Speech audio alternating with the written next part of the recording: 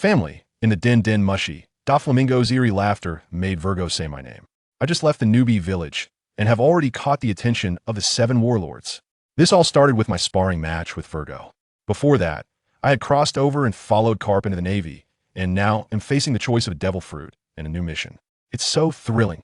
Let me tell you, on the other end of the din mushy, an unsettling laugh immediately came through. Fu family. Who understands? Just hearing that laughter made my DNA shiver.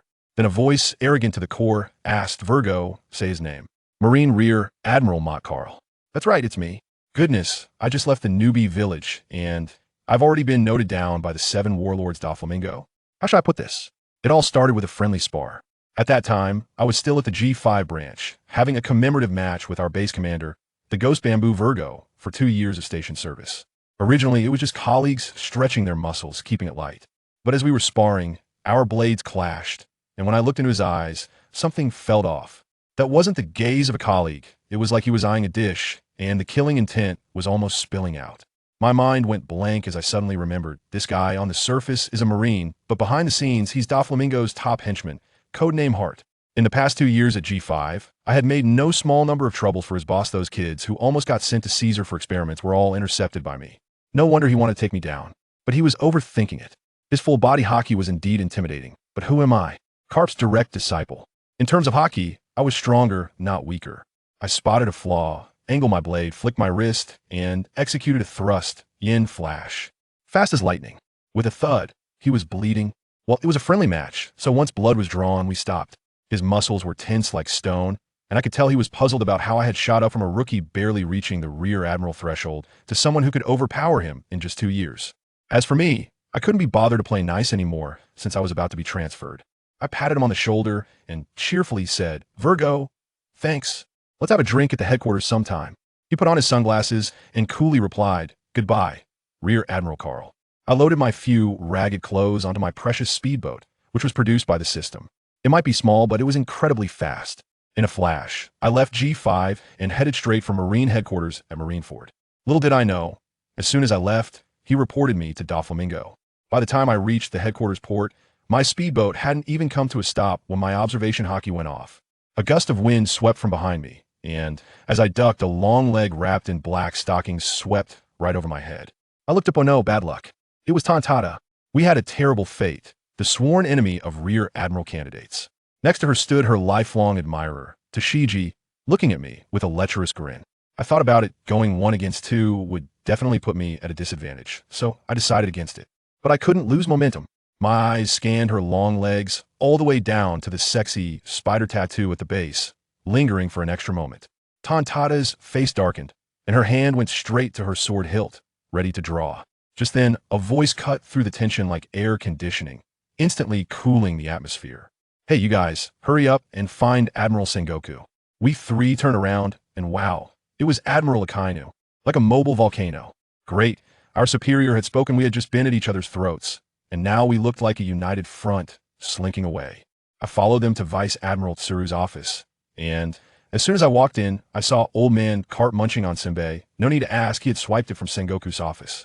When he saw the 3 of us, he was delighted. Oh, running into that punk Sakazuki again. Look at your cowardly faces. I didn't care about their factional struggles. All I could see was the sunbei in the old man's hand. That was Sengoku's private stash. Absolutely delicious. I rushed over to grab it, and old man Carp's face instantly darkened, veins popping on his forehead. Brat, know your limits. The next second, the familiar iron fist of love smashed into my face, and I went bang right into the wall. That familiar pain instantly reminded me of 5 years ago. Back then, when I just crossed over, I was a weak 14-year-old boy, orphaned, drifting alone on a broken ship for a month, starving. Just when I was about to kick the bucket, the ship drifted to a deserted island, and my golden finger Ayurveda mall system. The first task the system gave me was to find a mysterious merchant on this perilous island to claim a newbie gift pack.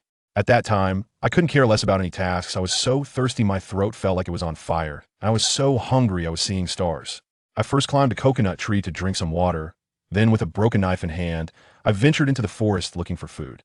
In the end, I found no food but ran into a black panther that saw me as a post-meal snack and chased me like crazy. Let me tell you, that was the fastest I've ever run in my life. My survival instinct drained all my potential, and I was almost kicking up sparks under my feet inadvertently learning the basics of Soru. Just when that beast was about to smack me down with a claw, I finally spotted that mysterious merchant in a black robe.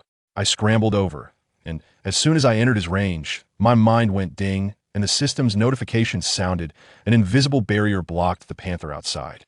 I collapsed on the ground, panting like a broken bellows, finally alive.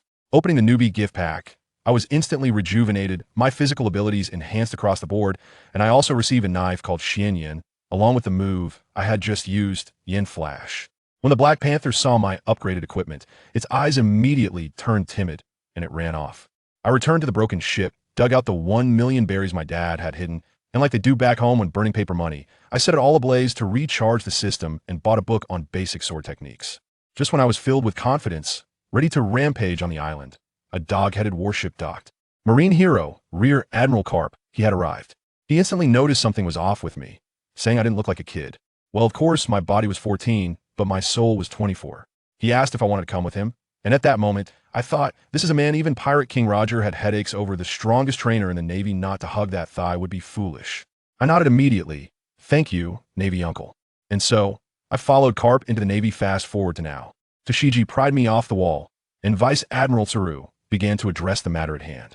This time, the Rear Admiral candidates, Tantada and Tashigi, had sufficient strength, but I had shortcomings. My body was just an ordinary person. My martial arts and hockey were already at their limits, and any further would hit a ceiling, making it impossible to reach the level of an admiral. So, old man Carp pushed me up here, with the aim of getting me a devil fruit to forcibly break my limits. Vice Admiral Tsaru handed me a list, all of the devil fruits in the Navy's stock. I flipped through it, looking for Zoan type, but what did I find? Either hyenas or crocodiles, thank you, but no thanks. CP9 has leopards and wolves, and I end up with this? A crocodile that can't even swim after eating it. Isn't that ridiculous? It's definitely those old geezers at the top, not wanting our Carp faction to produce another powerhouse. Carp saw my face full of constipation and said, if you're not satisfied, then forget it. Hockey is the strongest. I know that, but I need a fruit to strengthen my body. I turned to the last page, and my eyes suddenly lit up. Rift fruit. My first reaction was to think of the fragmented form of the great god Baki, but upon closer inspection of the notes, it can split everything and copy new individuals. My mind went boom. Isn't this just a shadow clone technique for Naruto? Damn, this is my chance for unimaginable wealth and fortune. I can split myself, one main body cultivating hockey, and one clone cultivating swordsmanship, then merge back together, doubling my experience points.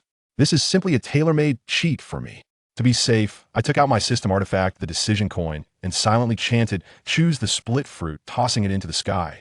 All of us, including Old Man Carp, held our breath and stared at the coin.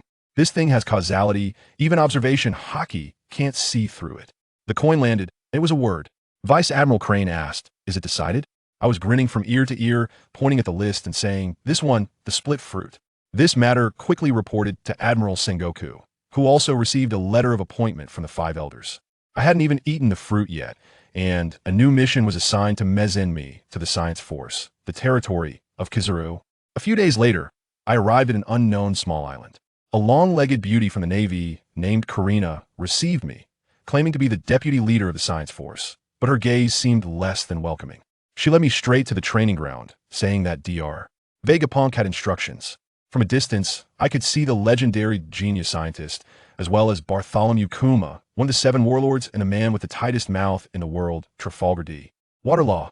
I knew very well that one of the reasons I was here was to learn the flowing cherry hockey from Trafalgar-D. Waterlaw. I walked up to Dr. Vegapunk and saluted. The doctor didn't waste time and directly said, Vice Admiral Carl, you're just in time. We need your help with an experiment. We want to test the extreme combat data of PX0, and we need a strong enough opponent. Trafalgar-D. Waterlaw snorted coldly. Doctor, I don't think this guy can make Kuma use his true abilities. I shot him a glance and ignored him. Dr. Vegapunk continued. PX0's strength has already reached near the general. I hope you can force out his full strength. Close to the general? I felt a stir in my heart. Tyrant Bear. An undercover agent of the Revolutionary Army, a man with a story. Do I want to fight him? Sure. I'm just worried that I have all this skill with no place to use it. I smiled and said, sure, I'll do my best. But as soon as I stepped in, the atmosphere instantly changed. The Tyrant Bear across from me was just reading a book, looking like a model student. But as soon as I drew my knife, he snapped the book shut, and his expression changed immediately. Let me tell you, the sense of oppression hit me like a mountain right in the face. I thought to myself, I can't back down, especially in front of that old man Vegapunk. With a burst of energy, I shot forward like a cannonball. What happened next? Just as I extended my blade halfway, that guy stretched out his bare paw, and the pink flesh looked quite adorable. In the next second, bang, I was sent flying like a beach ball. Does anyone understand? My observation hockey was going off in my head. The alarm was almost louder than the BGM. While I was in midair, I couldn't use any force. And then I saw a fist bigger than my head coming straight for my face. Fast and fierce. If I took that hit, my test would directly turn into a funeral. In a split second, I exerted force from my waist, twisting my body like a top in the air, executing a move called Wild Goose Return. The blade light stirred up a whirlwind, and with a clang, I finally blocked that deadly normal attack. In our first encounter, I was immediately at a disadvantage, using skills to block his normal attacks. How can I explain that? This guy is simply a hexagonal warrior, high attack and high speed. His devil fruit ability developed like a cheat, and his observation hockey is incredibly strong, with no openings at all. The only possible weakness is his half-mechanical body, which makes his armament hockey a bit weaker. But the problem is he has a body of steel and iron. Even with my great swordsman strength, I need to charge up to cut through iron. Would he give me that chance? No, I must find a way. My mind raced as I charged in again, swinging my sword. Sure enough, he used that fleshy bare paw to deflect me. Hey, I was waiting for that move. At the moment our weapons connected, I flicked my wrist and used Tai Chi power. With 4 ounces deflecting 1,000 pounds, you understand? The force he used to push me away was directly borrowed by me. Following that momentum, I spun my body and struck back with a knife to his chest. With a rip, his clothes tore, and a deep gash was cut into his metallic shell, blood gushing out. Goodness, he wasn't purely a robot at that moment. The guy outside with the axe, wore peach maru, had his mouth agape, probably shocked to see his bear partner in such a predicament. Old man Vegapunk, however, remained calm, probably seeing us as just 2 data packets. Although my slash drew blood, it was not fatal at all. Instead, my attack exposed a flaw, and he seized the opportunity to give me a good beating. If it weren't for my agile movements, I would probably have been turned into a meat patty by now. This won't do. It's only a matter of time before I get into trouble. I steeled my heart and changed my move. I executed a wild goose flash directly aimed at his eyes. This was a critical attack, and he indeed dared not take it head on. He swiftly dodged, using his fruit ability to teleport away. Now's the time. He pulled back, which played right into my hands. I ran my fingers along the blade and infused it with my armament hockey. My Xianyan blade buzzed and transformed from a regular sword into a wide blade resembling a door panel. Xianyan heavy blade. Then I closed my eyes and activated the clear mirror state. The entire world fell silent in an instant, within a 5-meter radius. No rustling of leaves or whispers of wind could escape my perception. I could sense that the tyrant bear opposite me was also tense. He knew that my blade could now break through his defenses. I made a quick slash towards his face, and without a second thought, he teleported away. But he couldn't escape. In the empty mirror state, his little range of elastic movement looked like slow-motion playback to me. I had long figured out the pattern of his teleportation landing points, and as soon as he appeared, my heavy strike was already waiting for him. This time, he couldn't dodge and could only take it head-on. With both palms pushed out, my armed color hockey was activated to the maximum when the blade and palm collided. I felt like I was chopping into a mountain. The blade slid down his force, directly slicing open the flesh pad on his palm. But he had also released most of his strength, and his fruit ability was activated, preparing to launch me away again. But he forgot that I still had Tai Chi power.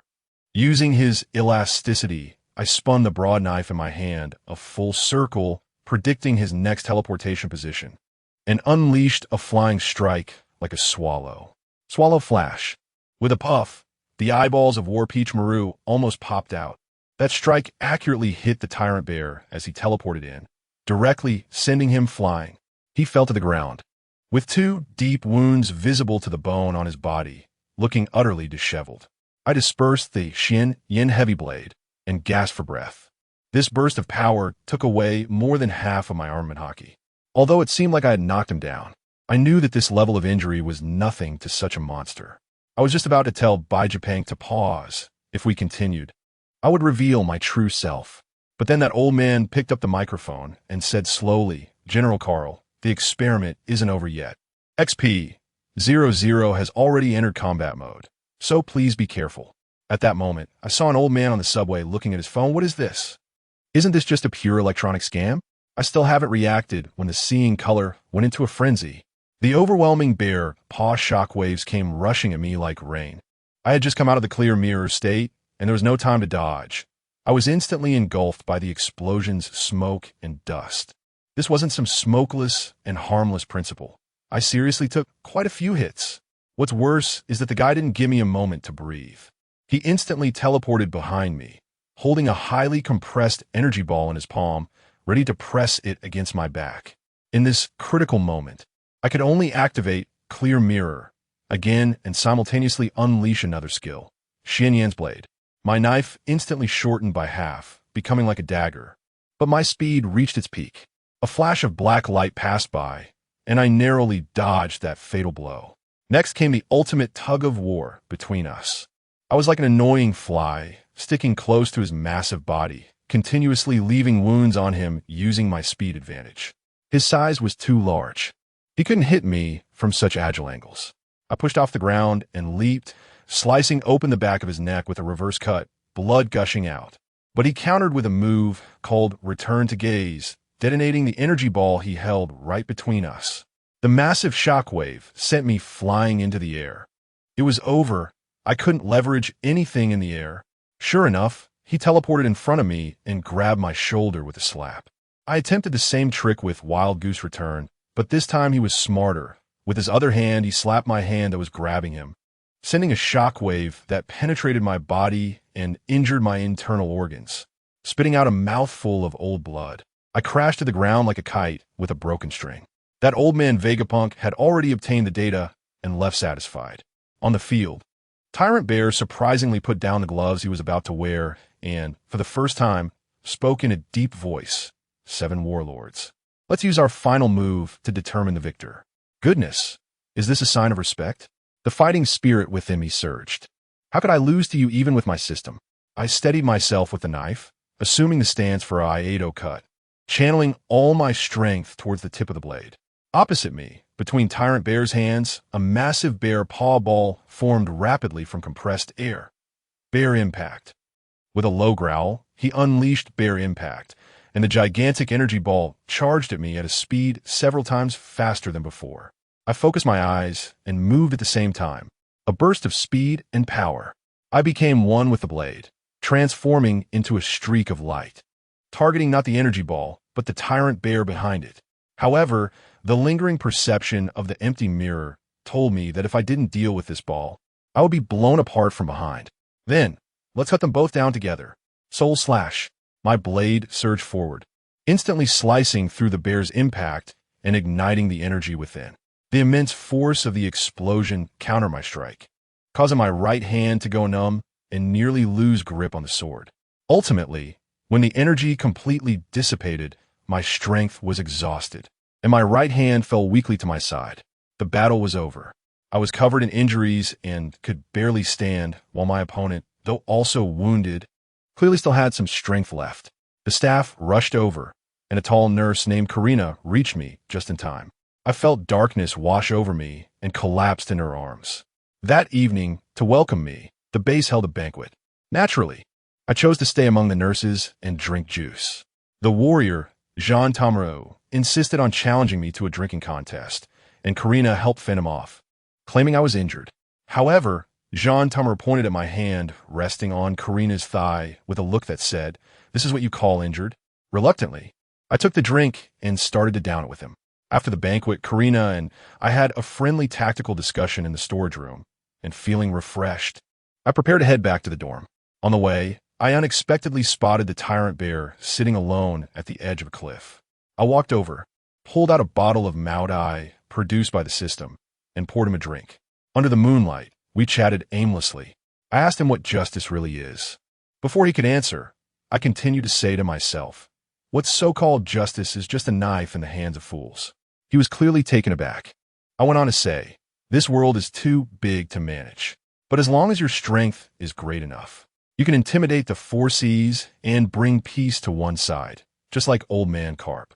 Back in the dormitory, I saw the box containing the split fruit. When I opened it, there was something that looked like a cantaloupe inside. I didn't think much about it, and despite the indescribable nauseating smell, I forced myself to swallow the whole fruit. As soon as I finished eating, I felt the world spinning, as if countless voices were speaking in my head. Just before I passed out, I heard the system's warning sound. Warning: unknown power invasion, system updating. When I regained consciousness, I was in a pure, white mental space. Then, I watched in disbelief as I split in half, becoming two identical copies of myself. Family, I have split, literally.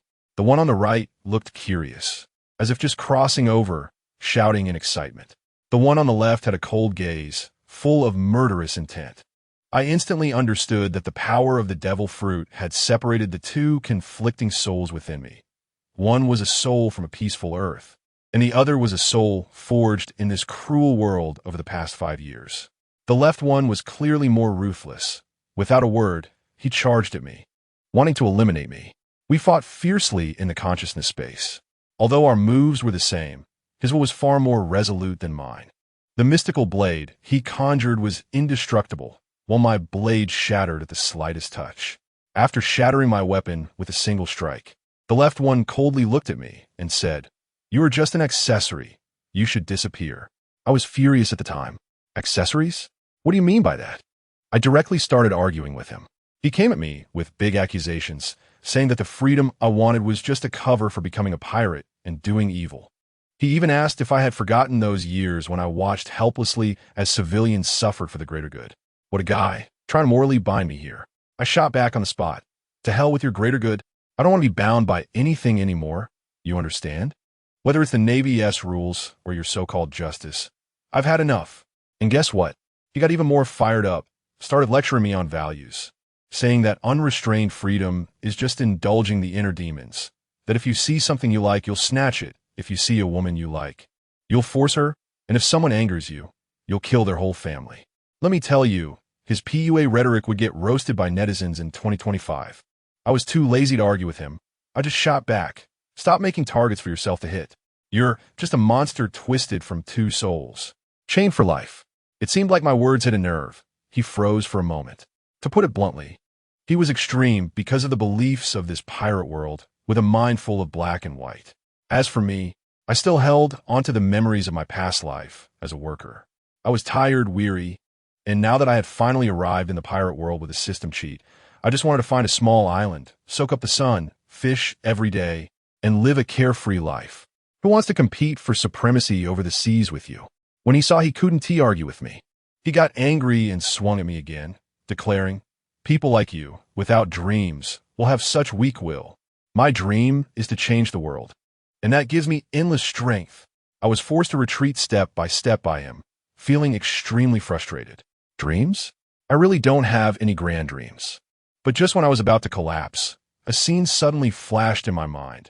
Old Man Garp's regretful eyes during the Marineford War and Luffy's straw hat.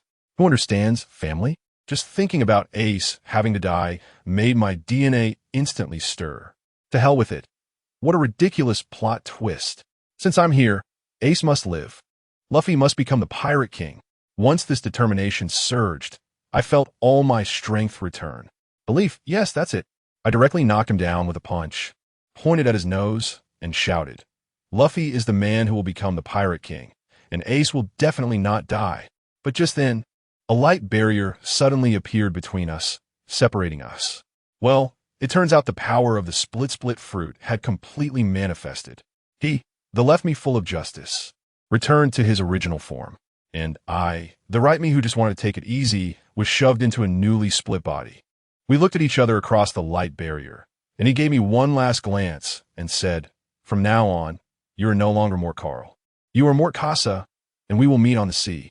When my consciousness fully returned and I woke up in the new body, I found myself lying in the living room. I heard everything that had just happened. That guy, Carl, took a call and left, seemingly to chase after the 9 snake pirates, not caring at all about my life or death. I quickly checked my body and immediately summoned the system. Fortunately, the familiar interface popped up, and I let out a sigh of relief. But something was off. I noticed that the name in the system had been changed to Morkasa. Moreover, this body only inherited the side effects of the fruit, leaving me extremely weak. Without any of the abilities. What a move. This is simply an electronic scam. That bastard Carl leveled up the account, stripped it of all its gear, and left me with an empty account. I was so angry that I was pounding on the sofa when the system notification came through, saying that this month's mysterious merchant had refreshed. Fine, no money and no equipment, right? I'll earn it myself. I'll buy it myself. I opened the shop and saw that there were indeed a lot of good items, but they were ridiculously expensive. Upgrading a shooting skill to master level costs 10 billion. The 90 million berries in my pocket is just a drop in the bucket. Fortunately, I still have the soul coins I've saved up over the years. Without a second thought, I went out to find that mysterious merchant. I finally found him in a small grove, still wearing that familiar black trench coat. When he opened it, it was filled with a dazzling array of goods, blue and purple lights flashing everywhere. I immediately locked onto 2 weapons. One was a blue dual pistol called the Blue Falcon, which could be upgraded and automatically generated elemental bullets, highlighting its growth potential. The other was a purple Tech Fanatics hand cannon, which had immense power, but also had immense recoil and was not compatible with elemental bullets. I thought it over, and now I need to quickly build my combat strength while saving money. So, I decisively got that pair of dual guns. With the remaining soul coins, I bought something called a locking pin, which I used to directly lock that purple hand cannon, preventing it from disappearing when the next refresh happens. With my equipment sorted, my inner fire is still burning. Carl, didn't you leave me a mess to clean up? Fine, before I leave, I'll make sure to leave you a surprise. I headed straight for the Navy's treasury as soon as I went out, and on the way, I ran into Tyrant Bear. My heart sank for a moment, but then I thought, I'm a rebel now. Maybe we are on the same side. I decided to be straightforward and told him I was a clone split off from Carl, named Casa, and that I had fallen out with my original. I subtly warned him to be careful of Carl. He looked stunned, probably thinking how there was cell division happening within the Navy. Shaking off the bear, I put on Carl's face and swaggered into the treasury, telling the guards that I was there for a surprise inspection on the orders of the warlord. The guards didn't dare to stop me and directly let me in. My goal was clear, to get to the storage room where the berries were kept. I had the Navy wait outside while I went alone. As soon as I entered, I locked the door behind me and bought a bunch of powerful kerosene and oxygen tanks from the system store, then doused them all over the mountain of cash. The Navy outside caught a whiff of it and asked me about it, but I just made up some excuse to brush it off. After setting up the timer, I came out. I pretended to take them to check other warehouses, and just at the moment the vault door closed behind us, there was a loud bang, and flames shot up into the sky. The oxygen tanks I left inside were supplying oxygen like crazy, and the fire burned hotter than the fire in my heart. The system notification sounded like it was on repeat, ding. Recharge successful, 2 billion. The money was in my hands, but it wasn't enough. The alarm echoed throughout the base.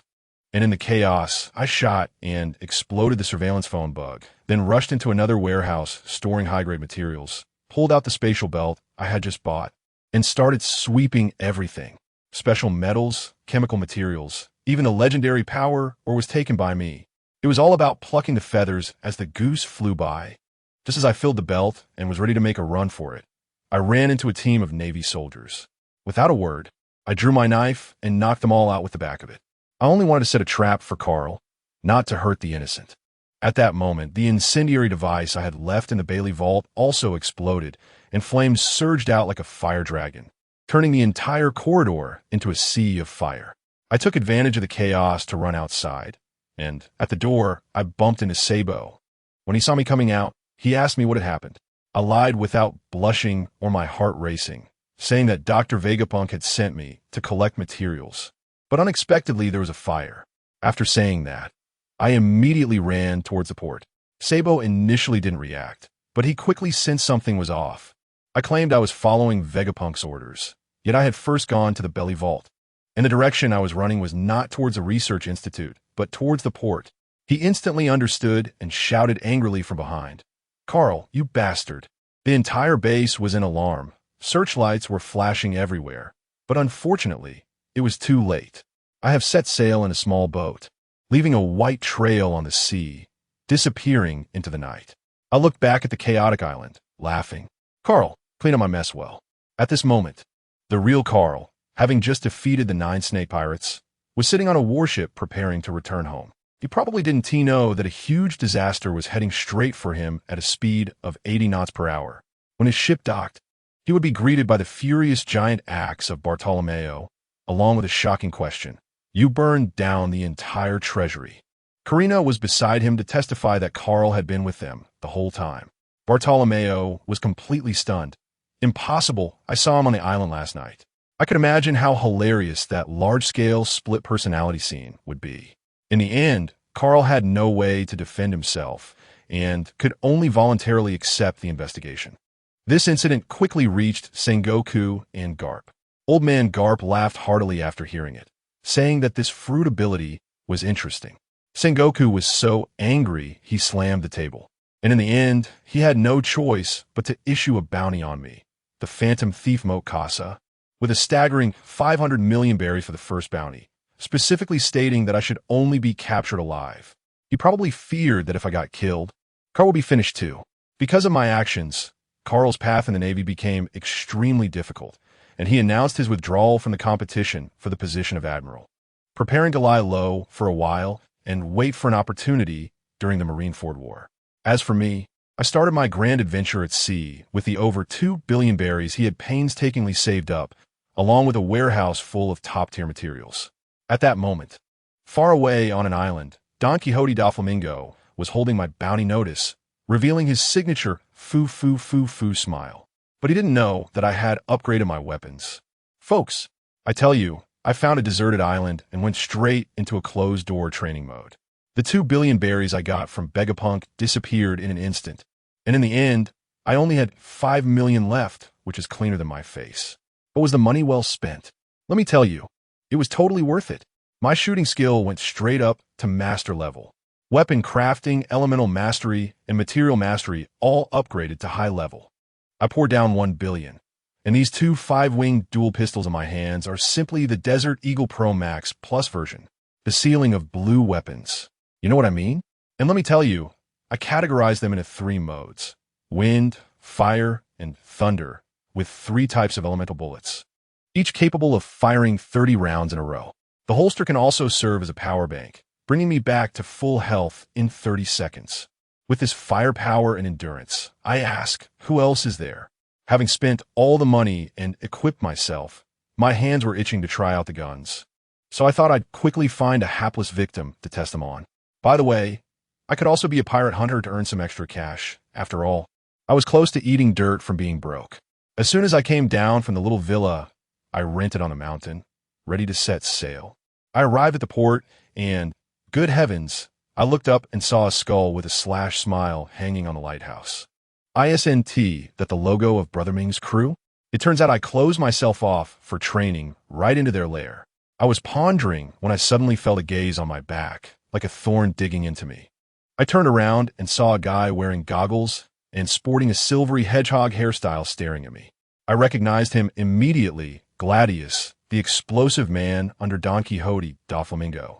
He probably got the news that a mysterious tough guy had arrived on the island and specifically came from the New World to block me. Without wasting any words, he followed me back to my villa on the mountain. Let me tell you, everyone on this island is a die-hard fan of Doflamingo. Once they saw their boss arrive, it was like a star being worshipped, with everyone crowding around him like little lapdogs, hoping to be taken to the New World. That explosive man, Gladius, came up with an expression that said our boss has taken an interest in you. So come with us. Does he really think Doflamingo is the center of the world? His little lackeys were still cheering him on. Hey, kid, Gladius is talking to you. Hurry up and pack your things. I laughed at that moment. The next second, a gunshot rang out. Bang! The closest lackey to Gladius hadn't even finished his sentence when his head exploded into a mess of charred mush. Let me tell you, this new firebomb I developed has a feature of high-temperature rapid dissolution, and a peculiar meaty aroma instantly filled the air. The Gladius people were dumbfounded, probably not expecting me to dare to shoot right in front of him. I blew on the gun muzzle and looked at him coldly. Just the 7 warlords? Does his bounty even exceed mine now that I'm compared to Doflamingo? He thinks he can recruit me? This directly poked the hornet's nest. Gladius went berserk on the spot, his body swelling up like a balloon. How dare you insult the young master? Seeking death. With a loud bang, everything around him exploded, but his lackeys were in a terrible situation, instantly knocked over. This guy's a bomb fruit user. Everything he touches explodes, a typical AoE mage. I quickly stepped back, playing around with him in mid-air like the king of Qin circling a pillar. He was like a cannon, frantically throwing explosive bombs at me. But once I activated my observation hockey, his attack trajectories looked like slow-motion replays to me, making them easy to dodge. After testing him out, it seemed his strength was only at the level of 150 million. It was time for me to counterattack. I deliberately didn't T-dodge, and, facing the incoming bombs, lightly flicked my fingers, switching to fireball mode to wind bomb mode. Bang! A compressed hurricane shot out, sending all the bombs he threw back at him. A series of explosions erupted. He himself was fine. After all, he's an explosion man. But this was extremely humiliating. He was so angry that his head was buzzing, and the steel helmet on his head expanded into a giant bomb. Helmet explosion. Wow, this power was much stronger than before. But I still didn't T-dodge, raising my dual guns for another 2 wind bombs. This time, 2 massive wind balls directly deflected all the fragments flying towards me. I tested my defensive skills, and the effect was outstanding. Gladius was completely panicking. He realized his attacks were useless against me and could already feel the killing intent emanating from me. I smiled, adjusted the settings again, and switched back to fireball mode. You've seen the power of a single shot. Now try the power of a double shot. Bang! Bang! 2 firebombs, trailing flames, almost instantly hit him. The compressed flames exploded upon contact with his body, turning him into a human torch. The scream was heart-wrenching. He froze for 2 seconds, with several pieces of flesh already carbonized. He quickly detonated the clothes on his body, using the explosive airflow to extinguish the flames. But he was already half destroyed. He knew he couldn't escape and was still trying to sound tough. The young master will avenge me. I can't be bothered with him. The indicator turned to the last slot, Thunderbomb mode, activate. Before he finished speaking, a bolt of lightning had already pierced through his forehead. How fast was that? His consciousness dissipated before the gunshot even reached his ears. Obtained 820 soul coins. The system prompt sounded, feeling good. Taking out Minga's people was just the first step of my plan. I want to create some big news to attract those valuable big pirates from the New World to come looking for trouble with me, so that my soul coins can keep coming in. The port has already turned into a mess. I need to make a quick escape. The Navy and Doflamingo's people will be here soon. But I'm not worried. I already bought the artifact from a shop. This guy's face. Once I put it on, I instantly transformed into an ordinary passerby. From today on, the Phantom Thief Casa is offline, and the Pirate Hunter is online. At this moment, in the new world of Dressrosa, Doflamingo crushed the transponder snail in his hand with a crack, hearing the news of Gladius's death. The veins on his forehead bulged, and his conqueror's haki went out of control, shattering all the glass in the room. Monte Casa, he roared, send my orders. The family and the entire dark world. Hunt this man down for me. Bound 800 million. Good heavens, this has gotten serious. 2 years later. In the past 2 years, I've been focusing on a companion service as a park cleaner, going by the alias Peter Parker, nicknamed the Eye of Death. I've taken out most of the pirates in the park, causing the Navy to almost go out of business. Meanwhile, my doppelganger Carl, who has been grinding in the Navy, has already risen to the rank of elite admiral. One day, the old man, Sengoku, called him into his office and slammed a report on the table.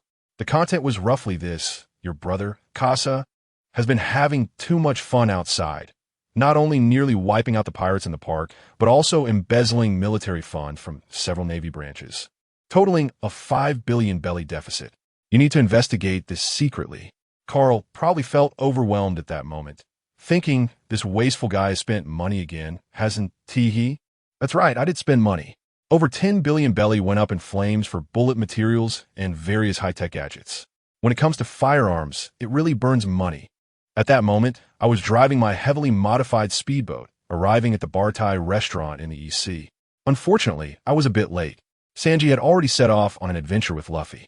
I came here just to mooch some food and see where the plot had gone. After chatting with the old man Zeph for a bit, I planned to sneak away after eating, but was caught on the spot and asked to pay. I don't have a single cent on me. I've spent all my money on games. What should I do? I pretended to take out my wallet, but actually pulled out a flashbang from my spatial belt and threw it to the ground. With a bang, a blinding white light exploded, and except for Zep, who reacted quickly, all the other chefs were dazzled. Taking the opportunity, I jumped out of the window and sped away on a speedboat, disappearing in an instant. That old man Zep is really something. He almost caught me. I followed the Straw Hat Pirates trail and arrived in Road Town ahead of time. I need to change my identity. I can't use Carl's face anymore, so I'll take on the identity of Mort Casa, pretending to be Carl's brother to get close to them. As soon as I arrived in Road Town, I ran into the future fanboy Bartolomeo, who was still an arrogant street punk at that time. I couldn't help myself and ended up beating him and his gang up a bit, which felt good. Just then, a system notification popped up. The mysterious merchant has logged into Road Town. My eyes lit up. My monthly limited card pool, it's here. Quickly deploy my flying swallow drones. For drones scanning the entire city. Soon, I found that familiar silhouette on the rooftop near the execution platform. In the past 2 years, I have spent nearly 50,000 soul coins, and my strength has long reached a bottleneck. I'm hoping to get something good this time to help me break through. I opened a shop interface and sorted by price. The first item that came up was not a golden legend, but a gray book marked as non-purchasable. A blank secret manual. I opened it and took a sharp breath. Feast of Gluttony Decision, Part 1, has a very simple and brutal effect. Devour all blood and flesh. Transform it into one's own potential and break free from the shackles of the body. It's simply a heaven-defying technique. Looking at the price, it's 50,000 soul coins. Then I check my balance, only 30,000. Family, who understands that pain of seeing a limited edition skin, but finding oneself broke. I could only buy a pin lock with tears in my eyes and pin it in the shop, saying that next month I must get it. Just as I was pondering how to make money, the situation in the square suddenly changed. A bolt of lightning struck the execution platform, and that guy Luffy jumped down from the stage laughing. Chaos erupted with Smoker, Buggy, Zoro, and Sanji. Run, Luffy shouted, and the Straw Hat crew started to flee for their lives. But that old Smoker wouldn't let them escape so easily. He directly elementalized and pinned Luffy to the ground, with the Sea Prism Stone's 10 hands about to stab down. At that moment, who showed up? Your father, me. I stood on the rooftop, dual guns drawn. Bang! A thunder bullet pierced through Smoker's smoke body, and the paralysis effect spread instantly. Immediately after bang, another wind bullet. A powerful hurricane blew the elemental Smoker away, saving Luffy in the process. Luffy looked up and was momentarily stunned when he saw me, then broke into a big grin. Carl, long time no see. Zoro beside him looked confused. Casa? Are you two talking about the same person? I shouted at them. We'll talk later. I need to run. As soon as Luffy heard this, he took off running, and, at that speed, Zoro and Sanji were left in the dust behind him. Smoker wanted to chase us, but he sensed a powerful presence behind him. It was Dragon from the Revolutionary Army. He could only watch helplessly as we ran far away. We ran to the dock, where Usopp and Nami were already waiting on the Going Merry. Luffy and the other 3 jumped on first, and I shouted to wait for me for a moment, then turned around and disappeared. Zoro got anxious. Luffy, there's no time. Are we leaving or waiting? Just as Luffy decided to go, we heard a whoosh behind us. A grappling hook broke through the rain and accurately hit the main mast of the Going Merry. I'm going first, I shouted, using the pull of the hook to execute a cool swing and land steadily on the deck of the Going Merry. Luffy's eyes lit up when he saw this. He laughed and stretched out his arms, launching himself and Zoro and Sanji over with a heavy thud onto the ship. Usopp was hiding behind the mast, almost crying, pointing at us 4 and shouting, "You guys are a bunch of bastards. What are you doing to the Going Merry?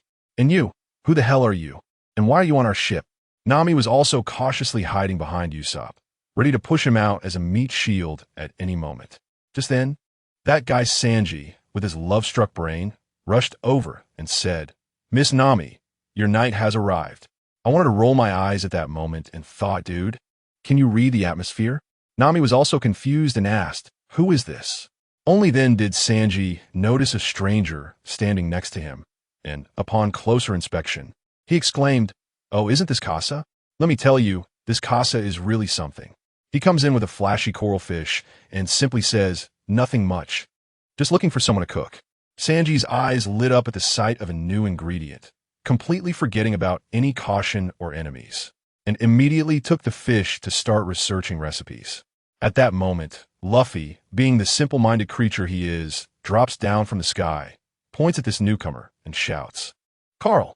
Everyone looked at each other, puzzled, wondering why someone named Casa was also being called Carl, as if we were playing Russian nesting dolls. Then the guy casually says, "Sorry, that's my brother. I'm Casa." You won't believe it, but Luffy immediately believed him. Oh, so that's how it is. I was dying of laughter. His IQ clearly took a nosedive. Only Zoro, that guy was like a radar, staring at Casa with a serious expression, probably sensing a kindred spirit. Before we could exchange a couple of words, Navy cannonballs came chasing after us, one hitting the side of the ship and splashing water everywhere, almost capsizing the Mary. Nami stumbled, but Casa quickly caught her. Then Nami, suddenly in the zone, transformed into the Queen of Navigation, confidently directing us through the storm and the Navy's cannon fire. Carving a bloody path, we worked together so smoothly, and Casa was right on it, taking charge of the sniping task. Not a single Navy cannonball landed on our ship, all exploding in midair like fireworks. Smoker, watching from behind, was furious but could only watch us escape. Once we were completely safe, we reached the most classic scene. You know what I mean? Luffy brought out a big wine barrel, and the five of us stood on it, shouting our dreams before kicking it open. That image, let me tell you, gave me goosebumps. Casa, being quite understanding, didn't join in the chaos, but instead took a picture, capturing the legendary beginning. Just as we charged towards the Grand Line, on the other side, Casa's twin brother Carl was on a Navy warship. He received a call from Smoker and, upon hearing that his brother was on the Straw Hat ship, instantly understood that Casa was planning to ride the coattails of the main characters to the top of the war and confront him. Moreover, Carl had a mess to deal with too. He was investigating a case at the G1 branch when he discovered that his brother Casa had stealthily made off with over 2 billion berries a year ago. The entire base was in disarray, unable to pay salaries, and the Navy was almost turning into pirates. Carl's scalp went numb after investigating. His brother had used a face-changing device to disguise himself as different people, fooling the entire base's guards, and all the testimonies didn't match up. Perfect crime. Now, Carl had to clean up this enormous mess without exposing that both of them had a system, which was hellishly difficult. The scene cuts back to us. Just as we entered the Grand Line, we collided with the giant whale Laboon. Luffy, being a genius, drew a Straw Hat Pirate's flag on Laboon's head, saying it was a promise that when we returned from our world tour, he couldn't crash into Reverse Mountain anymore. Casa was over there taking pictures, probably to show Brooke. We also fished out Princess Vivi and a strange old man from Laboon's belly, who cried and begged us to take her back to Whiskey Peak. Luffy, you know him, agreed immediately. Casa also said he was going to Alabasta, which was on the way. So we set off for the next island. Upon reaching Whiskey Peak, it was like a grand celebration, with drums and firecrackers, making Luffy and the others stunned. It turned out to be a trap, with Baroque Works assassins all over the town. Luffy, the glutton, and the drunken duos Zoro and Nami, and Sanji surrounded by beautiful women, while Usopp stood on a table holding a personal concert. Only Zoro, Nami, and Casa were clear-headed, realizing what was happening. Once our crew was completely taken down, those bastards finally showed their fangs. Zoro stood up in the moonlight, facing over 100 bounty hunters. The scene was simply breathtaking. My friends are tired. Let me play with you. I tell you, at that moment, he was the king of the scene. Zoro tried out his new sword, Inma, slicing through them like vegetables. Nami pretended to just wake up and came out to watch. Casa was even more interesting. He told Nami he would help Zoro and pulled out a sniper rifle from his belt. I tell you, the design and technology of that thing were far ahead of its time in the world of One Piece. He attached a silencer, and then, without a sound, people started dropping like wheat being cut down. Turns out he was a master of finishing moves. Later, Princess Vivi revealed her identity, and her loyal subject Igaram dressed as her to lure the enemy, but the ship was blown up as soon as it set sail. A woman named Nico Robin suddenly appeared on our ship, charmingly telling us it was her doing and mocking us newcomers for not being able to reach Alabasta and fight the warlord crocodile.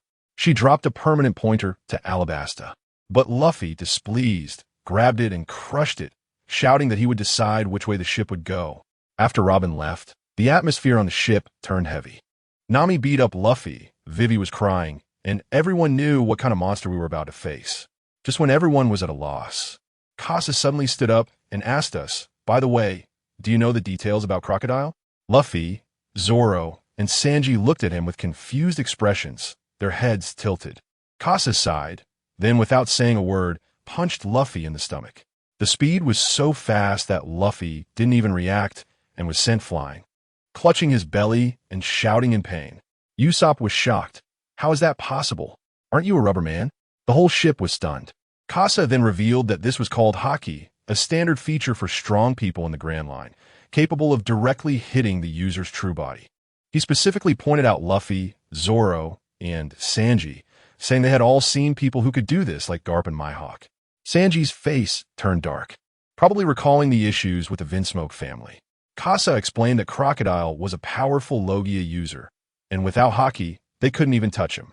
Then he looked at Luffy very seriously and said, "Mr. Garp has trained you since you were young. Your body has the potential to awaken haki. So, you might be the only one here with a chance to master haki in a short time and defeat that sand crocodile. Usopp, Zoop heißt, Timothy Uskit, Is there a chance I can master this ability too?" "Yes, but not the hardening type like Luffy. My friend, you are suited for a different path. I told you." This be King Casa. As soon as he finished speaking, without saying a word, waved his hand at Zoro. "Green algae head, come, chop me." Good guy after saying that. He immediately closed his eyes. I was dumbfounded watching from the side. Nami was so scared that her face turned pale, and Sanji was there shouting, "Green algae head. Take it easy." But Casa was fine, acting like nothing was wrong, even urging, "It's okay, go ahead, bring the killing intent." That guy Zoro couldn't stand such provocation, and he swung his sword towards Casa's neck. What happened? Casa just took a light step back. Without even opening his eyes, he dodged it.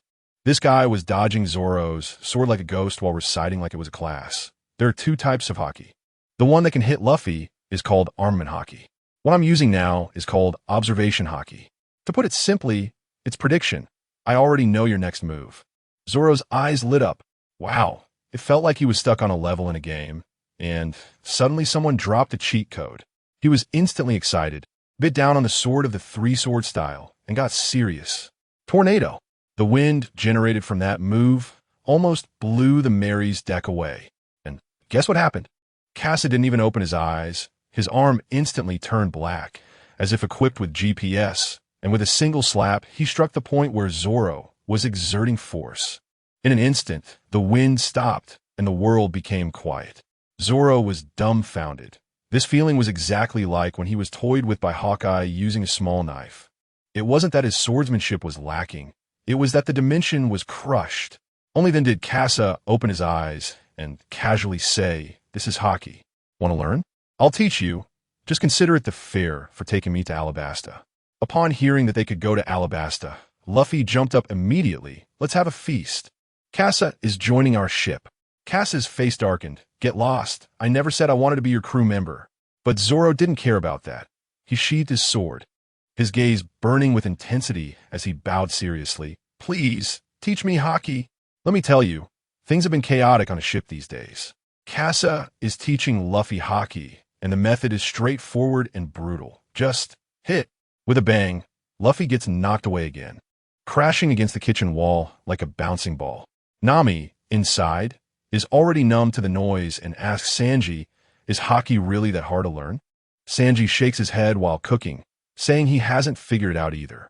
As for Zoro, Casa didn't let him practice. Instead, he tossed him a book. 300 Tang poems. Does anyone understand this? Is this the latest trendy swordsmanship training method in 2025? He said it was to help him feel the essence of the sword. This approach is just too abstract. In the midst of all this noise and chaos, Luffy suddenly lets out a loud shout. I see the island. I smell it, the scent of adventure. But none of us expected that someone was waiting for Casa on this island. As soon as Casa entered the woods, he sensed something was off. All the insects and birds around went silent, as if they had collectively hit mute.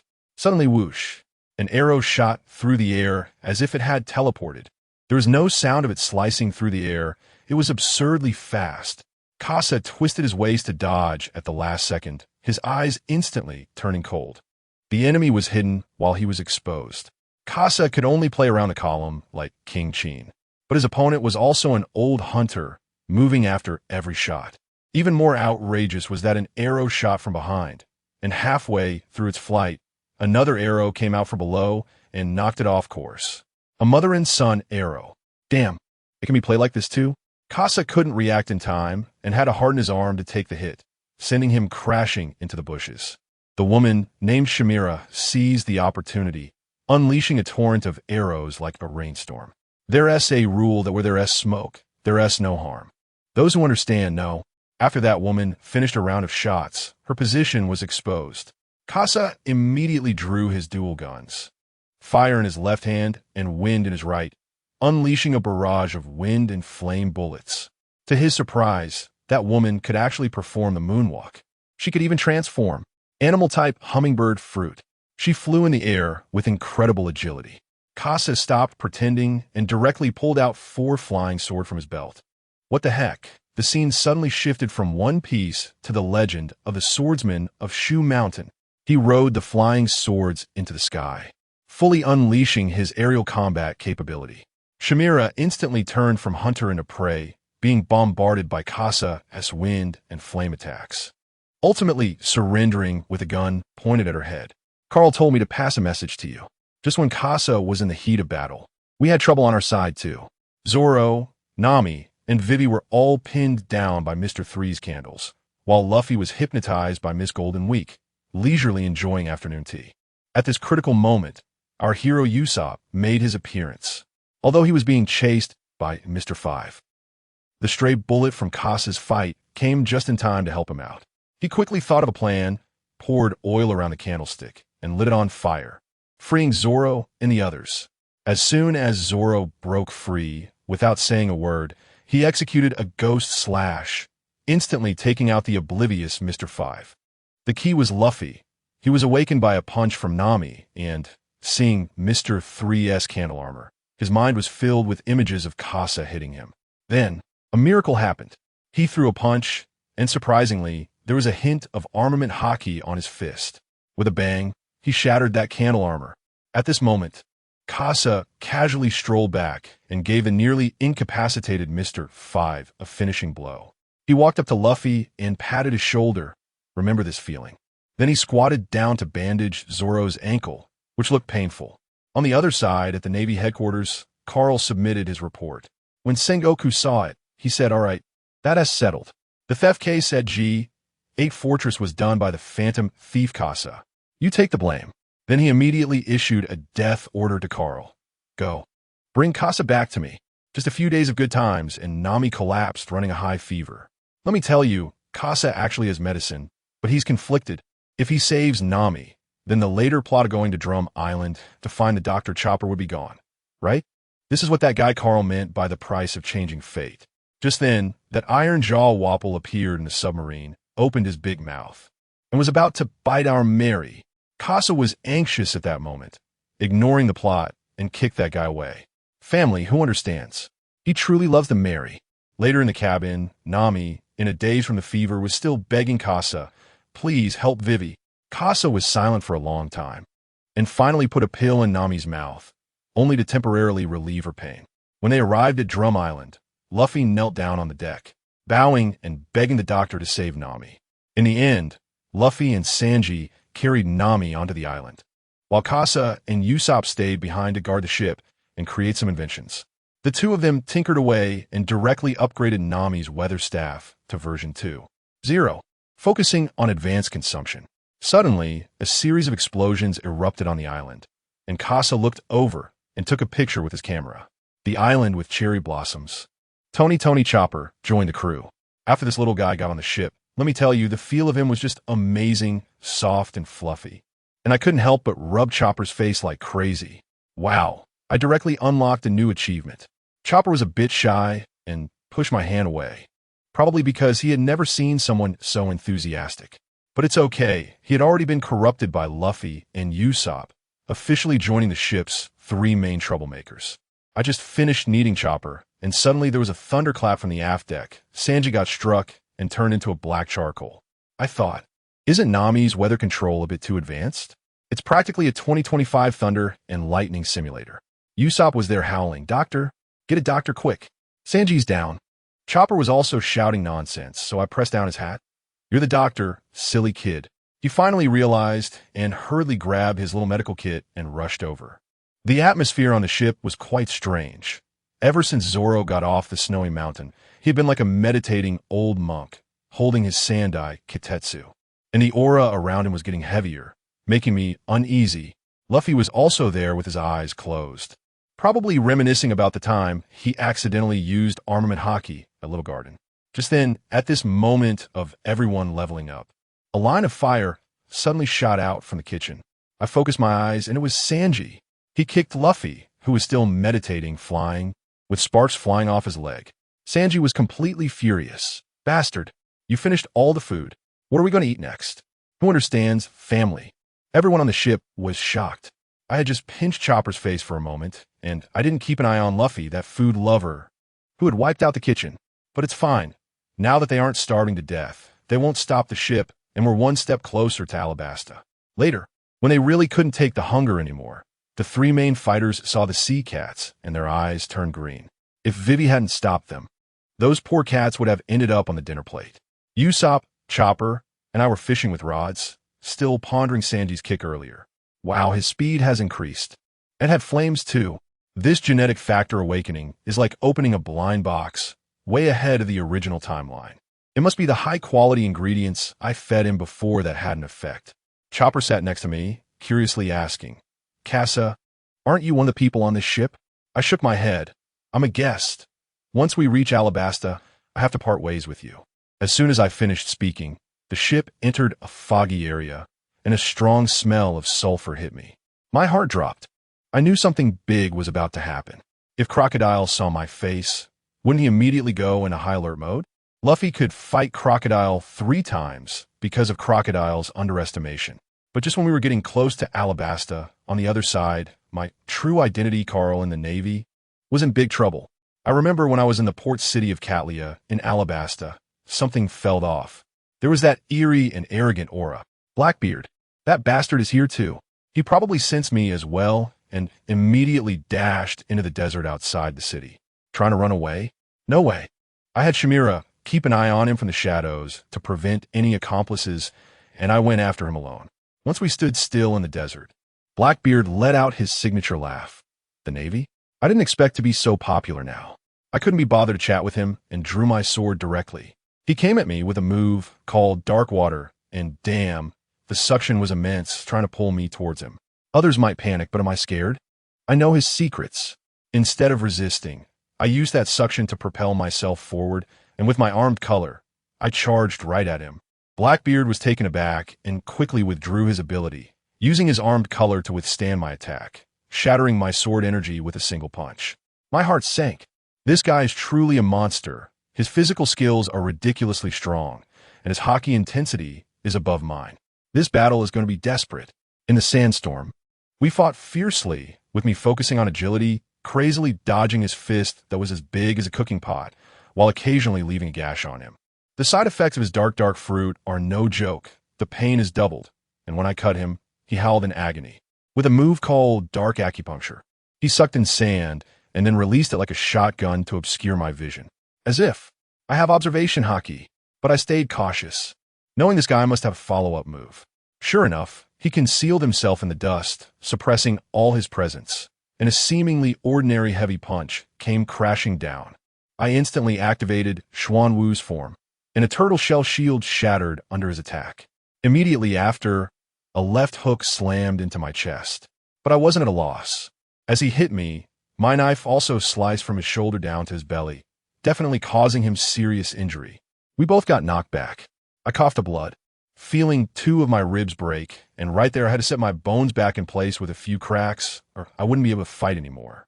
Over there, Blackbeard was still rolling on the ground to ease the pain, while I charged at him with my knife. He tried the same trick again, wanting to use a sandstorm to ambush me, but we both anticipated each other's moves and collided outside the sandstorm. The clash of knife and fist created a huge noise, but I was still a bit weaker and got thrown back. He was relentless, chasing after me with a hammer, trying to smash me into the ground.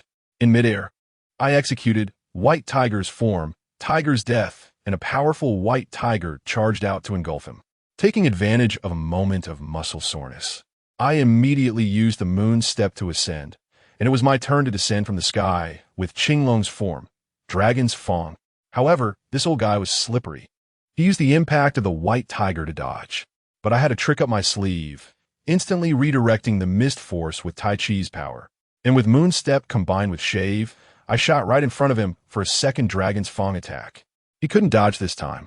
A trace of ruthlessness flashed in his eyes as he actually used his elbow, wrapped in domineering power, to directly block my knife. The blade sunk 3 inches in his flesh, but he clamped down with his terrifying muscle strength. Ha! In the end, I was still stronger. He still had one hand free and grabbed me, wanting to crush me with brute force. I wasn't intimidated. You want to exchange injuries with me? Bring it on. I directly thrust, Wild Goose Flash, toward his heart.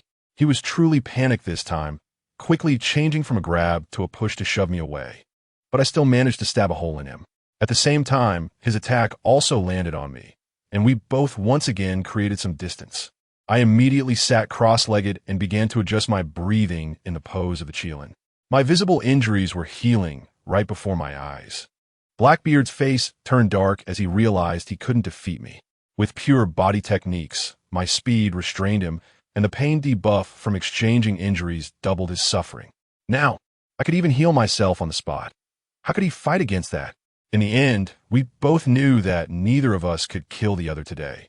I sheathed my sword and left, and only then did he dare to fall to the ground, howling. When I logged into my character, Cassar, and entered the fields of Rapeseed, guess who I saw? A disheveled figure boarding that iconic ship with 3 skull flags. Family, who understands? Just moments after I'd beaten Blackbeard, I saw him fleeing like a stray dog.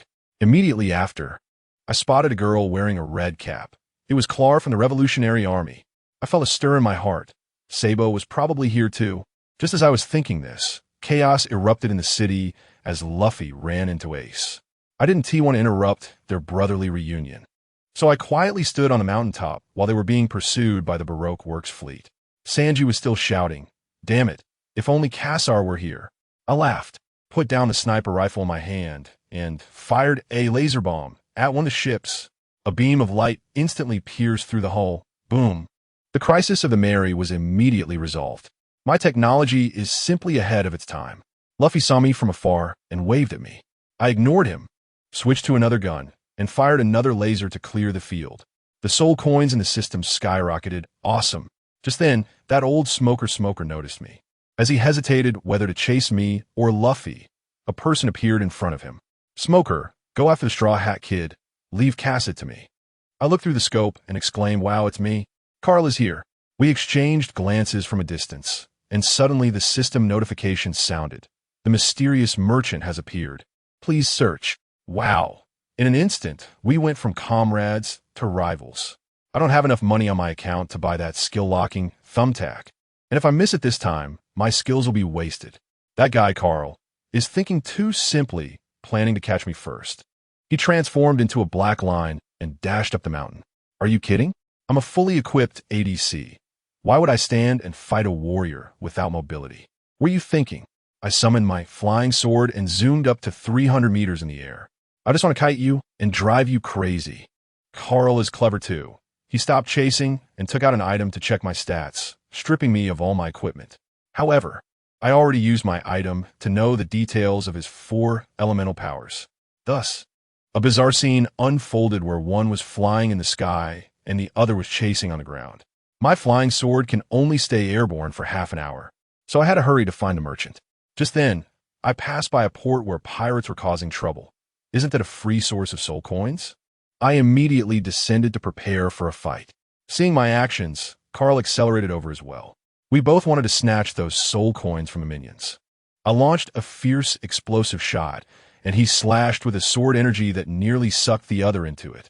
Now we were both fired up. I pointed towards the desert, and he understood. All right, no more stealing from minions. Let's have a real fight. He left Samira to handle things and followed me into the great desert. I continued to ride my flying sword, circling in the sky, having no intention of coming down. That guy couldn't hold his ground below. Wow, he started stomping in the air and shot up toward me like a cannonball. I thought, are you really coming up here? Fine, then don't blame me for being rude. I was crazily maneuvering in the sky on my flying sword while he was trailing behind me, eating dust. Let me tell you, the sense of distance was tightly stretched. As soon as he got within 500 meters, I accelerated. When he chased, I turned around and rewarded him with a few sword chi. His observation hockey was really impressive, as if he had a script running, predicting my trajectory and dodging all over the place. But I wasn't trying to hit him at all. I was just walking my dog, wearing him down.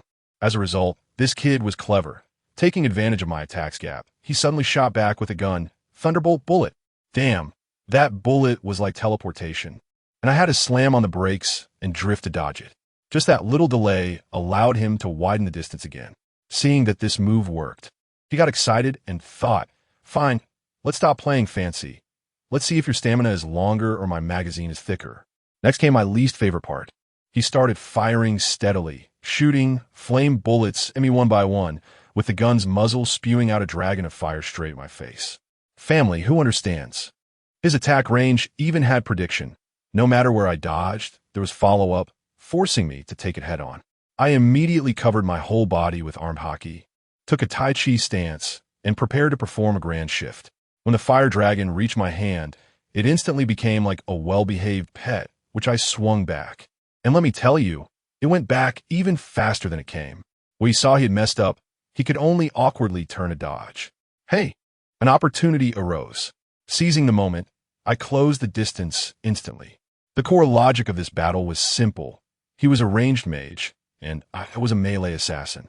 As long as I could stick to his face, he would have to take his hands off the keyboard. But this kid was as slippery as an eel, switching between dual guns rapidly, sometimes firing fire bullets and sometimes wind bullets, creating a flower of phoenix effect, with fireballs raining down like it was a storm. I found it annoying and wrapped myself in a navy cloak, covering myself with armed hockey, charging forward against the firepower. Seeing that this tactic wasn't working, he pulled the triggers of both guns at the same time, blazing bullet combined with wind cannon, unleashing a scorching blast of hot wind. Let me tell you, that temperature felt like it was on par with Akainu's magma. The tips of my hair got curled from the heat, and a smell of burnt protein filled the air. But I couldn't dodge. If I dodged, the distance would never widen again. I directly split the hot wind in half with a single strike and charged desperately through the gap. Now's the time. The distance was less than 100 meters. I executed Wild Goose Flash, releasing sword chi faster than lightning. He reacted quickly, twisting his waist at the last moment. Otherwise, that strike would have opened him up. Even so, I still managed to cut a gash in his side. I thought I was safe, but damn it, he had run out of elemental bullets in his gun.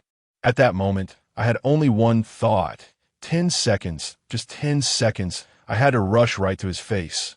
In the first second, I covered 100 meters. In the second, we both accelerated, closing the distance to 90 meters. In the third second, it was 50 meters. I was already within my kill range. I saw his back just inches away, and I couldn't be bothered to hide my trump card. I had already started the incantation for my ultimate move, Xian Yan. But then, let me tell you, that guy turned around and gave me a strange smile. My heart skipped a beat, and I thought, damn, something's not right. There's something off about that smile. My survival instincts kicked in, and I instantly changed my move from a thrust to a sweeping defense. Mystic Goose Heavy Blade. Almost at the same moment, I placed the blade horizontally in front of me. Boom! A loud explosion occurred, and an irresistible force blasted me down from the sky. I crashed into the desert like a sandbag, and a sweet taste filled my throat as I forcefully swallowed a mouthful of blood. I looked up and was stunned. That guy didn't run away. Instead, he leisurely flew over, carrying I'm not joking, a shotgun thicker than my thigh. The arrogant expression on his face practically read, "Come on, don't you want to fight up close? You little brat." Good grief, this thing is called the Tyrant Shotgun. A pay-to-win weapon, with the energy of a single bullet divided into 3 levels. The one that hit me earlier was just the weakest 10 explosive round. I realized that this guy is just a mobile arsenal. Weak in close combat? Not at all. He just found the previous weapon wasn't big enough. Now it was my turn to have a headache. This thing has great power, but there must be a loading gap. I steel my heart. Pushed off hard with my feet, and the ground instantly exploded into a big pit as I launched myself again. He saw me charging over, and instead of retreating, he moved closer. Swallow flash. Countless slashes instantly enveloped him, but he just soared higher, flying to a height I couldn't reach, perfectly evading. I realized that my swordsmanship reigned on the ground, but in aerial combat, it was somewhat lacking. Fine, let's go for speed. Xinyan's blade. I pushed my speed to the limit, so fast that even he couldn't keep up with his eyes. But he has observation haki. He predicted my position and shot directly at an empty space. By the time I appeared there the next second, that explosive round was already right in my face. I was shocked and quickly activated Xuanwu's stance for defense, but it shattered like paper, instantly broken. There was no choice but to activate White Tiger's stance and go head-to-head. My sword energy collided with his tyrant bullet, and the shockwave blew us both away. I braced myself against the shockwave without backing down, but he took the opportunity to create some distance. I wanted to curse him. This guy fought dirty. Then he put away the shotgun and switched back to those 2 broken pistols. Just as I sighed in relief, suddenly, out of the smoke, a figure charged at me. It was me. I had activated the Phoenix form speed effect and closed in again to within 50 meters. This time, he was at a loss. Without the shotgun, he could only continue to use his dual pistols to keep me at bay. We kept dodging back and forth in that 20-meter space. He attacked with explosive rounds while I dodged with clear mirror. Neither of us could gain the upper hand. Just when I seized on a mistake in his attack rhythm and was about to charge in, a sudden gust of wind came from behind, and he once again created distance between us. Seriously, folks, my mindset was on the verge of breaking. I had never fought such a frustrating battle in my life. He turned around and unleashed a fireball baptism. Over 30 fireballs shot out like a barrage, and I felt like a fool slicing fruit, cutting them one by one. By the time I sliced through the last fireball and charged back to him, he finally revealed his trump card. The muzzle was wrapped in pure black armed color, and a pure black bullet shot out. I couldn't T-stop myself in time and could only meet it with my knife. The impact jolted my arm, numbing it as it pushed me back step by step. Both of our trump cards are almost exhausted, and he clearly can't hold on any longer.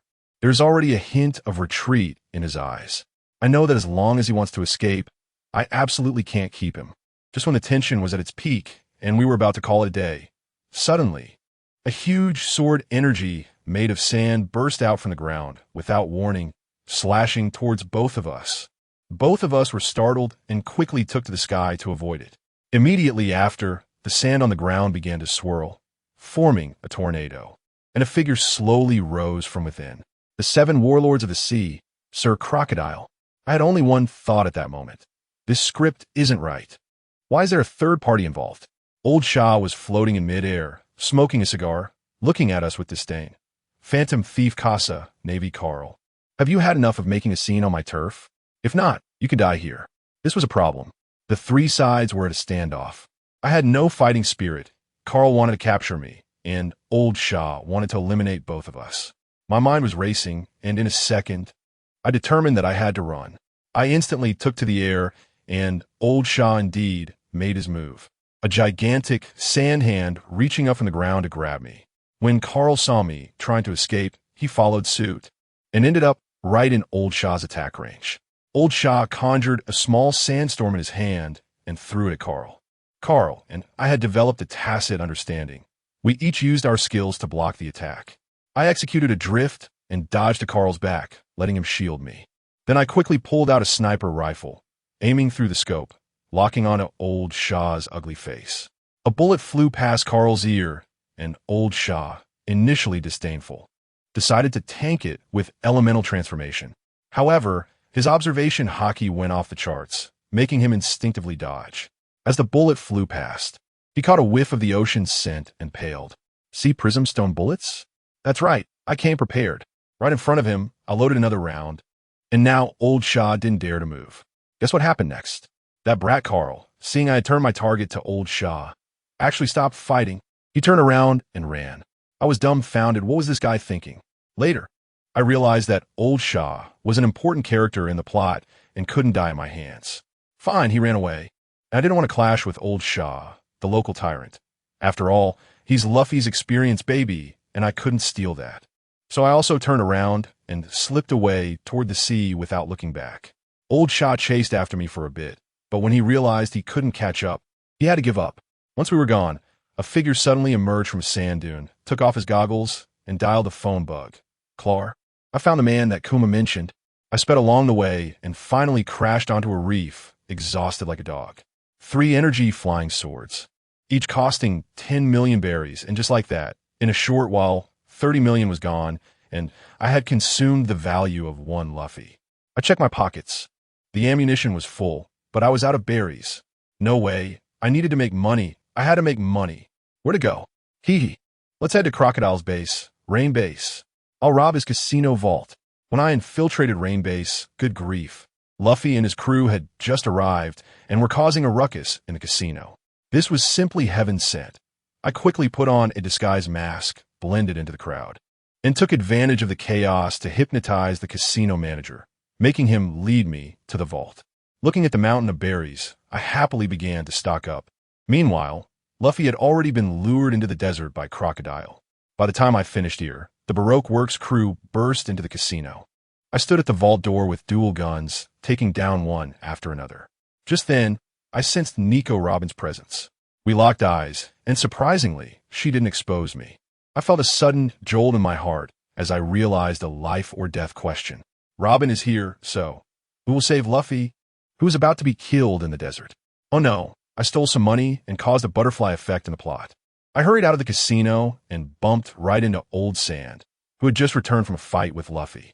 As soon as he saw me, he immediately got into a fighting stance. I had a quick idea and took out a bag of dancing powder that I had smuggled from the port.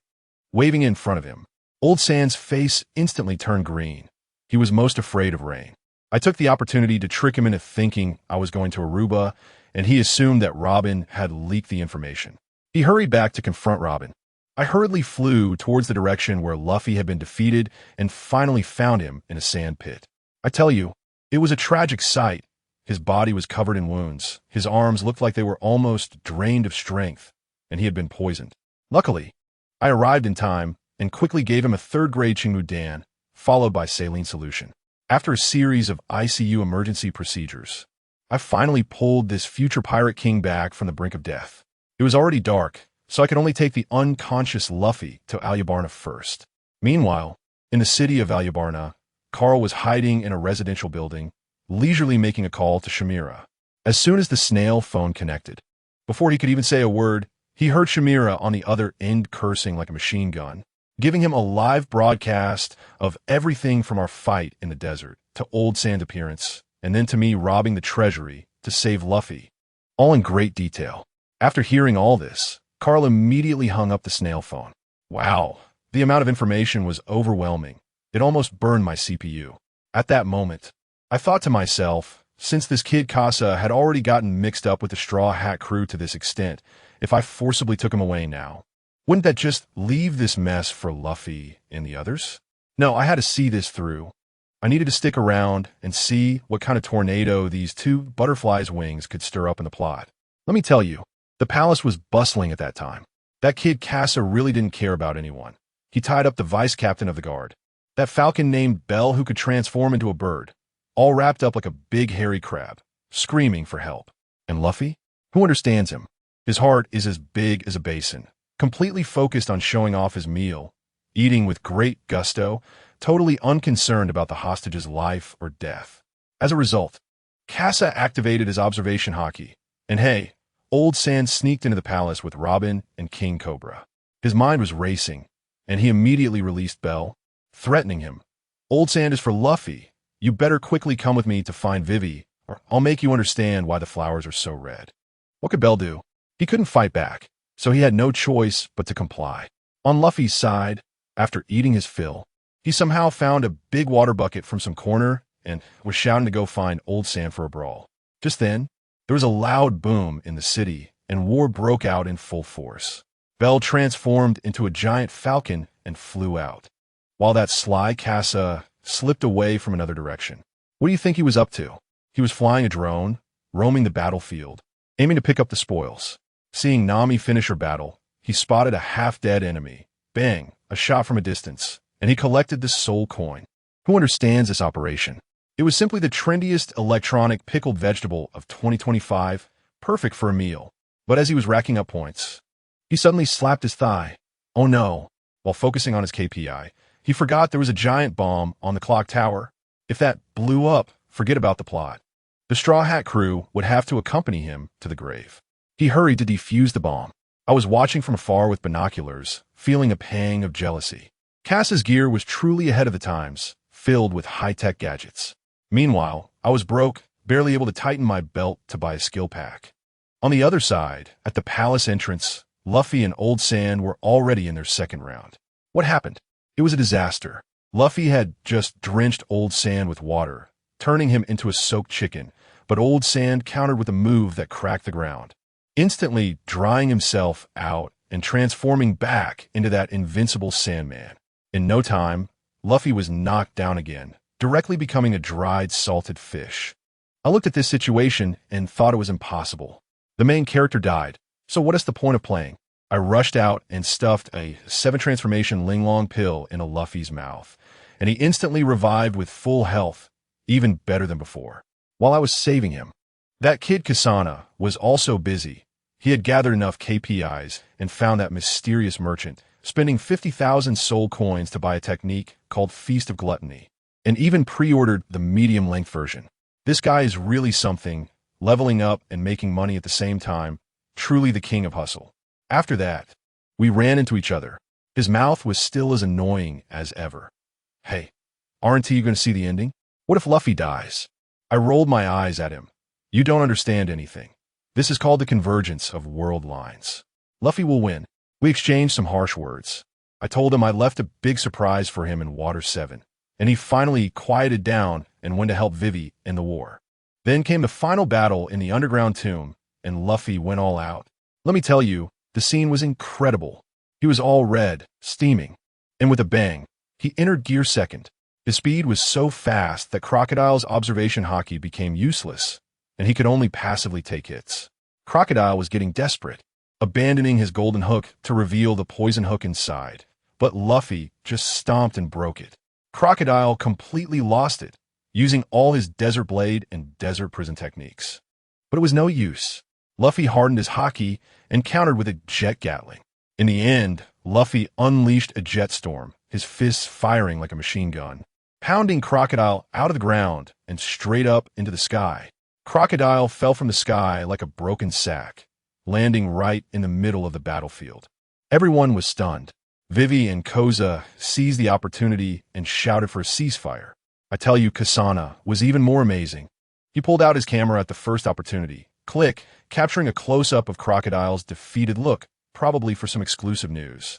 This incident caused a stir, and the Navy headquarters was in chaos.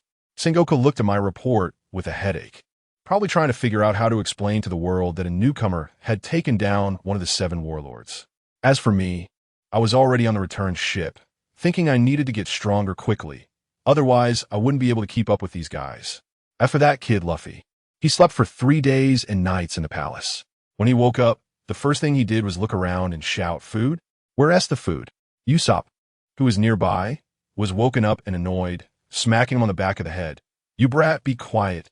Luffy then saw him and said, "Sanji, I want to eat." Just then, Chopper and Sanji came in, and Chopper jumped on the bed to check his health, while Sanji looked at him with a doting expression. Okay, the feast will start soon. Let me give you something to fill your stomach." This was no mere snack. Let me tell you, it was as if they emptied the entire palace kitchen. Luffy ate until his stomach was as round as a ball. And yet that guy, Kasana, somehow ate even more than Luffy, and his stomach was still flat. Who understands this? This is practically the latest 2025 model for managing eating broadcast physiques, right? After eating and drinking to our heart's content, we all excitedly ran to the palace's big bathhouse to take a bath. Let me tell you, this is where the memorable scene came. Kasana was the first to misbehave, sneakily putting his arm around Sanji's shoulder, saying, "Bro, let us take a chance. Let us go peek at the ladies' bath." Even Vivi's dad, the king, joined in the fun, and in the end, we guys lined up with our heads against the wall like moles. What happened next? Nami threw a happy punch, and we all went down on the spot. Each of us was fined 100,000 berries, and Sanji, with blood streaming from his nose, was still on the ground, mumbling that it was worth it. Unbelievable. Good times are always short-lived. The Navy was already closing in like dogs smelling scent. If we didn't leave soon, we'd cause Vivi more trouble. While we were packing up to make our escape, that guy Kasana was in his room tinkering with his prized sniper rifle, rumored to have been upgraded to version 2.0 with a range of 5,000 meters. Isn't that pure physics cheating? When we set sail, Vivi ultimately chose to stay in her own country. That farewell, sigh, I still remember it to this day. We were on the ship, she was on the shore, separated by the Navy's cannon fire, and we silently raised our left hand with a cross drawn on them. That's what a partner is. Just as I was feeling sentimental, whoosh, Kasana flew onto our ship on his sword. Before we could shout 666, Nico Robin followed him up. This sister is also tough. She slapped a box of jewels in front of Nami and immediately asked to board the ship. Let me tell you, Nami's eyes instantly turned into berry symbols. 1 second she was asking who she was, the next second she was saying, "Oh, beautiful big sister, please have a seat." Then Robin said, "If it weren't for Mr. Kasana burning the treasury, I could have brought more," which directly ignited the powder keg. Nami exploded on the spot, grabbing Kasana by the collar and roaring. Kasana was quick-witted, pulling out 100,000 berries. "Miss Nami, this is the fee for your happy punch." Wow. With one move, he transferred Nami's anger onto us debtors. With 2 newcomers on board, the atmosphere changed immediately. Zoro, the battle maniac, had long noticed that something was off with Kasana and insisted that he was also a swordsman. Kasana honestly admitted that he had given up swordsmanship for guns because he couldn't beat my brother. Let me tell you, those words ignited Zoro's anger. Those who give up have no right to talk about the way of the sword. The next second, the two were challenging each other on the deck. While we were fighting amongst ourselves on the ship, at the Navy headquarters, Admiral Sengoku's office was nearly exploding. Sengoku was holding Luffy's bounty notice, lecturing Carp. "Look at your good grandson." Meanwhile, Carp was laughing, saying, "Ha, he is my grandson after all." Unbelievable. These two are cut from the same cloth. Guess what? Kasana actually won against Zoro. With a sword as soft as noodles, he performed a set of Tai Chi sword techniques that completely neutralized Zoro's fierce swordsmanship. After the fight, Kasana even gave a demonstration, swinging his hand over the sea, and an invisible sword energy flew out, slicing a sea king that had just surfaced in half.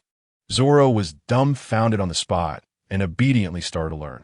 We were sailing when suddenly there was a loud bang, and a dilapidated ship from hundreds of years ago fell from the sky. The Sky Island arc, here it comes. We arrived at that lawless little town, Mogu Town. Let me tell you, this place is simply a pirate den. Casa walked in like he was back home, familiar with the way, and entered a bar, saying to the thug in charge, "Little Sa, it's time to pay this month's protection fee." The next second, 2 big boxes of berries were piled in front of Nami. Nami was so happy, she almost fainted, hugging the money boxes and not letting anyone touch them. Just after collecting the money, Casa felt something was off and told us to leave first. He turned into the small woods by himself. Goodness. I later found out that he was ambushed by Blackbeard's gang, the fighting champion Burgess, the sharpshooter Van Auger, and Blackbeard himself, 3 top experts surrounding one. Blackbeard even tried to recruit him, but Casa shot back, "I really hate your kind," and raised his hand to shoot. Boom! The battle instantly broke out. I tell you, that scene was simply like a clash of gods. Casa and the sniper on the opposite side, named Vinoka, were engaged in a blind sniping duel in the woods. One shot from you, one shot from me. Bullets collided in midair, sparks flying everywhere. Blackbeard and that big guy kept throwing stones at the trees, putting pressure on Casa. Casa is also a tough guy. He directly threw a smoke grenade to seal off the entire area. The amount of smoke was astonishing, and once visibility was lost, the opposing sniper immediately panicked. As soon as he moved, several bullets hit the ground right where he had been standing. The speed and accuracy of those shots were simply absurd. Van Oka quickly fired back in the direction of the bullets, and the sound of bullets colliding came from the smoke. He counted silently in his mind. 3 shots were blocked, which meant 2 shots were already aimed at Casa. Those 2 bullets? Let me tell you, Casa didn't even bother to dodge. He hid behind a large rock, but that rock was like a tofu project. It was shattered to pieces by Van Oka's few shots, with power like small cannonballs. Just then, I swear, a gust of wind blew from behind.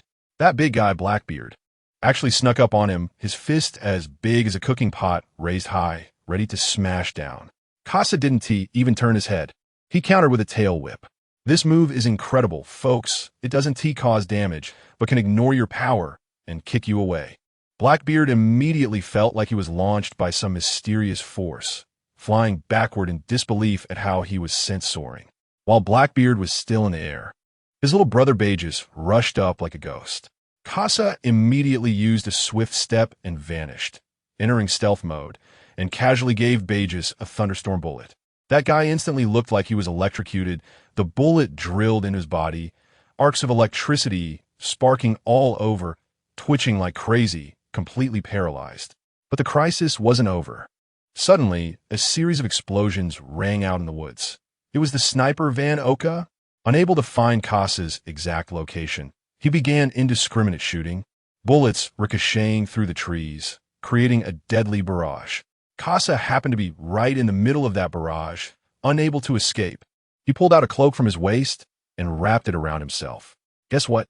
That thing was like vibranium, able to absorb kinetic energy.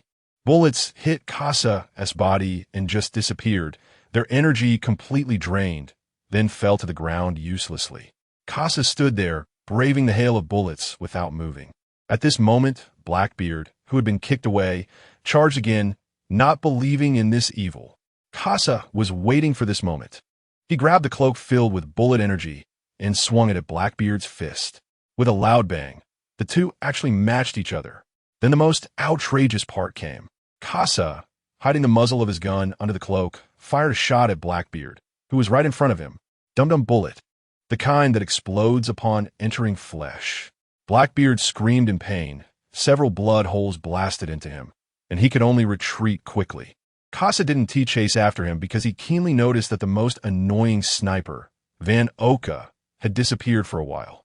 Casa immediately hid, even putting away that powerful sniper rifle, switching to 2 small dual pistols and changing the bullets to wind bullets. Suddenly, there was a huge explosion in the woods. The guy on the opposite side stopped playing dirty, abandoned the silent bullets, and directly used the maximum dosage of gunpowder. That shot was so powerful that the tree trunk in the middle was pierced like it was made of paper. Folks, Casa's move was simply legendary.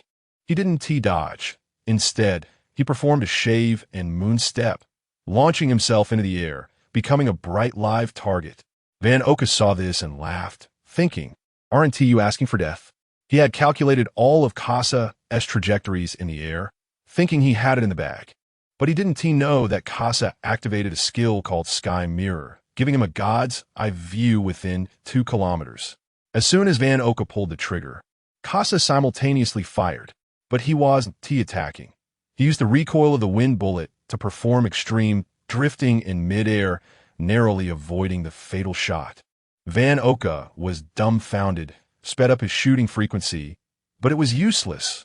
Just watch, a series of air bursts in the sky.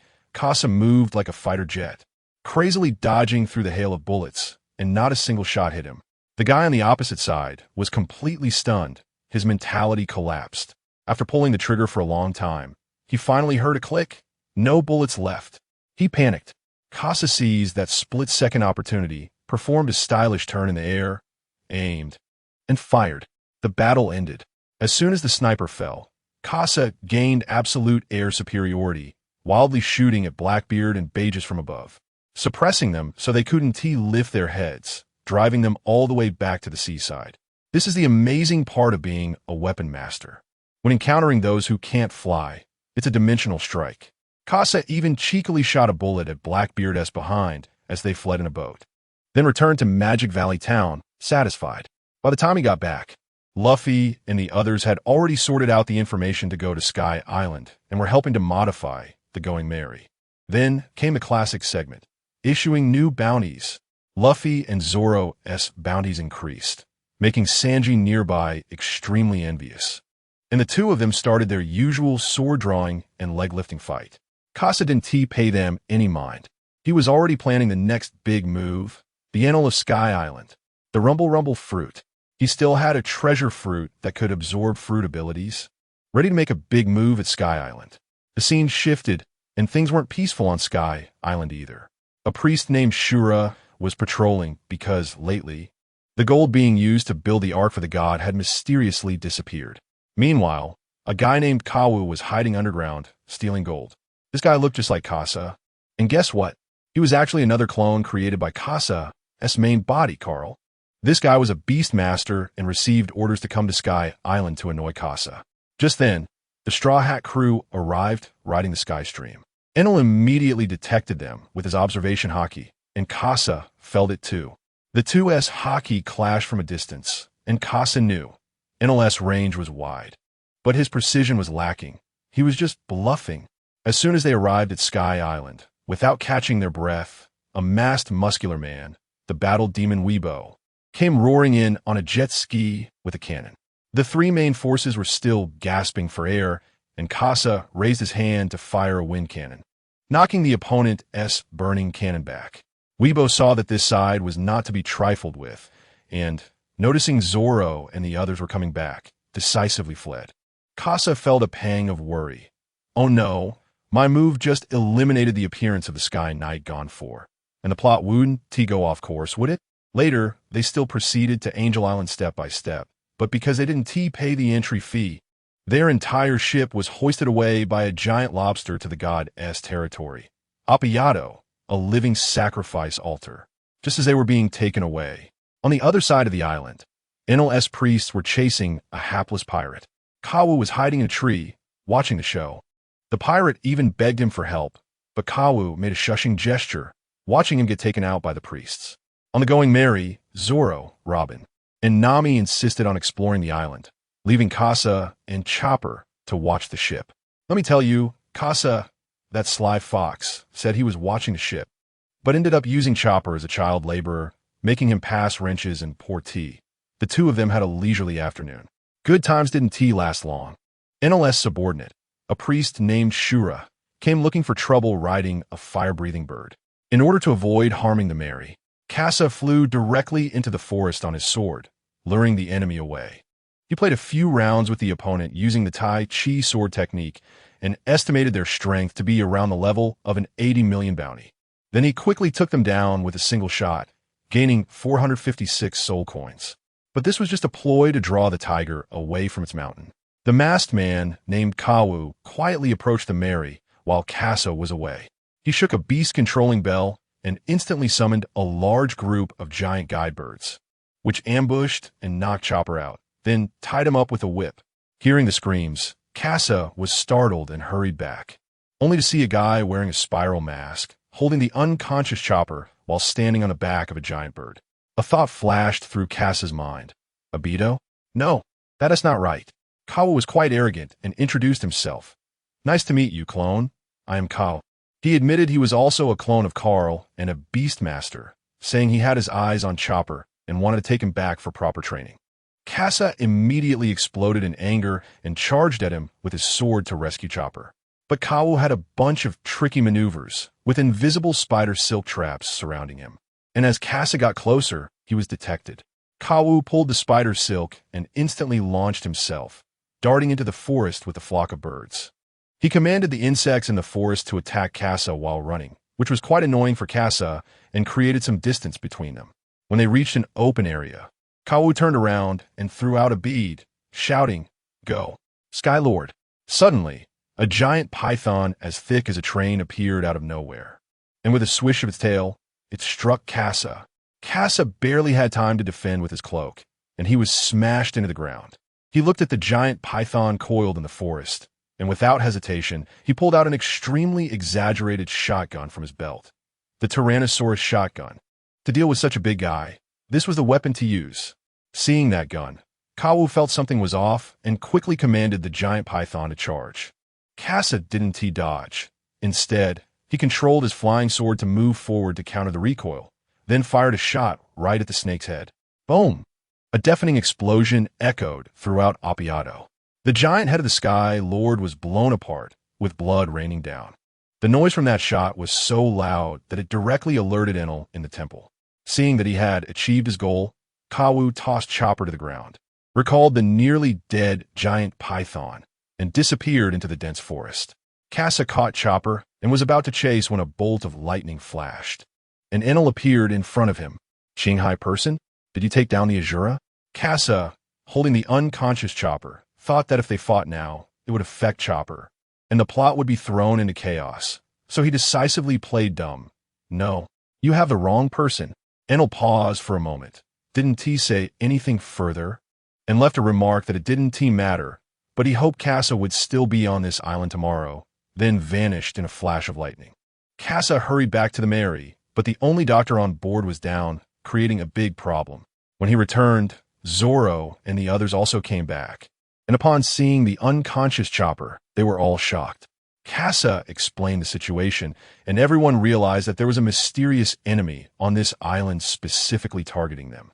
Not long after, Luffy and the others arrived, bringing back the plot NPC Gone Full, who had been taken out by Kasa, indicating that the world had corrected the plot itself.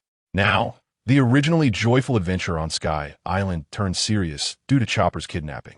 After some discussion, Luffy, Zoro, and Robin decided to go find the Golden Town and ring the bell, while Sanji, Nami, and Usopp would sail away from this cursed place. Kasa and Gon Full would follow Luffy to seek revenge on Kawu and rescue the kidnapped god attendant. Early the next morning, several groups set off separately. As Luffy and the others entered the forest, they ran into Weber and the gang of Shandians, and Luffy recognized them as the masked men who had attacked them before. The two groups confronted each other directly, and without the Sky Lord stirring things up, everyone remained gathered. Let me tell you, the atmosphere at that moment was incredibly tense. Old Man Gon Fu wanted to step in as a peacemaker and have a chat with that guy named Weibo, but he didn't give him any face at all, immediately saying, "Less nonsense, you're an enemy too," and then a burning cannonball came flying over, instantly scattering our formation. But at this moment, Kasa's mind was completely elsewhere, filled with thoughts of Chopper, and he couldn't be bothered to entangle with them. Hey, guess what was happening on the Mary on the other side? Nami was fretting over the gold, while Sanji was there trying to be charming, asking, "Miss Nami, what do you want to eat for lunch?" Only to be pushed away by Nami.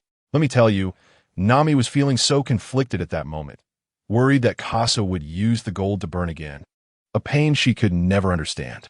Usopp was still nearby making sarcastic comments, saying, "Isn't this great? We avoided danger, and Luffy and the others will bring the gold back." Just as he finished speaking, Sanji turned pale and shouted, "Usopp, get down." Good grief. A bolt of lightning struck right where Usopp had just been standing. In the blink of an eye, Sanji kicked Usopp away, saving him from disaster.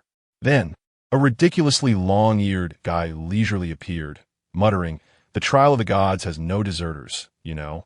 If I had been there at the time, I would have definitely replied to him, "Are you okay?" This guy is Enel. As soon as he appeared, his aura completely intimidated Nami and Usopp, making them too scared to move. But who understands, right? The moment Nami saw that pure gold stick in Enel's hand, her eyes lit up. What is fear? Can you eat it? Her hand was already reaching for her climb attack. Enel's gaze immediately noticed this, and he raised his hand to unleash a 1,000,000-volt discharge. "Nami, watch out." Sanji rushed over in a flash, using his body to block the attack for Nami, instantly getting fried and collapsing in a cloud of smoke. This infuriated Usopp, who grabbed his slingshot and fired a smoke star, but it was all dodged as Enel transformed into his elemental form, the bullet passing right through him. Having no effect at all, Enel couldn't be bothered with him, raising his finger again to unleash another bolt of lightning, causing Usopp to fall as well. Nami watched helplessly as her two companions fell before her, and she exploded with rage, swinging her stick, but still couldn't hit him. Enel retaliated with another electric attack. But guess what? Sanji, who was lying on the ground, hadn't fainted at all. Not only was he conscious, but his mind was extremely clear. Various sounds exploding in his head. Goodness, this is a last-minute transformation, awakening his observation haki. He suddenly sprang up from the ground, delivering an incredibly fast flying kick that struck Enel squarely on the forehead. Enel didn't even have time to elementalize and was sent flying. "You bastard! What do you want to do to Miss Nami?" Sanji shouted. Nami was stunned, tears welling in her eyes. Just as Sanji was about to say something, the vision of the future flashed in his mind again. Enel transformed into lightning and flashed next to him, unleashing 20 million volts. Nami watched in horror as Sanji's figure was engulfed by the lightning. Her newly ignited hope shattered once more. But in the next second, Sanji's afterimages filled the ship. All of Enel's attacks missed. It turned out that Sanji, relying on his newly awakened observation haki, had predicted all of Enel's attacks. Nami also realized that she was just a burden here, grabbing Usopp and rushing towards the Dex cannon. Seeing that Nami understood, Sanji completely let loose. Enel laughed at the bow of the ship. "Interesting, your heart net is strong, but you can't hurt me." Sanji understood that his only hope now was to see if he could also awaken his armament haki. However, Enel didn't give him a chance, directly increasing the intensity on the Mary, raising his hand to unleash a 60 million volt thunder dragon, targeting the entire ship. "Bastard, Chopper is still on the ship." Sanji panicked and turned to rush into the cabin. Just then, Usopp's voice rang out. "Don't touch the Mary." He didn't know when he had gotten up, shooting a killing Atlas comet. Enel didn't take it seriously, continuing to charge. But Usopp's bullet was sprayed with the ocean mist from Casa. The bullets went into Enel's body, stunning him, and the thunder dragon instantly dissipated. Usopp quickly shouted to Sanji, "Sanji, use the spray next to you." Sanji looked down and indeed saw the spray. Without a second thought, he sprayed it all over his feet. Enel looked at the blood flowing from his body, completely dumbfounded. A god, actually hurt by a mortal? He glared at Usopp in the forest, who hurriedly hid behind a tree. "Hey, what are you looking at?" Sanji's voice rang out behind him. Enel turned around, and a flying kick wrapped in sea prism stone energy struck his face. This kick sent him flying off the ship and into the forest. Sanji was about to jump down to chase, but being in midair, he couldn't gain leverage, and Enel seized the opportunity, a lightning bird penetrating his body. This time, Sanji was seriously injured.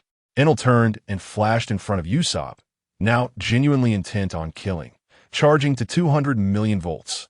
With a flash of lightning, Usopp fell again before Nami. Seeing that Nami was still standing, Enel unleashed another bolt of lightning. But Nami managed to use her climb attack to create an electric arc, blocking it based on the principle of canceling out the electrical energy. Enel was amused. Hey, this girl has some skills. He started discharging electricity bit by bit. Wanted to see where Nami's limits were. Nami gritted her teeth, struggling to hold on, calculating the current's intensity in her mind, constantly adjusting the climb attack to counterattack. Finally, under an attack of 100 million volts, Nami reached her limit. But she still stood in front of Usopp, not retreating an inch. Enel began to charge, preparing to use his finishing move on Usopp to deal with her. Just then, a sound-speed bullet carrying the scent of the ocean shot through the air. Enel sensed a deadly threat, instantly abandoning his attack and flashing into the air. Nami turned to look, and Casa was flying in from afar on his flying sword. Joyfully shouting, "Casa!" Casa arrived, and seeing the main character had come, Enel stopped attacking, saying, "I'll wait for you in the final battle," and transformed into lightning to escape. As Casa landed, Nami quickly urged him to check on Usopp. However, Casa walked over and kicked Usopp away. Nami was furious. "What are you doing?" Before she could finish, she saw Usopp perform a backflip in midair, standing upright with hands on his hips, laughing. The plan worked. Successfully bought time for Casa to come to the rescue. Nami was dumbfounded. Casa explained that he had given everyone a protective ring that could block a fatal attack, so Usopp had been pretending to be dead.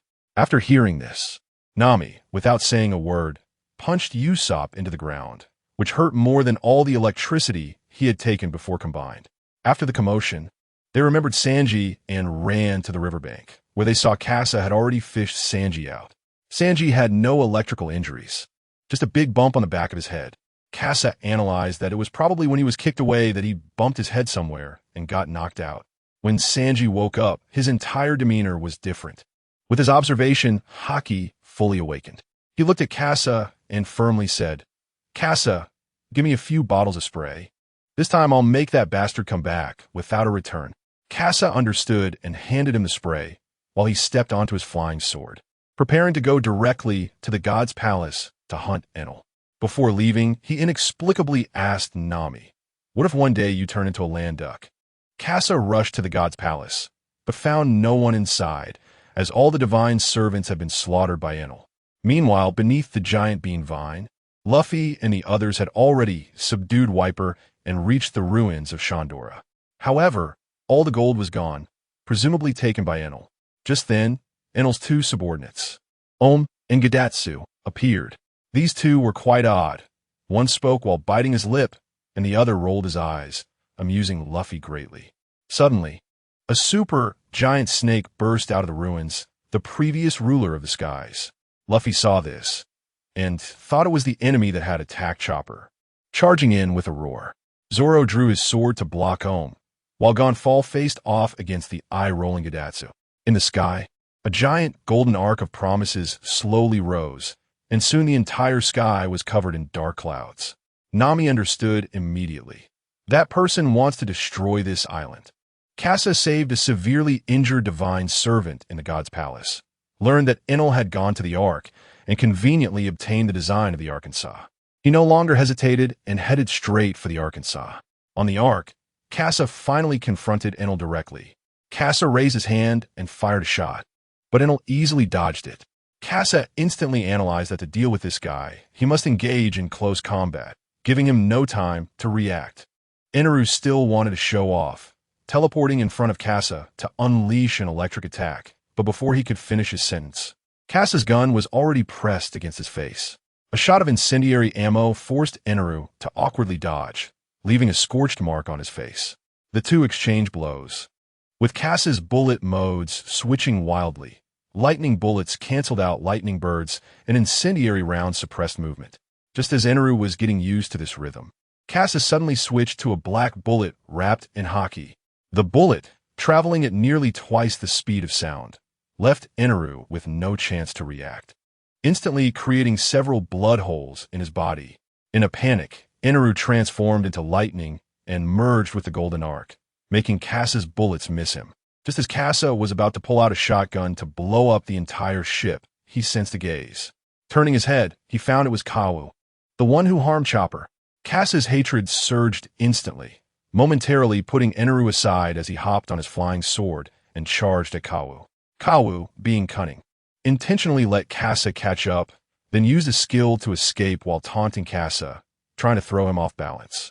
But Kasa stayed composed. He knew Kawu's real body must be nearby. Kasa dove down, and the battle on the ground was clear to see. Luffy was in gear second, hammering away at the giant snake, but the effect was minimal. Zoro had easily dealt with his opponent.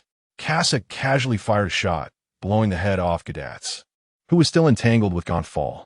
The Lord of the Sky saw Kasa searching for his master and immediately abandoned Luffy to rush towards Kasa. Kasa shouted to Luffy, "Luffy, don't mind me. Go stop that ship in the sky." Luffy agreed and yelled Yoshi, before turning to run towards the vine, heading straight for the Arkansas. Now, it was Kasa against the Lord of the Sky, and Luffy against Eneru. The Lord of the Sky coiled his body, attacking only with his tail. Kasa nimbly dodged, using explosive bullets to create blood holes in its body. Meanwhile, Luffy charged up to the Ark, and upon seeing that the troublesome gunman was gone and replaced by a silly straw hat kid, Eneru thought he could handle him. He arrogantly told Luffy, "As long as that gunman isn't here, no one can stop me." Luffy, with a blank expression, replied, "Are you an idiot?" This single line completely broke Eneru's defense. He raised his hand to unleash a lightning bird and lightning dragon, striking Luffy with tens of millions of volts. What was the result? As the lightning dissipated, Luffy was completely unharmed, looking at himself with confusion. Inaru was utterly stunned. This operation left him bewildered. How could physics not exist? He flashed to Luffy's side, discharging 200 million volts right in his face, but Luffy, enduring the lightning, retaliated with a rubber bullet, sending Inaru flying. Inaru crashed into the golden wall, starting to question his life. Impossible. How can there be such a person in this world? Luffy, not caring what he was thinking, charged in with a hockey-wrapped rocket launcher, sending Inaru into a daze, with stars in his eyes, drooling and crying, fainting from the impact. Seeing that he had won, Luffy began curiously wandering around the ship. However, he didn't notice that Inaru had already slipped back into the gold and recovered. On the ground, Casa was entangled with the giant snake, and in a moment of distraction, he was hit in the arm by a poison needle shot by Kawu, who thought he had succeeded. Emerging from the ruins, Kawu was just about to grab the unconscious Casa when Casa suddenly opened his eyes wide. Finally, you showed up. You bastard. Kawu tried to use the same trick again, but Robin had long been lying in wait, using the powers of the Hana fruit to restrain him. Casa held Kawu down tightly, suppressing his anger and demanding, "What did you do to Chopper?" Kawu, realizing he couldn't escape, leisurely replied, "I discovered that I'm a beast master. I wouldn't harm a lovely pet. Instead, I gave him a chance." Just then, on the Mary, Chopper suddenly bounced up from the bed, feeling that all his bodily functions had improved by 10. Just as he was happy, a thunderous sound came from above, and Luffy fell from the ark, holding a large golden ball, clearly having been set up by Inaru. Inaru stood on the ark, looking down at everything, initiating the final divine punishment. Countless bolts of lightning rained down, turning the entire sky island into a lightning hell.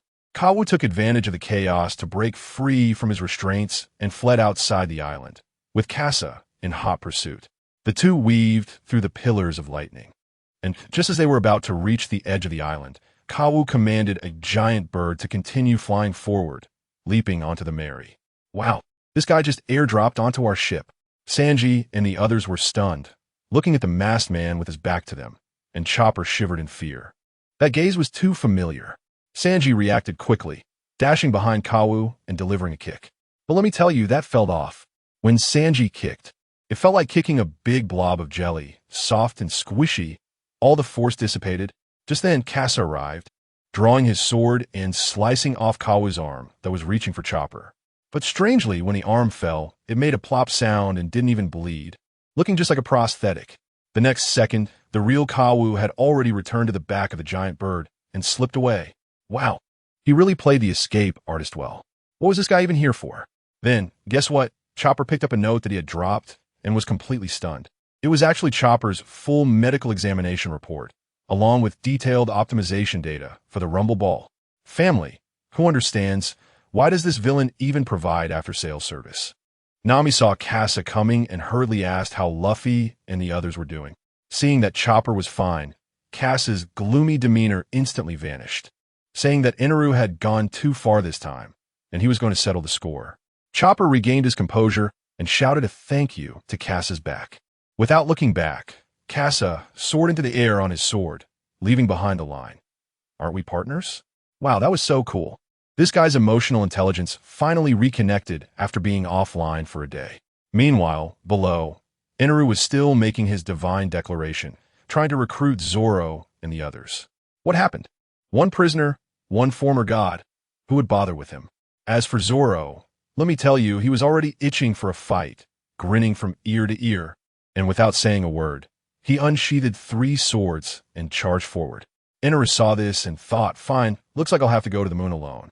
Zoro executed a ghost slash, but his sword passed through the air as if cutting through nothing, and Inaru transformed into a bolt of lightning, appearing on the other side. Zoro frowned, realizing he was a Logia user.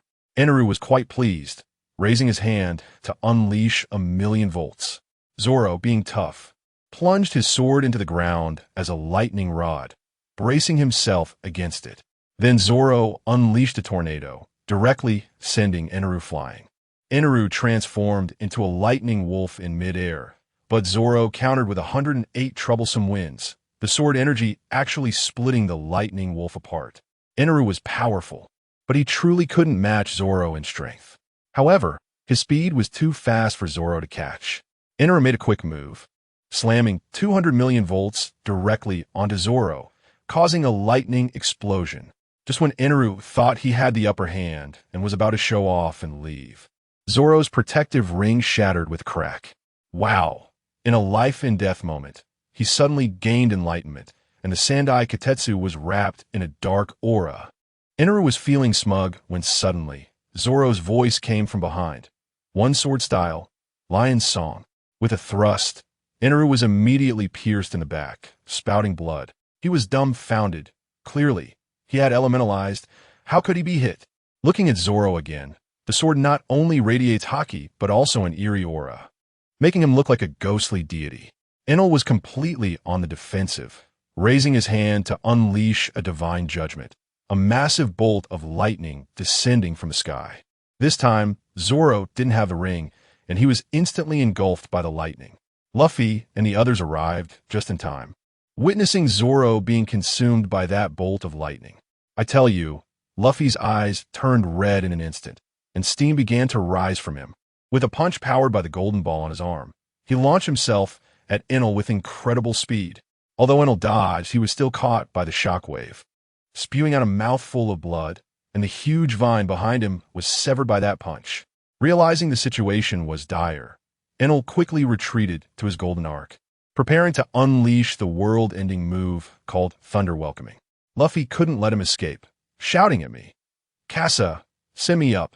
I immediately stepped on my flying sword and took him airborne, but the magnetic field of the thundercloud above was too strong. My technological flying sword could only go halfway up. Luffy, being a genius, grabbed onto my flying sword, turning himself into a giant yo-yo, rubber yo-yo, and with a whoosh, he propelled himself into the thundercloud. Focusing on physical dispersion, Enel still wanted to persuade me to surrender, but I raised my hand and fired a shot. Although it was useless against him, my attitude was on point. In the sky, Luffy had already started causing chaos inside the Thunder Welcoming, disrupting all the lightning inside. "Clear the skies for me." With his furious shout, that world-destroying Thunder Welcoming actually dispersed.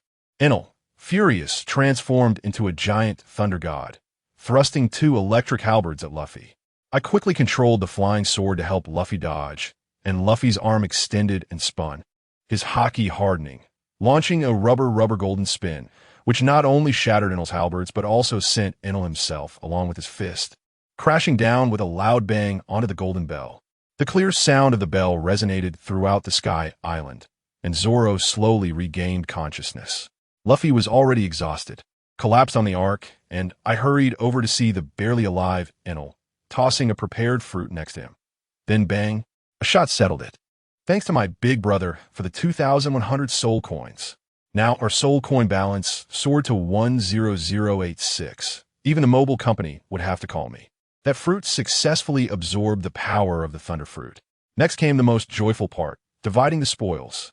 Nami was completely crazy, her eyes filled with berry symbols. Luffy waved his hand, intending to take the entire ark away, causing Usopp to panic, thinking Luffy was going to abandon the Mary.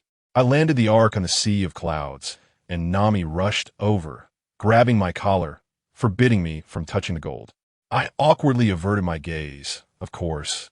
I had already taken some, stuffing 30 billion into my space belt. The scene shifted to the Marine headquarters, which was in an uproar. The 7 warlords were in a meeting, with Doflamingo in his flamboyant flamingo coat and the gloomy tyrant Kuma present. Eventually, even Mihawk showed up. They were discussing who would replace Crocodile, and Mihawk directly named the Straw Hat crew, even specifically mentioning me, the person Doflamingo had been trying to find for 2 years. Just then, Lafitte, the navigator of the Blackbeard pirates, suddenly appeared, bringing shocking news. His captain had captured Ace. When Sengoku heard this, his face turned green. But he was also a cunning leader and immediately realized this was an opportunity, a chance to completely eliminate the Whitebeard pirates. Well, it seems the war at the top is about to begin ahead of schedule. On our side, the banquet ended and we were loaded with gold, preparing to leave Sky Island. The Mary was sitting much deeper in the water, relying entirely on a giant octopus balloon to float down. However, there was too much gold on board, It was seriously overloaded, and Nami casually complained that the ship was too small to hold more gold. As a result, Usopp exploded in anger, thinking Nami was criticizing the Mary. Robin and I exchanged glances, and we both felt a pang in our hearts, knowing this was a powder keg waiting to blow. Just then, a gust of ominous wind blew in, and Nami had just sensed something was off with her Thunderfruit abilities, shouting, "Everyone, be careful." But it was too late. The ship suddenly tilted sharply, and with the wind turbines on both sides still working to slow down, the Mary did a complete 360-degree flip in midair, turning upside down. Let me tell you, at that moment, it was like 10 durians had been thrown into a washing machine. Everything was spinning out of control. We all clung to the ship's railing like geckos. And just at that critical moment, the centrifugal force finally took effect, and Chopper, our little adorable reindeer, was flung out in an instant. Robin panicked when she saw this, and without thinking, she tried to use the power of the Hana no me to catch him, but lo and behold, she ended up getting sucked in too. Luffy was in a rush, and as soon as his rubber arm reached out halfway, the ship flipped again, and the two of them disappeared from his sight. At that critical moment, Casa, this guy didn't hesitate and jumped straight off the ship. A flying sword appeared under his feet, turning into a streak of light as he chased after them. Let me tell you, those two were falling like dumplings, and the Mary was spinning faster than freefall. If Casa couldn't catch up, we would have to have a feast in the East Blue. As the Mary fell faster and faster, about to disappear, Nami came up with an idea and shouted, "Luffy, Zoro, break those wind shells for me." Zoro understood that breaking those things would mean cutting off their escape route, but now they could only trust Nami. The two of them went left and right, and with two loud bangs, the wind shell shattered. The ship finally stopped accelerating. Cassius seized the opportunity, floored the throttle, and made a precise landing, bringing Robin and Chopper back to the deck safely. But he had no time to catch his breath. He pulled out those two incredible twin guns and started shooting wildly at the air. I was dumbfounded watching this. This guy was literally risking his life. He used the recoil from the gun to gradually correct the ship's position. But even though the ship was straightening out, the speed of descent didn't decrease at all. Nami was dizzy and couldn't give any commands. Casa shouted at Robin to use her powers to hold everyone in place, then dove down to the bottom of the ship. I tell you, at that moment, he was alone, stepping in moonwalk with a flying sword on his back, and holding twin guns, desperately shooting upwards, managing to withstand the entire ship's downward force. This was simply superhuman, but he was still human. I watched as a cracking sound came from his arm, and his bone must have broken. His muscles began to tear, but he gritted his teeth, not even shaking a finger. As a result, just because of that moment, the trigger was pulled a few milliseconds too late, and the wind cannon, which was supposed to continue decelerating, instantly turned into a powerful, destructive wind. The balance was shattered, and the Mary was suddenly flipped up as if a bamboo pole had been thrust from below, thrown out once again. Casa was thrown into the air, his arms hanging limply, completely useless. He could only watch helplessly as the Mary flipped over like a broken toy, its bottom facing the sky, with the main mast heading straight down towards the beach. It was over. My heart sank, thinking this was truly the end. Wasn't this the worst-case scenario? The keel would surely break. But guess what? Just as the ship was about to hit the ground, that kid Luffy took a deep breath and inflated himself into a giant rubber balloon, instantly enveloping the entire ship. It formed a huge cushion. Right after that, Zoro, just revived by Chopper, turned around and executed a three-sword style. Onigiri, a sharp sword aura, flashed by, and he sliced off the main mast that was about to break the keel. Who understands? Family? This extreme teamwork was unbelievable. The Mary was saved.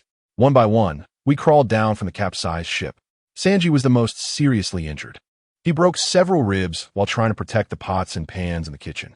Luffy was holding the severed goat head from the ship's bow, wailing loudly, while Usopp was pointing at Zoro and scolding him for ruining the Mary.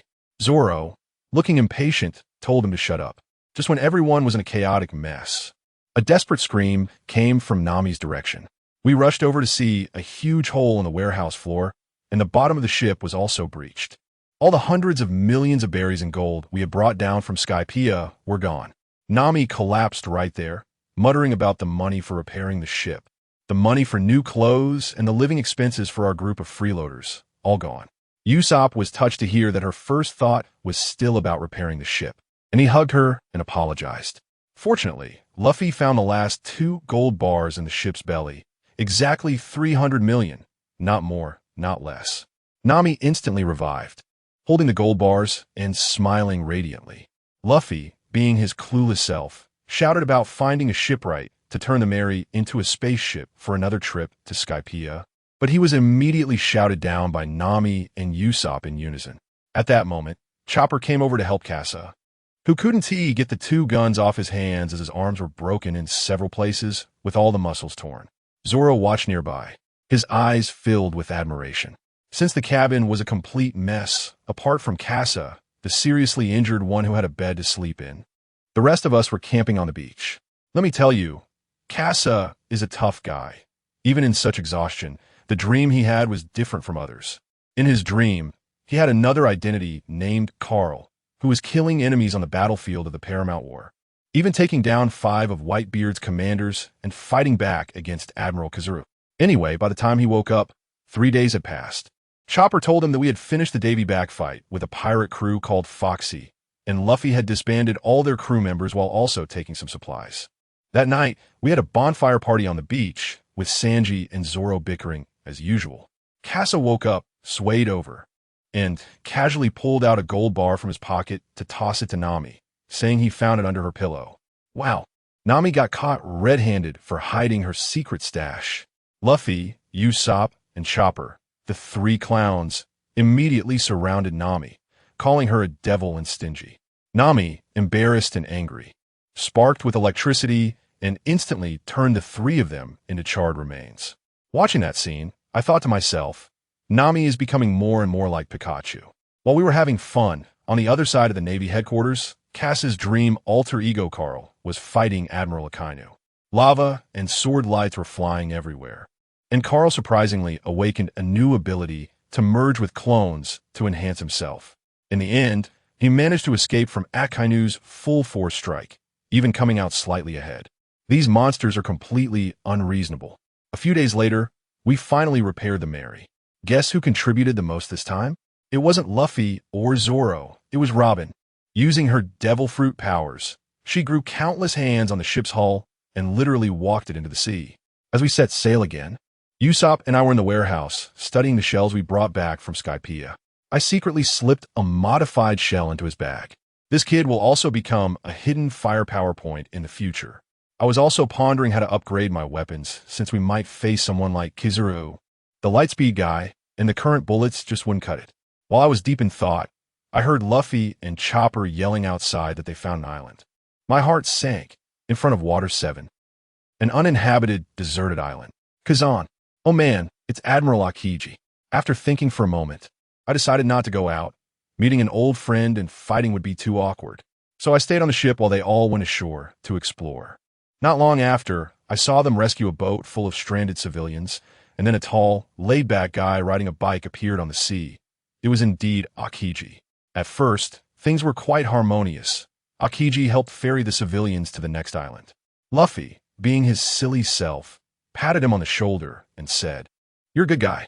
But as soon as the people left, Aokiji's expression changed instantly, and he appeared right in front of Robin in a flash. One moment he was lazy, the next he executed a freezing moment, turning Robin into an ice statue. Luffy, quick on his feet, grabbed Robin and moved her away. Otherwise, if Aokiji had landed that kick, Robin would have shattered. "Let her go. Nico Robin will only bring misfortune," Aokiji said. Luffy got furious. "Impossible. I will never abandon my friends." Then, our ship's 3 main forces, Luffy, Zoro, and Sanji, started fighting against the Navy's top force, Admiral Aokiji. Let me tell you, that was not a battle from the same dimension.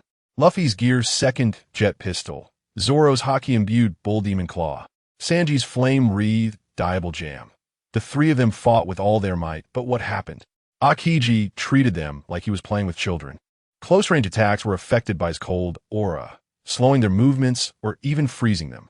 For long-range attacks, he simply elementalized, and the attacks would pass through him as if he were just air. The trio received a thorough lesson and felt what true top-tier despair felt like. Aokiji effortlessly knocked Zoro and Sanji down. In the end, Luffy told Zoro and Sanji to retreat, saying this was a duel between captains and he wanted to face Aokiji one-on-one. Even though Zoro and Sanji were reluctant, they still obeyed the captain's orders. Not long after, Usopp and Chopper came rushing back to the ship, carrying Robin, and I hurriedly instructed them to move Robin into the bathroom and use warm water to melt the ice off her. Nami was also in a frenzy preparing to set sail. Finally, I heard commotion on the deck, knowing they had returned. I stepped out of the cabin and saw that although Zoro and Sanji looked disheveled, they weren't seriously injured, but behind them was Luffy, our indomitable captain, completely frozen from head to toe, turned into a human-shaped ice sculpture. I was completely stunned at that moment. Who understands what my family is going through? Our indestructible captain was just frozen stiff, turned into a human ice pop. Zoro and Sanji panicked and asked me what to do. I blurted out, "Throw him in the sea to soak." You should have seen their expressions. They looked at me like I was crazy. But there was no other choice. Devil fruit users are afraid of seawater, and this ice needed the sea's power to be subdued. After ensuring Luffy was settled, I didn't hesitate and jumped on my flying sword, charging into the woods to confront the culprit. Nami was shouting on the ship, nearly losing her voice, thinking I'd lost my mind and was going to my death. And what happened?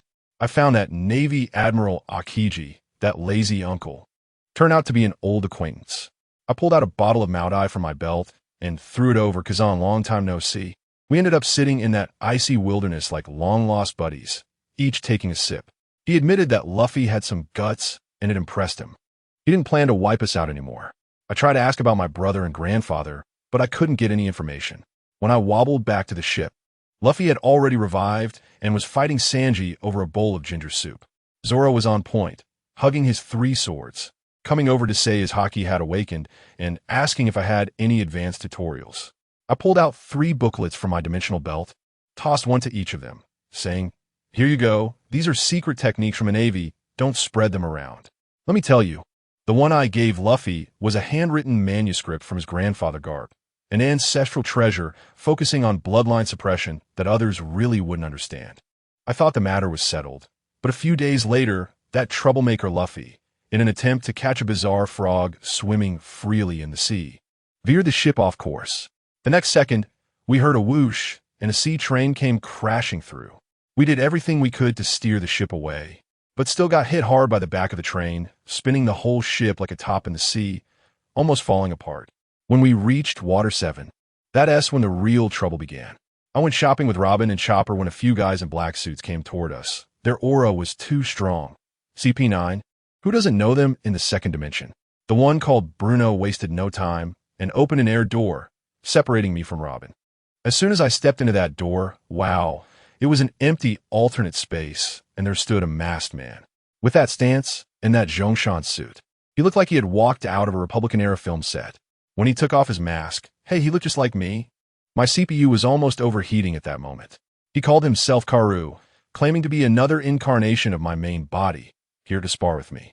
I thought to myself, ISNT, this just the ultimate internal competition. I pulled out my dual guns and started shooting. Times have changed, brother. But guess what happened? He had the golden bell shield, iron cloth shirt, and tiger crane double form. With a set of kung fu combo punches, he blocked all my bullets. This guy was a total bug in close combat. I was forced to pull out my Tai Chi sword to engage him in a tug of war. In the end, we both ended up injured.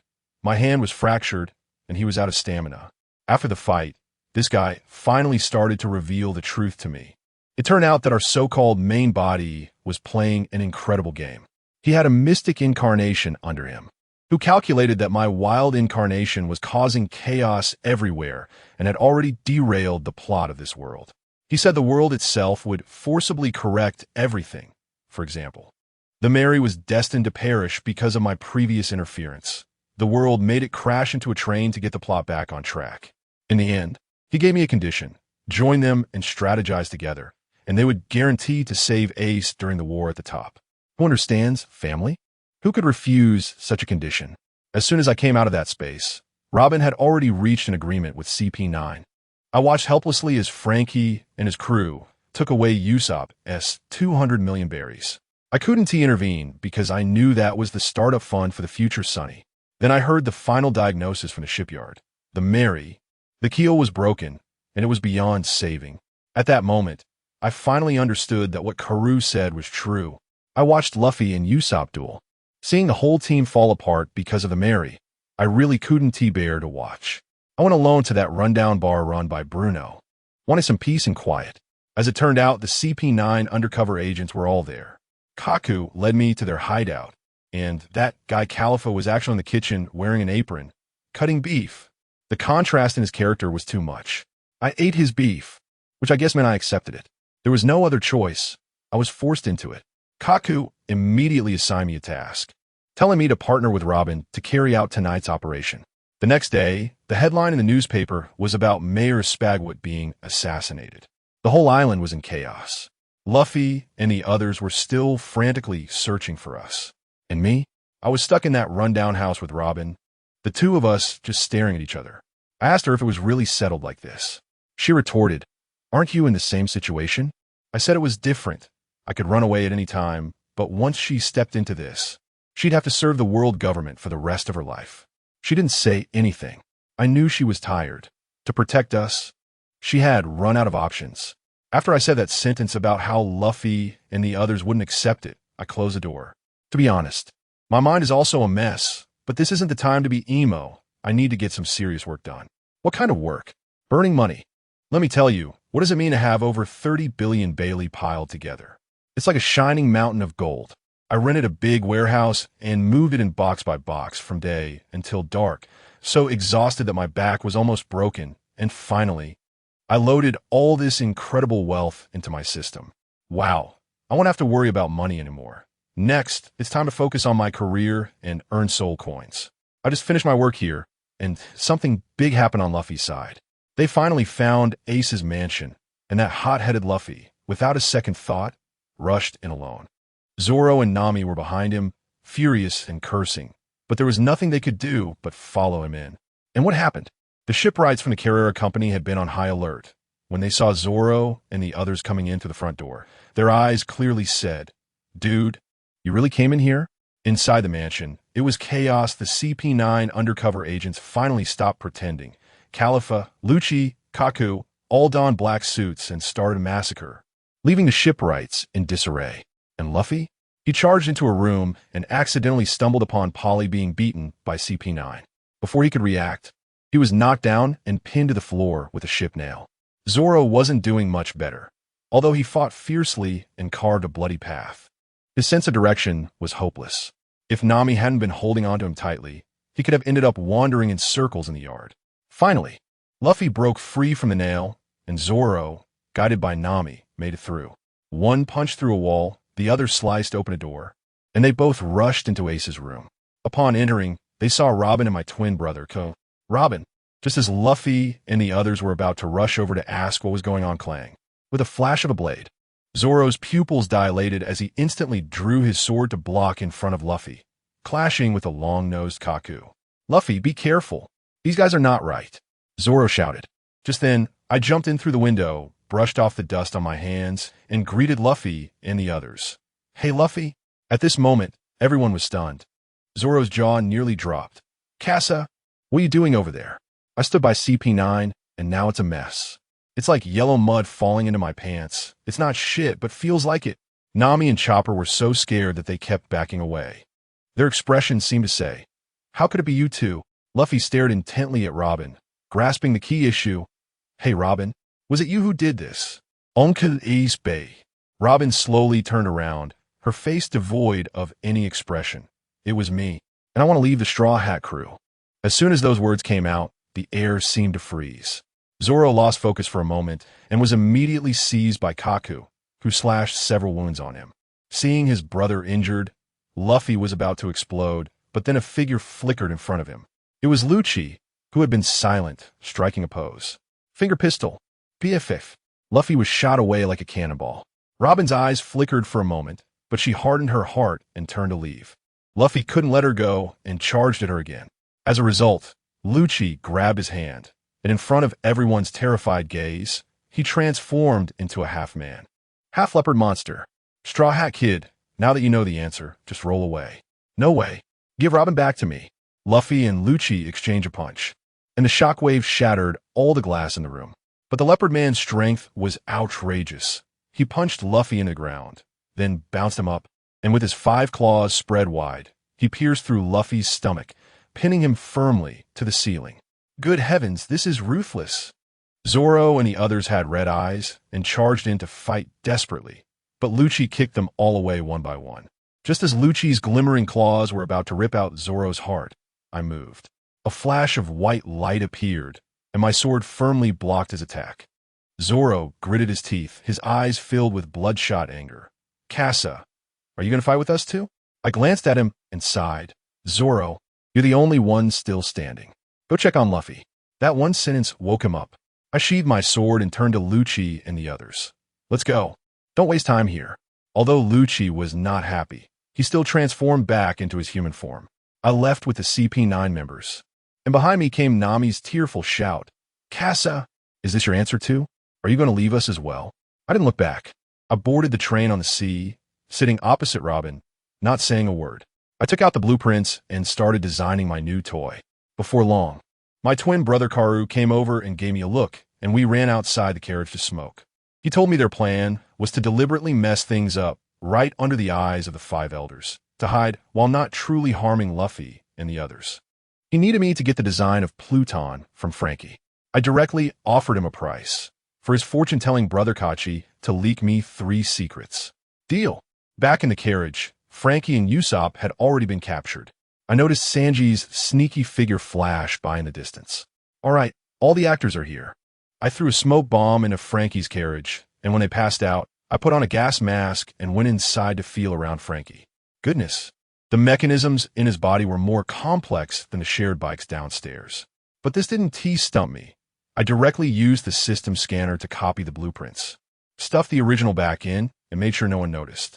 I just finished my business here, and Usopp, oh no, I mean the Sniper King, suddenly appeared out of nowhere, climbed into Robin's carriage, and tried to run off with her. I was completely taken aback by both of them and said, it's useless. Robin has her inner demons. If she doesn't vent her frustrations on Judicial Island, she'll live in the shadows for the rest of her life. As soon as I finished speaking, a fight broke out in the back of the carriage. Sanji and Frankie had already started a ruckus. By the time we rushed over, we saw several CP9 lackeys already down, and Lucci was wiping the blood off his fingers. Frankie and Usopp were captured again and were tied up with iron chains. The train quickly arrived at Judicial Island. As soon as we got off, the scene was quite grand. The Navy members saw Lucci and the others as if they were idols. The first one to step out was my brother Khalifa, the instructor of CP9, who held a much higher position than them. The Navy immediately fell silent. Then I followed CP9 out, and everyone began to whisper, "The Phantom Thief Casa has been recruited. This script is perfect." That fool Spandam really thought he had accomplished something great, rushing over to negotiate with me, wanting me to be his dog. I took a sip of tea and then spat the tea leaves onto his pants. He was furious but couldn't say anything. That expression was simply my best dish of the year. I made an excuse to go out for a stroll and slipped away. My drone had already pinpointed the locations of the warehouses on the island. I darted around like a hamster, rummaging through several warehouses and stuffing everything inside, from special alloys to rare materials, into my spatial belt. By the time I emptied the warehouse and emerged satisfied, Luffy had already taken down Bruno and was standing on the roof of the courthouse. He was steaming all over, his whole body red, moving so fast that even I could barely see him. Wow, he had already activated the second gear. Spandam was screaming in terror from the balcony of the Judicial Tower. But Luffy completely ignored him, gathering all his strength to shout at the top of the tower, "Robin, Casa, I'm here to take you guys."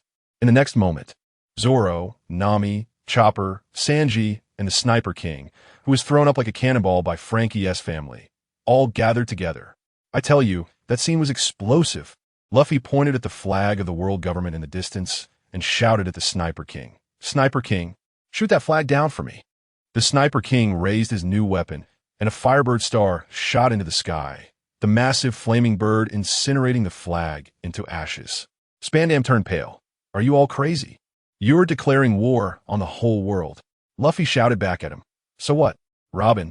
I still haven't heard your answer. Quickly tell me, do you want to live? I also drove my flying sword to the scene. When Spandam saw me arrive, he thought his savior had come, but I quickly shot a bullet that broke the flagpole, then laughed out loud at him. Commander Spandam, thank you for your invitation.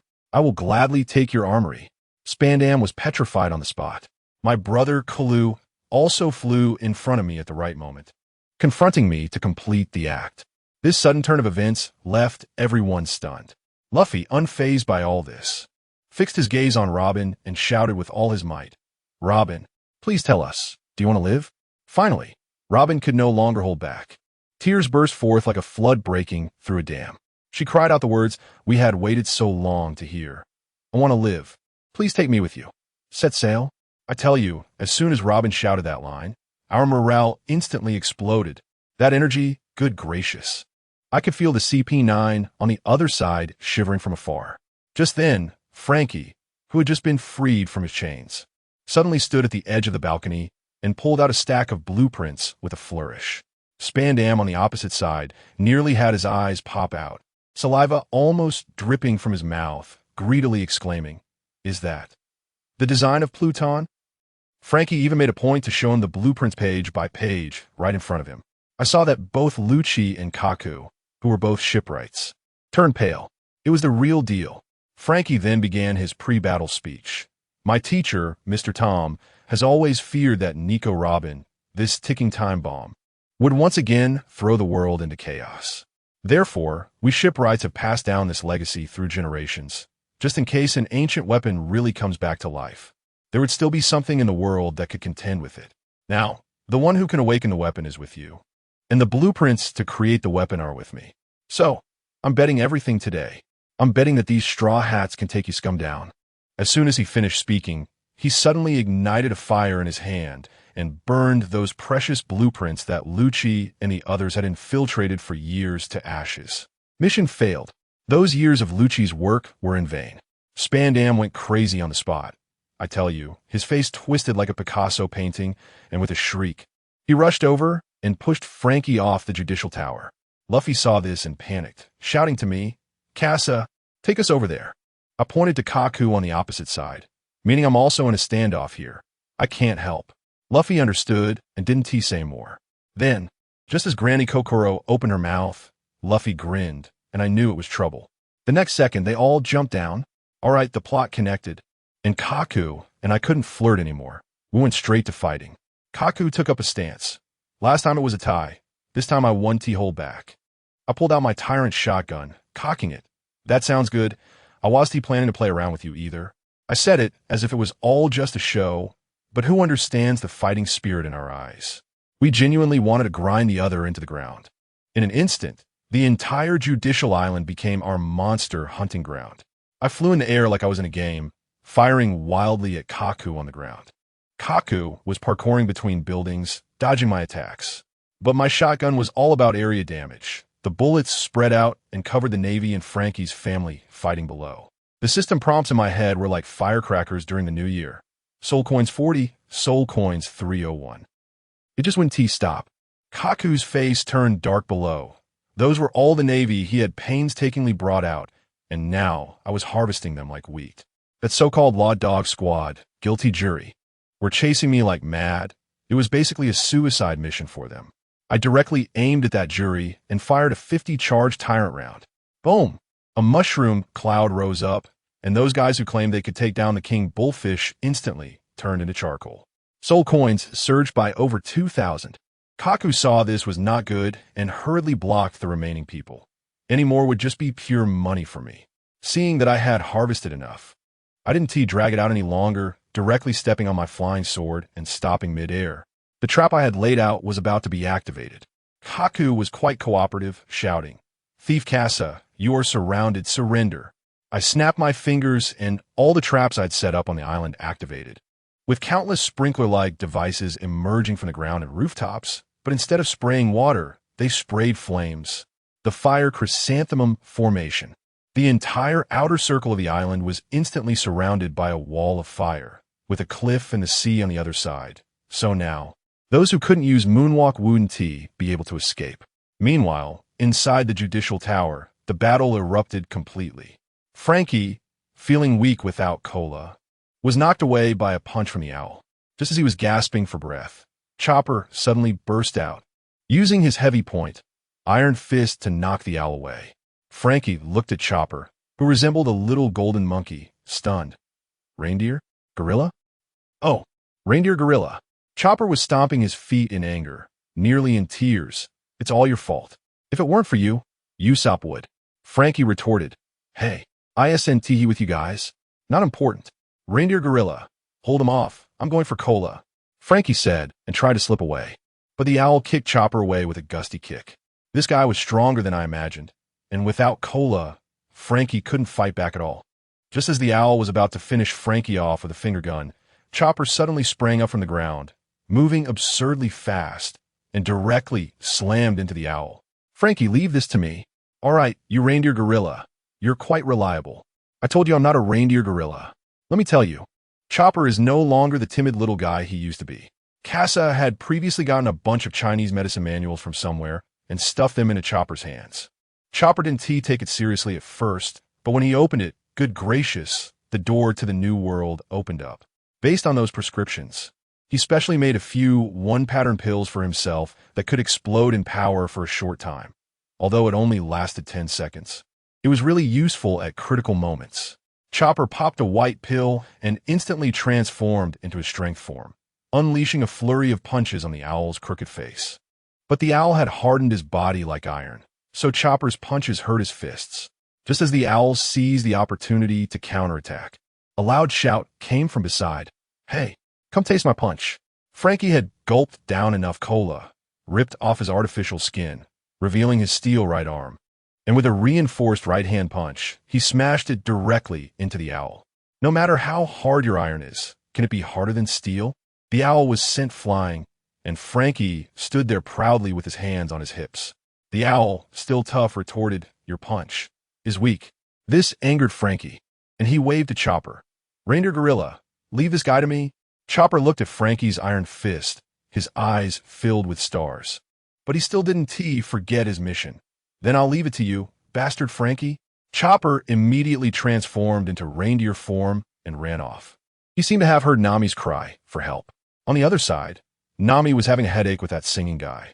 Her lightning attacks had little effect and were even countered by the opponent's hair, binding her up. This lion-headed guy could control his hair. Unbelievable. Just as the singing guy was about to give her a fatal blow, Nami elementalized at the last moment and dodged the attack.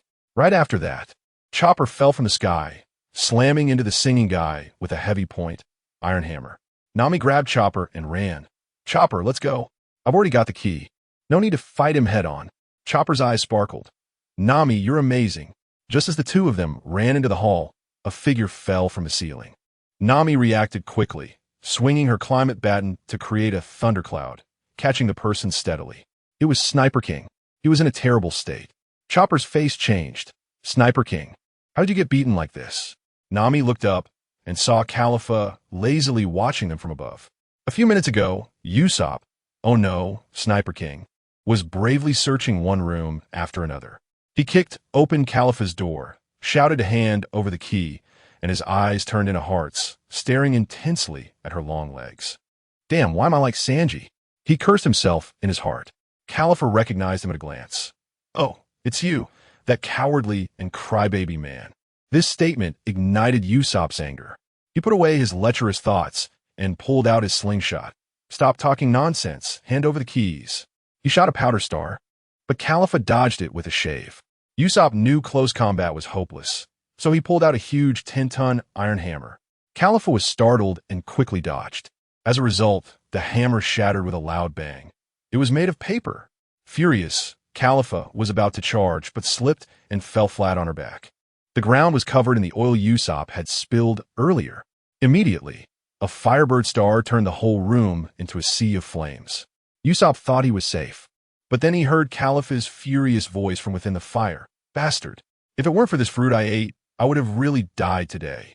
In the next moment, a wave of soap bubbles surged out from the fire, blasting Usopp out of the doorway and crashing heavily into the hall downstairs. Back to the present. Usopp lay on a cloud, weakly saying to Nami, "Nami, I'm sorry. I can't beat her. The keys are still in her hands." Nami looked at Khalifa upstairs. Her eyes filled with determination. Usopp had lost, Sanji definitely wouldn't lay a hand on a woman, and Zoro had other opponents. So this woman could only be defeated by her. "Chopper, keep an eye on this long-nosed guy. I'm going to deal with this woman." Just then, Frankie chased after them. Chopper immediately carried Usopp away, running while leading Frankie elsewhere. Usopp looked at Nami and Chopper, who had once been part of the timid trio, but had now become so brave, and felt a mix of emotions. He remembered what Casa had once told him. "Usopp, your greatest characteristic is that you're weak. Because you're weak, you can think from the perspective of the weak and help those standing high above see the dangers beneath their feet." At that moment, Usopp finally understood. He didn't need to confront monsters head-on. He had his own way of fighting. The role of a sniper is to provide support. Switching to upstairs, Sanji was locked in a fierce battle with Kaku.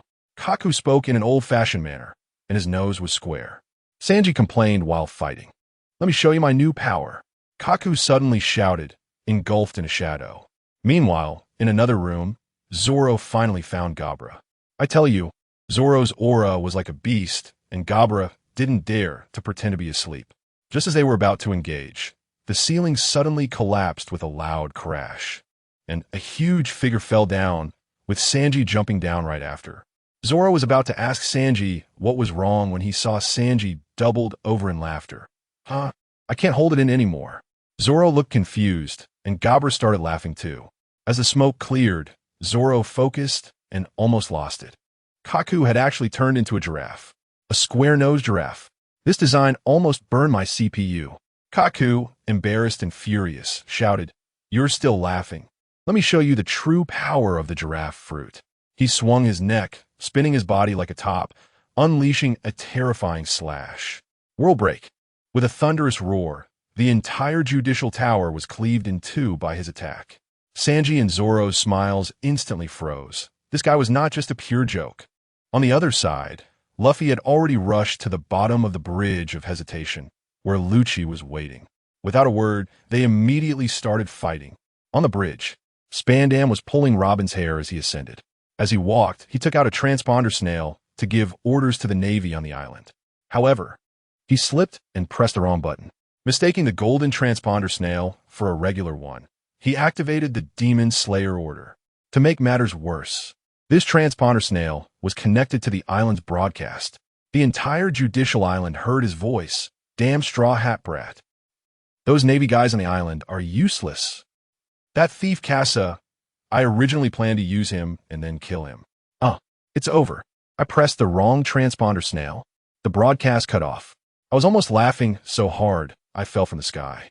Spandam, this talent, inadvertently confirmed his intention to recruit me while wanting to kill me. Now, those Navy officers below were witnesses. I had to let them go.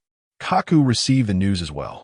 After taking out one of Frankie's subordinates with a finger gun, we exchanged glances, both understanding.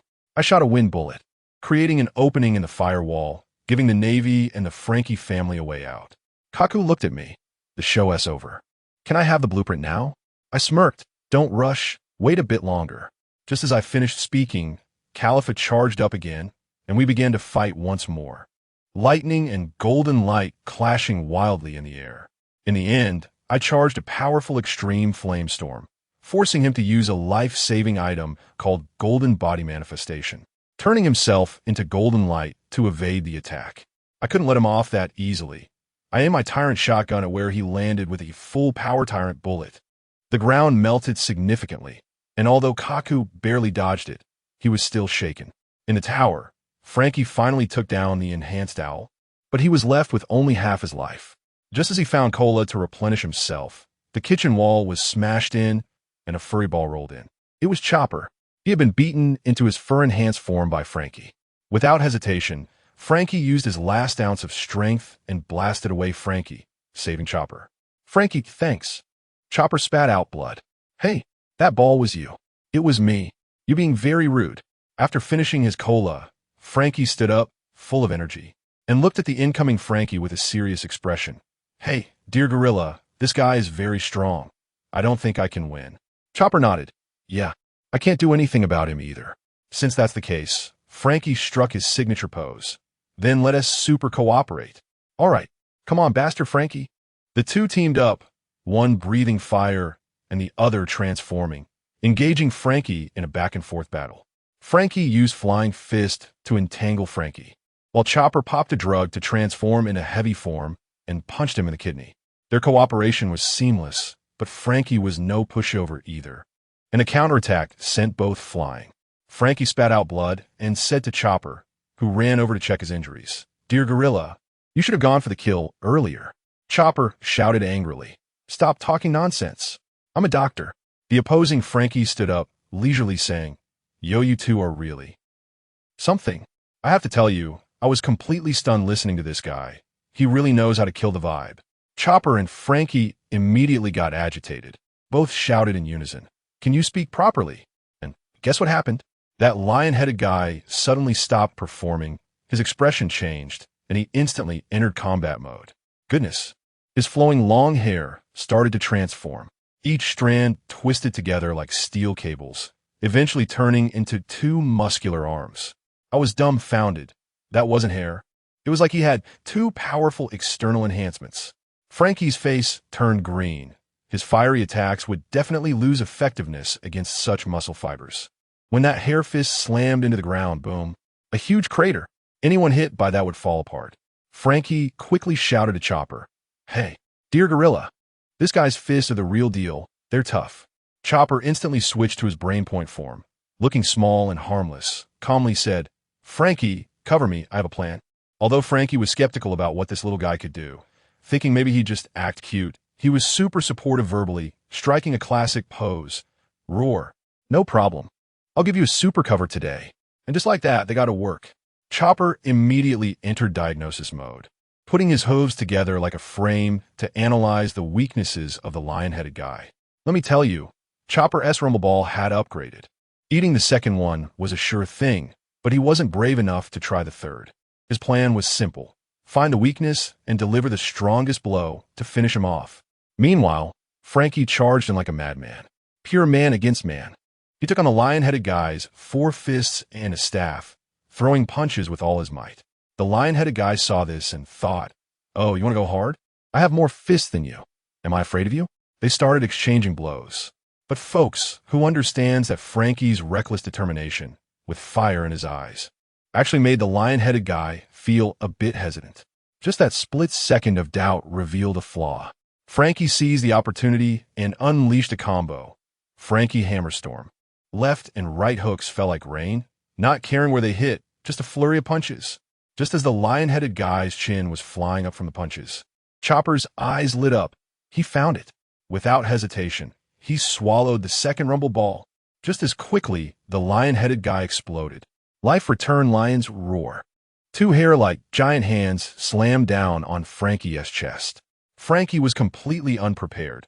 He used his last bit of strength to smash his fist into the lion-headed guy's face. Frankie was sent flying, but in the same second he was launched away, a small figure shot toward the opposite direction, where the lion-headed guy was flying back. Jumping strengthening. Chopper's way of moving was clearly taught by Luffy and the others, turning his jumping power into speed, ridiculously fast. He instantly caught up with the lion-headed guy, who was still flipping in the air. The lion-headed guy was looking up at the ceiling when he suddenly noticed a reindeer in front of him, startling him into activating his hair for a counterattack. But it was too late. Chopper had already transformed into arm strengthening. Hoof strike falling cherry blossoms. Those dense hoof prints really looked like cherry blossom petals, all precisely landing on his exposed chin. This combo was so fast that the lion-headed guy didn't even have time to activate his iron block defense. He was directly pummeled from midair and crashed down with a thud, completely motionless. Frankie watched as Chopper changed forms again and actually took down the enemy. He was in shock. He had been just providing cover, genuinely wanting to solve the battle himself, only to realize he wasn't as strong as he thought. While Chopper was much tougher than he expected. Once the battle ended, Chopper hurried over to check Frankie's injuries, but frowned when he saw the structure of Frankie's modified body. Even he, as a doctor, was at a loss. Frankie, however, didn't care. "Don't worry about me. Dear Gorilla, I just need to drink some cola. I'll do some emergency treatment first, Chopper said while bandaging, suddenly looking up with sincere eyes at Frankie. Frankie, can I trust you? Frankie was taken aback, then grinned and gave a thumbs up. Woo, you can super trust me. Just as they finished speaking, another part of the battlefield exploded. A waterfall made of bubbles came crashing down from the sky, instantly flooding the first floor. Then, Nami made a stylish entrance, stepping on a thundercloud, with 4 thunder drums hanging behind her, sparking with arcs of electricity, clearly not someone to mess with. Her opponent, the Secretary Califa, also walked out from the room, her tone laced with surprise. Little girl, I didn't expect you to have such power. Nami looked at her bubble-smooth skin and smiled. Same to you. Your ability is pretty convenient too. I'm telling you, although Califa's combat power isn't high, her bubble fruit is incredibly tricky. It can wash away a person's strength, making her a nemesis for physical fighters. Therefore, her fighting ability cannot be measured by data at all. On Nami's side, she has also pulled out the upgraded Weather Stick 2.0, which no longer produces electric bubbles, but directly stores clouds. The cloud she stands on and carries behind her can carry people and store electricity, all unique products from the Sky Island. Without saying a word, the two started fighting. Nami twirled her weather stick, cold and hot bubbles rising into the air, starting to create rain clouds. Califa wouldn't give her a chance to cast spells. With a wave of her fists, foam wool, a bunch of foam transformed into ram heads charging towards Nami. Nami skillfully dodged on her cloud, and then unleashed a tropical low pressure, dispersing the foam traps Califa had set. Immediately after, Nami struck the thunder drums behind her. Thunder Spear. A lightning spear shot towards Califa. Califa blocked it with a foam wall and dodged at the same time. The area was too large, and Califa flew around in the air using moonwalk, making it hard for Nami's big moves to hit.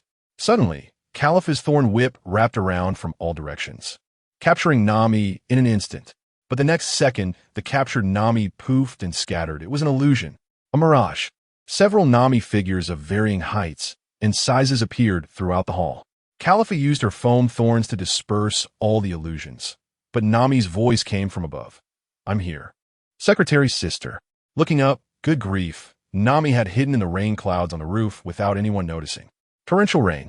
A downpour instantly fell indoors, washing away all the foam on the ground.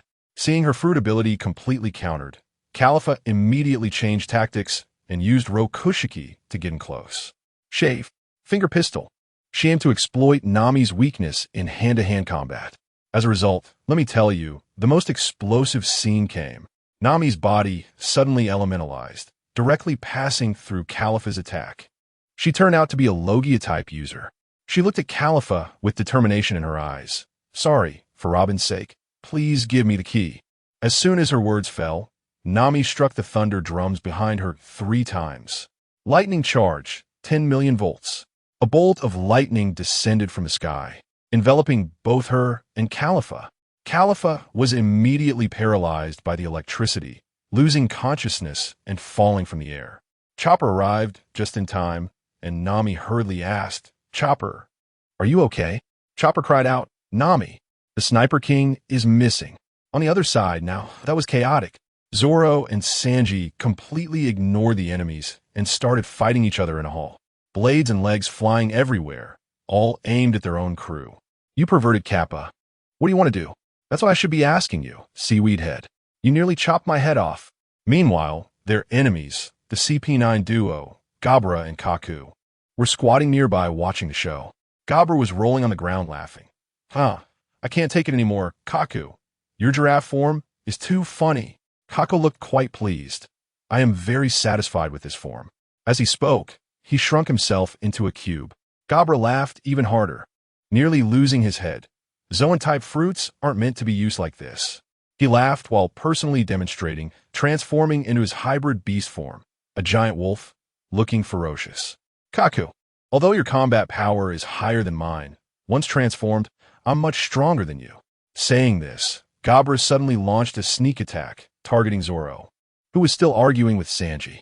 Just as he was about to succeed, Sanji dropped down from the sky, intercepting Gabra's attack. TSK. Perverted Kappa. Mind your own business. Zoro was not appreciative. Sanji took a puff of smoke. Seaweed head, stop messing around. Robin-chan is still waiting for me. After saying that, he directly chased after Gabra, leaving Kaku, who also used a sword, to Zoro. Kaku found the most comfortable position and said to Zoro, "Just right. I also want to have a one-on-one duel with you. Let you see the power of the four-sword style." In the corridor, Sanji and Gabra faced off. Gabra had a disdainful look. "My opponent is actually you, a small fry without a bounty." Before he finished speaking, Sanji had already teleported in front of him, kicking him in the jaw and sending Gabra flying. "I'm 100 times stronger than that seaweed head." What followed was Sanji's personal showcase. Gabra used shave, but Sanji's observation haki always allowed him to predict the attack in advance, countering with a kick. Gabra was beaten like a punching bag, crashing through wall after wall. Of course, Gabra fought back, landing an Iron Wolf fist that sent Sanji into a pile of bricks. But just after he finished taunting, Sanji charged out with his eyes full of fury, his speed and power even more ferocious than before. Special grade meat grinder. A flurry of kicks sent Gabra flying again. Now Gabra was truly anxious and unleashed his big move. Life return iron block fist. His size shrank, but his speed and power surged. The blade aura from his gale kick rushed at Sanji like a pack of wolves. After dodging, Sanji was hit hard by an iron block heavy step wolf, sending him flying across the courtyard and crashing into the opposite corridor. Gabra seized the opportunity, countless gale kicks overwhelming Sanji. At that moment, flames suddenly erupted from the pile of bricks. Sanji spun at high speed, his right foot igniting with intense flames. Demon wind kick. He pushed off with his left leg, launching himself like a rocket, his flaming right foot tearing through the air. Etiquette-breaking kick. How hot? How heavy? That was the only thought Gabra had as he was kicked away. He crashed through layer after layer of walls like a bowling ball. Sanji chased into a dark room, but Gabra tried to use the environment to launch a sneak attack. However, Sanji's observation haki evolved again at that moment, allowing him to fully capture the trajectory of all the attacks. With his left foot set for an attack, his burning right foot was already poised to strike. The finishing touch shoot. This kick accurately struck the wolf's head, sending Gabra flying out of the room and crashing heavily against the wall, completely losing his combat ability. Sanji walked over leisurely, took the key, and smugly remarked, "This guy really is tough. But I still finished off my opponent before that seaweed head." Just as he was feeling pleased, suddenly the courtyard wall exploded with a bang. Countless slashes came rushing at Sanji, who hurriedly jumped to the next level to dodge. As soon as he landed, he ran into Nami and Chopper. "Sanji, did you get the key? Why are you covered in so much blood?" Seeing Nami, Sanji immediately switched to a lovesick mode, kneeling on one knee to take credit, only to be coldly brushed off by Nami. Chopper pinched his chest, causing Sanji to cry out in pain. "Sanji, don't move. You've broken several bones." Everyone looked worriedly at the upper level, where sword energy was still wildly leaking out, resembling a demolition site. Such a level of battle could only rely on Zoro alone now. At this moment in the courtyard, the ceiling had collapsed halfway, sunlight shining down on Zoro. He was covered in blood, but his gaze was as sharp as a beast. Opposite him, Kaku, with two swords in hand, also admitted, "Roronoa Zoro, you truly are a monster." Kaku still stubbornly retorted, "Unlike Gabra, you could win against him, but against me, defeat is certain." Just as the words left his mouth, Zoro moved. Two-sword style Roronoa Gate. A lightning-fast draw cut, but when it struck Kaku, it felt like hitting steel. It couldn't cut through at all. With the animal-type fruit and his masterful iron block, Kaku's defense was simply outrageous. Moreover, Kaku's swords were long, constantly keeping Zoro on the defensive. Zoro finally managed to use Ghost Slash to get in close and followed up with a tornado, but only left some minor cuts on Kaku. Zoro unleashed his fury, performing the three-sword style, 108 painful winds. Three massive sword waves sent Kaku flying out of the Judiciary Tower. Kaku used Moonwalk to fly back, touching his wounds, shocked. "Haki? So you can use Haki too." "Naturally, I can as well." Kaku charged back, sweeping his long sword. Zoro did not retreat, but advanced, diving into his embrace to evade the attack. Then from below delivered a two-sword style, Rising Tower. Kaku narrowly dodged, but Zoro's combo came again. In a moment of desperation, Kaku suddenly extended his retracted neck. Nose gun. His flat nose, like a pile driver, struck Zoro, sending him flying against the wall. Countless storm-foot sword waves followed. Zoro could only endure the rain of sword energy, blocking Kaku's lethal slashes, and was knocked into the corridor. At that moment, Zoro stood up, exhaled a mouthful of foul air, and delivered a message from the shipwrights. That shipwright said, "You were fired?" After saying that, Zoro gripped his 3 swords tightly, his arm muscles bulging. First gear. Second gear. He jumped high, executing the 2-sword style. Second gear slash. With unmatched power, he slashed down. Kaku also used his strongest Stormfoot Dragon Cut to take it head-on. The moment the blade and hoof collided, the shockwave blew everything around them away. Kaku couldn't believe that his Zoan power had actually lost. Zoro suddenly exerted force, smashing Kaku into the ground. Zoro pressed the advantage, unleashing a series of 2-sword style combos that left Kaku with no chance to fight back, ultimately breaking Kaku's long sword. Kaku looked at the panting Zoro and decided to use his strongest move, the massive slash that could split the entire Judiciary Tower. Zoro's gaze sharpened. He knew he couldn't take it head-on, but he didn't want to dodge. He closed his eyes, pouring all his focus into the sword in his hand, awakening that ominous, ghostly aura. Beneath the 9 hells lies the dark ghost, 3 blades upward, severing the divine. 9-sword style, Azura, God-slaying slash. Let me tell you, at that moment, the aura emanating from Zoro truly transformed him into the 3-headed, 6-armed Ashura deity. It was as if he had unlocked the skin, no? He had directly awakened. The intertwining feeling of dominance and ghostly energy changed Kaku's expression. He knew he had lost his ultimate move, but with the arrow already knocked, he had no choice but to release it. Kaku's Shuduan slash was launched in an instant, and Zoro also lunged forward. The 2 destructive forces collided, but Zoro's god-slaying slash was clearly superior, directly tearing apart Kaku's attack, the blade slicing through his proud defense from his waist to his shoulder. Blood stained the entire courtyard. Zoro removed his headband and calmly said, "Sorry, I won." Just as they were in fierce battle, under the bridge of hesitation, Lucci had already broken through the wall, and seawater was surging in wildly, trying to cut off everyone's escape route. Frankie and Granny Kokoro were in the tunnel, about to be submerged, and could only rely on the mermaid Granny to save them. Nami, Chopper, Sanji, and Zoro also arrived at the tunnel entrance, only to find they couldn't get through. Zoro suggested, "The Sniper King is up there. Let's go up first and find Casa to take us across." At that moment on the tower's peak, Usopp was fully focused, executing a deadly long-range shot, hitting Spandam, who was dragging Robin. Robin took the opportunity to escape, while Spandam, in a fit of rage, ordered the Navy to fire. Just as the bullets were about to hit Robin, Frankie fell from the sky.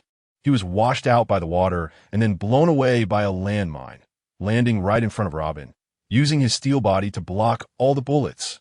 Immediately after, Frankie's transponder snail rang beneath his feet. It was Usopp. "Frankie, there's a bag under Robin's feet. It contains the last key. Hurry and free Robin." Spandam was utterly desperate. The duck he thought he had was truly flying away.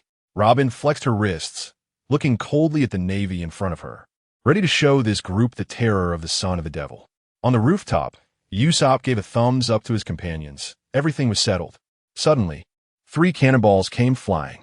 Zoro and Sanji instantly intercepted 2 of them, but one was aimed at Nami and the others. At this critical moment, Casa appeared, holding a white sparrow. He flicked his wrist and effortlessly deflected the cannonball. "Casa!" Everyone was overjoyed to see him. Chopper jumped up and hugged him. "Casa, I thought you really left us." Nami also ran over. "Great. Casa is still on our side. Now we can fly over." But let me tell you, just as the plan was set, trouble came. Sanji, upon hearing they were flying, had his eyes light up, leaping beside Nami and shouting, "I want to fly with Miss Nami." That expression was something else. Dreams are beautiful, but reality can be harsh. Nami's thundercloud, she couldn't even handle it herself, let alone carry someone else. In the end, only Chopper, being small and light, could barely fit on. As for Casa, He could use moonwalk and fly by himself. So, in the end, it was just Sanji, Zoro, and Usopp, these three clowns, piled together like a human tower on a small flying sword. I couldn't hold back at that moment. Those three were there analyzing whose, but was facing whom, almost playing out all the combinations, primarily focusing on companionship. Nami couldn't watch it any longer and kicked each of them up with a foot. Casa, being mischievous, quickly pulled out a camera and took a snapshot for Black History.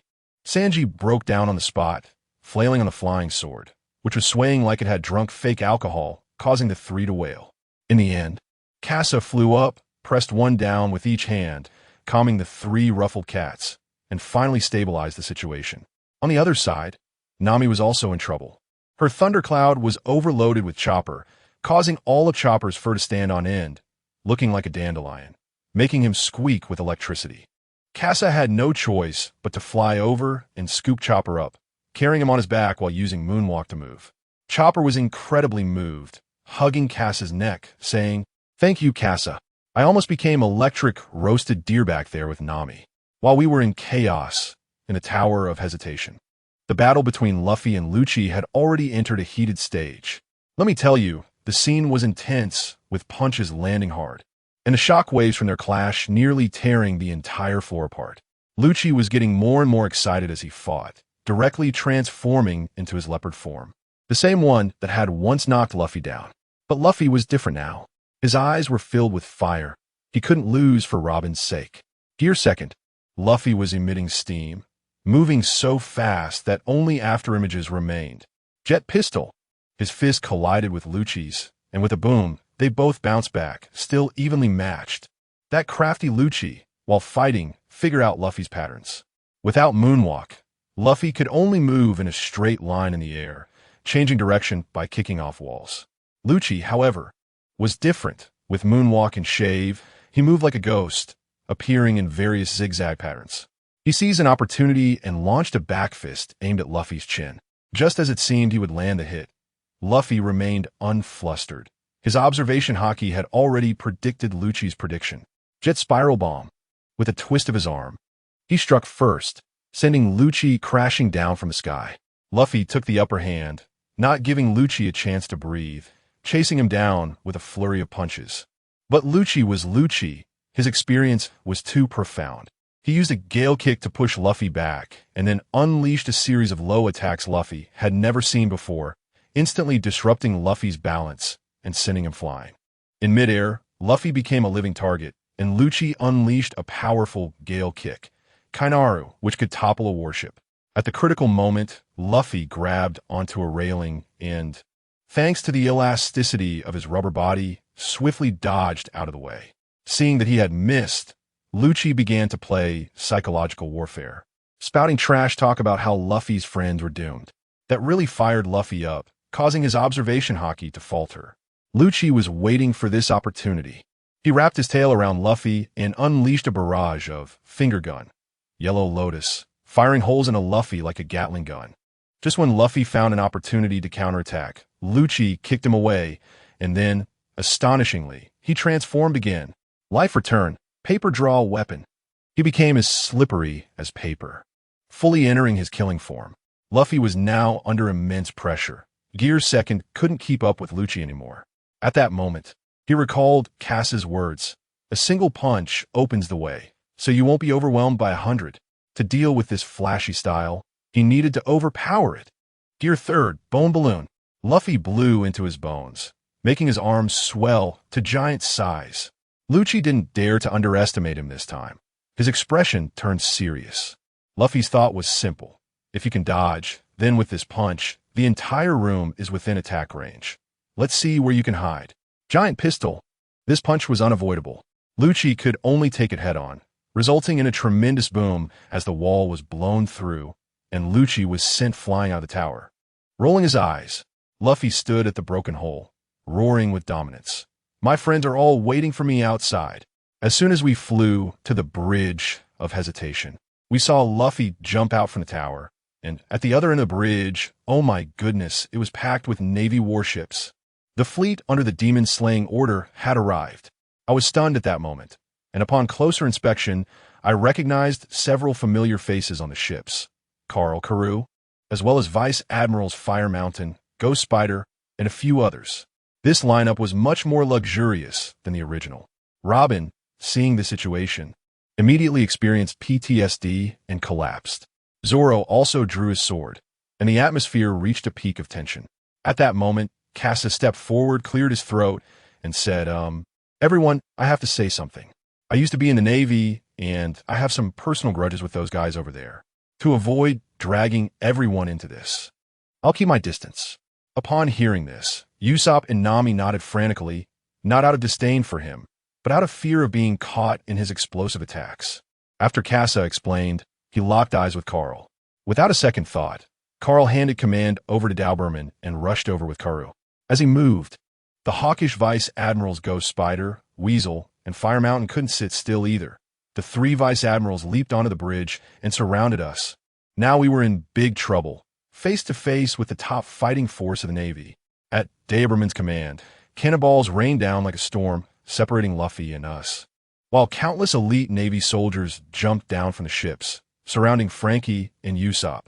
Zoro faced Vice Admiral Weasel, and the pressure was immense. Nami and Robin were blocked by Fire Mountain. The worst off was Chopper, who faced the disdainful Ghost Spider. The battle on the bridge was about to erupt. In the sky, Casa was already entangled with Carl and Karoo. The 3 of them simultaneously entered a state called Empty Mirror, using Moonwalk to dart around in the air, creating a dazzling display. Below, Luffy was engaged in a fierce battle with Lucci on the warship, activating Gear 3rd, and with one move of Giant Snake Whip, he smashed a warship to pieces. But the time for Gear 3rd was limited. Feeling close to his limit, Luffy seized the last opportunity and threw what seemed like a regular punch at Lucci. Lucci thought it was a feint and dodged to the side, but Luffy's punch didn't hit him. Instead, it struck the warship behind him. The rubber fist rebounded and caught Lucci. "Got you." Luffy grinned, and with his other giant hand grabbing the bridge, he yanked himself and Lucci back, followed by a barrage of giant gun. With a booming sound, the roof collapsed, and Lucci was directly hammered into the middle layer of the tower. After Luffy finished this set of moves, the time for Gear 3rd was up, and he instantly deflated, falling from the sky like a small figure. Casa had been watching from above and immediately shouted for a sword. A flying sword zipped over and caught Luffy. However, because Casa was distracted, Carl and Karoo seized the opportunity. To buy time, he had to use the recoil from his dual guns to push himself backward, constantly pulling away. At that critical moment, Casa suddenly pulled off a flashy move and became invisible. Carl and Karoo instantly lost their target. But just when Casa went invisible, Lucci surprisingly stood up, swaying. I was shocked he didn't die. This guy's like a cockroach. Casa was also momentarily stunned. Just that brief, emotional fluctuation caused his empty mirror to break, exposing his position, and he was swept out by the concentrated sword energy from the 2. Now Casa was in a desperate situation, surrounded and beaten by the 2.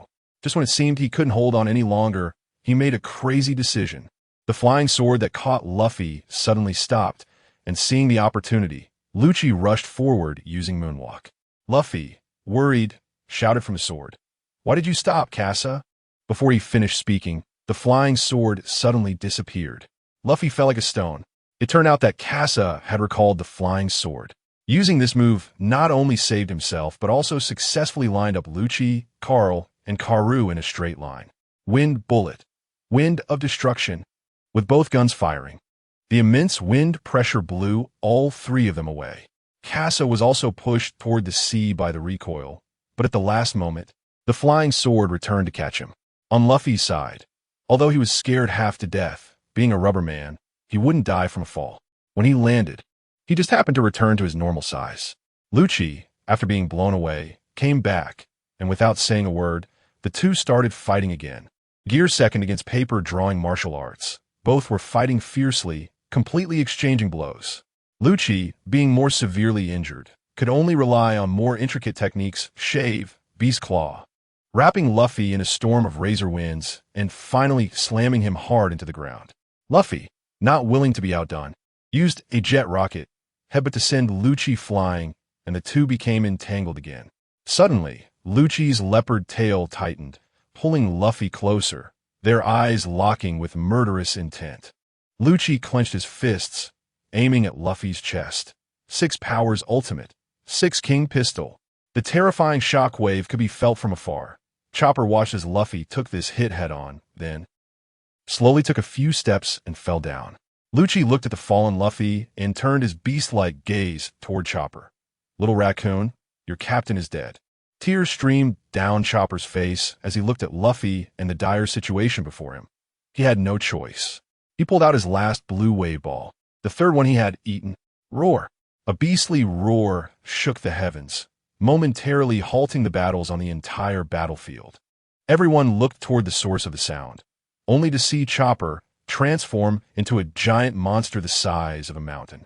Before Ghost Spider could react, Monster Chopper slapped him. He hurriedly used Iron Block, but in the face of that absolute power, it was no different from being made of paper. The Iron Block shattered instantly, and Ghost Spider was swept off the bridge of hesitation like a rag doll. Monster Chopper completely lost control, and his next target was the Navy on Usopp's side.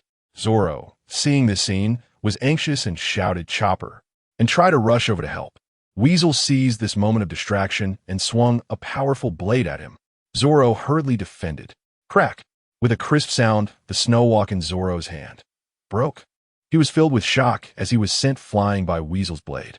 The Navy Vice Admiral Weasel stood there, acting tough, and lectured Zoro, "Your hockey is not trained enough.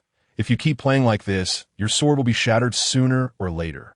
I have to say, this was something Zoro used to say to others, and today it was unexpectedly thrown back at him.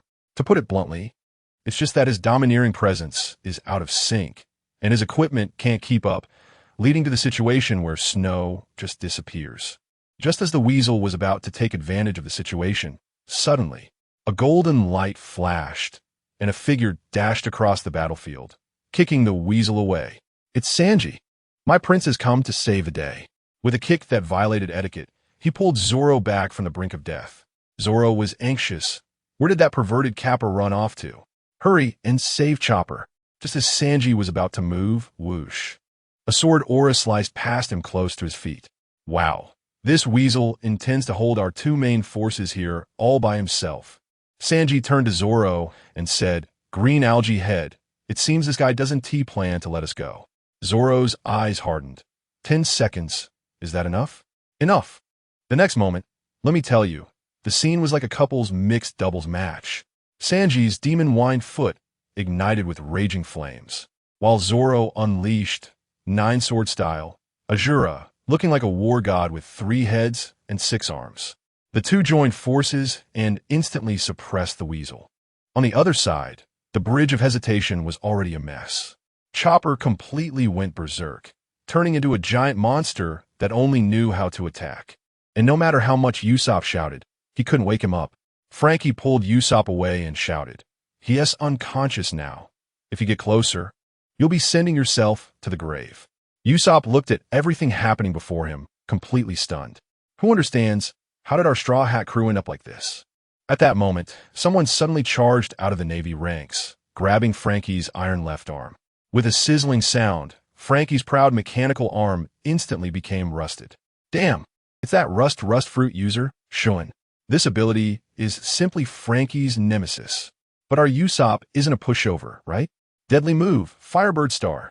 A burning giant bird roared out, instantly taking down the one called Shun. Immediately after, the rampaging Chopper swung a paw over. Although it didn't hit us, it cleared out the Navy soldiers behind them. Chopper was panting heavily. He was desperately trying to regain control of his body, but failed again. Usopp watched all of this, gritting his teeth and making a difficult decision. He said to Frankie, "Frankie, help me. Knock Chopper into the sea." Frankie, holding his rusted arm, looked at the enormous Chopper before him and nodded heavily. "Oh, leave it to me." And Usopp fixed his gaze firmly on the culprit who caused Chopper to lose control, the Rear Admiral Ghost Spider. He was going to take him down. The veteran Rear Admiral Ghost Spider was sent flying by Chopper's attack, losing all face, and was furious. Suddenly, his hair seemed to come alive, transforming into countless arms. Activating Life Return, he wanted to reclaim his dignity. Just as he aimed at Chopper, he found that long-nosed guy actually dared to rush in front of him. Usopp put on his gloves, and in his palm was the repulsion cannon modified by Kasa from the Sky Island. This thing could absorb 15 times the attack of a shockwave shell, and then return it double. The cost was that his bones might shatter along with it. But with his comrades behind him, Usopp couldn't back down. Ghost Spider sneered. It seems you want to die alongside your partner. Watch me string you all together like candied haws. His hair gathered into a sharp point, aimed directly at Usopp and the Chopper behind him. Meanwhile, Chopper had turned his attention to the rusted Frankie, raising his gigantic paw high. Frankie shouted, "Hey, hey, hey, I'm Super Frankie. How could I care about this little damage?" His rusted arm suddenly expanded, rust falling off, aimed at Chopper. Wind cannon. On the other side, Ghost Spider's attack also arrived. Usopp forcefully received this full-powered blow with his palm. Immediately after, he pressed that palm, which had absorbed terrifying power, firmly against Ghost Spider's chest. I want to become a brave warrior of the sea. How could I back down when my comrades are injured? Navy. Repulsion cannon. An unstoppable shockwave surged upward, hitting Ghost Spider hard. This power was even more ferocious than the one Chopper dealt earlier. Ghost Spider's eyes rolled back, and he fainted on the spot, becoming the first Rear Admiral to be taken down in this battle. Good heavens, Usopp is becoming a legend today. But just as Usopp was shining, something happened on Luffy's side. Lucci's Six-King gun knocked Luffy down again. Usopp, forgetting about his almost broken arm, screamed heartbreakingly, "Luffy!" On the other end of the battlefield, Kasa was also a mess. He kicked one away and used wind cannon to blast another, but he was also injured. He glanced at the downed Luffy and Usopp, knowing the situation was dire. The opposing Carl, who had just expressed his shame, suddenly unleashed Phoenix form, divine speed, moving at an outrageous speed. Kasa holstered his dual pistols and drew a purple-quality revolver, Tech Maniac's hand cannon. He loaded it with a black and white yin-yang bullet, which could ignore defenses. Carl sensed a deadly danger and instantly retreated over 100 meters. But the next second, the bullet still accurately hit his chest, piercing through his lungs. But before Kasa could go support Usopp, Carl appeared in front of him as if nothing had happened, and the wound on his chest was covered in flames, instantly healing. Phoenix form, undying. What the hell is this revival armor? Immediately after, Carl unleashed the defense-ignoring White Tiger form, Golden Roar, forcing Kasa to keep retreating. Just as another Rear Admiral named Doberman was closing in on Usopp, Sanji panicked. "Green Algae Head, you hurry and save him. I'll hold him off." But the weasel was tightly entangled with Zoro, giving him no chance. Sanji and Zoro had teamed up for quite a while, but were barely holding on. Nami and Robin were also entangled by another Rear Admiral called Fire Mountain, completely unable to assist. Usopp could only face Doberman alone, but he didn't flinch at all. Enduring the excruciating pain of his arm breaking, he raised his hand, aiming at Doberman, bluffing. "Oh, Rear Admiral of the Navy, huh? Do you want to try how many Rear Admirals can die under my repulsion cannon today?" This move really intimidated Doberman, and, for a moment, the two actually stood off. Just at this critical moment, Luffy, who was in the ruins, stood up. He closed his eyes and released Gear Second. In his mind, he recalled the Tai Chi principles Kasa taught him, focusing on listening to advice. He could feel Lucci stepping closer, then getting into position. Lucci unleashed his strongest move, Maximum Round, Six-King gun. Luffy didn't dodge or evade, using observation haki to sense the transmission of the impact. That force hit him in the stomach, compressing his body like rubber. Then, he controlled his muscles, forcefully changing the direction of that power. Rubber, counter cannon. Luffy's fist, like a spring compressed to the limit, carrying Lucci's own power along with Luffy's, slammed out fiercely. This punch was even more powerful than Gear Third. Lucci's iron block was instantly shattered, and he was sent flying like a cannonball, crashing through the wall and landing directly on a distant Navy ship. The battle was over. Everyone witnessed this scene. Zoro, Sanji, and the others all smiled.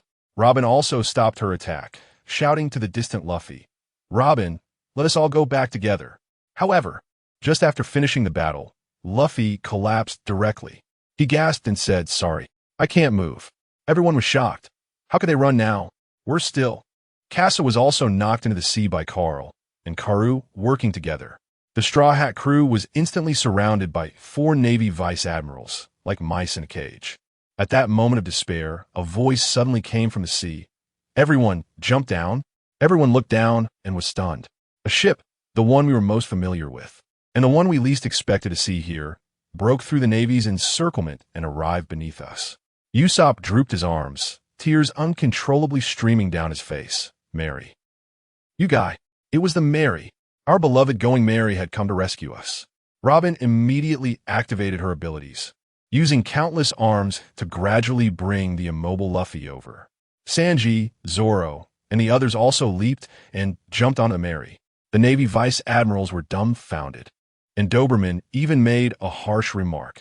How could they possibly escape under the encirclement of 7 warships? In the next second, the cannonballs from the Navy ships were flying everywhere like they were drunk, with one even hitting their own men. Sanji proudly pointed to his head. Of course, dealing with these guys can't rely solely on willpower. You need to use this. It turned out he had secretly gone to close the gates of justice and use the current to throw the Navy's formation into chaos. Nami seized the opportunity and shouted, Everyone, get ready. We're escaping. Frankie seamlessly took the helm as a temporary helmsman. Zoro and Sanji helped with the sails. Casa stood at the stern with a sniper rifle, shooting down the incoming cannonballs mid-air. The ghost spider that Usopp had knocked out also woke up and, unwilling to give up, chased after them using moonwalk. Casa aimed at him with his gun and fired a heavy bullet. The ghost spider quickly dodged in fright. Casa, with his sniper rifle, managed to intimidate a Navy vice admiral from approaching. Nami found the pattern of the current and shouted, Frankie, 30 degrees to the right. If we catch the current, we can escape. The Mary instantly accelerated, leaving the Navy's cannonballs far behind. Casa threw out a smoke star, and a huge cloud of smoke enveloped the entire sea area. Frankie, prepare that. Woo! Let Super Me use it one last time. Wind cannon. The Mary, our ship, actually soared into the sky from the sea. It directly escaped the encirclement from the air. After bursting out of the smoke, I saw Casa at the stern, coldly taking a shot at Spandam, who was still cursing below. That idiot's head exploded like a watermelon. On the Navy's side, Doberman called Akiji to report, and Akiji simply said, No need to chase, this time the world government clearly lost. Meanwhile, under the sunlight, we were finally safe. Chopper had recovered and was bandaging Usopp. Chopper suddenly asked with a clueless expression, Huh, where's Usopp? He was just here. The Sniper King, wearing a mask, replied. Usopp? He took a small boat back first. Chopper realized, Oh, is that so? Is he still angry about what happened earlier? All of us looked at him helplessly, thinking, You silly deer. At least take a look at who you're bandaging. But just then, the bow of the ship suddenly shook violently, causing everyone to sway back and forth. Luffy clung tightly to the sheep's head of the Mary. The keel has broken. Just as Frankie and the shipwrights said, the Going Mary has truly reached its limit.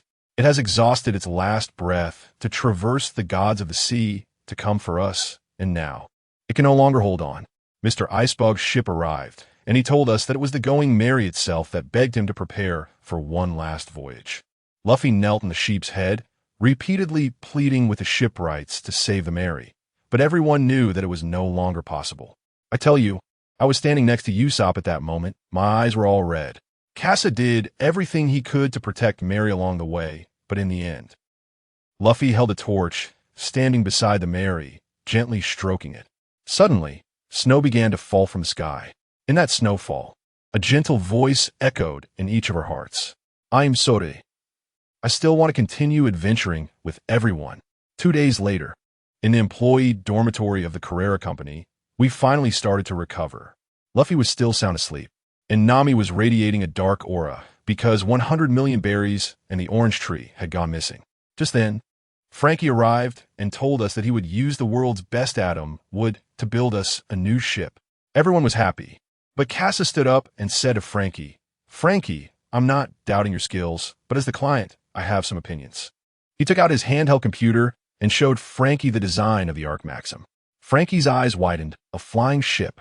Casa smiled and said, Our captain said we need to fly down from 10,000 meters again. Can you do it, shipwright? Frankie was completely fired up. All right, let Super Me accept your challenge. But the materials might not be enough. As soon as he finished speaking, Casa's phone bug rang, and he calmly answered, I've almost bought 500 million berries worth of atom wood. Do you think it's enough? Frankie was so excited he could go crazy. But the next moment, a terrifying aura enveloped the entire room. Nami had appeared behind Casa, without us noticing, asking word by word, Casa, did you just say? You bought what for 500 million? The wall of the dormitory was instantly blasted with a huge hole. Fortunately, it wasn't too long before our luggage and money were returned, and Nami's anger subsided. Casa hurriedly pulled Frankie to the next room to discuss the new ship's design. Just then, a warship arrived at the port, and a tall figure wearing a dog-head mask walked down. Marine hero, Garp. He made his way directly to our dormitory door without any hindrance. Suddenly, a loud noise came from the next room, and Luffy was punched awake from his bed. Luffy saw the visitor and was so scared his soul almost flew away. Jar. Grandfather. Garp was picking his nose, looking relaxed. Yo, Luffy. Long time no see. I hid in the room, listening to their conversation, not daring to make a sound. Then we heard the shocking big secret. Luffy's grandpa is a Marine Vice Admiral, and his dad is the leader of the Revolutionary Army Dragon. Family with this background. It's basically a prequel to the storm right here. There was commotion in the yard, and Zoro had arrived. Luffy quickly rushed out to stop him. Just then, Garp threw another punch, directly smashing through the wall between us and the next room. Frankie was startled, while Casa had already jumped to the side. Garp looked at Casa and grinned. Casa also smiled and greeted, Hey, long time no see, old man. Casa, you little rascal. The employee dormitory shook violently once again. Let me tell you, this commotion was caused by that old man Garp. He just took Casa away. Chopper was in a panic, spinning around and shouting, Nami, what should we do? Casa has been captured by the Navy. And guess what? Nami was completely calm, just having stuffed a listening snail into Luffy's pocket without even looking up, fully aware of the situation. Hey, what's the big deal about capturing a crew member? The captain's grandpa is right there. What is there to be afraid of? Frankie was even more nonchalant.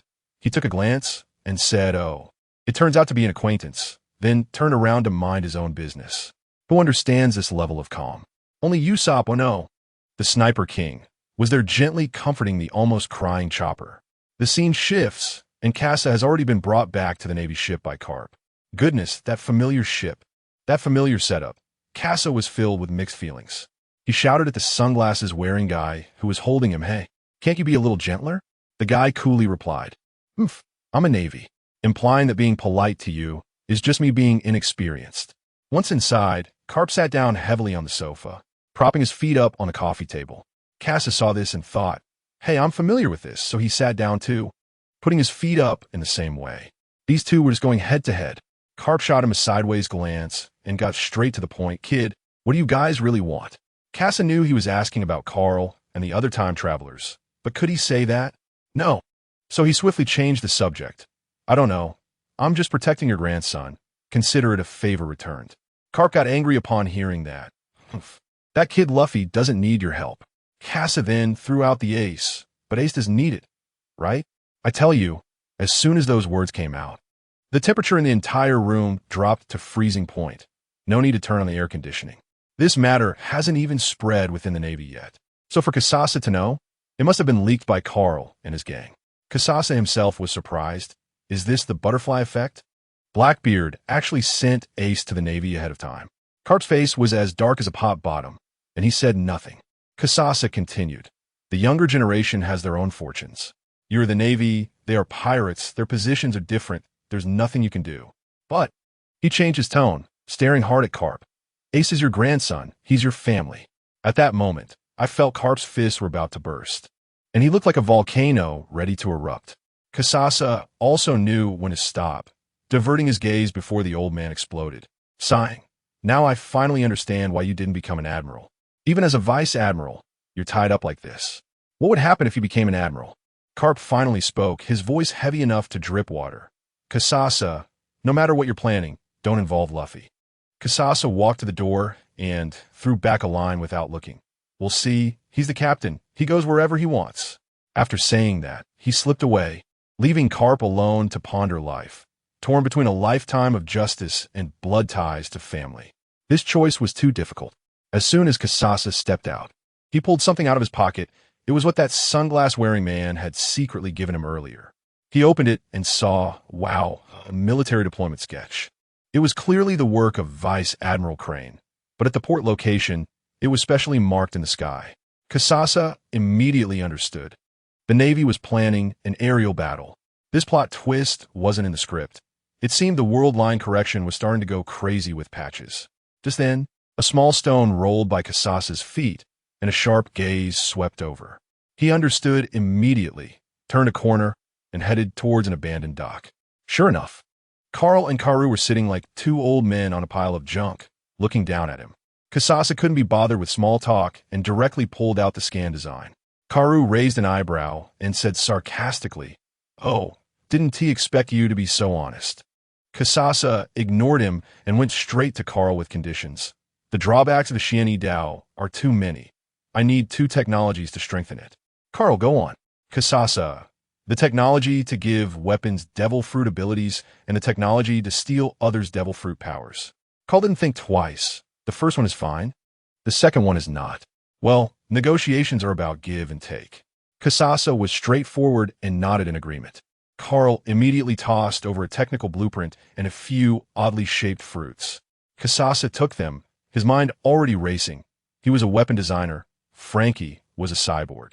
And when these two combined, I tell you, that is a perfect blend of technology and toughness.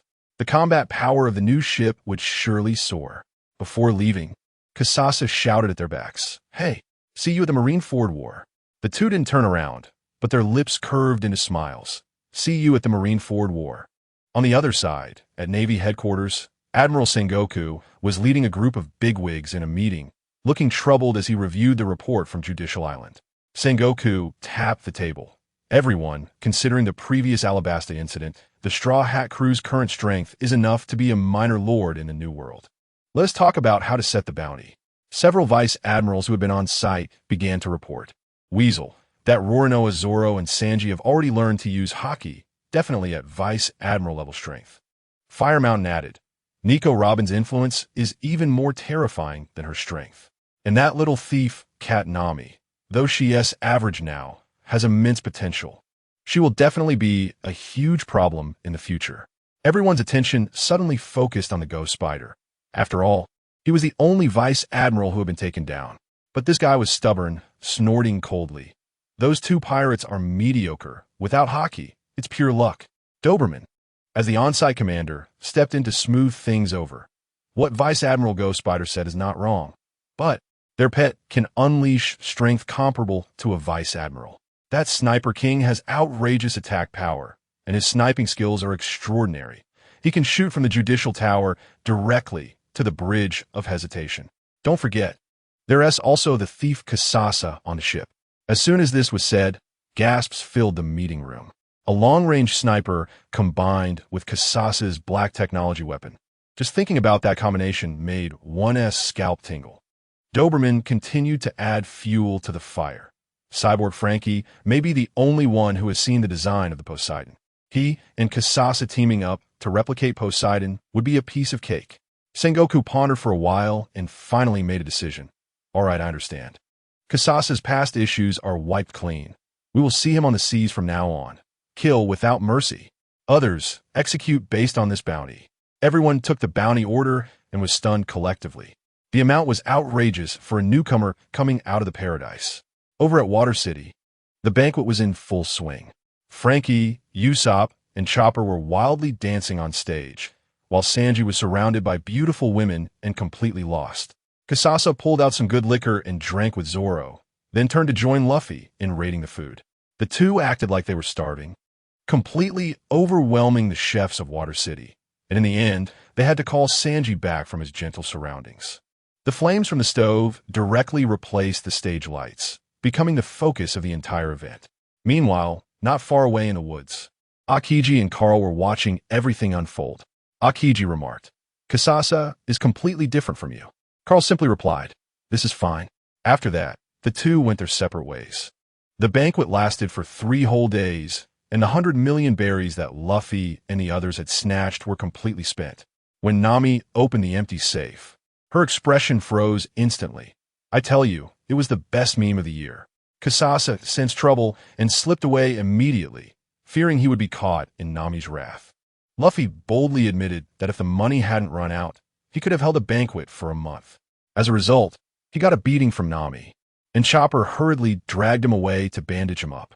During these days, everyone was waiting for Usopp. That guy had previously dueled Luffy and left the crew.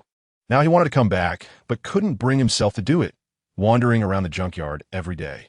Kasasa couldn't stand it anymore and directly pointed him out. Stop dawdling. A real man should apologize when he is wrong. It's no use looking for me. Go talk to Zoro. Usopp's situation had made the atmosphere in the entire crew heavy. Zoro even made a tough statement and set a rule that the captain's authority could not be challenged. Kasasa began to worry if the world's correction would really kick Usopp off the ship. Amid this unease, the new ship was finally completed. Frankie's little brother Zombai rushed over, kneeling on the ground. Straw Hat Bro, the bounty has come. The Navy is coming soon. We need to run. This caused an uproar, and everyone gathered around. Luffy, 400 million. Zoro, 190 million. Sanji, 160 million. Nami, 40 million. Robin, 80 million. Sniper King, 60 million. Kasasa's bounty of 500 million remained unchanged, balancing out his past deeds. But the most ridiculous were Sanji and Chopper. Sanji's bounty was finally not that soul-drawing picture anymore. It was a photo. Zoro immediately began to mock. You, 4th place, better listen to 3rd place. Sanji jumped up in anger. Next time, I will definitely surpass you. And Chopper, folks, he had 2 bounty notices. One was for the pet Tony Chopper, with a bounty of 50 berries. Another one is the beastly deer monster, with a bounty of 50 million berries. Luffy was still in awe, saying, wow, Chopper, you're amazing, you have too. Chopper had already collapsed, crying in Robin's arms. It's over. My monster form was seen by Dr. Doolittle. And 50 berries. Zambai quickly interrupted them. Brothers, we also have our big brothers. Iron Man Frankie, 44 million. Zambai cried and begged Luffy to take their big brother out to sea. Luffy waved his hand. Of course, I've already decided to make him our shipwright. Just then, cannon fire sounded from afar. Casa immediately fired to detonate the incoming cannonballs. Zoro shouted, Luffy, your grandpa is back. Luffy looked confused. What? Didn't Kiji say he wouldn't catch us here? Nami shouted, Frankie, prepare to set sail. Chopper panicked. Usopp isn't here yet. Luffy showed a moment of struggle on his face, but still ordered to set sail. He had to be responsible for all the crew. The ship slowly left the port, and Carp's warship had already caught up. The old man was shouting into a loudspeaker. Luffy, Luffy, I'm your Kiji. Luffy shouted back. Didn't you say you wouldn't catch us? Carp, sorry, Luffy, but I still have to catch you. Immediately, a barrage of cannonballs flew over. Fistbone meteor shower. Just at that critical moment, Usopp's voice came from the shore. He initially wanted to crack a joke, but seeing the ship getting farther away, he finally couldn't hold back and shouted with all his might, crying, I'm sorry. I was too stubborn. If possible, please let me back on the ship. Everyone heard this cry. Without saying a word, Luffy stretched out his arm, soaring across the great distance, directly appearing in front of Usopp. Damn it, you better grab my hand, Luffy cried, his face covered in snot and tears, yelling indistinctly.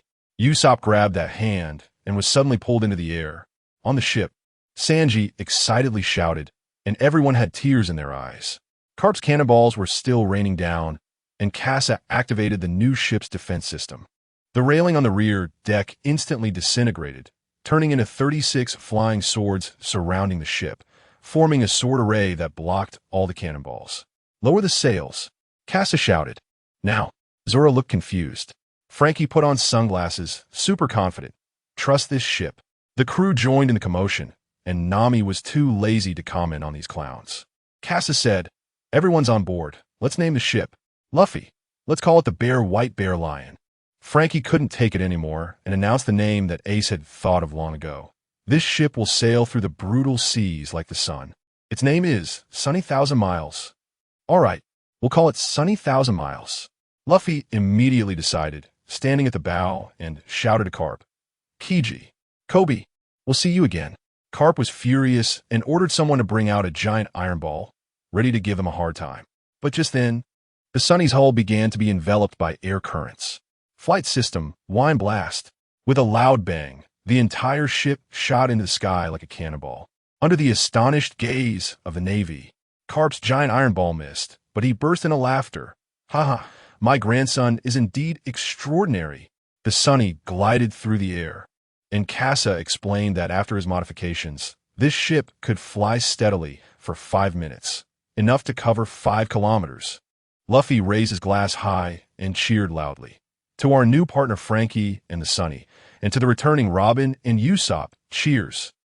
After an unknown amount of time, the ship entered a strange magical sea area. As we got on a small boat to a gloomy island, we saw Casa standing on a pile of broken bones, having shot the head off a 3-headed hellhound. Nami and the others felt a sense of security upon seeing Casa. But this island was too eerie.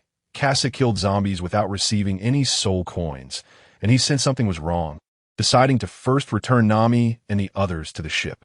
But when the 4 of us returned to the Sunny in the small boat, we found the ship completely empty. Where is everyone? Why has everyone disappeared? Nami and the others trembled in fear. Casa squatted down, looking at the ashes and fallen leaves on the ground, deducing that a decisive battle had taken place here. Meanwhile, on the other side of the island, Luffy and the others were tying up a guy named Absalom, searching for us. Suddenly, a bunch of little ghosts popped up in the forest. Luffy thought it was something fun and rushed in with a net, but he got passed through by a ghost and fell to the ground, starting to doubt life. If there's a next life, I want to be a shell. Good grief, isn't this the legendary one-click emo? Perona's army of negative ghosts instantly flooded the forest. Aside from Sanji and Robin, everyone else fell down. Sanji used his observation haki to dodge and protected Robin. But just then, Zoro suddenly disappeared. As the two were about to collapse, Casa swooped down, grabbed Sanji and Robin, and took off. He briefly explained Luffy and their situation and then devised a plan. He would fly low through the forest as bait, attracting the attention of those ghosts, while Sanji and Robin would deal with the general zombies. The Navy's intel is truly terrifying. They had all the information on the warlords down to a T. Robin, holding the salt bullets Casa gave her, couldn't help but sigh. On the other side, in the main hall of the castle, Zoro and Frankie had already collapsed, while Luffy had surprisingly recovered from his negative state and was shouting at a giant figure resembling a giant green onion. "Hey, giant green onion, you're the warlord, right? Let me go." The giant figure, Gecko Moria, looked at the energetic Luffy and revealed an extremely eerie smile. Such a lively person surely deserves that body. I'll tell you, it's a must. The one next to me, named Absalom, still doesn't understand and is asking Moria, "Boss, why we need the Straw Hat Kid? Doesn't he have a 500 million bounty god on his ship?" Guess what Moria said? He said, "You don't understand anything. That 500 million is strong because of his equipment, but we don't have matching AKs, so it's useless. But this Straw Hat Kid is different. He has a pure physical cheat. I can replicate his Shadow 100, and with Oz's bug-level body, his combat power will take off instantly, giving him a little shock as a Shichibukai." Good grief, his calculation is ringing like crazy. Even Doflamingo, who is staying on the island, became a sharpening stone in his plan. Meanwhile, Luffy is still in the cage yelling, "You big fat guy, let me out." While shouting and biting, he actually managed to bite open the cage, but after running a couple of steps, he was pinned down by a few zombies. How can ordinary zombies hold him down? Just as he was about to break free, Perona made her move. Let me tell you, her move was something else. Pessimistic Ghost. 3 little white ghosts zoomed right through Luffy's body. The next second, our hot-blooded captain collapsed on the ground, his eyes vacant, starting to question life. If there's a next life, I want to be a starfish. Moria watched with great satisfaction. Perona's skill was his trump card for controlling powerful beings, truly a treasure. He waved his hand and ceremoniously announced, "Everyone, the moment to witness a miracle has arrived. Let us welcome the greatest zombie in the world." It was at this moment that I was already engaged with another wave of zombies in the forest. I found that these guys had a particularly simplistic attack pattern, like robots programmed with a set routine, raising their hands to unleash a volley of black bullets. Bang, bang, bang. As the gunfire rang out, the white shadows were all wiped out. Just as I reloaded my magazine, I felt a chill behind me. A strong sense of danger still lingering. Suddenly, a distinctive laugh echoed. This must be our first meeting, the Phantom Thief Mont Casa. I was shocked at that moment. Who understands? Family. Doflamingo. How this guy end up here? This little butterfly effect has directly raised the difficulty of this quest. The terrifying three-masted ship to hell level. Moria, Doflamingo, and soon we'll have a tyrant bear joining in. Wow. It's like the 3 of the 7 warlords of the sea are having a tea party. I was mentally calculating how to escape, but I couldn't lose face. It's the first time we've met. However, 2 years ago, someone told me that his boss, the Night Demon, would take revenge for him. I don't know if you're here to tell this joke. As soon as those words came out, Doflamingo's forehead bulged with veins, igniting instantly. I immediately got ready, prepared to take off at any moment. This little broken island couldn't withstand our turmoil. As for Perona, her ghosts were unpredictable. I didn't dare to take them head on, so I could only pin all my hopes on Usopp. After all, a double negative equals a positive. Oh wait, let me backtrack and tell you how we ended up in this cursed place. Just not long ago, we had just finished at Judicial Island, and the whole sea exploded. The headlines in the newspapers were all, shock. The Straw Hat crew openly provokes the world government. The total bounty reaches a staggering $1.5 billion for this monster pirate crew. Their beloved pet is actually a reindeer that loves to eat cotton candy. The whole world was discussing us, but what about us? We didn't take it seriously at all, and we're just happily touring our new ship, the Thousand Sunny. I tell you, this ship is simply a dream ship.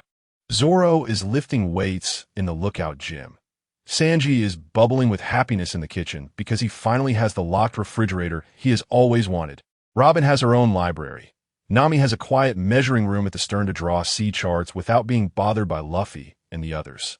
Chopper also has his own little clinic, swinging his legs in a chair while spinning around. Usopp is even more excited, exploring his exclusive underground workshop, finding everything new and interesting. As for me, I'm just wandering around the ship with Luffy. The highest place on the ship, besides the lookout, is the huge bath at the stern. There's also a garden on the rear deck with Nami's orange trees, Chopper's herbs, and it will also be Usopp's plant base in the future. Next to the kitchen, there's a storage room filled with several spatial belts I configured. But no one has told Luffy how to use them, fearing he might consume all the supplies in one day. Inside the cabin, the girls' room and boys' room are separated, and right across from the boys' room is a huge aquarium where we keep the seafood we catch. The bottom level is even more impressive with the soldier dock system, the workshops of the 3 great craftsmen, and the energy room all located there. The high-tech materials I brought made the Sunny 50 larger than the original design, and it's equipped with smart home features. When Sanji presses a button in the kitchen, a loudspeaker on the main mast announces mealtime for everyone, while the ship automatically enters alert mode, deploying numerous flying reconnaissance drones to patrol the surroundings, ensuring maximum safety. When everyone returns to the kitchen, Luffy is super excited. Frankie, this ship is amazing. Frankie strikes a classic pose with hands on his hips. Awoo, of course. I'm a super shipwright. Super, super, super. Luffy, Chopper, and Usopp immediately join in. Zoro is the last to arrive. He just came down from the lookout and is still a bit disoriented. Is this really okay? We don't need anyone to keep watch at night. I pointed to the display screen on the wall, where several screens were showing 360-degree surveillance of the ship's surroundings in real time. Zoro was left speechless and quietly sat down to eat. He leaned over to me and whispered, "Casa, that liquor you brought last time was good. Can you bring some more?" Ever since he tried the liquor and beer I brought, he has been hooked. I pointed to Sanji, implying that the alcohol is under his care. Zoro's face darkened, and he buried his head in his food, not saying anything. Suddenly, the ship jolted violently. Frankie and I immediately went to check the screen, but the surveillance showed no warnings at all. It was either a malfunction or something underwater. The screen only displayed snowflakes slowly drifting down. Frankie said, "I'll go out and take a look. We might have hit an iceberg." Usopp followed him out. I felt a jolt in my heart. This plot was a bit familiar. The flag hunter, Akino, a user of the heat fruit. I originally thought this was an original storyline that wouldn't trigger. That guy can raise his body temperature to 10,000 degrees, which is perfect because I still have a few plunder fruits on hand. I can use him for an experiment. With that in mind, I immediately activated the storm absorption mode and instantly cleared the dishes on the table. Luffy and Sanji were dumbfounded. The others were already on guard protecting their bowls, but they ended up leaving me exposed.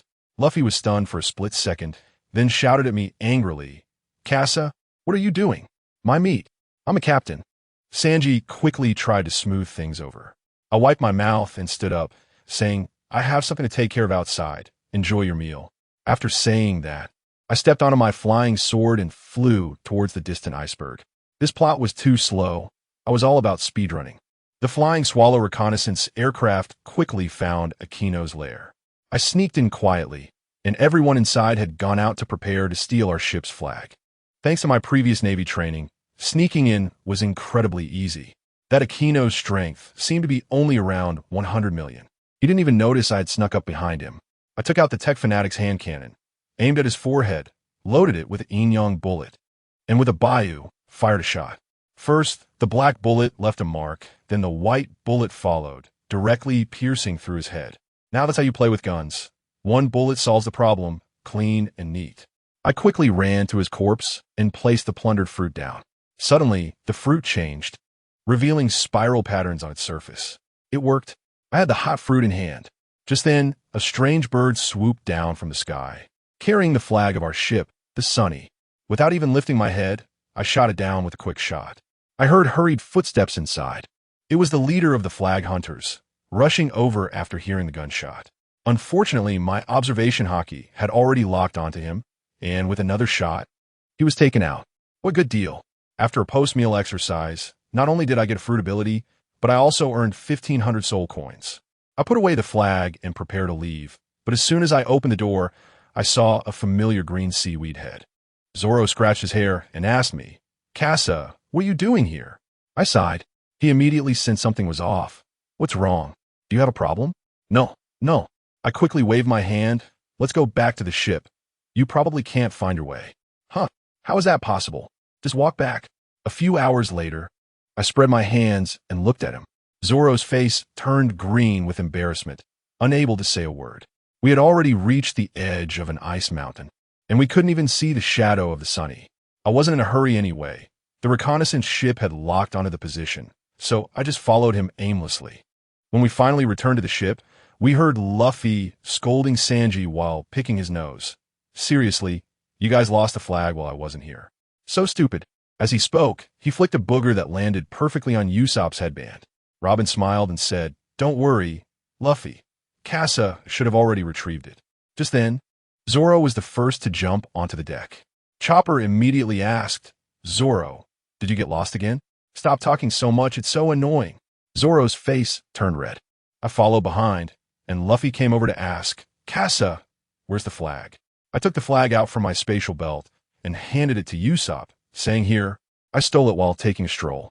I didn't care about what happened next, pulling Frankie and diving into the workshop on the lowest level, preparing to study how to infuse the newly acquired fruit abilities into our weapons.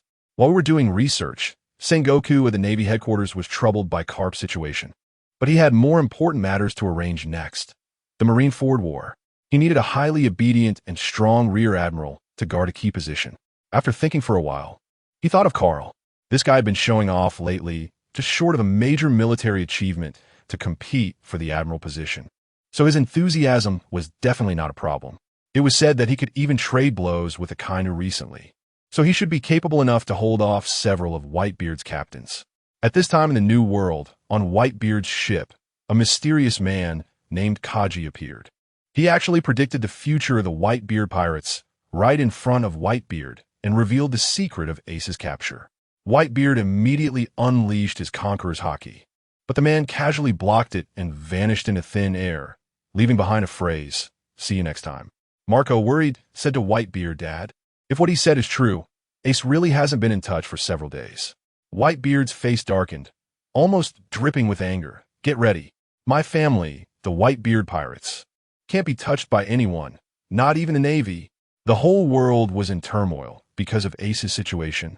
While we plunged into the most bizarre sea area of the paradise, the terrifying Triangle Zone, Doflamingo had already arrived and said to Moria, "The Straw Hat crew will be coming here next. We just found a barrel of wine at sea, and when we opened it, a firework shot up into the sky." Robin rested her chin on her hand and said, "Looks like we've been targeted."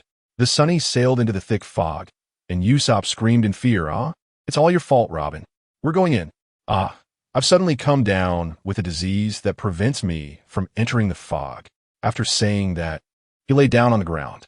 Nami shocked him with a jolt of electricity, and he was cured. The scared trio huddled together, shivering, while Luffy was overly excited. A ghost ship. Are we going to encounter a ghost ship? Just as Nami was about to say no, Robin added, "Many merchant ships have sunk in these waters. There should be a lot of treasure on the ghost ship." Nami's eyes instantly turned into the shape of berries, and she stood at the bow of the ship, waving her hand. "Everyone, to satisfy the captain's request, let's go find the ghost ship." At that moment, Usopp sat down in fright, pointing behind Nami. "Nami, you, behind you." A laugh echoed, "Yo-ho-ho-ho." Nami stiffly turned her head to see a skeleton with an explosive hairstyle grinning at her. "Ghost." Everyone on the ship, except for the calm trio, stepped back in fear. Only Luffy stared at the skeleton with shining eyes, overly excited. Meanwhile, in the main hall of the terrifying three-masted ship, Doflamingo and Moria were facing off. Moria looked displeased. "Doflamingo, what are you doing here?" "I'm waiting for someone. Hope it doesn't bother you." Doflamingo's tone carried a threat. Moria shot back angrily. "A dog of Kaido dares to act arrogantly in front of me? When I was fighting with Kaido in the New World, you didn't even know where to fish." Doflamingo was not angry. Instead, he became more arrogant. "Aren't you now hiding back in your paradise like a lost dog?" The atmosphere instantly dropped to freezing point. A zombie ran in and whispered a few words to Moria, whose expression changed. The shadow most suitable for Oz, which he had been waiting for years, had finally arrived. He immediately issued an eviction order to Doflamingo. "You can look for whoever you want, but if you dare to interfere with my business, Kaido can prepare to lose a capable subordinate." Doflamingo shrugged indifferently and jumped straight from the balcony into the forest. On our side, Luffy watched Brook run up the island and excitedly wanted to follow, insisting that Sanji prepare him a supersized pirate bento. Nami and Usopp each gave him a punch, but it was useless. In the end, they had to draw lots, and the timid trio didn't win a single draw, leaving only Zoro, Robin, and Frankie to accompany Luffy to the island. Frankie even activated Soldier Dock number 2, a mini Going Merry, for Nami and the others to play on the sea. I felt the killing intent on the island growing stronger. Something was off. I directly summoned my flying sword. "This island is a bit strange, so be careful." After saying that, I flew over by myself. I just left when I heard Nami scream in the fog. Then the Sunny crashed into something and came to a stop. Sanji suddenly sensed a wild beast presence on the ship and instantly appeared in front of Robin, kicking at the air, but the sensation made his face change drastically. Someone was on the ship, a guy who ruined my dreams. Flames ignited on Sanji, exuding killing intent. Absalom, who was invisible, was taken aback. He didn't expect to be discovered. Luffy, relying on his newly awakened observation haki, sensed it as well and threw a punch, directly pulling him out. Just then, a loud noise echoed from the castle as oars awakened from the freezer, and a roar shook the entire island. On the other side of the forest, I had already started fighting with Doflamingo, flames soaring into the sky. Nami and the others, frightened, quickly pulled Usopp to run in the opposite direction, only to collide with Sanji and Robin, who were retreating from the castle. Usopp unleashed a deadly move, Firebird Star, to push back the attacking general zombies. Nami asked, "What about Luffy and the others?" Robin replied, "They were captured. They'll probably be turned into zombies." With more and more zombies appearing, Nami decisively said, "Don't get entangled with them. Let's take a detour." She summoned thunderclouds and flew with Robin, while the others ran behind. Usopp sprinkled oil as he ran and launched another deadly move, Salt Star. Wow, his efficiency in purifying zombies was higher than Sanji and Robin combined. Chopper picked him up and kept praising, "Usopp, you're amazing." Usopp's nose was in the air, of course. I'm the great Usopp. As they rushed into the inner courtyard, they saw Brook falling from the sky, defeated by a shadow zombie, Ryuma. The four of them had no choice but to run into the inner fortress. Nami and Robin in the air saw the towering oars, who began to move with a reckless gait. They decided not to follow and instead investigate the situation. Robin used her powers to scout and quickly saw what was happening in the inner fortress. Sanji and the others charged in, just colliding with a group of zombies carrying a coffin, which contained Luffy and the others. Leading them was Perona. The moment Sanji saw the beautiful girl, he was instantly smitten, hearts in his eyes. Perona released 4 pessimistic ghosts, and while Sanji managed to dodge with his observation haki, Usopp, Chopper, and Brook weren't so lucky, collapsing and started to doubt their lives. Nami and Robin saw everything from a distance, and Nami immediately decided, we need to save Luffy first. Sanji and the others will be fine. Just then, another explosion occurred in the inner fortress, and Usopp surprisingly turned out to be completely immune to the pessimistic ghosts. With determination, he said to Sanji, you guys go help Brook? Leave this to me. On the other side, I shot down the 3-headed hellhound, landing on his shattered bones. I realized that killing these zombies yielded no soul coins, indicating that this island held no benefits for me. Sensing danger in the forest, I decided to first take Nami and the others back to the Sunny. But when we returned to the ship in our small boat, everyone on board had disappeared. I checked the scene and determined from the ashes and fallen leaves that an overwhelming battle had taken place here. Meanwhile, on the island, Luffy and the others, Zoro, Sanji, Robin, Frankie, and Luffy, were dragging Absalom, who was tied up like a dumpling, looking for someone. Suddenly, a group of little ghosts floated by, and Luffy excitedly tried to catch them with a net, only to fall to the ground with a splash. If there's a next life, I want to be a shell. Perona's ability is too difficult to deal with. Aside from Sanji, who could barely dodge with his haki, the others were all affected. In the chaos, Zoro also disappeared. Just when Sanji and Robin were about to give in, I dropped down from the sky and took both of them away. We were separated, and I told them that the opponent's ability was too overpowered and that we had to find a way. I knew the key was to locate Perona herself, but she was hiding in the ancient castle. So I discussed a strategy with Sanji, letting him and Robin down while I acted as bait, flying low through the forest to attract the attention of those ghosts. Sanji and Robin, now on the ground, watched as the general zombie slowly approached them. Sanji lit a cigarette. Is this the zombie that Casa mentioned? Robin took out the salt bullets I had prepared in advance. The Navy's intelligence is truly terrifying. They know everything about the warlords. Although the general zombies were a bit flustered upon seeing the salt bullets, they quickly regrouped, relying on their armor. But to be honest, these little minions were no longer important. Let me tell you, the real big scene has already begun in the main hall. When I arrived, Zoro and Frankie were already lying down, while that kid Luffy was full of energy, still howling there even without his shadow. Hey, you big scallion. Yeah, you the warlord, right? Hurry up and let me go. Goodness, Moria was so happy, laughing like a villain. He, so full of vitality. It's like that body was tailor-made for him. Next to him, that lion-faced Absalom looked a bit confused and said, Master, why do we need this kid's shadow? Isn't there a big shot in the Straw Hat crew worth 500 million? I'm telling you, Moria is really accurate when it comes to judging people. He directly said, that 500 million is strong, but it's all thanks to the equipment, and we don't have the matching set, so it's useless to us. On the contrary, this Straw Hat kid, I can replicate his ability 100%, and with Oz's body, his combat power, TSK, would be simply unparalleled. Luffy didn't care about that. He bit open the cage and rushed out, only to be held down by a few zombies. Ordinary zombies can't hold him down, and just as he was about to break free, Perona made her move.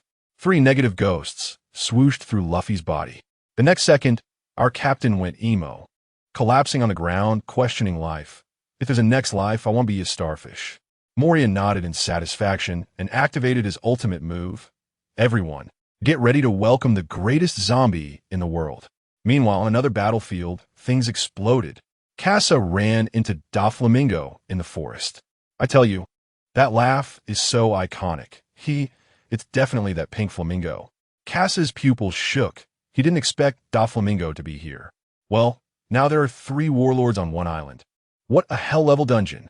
Casa is also a tough guy. He directly taunted, instantly provoking Doflamingo. He knew the island was too small, and fighting would easily cause collateral damage. So before leaving, he shouted, Usopp, I'm leaving Perona to you. Family who understands, putting all hope on Usopp. What kind of trust and despair is that? Guess what? Usopp really managed to intercept Perona.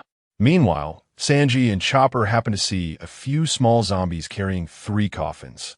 And Nami and Robin were also ready to intercept from the air. Suddenly, there was a bang, and the coffin exploded. Frankie, Zoro, and Luffy jumped out, alive and kicking, their eyes fierce enough to kill, scaring the few small zombies and fleeing in all directions.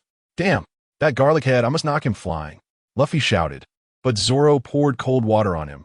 Hey Luffy, our shadows are gone. The 3 of them looked down and saw the ground was completely clean. Luffy didn't care. It doesn't matter. We're going to get Brooks back anyway. It's just a matter of convenience. After saying that, he rushed into the depths of the castle alone. Nami was so angry she was stomping her feet. This guy's going wild again. Just as her voice fell, Brooke came over. Yo-ho-ho-ho. Beautiful lady, can I see your panties? He ended up getting kicked away by Sanji. Just as everyone gathered, the entire ground suddenly began to shake violently. Zoro reacted the fastest, pulling Brooke aside, and the next second, the bridge beneath them collapsed with a bang. A massive shadow appeared before them. It's Oz. I was dumbfounded. Isn't this just a giant version of Luffy? This is too exaggerated. Robin remained the calmest. She knew Luffy had gone to take on Moria alone and immediately analyzed the tactic. Everyone. Our mission is to hold off this big guy and not let him disturb Luffy. Just as she finished speaking, Oz swung a palm at them. Nami reacted quickly, unleashing a lightning strike directly at him. Although Oz is Luffy's shadow, he's not a rubber body, and he was instantly jolted by the electric shock. Now, initially, Oz still retained some of Luffy's consciousness and had no hostility towards Nami and the others. But this electric shock triggered his hate mechanism, and like he was on steroids, he swept the entire bridge away with a punch. On the other side, in the forest, Casa and Doflamingo were already fighting fiercely. Doflamingo flicked his fingers to create strings, while Casa raised his hand with a gun. Bullets and strings collided wildly in the air. Doflamingo even created string clones to sneak attack. But Casa flew into the sky and unleashed a fireball baptism. Flames lit up the forest, and Casa discovered that Lola and her crew had already been silenced by Doflamingo. They were too noisy. Doflamingo said it so nonchalantly. Without saying a word, Casa pulled out his shotgun and fired 5 explosive shells, directly plowing through the battlefield, disregarding all string traps, focusing purely on physical clearing. Doflamingo flashed behind him, and a 5-colored string came at him. Casa braced with his cloak and countered with a close-range dragon bullet. With a loud bang, Doflamingo was directly blown away, crashing into a wall of the castle. Casa didn't linger on the battlefield, using the smoke to escape, pulling out a sniper rifle and locking onto Doflamingo's position. Sniper, ready to fire. Inside the castle, Luffy was also fighting Moria's shadow.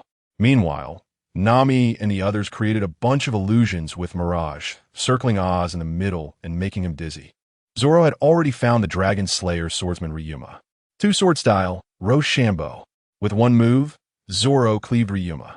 There's no helping it. Ryuma was just a corpse and couldn't use haki, while Zoro's current strength was no joke. He casually took Ryuma's sword, the great sword of the 21, Black Blade Tsushui. Just then, the tremors outside suddenly stopped. The Luffy consciousness within Oz completely dissipated. Now, he was just Moria's puppet. He took big steps toward the ice house where Moria was. Inside the ice house, Luffy was playing hide-and-seek with Moria's shadow magician, even parkouring on the walls. Newton's coffin board was almost unable to hold. He kicked Moria away, just about to say something cheeky when the iron plate beneath him started shaking violently. Oz was coming.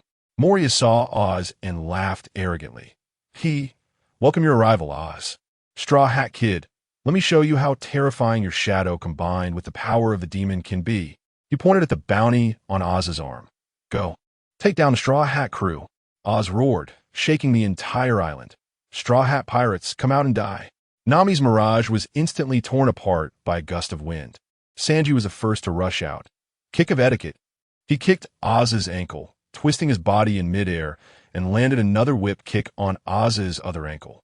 The strike laced with haki directly knocked the giant creature over. Nami, sorry, the enemy is provoking us so much, I can't hide. Sanji Kudili, a cigarette. Seriously. Nami complained, but everyone was ignited. Chopper transformed into his power form, and Frankie got in a battle stance. Zoro and Brook descended from the sky. The Straw Hat crew, all assembled, ready to fight the strongest zombie in history. Outside the island, in the mist, Casa and Doflamingo's battle also reached a fever pitch. Doflamingo, being pushed into a corner, directly awakened his devil fruit. The surrounding trees instantly turned into strings, transforming into a monstrous wave rushing towards Casa. Family, who understands? Awakening an ability is just so unreasonable. Casa is also a sly one. All his previous attacks were feints, just waiting for an opportunity. At the moment Doflamingo thought he had the upper hand, Casa appeared behind him, hitting him with a piercing bullet. But being a warlord means he could take it. Doflamingo managed to withstand it, and even used strings to stitch his wounds on the spot. Simply absurd. Meanwhile, in the main hall of the castle, Moria was receiving an unexpected guest, Tyrant Bartholomew Kuma. Good heavens, now there are 3 warlords on this island. Kuma was sent by the Navy to escort Moria to participate in the Marineford War, fearing he would be taken out by Luffy and affect the grand plan. Moria was immediately on the defensive, feeling deeply humiliated, roaring that he would let the Straw Hat crew die here. With a command, Oz's belly suddenly split open, and Hogback and Absalom were hiding inside as drivers. Now, Oz not only had strength, but also brains and invisibility, instantly raising the difficulty. Luffy shot up to the balcony with a rocket cannon, only to be blocked by Moria's shadow. Just then, Tyrant Kuma also made his move. A bear paw shockwave came rushing in. The crowd below felt their hearts leap to their throats. 2 warlords against 1. How could they possibly fight? In a critical moment, a deadly Firebird star shot out from the rubble, precisely deflecting Doflamingo's attack and saving Luffy. Usopp. It was Usopp. He had already dealt with Perona and had been observing from the shadows. The moment he stepped out, the gazes of the 3 warlords locked onto him. That's right. It's me, the great Usopp. Immediately after, Cass's gunfire echoed from afar. He had come back to force Doflamingo to show himself. Now everyone was here, and the crisis peaked. Luffy glanced at the 2 big guys on the balcony, and the captain's resolve surged. Everyone, Moria is mine. That bear over there is up to you guys. Casa also took to the sky to confront Doflamingo. Zoro gripped his black blade, shoe sway, looking fiercely at the tyrant bear. Sanji seamlessly caught Oz, rubber rocket, Air Force kick. Luffy and Zoro charged towards the balcony simultaneously, and the battle was about to erupt. The tyrant bear knew Zoro was tough to deal with, so he instantly teleported the battlefield to the forest in the backyard. Moria looked at the lone Luffy with disdain. Luffy didn't waste words. He took a stance, his body turning red and starting to steam. Those who understood knew it was Gear Second. Activate. Jet Gatling. A punch sent Moria staggering. Moria stopped pretending and directly let his shadow attach to him, his power surging dramatically, grabbing Luffy's fist in return.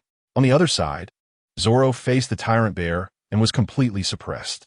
Speed, power, observation haki. He was being crushed on all fronts.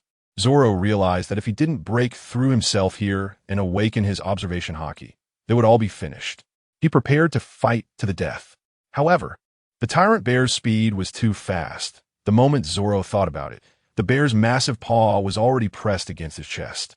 Farewell, Roronoa Zoro. At this life and death moment, a black-legged shadow entwined with haki descended from the sky. Chest meat shoot. Sanji had arrived. He kicked the tyrant bear away, saving Zoro. Green algae head.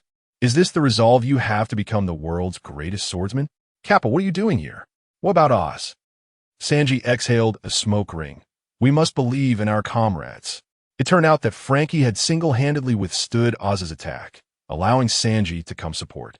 At that moment, Frankie, after Cass's modifications, had an explosive fighting power and directly sprayed purification flame at the two pilots inside Oz's belly.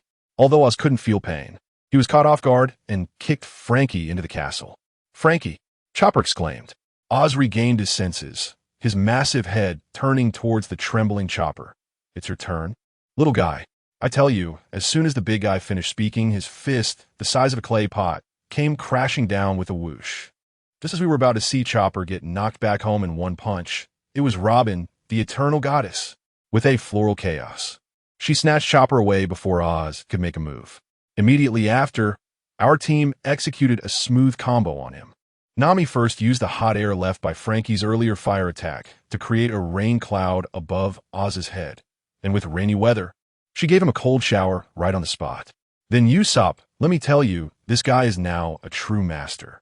He pulled out a few freezing bullets and unleashed ultimate skill. Ice Pheasant, sending several icebergs straight at Oz, freezing his ankles and eyes, turning him into a blind man who could only hear and discern position. At this moment, there was a clatter in the ruins, and Frankie stood up, completely unscathed. Wow, this guy secretly upgraded his configuration at a 4S shop, replacing his entire body with special material from the Navy headquarters warships, making him incredibly tough. His eyes under the sunglasses glinted red, and Chopper and Usopp instantly ignited. Here it comes. Kill mode. Frankie jump high. Frankie's heavy punch box. With a series of wing chun punches, he pounded Oz's chest relentlessly. With his feet frozen, Oz could only take the damage. I tell you, the sound of flesh hitting flesh was painful to hear, and it even broke on his ribs. But the ridiculous part was that this big guy acted as if nothing had happened. Despite being unable to see, he accurately grabbed Frankie and tossed him away like trash. Then with a burst of strength, shattered all the ice on him. He roared at us. Useless. We were all stunned at that moment, wondering how to fight. Chopper remained calm. He noticed that Orr's chest had caved in and said, "His ribs are broken, but he can't feel it." Robin pointed out sharply, "Without pain sensation, it's like losing a layer of protection." Who among us understood? It was like fighting a boss in a game, where losing health doesn't affect its damage output. Unbelievable. Just as we were discussing strategies, Orr suddenly got anxious, jumped up right where he was, and leaped into the thick fog. And then he was gone. I felt something was off at that moment, and Nami also reacted, shouting at us, "Get out of the way." The next second, the sky was raining fists. Countless huge fists fell like hail, GPS-guided and attacking indiscriminately across the entire area. I'm telling you, this must be the work of that transparent guy Absalom inside my stomach. Using an invisibility cheat, Frankie took it head-on. Nami dodged by dematerializing, while our little Chopper directly took some medicine to transform, enhancing his fur and shielding Robin under his body, even bleeding from the corner of his mouth. It was still our great Yuta, always reliable in critical moments. A few paint stars hit, forcing the invisible Oz to reveal himself. Frankie seized the opportunity, aiming his left cannon at the giant target in the air. Left-hand weapon, blazing cannon. A high-temperature beam shot out, and with a whoosh it blasted a hole in his chest, revealing his insides. But the guy still didn't react. Now Nami was completely furious. How dare they hit our ship's pet Chopper? She activated her full thunderstorm form. Queen of Thunder has arrived. Everyone clear out. First, she fired a Thunderbird, not to hurt him, but to stun the two obvious bulges in his belly, preventing any sneaky moves. Then, 10 million volts, lightning strike. Lightning rained down like it was free, directly slowing Oz's movements. The best was yet to come. Nami used the climate stick to channel the electric charges in Oz, executing a thunder roar gun. With a crack, one of Oz's arms was blown off right on the spot. Oz's scream stunned Moria, who was facing off against Luffy in the main hall. His predictive ability short-circuited. Luffy instantly realized that as long as he made that fat guy explode in rage, his observation haki would be useless. The two fought from the inner fortress to the rooftop, and Moria was kicked by Luffy with a rubber chainsaw, completely breaking his defenses, and he started drawing shadows from the entire island to himself. His size increased, his strength surged, but his mind became chaotic, and his predictive ability dropped to 0. Meanwhile, Our final plan to deal with Oz was ready. Our MVP Brook appeared with a big bag of salt. Chopper switched to medic mode. Using diagnosis to scan for the weak points of Oz's stitches, Usopp was in charge of marking with paintballs, and Sister Robin remotely controlled countless little hands, wielding blades too. Remove the stitches on sight. That scene, I tell you, was a bit like a cyberpunk B-movie, bloody and messy, nearly making Nami and Robin vomit. Just as we were about to succeed, Oz slapped at Brook, but he dodged and appeared behind Oz. No song, 3 ding, arrow tail, slash. With a few swift cuts, all of Oz's muscle chunks fell off, leaving just a massive skeleton. Frankie charged in with a flurry of nunchaku strikes, bones flying everywhere. Finally, a big bag of salt was dumped into his mouth, and Luffy's shadow shot out and returned to the rooftop. With the shadow restored, Luffy instantly revived to full health. Upon activating Gear 3rd, his fist became bigger than Moria's face. Giant machine gun was unleashed, and those fists rained down, smashing Moria along with the main mast through. We just sighed in relief. Everyone's shadows returned, but as soon as we looked up, good grief, another warlord, Bartholomew Kuma. That steel coat of his was covered in scars and dents. Clearly he had just gone through a fierce battle. Robin used her ability to see that Zoro and Sanji were already down in the ruins. Without saying a word, Frankie switched to a new cola and stepped forward. I'll hold him off, you all run. Now that's a real man. Speaking of Zoro and Sanji, let's rewind a bit. Sanji, relying on his recently awakened observation haki, barely managed to keep up with Kuma's teleportation speed, but fighting was still too strenuous. Zoro, anxious on the side, was urged by Sanji. Mosshead, think of how that outlaw Casa taught you, stay calm. Only then did Zoro suppress his impatience, calm his mind, and finally grasp the threshold of observation haki. Once Zoro got into the zone, the two coordinated to unleash a combo attack, indeed leaving quite a few marks on Kuma. But there was no helping it. The level gap was too obvious. Kuma anticipated their movements and directly flashed behind Zoro, ending the battle. Just kidding. I hadn't finished speaking yet. And Sanji was almost going crazy, just about to yell at Zoro for being reckless, when Kuma's attack was already in his face. Good grief. Sanji quickly stepped in to save the situation. And guess what?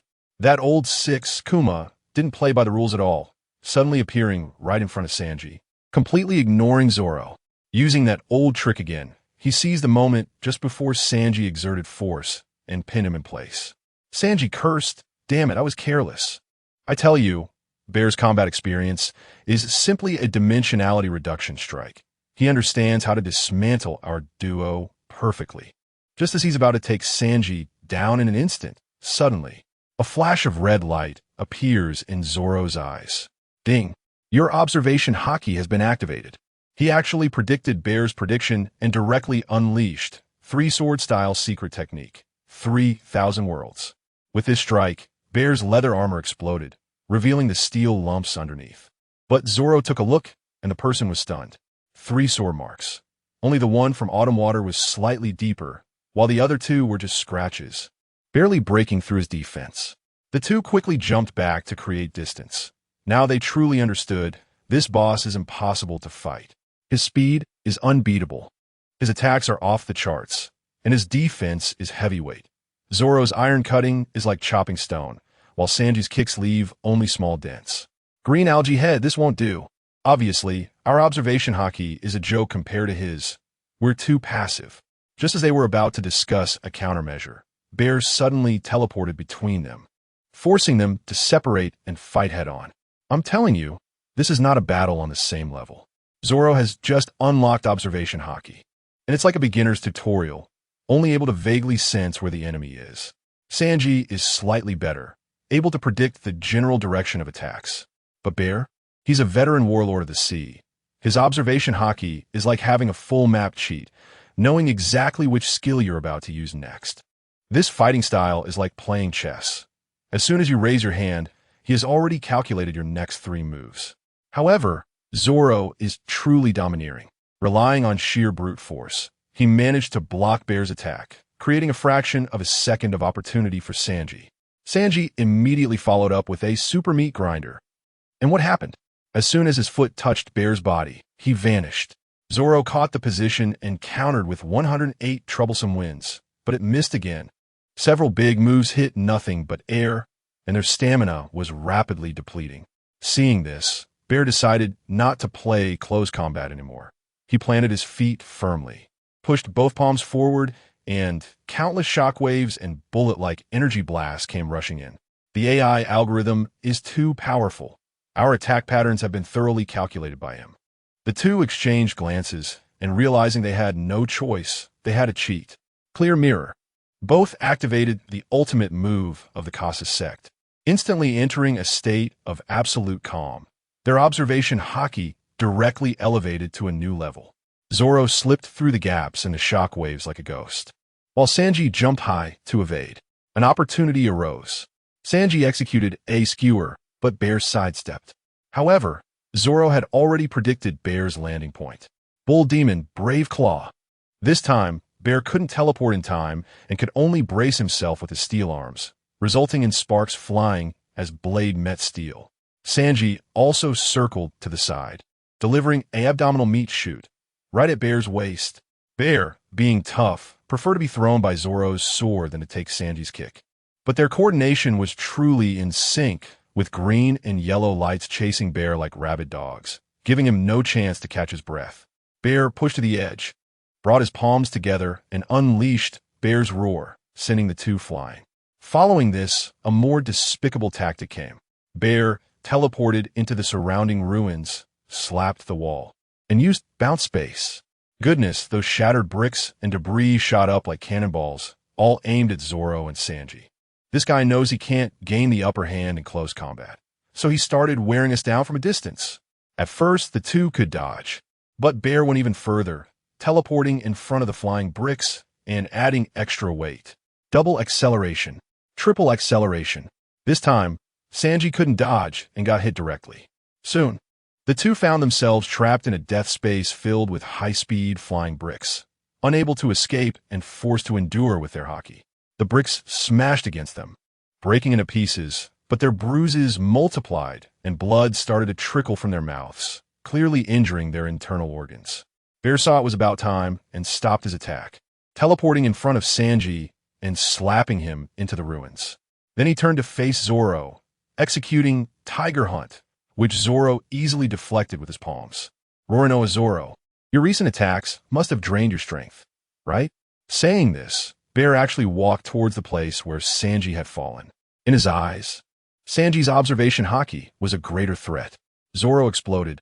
Hey Bear, what do you want to do to my partner? He gripped Autumn Water tightly, feeling as if the sword was guiding his haki, resonating strangely. Bear was locked onto by Zoro's momentum. He knew that if he dared to touch Sanji, Zoro's next sword would definitely hit him. So he changed his mind and decided to take care of Zoro first. One sword style. Just as Zoro prepared to gather strength, Bear had already teleported in front of him. Zoro could only hastily swing his sword against Bear's palm. Lion Song. A miracle happened.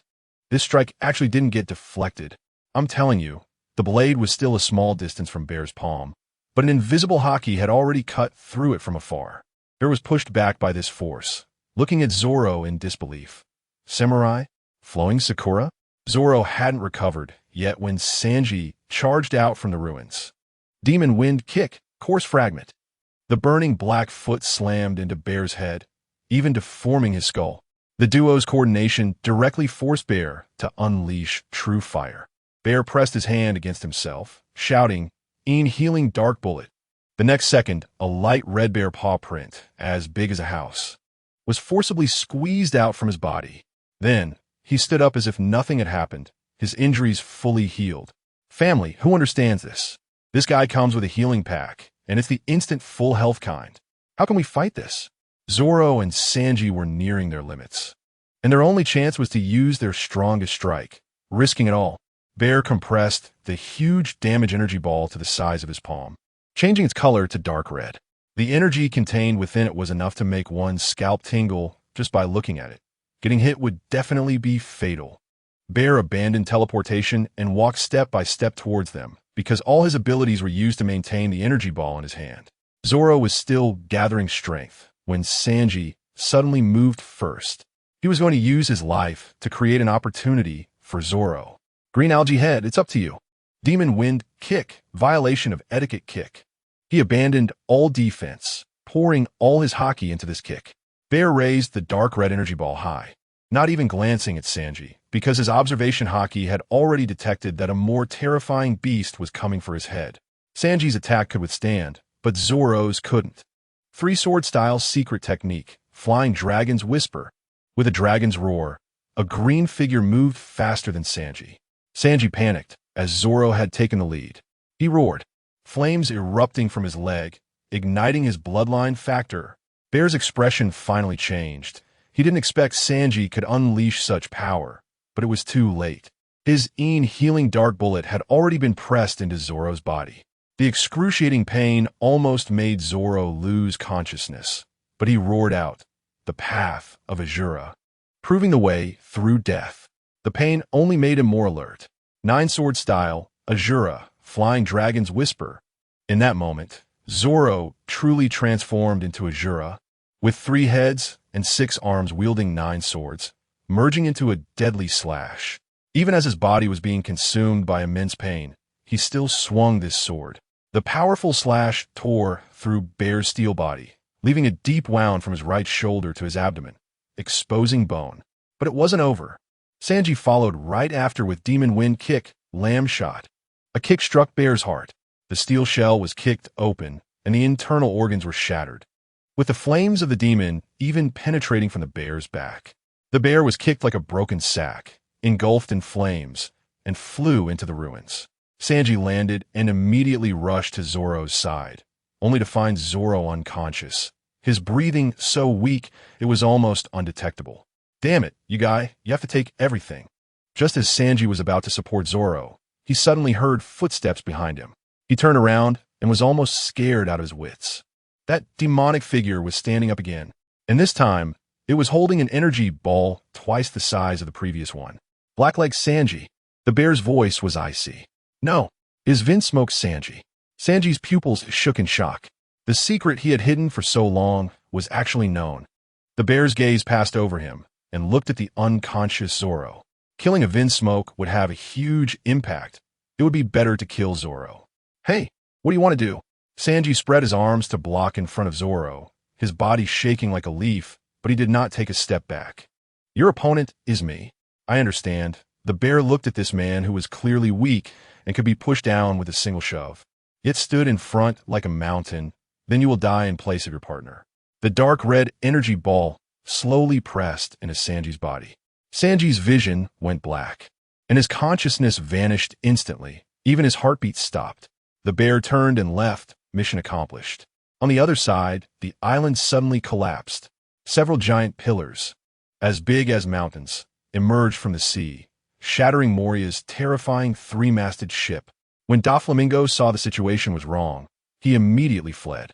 Casa found Frankie, who had fallen into the water in the chaos, and pulled him back to the Sunny. Just as they got on the ship, they heard Usopp screaming in despair. "Casa, come quick! Sanji is dead." Casa rushed into the medical room and saw the 3 main forces lying on the beds. Luffy was the least injured, Zoro was next, but Sanji had already lost his heartbeat. Casa quickly fed Zoro a pill, stabilizing his life, but Sanji's situation was too special.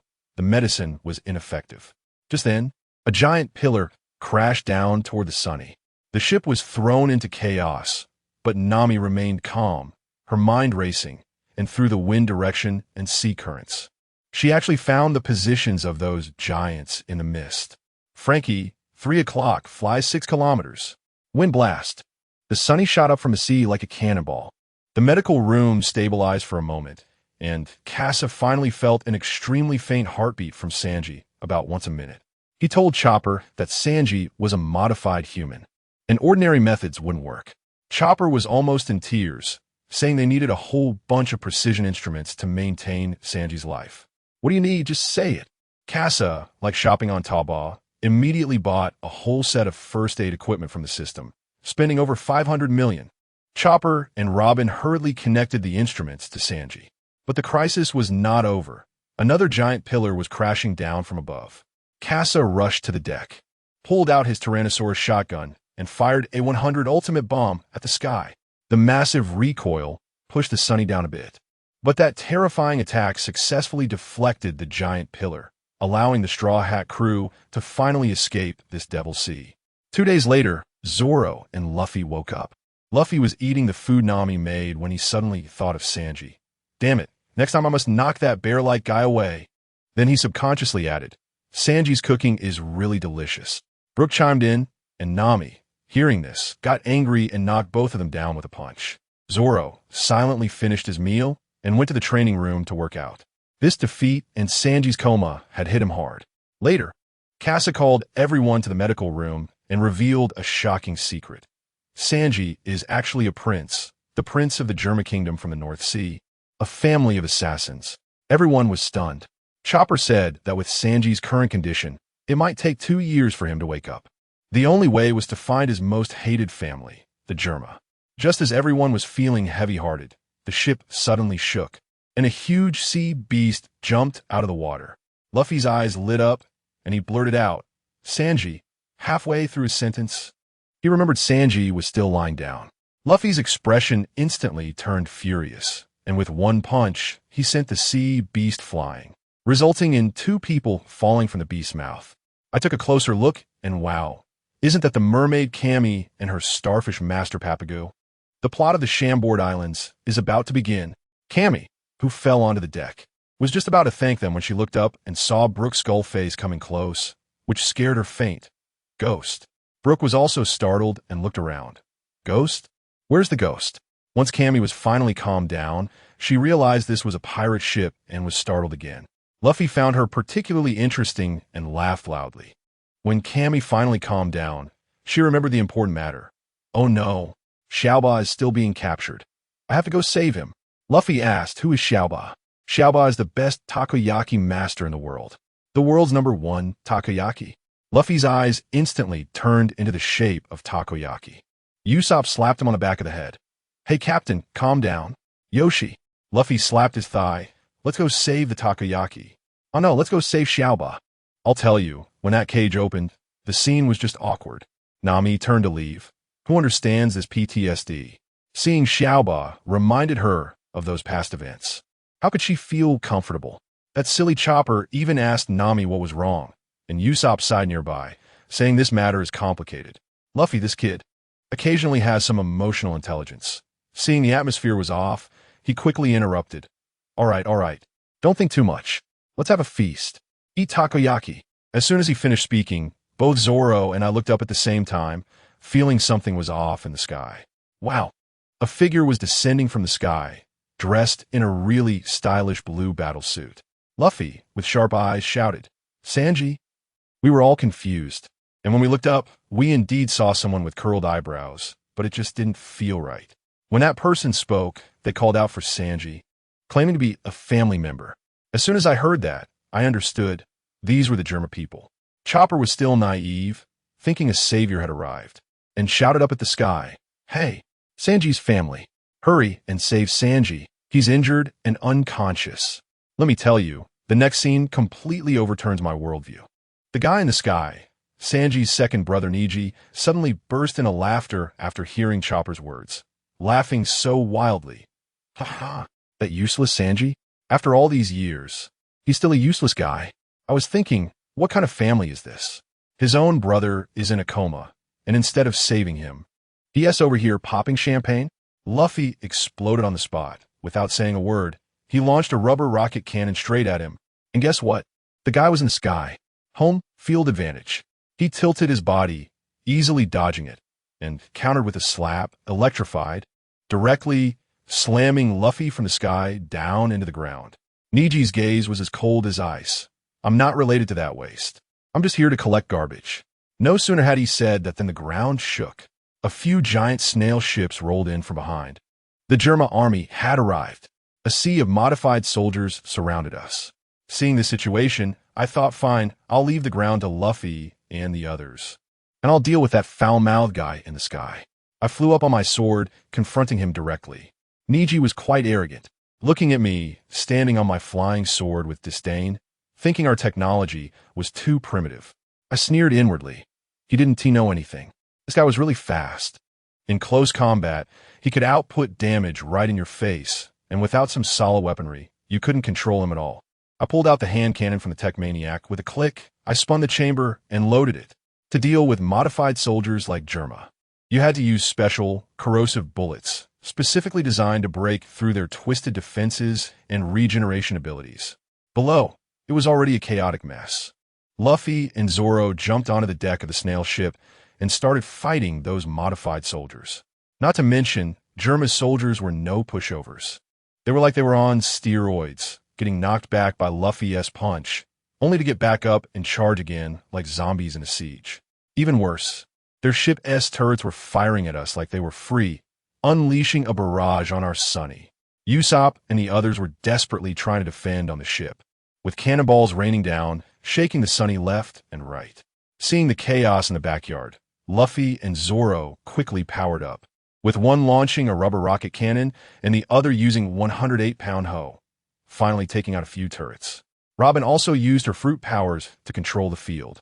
Usopp detonated the ammunition depot with a Firebird Star, and Frankie, being the heavyweight, directly carried the mortar and swept across. But it was useless. More cannons popped up on that snail ship, densely packed, giving people goosebumps. Frankie decisively grabbed the ship's helm. Hold on tight. Good lord. Frankie transformed the Sunny into a seagoing E-86 on the spot. The two big jets at the back activated, instantly accelerating, making a beautiful drift and directly circling around the back of the snail battleship. Nami saw we were out of my combat zone and immediately summoned dark clouds, firing 1,000,000 volts at the enemy deck. Lightning crackled down. Luffy, being a rubber man, was unafraid. Zoro could dodge with his observation haki, but the others were in trouble. Usopp dove into the control room in the lion's head, locking onto the target. "Fill me up with cola," Frankie shouted, and Chopper quickly replenished the fuel. The next second, Usopp pressed the launch button. Lion's roar cannon. A massive shockwave blasted out, directly obliterating the structures on the snail battleship. Wow, such power, worth the 3 barrels of cola. Just as the Lion's roar cannon fired, I seized the opportunity. I had been pulling and tugging with him, waiting for this moment. I suddenly closed in on Neji and executed a dragon tail sweep, not to hurt him, but to precisely kick him into the trajectory of the Lion's roar cannon. Neji was also crazy, seeing the shockwave coming. He didn't T-dodge or evade, wrapping himself in his cloak to take it head-on. With a loud boom, when the smoke cleared, he was completely unscathed. He looked down at the battlefield we had turned upside down and finally took it seriously, pulling out a flashing lightning sword. "All right, warm-up's over." I directly activated the clear mirror, engaging in close combat. This was the real deal. One hand with the White Sparrow, the other with the hand cannon. We were exchanging blows in the sky, sparking everywhere. Neji's speed was indeed fast, but under my predictions with the clear mirror, he couldn't outpace my reactions. I directly employed the Tai Chi sword technique. Using the entangling move, the White Sparrow sword stuck to his lightning sword like taffy. He attempted to shock me with electricity, but I had already predicted his point of force. With a gentle poke of the sword tip, I executed a shock move. With a clang, his lightning sword flew out of his hand. The opportunity had come. My left-hand cannon was instantly pressed against his chest. He was still laughing. "With your primitive weapon?" I smiled broadly. "Let's see what happens." Bang! A muffled sound, and green smoke erupted. The bullet's impact wasn't much, but the corrosive effect was maxed out. Neji hadn't reacted yet when I slashed him with my sword, then kicked him away. He initially didn't think it was a big deal. After all, with Germa's body, such minor injuries heal in seconds. However, he suddenly felt something was wrong. His vision began to blur, and when he touched his wound, blood was gushing out. He had never experienced the sensation of excessive blood loss in his life. The corrosive bullet not only bypassed his defenses and reduced his self-healing, but also had a numbing effect. He swayed a couple of times before crashing headfirst into the sea. Once the captain fell, the battle was over. I fished Neji out of the water, stripped him of his battle suit, and threw it to Chopper, telling him to spare this kid's life. Then I called their boss, Sanji's dad, Judge. That lively Luffy even grabbed the transponder snail and, imitating a customer service tone, said, "Moshi Moshi, I'm the man who will become the Pirate King. I slapped him away and got straight to the point with the transponder snail. Hello, Germa. Your son is in my hands. That old man was quite tough, thinking I was threatening him. I directly sent him a photo of Niji bleeding profusely, telling him that my skills could disable their proud, self-healing ability. Now he couldn't sit still. I had the scientist's weakness firmly in my grasp. He immediately called back, suppressing his anger and asking for my terms. I want Sanji's battle suit, I said. He was about to refuse when I hung up the phone. Everyone on our ship was stunned. A few seconds later, the phone rang again. I picked it up, and just one word, speak. This time he was obedient and agreed to the deal. I would go alone. After all, I had the ability to fly and could come and go freely. When I arrived at the meeting place, I hovered in midair, looking at Judge's fleet of 5 snail ships. Goodness, this old man didn't play fair. Without saying a word, all the cannons were aimed at me, and they opened fire, trying to ambush me. I knew it. These researchers are all corrupt. Unfortunately, he miscalculated. Relying on the mobility of the wind cannon, I darted through the rain of bullets, seizing the gaps when they were reloading, and instantly advanced right in front of him. He wanted to use his long gun, but in the face of my Tai Chi swordsmanship, being an inch short meant being in danger. He couldn't even unleash it. In the end, I had my sword pressed against his neck. He completely gave in. I wasn't polite. Not only did I take Sanji's stylish invisible black combat suit, but I also packed up all the rare materials from his 5 ships. As a punishment for his dishonesty, I crushed one of the 6 corrosive bombs I promised him right in front of him. Seeing that face of his, looking like he was constipated, I felt so satisfied. When I returned to the Sunny, Usopp and Chopper were overjoyed. We immediately dressed the unconscious Sanji in a combat suit. He looked incredibly cool, watching Sanji's breathing gradually stabilize. I finally breathed a sigh of relief. Next, I had to take care of something more important. I said goodbye to Usopp and the others, then flew off on my sword to meet an old friend, Bartholomew Kuma. However, just as I left, trouble broke out on the ship. Cammy was missing. Chopper and the others were frantic, and since they couldn't reach me, they had to take a small boat to search for her. Even more absurdly, not long after they left, the door to the infirmary opened. Sanji, dressed in the invisible black combat suit, actually woke up by himself, quietly glanced into the kitchen, and then left the Sunny without looking back. On the other side, Luffy and the others were searching the island like headless flies, and finally pried information from a little thug that Cammy had been captured in an auction. By the time they arrived at the auction on Island Number 1, it was packed with dignitaries, and Don Quixote Doflamingo was actually watching the show from a private box on the 2nd floor. Cammy was in a water tank on stage, and a fat celestial dragon, St. Charlos, was already offering 500 million berries to buy her, wanting to see her fight a fighting fish. Luffy was ready to explode on the spot, but Nami held him down tightly, gritting her teeth and bidding. 600 million. The entire venue was stunned. Someone actually dared to compete with a celestial dragon? Doflamingo upstairs was laughing uncontrollably. The celestial dragon felt offended, and his father was fanning the flames beside him. Son, play with them a bit. Let them see the power of the god's wealth. 1 billion berries. With this price, Nami was dumbfounded. The money we had just stolen wasn't even enough. Seeing us go silent, the celestial dragon laughed even more happily. Huh? Out of money. Huh? This mermaid is mine. Chopper rushed up to stop the furious Luffy, urging him not to act impulsively. Just then, a gunshot rang out, and St. Charlos shot at Chopper's back. Chopper's disguise fell away, revealing his fishman features. He collapsed on the ground, still apologizing to Nami. Luffy looked at his bloodied hands, then at the laughing celestial dragon on stage, and his expression completely changed. The celestial dragon pointed his gun at Luffy. You lowly creature. Dare to look at me with that kind of gaze.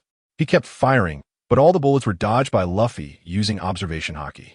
Doflamingo upstairs was wide-eyed. Hey, Straw Hat Kid, he wouldn't want to do that, would he? Luffy walked step by step to St. Charlos, and the celestial dragon finally began to panic. In the next second, Luffy's fist landed solidly on his face. The entire auction hall fell silent in an instant. Everyone was stunned. They had just witnessed someone punch a celestial dragon. Now the sky had fallen. Pirates began to flee in a frenzy. An admiral was about to arrive. Zoro quietly drew his sword and walked to Luffy's side. The two supernovas, Law and Kid, looked at Luffy with newfound respect. Nami summoned a thundercloud that enveloped the entire venue. Since we had already made our move, we were going big. Zoro slashed the water tank to rescue Kami. But the slave collar around her neck was about to explode. Just at that critical moment, the wall of the auction stage suddenly broke open, and a tall old man walked out. It was Rayleigh. He looked at the collar about to explode, casually said, "No problem, it will be fine soon." Then, with his haki wrapped around his hand, he gently crushed the collar, tossing it into the air just before it exploded. My goodness, this operation is amazing. The Navy has surrounded the area completely. Luffy, Law, and Kid exchanged glances and decided to break through from the front to create an opportunity for others to escape. Just when chaos erupted in Sabaody Archipelago, I finally met Bartholomew Kuma on another island. We chatted briefly, and I stated my purpose. After hearing it, Kuma was completely stunned. He had already planned the trial locations for our Straw Hat crew, but he didn't expect that my destination was the headquarters of the Revolutionary Army. The expression on his face was like he had seen a ghost. He opened his mouth to refuse, but my next words choked him back. I directly slapped him with a trump card. I've got clues to the empty throne. He knew better than anyone what this meant to the Revolutionary Army. So, after a long internal struggle on his poker face, he ultimately conceded. Once I secured Kuma's help, I thought about quickly returning to meet up with Luffy and the others. But before I even arrived, I heard there was trouble. Sanji was missing. When I reached the bar, where Shaki was, Chopper was crying out in despair. And the whole scene was chaotic. Luffy looked completely confused, and Nami had to punch him to get him to behave. It turned out that Rayleigh had already met with him and agreed to help with the coding, but it would take 3 days. During these 3 days, we not only had to avoid the Navy, but also search for Sanji all over the world. What a hellish start.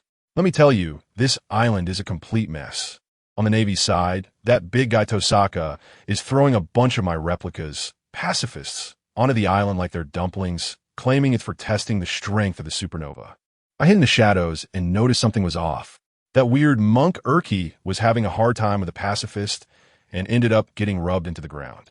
I took a closer look, and wow, the pacifist's steel shell was covered in runes. I'm familiar with this stuff. It's the mystical divination technique my unfortunate brother Carl developed. Is he using the Navy as guinea pigs for technology iteration? Does anyone get it? The plot is getting more and more abstract. I was just thinking about it when something happened on Luffy's side again. Doflamingo, that flamboyant guy with the pink feathers, I don't know which corner he jumped out from, specifically came to settle the score with me, claiming that I killed his men. I hadn't even arrived yet, and he was already about to attack my partner. Unbelievable. By the time I got there, Robin was almost knocked out by a kick. What situation? I raised my hand and fired a sea stone bullet. Doflamingo was in a complete mess, and the situation turned around instantly, with us chasing him all over the place. But then, the mantis stalks the cicada, unaware of the Oriole behind. Tontara Maru suddenly charged in with Carl and hit me hard from behind. That old Doflamingo was persuaded back by Carl with just one sentence. Great, the scene was completely out of control. We were directly surrounded. Zoro, being as stubborn as ever, went straight up against my brother Carl. Let me tell you, the scene was so shocking that I couldn't believe it. Zoro's proud, three-sword style was like child's play in front of Carl. From strength to speed to domineering presence, he was completely overwhelmed. Carl's sword could even change shape, sometimes a heavy sword for power, sometimes a small sword for speed, making Zoro dizzy and bloodied in no time, looking like he was about to be pierced by a single blow. Just at this critical moment, a shadow flashed by. Sanji, this guy finally showed up, dressed in a stylish black combat suit, and kicked Carl away. Wow, this was a shock for the weary Zoro, a black cook surprise. Luffy also seized the opportunity to order everyone to run and gather in 3 days. But we were too happy too soon. Kizaru showed up. That lecherous old man entered, and the whole atmosphere froze. He muttered something about how scary it was, and in the next second, a flash of light passed, and I was kicked into the ground without even having time to react. A natural enemy. Purely a natural enemy. Then he kicked Sanji, who had just saved Zoro, flying as well. Our strongest fighters were instantly down. Rayleigh arrived just in time, barely holding Kizaru off. But that son of a Doflamingo went crazy again, directly creating a birdcage and trapping us all inside. Just when we were about to be wiped out, I exchanged glances with Carl, and we had no choice but to join forces. He used vibration, and I used flowing cherry blossoms. Together, we finally tore that broken cage apart. Just at the moment the birdcage shattered, Bartholomew Kuma finally arrived. But he said nothing and went straight to Nami, asking if you could travel. Where would you like to go? Nami thought he was an enemy and was about to counterattack, when, with a snap, she completely disappeared. I tell you, at that moment, everyone was stunned. Anger, then fear, and finally utter despair. Sanji rushed forward and disappeared. Chopper ate 3 rumble balls and turned into a monster, and he also vanished. Zoro, Robin, Frankie, Usopp, Brook, one by one, right in front of us, were swatted away by Kuma, disappearing without a trace. Luffy was tightly entangled by Bartolomeo, unable to do anything but watch his companions disappear one by one. That sense of powerlessness was driving him insane. I just stood there, knowing Kuma's intention, but I couldn't say anything. Soon, one by one, my companions were sent flying, and the Straw Hat crew fell apart. Only Luffy and I remained on the battlefield. Let me tell you, the expression on Luffy's face at that moment was true despair. His eyes were about to pop out, screaming, but it was useless. The target was me, or rather, my clone Casa. Bam!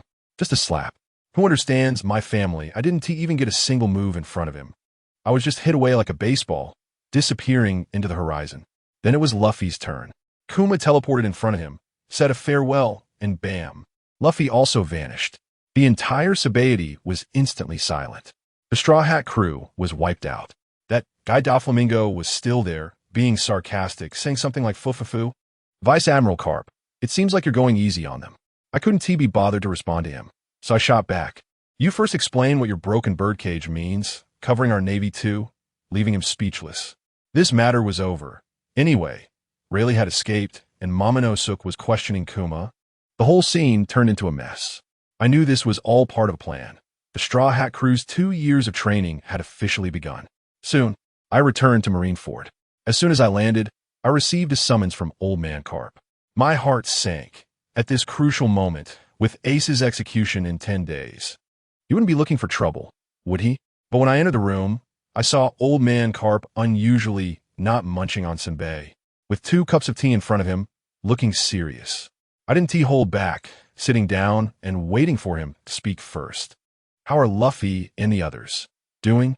I pondered the wording and said, he was rescued by a bear, and now he's probably scattered in various corners of the Grand Line, quite safe. That's good. Carp sighed deeply. This way, he wouldn't get caught up in this war. I almost couldn't hold it back at the time. Old man, you really have no idea about your grandson. Not only does he want to come, but he also wants to make an entrance that could pierce the heavens. Then, Carp suddenly shifted his tone and looked at me. Carl, do you want to become an admiral just to go against the celestial dragons? Wow. He went straight to the point. I picked up my teacup, took a sip, and said calmly, Old man, the times need to change. What I want to do is step on the gas pedal for this world. If you don't stand high enough, no one will hear your voice. So I hope you don't hold me back. While I was playing Tai Chi with the Naval High Command, my clone Casa had already arrived at an incredible place, the headquarters of the Revolutionary Army, Baldigo Island. This was 2 days later, and Kuma's efficiency was impressive. He had already made preparations in advance. As soon as Casa landed, the Revolutionary Army members surrounded him, and the leader, with tattoos on his face and an imposing presence, was Monkey D. Dragon. Mr. Dragon, it's a pleasure to see you again since Logtown. Casa got straight to the point. Dragon's gaze was sharp as a knife. Sizing up Casa, he must have been puzzled about how his son's crew could be so well informed about the Revolutionary Army's affairs. Casa didn't waste words and directly stated his purpose. I need to borrow Sabo to save people during the Marineford War. Without hesitation, Dragon ordered someone to bring a pair of sea-stone handcuffs. Casa didn't even blink and extended his hand. As a clone, as soon as he was handcuffed with sea-stone, he instantly felt like his muscles were drawn out, his whole body went soft, and he gasped for air. This stunned the Revolutionary Army members. Dragon's brow furrowed. The willingness to show such sincerity indicated that the situation was definitely not simple. Once in the secret room, Dragon got straight to the point. What is your true purpose? Casa leaned against the table, barely managing to stand. I need to borrow Sabo to go to Marineford to save Ace. He is your son's brother and Carp's grandson. Both emotionally and logically, I have to go. Why Sabo? Because you can't go. And what I need to borrow is the top-tier combat power that can influence the World-S battle situation. Dragon fell silent but still refused. No, the risk is too great, and it offers no benefit to our revolutionary army. Wow, starting to play hardball, huh? Casa sneered inwardly and directly began to unleash his trump card, focusing on the information gap. Mr. Dragon, don't you have a captain called Ivankov in the Grand Line? The one known as the Okama King? I told you. Dragon's pupils narrowed for a moment, although his face still wore that eternal iceberg expression. I was sure that a storm had erupted in his heart. Casa pressed on. I know this sounds mystical, but you have to believe me. I have the ability to foresee the future. Otherwise, why do you think a Navy Vice Admiral like me would go to the EC to find your son, who was still unknown at the time? Luffy will become the Pirate King. Ivankov is currently in the undersea prison, and soon he will appear in Marineford alongside Luffy. At that time, someone from your revolutionary army must be there to support him. Dragon's expression finally couldn't hold back anymore. The future cannot be proven, but the past can. Casa began to spill secrets. Sabo was saved by you more than a decade ago in the East Sea, right? Back then, you even got food from Gongshiro. And your relationship with Vegapunk. One by one, the long-hidden secrets spilled from Casa's mouth, and Dragon began to break into a cold sweat, nearly losing control of his killing intent. Mr. Dragon, don't be agitated. Casa changed his tone and threw out a trump card. I've said so much not to show off, but because I really need Sabo. Furthermore, the empty throne of the Celestial Dragons hasn't been empty for hundreds of years. Boom. This directly left Dragon speechless. He stood up and left the room in silence. He needed to digest this information, which was comparable to a cosmic explosion. Casa was amused in the room. After chasing the plot for over 20 years, it would be strange if it didn't scare you. More than an hour later, Dragon returned, but he was still unyielding. I admit your information is important, but Sabo still cannot go. Hey, after getting so much intel for free, you want to turn your back on me? Casa rotated his wrist. Mr. Dragon, don't be so quick to refuse. The price can still be negotiated. What if I offer the design of the Pluton in exchange? Dragon's eyes fixed on Casa, but in the end, he shook his head. The Revolutionary Army is very poor. We can't afford it. Damn, can't we take this down? Casa is also at a loss. Just then, there was a knock on the door. It was Sabo. It turns out he had been listening outside all along. Long went out and talked with Sabo for a long time. I can imagine that scene. Sabo must have said with a determined look, Mr. Long, let me go. I have a feeling that if I don't go, I will regret it for the rest of my life. In the end, the door opened. Sabo walked in and extended his hand to Casa, saying, hello, Mr. Casa. I look forward to our cooperation. It's done. Two pawns that shouldn't have appeared in the Marineford War officially entered the game. At the same time, the whole world was in turmoil. On Fishman Island, Marco was commanding the Whitebeard pirates to coat their ship. In the New World, red-haired Shanks had found Kaido, and the sky was torn apart by their conqueror's haki. While in Marineford, Sengoku, and Vice Admiral Akainu were gathered around the sea chart, laying out a trap. The scientific troops' black technology was all in place. The harbor seabed was filled with huge automated harpoons. Above the square, a floating cannon platform was built using island clouds. It can be said that there was 360-degree defense without dead angles on land, sea, and air. At that moment, I had one thought this time. Not only do we have to keep Whitebeard, but none of his 16 division commanders or 43 affiliated pirate crews can escape. Just a few days before the battle, two sneaky figures disguised as new recruits sneaked onto a military ship heading to Marineford. Hey, Casa, can we really do this? Sabo, wearing a face-changing mask, felt a bit uncomfortable. Don't worry, Casa handed him a master key. We'll lure for a few days and figure out their layout. Then, we act separately. The two of them spent several days eating in the Navy cafeteria, treating the naval base like a buffet. Casa even took the time to disguise himself as me and swaggered around the floating cannon platform in the sky. And he actually found a weakness. There was a severe shortage of ammunition that needed constant transportation from below. What was even more thrilling was that when Casa came down, he unexpectedly ran into Blackbeard Teach. That guy was planning to sneak away to the underwater prison to cause trouble. Haha, is that Carl's clone? Why does he look a bit familiar? Blackbeard smiled slyly, but Van Augur beside him seemed to have noticed something and whispered in his ear. Blackbeard's expression changed, and he lowered his voice. The phantom thief Casa? Goodness, he recognized him. Casa was not flustered. The two exchanged a glance and passed by each other without revealing anything. After all, everyone had their own little secrets, and no one wanted to stir up trouble. Everything was ready. On the day of the execution, the sky was clear. I stood at the forefront of the square, hand on the hilt of my sword, staring at the calm sea. The great battle was about to break out. Suddenly, a series of huge bubbles emerged from the center of the harbor. Marshal Sengoku immediately picked up the Den Mushi. What's going on underwater? Report, Marshal. Nothing has been found. Just as Sengoku hung up the Den Mushi, his expression suddenly changed, and he looked up at the sky. Of course, nothing was found underwater, because Whitebeard's ship was coming from above. A coated Moby Dick broke through the clouds, floating above Marineford like a flying fortress. Whitebeard stood at the bow, his voice booming, "Ace, we're here to get you." I tell you, when that voice shouted out, the entire Marineford fell silent for 3 seconds. Sengoku, that old fox, turned pale and quickly ordered the firepower in the sky to open fire, but it was too late. The pirates were already prepared, and the Navy shells hadn't even been loaded yet. The firepower in the sky went boom, boom, boom a few times and was directly taken out by the enemy.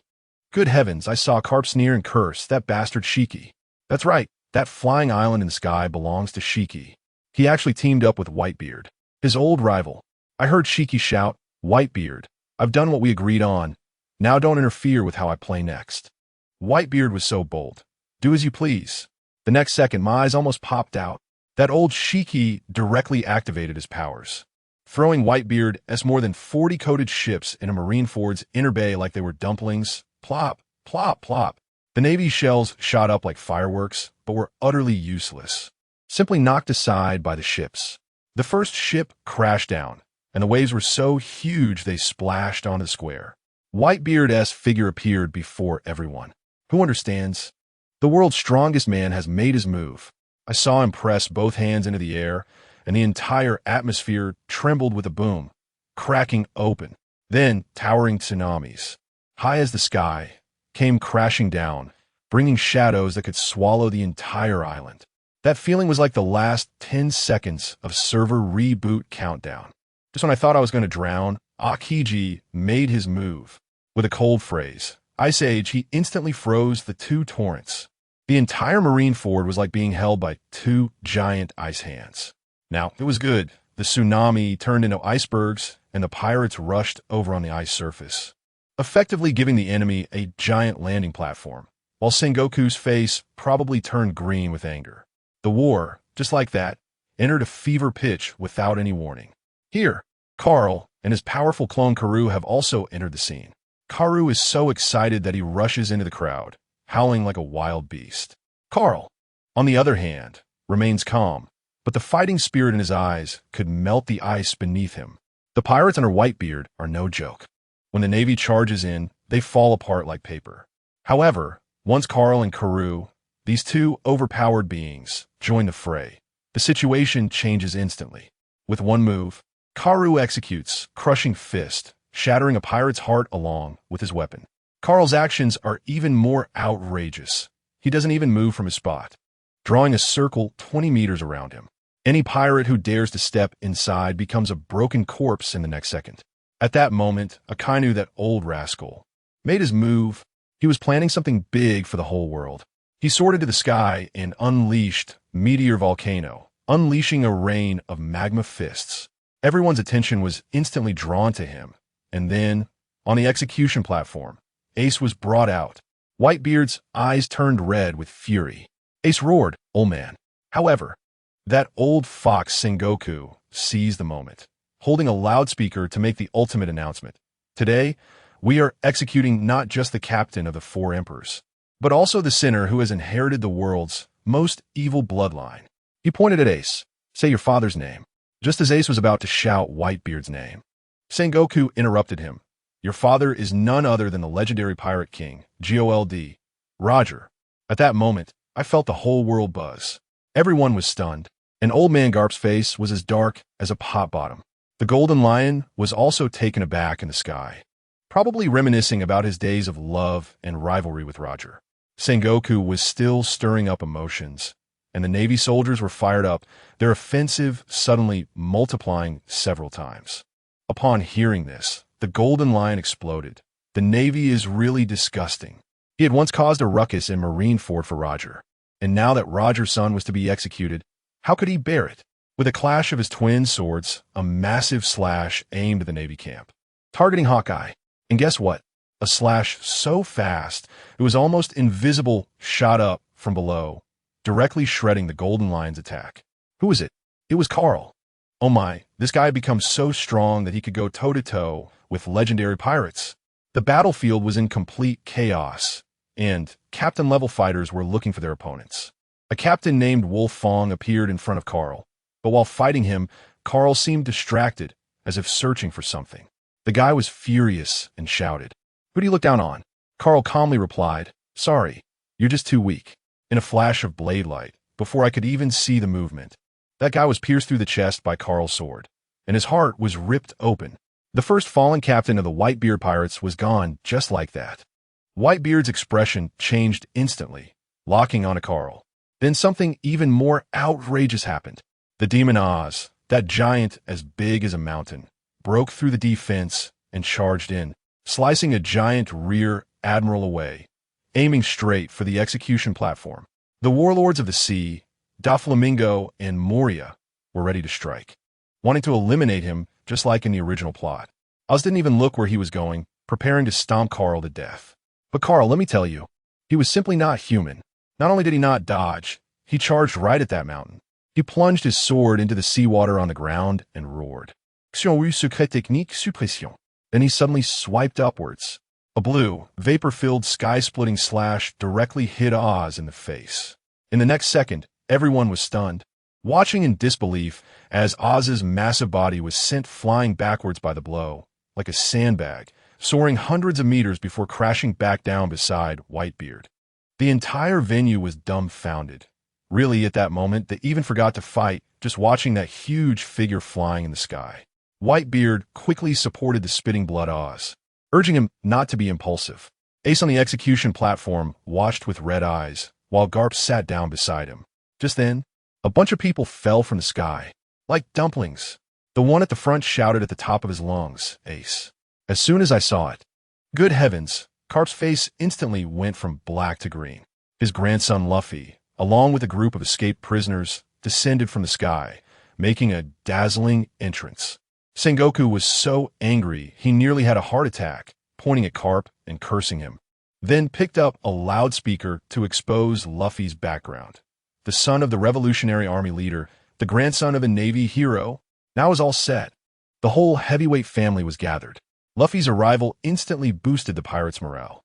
But the most shocking move came when a subordinate of Whitebeard named Squard suddenly pulled out a knife and stabbed at the old man. Fortunately, Marco was quick and blocked it. It turned out that Akainu's grandson was scheming behind the scenes, saying that Whitebeard was using these subordinate pirate crews as cannon fodder just to save Roger's son Ace. In an instant, all the pirates were shaken.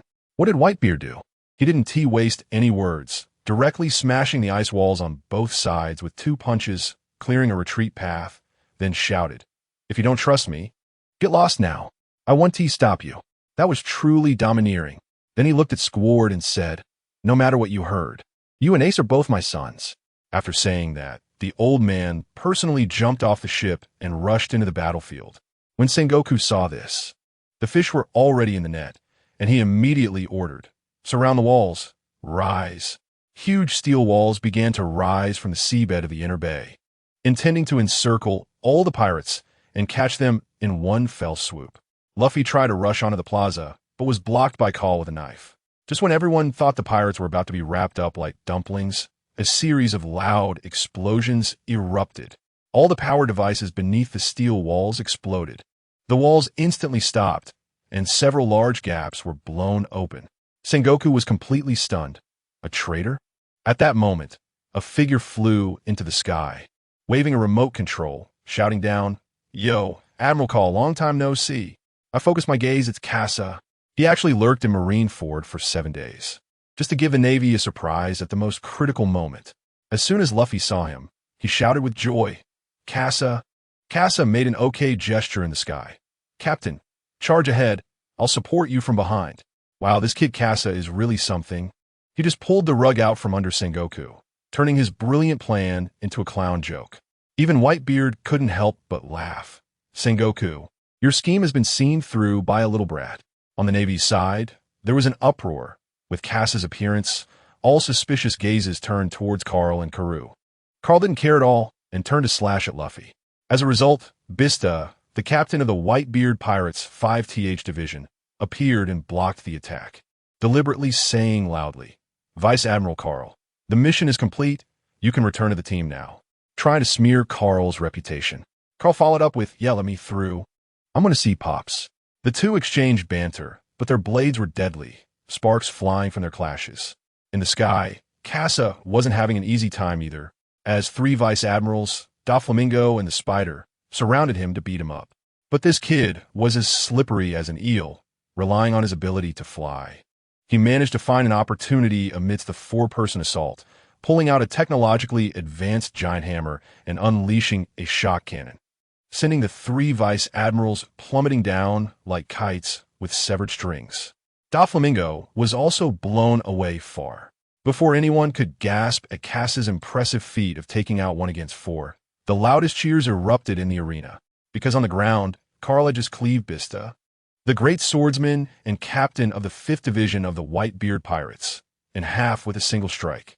The body fell to the ground with a thud. This completely ignited Whitebeard's fury. The world's strongest man locked onto an enemy for the first time with eyes filled with rage. He ignored all the Navy and, wielding his great sword, the Tsungyun slash, he stepped forward, 1 step at a time, towards Carl. The pirates automatically made way, and the Navy wisely did not intervene. The 2 men's auras clashed together, and Carl charged forward with his sword. Boom! A terrifying shockwave erupted between them. I could hardly believe my eyes. Based purely on strength, Carl was actually able to hold his ground against Whitebeard. Although the next second Whitebeard powered up and sent Carl flying. That was already outrageous enough. Whitebeard raised his Tsungyun slash high, gathering the power of the Tremor fruit into a white sphere of light at the blade's edge, a destructive aura coming at him.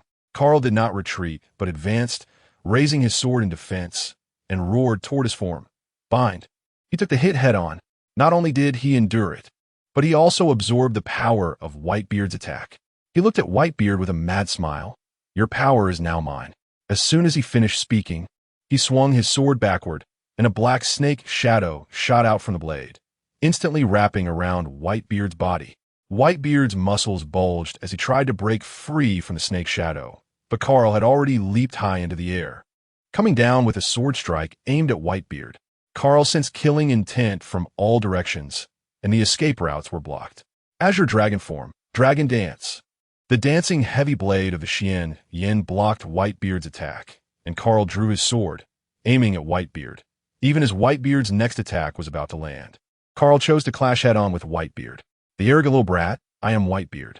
Carl repeatedly clashed with Whitebeard in terms of strength, provoking him again and again, until Whitebeard could no longer hold back.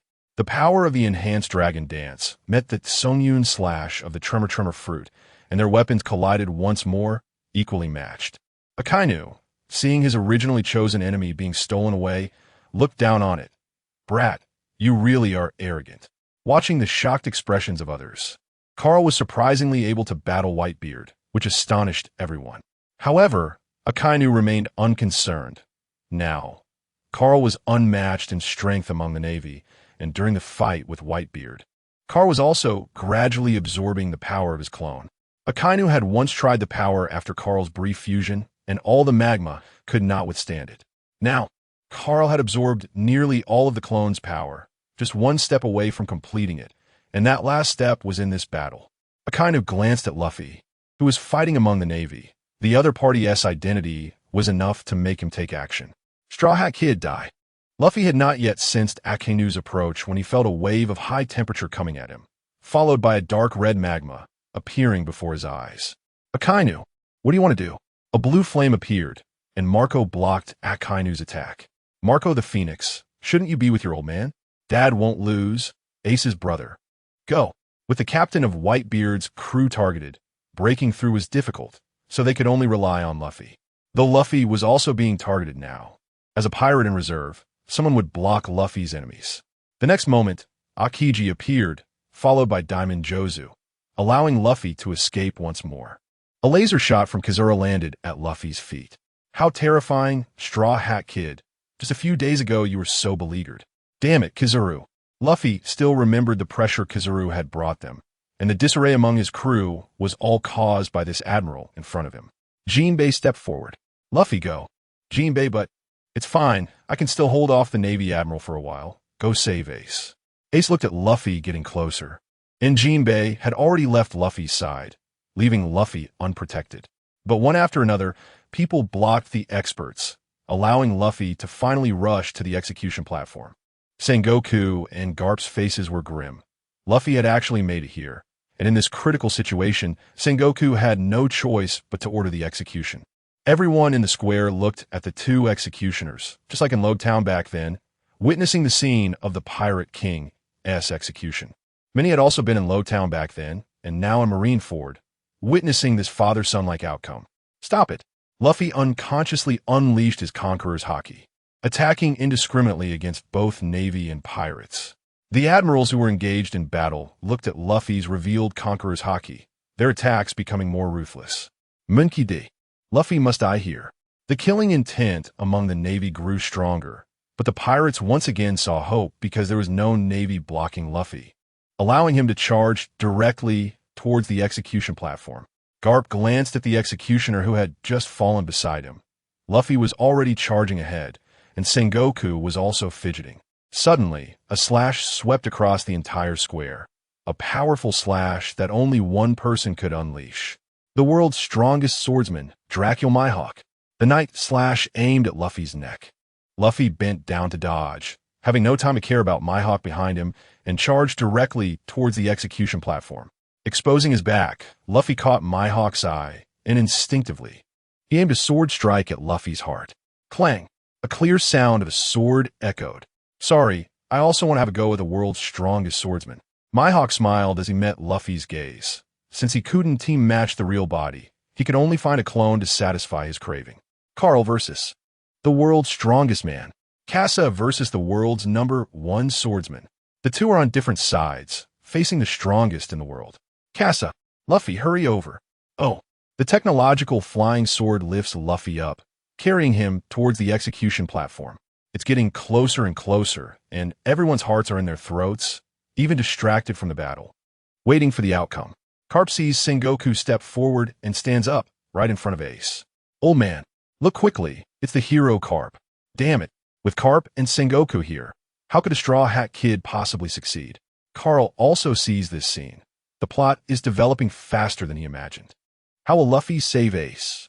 Carl looks at Casa, who is fighting with Hawkeye. This person has been here for several days, not just planting bombs. He must have other means. Casa controls the flying sword, charging towards the execution platform with Luffy. Chicken sauce. Luffy, I'm a Navy officer. If you want to get past, you must defeat me. Garp leaps down, charging at Luffy. Casa isn't worried. He continues to control the flying sword, knowing that old man Garp will hold back. Luffy enters gear second, jumps up, and punches Garp in the face. Sengoku's face turns pale as he watches Garp hold back, but Luffy doesn't have the key. How can he release Ace? Luffy pulls out the key Hancock gave him from his pocket, and Sengoku's pupil's contract. Then Kizura shoots a laser that pierces through the key. Terrifying. Oh no. Everyone sees the key destroyed. It's completely over. Casa sees this scene. His backup plan can finally come into play. Sengoku wants to grab Luffy, when suddenly he hears the sound of handcuffs dropping to the ground. Ace hasn't even reacted when he is helped up, and Luffy is ecstatic. Ace. Then the three are covered by a massive shadow. They look up to see a giant Buddha statue staring at them, a fist coming down towards them. Ace is right in the front. Fire fist, dragon claw fist, gum gum pistol. The three fists collide directly with Sengoku's fist. Sengoku's eyebrows furrow. The power is immense, and he exerts more strength. Ace and the others roar, their small bodies erupting with powerful force, holding their ground against Sengoku's Buddha-like strength. But the execution platform can't withstand the weight and collapses, burying the three under the ruins. Everyone stares at the debris, knowing that those three will determine the next direction. Sengoku looks at the ruins, realizing he had gone all out, yet was blocked by these three. And who is that person disguised as the executioner? Sengoku glances at Kasa. Being a former Navy officer, he can naturally infiltrate silently. So, this must be Kasa's doing.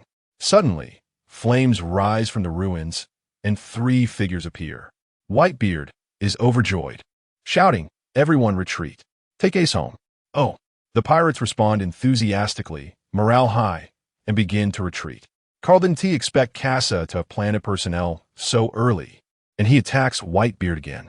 Whitebeard also feels Carl's power gradually strengthening and realizes he is testing him. "Hey kid, their retreat has nothing to do with me." Whitebeard suddenly exerts himself, standing in front of the Navy, determined to block for everyone. Someone will die in this war, and he will be the one to stay.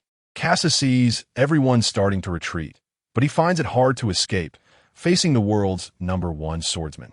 However, his master-level Tai Chi swordsmanship is also very strong. Baikei constantly clashes against the Black Blade Yuru. Although Kasa has no chance to counterattack, Hawkeye also cannot harm Kasa. Hawkeye's sword is entangled, and Kasa's defense is impenetrable. Like the sea, Hawkeye cannot break through. Interesting.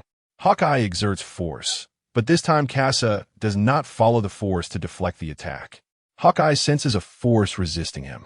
Tai Chi swordsmanship emphasizes the balance of hard and soft, with the soft aiming to overcome the strong, using 4 ounces to deflect 1,000 pounds, while also focusing on channeling energy.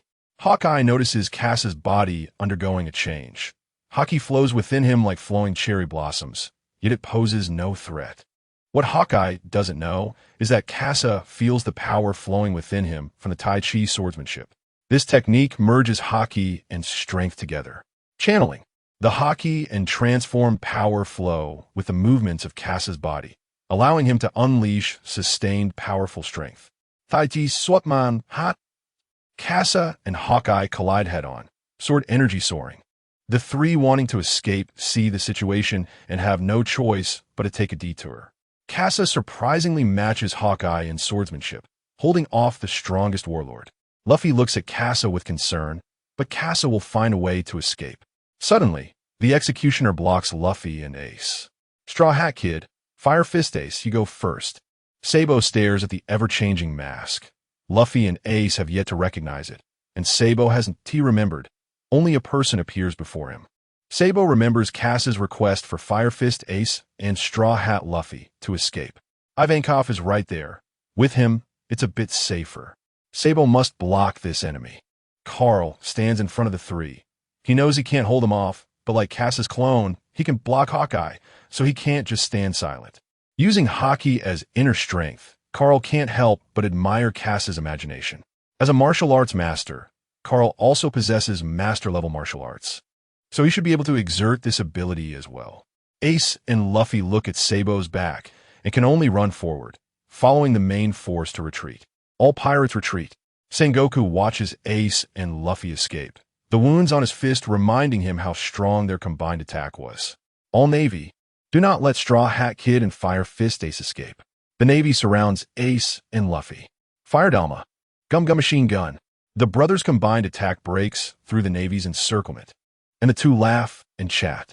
Kasa is under immense pressure. Even master-level Tai Chi swordsmanship struggles against Hawkeye, especially now that Hawkeye is serious. The Black Blade Yoru continuously clashes with by Quebec. Even if Kasa blocks, he cannot find an opportunity to counterattack. He is merely changing the method of defense. Hawkeye hasn't gotten serious yet, merely engaging Kasa in a swordsmanship contest, as he hasn't used Haki techniques to overwhelm Kasa. This allows Casa, a long-range expert, to have a brief exchange with Hawkeye. Suddenly, a strong tremor shakes the battlefield, disrupting their fight. Casa takes the opportunity to pull away, stepping on the technological flying sword to create distance. Hawkeye watches Casa escape, frowning. A suitable opponent has fled. Casa glances at the battlefield ahead, where only two people are engaged with Whitebeard. Carl and Akiji are teaming up to confront the world's strongest man. Although Carl's strength has significantly increased, he still cannot contend with Whitebeard. At the very least, he must avoid the onslaught of Conqueror's Haki. Akiji exuded a chill, continuously attacking with ice. But before the cold could reach Whitebeard, it was dispersed by Haki. The world's strongest man has plenty of means to deal with these abilities. Come on, kids. Carl and Akiji exchanged glances and continued their assault. Whitebeard single-handedly blocked the attacks of two Admiral-level figures, while the remaining crew pushed forward step by step under their captain's breakout.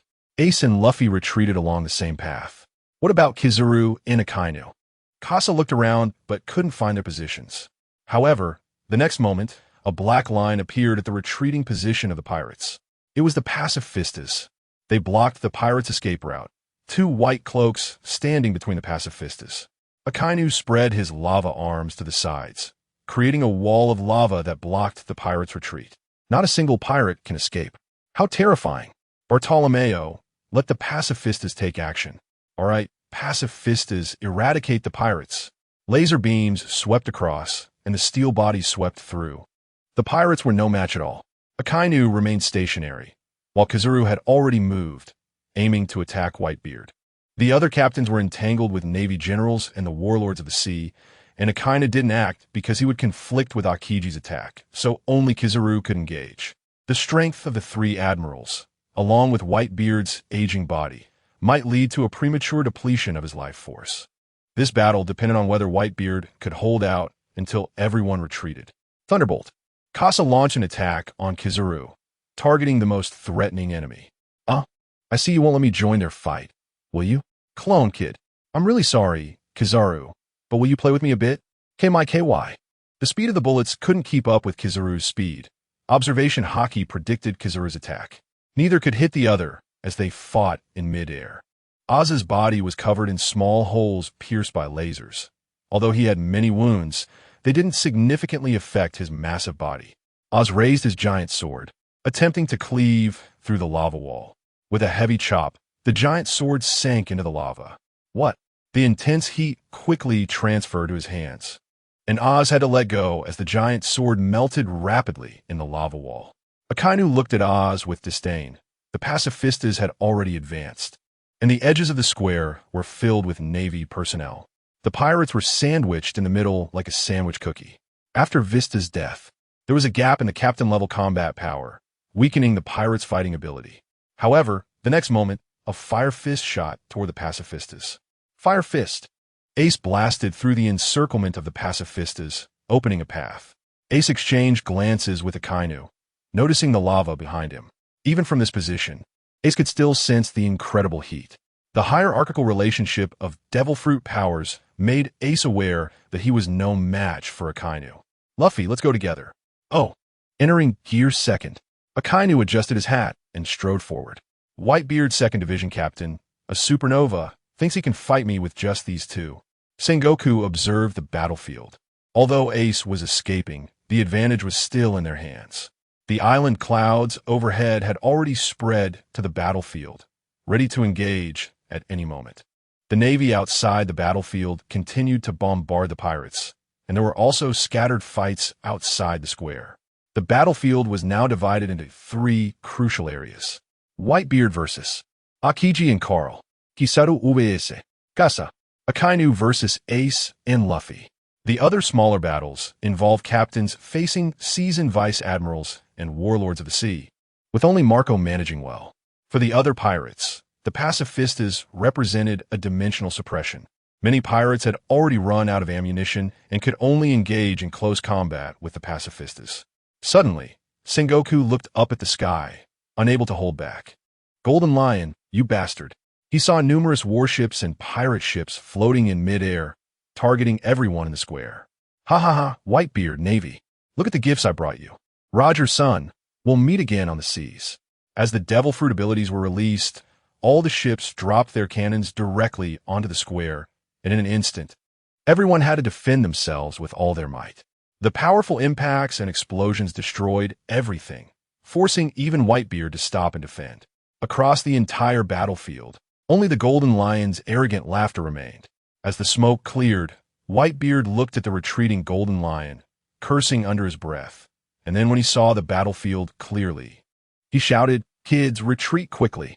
As the smoke dissipated, everyone saw that the Golden Lion's attack had blown open Akainu's lava wall. Amidst the roars of the pirates, Sengoku's face turned pale. The pirates suffered little damage from the previous attack, while the Navy sustained heavy casualties. Golden Lion. Sengoku jumped into the battlefield. The situation was already unfavorable, and he had to fight.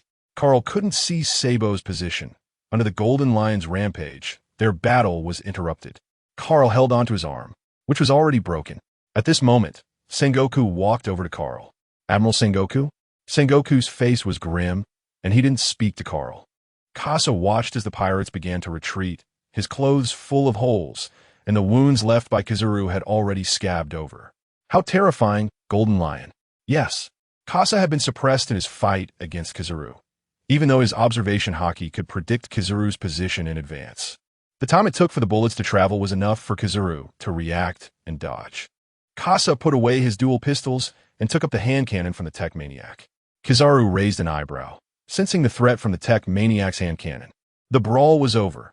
Now they had to finish the fight quickly and escape. "Kizaru, I prepared quite a bit to deal with you." Kasa activated the tech flying sword and sent it flying toward Kizaru, while the speed of the tech flying sword couldn't match Kizaru's. Kizaru chose to engage in close combat as Kasa closed the distance, showing no fear. Tingyin Songjian, with a lightsaber in hand, he engaged in a swordsmanship duel with Kasa. Kasa could hold his own in swordsmanship against Mihawk, and his master-level swordsmanship gave him the upper hand.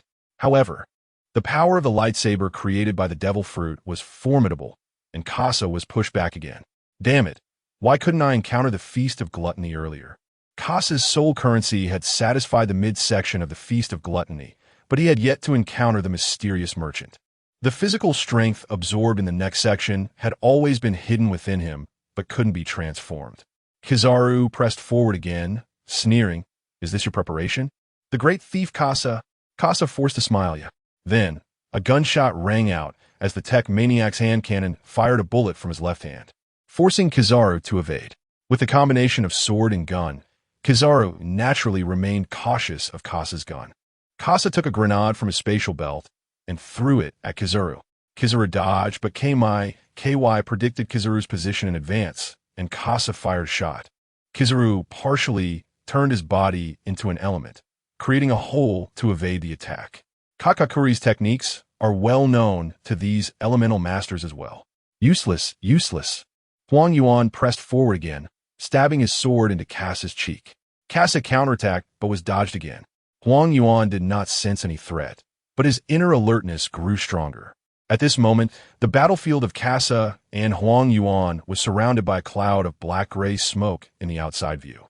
Kasa pressed a potion at his waist and said, "Borosalino, Zifa-sensei was right. You rely too much on your fruit abilities." What? The opening of the potion was directly opened by Kasa. Originally, it only emitted a little black-gray smoke, but now it burst open, filling the battlefield of the two. Huang Yuan was startled. He activated the Yada no Kagami inside and prepared to escape. The speed of light propagation differs in different media. The speed in a vacuum and in the atmosphere is completely different. Not to mention that Kasa deliberately used black-gray smoke, which absorbs light and affects Huang Yuan's movement. Huang Yuan's speed suddenly weakened to a level that Kasa could capture, and this opportunity was only once. Kasa predicted Huang Yuan's path, and Huang Yuan's movement was clear under the clear mirror. Demon Bullet. The Demon Bullet can trigger a fruit user's ability riot, attacking the user themselves. Huang Yuan was hit, instantly knocked out of the Yada no Kagami's movement state, and the fruit backlash caused him to enter a brief state of unconsciousness. This time was enough for Kasa to switch weapons and complete the attack. Maximum Spiral Shockwave. The front of the Hextech Warhammer cracked open. Magical energy gathered together to charge. Arcs of electricity danced, and a compressed shockwave rushed toward Huang Yuan. It knocked Huang Yuan out of the mist and directly hit the wall of Marineford. The charged shockwave exploded, shattering the main building of Marineford along with Huang Yuan. The Navy was shocked, and Sengoku watched Huang Yuan slowly descend from the broken wall. Borsalino? Casa flew out of the mist, preparing to escape. He did not receive a system alert. Huang Yuan was not dead. He had to escape first. Not knowing Huang Yuan's current state, the Navy, seeing Casa fleeing, stopped pursuing the pirate and turned their cannon fire towards Casa in the sky. Casa, relying on the flexibility of the technological flying sword, continuously dodged, relieving pressure for the pirates to escape. Sengoku wanted to pursue, but was blocked by the pirate henchmen that emerged in front of him. In the sky, most pirates had already escaped to the ice surface, and now only Whitebeard and Ace were still fighting in the square. Akainu's attacks continuously pushed the two back, but it was also because Ace and Luffy were there that the other pirates could escape. The captains had all fled to the ice surface, ready to withdraw. However, all the warships and pirate ships were thrown down by the Golden Lion as cannonballs. Marco gritted his teeth and said, "Damn Golden Lion, even a Moby Dick." "Marco, there are still warships." Jinbei noticed that there were still ships outside the port. If necessary, Jinbei could still summon marine life for rescue. But it was so dangerous that he didn't know if any beast would be willing. Tsuru watched Marco, searching for ships on the ice surface, and ordered, "Destroy all ships, including warships." But Vice Admiral Tsuru, "Hurry." Tsuru felt a bit uneasy. Destroying all escape routes meant that this war would end with one side's last person dying. At this moment, 100 nautical miles away from Marineford, Shanks, who came to end the war, encountered the enemy. The world government? Why are they here? Shanks's face turned pale. He had already finished the war with Kaido and rushed over as quickly as possible. But he unexpectedly encountered the ships of the world government. On the ship, CP0's mask spoke. "Red-haired, please leave. We do not wish to engage in battle with you for now." This was a preparation made by Call and the Five Elders. While the remnants of Whitebeard were retreating, they intended to capture them all. They just didn't expect to encounter Red-haired, as another battlefield was about to erupt in war. In the square, Ace and Luffy were sent flying by Akainu's punch. The magma arms swept across, Luffy backflipped to dodge, and Ace leaped to avoid the flames. "Damn, this magma bastard is so strong." Akainu, the admiral of the Navy, is actually this powerful.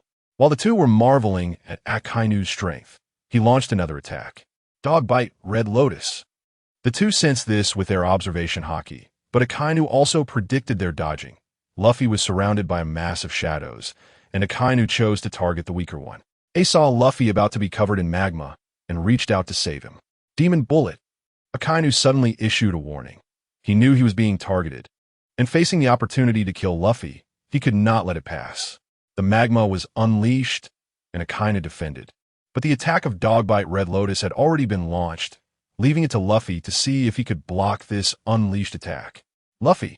Ace saw that Luffy could only use his arm to block. Luffy's haki-wrapped arm blocked Dogbite Red Lotus, but the dog head bit down on Luffy's arm.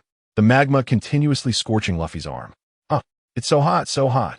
Akainu evaded the attack and looked up at Casa in the sky. 3 people? Casa's attack power. Akainu saw Huang Yuan's miserable state and understood, but he was different from Huang Yuan. The physical magma could help him block a lot of attacks. Casa wanted to break free and let Ace and Luffy escape from here. Suddenly, Casa sensed an attack from behind and raised the technological flying sword to dodge it. Sengoku picked up a giant rock and threw it at the airborne Casa, using the same technique as Garp, only the cannonball had turned into a giant rock. The powerful impact made Casa dare not take it head-on and had to dodge. Seeing Casa being driven away, Akainu began to attack Luffy and Ace. Ace and Luffy also discussed a battle plan. Ace needed to buy some time for Luffy. Fire Fist. Hellhound. Ace's Fire Fist was being crushed by Akainu's Magma Fist. Ace could only evade and continuously attack with flames. But the magma body of Akainu showed no concern for Ace's flames, directly charging toward Luffy. Ace saw that Akainu ignored him and rushed straight toward Luffy. Damn it! Ace landed in front of Akainu. He engulfed in flames. Appeared particularly weak in front of the magma-bodied Akainu. Hey, don't touch my brother, Admiral. Then come and try, pirate. Come protect the one you want to protect. The high temperature of the magma forced Ace to absorb all the flames on his surface into his body. His mortal flesh was covered with a layer of black haki. Hellhound! Akainu's attack was already prepared. All the haki on Ace's arm and the flames stored in his body gathered onto his fist. The next phase of haki and fruit abilities, the combination of haki and fruit powers. The haki burned violently under the influence of the flame fruit's ability. Ace's fist turned red, and a faint purple flame slowly gathered on his right fist. Fire fist. The purple flame fist collided with the magma fist. A stalemate of high versus low. Akainu could not believe that his fruit ability did not completely crush the attack. Instead, he could see the arrogance in Ace's eyes. Admiral, want to try my brother's punch? Akainu's pupils contracted as he saw Luffy behind Ace. Entering Gear 4th, Luffy's body grew tall, matching the Admiral's height of over 3 meters. But his body was entirely red. Gas filled his bones, causing his body to expand uniformly, and then Luffy compressed his heart, entering Gear 2nd on top of Gear 3rd. He had only used this technique once before, during his battle with Moria. Jet, giant pistol. The haki-covered fist protected Luffy's body and sent Akainu flying with a single punch. As Luffy quickly attacked, his hand barely touched Akainu's magma body, and before he even felt the temperature, Akainu was already knocked back. Ace, hurry up. I can't hold on much longer. Yeah, me too, my haki won't last long. Luffy's fist and Ace's fire fist continuously attacked Akainu. And from the position they initially pushed him back to, they kept attacking until they reached the edge of the square. Akainu was trying to avoid Luffy's fast and heavy punches, while Ace's purple flame fire fist provided timely cover for Luffy, allowing him to focus on the offense. The combined power of the two pushed Akainu back step by step, and now he had no way to retreat, staring wide-eyed at Luffy and Ace. Ghoul Montak, Jetgiant Hokkatkennen. Fire fist. Luffy and Ace's fist struck simultaneously at Akainu's chest and abdomen. The powerful attack broke through along with the magma wall behind him, sending Akainu flying into the ice behind him. Among the 3 admirals, 2 had already been knocked away. Whitebeard watched the cooperation of the 2 brothers, their smiles bringing a hint of joy to his aged face. Kizaru and Akiji felt the threat and took a step back.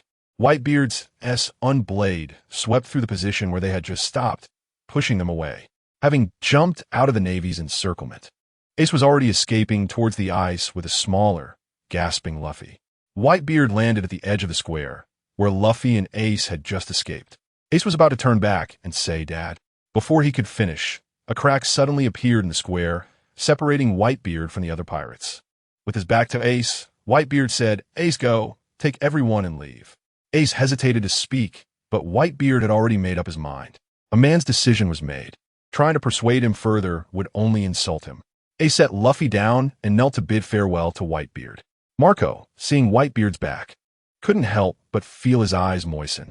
Kasa flew beside Marco. Sengoku's attack posed no threat at this point, but Kasa didn't think that crack would hold back the Navy.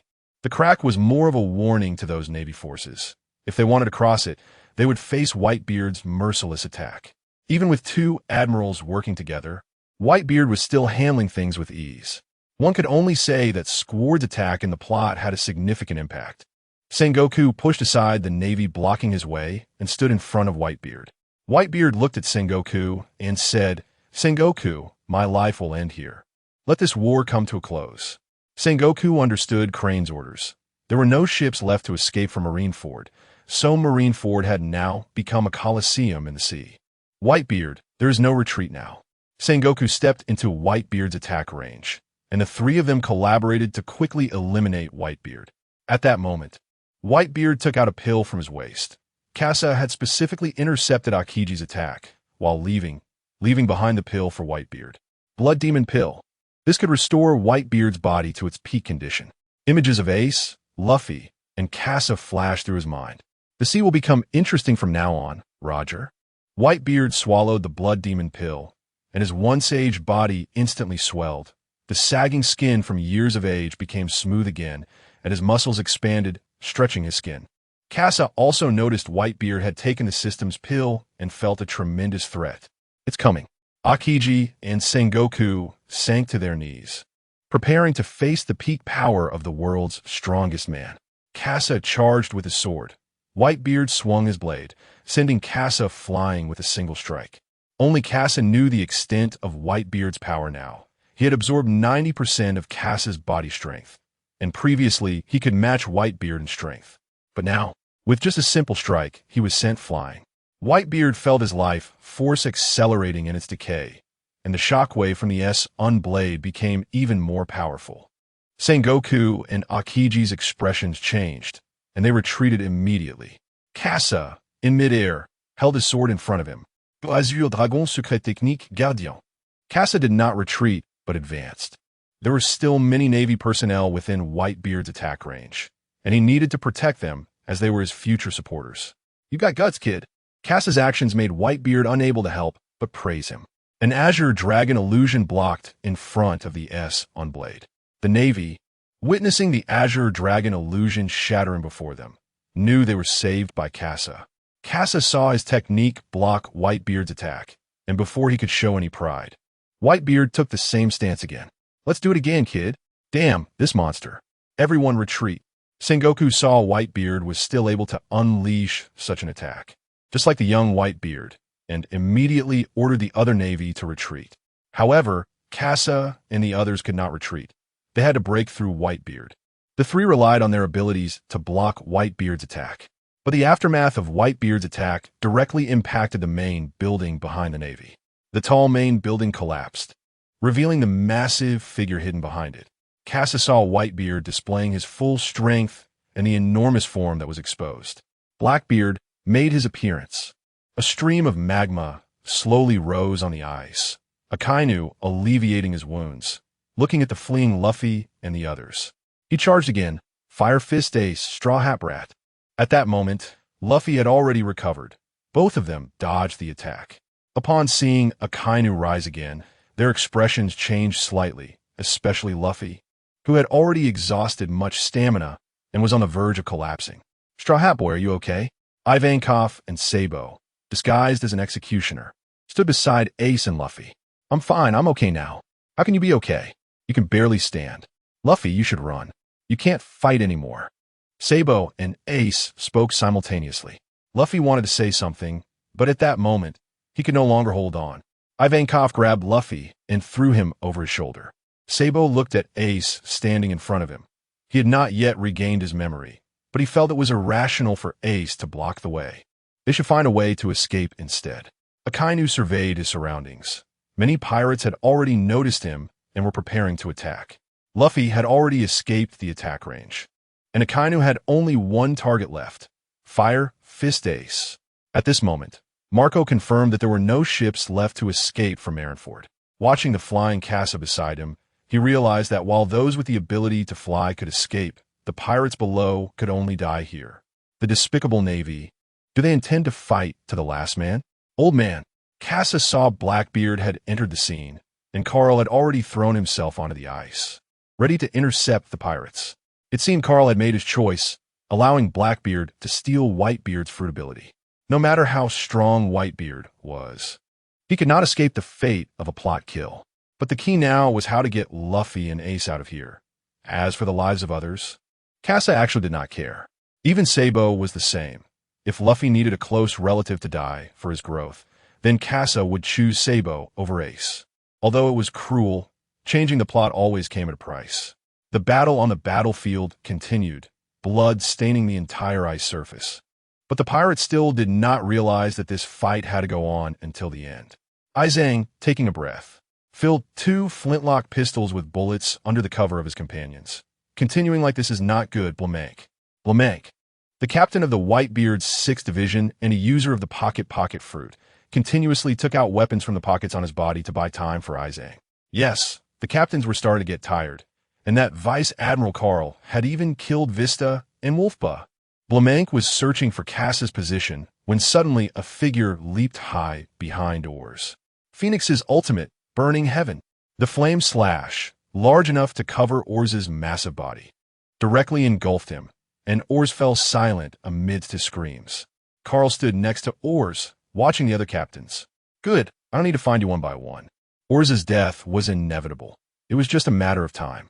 A few veteran vice admirals also appeared beside Carl. Squirrel and Ghost Spider quickly bandaged themselves and continued to fight, their expressions complex as they stood next to Carl. They knew that Carl's clone had killed quite a few Navy members, including Admiral Kazuru, whose life and death were now unknown.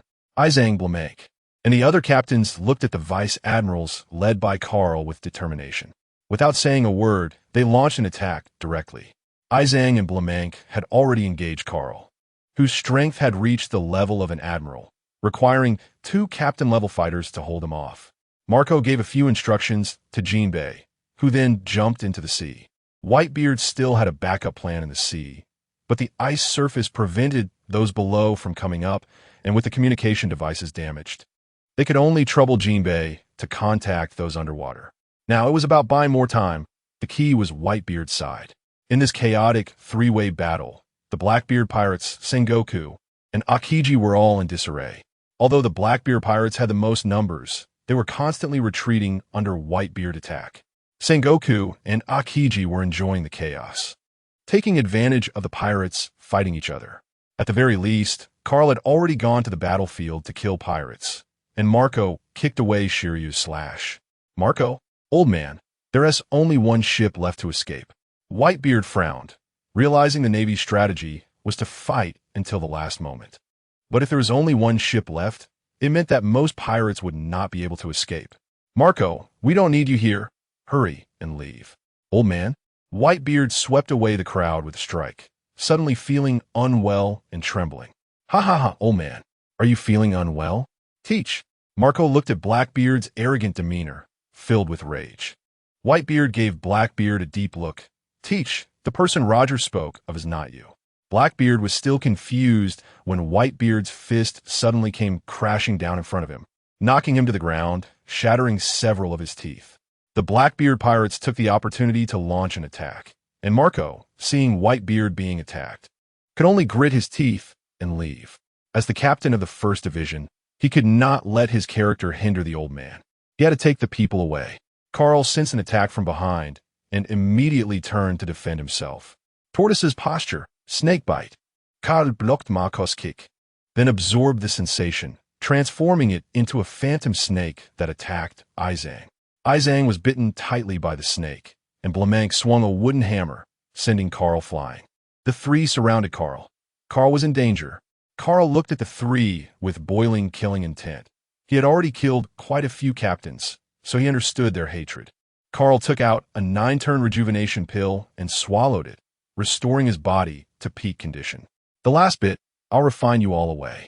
Casa waited on the surface of the sea where Jinbei had entered, picking up a sniper rifle to snipe at the Navy attacking with cannons in the distance. Each shot alleviated the pressure on the pirates, but Casa felt anxious. Shanks had not arrived yet. Although Casa knew that the world's correction would delay Shanks' speed, or that Shanks might not be able to arrive at all. So Casa watched Ace, who was still fighting Akainu. For Ace, he could still fight against other admirals. But the suppression of Akainu's fruit ability forced him to attack using only physical techniques, and for a time, Ace was being overpowered. Sabo dodged Akainu's magma eruptions, then attacked Akainu alongside Ace. In the midst of battle, fragments of memories kept surfacing in Sabo's mind, even though this was a taboo during combat. However, these fragments allowed him to better cooperate with Ace, as if it were a bodily instinct, reminding him of past memories. Paul got Diaz. His hockey-wrapped fist seized the magma and flung it back. In an instant of contact, Sabo had not yet felt the temperature before he helped Ace block the attack. Ace glanced at Sabo. The attacks from the other side had not hindered his own, and their cooperation was seamless, as if they were one person. Meteor Volcano. Akainu stepped back and launched an attack at the sky. Ace and Sabo retreated cautiously, but the other pirates, undeterred, charged forward, slashing at Akainu. The steel-made blade struck Akainu's elemental form, sinking 3 inches before getting stuck. What? Akainu looked disdainfully at the pirates beside him. Ace and Sabo were smart enough not to attack, because the temperature of Akainu's element was extremely high right now. The blade that sank into Akainu's body turned red hot and melted into iron water. And the pirates had not released their grip on their blades when the magma instantly engulfed all of them, turning their bodies into rocky magma. Damn it, Akainu. Ace and Sabo knew it would be dangerous to attack, so they allowed Akainu to launch his attack. At this moment, the magma surged into the sky, aiming at the ice surface. Akainu's target was the ice surface beneath the pirates' feet. As long as it was destroyed, the Navy's cannons could attack the pirates, leaving them unable to retaliate. Ace and Sabo watched the descending magma fist, knowing it was something they could not block. The magma smashed through the ice surface, and the splashed seawater formed a cloud of mist, enveloping Ace and Akainu. Whitebeard is just a loser of this era. It's truly laughable. Now the entire pirate crew is like a pack of stray dogs. Haha. Akainu looked down at Ace and laughed arrogantly. He tried to provoke Ace, knowing that Ace's observation haki could always help him dodge dangerous attacks. So he wanted to anger Ace to make his haki ineffective. Stop babbling. You don't understand the meaning of the name Whitebeard at all. He brought us so much significance. Oh, are you talking about you losers? Then Whitebeard truly deserves to die. You bastard. Ace charged forward, and Akainu perfectly targeted this point about Whitebeard, causing Ace to lose control. Akainu anticipated Ace's charging position. Hellhound. The Hellhound devoured Ace's figure, and a slight expression of triumph appeared on Akainu's face before his body elementalized. Fire Fist. Ace launched an attack from the side, and Akainu's observation haki sensed Ace's attack, realizing that the Hellhound had never actually attacked Ace. It was merely a fire clone created by Ace. Ace scanned Akainu's body and swept his leg to break Akainu's feet. Akainu immediately elementalized his feet. Fire Pillar. A fire pillar surged from Akainu's position into the sky, launching Akainu's body upward. Ace's fire attack had no effect on Akainu, but he was still sent into the air. Ace looked at Akainu in the air, clearly knowing that Akainu could not fly like Kizu using elementalization. With his heavy body, Akainu became Ace's live target before forming his feet. Ace adjusted his position, crossing his index fingers into a cross aimed at Akainu in the sky. Crossfire. The cross flame beam directly knocked Akainu away, shifting him horizontally in midair. Akainu seemed to realize what Ace intended to do and was about to form his feet and use Moonwalk to resolve the situation. Ace's gaze sharpened. His feet transformed into flame jet propulsion, directly rushing up to the same height as Akainu. Fire Fist. The Fire Fist hit the magma wall formed by Akainu, and Akainu's expression suddenly changed as Ace appeared behind the magma wall. Akainu, you must take responsibility for what you said. Ace jumped at Akainu, throwing him into the shattered water surface of the meteor volcano. A splash of water erupted, followed by boiling steam rising from the water surface. As magma cools, it directly turns into land. As long as Akainu maintains his magma state and there is enough magma, he will not sink into the sea. So boring. After so much effort, this is all I can do. Indeed, the pirates taken in by Whitebeard are just like him, also losers. Ace's expression changed, and at that moment, he was enraged. However, the next moment, a magma fist appeared in front of Ace, and Akainu had finally provoked Ace. The magma that had just been swept by the leg became an attack, launching at Ace's blind spot. Die, bloodline of the Pirate King. The magma aimed directly at Ace's chest, as if the plot was about to pierce through Ace's chest. Dragon Hook Claw. Sabo jumped high, having already anticipated Akainu's attack, and arrived just in time to successfully intercept it. His hockey-wrapped hand swatted the magma fist away like a block. What? Akainu hadn't had time to react when suddenly a pumping sound echoed. Jet, rocket cannon. Luffy, who had successfully been resurrected by Ivankov, also arrived, knocking Akainu away. After being sent flying and rolling, Akainu looked at Luffy and the others. Luffy stood in front of Sabo and Ace, steaming, while Sabo stood to Ace's left. The two brothers stood in front of Ace, their bond reversing the situation where Ace was sure to die.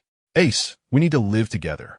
Luffy launched the first attack, and with the speed of Gear Second and Haki Protection, as long as Luffy was careful, he could still fight Akainu. Sabo used his feet to lift 2 water pipes off the ground and handed them to Ace. Ace looked at the water pipes in surprise, feeling a sense of familiarity for the first time. Jet, spiral bullet. A punch hit the magma, scattering it and splattering everywhere. For Luffy's attack, Akainu only needed to raise the magma wall. Although Luffy's speed was fast, it wasn't fast enough that Akainu couldn't react in time. A heavy punch came down, and Luffy dodged, but the splattered magma still burned him, melting a large hole in the ice. Akainu charged towards Luffy's dodging position, and Luffy had already lost balance in his posture when he dodged, so after landing, it was Akainu's opportunity. Akainu, Ace had arrived, and he naturally saw Luffy in danger. The hockey-wrapped water pipe hit Akainu's waist, knocking his body away. After being knocked away, Akainu crossed his arms to block in front of him, and Sabo's water pipe followed, hitting Akainu's arm. Jet rocket cannon. Both palms struck Akainu's abdomen, causing the magma to dent inwards, but Akainu elementalized again to evade the attack. Akainu's observation haki was superior to Luffy's, so Luffy's attacks could always be caught. Akainu swatted Sabo away and smashed both fists down towards Luffy. Ace blocked, and Luffy seized the opportunity to raise his leg high. Jet battle axe.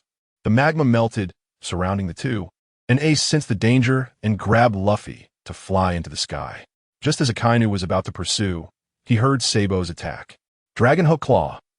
Grabbing Akainu's only exposed arm in the magma, Sabo yanked it out. Akainu became visible, and upon seeing this, Ace spread his palm in flames, allowing Luffy to stand on it. Luffy go. Then Ace exerted force, throwing Luffy out. Luffy grabbed the ground in advance, pulling hard and then rolling and spinning. Jet Saw Axe. The high-speed rotation combined with the saw blade heel directly attacked Akainu's exposed body. Controlled by haki, Akainu could only brace himself as he saw Luffy charging in. Exposing his whole body, he used a shoulder to block his head, wrapping his armed haki around it to resist Luffy's strength. Luffy gritted his teeth, continuously pushing down, while Akainu bore Luffy's strength, constantly pushing back up. Then Akainu's strength increased even more, and Luffy was sent flying. Akainu grabbed Sabo from behind and threw him into the sky, colliding with Luffy. The magma charged in his hand, Hound devouring Red Lotus. The magma dog's head prepared to swallow both Luffy and Sabo, but Ace appeared in front of them. Mirror Flame. The purple flames blocked Akainu's attack, but it also consumed most of Ace's haki. The three landed simultaneously, panting heavily, their breathing rhythms perfectly in sync. Damn, how's this guy so strong? Aha, Luffy, are you thinking of giving up? No way, Ace, I still have a super powerful move. Huh, it ISNT that move where you turn into a balloon, right? Sabo. Watching the two argue, couldn't he help but recall an image and reach for his face. Ace Luffy. Luffy and Ace stopped arguing and looked at Sabo, who was taking off his changing mask. Luffy looked at Sabo, his mouth opening and closing. Who are you? Luffy couldn't hold back and rushed to Sabo. But Ace's pupils constricted as he seemed to realize something, though it was impossible. A giant magma python swept towards them, and all three jumped at the same time to evade Akainu's attack. Sabo still couldn't remember, but his mind was much clearer now. Looking at Akainu wielding magma, Sabo felt he had a chance. Fire Fist Ace, Straw Hat Kid, cooperate with me. Oh, Luffy immediately got up to attack, while Ace looked at Sabo's back and orange hair. There was no time for Ace to think. The battle had already begun. Akainu focused on Sabo, who was outside the safe zone, sensing the killing intent emanating from him. Luffy and Ace increased the pace of their attacks, clearly trying to buy time for Sabo. Akainu withdrew his attention from Sabo and concentrated on attacking the constantly harassing Ace and Luffy. Jet Gatling. Luffy's super-fast punches struck the magma, only scattering it but failing to hit Akainu behind it. Luffy dared not unleash a full attack. Once Akainu countered, he had to dodge, as the gap between them was too large. The magma hit the ice beneath Luffy's feet, making the battlefield underfoot increasingly thin, ready to shatter at any moment. The pirates watched as Ace and Luffy fought Akainu. The Straw Hat Kid was so strong, managing to join the battle. The Supernovas were actually able to fight back against an admiral. How impressive! Luffy was still unaware that his fighting power had already gained recognition among the New World pirates. Jet pistol. A punch pierced through Akainu's magma body, and Luffy's expression changed as he felt no impact, realizing that Akainu had deliberately melted a hole for him to strike.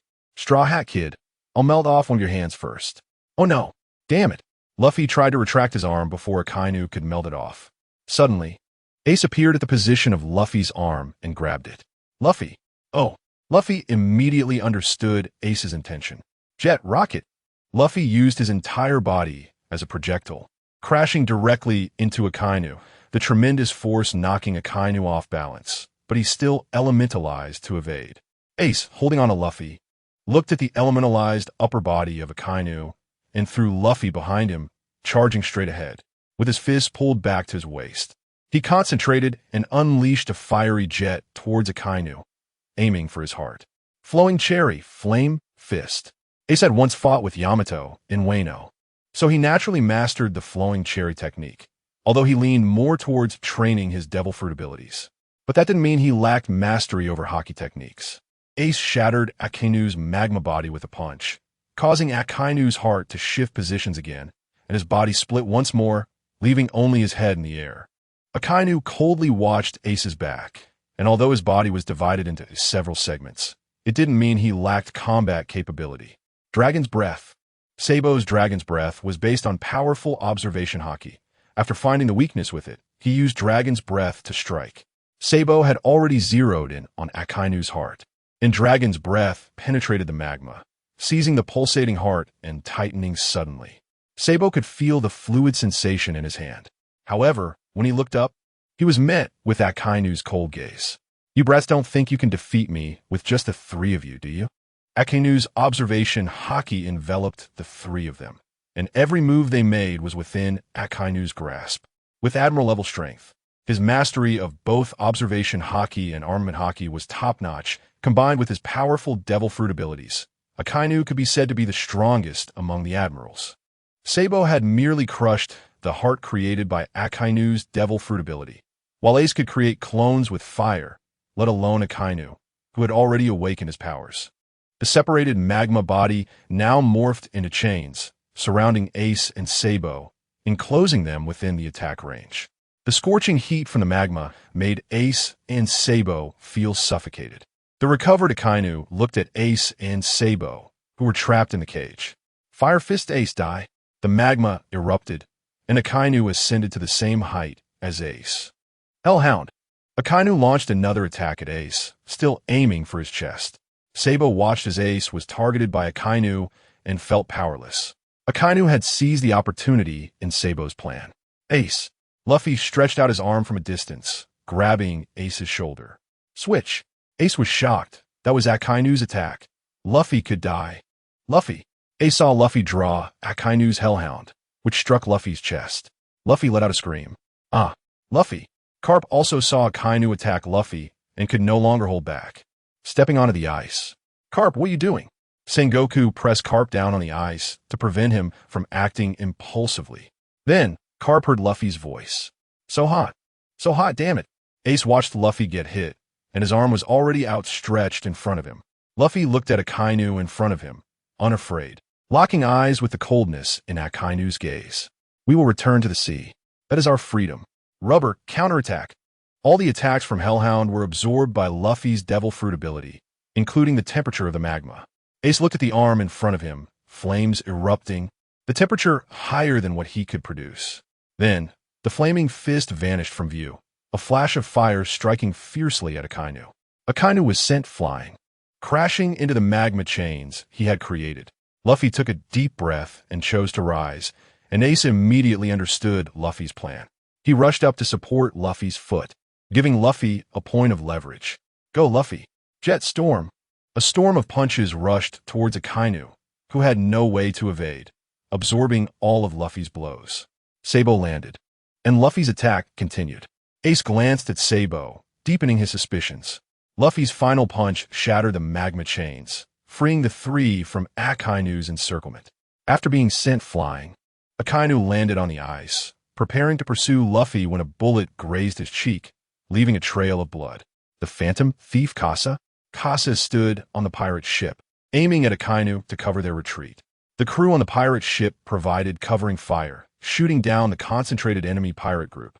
Jinbei emerged from beneath the sea, bearing a wound from Akainu's meteor volcano. This was the mark he had left while covering the pirate ship underwater. Now, everyone's hope rested on this pirate ship. Marco blocked Carl's attack, allowing for a retreat. Carl stepped back a few paces. Seeing the three retreating gave the enemy hope, prompting a strong counterattack. So Carl had to take a step back. Marco looked at Whitebeard, who was still fighting, gritting his teeth and retreating. Their current mission was to escape from here as ordered by their captain. Everyone run. When Marco arrived at the pirate ship, his biggest concern came true. The ship was already at full capacity. With 43 affiliated pirate crews and 16 captains, even though many had died in battle, it was still too much for a single pirate ship to carry. Moreover, there were pirates brought by Buggy, who had also completed his task of broadcasting the war. However, he too found himself in a situation with no ship to escape on. "Hey, Whitebeard pirates, hand over your ship, or don't blame me for being rude." With support from the pirates behind him, Buggy stepped forward to the position on the pirate ship. Casa stood at the bow, and the flying reconnaissance machine had already reached him, bringing news from Shanks. Casa didn't expect the world government to still be overseas. Shanks could no longer come to the rescue. Looking at the half of the pirates still not aboard, the infighting among the pirates was about to begin, and the Marines stopped their attacks to watch the tension between the pirates. Ivankov spoke next to Casa. "Luffy and Sabo haven't boarded yet. Once they do, it will cause chaos." Casa knew that Luffy's return would be a trigger, so he had to arrange for the evacuation of these personnel.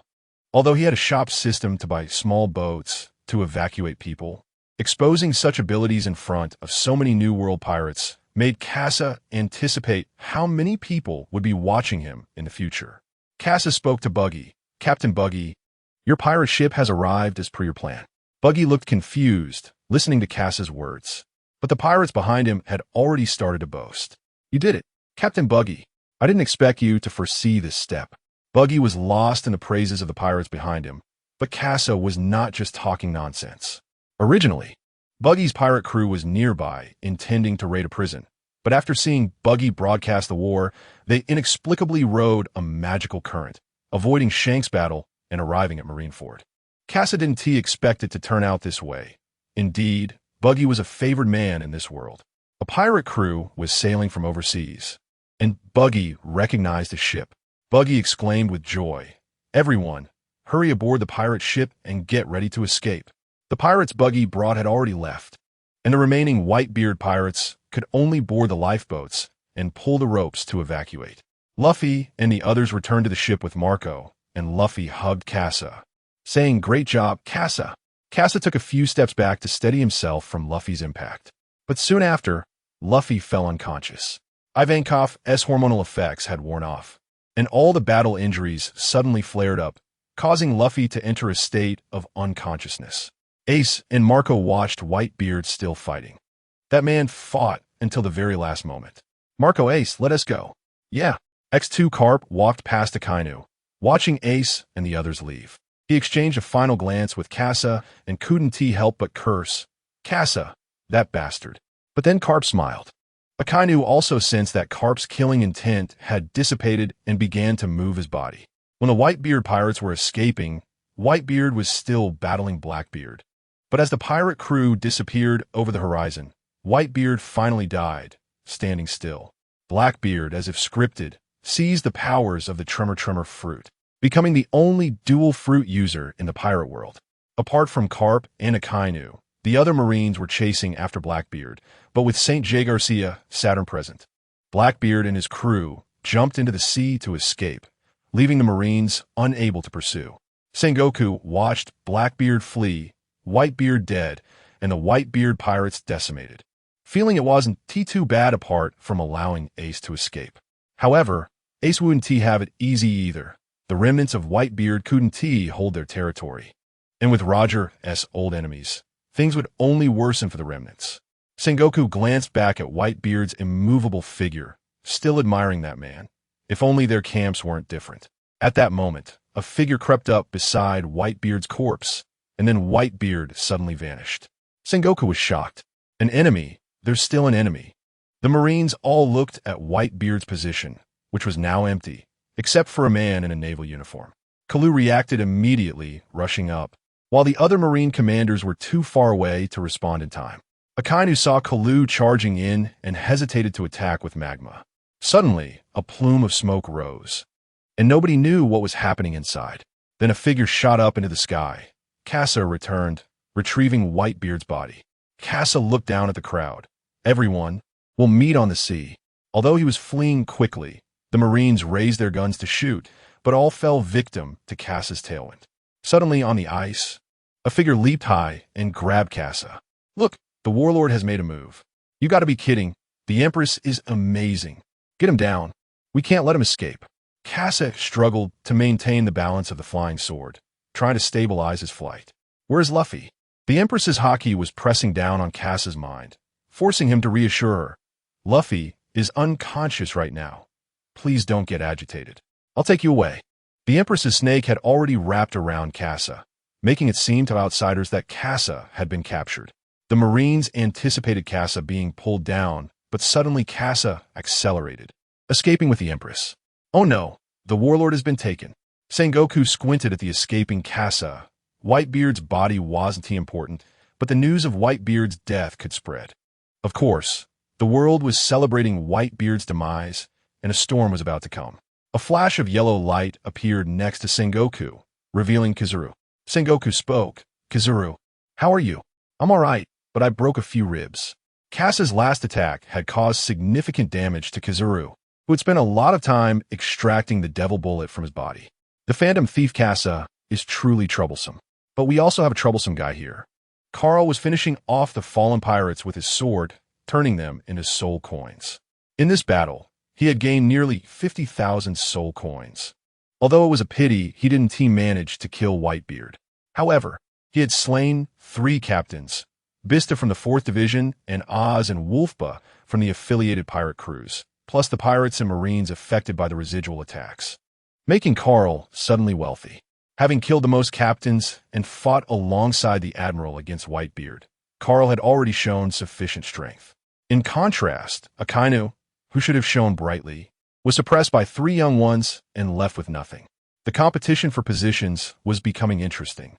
In the sky, over the sea, Hancock stood on the flying sword, anxiously scanning the horizon, trying to find Luffy's trace. Kasa stood in front of Hancock, also able to sense her fragrance, shaking his head to clear the evil thoughts from his mind. The power of the fruit is so strong.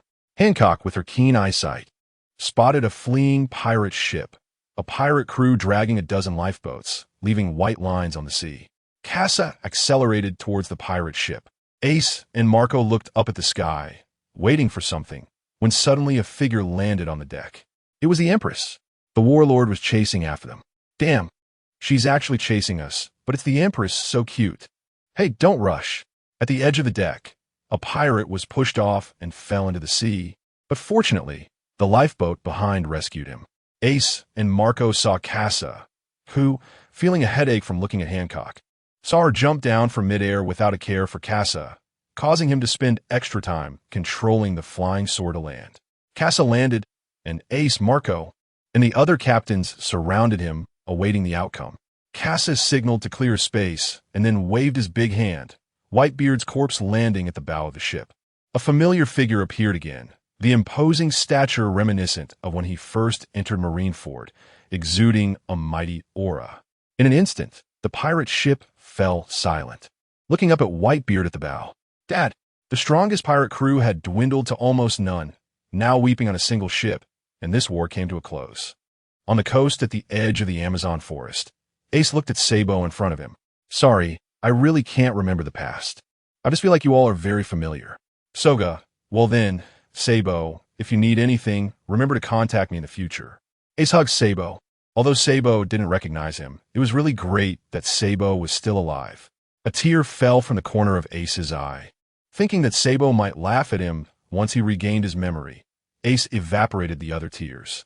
Sabo patted Ace's shoulder, feeling a rare sense of calm within, as if the lost memory finally had a source. Once Luffy recovers, I'll come to see him. Ivankov looked at the rescued Ace, and then at Luffy, who was still unconscious. Great. The Straw Hat Boy's brother has been rescued. I didn't expect that Sabo and Luffy Boy had such a relationship. Yes. Casa chimed in, and Ivankov glanced at Casa. This rescue was completed thanks to Casa's connections, making Ivankov curious about him. By the way, what are your plans next? Casa looked up at Ivankov's big head.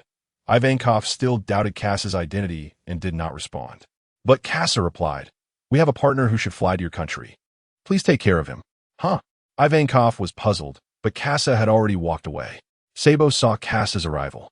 "Mr. Casa, this mission has been completed, and thank you for asking me to participate." Casa shook Sabo's hand. "Thank you for your trouble this time. Our transaction ends here." Sabo left, preparing to go to the New World with Ivankov. Ace was still watching Sabo's retreating figure. "It's really great that he is still alive." "Yes.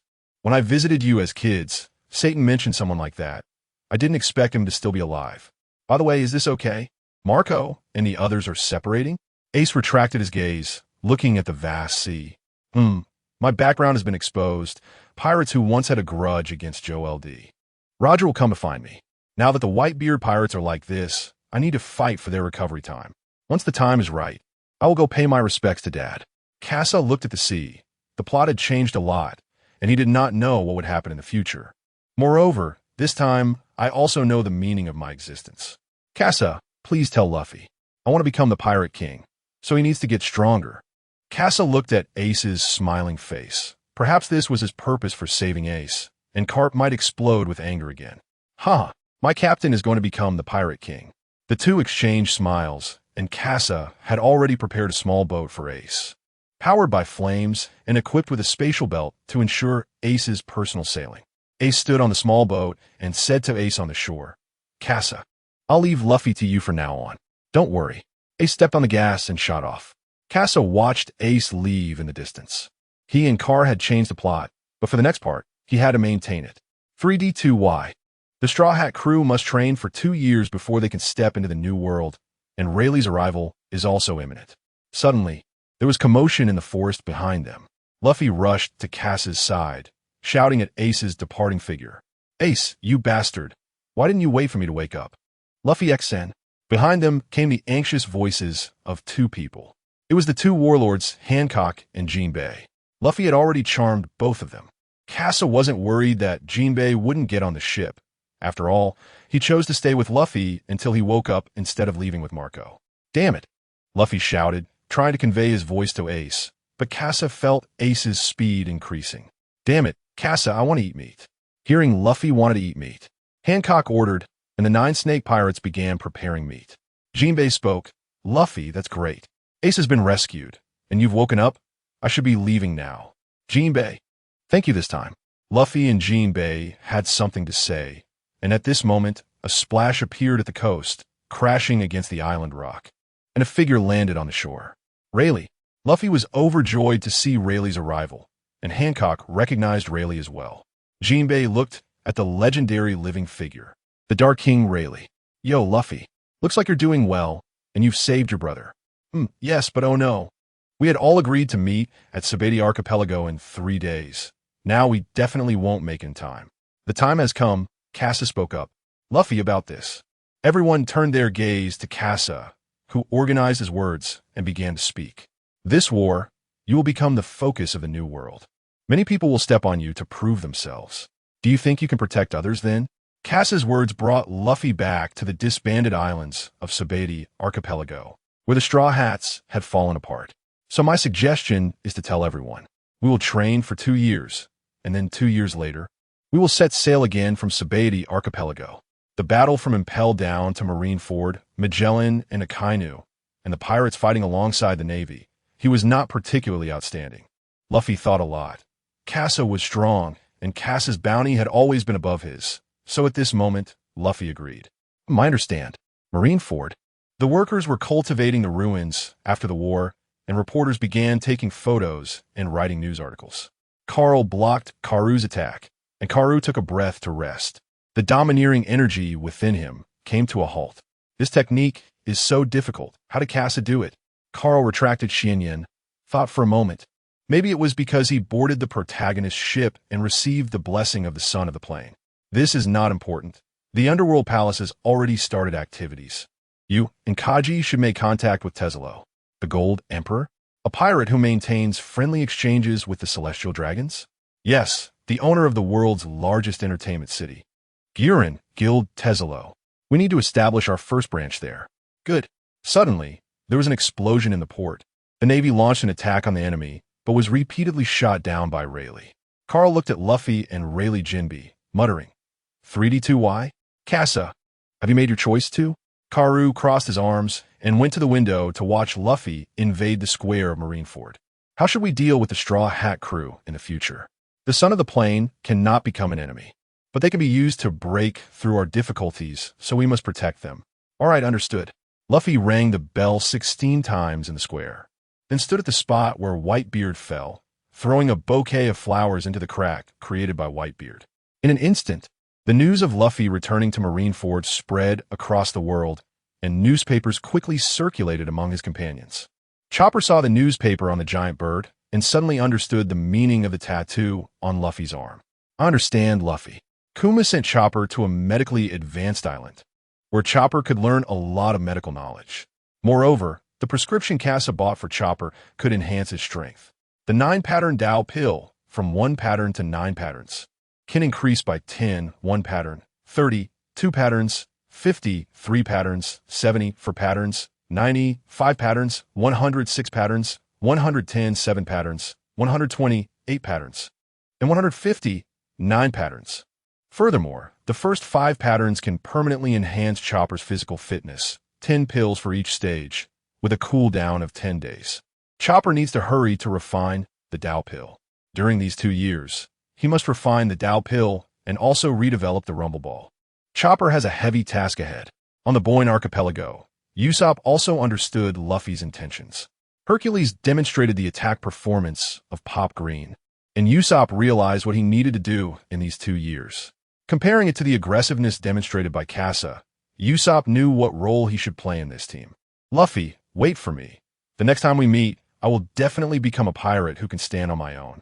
On the Mechanic Island, Frankie looked at the technology left behind by Vegapunk and the series of mecha design books Casa gave him. For his own transformation, Frankie already had various ideas. Luffy, wait for us. When we meet, I will show you the super version of me and the Sunny. Nami returned to Sky Island, playfully teasing the climate scientist. Sorry, that was just a joke. Hey, how could it be just a joke? Nami also learned about Luffy's situation, and after seeing the state of Sky Island, she knew that in the future, in the New World, she needed to gather more new knowledge of climatology to help Luffy reach where he wanted to go. So, Nami returned to Sky Island. Luffy, wait, we will meet soon. 2 years is enough for Nami to learn about the climatology of the New World and master the Thunder Fruit. On the island of Okama, Sanji defeated all the Okama, having retracted his invisibility black battle suit and relying solely on his physical strength to defeat them. Hey, is that all? That bastard Kuma, where did he throw me? Sanji held the newspaper in his hand. He also understood Luffy's intentions, but this island held no significance for him. Only a proxy king could make Sanji go all out. The invisibility black battlesuit was preparing to activate Sanji's bloodline factor. Sanji might be the strongest besides Casa at this stage, infinitely close to his strength 2 years later. At this moment, a ship docked at the shore, and Ivankov, along with his Okama brothers, stepped onto Okama Island. Haha, I'm finally back, my... Before Ivankov could wait for others to welcome him, he felt a bit puzzled inside. At this moment, Sanji walked out of the forest, glanced at Ivankov in female form, and momentarily forgot his purpose.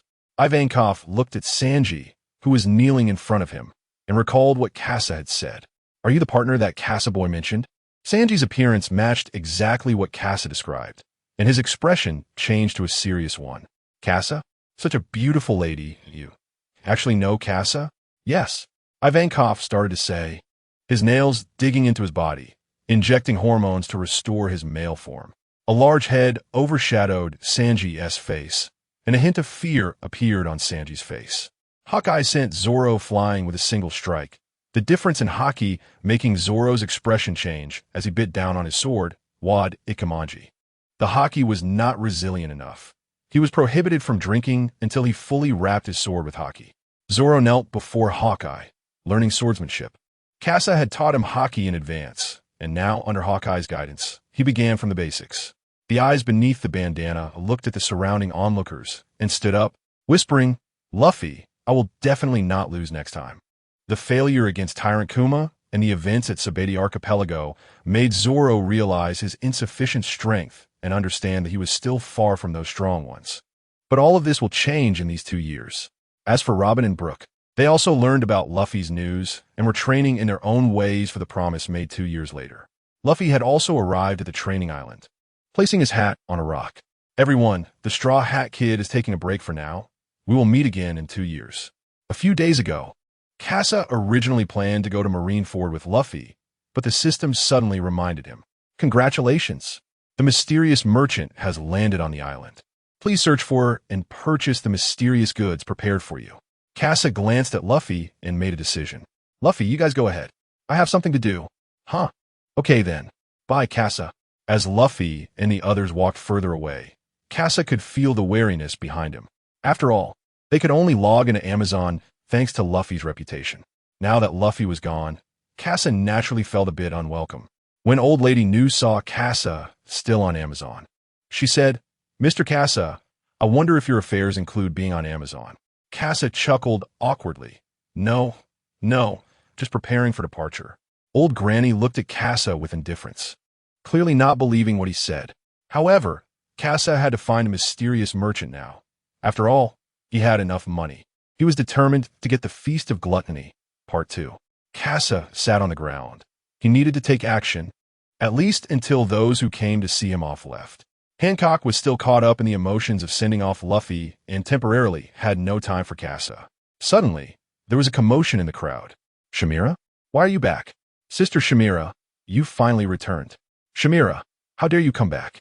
Shamira had finally returned to Amazon Lily and saw the farewell procession, forcing herself to calm her nerves as she approached the crowd. "Lady Hancock, Old Granny, I'm back." At this moment, Hancock resumed her empress demeanor, glancing coldly at Shamira. Then she snorted and left. Old Granny patted Shamira's shoulder and said, "It's good that you're back. Hancock forgives you." Casa looked at the somewhat proud Hancock and suddenly felt a bit envious of Luffy. After all, that's a J-Cup. Shamira spotted Casa and pointed at him. "What are you doing here?" "Carno? Casa." "Oh, hello, Carl's subordinate. I was just waiting for you." Accent? Everyone was puzzled, but since the two seemed to know each other, they didn't say much. Casa addressed Old Granny. "Old Granny, I want to have a few words with this guy." Old Granny glanced at the two and said, "I'm not the Empress. You two can do as you please." Then Old Granny walked away on her own. The Empress wouldn't manage these matters. She would just remind them at most, but couldn't replace the Empress in governing. Soon, only Casa and Shamira were left. Casa spoke up. "What plans does Carl have next?"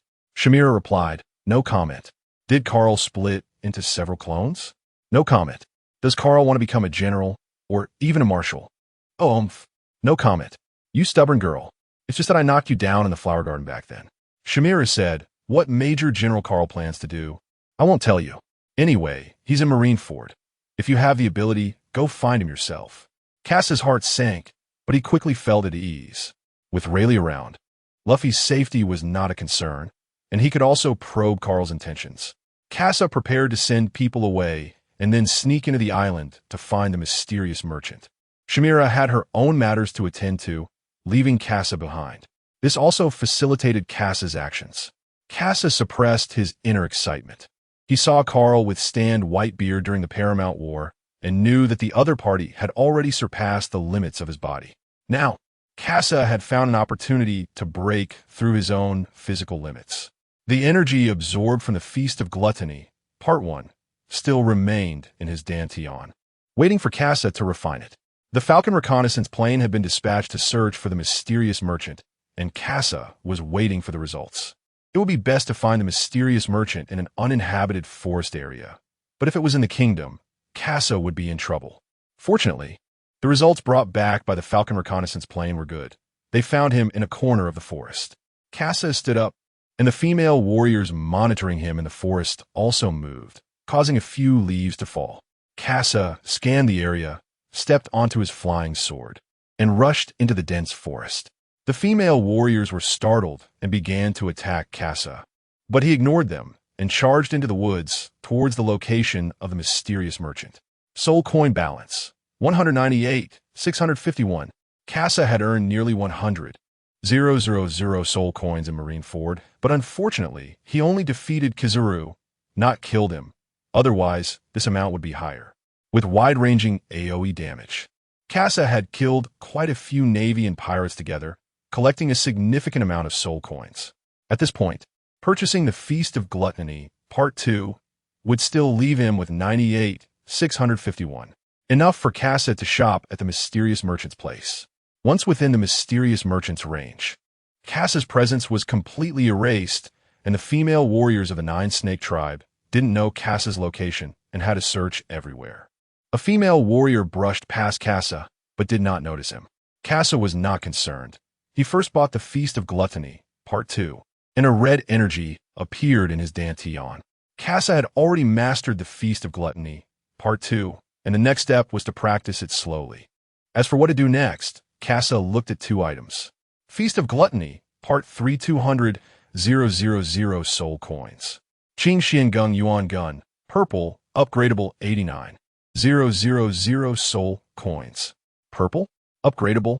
Weapons produced by the system can be upgraded under certain conditions and can only be upgraded twice. The twin guns of Wuyan were also blue-gray before, and once Casa's shooting skill reached mastery, they naturally upgraded to purple. When Casa crafted the Hextech Warhammer, he also fulfilled the upgrade requirements for the twin guns of Wuyan. Master-level weapon crafting skills. Moreover, with master-level weapon crafting skills, he could produce golden-level weapons, which are weapons of supreme, great knife level. Now the initial level of the Qing Xian Gung Yuan gun is purple. Theoretically, it meets the conditions to grow into red-level weapons, reaching the level of ancient weapons. Casa looked at the approximately 8-foot-long spear, and it might not seem too big for him holding a firearm, but Casa had already resolved his physical shortcomings. His body would become stronger and stronger. Hence, he also needed a close combat tactic. The Tai Chi sword technique was too gentle, requiring stronger energy to reach its potential, which was not suitable for a powerful template.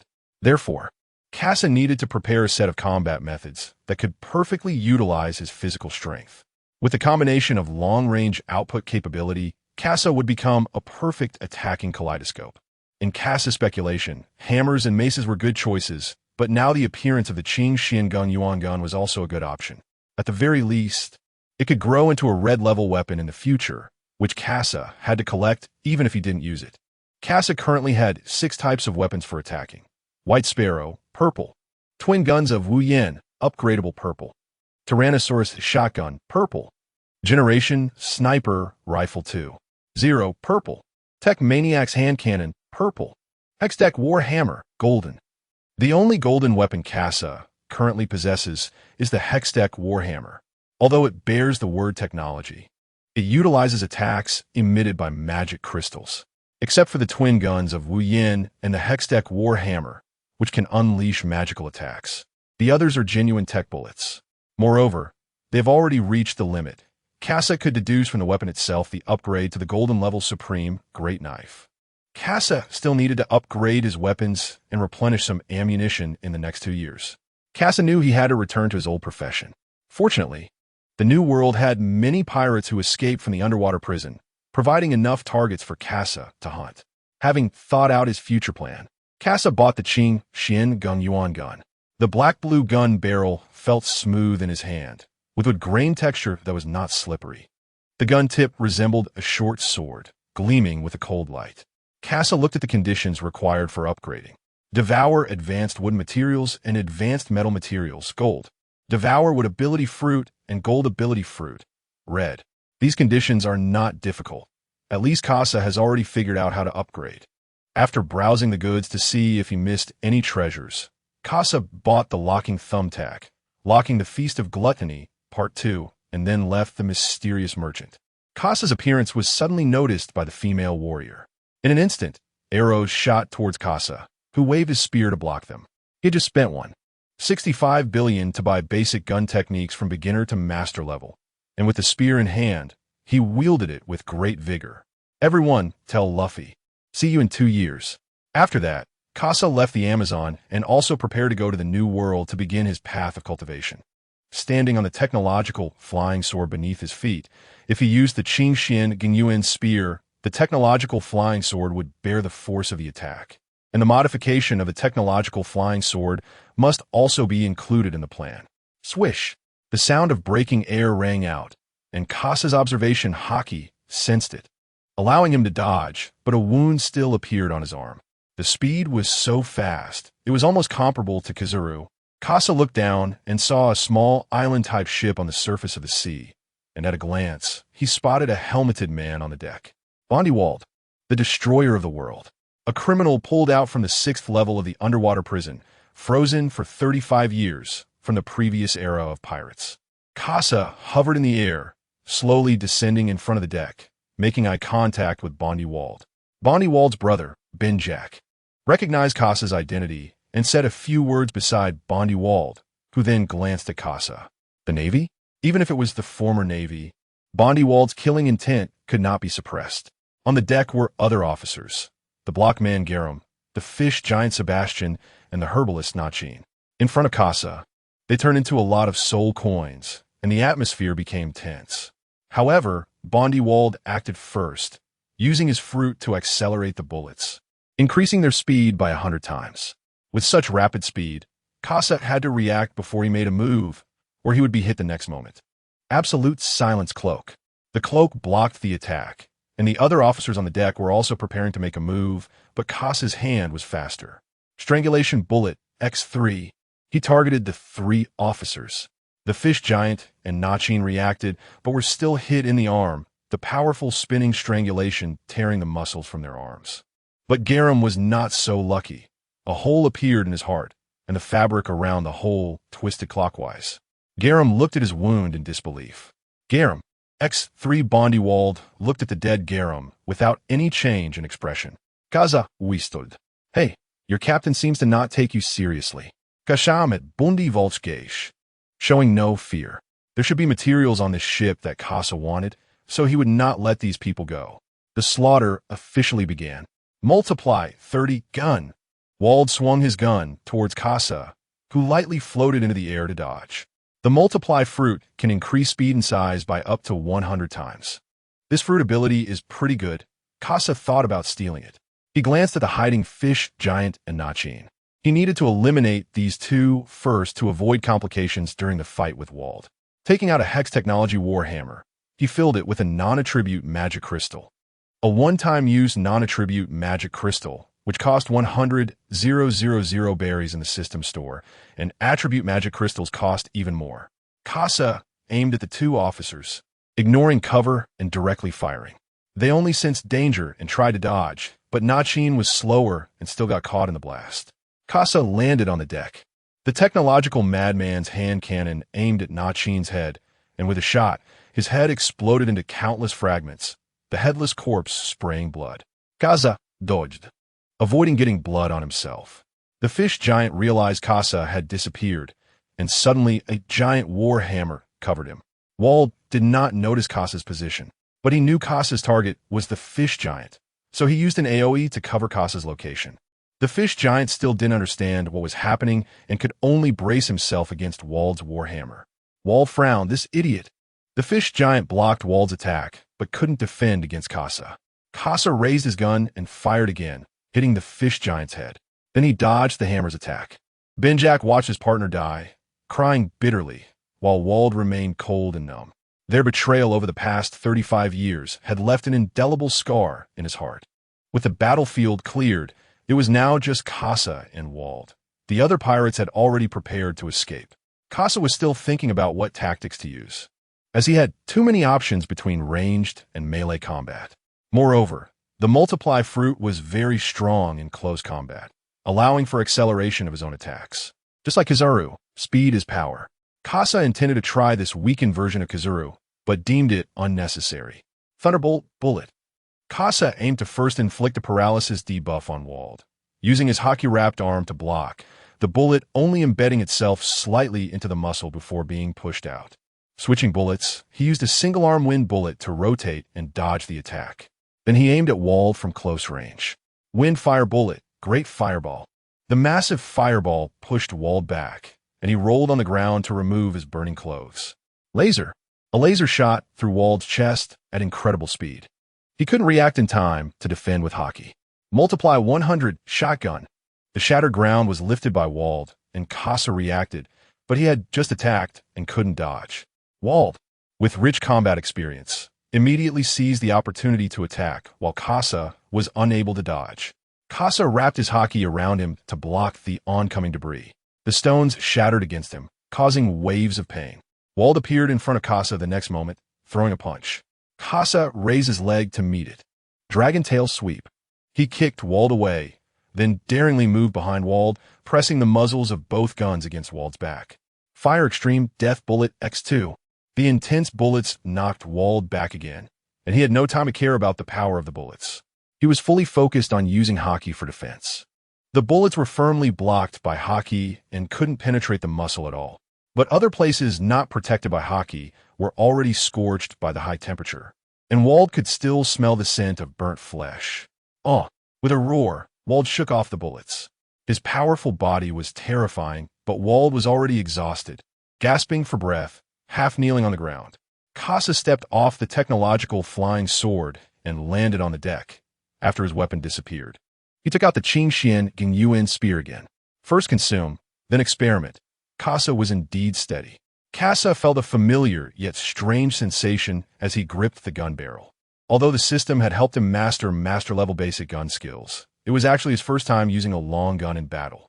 Kasa pondered how to fight, but inadvertently gave Wald a chance to catch his breath. With the ability of the multiplication fruit, Wald was left with only a small dagger, which he could only transform into a great sword to engage Kasa in close combat. A longer weapon is stronger, but Wald's weapon could change length at any time. So Kasa didn't have much of an advantage. Kasa's first tactic was to disarm him. He performed gun flourishes to confuse Wald's eyes and then thrust the gun at the great sword. Kasa still applied the techniques of Tai Chi swordplay, striking at the power point of Wald's attack. Moreover, the barrel of the Qingxian Gingyuan gun was made of wood, which gave it great flexibility. The force of the gun flourishes was also impressive, knocking the great sword away with one hit. What? Whoosh! The gun tip pierced the air as Wald turned to evade the attack, but his cheek was still pierced, leaving a wound as Kasa pulled back with another strike. With each thrust and pull, Wald was soon bleeding. This was the allure of close combat, but Kasa was also kicked away. A foot the size of a barrel crushed down on Kasa, and the speed granted by the multiplication fruit caught him off guard. Even when he realized it, he couldn't evade due to the aftershock of his attack. Kasa licked the blood from the corner of his mouth. It had been more than 2 years since he had engaged in such intense close combat. Unlike the Marineford War, where he only needed to think about defense, now he had to engage in the game of battle. His fighting spirit boiled at this moment. Multiplication 30, speed. A punch struck the gun barrel, causing it to dent with its remarkable flexibility, nearly hitting Kasa in the chest. Kasa exerted force with both hands, sending Wald flying back. Grasping the tail of the gun, Kasa swung it hard, the gun tip just grazing Wald's chest, causing blood to splatter. Wald covered the wound, trying to stop the bleeding by contracting his muscles. But the 35 years of frozen time had made him sluggish in controlling his body. Kasa stepped forward, sliding his hand to the middle of the gun barrel, rotating his waist and delivering a punch, the fist accompanied by the Qingxian Gingyuan gun aimed at Wald. The rotating gun tip and his imposing body created sparks as they rubbed against each other, but it still failed to pierce Wald. Kasa's other hand slapped the tail of the gun, exerting force again, and the gun tip pierced Wald's body. Wald swung his fist, leveraging the advantage of his tall physique. His arm was long enough to attack Kasa. Kasa ducked down to evade, withdrawing the Qingxian Gingyuan gun and sweeping it across, trying to sever Wald's foot. Wald retreated to dodge, crouching to gather strength, and charged at Kasa with his shoulder. Multiplication 100 speed. Wald seized the opportunity in Kasa's attack, and Kasa was directly knocked away. The impact was significant. Kasa needed to catch his breath. He frowned. His opponent always seemed to find opportunities to counterattack. His observation haki was insufficient against these battle-hardened experts. Moreover, observation haki typically required combat experience to be effective. Even Katakuri, a man in his 40s, was also a veteran of many battles. Compared to these individuals, Kasa was still too young. Even if his observation haki could predict his opponent's attacks, he could still be countered. He needed to master a higher level of observation haki that could predict the future within the next 2 years. Wald stared at Kasa. He didn't want to press the attack recklessly, as it would provoke Kasa's counterattack. Wald had grasped the only way to fight Kasa: defensive counterattacks. Kasa tightened his grip on the Qingxian Gingyuan gun. He had other ways to kill Wald without injury, but that wouldn't benefit his training with the long gun. He needed to cherish every opportunity to fight with the long gun. Kasa's close combat strength was the same as 2 years ago, merely a mid-level elite, with the only advantage being the Qingxian Gingyuan gun in his hands. He rotated the gun barrel, fully utilizing the flexibility of the Qingxian Gingyuan gun to enhance his attacks. His haki coiled around the Qingxian Gingyuan gun, and his observation haki locked onto Wald. Wald stared intently at Kasa, but Kasa charged towards him before Wald even realized his attack intent. With nowhere to dodge, Wald could only defend himself entirely with haki. Kasa struck heavily at his waist, then felt a gust of wind above him as Wald slammed both fists down toward Kasa. Kasa raised his elbow to block. The immense force pushed him down, bending his knee slightly. Grasping the Qingxian Gingyuan gun with one hand, Kasa sent it back, then grasped the middle of the gun barrel, aiming to stab Wald. No matter how powerful haki was, it couldn't protect such fragile eyelids, and Wald knew the power of this thrust. He raised his arm to block, tightly gripping the Qingxian Gingyuan gun. Kasa frowned. He sensed Wald's intent through his observation haki. Haki coiled around the Qingxian Gingyuan gun, but he was still a moment too late. The gun tip instantly enlarged as Wald attempted to make his weapon larger to disarm Kasa. At this moment, both were engaged in a struggle of haki and fruit abilities, competing for control of the Qingxian Gingyuan gun. Kasa stared intensely at Wald, who had a hint of rage beneath his cold gaze. His hatred for the Marines would not let him give up easily. However, the wounds Kasa had inflicted on Wald were now taking effect. The laser pierced through the wounds, and the cuts made by the Qingxian Gingyuan gun had exhausted Wald's stamina.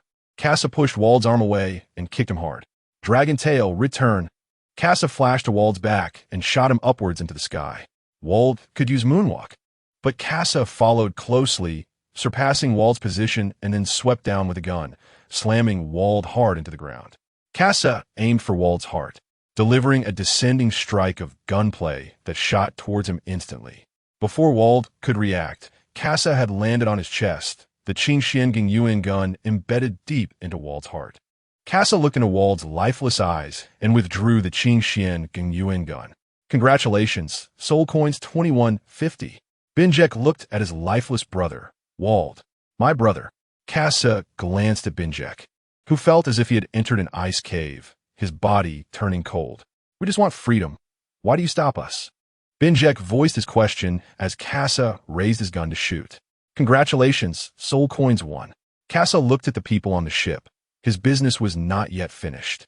At this moment, in the New World, on an island, Kachi was shaking his hands continuously, the coins in his hands making a crisp sound. 6 coins on the ground stopped spinning, revealing the hexagram, and Kachi silently recited the Xian-e divination scripture. Kaji watched Kachi. This hexagram would influence the next deployment of the Underworld Palace. With favorable winds, they could proceed according to the original plan. But there was a fog around the main body that couldn't be divined, so the main body needed to be cautious. Well, since that's the case, I'll continue to unfold the Quran plan. At Sabeti Archipelago, after 2 years of the Marineford War, the number of pirates on the seas was increasing. However, before entering the New World, all pirates tacitly agreed to keep a low profile at Sabeti Archipelago, as there had always been a Marine admiral stationed there. At this moment in the Shaki's Rip-Off Bar, a green-haired man pushed the door open. Oh, I didn't expect the first one to arrive would be you. Really impressive, Zoro said with his magnetic voice. Soga, it turns out I'm the first. Zoro smirked, a glimmer of anticipation in his right eye. After 2 years apart, he wondered how those guys were doing. In a bar on the archipelago, a woman wearing blue denim long pants and a sexy bikini, with orange long hair partially obscuring her back, caught the attention of the pirates in the bar. "Hey, beautiful lady, may I buy you a drink?" "Ah, Usopp, don't ignore me," Nami exclaimed upon seeing Usopp, pulling him into an embrace, while the pirates in the bar looked on with envy. Usopp looked at his crooked nose and thought to himself, Nami has changed so much. Sitting at the bar, Usopp and Nami discussed the current situation on the island. "Soga, Usopp, you are the 5th. Chopper is 4th. Frankie is in front of me. Zoro is 1st. And there are still 4 more who haven't returned to the archipelago. Yes, Brook is currently holding a concert on the island. If all goes well, the Navy should already know about it. We need to go pick up Brook. However, Robin, Sanji, and Luffy haven't arrived yet. Casa said he won't gather at the archipelago. He's waiting for us in the New World." Nami's words reminded Usopp of something. "Right? Casa gave us this thing. What does it do?" Usopp took out a cell phone from his bag, feeling very unfamiliar with it as a pirate. Nami asked in confusion. "You don't know? This is a cell phone. It can be used to contact everyone, but we have to wait until everyone is gathered to use it." "So how do you use it?" "I don't know." Nami and Usopp exchanged questions and sipped their drinks. At that moment, Chopper was walking down the street with a cotton candy, curiously watching the tourists coming and going. Some might recognize Chopper's identity, but who would be willing to go to the Navy to claim a bounty for just 50 berries? Chopper picked up a flyer from the ground, which was for Brook's concert. After the plot changed, the pirate crew that originally impersonated the Straw Hats no longer appeared. Carl's intimidation affected the first half of the Grand Line, and the Navy's influence was uniquely dominant in that area. Chopper licked his cotton candy when suddenly a shadow fell over him. He turned around and his eyes lit up. "Isn't this Chopper? Don't ignore me." Robin, as the 7th member to return to the island, Sanji and Luffy were also on their way back. At the edge of the archipelago, Sanji stood on the shore, feeling the natural breeze, free from the cheap perfume smell of those transgenders, feeling particularly relaxed. "Nami-san, Robin-chan, wait for me. I've trained for 2 years. It's time for you to try my cooking again." "Sanji." Sanji felt a chill as a transgender on the boat called out to him affectionately. "Shut up. We're leaving, no. Never see you again." Sanji carried his luggage toward Shaki's rip-off bar, the only one without Rayleigh's life card, so he could only go to the bar to meet up with his partners. Meanwhile, at the Navy's base on the island, Senamaru looked at the flyer for Brook's concert and the 7 people who landed on the island. The current the archipelago was equipped with high-precision den mushi. As soon as a pirate landed on the island, it would be reported to the Navy's communications room. This was a setup requested by Carl, just to ensure that those pirates had gone to the New World. Senamaru spoke to Karu. "Karu, it seems the Straw Hats have reappeared." Karu thought about what Carl had instructed to test the current strength of the Straw Hats. 2 years ago, the Straw Hats already had the strength to defeat the pacifistas. So this time, they needed to consider their combat power carefully. Senamaru asked Karu, "Are you going to take action this time?" Karu picked up a photo of Sanji. "This time, I will also take action." The Navy base began to move, and the pirates outside the base realized the Navy was taking action, starting to send messages down to prepare their crews for evacuation.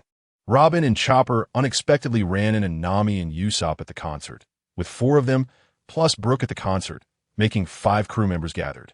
Sanji also saw Frankie on the Sunny, who was adjusting the ship. After packing his luggage, Sanji set out to find Nami and Robin on the island. However, as Sanji was about to cross the bridge to leave the island, his expression changed, and he frowned in disgust. Green algae head? Huh, colorful kappa?"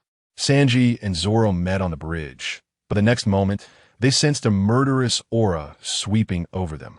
"Don't ignore me." Black-legged Sanji, pirate hunter Roronoa Zoro. Sanji and Zoro exchanged glances, then turned to Karu, while Senamaru realized he had been ignored and stepped forward. "Straw Hats. This time, I'm going to keep you here." Zoro scanned the 2 of them and said, "Colorful kappa. That guy who looks just like Casa is yours. TCH whatever. By the way, green algae head. You won't lose, right?" "I won't lose." At the concert, after Brook finished singing the last song, his manager aimed at him. The long-armed tribe's eyes flashed with hatred. If I can't have it, no one can. Pulling the trigger, suddenly, smoke erupted from the stage, enveloping Brook. The long-armed tribe manager's expression changed, and he fired directly. But suddenly, the sound of metal clashing echoed through the smoke. Usopp smiled at the edge of the stands, putting away his black hood. Yo all. Long time no see, everyone. Brook jumped into the four of them and suddenly leaned down to Nami, saying, "It's been a while, Nami-san. Can I see your panties to celebrate?" Nami punched Brook, sending him flying out of the concert. "I didn't even show you 2 years ago." Robin realized something was wrong. The door Brook had crashed through revealed that the Navy was surrounding them. "Everyone, we can escape now. The Navy has surrounded us." "No way so fast." The timid trio felt a bit flustered at that moment, but quickly adjusted. Brook stood up, looking at the 3 pacifistas in front of the Navy, his jaw dropping in shock. There are actually 3 pacifistas and so many Navy soldiers. Usopp was a bit surprised by the Navy's configuration in front of him, while Chopper thought of a plan, and the 5 of them began to discuss strategies. At that moment, Zoro was engaged in battle with Senamaru, clashing his swords against the giant axe. Senamaru, known for his strength, surprisingly couldn't gain the upper hand against Zoro, as he pushed back the giant axe with both swords. Zoro spun around and cut across Senamaru's chest with a sword strike, causing Senamaru to bleed and fall into a disadvantage. 2 years ago, Senamaru had easily defeated Luffy in a few exchanges, but now he was at a disadvantage. Jean Tamaru glanced at the man in front of him. This was still just a testing phase, and he internally judged that he might not be the opponent of the other party if he went all out. Zoro spoke up. "You seem a bit timid, Navy." Jean Tamaru frowned, gripping his giant axe with haki wrapping around it. "Sakong Duxing." Zoro raised his sword to block, but it was clear he was being suppressed and took a few steps back. Zoro felt the power of this attack. "Flowing Sakura? I could do that too." Clang! Haki instantly wrapped around 3 swords, producing a clear ringing sound. 3-sword style, extreme tiger hunt. The giant axe clashed again with the 3 swords, and a shockwave erupted from the center, affecting Sanji and Karu, forcing them to retreat. "TCH, that green algae-headed bastard is making such a big fuss. What's wrong? Your partner seems a bit stronger." "Sanji, huh? Don't think just because you can hold off Casa with the same face that you can act tough with me." Flames erupted from Sanji's feet without needing to spin to ignite. His control over his body was getting stronger. Demon Wind Foot, cooked grilled shot. Karu met Sanji's attack, feeling a different force on his arm, and a barbecue net mark appeared on his clothes. The power was immense. After a brief resistance, Karu was directly kicked away. Karu stood firm, dissipating the force. TCH, really strange techniques. The martial arts skill allowed Karu to withstand the blows remarkably. Calming Mirror. Karu opened the Calming Mirror, and the next moment, Sanji appeared right in front of him. Both raised their legs and blocked each other's kicks. In terms of leg techniques, Karu was more exquisite, his feints and realities shifting, which Sanji found a bit hard to adapt to. But soon, with the observation haki, Sanji predicted Karu's feint, and with overwhelming power, Karu was suppressed. Karu was knocked back, crashing into Jean Tamaru. The two encountered Sanji and Zoro, now completely at a disadvantage. Sanji and Zoro stepped in front of the two, their shoulders pressing against each other, ready to exert force. They exchanged glances, clearly not taking their opponent seriously. Karu frowned, a bit displeased, preparing to reveal his trump card and continue fighting. Suddenly, a blade of energy sliced through the island, forcing Sanji and Zoro to leap back to dodge the attack. A man in a navy cape now stood before Karu and Jean Tamaru. "Admiral Carr?" Jean Tamaru asked. Carr looked at the two in front of him. Sanji and Zoro also clearly felt Carr's aura, which was evidently stronger than 2 years ago. "Green algae head. You're facing an admiral." "Yeah, but we're not the same as 2 years ago." Carr also raised a Xian Yin, paused for a moment, then aimed at the two. "Using an admiral to test your blades, you two are quite arrogant." The 5 were on the verge of confrontation, ready for battle at any moment.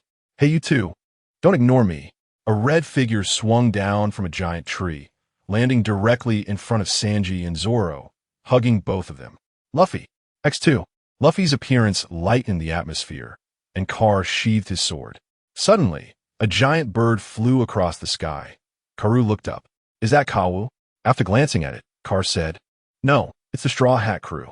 5 people jumped down from the giant bird, all standing behind Luffy. Luffy, X5. Everyone, don't ignore me. The Straw Hat Crew was united, completely unconcerned about the Admiral standing nearby. Jean Tomaru became anxious and said to Kar, Admiral Kar, the Straw Hat Crew has revived. Should we take action? Kar had already sheathed his sword. No, the Straw Hat Crew in front of us is not something we can detain. What? Luffy turned to the 3 Navy members after finishing his conversation with the others. Sorry, we're setting sail today. Even you, Kar, can't stop me. Kar shrugged. Then there's nothing I can do. If that's the case, the next time we meet, I'll bring my men to capture you, Luffy. Luffy smiled. Then see you in the New World. Everyone, let us set sail. Admiral Kar, why just let the Straw Hat Crew go? Kar, hearing Jean Tomaru's question, replied calmly. I just received news from another squad. All 3 peacekeepers have been destroyed. Upon learning that the peacekeepers have been destroyed, Kar quickly ran towards Karoo. One was struck down by lightning, one was frozen, and another was smashed. Each had its own tragic situation. Moreover, when the 5 landed, including the timid trio, their eyes were already prepared for battle. Just relying on the 3 of them to stop the current Straw Hat Crew was clearly impossible, not to mention that Rayleigh, the Dark King, was lurking in the shadows. Along with support from major forces, Kar knew the plot's development. The Straw Hat Crew's departure was an inevitable outcome, so he was too lazy to stop it. Let us go. The report from the 3 peacekeepers is enough for you to write about, plus you 2 lost the fight. The 2 felt a bit displeased, but it was the truth. Kar looked at Karoo. How is Sanji's strength? Sanji will be suppressed after using the Demon Wind Foot, but his speed and observation haki are above mine. Once I release my restraints, I can fight him. Kar understood Sanji's strength, at the very least. He could match Karoo at the peak of the Vice Admiral level, and his upper limit was even higher. As for Zoro, Jean Tomaru, as the captain of the scientific team, was not weak either, having received the acknowledgement of Kizaru, his strength also at the peak of the Vice Admiral level. Zoro could easily overpower him, and his strength was comparable to Sanji's. It seemed Casa had made both of their strengths stronger. Let us go back. Meanwhile, on the Sunny, Luffy was throwing a tantrum. What the heck? Where's Casa? Why hasn't he come? I thought I was the last one. Brook put away his violin and said, You don't know? Casa said he had something to take care of and would wait for us in the New World. Luffy, how do you know? Brook touched his cane. Yo ho ho, a month ago Mr. Casa appeared at my concert, then gave me this cane and a phone, and then just left. Luffy, huh? Why didn't I get anything? Usopp, didn't Casa go to find you? Luffy, oh no. Nami, probably afraid Luffy would lose the stuff. So he didn't give you the phone. Nami took out her phone and handed it to Luffy, who curiously played with it for a bit. Suddenly, all 9 phones on the ship rang, startling Luffy, causing him to drop the phone. Robin, with her keen intuition, directly pressed the answer button with her slender fingers. Cass's face appeared on the screen, with dark clouds and thunderous islands behind him. Joe, Sasi Bumidana, Casa X8. Frankie was still preparing to set sail, while the others gathered around Robin. Sorry, I have a small matter here. So I want TB going to Fishman Island first. I'll contact you when you arrive in the New World. Luffy, Piha, Casa, come on. Let us set sail together. Sanji, what a pity, the beautiful Fishman Island. And you don't want to go. Casa, are you not a man anymore? Brook, exactly. Casa addressed the 2 perverts. When you go to the coffee shop on Fishman Island, remember to mention my name. I've been there for half a year. They will treat you well. Sanji and Brook, what? Casa, Luffy. I stayed on Fishman Island for a while, so I won't go this time. By the way, Jinbe is waiting for you on Fishman Island. Make sure to find him. Seeing that Casa really couldn't come, Luffy could only helplessly say, All right, then when we reach the New World, you remember to come back. Casa, oh, by the way, this phone can contact people with mobile phones regardless of distance. I also have Ace and Sabo's numbers. I'll send the usage instructions to Robin and let her teach you. This phone was exchanged by Casa from Mysterious Merchant, allowing communication without relying on signal stations. You should know that sometimes the transponder snail can't connect due to the magnetic fields between islands, but this exchanged phone guarantees communication. Casa exchanged a total of 20 of them. Besides the Straw Hat Crew, he also gave one to Ace and Sabo, so they can keep in touch anytime. After putting away the phone, Kasa looked at the two on the deck. Zifa-sensei, you've taken care of me these past 6 months. I should head back to the ship. Zifa took a puff of his cigar, his eyes hidden behind sunglasses revealing no intent. Oof. So you're going back to become a pirate? Kasa, remember, out at sea, we are enemies. Kasa shrugged helplessly. In the past 6 months, he had been hunting pirates alongside the Neo Navy, and when necessary, even took down the Navy. In a way, this aligned with Kasa's goal of earning soul coins, so he acted alongside Zifa. Zifa dropped a harsh remark and then left, leaving Ein alone.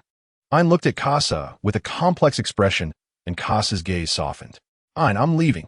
Kasa approached and stroked Ein's face.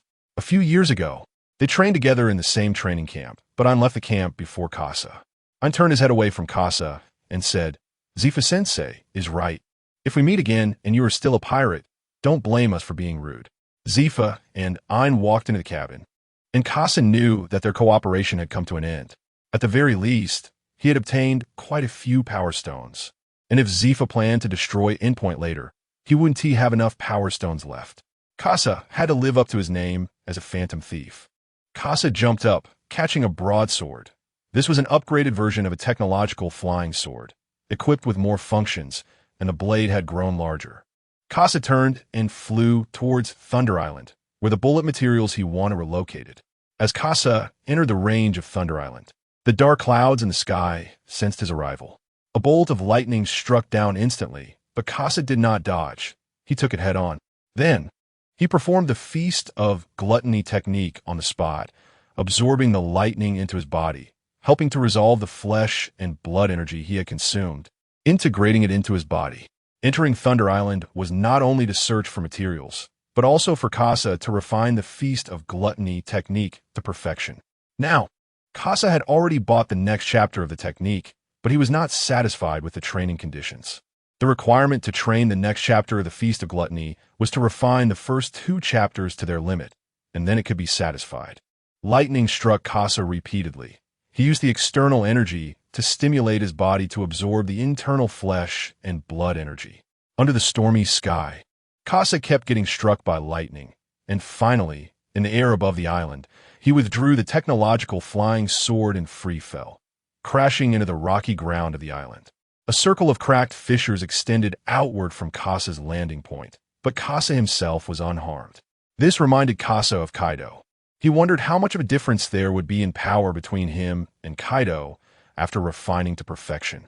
Suddenly, a bolt of lightning struck Kasa again, and he quickly reacted as the lightning in the sky and the stored lightning on Thunder Island surged towards him. The blood and flesh energy in his dantian was significantly refined. 2 swirling energies, one yellow and one red, continuously merged in his dantian, and as the lightning energy entered his body, it accelerated the merging speed, making Kasa's body stronger. In this weather, Kasa could not use the flying reconnaissance machine to search. He had to rely on himself to slowly explore the island. Occasionally, he was struck by lightning, and his hair stood upright, resembling a hedgehog. However, the next moment, Kasa was stunned. A circle of primitive tribes holding spears appeared before him, all sporting the same hedgehog hairstyle as Kasa. Kasa couldn't understand what they were saying, but he could feel the killing intent. In an instant, he jumped up as a huge creature suddenly burst from the ground. Kasa frowned. A creature that could drill through such hard ground should not be underestimated. It resembled a pangolin, but was as large as a bus. Such a size was enough for Kasa to have a hearty meal. Just as Kasa was about to make a move, a warrior from the primitive tribe raised a spear and aimed it at the giant pangolin, the spear tip shimmering with dazzling lightning. Kasa observed the spear and realized something. The primitive tribe captured their prey. Kasa did not intervene, but instead watched these warriors. Their physical qualities were strong, and the material of the spear tips caught Kasa's attention. It was similar to the materials he had bought on the black market, but needed further confirmation. The presence of materials circulating indicated that these people understood communication. Kasa decided to wait for the battle to conclude first. Soon, a stronger warrior thrust his spear into the pangolin's eye, firmly gripping the spear, and after the pangolin struggled, the spear pierced its brain, causing it to lose consciousness. The participating warriors cheered, but the one who finished off the pangolin maintained his combat intent, staring at Casa outside the battlefield. "Greetings, outsider. I am Sakhilo. May I ask what your purpose is?" Sachilo's speech was somewhat halting, and his pronunciation was a bit off. But Casa could still understand him with some effort. "Hello, I would like to do business with you." After thinking for a moment, Casa decided to impersonate a mineral merchant to communicate with the primitive tribe. The presence of a communicator in their hunting team indicated that such situations were not rare. So Casa felt this approach would be effective. Sure enough, Sakhilo lowered his hostility. "All right, then please come back to our tribe with us. Let our chief speak with you." The other warriors also cleaned up the corpse and prepared to head to the tribe. Casa moved forward, and Sakhilo consciously kept an eye on Casa from behind. Casa knew Sakhilo was wary of him. After all, he was a stranger, which was normal. The group moved into the island, and strangely, Casa, walking among them, was not struck by lightning. Seeing the raised spears in the team, it seemed that the lightning was avoiding their positions. Whenever it aimed to strike them, it would hit elsewhere. This lightning avoidance effect seemed as if an invisible magnetic field was protecting them. Soon, Casa arrived at a tribe, and the fence surrounding the tribe was adorned with similar spear tips. Seeing this, Casa knew that this tribe had what he wanted. The team carrying the pangolin took another route, but Sakhilo walked up to Casa. "This way, please. Our chieftain is ahead to welcome guests. It will be ready shortly." Indeed, this island maintained communication with the outside world, allowing Casa to acquire what he desired through trade. Sakhilo brought Casa to a tent in the center of the tribe, where there were no other tents around, making it easy to see everyone. Soon, two people emerged from the tent, belonging to the Longhand tribe, dressed in specially made suits, grumbling as they walked out. Seeing people come out, Casa entered the tent.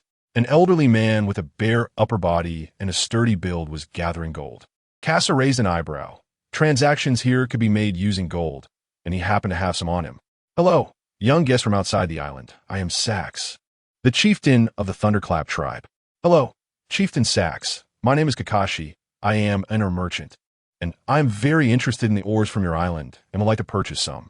Kakashi was Casa's alias in the New World, through which he had gained considerable benefits in an organization. "Kakashi? I have heard that name in the outside world.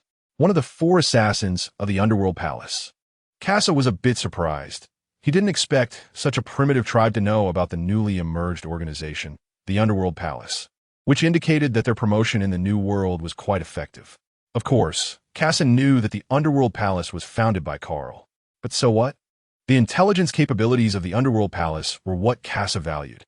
He could obtain information about powerful pirates in the New World and various materials, including the materials needed to upgrade his Qingxian Gingyuan gun through the Underworld Palace.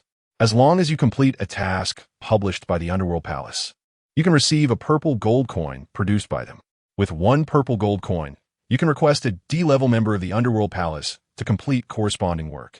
5 purple gold coins correspond to C level, 10 to B level, 20 to A level, and 50 to S level.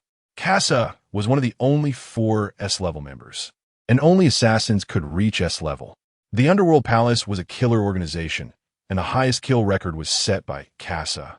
In addition, Casa also completed a high-level infiltration mission, infiltrating the territory of the 4 Emperors' Big Mom and killing Krija, escaping unscathed under the pursuit of the 4 Emperors.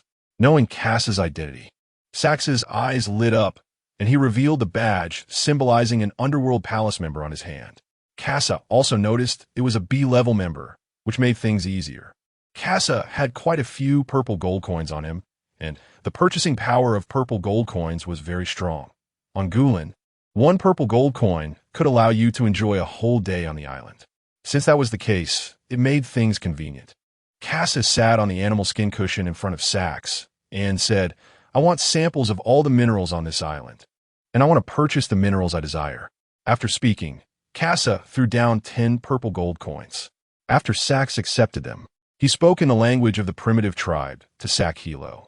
Casa took out a bottle of cola from his belt and started drinking. He didn't touch any tea or water in this unfamiliar environment. Soon, Sakhilo went out of the tent. Sax, having no other guests for the moment, began to chat with Casa. "Lord Kakashi, May I ask what you wish to create? Is this a consultation? The information fee is according to the standard. Regarding S-level information, the value was 50 purple gold coins. Sax was momentarily speechless and couldn't speak. Casa didn't care, letting the atmosphere between the two remain quiet. Sachilo's efficiency was high, and soon he was ready, allowing Casa to go out and inspect the goods. Casa looked around the area filled with ores, took out his instruments to test the materials he wanted. His remote weapon system was already complete. Now he just needed to supplement some special bullet reserves. Electromagnetic bullets.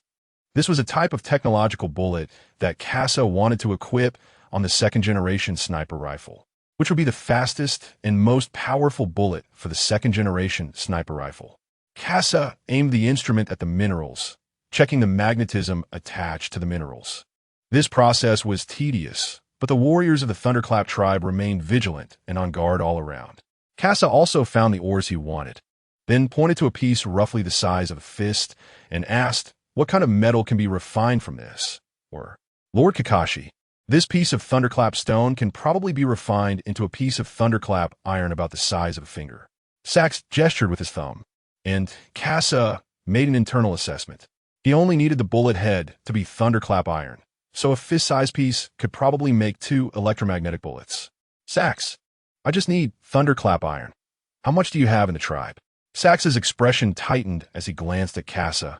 He knew Casa needed these Thunderclap iron. Thunderclap iron was a staple steel for them, used in the warriors' weapons and the lightning rods on the fence, so their supply of Thunderclap iron was sufficient.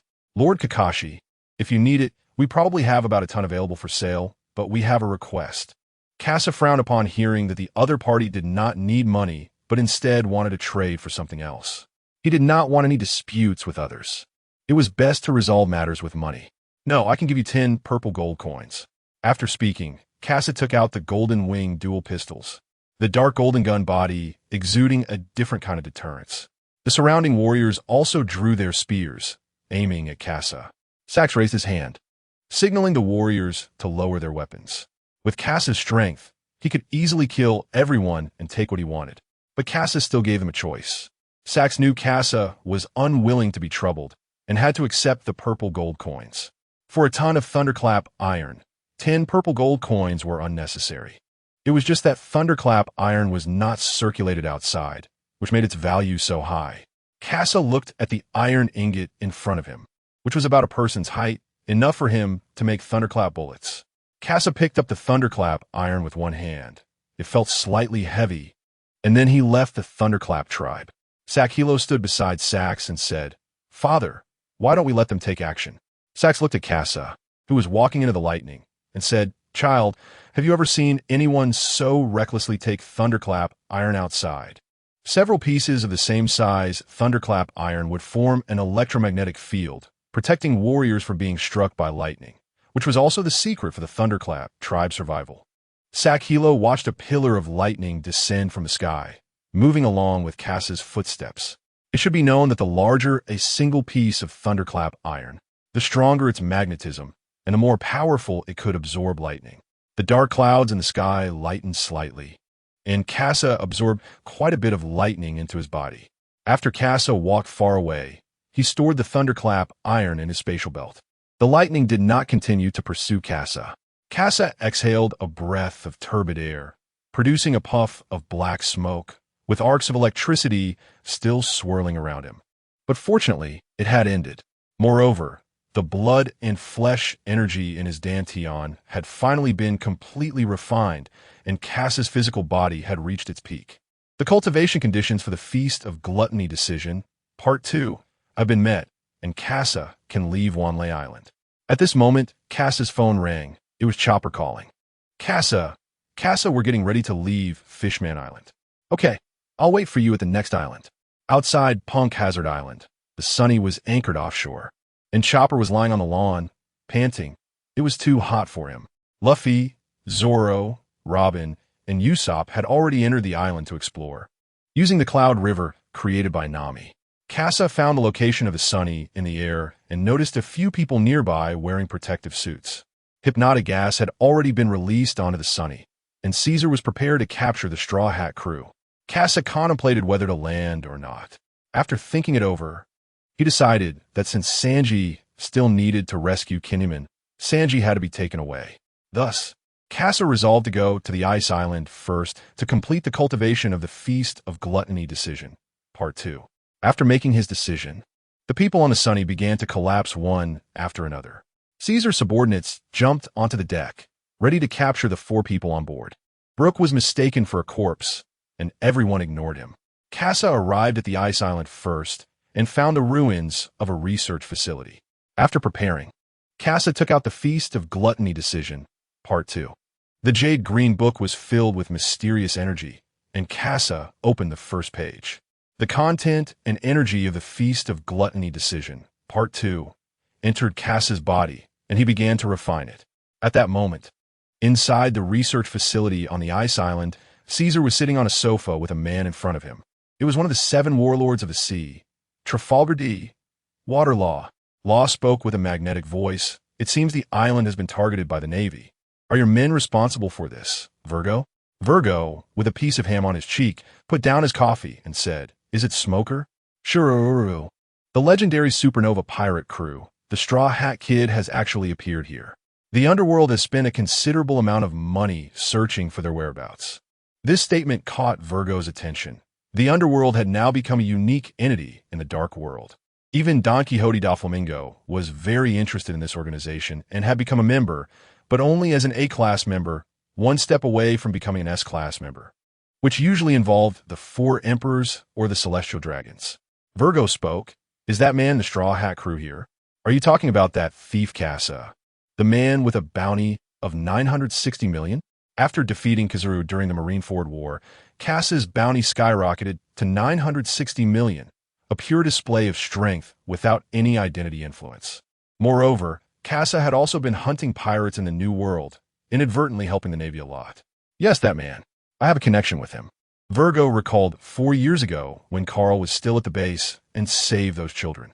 Although in the past 4 years, without Carl, Virgo had sent many children from nearby islands to Caesar for experiments, he still cared about why Carl never revealed his undercover identity. A warlord cadre infiltrating the Navy and becoming a vice admiral was undoubtedly a terrifying thing. Virgo suspected that Carl had ulterior motives, but he didn't know what they were. Therefore, he needed to capture Casa and ask about his intentions. Law looked up at the ceiling, concealing his hatred for Virgo. "It doesn't matter. Since it's like this, the Straw Hat crew will be handed over to you." "Caesar, how is the production of Smile going?" "Sure. The Straw Hat crew may become test subjects. Monet, prepare to contact the underworld. I want the big shots of the New World to know the power of the Kingdom of Death." Caesar was already preparing the new weapon, the Kingdom of Death. And at this moment, Casa had completed the cultivation of the Feast of Gluttony decision, Part 2. Casa clenched his fists and understood the effects of the Feast of Gluttony decision, Part 2. Devouring the souls of those with Conqueror's Haki would grant the following effects. 1. Master Conqueror's Haki. 2. Soul enhancement. 3. Body enhancement along with the soul enhancement. Casa did not possess Conqueror's Haki himself, so the first point was very useful for him. Additionally, since there was no other way to train the soul enhancement could improve the observation Haki level and personal will. This was also very beneficial for Casa. As for the last point, Casa did not know how far his physical abilities were from those monsters, but he had already squeezed into the ranks of monsters. It was just that no one would reject someone whose strength was not strong enough. The 3 effects were very attractive to Casa, and he couldn't help but think of killing his captain to gain the first step of enhancement. Conqueror's Haki. This ability was rare in these seas, and Casa thought of Dressrosa, the territory of Doflamingo. There would be 2 men with Conqueror's Haki, the leader of the Don Quixote pirates, Don Quixote Doflamingo. Casa stepped out of the ruins and looked at the icy landscape. He still had things to do. In this island, there was a man already on Casa's death list, Momonosuke. At this moment, the Straw Hat crew had already arrived at the Ice Island according to the plot. Smoker's warship had also detected the anomaly of the Ice Island, firing cannons to blast open the moving iceberg in front of them and entering the channel to the island. Straw Hat Kid and Monet Casa, are you all on this island? Smoker, with a cigar in his mouth, recalled what Carl had said. The Straw Hat Kid was no ordinary pirate crew. Even if Smoker had become stronger now, he shouldn't think of capturing him alone. After training with Carl and Akiji, Smoker's strength had increased significantly, and his obsession with Luffy was growing deeper. Especially during the Marineford War, after Luffy mastered Haki in their brief skirmish, Smoker found himself at a disadvantage. Now 2 years had passed, and Smoker felt a surge of anger rising. Casa watched through binoculars as Sanji and the others were being carried off the Sunny, leaving Brook all alone on the ship. The skeletal Brook was too confusing. Most people wouldn't notice him. Casa also saw Smoker's warship approaching the research facility. While hunting pirates in the New World, Casa had also exchanged bounties at the G5 branch using Kakashi's identity, making him quite familiar with Smoker. Luffy and the others had already landed on the ice island, and Brook was now being chased by the upper half of Kinemon's body. The plot was officially starting. Casa flew towards Brook to gather the team. Brook shouted for help as Kinemon's upper half kept lunging at him. Suddenly, a person descended from the sky, capturing Kinemon's upper half and snatching the sword from his hand. Casa, that's great, I've been saved. Yo, Brook, at least put up some resistance. But the opponent is too terrifying. No head and no feet. Casa looked at Brook's pale skeleton. The scariest-looking person turned out to be the most afraid of supernatural things. What about the others? I don't know. After waking up, Sanji and the others disappeared. Could it be? Casa took out his phone and called Sanji directly. After a short while, the call was connected. Hello, is this Casa? Sanji? Where are you now? We're inside the research facility, currently escaping with a group of kids. Is Brook next to you? Yes. And there's a weird upper body next to him. Upper body? That's Kinemon's body. Sanji, please let me say a few words. Sanji pushed Kinemon's head aside and said, Casa, something's not right on this island. You guys find Luffy first. After saying that, Sanji hung up the phone. Brook looked curiously at Kinemon's bound upper body. They still had to take this upper body to look for Luffy. Let's go, Brook. Casa hoisted Kinemon up, preparing to take Brook to find Luffy, but the next moment, Casa stopped, and Brook sensed something was off. What's wrong, Casa-san? Brook, you take this and go first. I'll catch up with you later. No, this thing is too scary. At that moment, a figure appeared in front of them on the snowy hill. Virgo. Brook realized that this was not the time to be reckless and grabbed Kinemon, preparing to leave. Casa-san, we'll meet again. Okay. Virgo did not stop Brook because he knew he lacked the ability to stop another person in front of Casa. Moat Casa, long time no see. Yeah, since the G5 incident. I didn't expect you to still be delivering kids to Caesar. Well, you didn't stop me back then either, when you were still in the Navy. Yeah, and now you're still in the Navy, and I'm a pirate. Casa initially chose to protect Virgo's secret because he didn't want to change the storyline too much, affecting his control over the future. Although many kids would still be sent to Caesar, so what? This was determined by fate. If he changed it, it would bring about more changes. Moat Casa, I want to know why you're hiding these things, including the person who became an admiral. Why keep it hidden? What do you want with Doflamingo? Virgo was increasingly repressed. For the past 4 years, he felt like there was a knife hanging over him that could take their lives at any moment. Especially after Carl became an admiral. He felt that Carl and the others had ulterior motives regarding Doflamingo. But what they didn't know was that Doflamingo would eventually be overthrown. Not because of Casa, but because of that boy they released on an island many years ago. Stop talking nonsense. If you want to fight, then fight. The veins on Virgo's forehead bulged, and his anger surged. Over the past 4 years, as news about Carl and Casa spread across the seas, Virgo had never relaxed his guard. After 4 years of intense training, his haki now enveloped his entire body. The smile on Casa's face disappeared. For years ago, in that battle, the elite Vice Admiral Carl was no match for Virgo. Casa thought that 2 years of training would make him slightly stronger in haki than Virgo. But Virgo was also progressing. The haki he exuded felt even stronger than Smoker, who was also advancing. The snow exploded as Virgo vanished from his original spot. In the next moment, Casa also disappeared, with snowflakes continuously erupting on the ground. The two moved at incredible speeds, one chasing and the other fleeing.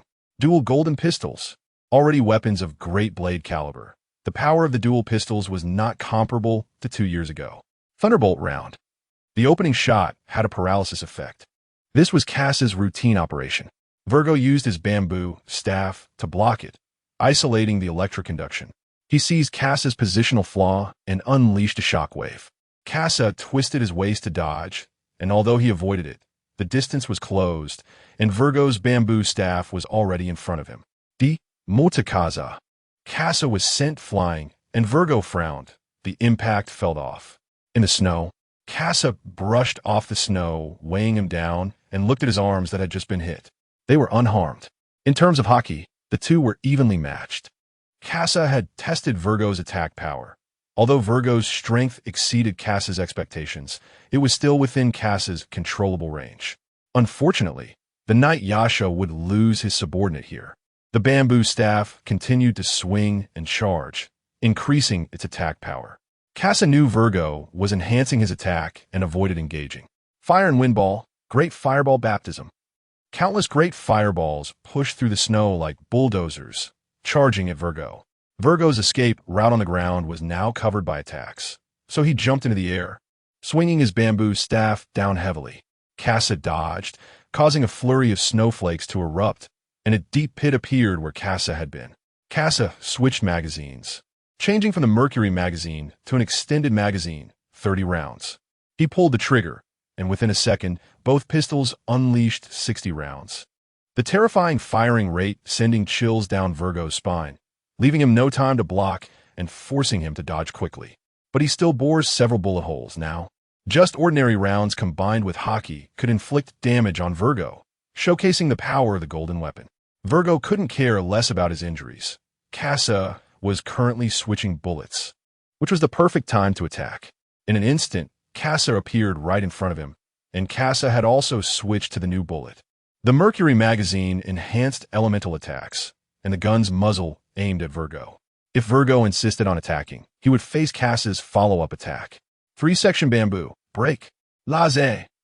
The bamboo staff sliced through the air in 3 segments, merging into one and smashing into Casa. Casa also launched his attack at the last moment. The laser pierced through Virgo's body, entwined with hockey. Virgo used life return to control his muscles and stop the bleeding. He could still continue fighting. 2-section bamboo, explosion. A bamboo tip jabbed into Casa, pushing him back, but Virgo endured the discomfort and pressed forward again. His observation, hockey, since Casa's gun was aiming at him. You want to fight me for real? Huh? Casa switched his dual pistols to flame rounds, knowing that unless the laser hit a vital point, it wouldn't significantly impact the battle.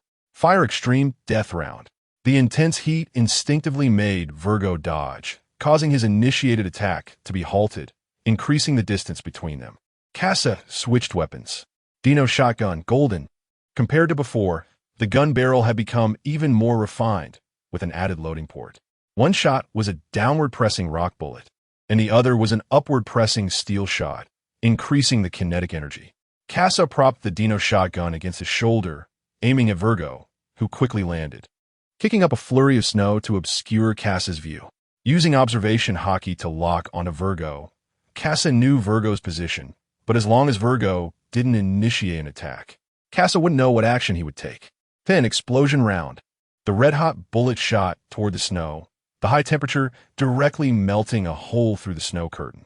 And Casa saw Virgo's silhouette flash past, closing in through the snowflakes. Casa fired a 5-round burst, clearing the snow curtain in front of him. Virgo approached the attack range, and Casa moved forward instead of retreating, charging ahead as he aimed to press the gun barrel against Virgo's chest at close range. Virgo, wary of the Tyrant shotgun, retreated instead. Originally intending to close the distance to launch an attack, Virgo found himself stepping back.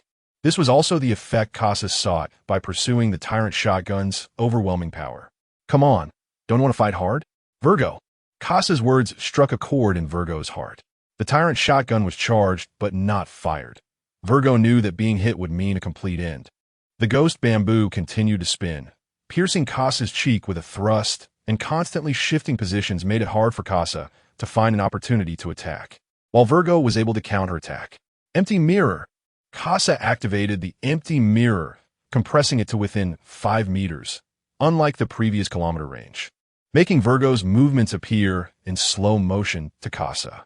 Virgo's heart trembled, retracting his attack and continuously retreating. Casa did not pursue further. and Virgo broke out in a cold sweat. If he hadn't pulled back in time, he would have been shot in the head by Casa. Casa glanced at Virgo, who remained composed and alert, having already become familiar with Casa's fighting style, making it hard to find an opportunity. Moreover, Casa had weakened Virgo's combat ability. He was now slightly out of breath, and his wounds were quite severe.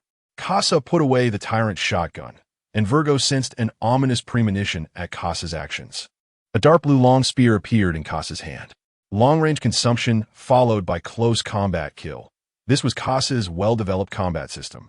Although Virgo still had fighting capability, Casa's endless tactics left him with no winning opportunities. Actually, you could escape. After all, Doflamingo is not here, and no one would know of your failure, Virgo. Casa's words calmed Virgo down. Doflamingo aims to become the king of this world. How could I possibly fall here? Virgo crossed the ghost bamboo in front of his chest, ready for battle. Casa twirled the spear, successfully baiting Virgo, who he feared might flee without a fight. Casa swept the spear horizontally, knocking Virgo away. Qing Xian Gung Yuan's spear, golden. The advantage of the weapon allowed Casa to overpower Virgo in terms of attacks. Each sweep struck against the ghost bamboo, continually applying pressure on Virgo. Virgo had to allocate more of his domineering energy to the ghost bamboo.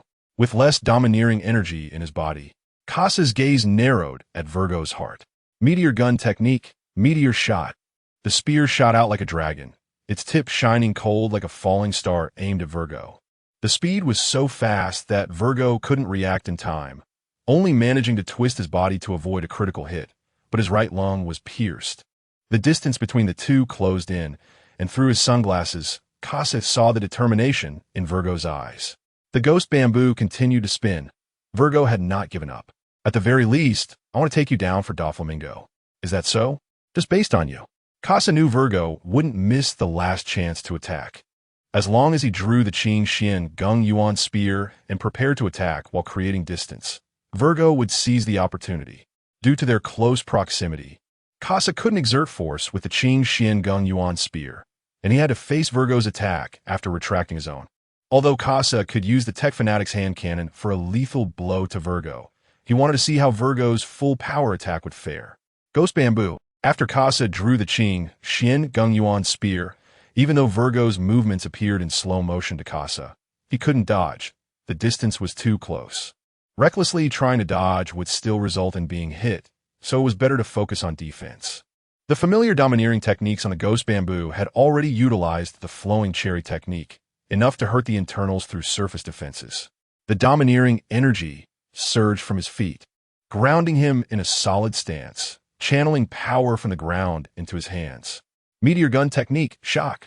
The Qing Xian Gung Yuan spear emitted a strange red light as Casa blocked it in front of his chest. Virgo struck directly at the Qing Xian Gung Yuan spear, pouring all his strength into the attack. Even if there was an iron wall in front of him, he was confident he could break through. But upon contact with the Qing Xian Gung Yuan spear, a red light surged through the Ghost Bamboo into his palm. The tiger's mouth absorbed the counterforce. Releasing the Ghost Bamboo, Casa maintained the shock stance, his entire body forming a structure that directed the attack's power into the ground. The snow surface collapsed. This was the force from Virgo's attack, but more of it was rebounded back by Casa, striking at Virgo's tiger mouth and shaking his weapon loose. Virgo's trembling hand watched the Ghost Bamboo fall into the snow, his weapon knocked away in disgrace. Virgo looked at Casa, unwilling, but the next moment, Casa's spear tip had pierced through Virgo's head, emerging from the back of his skull. Sorry, my strength is a bit stronger. After pulling out the spear, Casa saw the unwillingness in Virgo's eyes fade as he fell straight down. After a moment, Casa received the system's notification. 2620 soul coins, roughly around 700 million. As a member of the 7 warlords, his strength was considerable enough to contend with the 4 emperors. It's a pity that Doflamingo has already become a 7 warlord. Otherwise, one could know the extent of his bounty. Since Casa purchased the Feast of Gluttony, Part 2, he hadn't found anything particularly desirable from the mysterious merchant. Occasionally, some novel items not restricted by the pirate world appeared, like mobile phones, meteor gun techniques, various elemental materials, etc. Casa had previously exchanged for a 9 Springs Ice Soul Crystal and made a sword cane for Brook, which would allow Brook to better communicate with the underworld and harness its chill. At that moment, Casa's phone rang. It was Brook. "Hey, Casa-san. I've found everyone." "Casa, where are you? Hurry up and come." Casa heard Luffy's voice and smiled. "Okay, Luffy. I'm on my way." At this time, Law had also reached an alliance agreement with Luffy and was heading to the research facility with the paralyzed Chopper to find the antidote. Inside the abandoned research facility, the resting giant child and the entire Straw Hat crew were present, including Kinemon, who was piecing himself together. As Casa stepped into the abandoned research facility, he instantly caught everyone's attention. Sashi no Raida. Everyone, Casa, except for Zoro and Sanji, everyone gathered around. "Great, everyone is finally here. By the way, where's Chopper?" Although Casa knew Chopper had gone with Law, he still asked. "That's right, Casa still doesn't know about our collaboration with Trafalgar. Just like in the plot." Law said to Luffy, "I have a plan to take down the 4 emperors." Casa glanced at Luffy, who was digging his nose and daydreaming. Nami and the others looked somewhat worried about this alliance. Casa spoke up. "Robin, do you know about the underworld?" "Underworld? You mean that assassin organization?" "Yes, as expected. Caesar is collaborating with the underworld to promote his weapons." Zoro and Sanji gathered around, as they had heard of the underworld before, seeming to recall it from somewhere. Robin glanced at Nami, Zoro, and Sanji, organizing her thoughts. In the past 2 years, the underworld suddenly rose in the New World, crazily establishing outposts on various islands. If nothing unexpected happens, it is an organization with its own outposts across the New World. All of them? Then don't they have control over all the information in the New World? Yes, about a year ago, I joined the underworld with the Revolutionary Army. They are divided into inner and outer halls, with the outer hall mainly consisting of hired assassins handling assassination tasks. Of course, the essence of this organization is still an intelligence organization. Even the Revolutionary Army needs their information, and as long as they meet their requirements, they can obtain any intelligence, including that of the Celestial Dragons. How did they manage to do that? After all, this is the New World. The Shichibukai, Buggy the Clown, is their partner. Buggy established Buggy's delivery in the New World, mastering permanent pointers for various islands. Some products from the underworld are even delivered through Buggy's delivery. Moreover, their headquarters is located in Balan, the world's largest entertainment city. The cooperation of several underworld bosses has made the underworld an indispensable presence in the New World. Many messages circulate there. If Caesar is adapting his weapons this time, then Caesar himself is also cooperating with the underworld to some extent. You're not wrong. I am the weapon developer for the underworld. As my little experimental mice, you better perform well. Caesar floated arrogantly in the air, looking down at the Straw Hat crew below. However, they were not intimidated by the underworld mentioned by Caesar. Instead, they were curiously watching Caesar in the air. Everyone looked at Caesar, eager to try their hand. The murderous gaze from Caesar startled them, and for a moment, the harsh words they wanted to say were swallowed back. At this moment, an anomaly occurred in the Research Institute. Kinemon was knocked in front of the Straw Hat crew. Damn it, those brats. Everyone looked back, and the giant child who had been quietly sleeping suddenly had a fierce expression. "Candy. I want candy. How could this be? Why are the kids like this?" Nami's face turned pale as a little brat punched at her. Sanji picked up Nami, dodging the attack. Damn it, these brats. Sanji prepared to counterattack, but was held back by Nami. Everyone entered a battle stance, and Nami said, "Everyone, don't attack. They're just kids controlled. 4 trees, stabilize." The giant child grew enormous arms, and Robin managed to restrain the rampaging child. Seeing the child being controlled, Caesar laughed triumphantly. "Kids, the candy is ready. Everyone hurry up and follow me." Hearing Caesar's call, the giant child exerted strength but still couldn't break free. Robin felt it was difficult, holding the child tightly. Usopp took out a black pouch and aimed at the group of children. Deadly green star, sleep star. A cloud of sleep-inducing smoke exploded in the crowd, and the giant child quickly became drowsy. Usopp's plant ammunition played its role at this moment. Seeing the child about to fall asleep, Caesar said, "Kids, Sister Monet is already waiting for you at the candy house. What are you still doing?" "Candy. I want candy." The giant child fought against sleepiness. struggling hard and breaking free from Robin's control. Robin felt a strain in her arm muscles, covering her arm and looking at the approaching giant brat. Damn it, these kids. Luffy couldn't stand it any longer and prepared to take action. Luffy, wait, these kids are innocent. But Zoro and Sanji were also at a loss. They couldn't ensure the safety of these brats if they acted, but the power of these kids was astonishing, and they also had to protect themselves. Frankie's strength alone might be able to intercept one, but only one. Looking at the situation on the field, Casa said, "Everyone, let Caesar take them away." What? Casa, are you serious? Sanji couldn't believe Casa would say such a thing. Caesar won't harm these kids immediately. They are just a burden to us. Let Caesar take good care of these kids first. We still have Chopper with us. Everyone remembered that Chopper had gone with Robin to look for the antidote, and leaving the kids here would be pointless. Bringing them back would be better, as they could all receive treatment together later. Moreover, Casa knew that this place wouldn't be safe for long, so they needed to evacuate quickly. It would be best for the kids to enter the research institute. Hearing Casa's words, Nami also felt this would be better, glaring at Caesar in the air. Luffy, don't let that scum get away. Jet, Gatling. As soon as the words fell, Luffy launched an attack. Caesar was sent flying by a punch. Luffy, damn it, that bastard Caesar. Luffy was always a beat slower, sending Caesar flying away. But that was fine. Hopefully, Caesar would just go back like this. Otherwise, Luffy would really leave Caesar behind. After being knocked out, Caesar was exposed in the snow. Although he wanted to go back and settle the score, the time for the experiment was approaching. Caesar could not waste any more time here. Meanwhile, inside the abandoned research institute, everyone began to formulate their battle plan. Luffy had already warmed up, and at this moment, Kinemon came to Luffy. Luffy-san, though it's quite offensive, I hope to go back with you.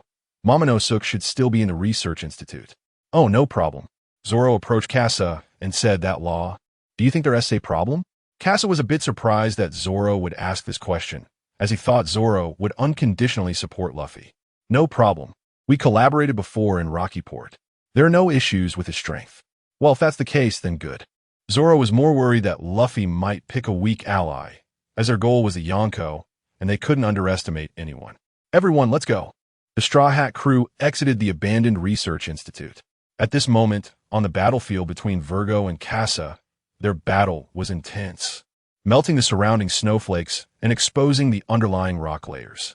A man wearing a tactical vest, with a close-fitting mask covering his mouth and nose, revealing only a pair of eyes, looked at the frozen Virgo.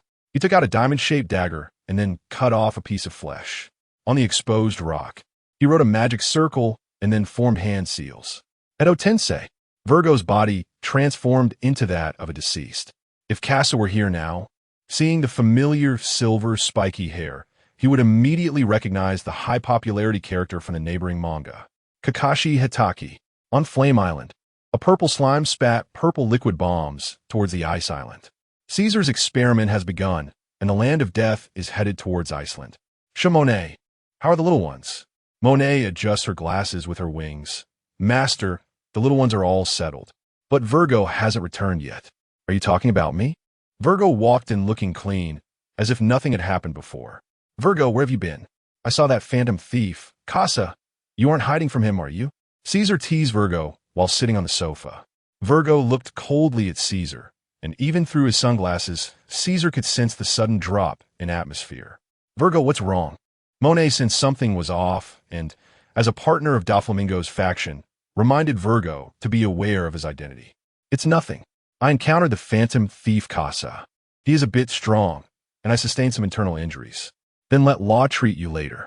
Law, Virgo is injured. Give him treatment. Law walked in, and Caesar spoke to him in an instructive tone. Law frowned, but thinking about the current plan, he didn't want to cause trouble, so he had to agree. Monet watched the two in front of her. Their abnormal behavior made her take note of them and remain vigilant. Smoker and the Straw Hat Kid have encountered each other. A good show is about to begin. Jet, machine gun. White fist.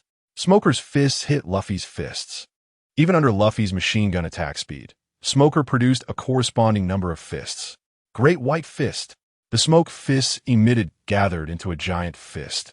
Seeing Smoker's rising momentum, Luffy naturally took a serious stance to respond. Rubber elephant gun. In gear, third giant form. A punch wrapped in hockey struck. The collision of black and white fists created shockwaves in their battlefield, scattering the snowflakes.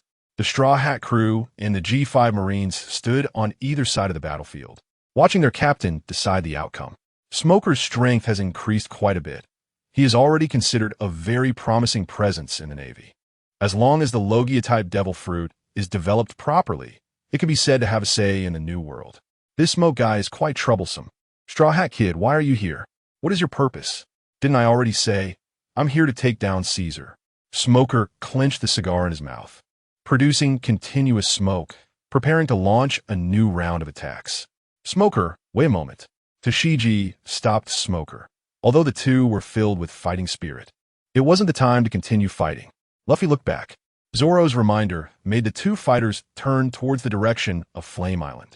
A group of people in protective suits was running towards them, and behind them was Caesar's land of death. Luffy exclaimed, "Everyone look, it's a dragon," just like the big guy before. Luffy saw the green little dragon among the crowd, which in the original plot was him pulling Zoro and the others to the research facility. Kinemon rushed to the entrance of the research facility, eager to find Momonosuke. He drew his twin swords, with Haki wrapping around them. Foxfire Flow, Fire Willow Flash. Flames flashed by, cutting through the steel giant door and creating a gap. What?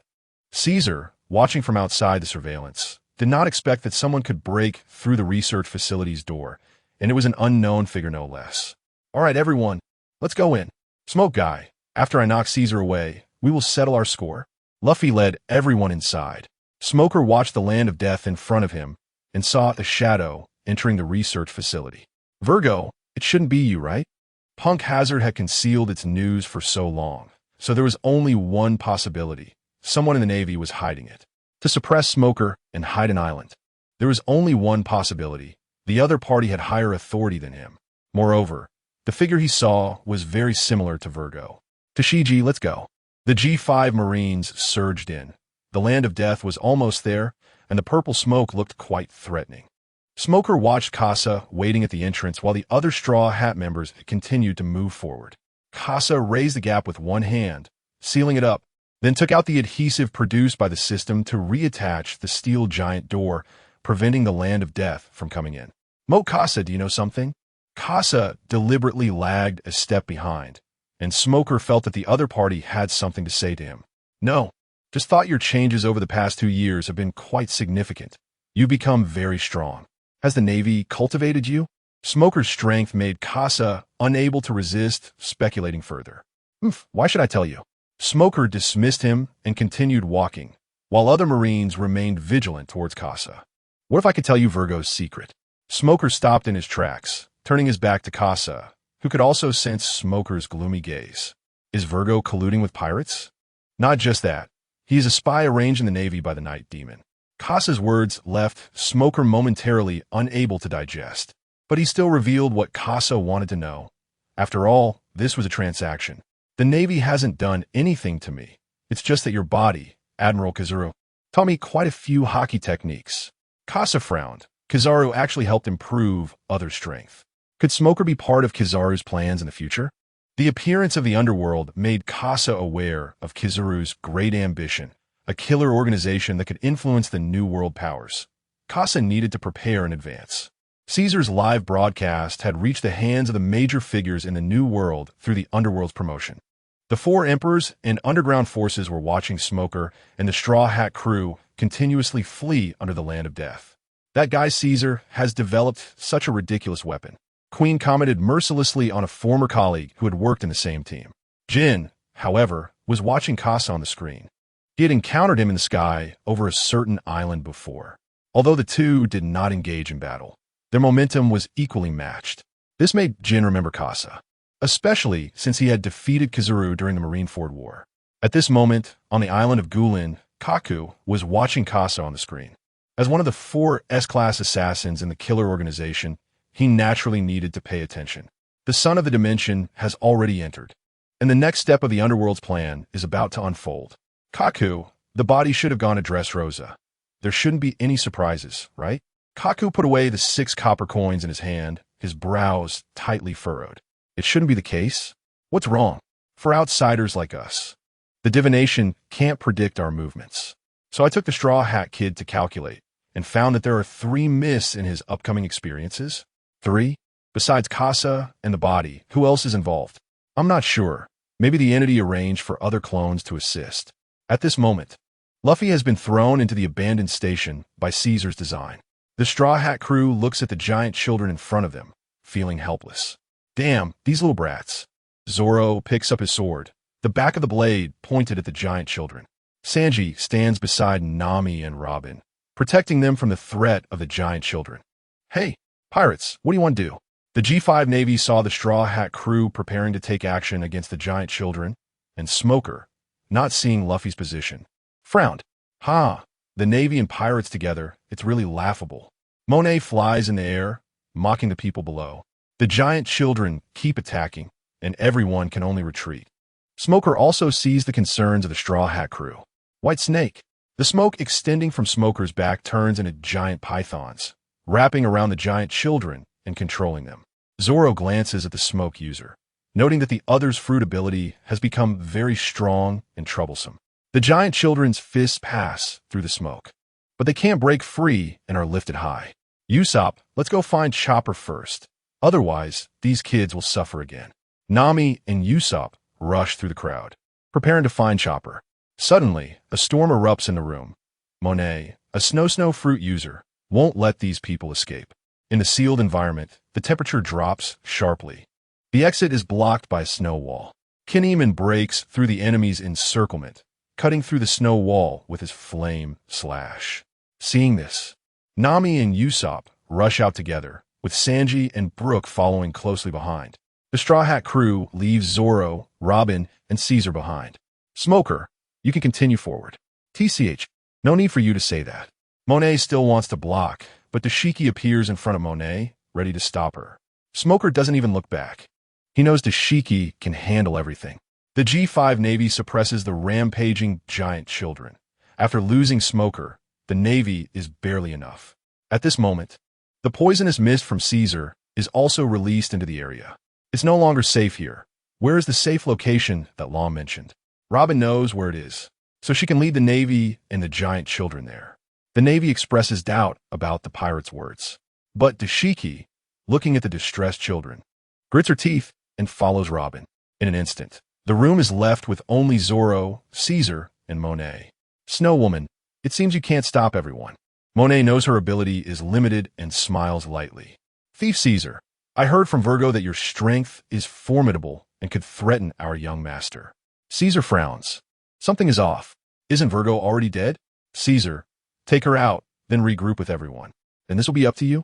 Caesar can't leave early. Otherwise, no one will guide Zoro, and Zoro will get lost. Zoro enthusiastically steps forward, eager to demonstrate his skills. Even against an opponent like Monet, he is very interested. The killing intent emanating from Zoro below makes Monet feel a chill in her heart. The aura of death is already felt before the battle begins. It's as if the Grim Reaper is already outside the battlefield, waiting to collect the souls of the defeated. In a laboratory, Chopper is making an antidote, unaware of a figure approaching from behind. Kakashi recognizes Chopper, a companion of the Dimensional Child.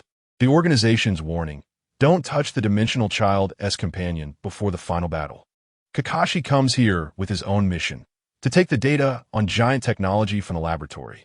Although there are multiplication techniques in ninjutsu, permanently increasing size requires a technological approach. Suddenly, Kakashi's movements stop. Someone is watching him from behind. Hey, you bastard. What do you want to do to our companion? Kakashi remains in a state of holding his breath behind Chopper. Chopper has noticed, but Sanji and others entering the room see Kakashi sneaking up on Chopper. If I say I mean no harm, I wonder if you'll believe me. Kakashi speaks in a somewhat lazy tone, startling Chopper, causing him to shake the reagent in his hand, but he still maintains his focus. The scene freezes. Chopper needs to make the reagent. Kakashi doesn't want to fight, and Sanji is on guard against Kakashi. For a moment, everyone can only wait for Chopper to finish the reagent. In the sad manufacturing workshop, Law encounters Virgo, and without a word, they directly engage. Virgo's moves are sharp, each strike targeting Law's vital points, as cold as a machine. Room, injection shot. Law aims for Virgo's heart and thrusts his knife forward. The powerful attack pierces Virgo's heart. Virgo falls over, and Law stands in front of him. But the next moment, an unexpected event occurs. Virgo uses a ghost bamboo strike, hitting Law's chin, sending him flying. Before Virgo's attack struck, Law had already used Haki to defend himself. However, after this hit, Law feels something unexpected. Virgo's Haki seems to have weakened. Moreover, from the previous attack, Law knows his own attack was effective. He indeed hit the opponent's heart. Sure enough, after the heart is shattered, it still affects the use of Haki. Virgo is now in a body resurrected from the dirt. Although he still maintains the state of a physical body, the destruction of his heart affects the use of Haki. Therefore, under the sudden attack, Law used Haki for defense, which significantly reduced the effectiveness. Law sees Virgo's heart being restored. Virgo, what exactly are you? This body is surprisingly useful. Virgo clenches his fists after the heart is restored. Haki returns, but it can't be enhanced. Virgo takes small steps forward, the bamboo tip stabbing towards Law. Law picks up his sword, blocking with the blade. Although Virgo has become very strange now, Law's mission is not complete. He needs to destroy Sad. Otherwise, Luffy's kidnapping of Caesar won't have much effect, and he needs to put more pressure on Doflamingo. Room Batten. Law controls all the scattered objects to smash towards Virgo, creating distance while hiding his figure. Virgo looks at the scattered objects, trying to locate Law's position. Room, high-frequency scalpel, ghost bamboo, clang, clang, clang. The weapons of the two continuously collide. Virgo's defense intercepts Law's attacks. Law frowns. He knows Virgo's ability. The high-frequency scalpel leaves high-frequency electric shocks on the wound, causing continuous damage that can slow the opponent's healing. Although Law doesn't know the extent of the opponent's healing ability, as long as this attack works, it's enough. Virgo also knows he cannot be hit by Law's attacks, so he exerts all his strength to defend. Just as Law is contemplating his strategy, the ghost bamboo attacks from a blind spot, hitting Law in the waist, sweeping him away, and he crashes into the railing, causing it to dent. Ghost bamboo. Virgo suddenly appeared in front of Law, and a crisis enveloped him. With nowhere to escape, Law could only endure the attack. The confrontation filled with domineering aura stemmed from childhood fears, which momentarily flustered Law. The impact of the ghost bamboo pierced through Law's body, hitting the sad container behind him and shattering it completely. Law stared intently at Virgo, his eyes behind the sunglasses cold and indifferent-like when he was a child, but now he had the power to fight back. Blood trickled from the corner of his mouth, yet Law still had fighting strength. In the next moment, he teleported away, and a water pipe appeared in his original position, blocking the attack for him. It was uncertain how much healing ability Virgo still had left, but Law's mission was to destroy Sad, and Virgo's recent attack reminded him of that. Room cutting. Law stood in front of Virgo, bringing both Virgo and Sad into his attack range. With a single slash, Virgo charged forward, suddenly separating into upper and lower halves. The lower half already collapsed while the upper half continued to rush forward. Virgo used the ghost bamboo to prop himself up.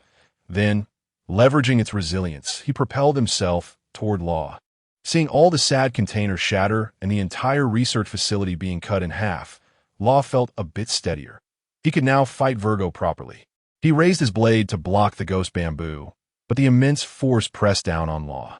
In the next moment, Virgo's lower half also came rushing over, delivering a powerful kick that sent Law flying. As he was knocked back, Law spat out a mouthful of blood, and in the next instant, the attack from the ghost bamboo followed in quick succession, the rhythm of the assault leaving Law gasping for breath. Just as Law was about to be hit, a 10-hand barrier appeared in front of him, blocking the attack. Hey, Virgo, why are you here? Smoker's furious questioning made Virgo turn to the newly appeared Smoker. Smoker, you shouldn't be here. Tell me, is everything here you're doing? Smoker thought this Virgo was a bit off. Smoker's brows furrowed deeper. He could sense the lingering, domineering aura in Virgo's body, but there was also a trace of Death's aura. Pirate, get away. This is our Navy's business. Compared to what Law was trying to do, the threat posed by Virgo lurking within the Navy was greater. He had to eliminate Virgo. At this moment, On the ground of the research facility, a huge fist burst from the ground, and then Luffy appeared with a small pink dragon. Caesar, come out. A group of protective pirates appeared in front of Luffy. As Caesar's fervent subordinates, they had been roused by Caesar and now stood before Luffy. Caesar saw that the Death Country had not played any role, and the Straw Hat crew and Navy were almost at his doorstep. His subordinates couldn't hold him back at all. This was the problem exposed by the Death Country in the face of such high-end combat power. Their mobility was too weak. As long as they avoided the sharp end, they could handle it. Damn it, this is just making me a joke in the New World. Just as Caesar expected, people from the New World focused on the power displayed by the Straw Hat crew. Among them, Kaido's men, upon witnessing this scene, were alarmed. Gene furrowed his brows as he contemplated more.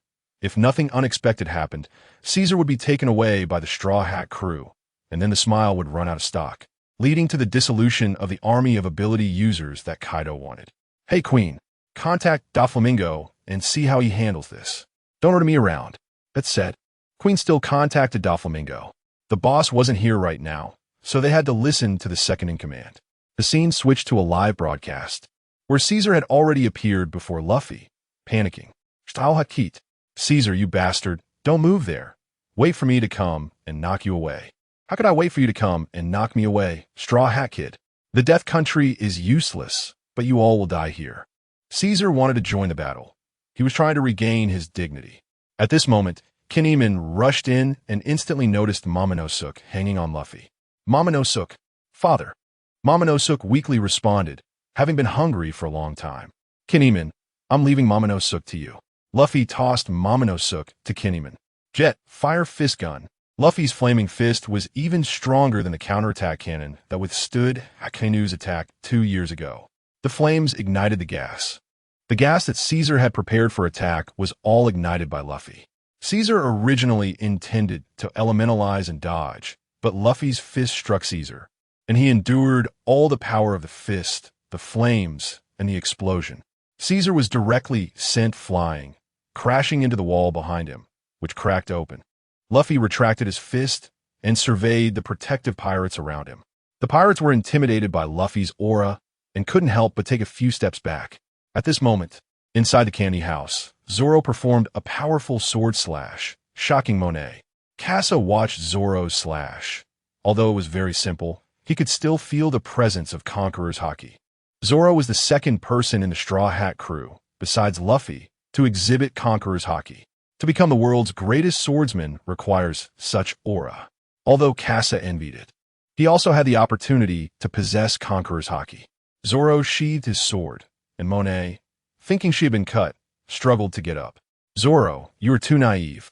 Casa clearly had some objections to Zoro's decision not to finish off Monet. Stop the nonsense. She's just weak. Casa approached Monet, looking at her coldly. Do you have anything to tell Tenyasha? I can relay it to him. Casa picked up his gun and aimed at Monet. After all, she was someone who knew the self-destruct button of the base, and he couldn't let her have the chance to press it.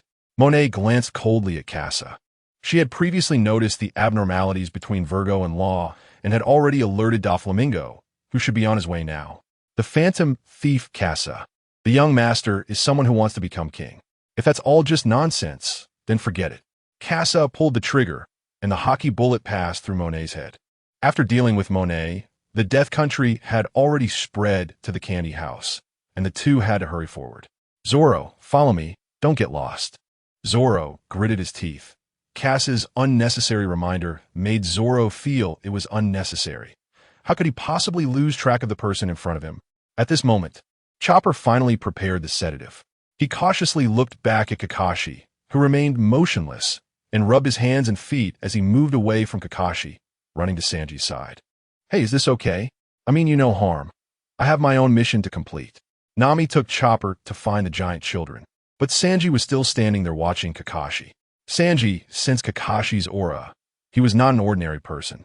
Although he didn't know what the other party's purpose was, he needed to keep an eye on Kakashi. So who exactly are you? Are you Caesar's partner or the Navy? After Sanji said this, he suddenly squatted down, and a shuriken shot towards Sanji from the shadows. Poof! The Kakashi in front of him transformed into a puff of smoke, and Sanji stared at the scene before him in disbelief. However, The threat sensed by his observation haki made him immediately enter a combat stance. As Sanji squatted down, flames burst from the soles of his feet. Demon Wind Leg, level 1 meat grinder. Sanji aimed at the threatening presence and delivered a fierce kick into the darkness, the flames illuminating the shadows. Earth Release, Earth Flow Wall. The flaming kick destroyed the earthen wall, but there was no one behind it. Sanji retracted his attack and swept his leg backwards. Kakashi appeared behind him, crossing his hands in a defensive stance to block Sanji's attack. Kakashi frowned, surprised that the opponent could sense the concealed killing intent. But this is the difference between the two worlds. It's not just about killing intent. The observation haki can also feel the enemy through other information. Moreover, among normal people, those from the pirate world are physically stronger. Not to mention that Sanji had undergone genetic modification, making him even stronger than Kakashi. Kakashi was kicked away by Sanji, crashing into the file cabinet behind him. Shadow Clone Technique. 5 Kakashi clones rushed forward, and upon seeing the clones, Sanji instinctively thought they were a devil fruit ability, wrapping haki around his feet. Demon Wind Leg, Banquet Table Spin Kick. Sanji supported himself with his hands and executed a spinning kick, sweeping away the attacking Kakashi clones. Pop, pop, pop, pop, pop. 5 smoke puffs rose as the clones were defeated. Sanji slowed his spin slightly, and Kakashi seized the opportunity to lock Sanji's position, halting the rotation. Then, he kicked Sanji in the chest. Just as Sanji was about to be sent flying, Kakashi grabbed his foot. A surge of heat radiated from Sanji, causing Kakashi to almost lose his grip, but in the next moment, he executed a shoulder throw, slamming Sanji to the ground. Sanji felt no damage. After all, he had worn the invisible black battle suit for 2 years, and his exoskeleton had long awakened, so this level of damage was nothing to him. Kakashi felt a tremendous force surge, forcing him to release his grip. Sanji performed a kip up and stood up, while Kakashi sensed the killing intent emanating from Sanji.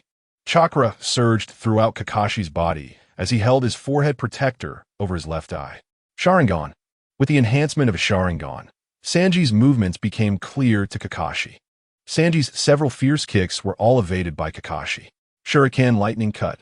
The shuriken wrapped in lightning enhanced the cutting power, slicing through Sanji's exoskeleton and revealing a wound. Seizing the opening as Kakashi dodged, Sanji landed a kick on Kakashi's chest, sending him flying. However, during the backward flight, Kakashi's body transformed into a bolt of lightning and disappeared. Lightning Release, Shadow Clone. Sanji was startled. The clone in front of him felt just like the original, and he had misjudged. At that moment, Kakashi charged out from behind the scattered file cabinets. Lightning Cut. Kakashi's right hand crackled with lightning as he thrust it towards Sanji. But Sanji, skilled in observation haki and speed, had already reacted. Demon Wind Leg, Dragon Eye Shoot. The flame foot collided with the lightning palm, with neither side gaining the upper hand. However, Sanji felt his shoe had already cracked. Kakashi's attack had broken through Sanji's haki. Protected by his chakra, Kakashi also felt the heat, the temperature transmitting to his bones. The two instantly bounced away from each other, and Kakashi flicked his hand, shaking off the flames. Sanji, however, lost a shoe. During the previous attack, Kakashi had destroyed one of Sanji's shoes. Just when Sanji thought Kakashi would make another move, Kakashi suddenly shrugged his shoulders, dropping his fighting stance. I can't do anything. I just need to understand your strength. So goodbye. Kakashi threw a smoke bomb to the ground, and Sanji took a cautious step back. Seeing that the battle had ended, Sanji also noticed that Kakashi was heading in the opposite direction from Nami and the others. Eager to reunite with Nami, he disregarded Kakashi and ran straight toward her position. Meanwhile, Smoker was still engaged in battle with Virgo. Smoker's haki was surprisingly suppressing Virgo, but Virgo's constantly regenerating body made him feel troublesome. The research facility that Law had severed was now surrounded by the realm of death outside, and Law was observing Virgo's state, noting that Virgo's fighting style was constantly changing. Initially, he instinctively dodged attacks, but later on, he began to endure Smoker's strikes while attacking him back. Smoker found himself in a precarious situation, but at this critical moment, his haki broke through, allowing him to overpower Virgo. Smoker used smoke to confuse Virgo, and then remotely controlled his fist to attack.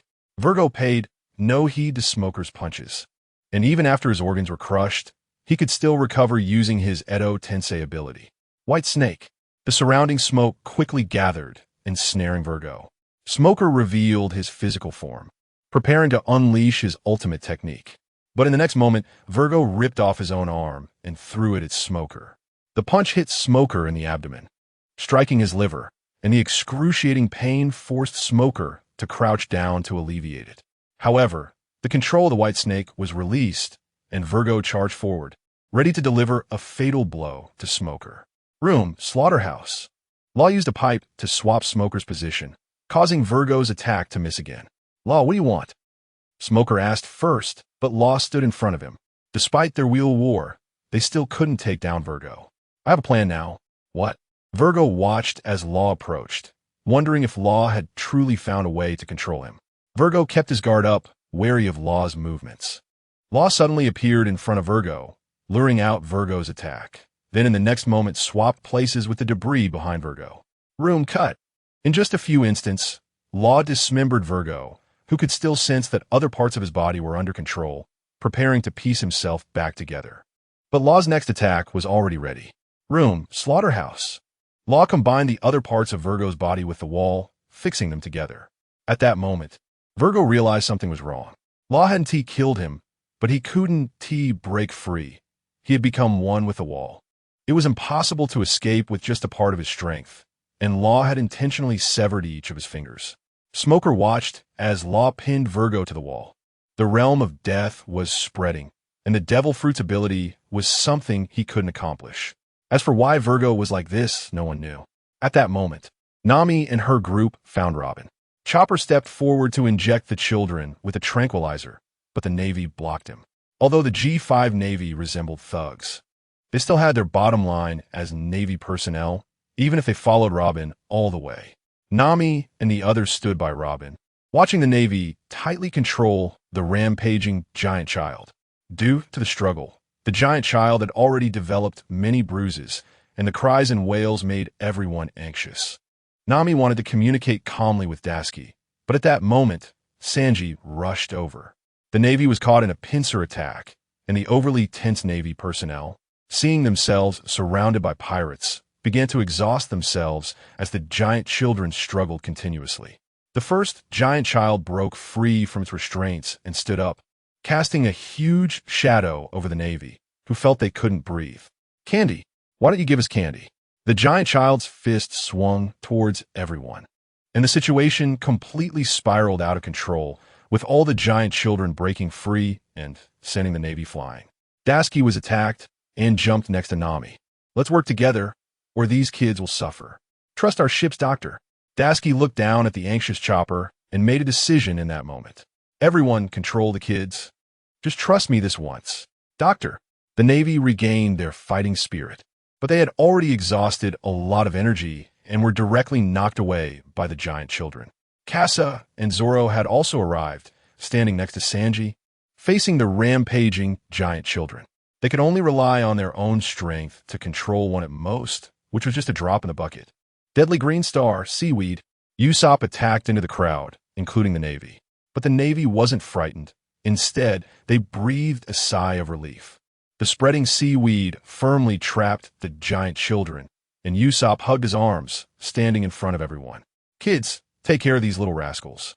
The Navy members who weren't controlled cheered loudly, then began to cooperate with Chopper to inject sedatives.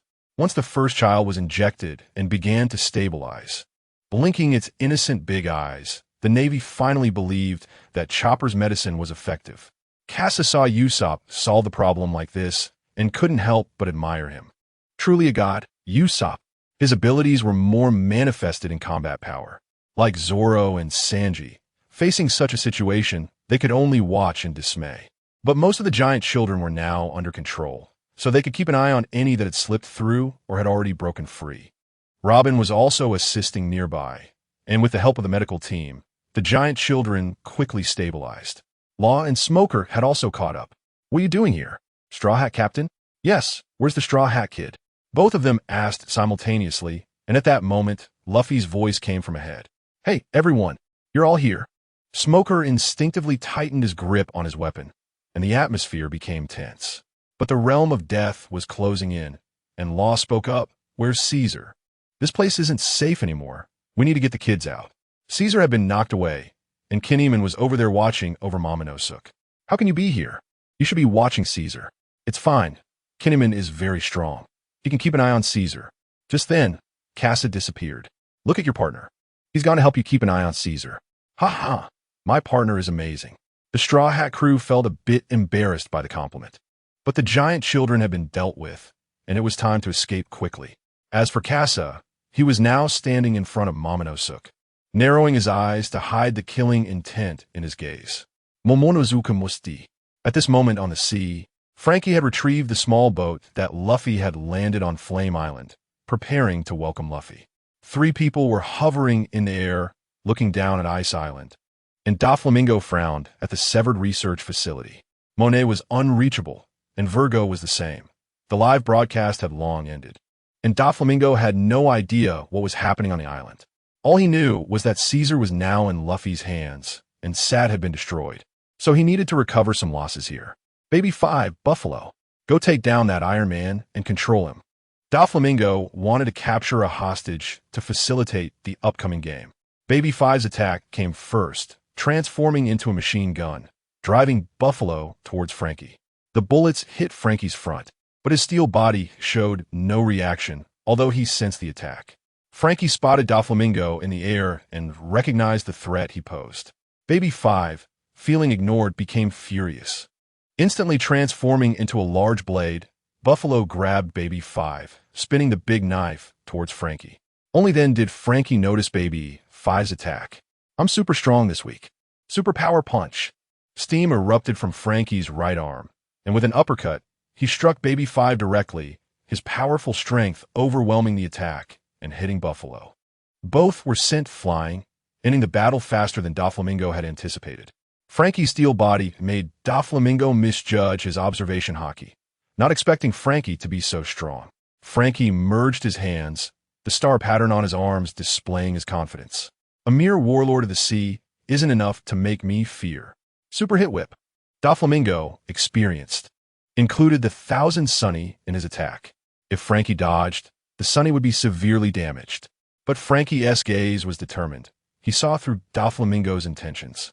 "I won't dodge. Don't underestimate me." His left arm blocked Doflamingo's attack, leaving a burn mark from the super hit whip on Frankie's steel arm, narrowly missing his internal structure. 10,000 degrees punch. The fruit ability he had plundered 2 years ago had long since been integrated into his modifications.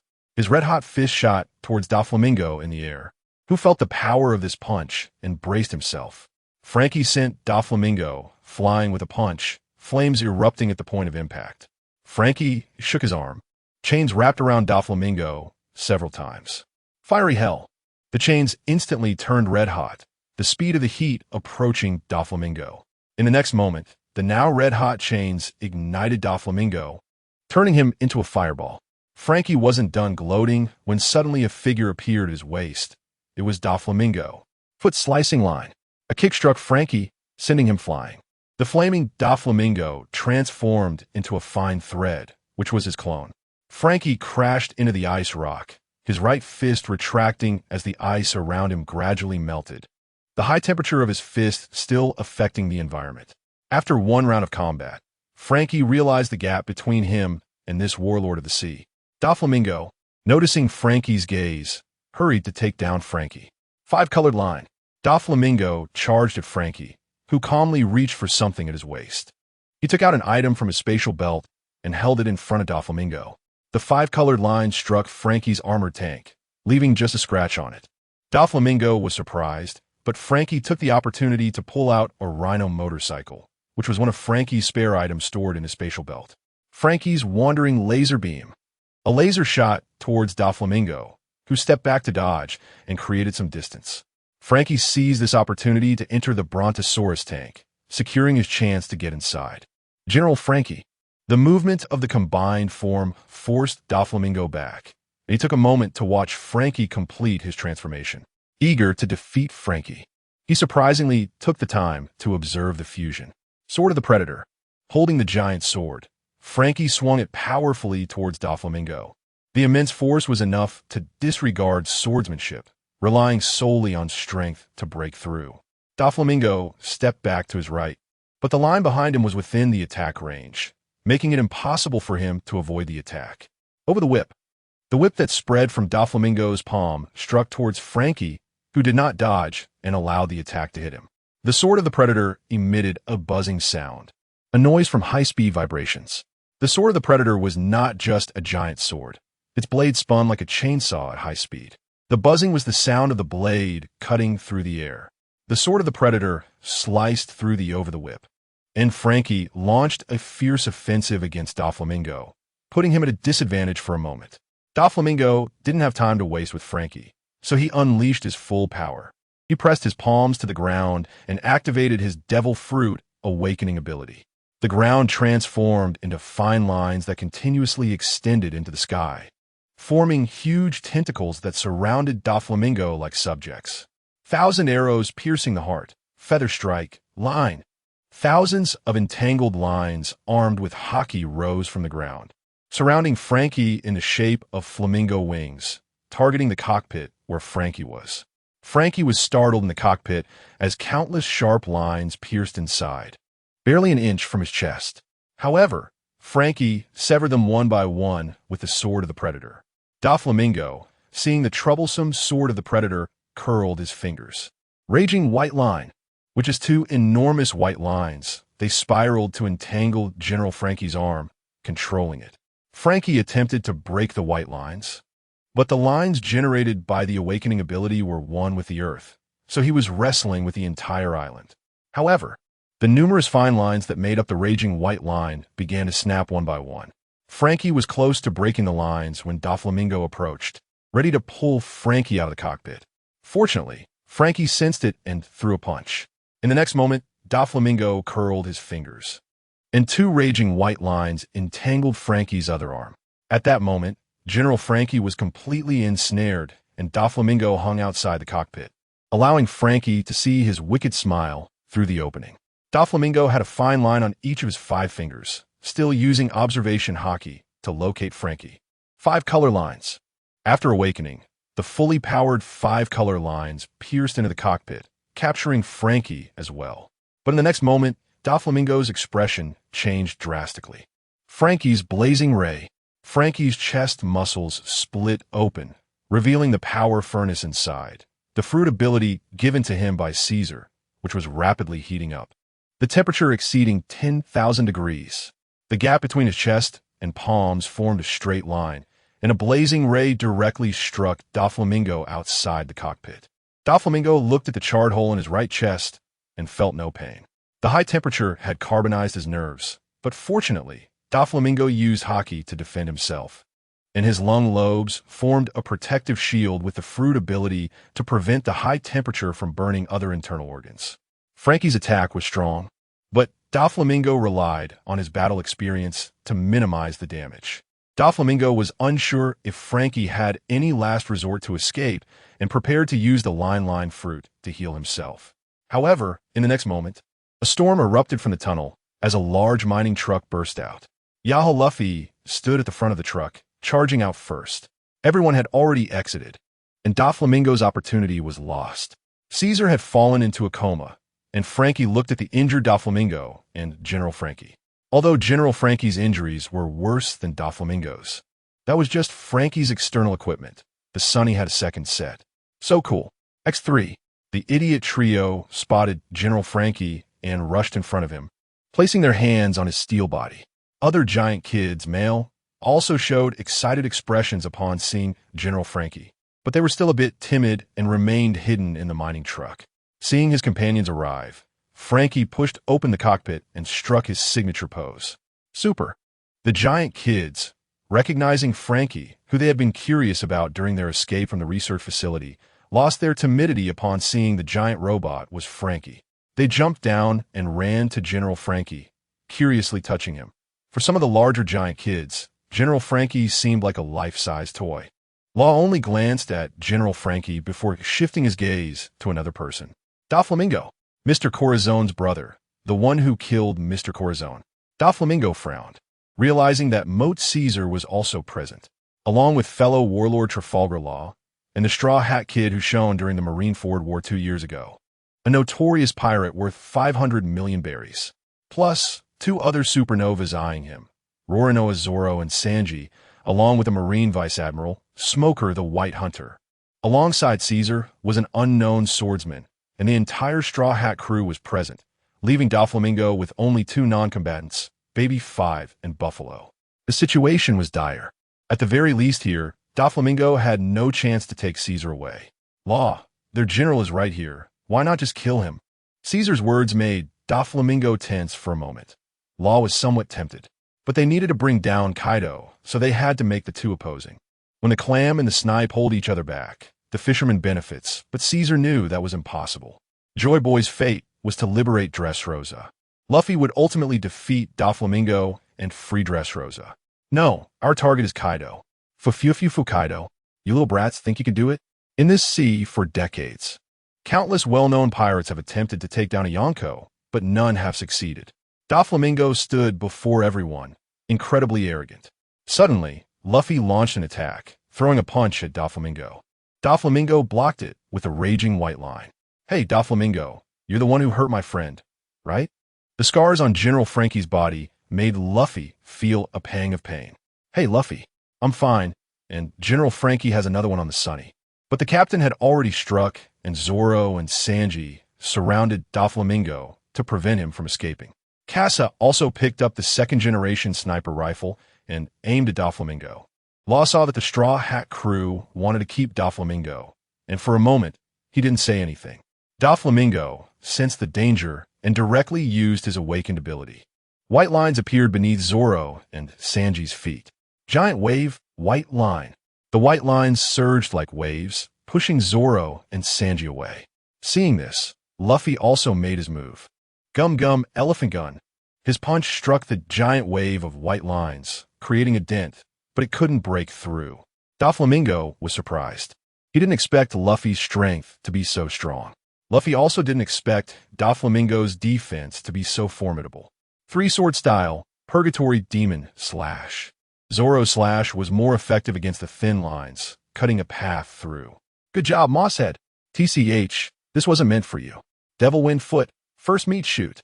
Sanji followed the path Zoro had cut and attacked Doflamingo. The speed was so fast that Doflamingo couldn't react in time.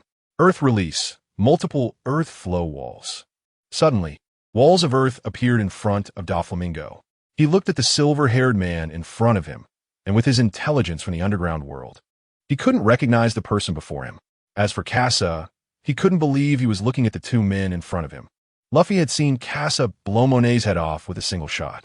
Casa followed the shattered earth walls and saw the silver-haired man standing alongside Doflamingo. Kakashi Hatake? Why is he here? Resurrected? Could it be Edo Tensei? Casa suddenly thought of many things. With Kakashi here, what about the other 2 weaklings? Moreover, the other party had an independent consciousness and was under someone else's command.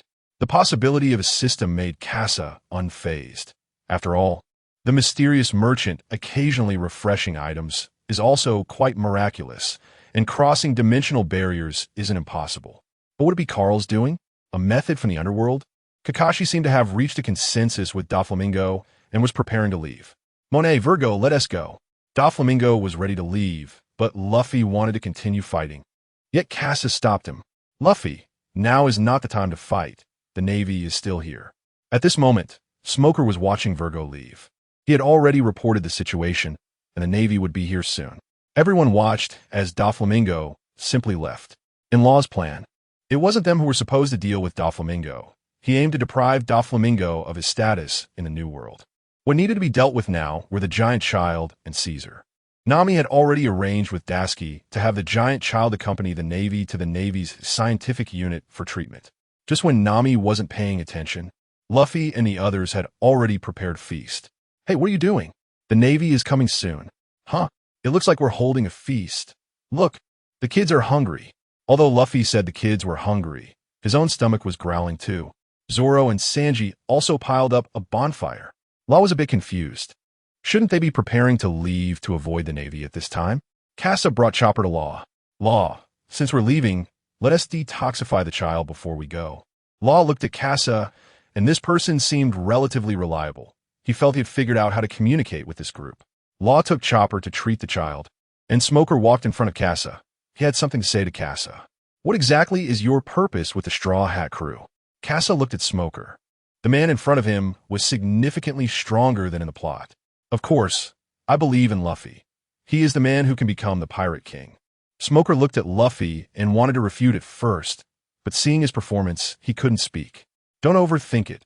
Let's have a meal together. Casa put his arm around Smoker's shoulder, casually pulling him aside, preparing to treat him to some fine wine and cigarettes produced by the system. Smoker shrugged off Casa's shoulder. Although Casa and Carl were the same person, Smoker could feel a sense of familiarity from his time in the Navy when he was with Casa. He also began to miss the good things Casa had brought out before. At this moment, on a Navy warship docked at the port of Dressrosa.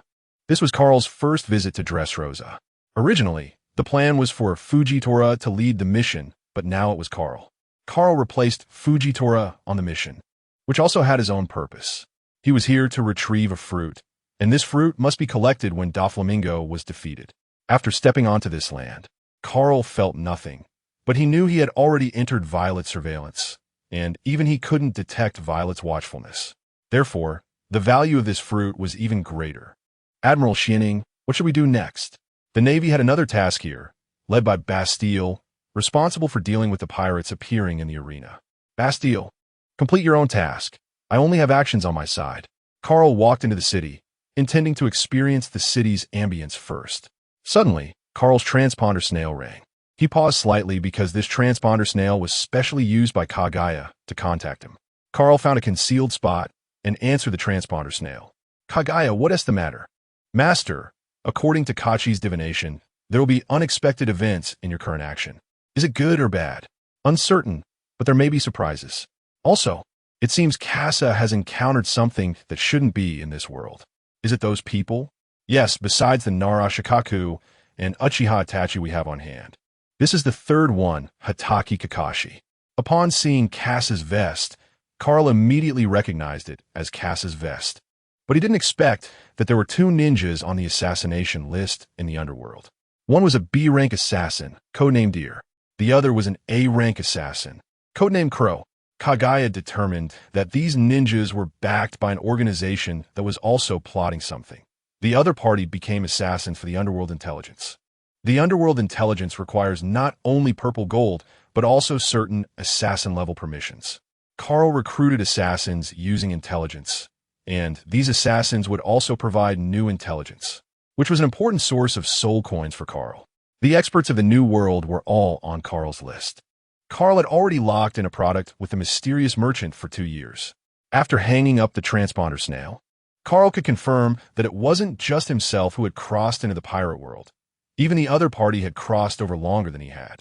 Although Carl knew the plot's development, he was unaware of some details, and since the plot was restorative, it was very likely that what the other party did changed the plot and then reverted to the past.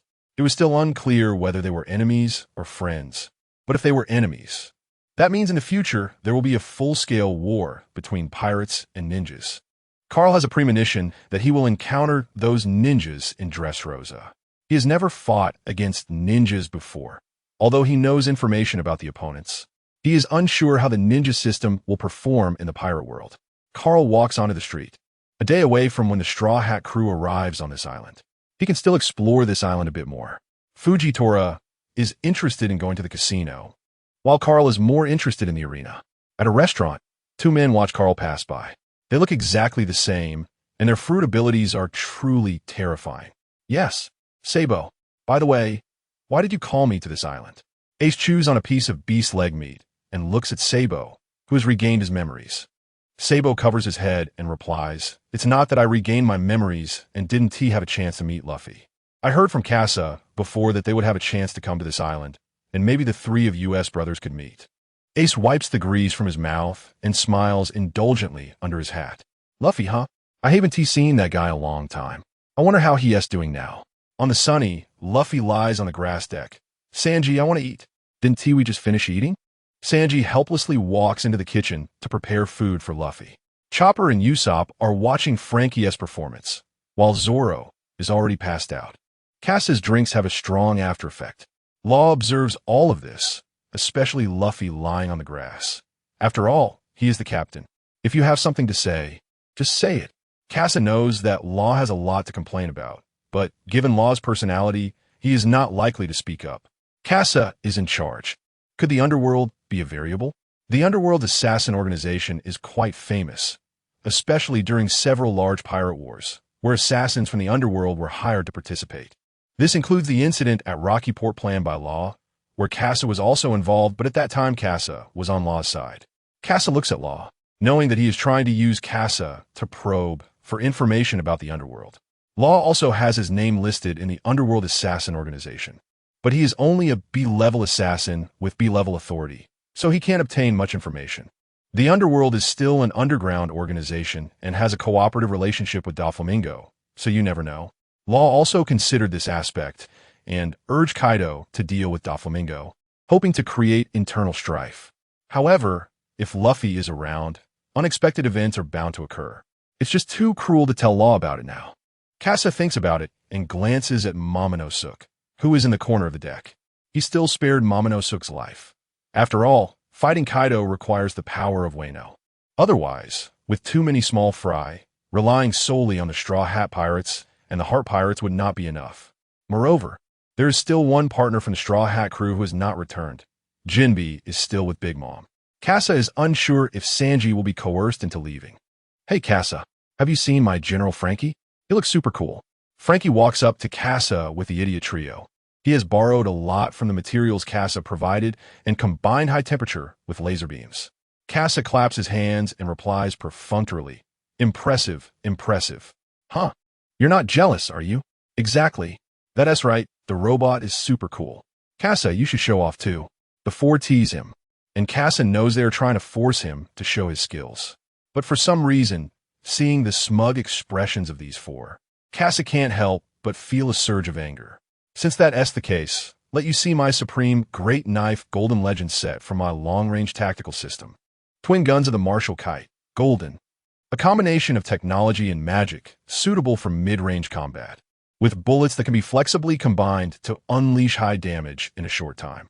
Casa aims at a Sea King-class creature beneath the sea, switching his left and right guns to fire flame and thunder rounds. Flame Thunder Bullet, Flame Shot. The flame bullet is fired first, followed by a laser that directly hits the flame bullet. The flame bullet, propelled by the laser's speed, strikes the Sea King-class creature below, delivering a powerful blow that penetrates and scorches the creature's body and organs. This move is similar to Frankie's Hot Ray. The Sea King bursts out of the water. It resembles a tiger-like sea beast, massive and towering over 100 meters above the surface. People look like ants in front of it, and the distance is still about 2 to 3 kilometers. Given the speed of the sea beast, it will reach them soon. Nami is startled, suddenly seeing a sea beast attacking. Casa takes out his second weapon. Hextech War Hammer, Golden. Pure magic tech bullets, ultra-long range, high power, and wide area. Enough to ignore precision. Casa takes a small magic crystal to load, and with a charging buildup, a powerful shockwave strikes the sea beast. The strong impact sends it flying out of the water, exposing its entire body. Concealed beneath the sea, its size is even more enormous. No wonder it still looks lively after being hit by the flame shot. The attack point is too small to be considered significant. Although the shockwave penetrates its scales to attack its internal organs, it can still move, rage filling its mind. Casa puts away the Hextech Warhammer. This is Casa's long-range cannon. To showcase the next weapon, Casa intentionally uses the smallest magic crystal to output. The sea beast has already charged up close, and the huge waves cause the ship to rock violently. Zoro is awakened. The sea beast in front of them is not simple. Under its massive jaws, Usopp and Chopper cling tightly to each other, while Luffy eagerly stretches his arms. Tyrant Shotgun 2-0 Golden. A pure tech close-range weapon, the Equal Opportunity Gun, achieves an equal opportunity effect comparable to ancient weapons through the Power Rock. The two gun chambers are loaded with bullets, Power Rock bullets and Iron Ball bullets. 100 Ultimate Explosive Bullet. The Power Rock's explosion is directed at the sea beast, which is pushed back again, while the superheated iron balls penetrate its body, creating a hive effect with a single shot. After being repelled, this hit has damaged its bones and must flee. The opponent's movements are within Cass's predictions. He pulls out his fourth weapon, Tech Maniac's Hand Cannon. A pure tech pistol, a mid-range weapon, each shot delivers high-power bullets. But it lacks the flexibility of the twin guns of the Martial Kite. Black Hole Bullet. A shot fired upon hitting the sea beast. A human head-sized black hole instantly appears. At this moment, the sea beast is still diving, and its body crashes into the black hole, which continuously devours its body. Law watches this scene, his expression slightly changing. The power of this shot is astonishing. At this point, the sea beast has completely submerged, preparing to escape. Luffy leans over the railing, looking at the sea beast that has submerged. Hey, Kassa, this guy looks delicious. Got it. Sanji also comes out of the kitchen at this moment. He wants to see who is causing the ruckus. At this point, Kassa pulls out his last long-range weapon. Second generation sniper rifle. Opening the scope cover, Usopp saw Kassa's scope and couldn't help but take a few more glances. Kassa looked through the seawater and spotted a sea beast that had already fled a kilometer away, now within Kassa's attack range. Electromagnetic bullet. A flash of lightning shot through the barrel of the second-generation sniper rifle, and then a bullet was fired without anyone noticing. Only the sound of the sonic boom was heard. The seawater blocked the power of the electromagnetic bullet. But Kassa put away the second-generation sniper rifle and said, "Bring the ship closer. Chef, please prepare tonight's feast well."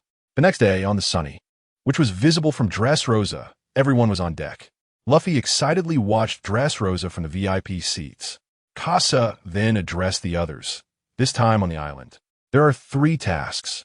The first group, Luffy, Kassa, and Frankie, will go to the island to find the Smiley factory and destroy it. The second group, Sanji and Kinemon, will be responsible for finding Kinemon's lost companions. Upon hearing this, Kinemon bowed to Sanji and said, "Thank you very much." Kassa glanced at Momonosuke, who showed no reaction, slightly furrowing his brows. The third group, Law, Usopp, and Robin, will handle the trade with Don Quixote Doflamingo. The rest will support on the ship. Zoro, it's up to you. Kassa didn't let Zoro go to the island mainly because he was afraid Zoro would run around, and Kinemon needed a smarter person to coordinate with him. Kassa was also worried that Sanji might be taken away by an unknown beauty, which could affect their plan. This morning, Doflamingo had announced his resignation from the Shichibukai, no longer under the Navy's protection, and Dressrosa was now ruled by pirates. It was uncertain what the enemy would do, so they had to be ready for a full battle. Kassa's arrangements were reasonable, and with Zoro on board, Nami and Chopper felt much more at ease. However, the biggest problem was with Luffy's group. Even Kassa couldn't guarantee there wouldn't be any issues. Taking Luffy along was more like letting him have fun on the island, while he would try to destroy the Smiley factory with Frankie. The Sunny did not dock at the harbor, but found a hidden gap to stop by the shore. Kassa handed Law a phone for easier communication. Then Luffy, Kassa, Sanji, Frankie, and Kinemon stood on the ground. "Yoho, let's go eat. Nami, give me some pocket money." Luffy reached out to Nami for money, his hand stretching from the ground to the ship. Nami slapped Luffy's hand away. "Go find Kassa. He has money." Kassa awkwardly scratched his face with his finger. He still had a bit of money on him. There were over 1 billion in the system and tens of millions of berry on his waist for backup. But he didn't say it out loud to avoid affecting the Straw Hat crew's poor image. "Let us go, I'll cover it." "That's great." Luffy threw his arm over Kassa's shoulder as they walked toward the town, and the group had already used Kinemon's fruit ability to disguise themselves. They stepped into Dressrosa. Meanwhile, in the Dressrosa palace, Violet was monitoring the movements of the Straw Hat crew. Doflamingo sat in his seat, listening to everything Violet reported. Beside Doflamingo was the bound Riku King. After Doflamingo was embarrassed in Punk Hazard, he made a deal with Kakashi and agreed to let him bring people to assist. They brought 3 people, one of whom, with a pineapple head, was sitting cross-legged on the ground, contemplating those on the island today. The Navy had a new admiral, Admiral Xianing, as well as several vice admirals and their naval forces. Most pirates were concentrated in the bullfighting arena, including Fire Fist Ace and the Straw Hat crew. After Violet finished her report, Shikamaru already had a plan. He looked up at Doflamingo, unafraid to meet his eyes. There were too many pirates. There was no need to fight them. Many pirates were in the bullfighting arena, and what was needed now was to involve Fire Fist Ace in the arena. Based on what we know about the Straw Hat Kid, he would definitely participate if he knew Ace was going to the arena. This way, at least two admirals would be entangled together. Doflamingo looked at Shikamaru's decision and said, I have a fruit. The bag fruit of the 6th Division Captain of the Whitebeard Pirates, Vinsmoke. Although Ace has become independent, he still has feelings for the remnants of Whitebeard, so he will come to retrieve this fruit.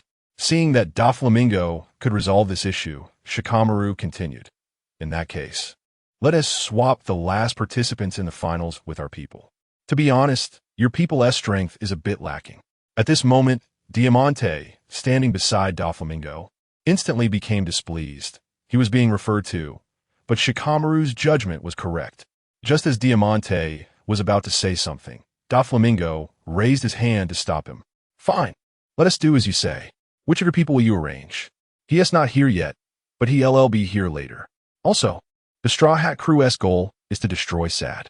Once they find out you've temporarily resigned from the Shichibukai, they will definitely do everything to destroy it. So we need to deploy more forces in this position. Kakashi-sensei will need that man for this. Kakashi responded from the window, All right. As for Law, who specifically requested Doflamingo for a trade, Shikamaru didn't elaborate more. They were merely making a deal with Doflamingo, mainly bringing 3 main combatants. Moreover, Shikamaru had his own matters to attend to and could only go this far for now. Doflamingo glanced at Shikamaru, realizing that he had merely swapped his own people into important positions, which made Doflamingo doubt him. Torpole glanced at Verto. Since his return, he felt something was off with him, and the same went for Monet. Just then, Monet and Sugar were together, and Torpole seemed to think of something and left the place directly.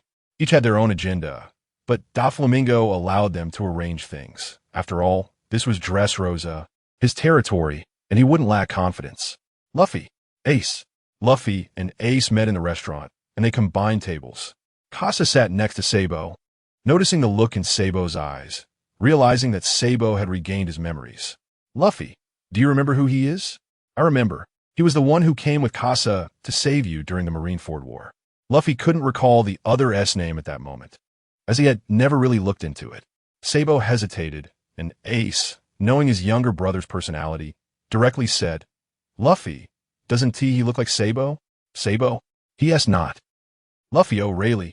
Luffy's eyes widened, gradually becoming moist.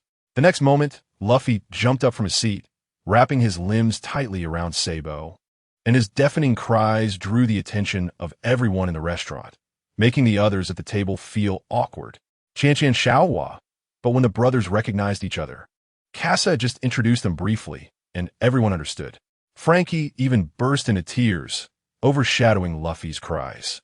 The scene began to get chaotic, but soon, Sabo managed to control Luffy. Although tears were in his eyes, he was in much better shape than Luffy. The 3 brothers were reunited, and Casa took a photo. Ace, how did you end up here? Casa asked, and Ace was momentarily stunned. They had just met a month ago when Ace was getting his ship repaired. Sabo contacted me, said he regained his memory, and asked me to come here to meet Luffy. Casa didn't expect that the Maramara Nomi, which was supposed to appear in the bullfighting arena, would arrive on this island in this way.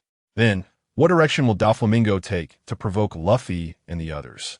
At this moment, a waiter shouted loudly, Everyone, take a look at the prize for this arena. Isn't this the bag fruit of Whitebeard's remnants, the 6th Division Captain, Vinsmoke? Although it is a paramecia fruit, it is still worth 100 million berries. Ace's expression changed drastically. He knew that the gentleman was already dead. The encirclement by Blackbeard and the former enemies of Whitebeard and Roger had targeted Whitebeard's remnants, and even under Marco's leadership, many captains had already died. Luffy, I'm sorry. I have something to do. What's wrong, Ace? Why so suddenly? Sorry, Luffy, I have things to do too, Sabo also spoke up. Luffy remembered what he needed to do. All right then, after everyone finishes their business, let's hold a banquet. Sanji's cooking is especially delicious. At this moment, Luffy especially liked to drag Sanji out, and Sanji smiled confidently Greetings, Sabo. Actually, Luffy, you can go play with Ace, Casa said as he sat next to Frankie. We'll handle destroying the Smiley factory. Huh? Is that really okay? After all, I'm the captain. No, Captain. It's actually better for you not to be there right now. Casa didn't say this out loud, but Ace seemed to understand what Casa meant. Huh? Sorry, my brother's like this. No, Ace. Please take Luffy to that arena. I know you're going there to retrieve your partner's fruit. Is it that cool arena? If that's the case, then Casa, Frankie. The task is up to you. After the three brothers finished speaking, they prepared to act separately, and before leaving, Luffy didn't forget to swipe a piece of leg meat. Is this okay? It's just the four of us left. Kinemon watched as Luffy ran out, and Sanji, sipping his drink, said it's fine, we're used to it. And Luffy being free to act is better. Casa also looked at Kinemon and said, Kinemon, later I'll go with you to the information hall of the underworld, where we can look for news about the Smiley factory and your companions. Really? That's great. Casa's S-rank authority allows him to know a lot of information. Many of the details known from the storyline can also be said to be obtained by Casa from the underworld. After Casa left the restaurant, he happened to see a unicorn soldier passing by, realizing that the other party was an important figure, but couldn't remember who they were. Sugar's fruit ability was indeed troublesome, making Casa erase this person's memory as well. Usopp still needed to go to Dressrosa. Otherwise, Sugar's existence would be very dangerous for Luffy and Ace. The four arrived at a hotel, and the operation of the underworld was similar to the movies Casa had seen before. Only by entering the hotel could information transactions take place. Hello, esteemed Mr. Kakashi. What business do you need to handle? Kakashi was Casa's alias in the underworld. Casa revealed his identity ring, and the front desk immediately understood. Their expression changed. Please have your friends wait a moment, and then come this way. Casa signaled for the others to wait in the lobby and then entered the reception room inside. Meanwhile, Casa's message also reached the underworld. Carl, who was waiting for the match to start at the arena, received news of Casa's arrival. With a cold face under his casual sunglasses, he calmly said, in that case, let's see what will happen. Inside the palace, Sugar was poking grapes with her fingers, slowly eating one by one. Hey, Trouble, where did Monet go? It's been hard to come back, and she doesn't even know to accompany her sister. Monet was sent out on a mission by the young master. She should be at sea now. At this moment, Shikamaru, hidden in the shadows, watched Sugar. He originally wanted to use the Edo Tensei to place Monet next to Sugar. But unexpectedly, the other party was so vigilant that they directly sent Monet and Virgo away. However, this was all within Shikamaru's expectations. It was not time to act yet.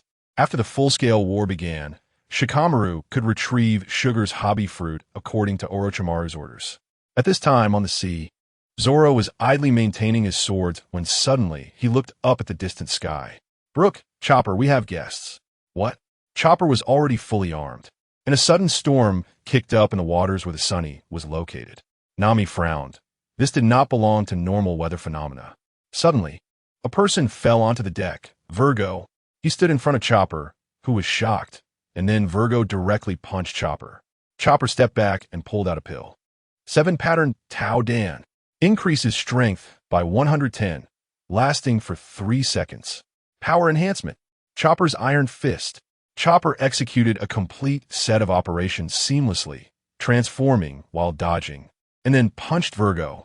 Virgo was directly sent flying off the Sunny, unable to stop due to the overwhelming strength. Damn it, Chopper.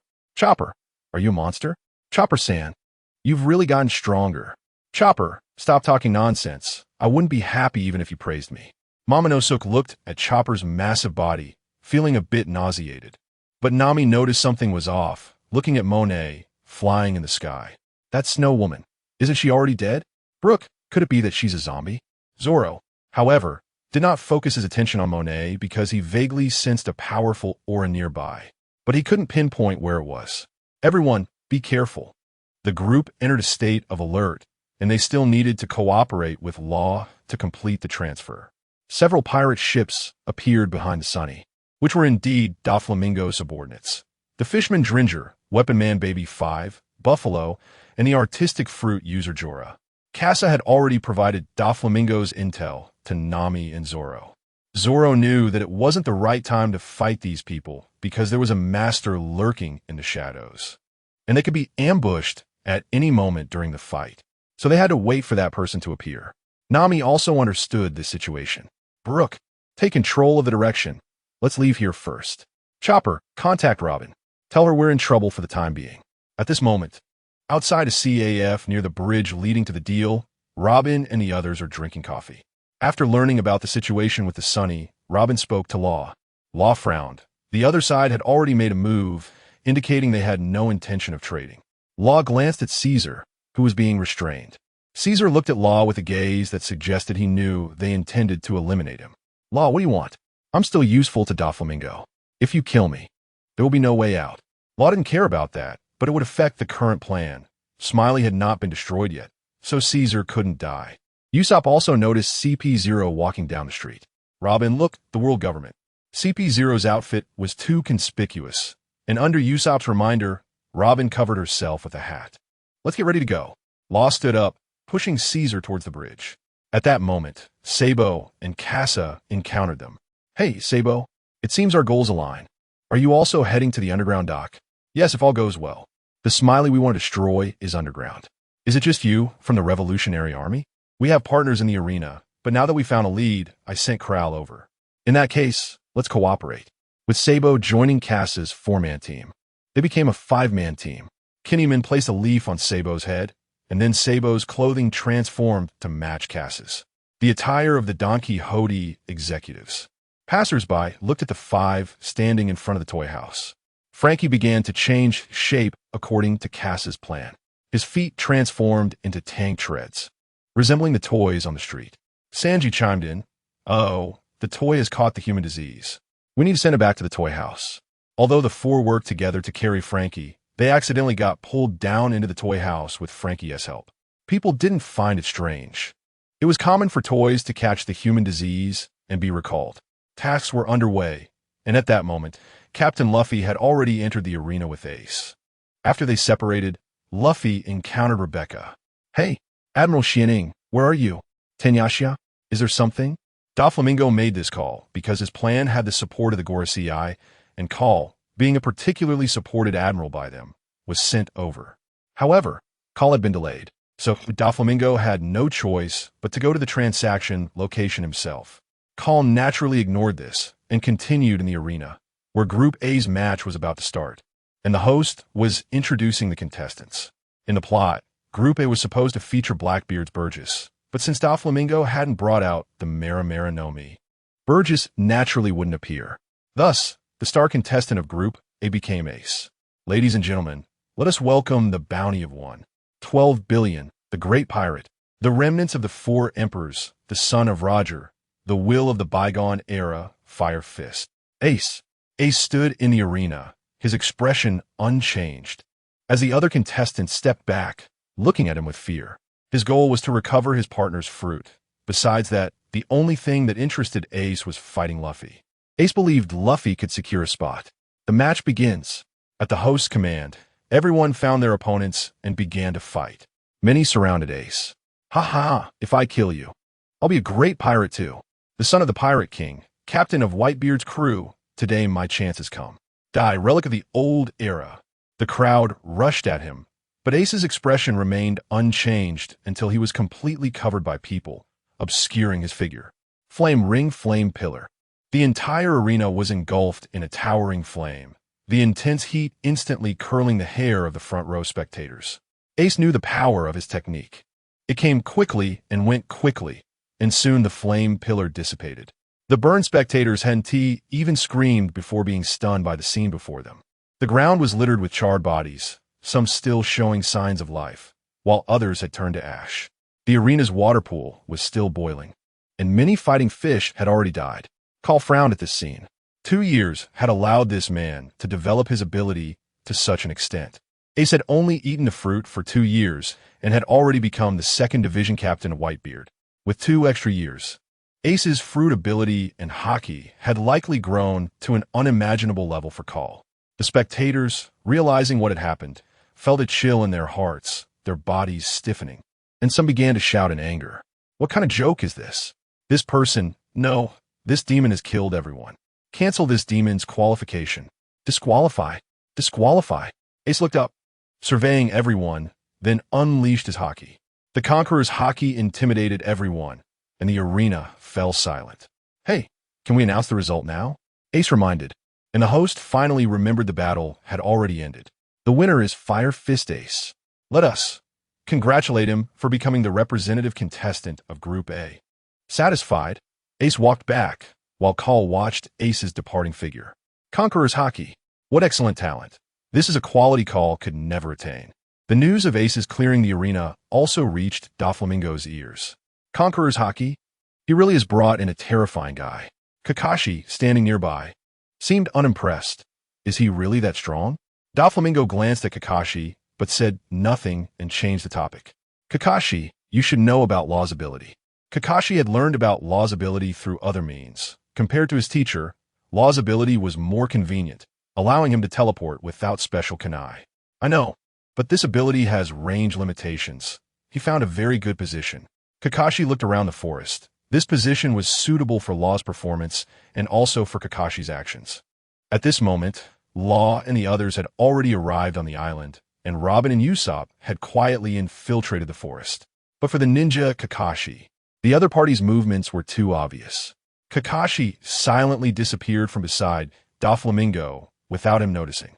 A ninja's presence could be well concealed, detectable only by very strong observation haki. Usopp and Robin found an excellent position from which they could see where Law was trading, hiding in the grass, completely unaware that Kakashi was monitoring them from the treetops. Kakashi pondered as he watched the two below. Most of the stealth techniques in this world were not as advanced as those in the Naruto world. Kakashi was ready to take down the two, but the next moment, there was a disturbance in the bushes. Usopp and Robin were captured, and then Kakashi saw the two being taken away by the little people. Kakashi was familiar with this pirate world, but it was his first time seeing the little people. At this moment, the battle between Law and Doflamingo had also begun. Summoning technique. A ninja dog appeared on the branch, handed over by Parker. Meanwhile, Caesar had already escaped, and Doflamingo began to pursue Law. Damn, Doflamingo. Law didn't expect Doflamingo to be so deceitful, nor did he expect the world government to cooperate to such an extent. Fufufu. Law, you little brat. You're really causing a ruckus. Throw you in front of the Straw Hat crew. I wonder what that guy's expression will be like in fear. Doflamingo's attack had blocked Law's movement path, and with nowhere to hide, Law could only use his Devil Fruit ability to teleport away. Room butchery.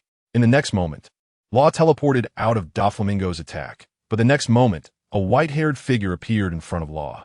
Kakashi, holding a kunai, was ready to stab it into Law's lung. Law's face was filled with terror. He didn't expect someone to appear here.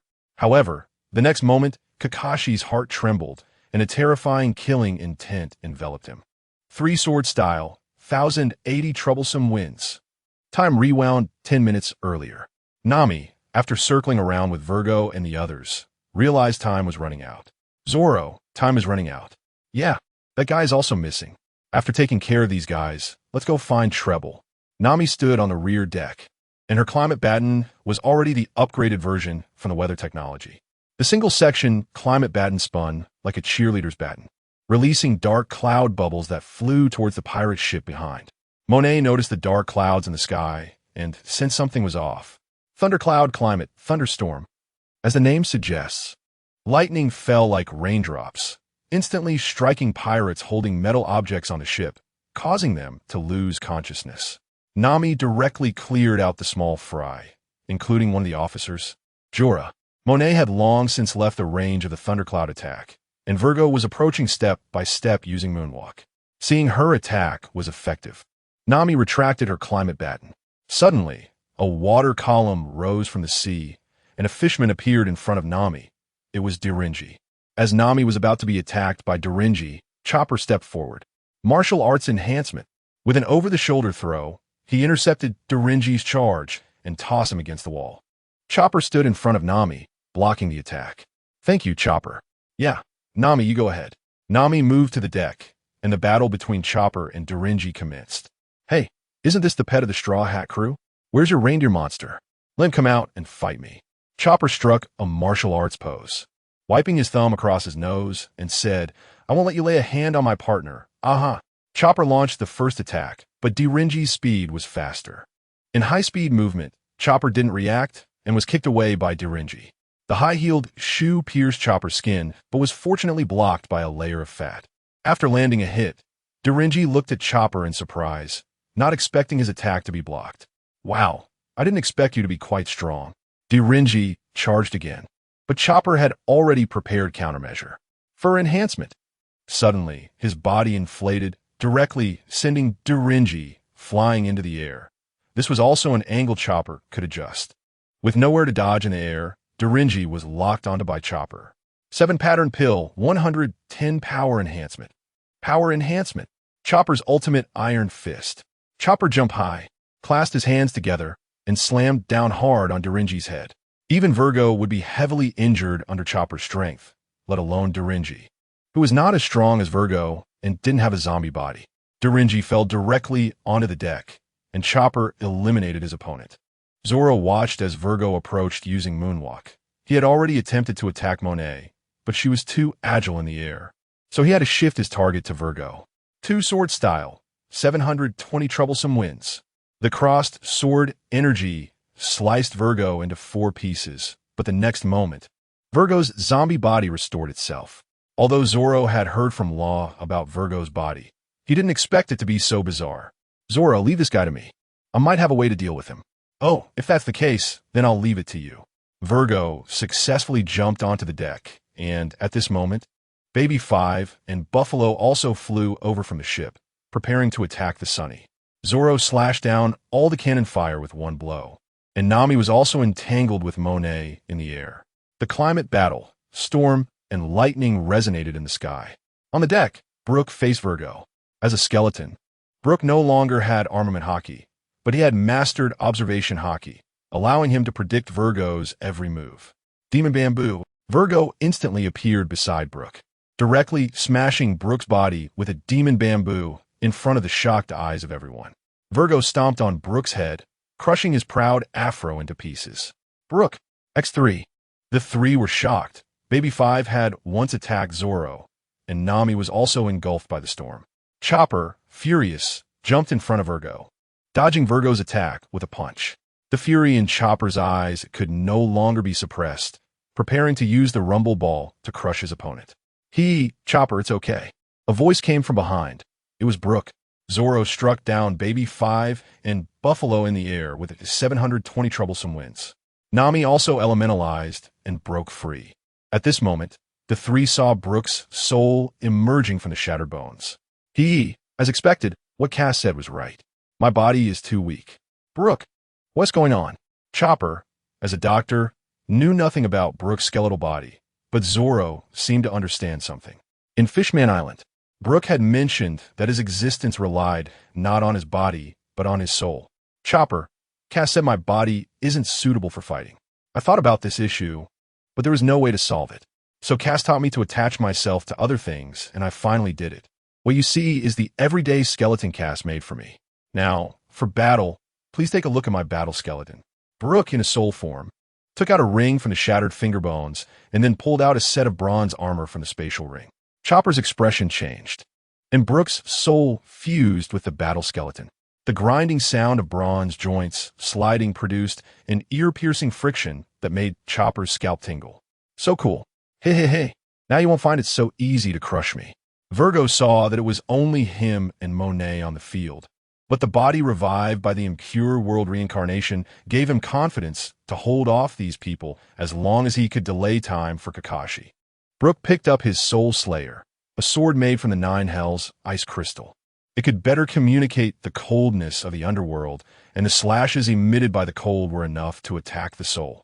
Song of the Gale, Blizzard Slash. Vergo was startled as Brook had already appeared behind him, sheathing the Soul Slayer. Vergo was directly split apart, severed and frozen at the cross-section. But this time, Vergo did not recover. Instead, his consciousness gradually faded. The feeling of death came for the second time. Monet watched as Vergo slowly dissipated. Brook, the king of souls and a user of the Hades fruit, directly attacked the soul, rendering the impure world reincarnation ineffective. Monet realized she couldn't intercept the enemy any longer and had to flee to inform Kakashi. Near the island, Doflamingo's pursuit of Law's presence was captured by Zoro. With his observation haki, he sensed that Law's situation was not optimistic, and he also found the presence of the mysterious person he had been searching for. Then, Zoro unleashed 3 sword strikes on the deck. The powerful slashes destroyed everything, heading toward Kakashi. Kakashi had no choice but to abandon his attack and evade Zoro's strike. Law was saved. When he met Kakashi, he was already frantically activating his fruit ability. It was as if he were under control, desperately wanting to teleport. Law continued to complete the teleportation, traversing through Zoro's slashes and arriving behind them. In a straight line, if Zoro's attack had been just a moment slower, Law would have teleported right in front of the strike and would have been seriously injured. Law was shocked, but this also defused the crisis. Kakashi's long-awaited opportunity vanished, and the exposed threat was significantly reduced. Law continuously teleported, arriving on the deck. He saw that Caesar was no longer there, but the heart was still in his hand. So he could let Caesar stay with Doflamingo for now. Trafalgar, what about Usopp and Robin? Zoro asked, noticing that only Law was present, and Usopp and Robin were nowhere to be found. Little did they know, the two had already disappeared. Nami felt worried. How could this happen? She took out her phone to contact Usopp and the others. At that moment, Doflamingo burst out from the island, with Kakashi following closely behind. Monet landed in front of Doflamingo and, in a voice audible to Kakashi, relayed the news that Virgo had died and that the others were under control. Law also looked at the bound Jola, Dringe, Baby 5, and Buffalo. Although he had more hostages, they were not as valuable as Caesar. Nami also learned about Usopp's situation. Everyone, let's head to Dressrosa. Usopp and Robin have other matters to attend to and have gone ahead. The Thousand Sunny turned its bow toward Dressrosa. Doflamingo's expression darkened, and Kakashi's expression was somewhat peculiar. In the world of Naruto, the impure world reincarnation was invincible, yet here it was countered by an unknown minor character. An ability that attacks the soul can indeed restrain the impure world reincarnation. The Thousand Sunny was preparing to head to Dressrosa when a pirate ship appeared on the sea level, eerily singing songs as it opened fire on the Sunny. The cannon blast directly knocked the Thousand Sunny back, leaving its crew caught off guard. Nami looked up and saw the pirate flag. It was the Big Mom Pirates, one of the 4 emperors. Nami recalled that Luffy had declared war on Big Mom during the Fishman Island incident and thought they had come to attack them. So she turned to Brook and said, "Brook, prepare for a wind blast." Wait. Even if you say that, I still don't know how to use it," Brook replied, nervously following Frankie's operation manual, and finally pressed the switch. The Thousand Sunny shot up into the sky, but since Brook hadn't switched to flight mode, it only relied on the impact and flew a kilometer away. But that was enough to escape the attacks from Doflamingo and the Big Mom Pirates. Why is one of the 4 emperors here? Law was somewhat surprised. If the Big Mom Pirates were also involved, then they were completely out of control today. Trafalgar, what should we do now to get to Dressrosa? Nami asked Law, since the deal had failed and Caesar was in Doflamingo's hands. They had to check on the Straw Hat Captain's progress. A major battle was likely to occur on Dressrosa. Nami and others were shocked, but Zoro smiled. In an all-out war, I can finally show my full strength. Meanwhile, in the underground port, Sabo had separated from Casa and others, going off to investigate alone. Kinemon had found Kanjuro, and Casa looked at Kanjuro, possibly realizing he was an undercover agent, and thought Kanjuro looked despicable. "Kinemon, since you found your partner, you should leave first. But, Casa-san, let us help you." Casa stopped him, saying, "Kinemon, I appreciate your kindness. But your partner has been hungry for a long time and is not in condition. I may need to trouble you to find my partner first. Momonosuke is waiting for you." Casa did not dislike Kinemon. He just couldn't accept such foolish loyalty. After Casa brought up Momonosuke, Kinemon had no choice but to agree. Sanji also noticed Casa's concerns. "Casa, did you notice something off? They are too strange, clearly his son, but they revolve around Momonosuke. After all, they were samurai from Wano, and their behavior indicated that Momonosuke's identity was not simple. So the other side is hiding things from us. We must be on guard against them. Casa, this is how you see it, right?" Frankie added for Casa, who nodded in acknowledgement. We can't let Kanjuro gather their intelligence and pass it to Kaido. Now that they had ninjas, the most important thing for a ninja was to fight based on intelligence. So Kasa needed to intentionally hide everyone's information. Frankie, Sanji, is everything prepared? Yes, it's all set. Bombs have been arranged on all exit ships and can be activated at any time. Just now, Frankie and Sanji had submerged in the water to install the bombs to create chaos in the port. They had also located the Smiley factory and were ready to act at any moment. At that moment, Violet in the palace saw Kasa and the others' movements. Shikamaru listened nearby and said to the large man next to him, "The enemy is about to act. Lift the factory and let Sugar go over. The enemy's combat strength is formidable, and we need her to intervene." Although Pika was reluctant to follow Shikamaru's orders, he still had to obey Doflamingo's commands. All right, I understand.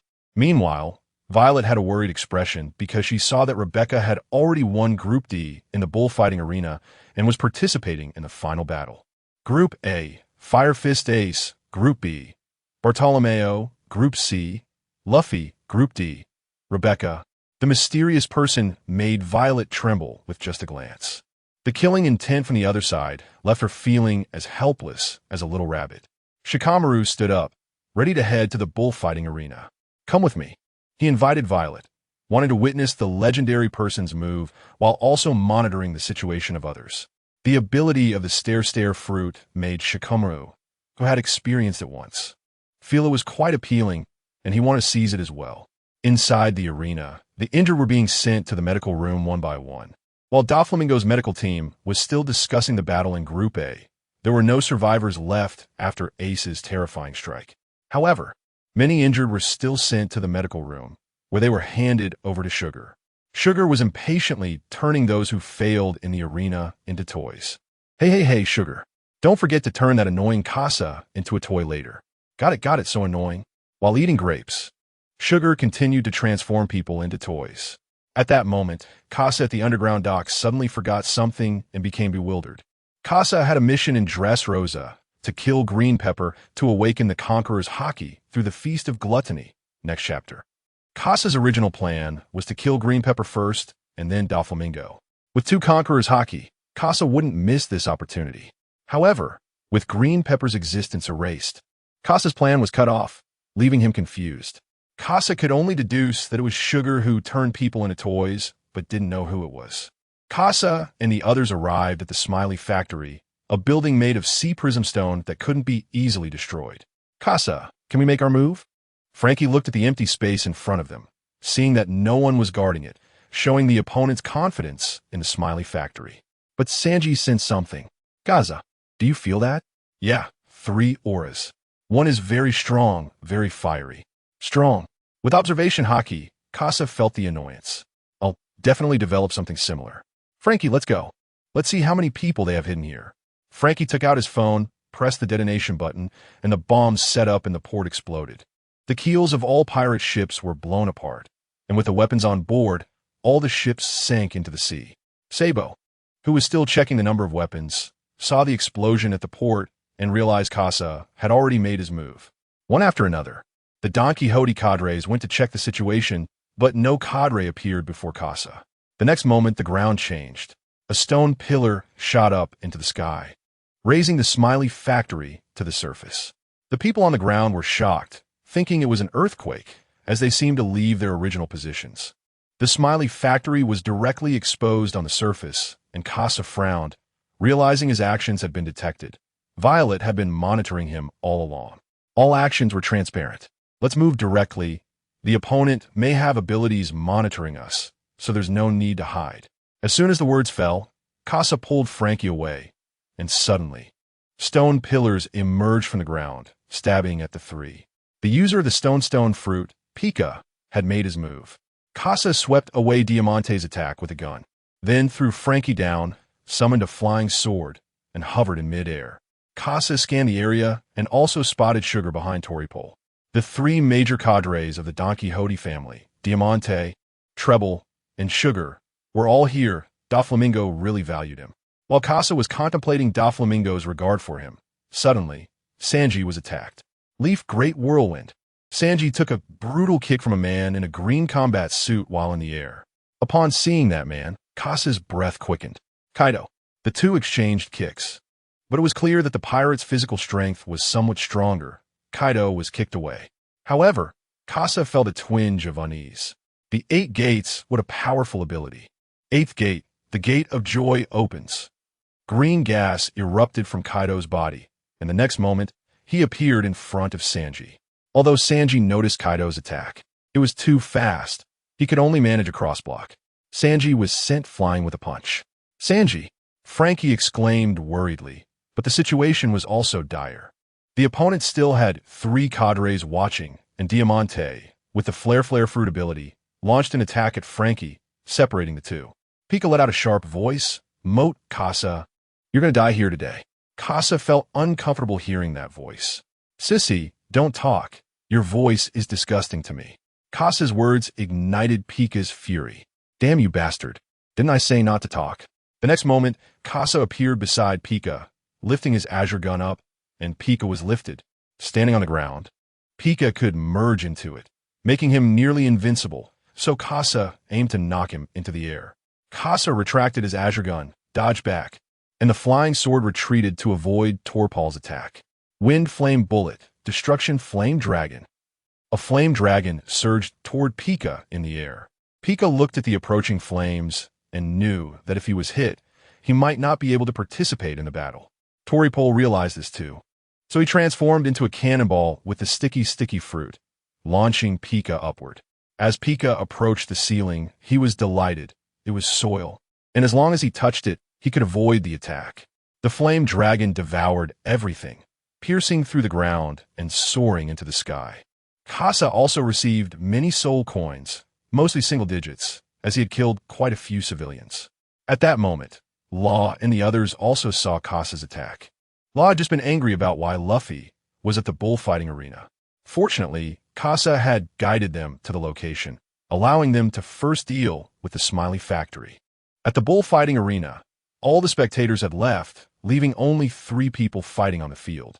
Rebecca had already been taken away by Bartolomeo, and only Luffy and Ace remained, teaming up against the long-haired man in front of them. Carl looked at the long-haired man, though he found it hard to believe. It was the truth. Uchihamadara. Doflamingo looked down at Dressrosa from the sky. He had just negotiated with Big, asking them to wait outside the island until he finished dealing with things on the island. Doflamingo gazed at the man in the arena, not expecting him to single-handedly block Ace's Fire Fist and the Straw Hat Kid.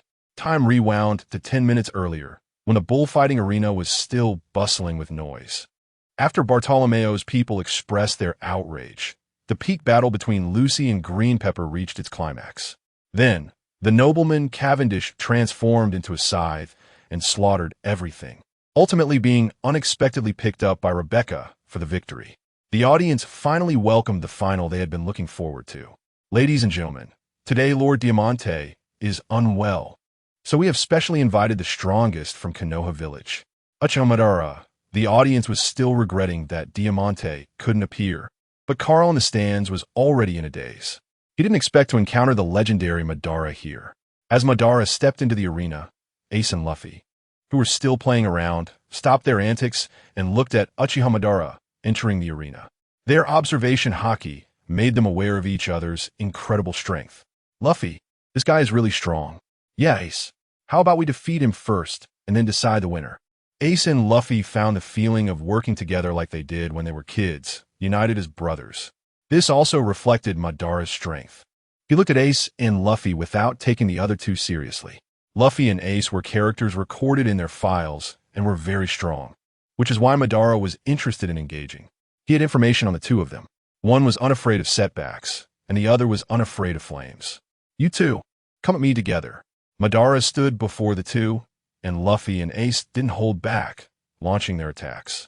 Jet, Eagle Gun, Fire Fist. Their fists rushed towards Madara, who raised his flame fan to block. Uchiha Rebound. He directly rebounded their attacks, sending them toward Bartolomeo. Bartolomeo stood up a barrier to block the attack, but the aftermath knocked Rebecca into the river. Right from the start, Rebecca was eliminated, and Luffy picked her up and sent her to the audience. Before he could react, Madara appeared in front of Bartolomeo and kicked him out of the arena. In an instant, Uchiha Madara eliminated the two annoying characters, and the audience erupted in cheers, acknowledging Madara's strength. Madara's chakra stimulated his body, and his speed surged once again, faster than Luffy in his second gear. Madara charged at Luffy with kunai, swinging one kunai, which Luffy defended against with his armament haki. Jet, fire fist cannon. One punch landed, but Luffy felt a very solid impact. A light blue skeletal phantom appeared in front of Madara. Susanoo. Madara observed the cracks on Susanoo. This punch had considerable power. Ace had also launched an attack, crossing his two fingers into a cross and pressing them against Madara's back. Crossfire. The flames pierced through Susanoo, nearly penetrating Madara, but at the next moment, a wooden substitute blocked the damage. It was a basic ninja technique, the substitution technique. Luffy also recognized the substitution technique. Damn, he's a ninja. Hey Luffy, take this seriously. 2 years of training had allowed Ace to increase the temperature of his flames to another level, and combined with his haki training, his strength had improved significantly. However, facing someone with so many tricks, Ace wasn't confident. Gomu Gomu, no rubber machine gun. Luffy charged into attack, relying on his physical strength and haki against Madara. Ace noticed Luffy's intent. Madara was temporarily suppressed. Ace's flames intertwined in his hands. Divine Fire, Shiranui. The flames transformed into a long spear, piercing toward Uchiha Madara. The flaming spear entered Susanoo, and the resulting explosion burned Madara inside. Hee, mission accomplished. Ace looked at Luffy helplessly. Such an impulsive plan could only be executed by Luffy. Madara dispersed the flames with chakra, the burning pain causing him to tremble. Is this what battle feels like? To be alive, to fight. The blood in Madara's body ignited. Luffy and Ace's expressions changed. The killing intent arrived before he did. Madara emerged from the sea of blood, showcasing all his killing intent at this moment. The perfect combination of body and chakra, and in the next moment, Madara appeared in front of Luffy, with lightning chakra added to his kunai, enhancing its cutting power. Ace realized Luffy was in danger and quickly returned to defend. Shadow Clone Technique. With his back to Ace, Madara performed the Shadow Clone Technique without seals. Ace knew the opponent would attack to defend himself, but he had never encountered such an attack in his experience. Fire Sealing Technique revised. Originally a technique to seal flames into a scroll, it was modified by Madara and imprinted onto Ace, trying to dodge with an elemental move, but the flames were solidified. The clone grabbed Ace and threw him with a shoulder throw. Madara's main body faced Luffy, aiming directly at Luffy's heart, and thrust forward. Thunder flashed, and Ace, lying on the ground, saw a few drops of blood drip from Luffy's foot and roared, "Luffy!" Carl watched as Madara injured Luffy, thinking Nico was about to awaken here. But the next moment, Luffy made a sound. Goma Goma no counter cannon. Luffy blocked the attack with his left arm and then swung his right fist, returning the lightning power in full force. Madara was sent flying by the punch, and, as he staggered back, he sensed an attack from behind. Fire Fist. The fiery fist caught Madara, gripping him tightly. Ace exerted force, a purple flame covering the red flames on his arm, making the flames even more powerful, engulfing Madara in extreme heat. Even under Susanoo, Madara felt the intense heat, but the grip of the fire fist prevented him from breaking free. Madara pressed his hand against Susanoo, increasing the chakra output, making the skeletal phantom more solid. Then Ace and Luffy saw a half-body Susanoo standing in the center. Damn, that's so cool. Luffy's eyes sparkled. The coolness of Susanoo made him envious. Ace stood on the other side of Madara, shouting to Luffy, "Luffy, be careful." The half-body Susanoo ignited the audience's passion, and they fully supported Madara. Take down the Fire Fist, Ace, Uchiha Madara. Go, Madara.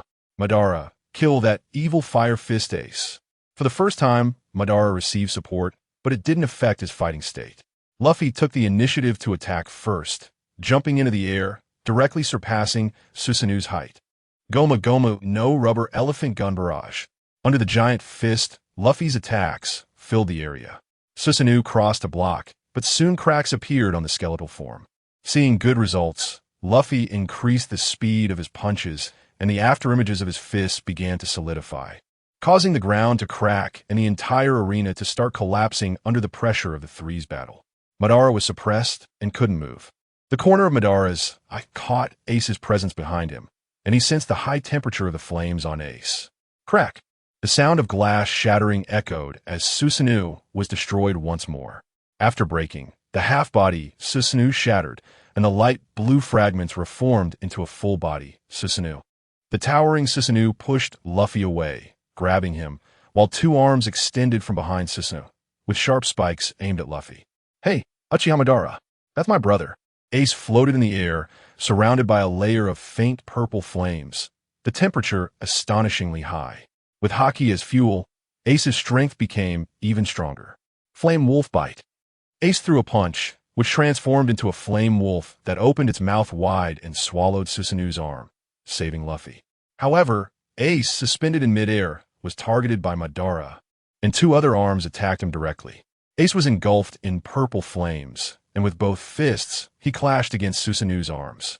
The intense heat caused the water at the edge of the arena to boil again, and suddenly, flames erupted from the clothes of the spectators, ignited by the high temperature.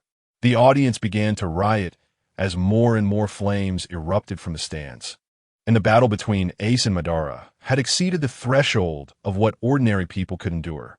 Aside from the host, only Carl remained to watch the fight.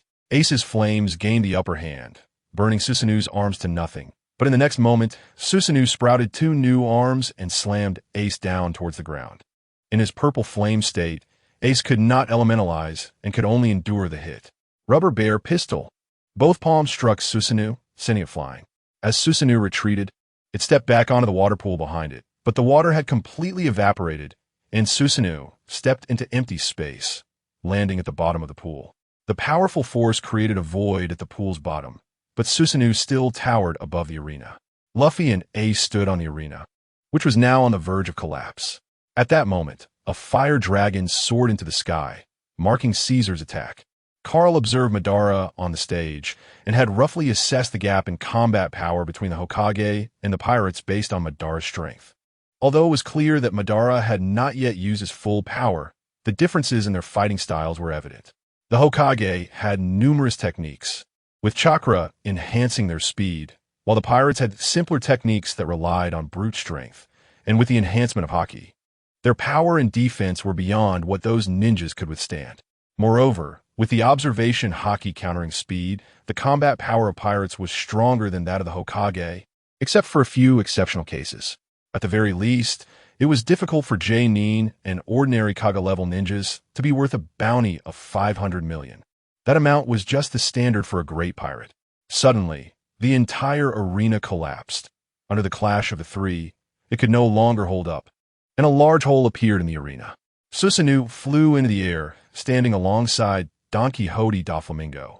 Doflamingo looked at Madara within Susanoo, one person suppressing Fire Fist Ace and the Straw Hat Kid, making Doflamingo regard him on the same level. Madara Uchiha, it seems you are enjoying yourself.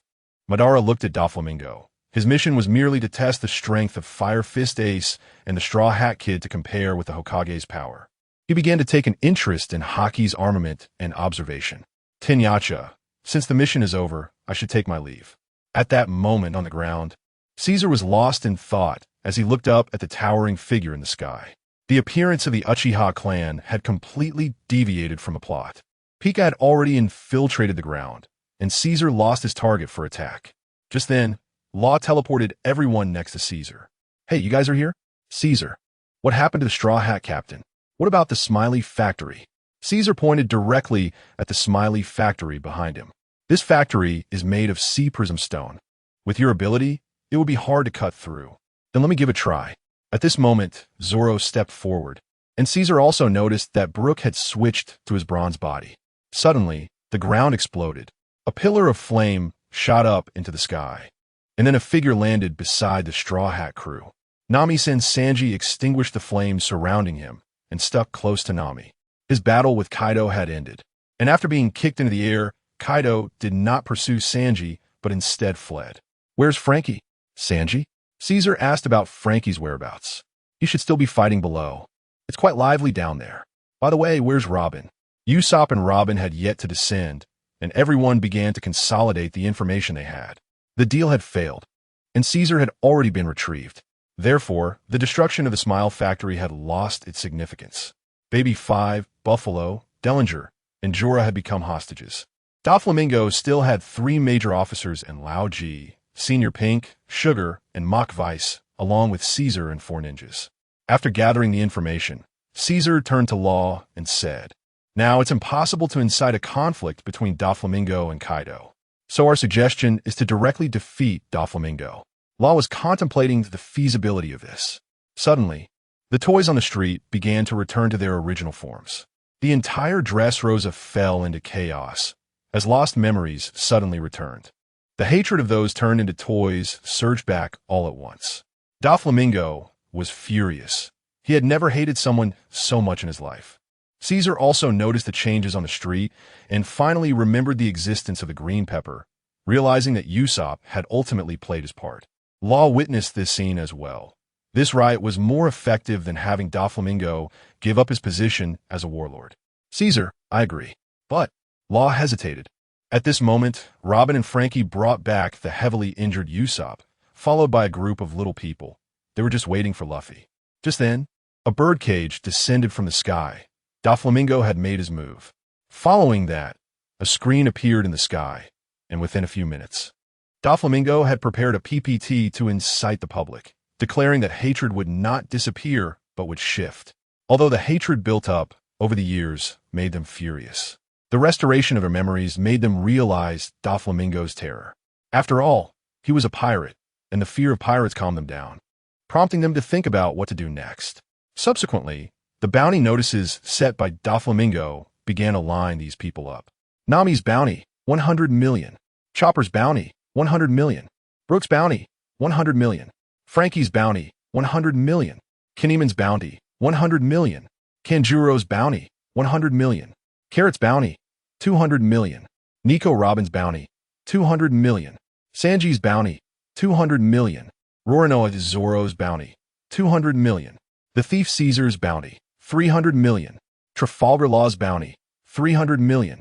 Fire Fist Ace's bounty, 300 million. Straw Hat Kid's bounty, 300 million. Everyone was shocked to hear their respective bounties. Usopp breathed a sigh of relief upon realizing he was not on the list. Then Doflamingo spoke. "The last one is the person I hate the most. If it weren't for him, you wouldn't be facing the situation. God, Usopp's bounty, 500 million. 500 million. Everyone was stunned, looking at the dumbfounded Usopp. Caesar clapped and said, "Usopp, impressive. What do we do, Caesar? You have to protect me." Zoro, "Sanji, you too." "Huh? How to protect you? You are our general. You can't lose heart." Usopp is amazing. Chopper steps up to support Usopp, but this doesn't ease Usopp's mind at all. Instead, it makes him even more anxious.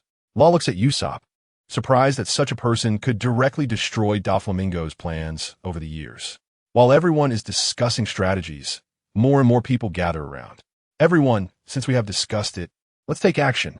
The group begins to move, with Robin's team and Usopp staying behind to guard the hostages. The others go to confront Doflamingo, as the enemy still has ninjas, so they need the main combat power. As for the freed pirates, they can handle it themselves. When Casa was around, these pirates didn't dare to come out, but after Casa and the others left, they became confident. "Haha, God Usopp, although we are very grateful that you saved us, please do us a favor and die." Doflamingo is gathering his subordinates to start, and the 3 main officers are also present, but only Diamante has many injuries, most of which are charred wounds. Frankie's damage is substantial, and Doflamingo can see that. The wound on his chest still aches, even though he has already been treated with the healing fruit of the little princess Mancherry. "Toripole, how's Sugar doing now?" "Hee. Now Monet is with her." Doflamingo then turns to Kakashi and says, "You mentioned before that you wanted a part of the Smiley. Now that we continue to cooperate, what else do you want?" Kakashi looks at Doflamingo, then glances at Caesar in the air. "I want the manufacturing method of Smiley." "Should Doflamingo, are you sure? If that's the case, your status underground will be threatened." Doflamingo thinks about Caesar's words, looking at Uchiha Madara sitting beside him. "Okay, but I have one request. I want to see all of Mr. Uchiha Madara's strength." Kakashi gives the decision-making power to Uchiha Madara, who finally speaks, his tone carrying a hint of battle intent. Of course, at this moment, in the room where Sugar is, Monet stands behind Shikamaru. Monet's eyes are now numb. The Edo Tensei must absolutely obey the master's orders. Kakashi has deprived Monet of her consciousness, making her listen to Shikamaru. Shikamaru takes out a fruit, identical to the one Kasa used to steal the powers of the fruit users. Sugar is still asleep, and Shikamaru places a kunai across Sugar's neck. Then makes a quick cut.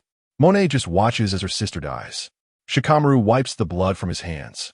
The fruit in his hand begins to change color, with the spiral patterns symbolizing the devil appearing on it. At this moment, on the streets of Dressrosa, Luffy runs towards the High Palace with Rebecca and Bartolomeo behind him. Tears uncontrollably flow from Rebecca's eyes as she remembers her father. She is not a child without parents, nor is she a child without a father's company. All these years, her father has been accompanying her growth in another way. Rebecca, what's wrong? I'm Fine, Lucy. Senpai Luffy, Ace Senpai is okay, right? Is he holding off that admiral alone? Don't worry, Ace is very strong. The original arena has collapsed, and many pirates have escaped from this position. But they see two figures standing on either side of the audience. Fire Fist Ace, Admiral Kal. One is a pirate worth 12 billion, and the other is a newly promoted admiral. The pirates flee in panic, but one person falls beside Ace. It is Sabo. Where's Luffy? Luffy is doing his own thing, so I have to help block this man. Carl looks at the two brothers in front of him, Fire Fist Ace and Revolutionary Army Chief of Staff Sabo. A man also appears next to Carl, Marine Vice Admiral Bastille, who remembers his mission after the toys are restored, wants to capture the participating pirates in the arena. Plus, with Doflamingo's bounty on the Straw Hat crew, the entire Dressrosa is in chaos. The main task now is to protect the evacuation of the civilians, with the capable Marines blocking the birdcage. They will not engage in the pirates' battles. Bastille, having received orders from his superiors, naturally abides by them. Even if pirates brush past them on the road, the Marines continue to evacuate the people. Kasa quickly finds Luffy. Zoro, Law, and Kasa appear beside Luffy, startling Bartolomeo and Rebecca. Zoro Senpai and Kasa Senpai. Bartolomeo's heart races at the sight of the two. Kasa feels secretly pleased. He used to envy Bartolomeo for being able to chase stars as a fan, but now he is already part of the Straw Hat Pirates. Sorry, Terra. I have to go beat Doflamingo now. Law doesn't know what to say, but since their goals align, he doesn't care about anything else. Let's go, Captain Straw Hat. At this moment, the members of the Straw Hat Grand Fleet from the original plot have also followed behind Luffy, wanting to join in defeating Doflamingo. Kasa looks at the already appearing green pepper. His target has appeared. Suddenly, an earthquake occurs on the path ahead, and Kasa knows it's Pika. The ground flows like water, converging in the direction Kasa is moving, then rising to form a giant hill. Straw Hat kids, you bastards have destroyed our country. That god Usopp too. You all will die here. The group hears Pika's sharp voice and bursts into laughter. Then they sense Pika's attack and dodge it amidst their laughter. Kasa grabs Leo and takes to the sky, intending to rescue the healing-capable Mancherry first. Not wanting to get entangled with Pika here. Law also uses his powers to teleport Zoro and Luffy to Pika's back. The four surprisingly head towards the High Palace. At this time, outside the Smiley Factory, the surrounding pirates have been dealt with by the Straw Hat crew, and Kinemon and Kanjuro have also found Nami and the others. Great, we finally took care of them. Usopp is wrapped in bandages, and after making emergency measures, Chopper joins the battle. Now only the Straw Hat crew remains on the field, but the next moment, Diamante appears with Lao Ji, Senior Pink, Mahabis, and others. All the officers are present except for Pika and Toripole. Kasa has Leo on his shoulder. He first sends Leo to rescue Mancherry, then goes to deal with those ninjas. Luffy and the others are still heading to the High Palace. The battle noise from Pika is too loud, and the Straw Hat Grand Fleet is using all their strength to fight. Flames and blade energy erupt in the arena, and the battle between Ace, Sabo, and Carl begins. At the Smiley Factory, Sanji stands alone in front of everyone, facing Diamante and the other officers. Sanji smokes a cigarette, watching Diamante approach. Frankie's injuries have healed, and Sanji can tell that the other party is the captain of this squad. But he feels that this person is not as strong as that green-clad, tight-fitting man. As for the others, there's no need to say more. Nami-san, Rob and Sean, you guys rest. We'll take care of these people. Hey, Sanji, I want to rest too, please. Stop talking so much and get up to fight. Sanji told Usopp to get up and fight as well. After all, he has a bounty of 500 million, so he needs to live up to his role. The pirates outside are all targeting him. Robin and Nami are back-to-back. It seems we don't have much chance to rest. Usopp really should be with Luffy and the others. Nami, I heard what you said. The Straw Hat crew, ignoring others, is talking among themselves, which makes Diamante feel a bit offended. Their strength is quite formidable, especially that modified person who didn't gain any advantage during the underground battle, not to mention the stronger Blackleg Sanji. The strength that Blackleg Sanji has unleashed makes Diamante feel that Sanji would be a great threat to Doflamingo. At this time, Senor has already used the power of his fruit to swim from underground toward the hostages, Baby 5 and the others.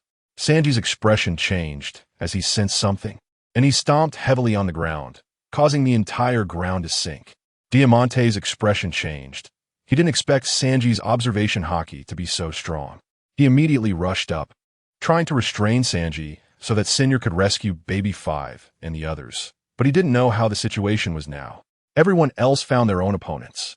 Law O, G faced Chopper, and Mahabais faced Frankie. As for the others, they faced the officers brought by Diamante and other pirates.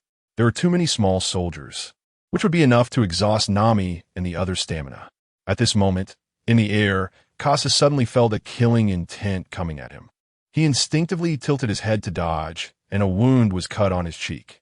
Casa had already arrived above the High Palace, and Luffy and the others were also making their way up. Casa saw Doflamingo, Uchiha Madara, and Kakashi waiting for enemies on the palace. In the high air, only Uchiha could deal with Casa. Susanoo was summoned, and a faint armor covered his body. Entering full power mode, Casa put down Leo from his shoulder and said, Leo, I've told you Mancelli's location. Be careful. Casa Lando. I understand. Casa threw Leo towards Law, who understood and switched Leo's position with other things, safely infiltrating the palace. Doflamingo knew about Leo's infiltration, but didn't take it seriously. After all, there were toy soldiers guarding the palace. When Luffy and the others saw the toy soldiers in front of them, they slowed their pace. Luffy, Trafalgar, you guys go ahead. I'll hold off these toys. I'll leave it to you, Zoro. In the next moment, Law used his fruit ability to teleport into the palace, and he envied the convenience of his fruit ability. Casa watched Uchiha Madara inside Susanoo. It was a rare opportunity to fight alongside a legendary man in the pirate world. Casa recalled the information and fighting style of Uchiha Madara, observing that the opponent was not in a reanimated body and did not possess the Rinnegan. That meant the bug level would release and Rinnegan skills couldn't be used, but it also meant he was at the pinnacle level of a ninja. The Mangekyou Sharingan is also a powerful existence, and combined with ninja techniques, Casa had to be cautious and start with long-range attacks. Twin guns of martial kites. Flame bullet, scorching bullet. The mithril bullets shot into Susanoo's body, but couldn't penetrate its defenses. Seeing that his attacks couldn't break through, Uchiha Madara charged forward, conjuring a massive katana to slash down. Casa stepped on a flying sword to dodge this attack. The massive katana cleaved down, directly hitting the high ground and helping Zoro deal with many large toys. After dodging, Casa aimed at the bullets on Susanoo. The magical elements still lay hidden in the bullets, needing to be detonated. Lightning bullet, thunderous explosive bullet. The bullet hit the buried bullets in Susanoo, directly igniting the internal flames. The powerful flames and flashing arcs tore through Susanoo's defenses. Casa aimed at the gap that was torn open and pulled the trigger. Fire and wind bullet, destructive, fierce bullet. A fire dragon charged towards Susanoo, biting fiercely onto the gap, the erupting flames advancing toward Uchiha Madara. Uchiha Madara felt that although the flames didn't compare to Ace's, their impact was even greater. Uchiha rebound. The fire dragon rebounded in the next moment, after Casa dodged. He was suddenly locked onto by Uchiha Madara. Fire release. Great Fire Annihilation. The Uchiha clan's flames were hotter than Kasa's fire dragon. Although he didn't want to use it against Ace for fear of being exploited, it was fine against Kasa. Seeing that all escape routes were covered, Kasa had no choice but to continue. Holding Baikei, his Taiji sword technique intercepted the incoming flames. Since you have Uchiha Rebound, I have my Taiji sword technique. Taiji sword technique return. The aftermath of Great Fire Annihilation dissipated, and a flame, sword energy, surged through the fire curtain toward Uchiha Madara. The massive katana struck down, clashing with the sword energy. The smile in Madara's eyes grew more apparent, and his fighting spirit surged. After Kasa slashed out a sword, he began to adjust his breathing. Suddenly, a person appeared beside him. Uchiha Madara stood on the flying sword. The flying sword had already been upgraded by Kasa, roughly as wide as a bench. Uchiha Madara thrust a kunai toward Kasa's heart. Kasa dodged, but his lower body was locked by Uchiha Madara, making it impossible to escape. Baikei was longer than the kunai and couldn't be fully utilized. At this moment, every inch counted, and with his lower body locked, Kasa was in a perilous situation. Kasa directly abandoned Baikei, which flashed with white light and was stored in his spatial belt. He tightly grasped Uchiha Madara's kunai. It only managed to touch Kasa's chest, piercing in slightly before being blocked by Haki. In terms of strength, Kasa still surpassed the ninja. Kasa began to free his lower body, and the two engaged in close-quarters combat on the flying sword, which was the size of a bench. Gun techniques equate to fist techniques, sword techniques equate to footwork. The meteorite gun technique combined with the Taiji sword technique allowed Kasa and Uchiha Madara to be evenly matched in physical techniques. After seizing the kunai, Uchiha Madara elbowed Kasa's heart, causing Kasa's heart to suddenly pause. This strike was quite strong. Kasa retaliated and didn't let Uchiha Madara off easily, controlling the flying sword to flip up and down, causing Uchiha Madara to suddenly face downward, losing his judgment of Kasa's position. Qingxian Gingyuan Gun.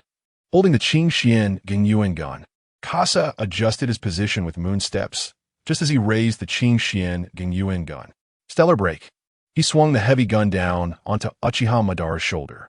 He originally intended to smash it onto his head, but Madara dodged. The heavy strike sent Uchiha Madara crashing toward the ground. Suddenly, a layer of starlight appeared on Kasa's body. This layer of meteorite light was energy accumulated after completing an attack with the meteorite gun technique. The meteorite light lasted for 7 seconds, and each completed attack refreshed the duration. After reaching 7 layers, all energy would explode. So Kasa needed to use the meteorite gun technique to maintain consecutive attacks. Great Desolate Star Meteor. Kasa transformed into a meteor, charging from the air toward Uchiha Madara, stabbing at him while Uchiha Madara was still in the air, crashing down toward the ground. With Kasa's current charging speed, he could strike Uchiha Madara as he crashes to the ground. But in the next moment, a giant toy soldier appears in front of Kasa, directly blocking the path of the great falling star. Kasa pierces through it. Although it doesn't completely block the attack, it does slow down his speed. Uchiha Madara lands on the ground and swiftly dodges Kasa's attack. The great falling star crashes to the ground, creating a deep dent in the earth, and the shockwave pushes Uchiha Madara away. What could have been a cool landing now looks somewhat awkward. Kasa's combo is interrupted, although the meteor light is still present. The enemy in front of him forces Kasa to be cautious of his surroundings. All around, there are tall toy soldiers made from the toy fruit. Many severed toy soldiers are scattered on the ground, but they can still move. Zoro walks up beside Kasa, still blocking the toy soldiers for Luffy and Law. Gaza, do you know the guy in front of you? Zoro is not referring to Uchiha Madara, but to another person he has been fighting. Shikamaru Nara, one of the Konoha 12 from the strongest brain family in Konoha. Given that the opponent seems to have mastered the toy fruit and is controlling the toy soldiers, Kasa can't help but suspect that there might be traps set up nearby. Be careful, this guy in front of you is not simple. At this moment, Kasa also sends a text message to Usopp and activates the sugar defense system. The Straw Hat crew, including Law and Ace, receive a message that introduces Sugar's abilities along with the names of all their companions. If anyone forgets a companion's name, they will be turned into a toy, erasing their existence. Usopp's expression changes, He knows how terrifying sugar is. After Robin was turned into a toy, he completely forgot about her existence. Looking at the Highland Palace, Usopp loosens the bandages on his body. Everyone, please protect me for a while. I need to support Casa and the others. Nami and Robin take it a bit more seriously, as they are the only ones free to check their phones. The others are engaged in close combat. Diamante has already suffered quite a few burns, and Lao Ji is struggling to deal with Chopper, who is too agile and explosive due to his drug use. So Lao Ji is also planning to use his ultimate move. As for Mahabai's, Frankie is in a tough battle with several tons of weight falling from the sky. Even he doesn't dare to take it casually. At this moment, a hand suddenly emerges from the ground behind Kinemon and Kanjuro, tightly grabbing Baby 5, Buffalo, Jorah, and Dringe. Then in an instant, they're all pulled into the ground by Say or... Kinemon is shocked, but it's too late. In the next moment, the four are rescued. Say or takes out healing tears and drops them on the four. Diamante forces Sanji back with a sword, and then laughs. Straw Hat Crew, our companions have returned. The four are fully revived and immediately enter battle mode, and the surrounding pirates also become excited, wanting to join the executives in the fight. In the sky, Frankie watches Mahabai's in the air. The opponent's tenacity gives Frankie a headache. He doesn't believe Diamante will give him a chance for close combat. Although Frankie also has long-range attack methods, the heavy steel in Mahabai's hands blocks Frankie's cannonballs. Moreover, Mahabai's has excellent control over his ton-ton fruit, increasing his weight when taking cannonball hits, along with his steel defense, causing Frankie's attacks to be completely dispersed. The enemy's numbers are increasing, and Frankie's cola is running low. He has just fought several rounds with Diamante underground. Nami notices Frankie's unusual state. Frankie, leave that guy to me. Nami looks at Mahabai's in the sky, already knowing what his ability is. Swift Wind Sword. Mahabai's can dodge Frankie's attacks primarily because the cannonballs, although fast, are still visible. As long as he can keep up, Frankie's cannonballs have no effect. But Nami's Swift Wind Sword is a gust of wind, completely invisible. Mahabai's in the air gets hit directly, flying far away and crashing into the birdcage. In just one exchange, Nami takes out an enemy. Diamante's expression changes when he sees Mahabai's defeated. The morale he had just raised disappears in an instant. That guy Mahabai's was too careless. A swiftly charging shadow rushes toward Nami. It is Dringe. But in the next moment, a flash of fire appears in front of Dringe, making it impossible for him to attack Nami and Robin in front of Sanji. With a high kick, Sanji strikes down at Dringe. If this hit lands, even if Dringe uses healing tears again, he may not recover. By attacking Nami, Dringe has entered Sanji's blacklist. The flames in Dringe's pupils grow larger, and in the next moment, his vision turns dark as he is pulled directly into the ground. Sanji kicks the ground, and the powerful impact transmits through the earth to Dringe and Say or below, causing both to spit out a mouthful of blood. Diamante charges up to confront Sanji. The opponent is too strong, and he must be restrained. Jorah prepares to attack from behind Diamante, using her art fruit to turn Sanji's limbs into art pieces, weakening his combat ability. Frankie finishes refilling his cola and sets his sights on the transformed Baby 5. They had fought before, but now Baby 5 is aware of Frankie's strength and avoids close combat, instead using ranged weapons to suppress him. Nami observes the situation on the battlefield. Although there are still two opponents underground, the other companions are entangled with the enemies. And Robin is also helping her control the pirates. Nami now has a completely safe condition to unleash her abilities. Dark clouds continuously rise into the sky, and a storm cloud appears over Dressrosa, blocking out the sun. The area near the Smiley factory is shrouded in dark clouds as Nami picks up her climate baton, sending a faint electric arc toward her partners. A faint magnetic field then envelopes her body. Thundercloud climate, Thousand Thunder Roar.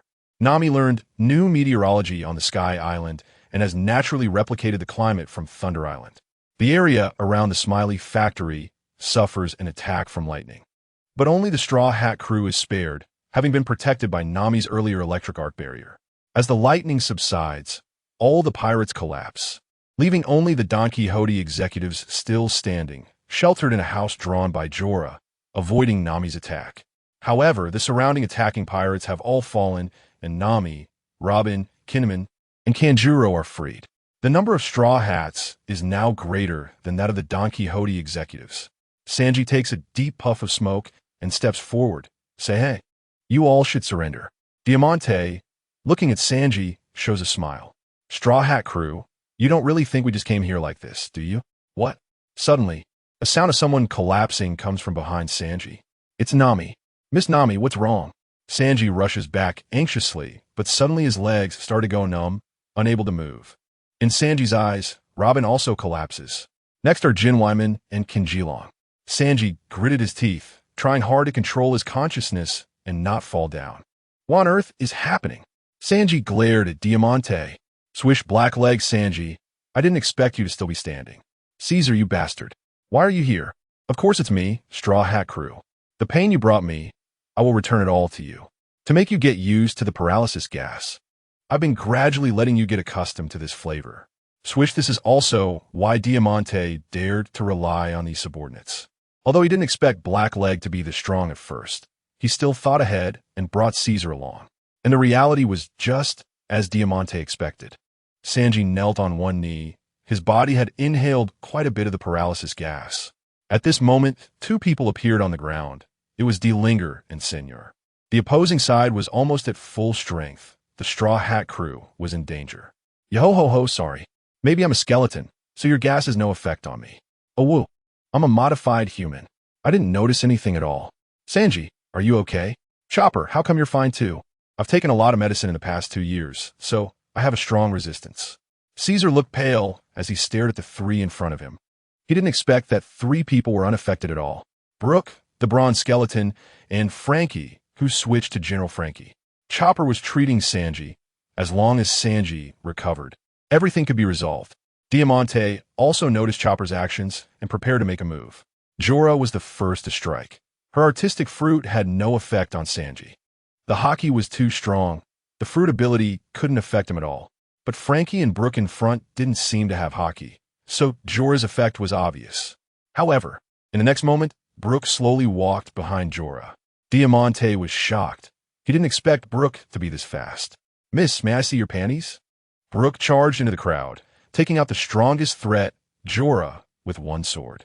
The damage to the soul cannot be healed with healing tears. By the time everyone reacted, they all aimed at Brook to attack.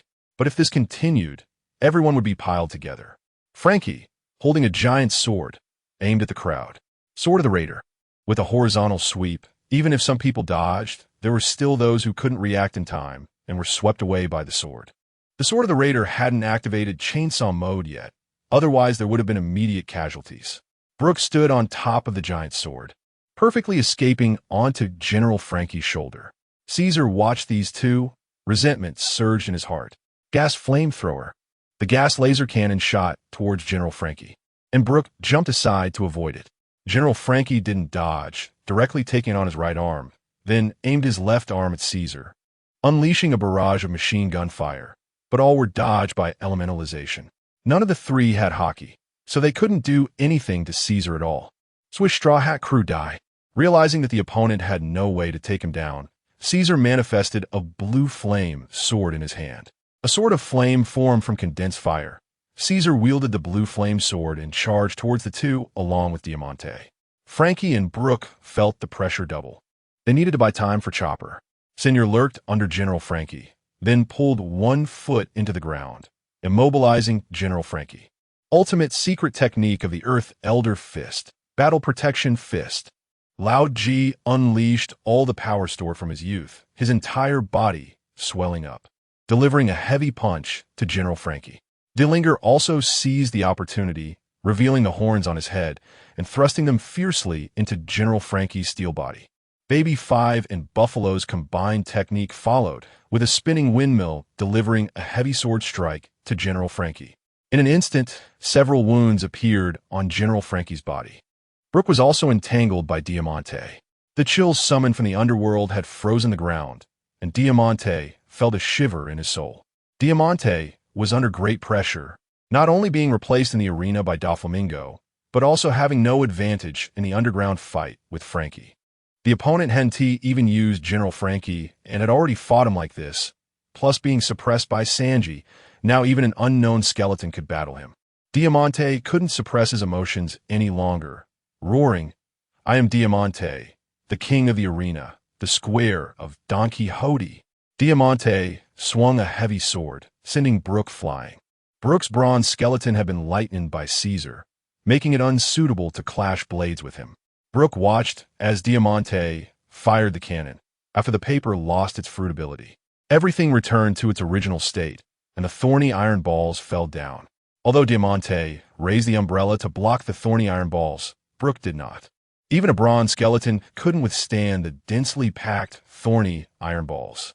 Brook looked up at the sky, filled with thorny iron balls. Caesar had created the possibility for him to fight with all his might, so he naturally had to strive in other aspects. Ensemble, the Knight of the Undead. Brook raised his hand, and the soul sword pointed from the ground towards the thorny iron balls in the sky. The undead summoned from the underworld burst forth from the ground, attaching themselves to the thorny iron balls. Diamante watched as Brook was covered by the thorny iron balls, but not a single one hit. Brook still maintained the pose of holding the soul sword high. All the thorny iron balls fell to the ground, not a single one landing on Brook. Diamante felt something was off. It couldn't be that not a single one had an effect. Yo ho ho, the band has formed. Then let us start the concert. Baby Brook sheathed the soul sword and picked up an electric guitar. The passionate electric music sounded, stirring the souls of battle. In Diamante's dazed eyes, he watched as the thorny iron balls on the ground slowly began to move, and then faces appeared on the iron balls, smiling at Diamante. Yo-ho, band rhapsody. All the thorny iron balls were possessed by souls, the Soul King controlling the thorny iron balls, charging towards Diamante. At first, Diamante was still able to block with his sword, but as Brook's electric music grew more intense, the thorny iron balls became stronger. Wounds began to appear on Diamante's body, and he could only wrap himself in his cloak to block all the attacks. Through the gaps in the cloak, Diamante was searching for an opportunity to counterattack. But suddenly, a person flew towards him. It was Delinger. Delinger was caught in the storm of thorny iron balls, and, after being sent flying by General Frankie, combined with Brook's thorny iron ball attack, he completely lost consciousness. Diamante gritted his teeth. The situation was not good. Meanwhile, General Frankie was now covered in wounds, and 5 people were surrounding him to attack. Caesar continuously attacked with a blue flame sword in the air, while others kept harassing. Frankie had just seized the opportunity to knock Delinger away, relieving a lot of pressure. Looking at the massive Lao Ji, Frankie seized another opportunity, directly grabbing Lao Ji. Super Energy Punch. Lao Ji was slammed to the ground, and then General Frankie delivered a series of punches directly onto Lao Ji. With the final punch, blood sprayed everywhere, and Lao Ji was dead. Baby 5 cried out in anger. Lao Ji, tears flowed. He was a comrade, and even though he was a subordinate of Don Quixote Doflamingo, the bond of comradeship would not change. Caesar seized the opportunity to fill Frankie with gas. Frankie sensed something was wrong in the cockpit and urgently detached.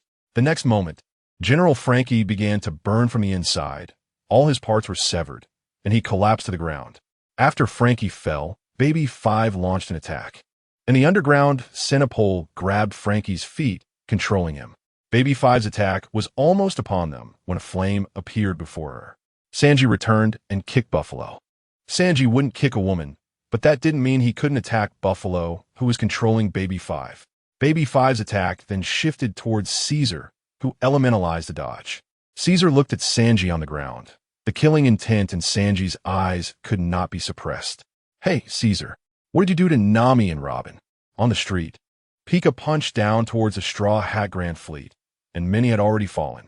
Only Cavendish, Bartolomeo, Bellamy, Old Kai, Hylting, and King Elizabello II of the Protence Kingdom were left. The strategist Dalgama, who had been advising the Straw Hat Grand Fleet, had also fallen, and Elizabello II was already warming up. Pika's gravity strike was directly blocked by Bartolomeo's barrier, allowing Elizabello II to continue warming up. The power of a single punch was comparable to the 4 emperors. This was their only chance. But Hylting couldn't hide behind Bartolomeo, and Bellamy and Old Kai were even less willing to stand behind him. They used their own attacks to continuously smash Pika's arms, reducing his chances of attack. Useless. You little ants. The Logia fruit user rendered everyone's attacks ineffective. Pika's sharp voice echoed, and now these people could not laugh. Their fallen comrades filled them with hatred. Cavendish's white horse had long since fallen. Beautiful sword blue.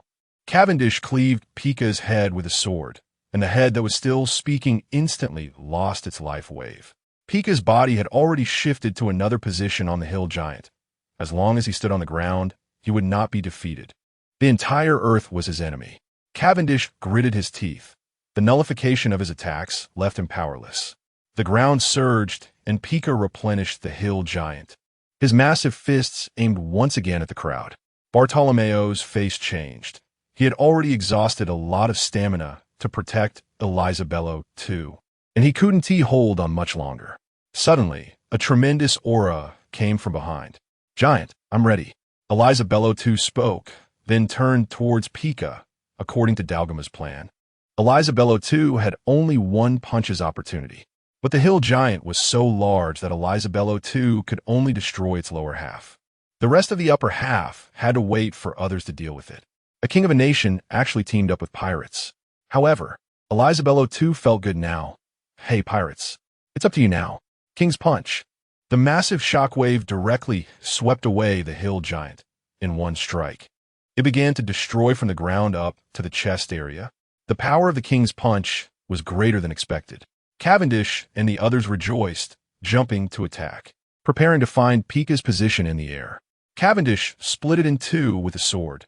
Then Bellamy and Old Kai jumped off Halting's hand. 8 punches, cone dragon cone nail. The two used the 8 punches technique together, and the powerful impact directly destroyed half of the stone blocks, shattering them and confirming that Pika was not inside. As for the other half, which was still suspended, Bartolomeo had already positioned himself, and a massive barrier appeared beneath the boulders. The boulders rebounded upwards again, and Bellamy and Old Kai prepared to launch another attack. This time, either Pika would be forced out by Bellamy and Old Kai, or he would be defeated just like that. Pika, trapped in the boulders, began to panic in the air. He was still too inexperienced to handle the Straw Hat Grand Fleet alone. 8 punches, cone dragon cone nail.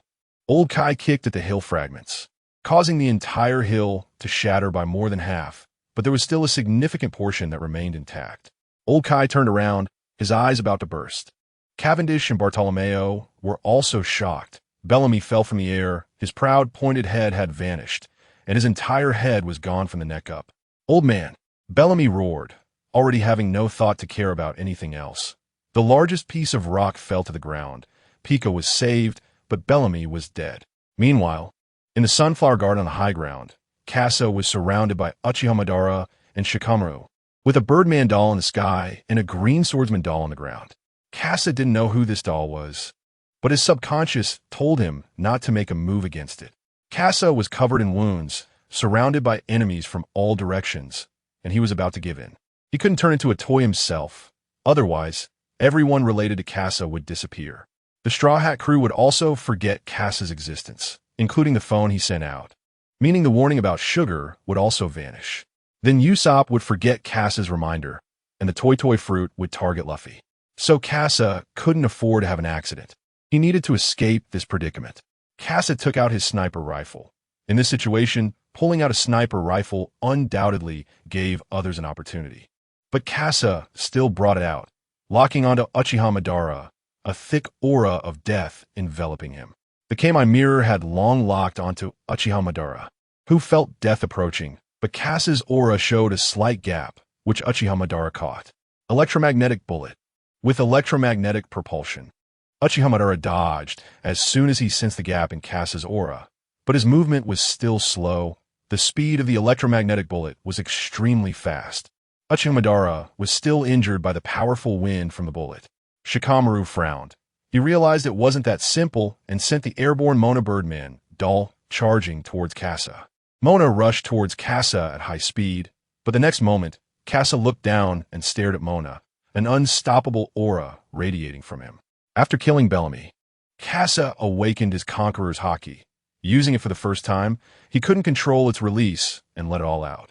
All the toy soldiers fell, except for the Zoro doll next to Shikamaru. Kasa felt his body strengthen a bit more with his current body. Any further enhancement would be enough to rival Luffy and those monsters. Uchiha Madara's heart trembled first, followed by an overwhelming excitement. He saw more possibilities from the pirate world. In thinking of this, Uchiha Obito revealed an excited smile. This is the Conqueror's Haki. At the Smiley Factory, Sanji used sea stone chains to bind Sei, and the battle on this side was already over. Chopper was also giving an antidote to Kinemon and Kanjuro to neutralize the paralysis gas on them. Nami woke up and saw Usopp still half kneeling on the ground, surrounded by a milky white protective shield. At that moment, the milky white shield rippled, and Usopp was weakly supporting himself with both hands on the ground. Usopp, what's wrong? Chopper worriedly ran to Usopp's side, and Usopp waved his hand, saying, I'm fine. Usopp looked determinedly ahead, still holding a broken ballpoint pen. Pen Spirit's pen, remnant, gold. Kasa had given this item to Usopp, and Usopp received Kasa's warning about sugar. Usopp knew that sugar was dead, so he needed a new way to negate the Toy Fruit's ability. As for the method, it lay in the Pen Spirit's pen. After activating the Pen Spirit's pen, an infinite amount of data flooded into Usopp's mind, and he had to constantly remember the answer he desired. Otherwise, Usopp would be swept away by the data flow, losing his consciousness. The 2 years of training had strengthened Usopp's will, making it difficult for him to fall easily. Looking at the ground where the words the sea were written, Usopp recalled how he dealt with those troublesome fruit abilities among the enemies he encountered. The power of the sea. Usopp took out the ocean mist spray, which could imbue objects with the energy of the sea. Kasa only had one bottle, which he also gave to Usopp. Usopp looked up at the high ground. His comrades were waiting for his support. The black pouch was continuously growing in his hand, and the black pouch also belonged to Pop Green, as Usopp increased his shooting range. Sanji, holding a cigarette, looked at the high ground, estimating the distance to be at least 10 kilometers, and he couldn't even see clearly. Usopp, are you sure you can handle this distance? Usopp took a deep breath and loaded the Pop Green bullet coated with ocean mist into his pouch. It's fine. Kasa is waiting for me now. The angle from the ground made it impossible to see the situation on the high ground. He could only rely on his observation haki. As for observation haki, Usopp had already awakened it long ago. All the fatigue on Usopp's face was swept away as he entered a focused state. His observation haki might not be as precise as Kasa's or as predictive as Sanji's, but he had his own characteristics. Distance. Usopp had never tried to determine the limits of his observation haki. Different states had different limit distances, including now. His comrades were waiting for him on the other side. In Usopp's observation, haki captured Kasa's position in the next moment. Kasa was facing Uchiha Obito and the Zoro doll in direct combat, while another person was lurking, trying to stab Kasa with a shuriken. Usopp knew the key lay with the person who was not in direct combat. That shuriken had the ability of the toy fruit. As soon as it made contact, it would turn into a toy. With heightened concentration, Usopp sensed the wind speed and temperature 10 kilometers ahead, as well as the smoke from the battle between Pika and the Straw Hat Grand Fleet. Usopp stood still, calculating the trajectory and constantly adjusting the timing of his shot. Kasa kicked the Zoro doll away. The Dragon Tail strike only pushed it back without causing harm. Uchiha Obito seized the opportunity, flashing to Kasa's side and poking a pressure point on Kasa's shoulder. Although Kasa had no chakra, his physical weakness was still exploited by Uchiha Obito. Kasa felt a wave of weakness in his arm. The hand that was supposed to shoot fell again. Having lost an attack opportunity, Shikamaru, hiding in the shadows, also launched an attack. A shuriken came at Kasa from an angle he couldn't avoid. The ninja's timing was too precise, and Kasa could only watch as the shuriken approached him. Kasa had held on for too long. Under the combined forces of the combat power ceiling and intelligence ceiling in the ninja world, he had done everything he could. Usopp, it's up to you. In the next moment, Kasa was turned into a toy, and the big figures of the world suddenly sensed something was wrong. A blank appeared in their plans out of nowhere. Shikamaru picked up the toy, ready to speak and sign a contract. But the next moment, a foreign object flew over Uchiha Obito and Shikamaru. The two saw it was a mushroom. A mushroom? Ultimate Spore Bomb. The mushroom in the air exploded instantly, releasing a purple smoke that spread throughout the high-ground sunflower garden. Uchiha Obito and Shikamaru became alert upon encountering the situation. One sword style, death, lion song. In the mist, a figure charged directly at the two. Uchiha Obito sensed something was amiss and instantly activated Susanoo. Uchiha Obito watched as Susanoo's armor was shattered. This was the defense of a complete Susanoo, yet it was still broken by the opponent's strike. A powerful killing intent surged from behind. The man behind him had a killing intent that was not weaker than his own. Kasa, unable to move on the flying sword, relied on his consciousness to escape the spore mist range, surrounded by the ocean's breath. Usopp utilized the ocean mist spray, turning the entire area into ocean attribute spore mist, equivalent to the sea. This rendered Kasa powerless as a user, but fortunately, under the cover of the mist, Kasa escaped to the sky. Kasa took out the dual guns, firing one to disperse the mist in front of him, exposing the situation within. The pirates who had been turned into toy soldiers by Shikamaru had reverted back, lying on the ground, unable to move. Then a fully armored Susanoo stood in the flower field, with Zoro standing in front of Uchiha Obito. That last slash felt pretty good. At the Smiley Factory, everyone had forgotten about Kasa one moment, and then suddenly recalled him, breaking out in a cold sweat. They had just thought of Zoro and Kasa, and fortunately, Usopp had provided timely support. On the high ground flower field, a tall Susanoo stood in front of Zoro and Kasa. Kasa looked at the four-armed giant sword and the full body armor of the complete Susanoo. Zoro, what do you think? Very strong, but be careful of that guy inside, Zoro said, referring to Shikamaru, who was being protected. But Zoro remembered how the opponent had used the shadow possession technique to control him and turn him into a toy. Shikamaru was protected by Susanoo, and the shadow possession technique could still be enhanced using Susanoo's shadow. Kasa looked towards the palace, where the fluctuations of Conqueror's haki were emanating. Luffy and Doflamingo had already begun to fight. Law and Kakashi had been forced into the palace due to the battle above. Kakashi faced Law, who had the same abilities as his master and naturally had his own methods of combat. Meanwhile, Law did not underestimate the opponent, knowing that his ability had been captured by Kakashi before. The roof trembled and many stones fell around the two. Room, slaughterhouse. Law exchanged positions with the falling stones behind Kakashi, and as soon as Kakashi saw Law disappear, he immediately formed seals and crouched down to slap the ground. Earth release, earth flow wall. A dirt wall blocked Luo's attack route. The ninja lacked observation haki, so he relied heavily on his eyes. Naruto's Sage Mode and Ninetales Mode function similarly to observation haki. However, observation haki varies for each user. Although Luo knew Kakashi would counterattack, he was unaware of how he would do so, especially since he had not yet witnessed the ninja's techniques. Luo slashed through the dirt wall, but did not feel the sensation of hitting a person, so he jumped back from his original position. Water style, water dragon jutsu. Luo jumped to the window, and a water dragon formed in the pool outside, lunging at him. Room, butchery.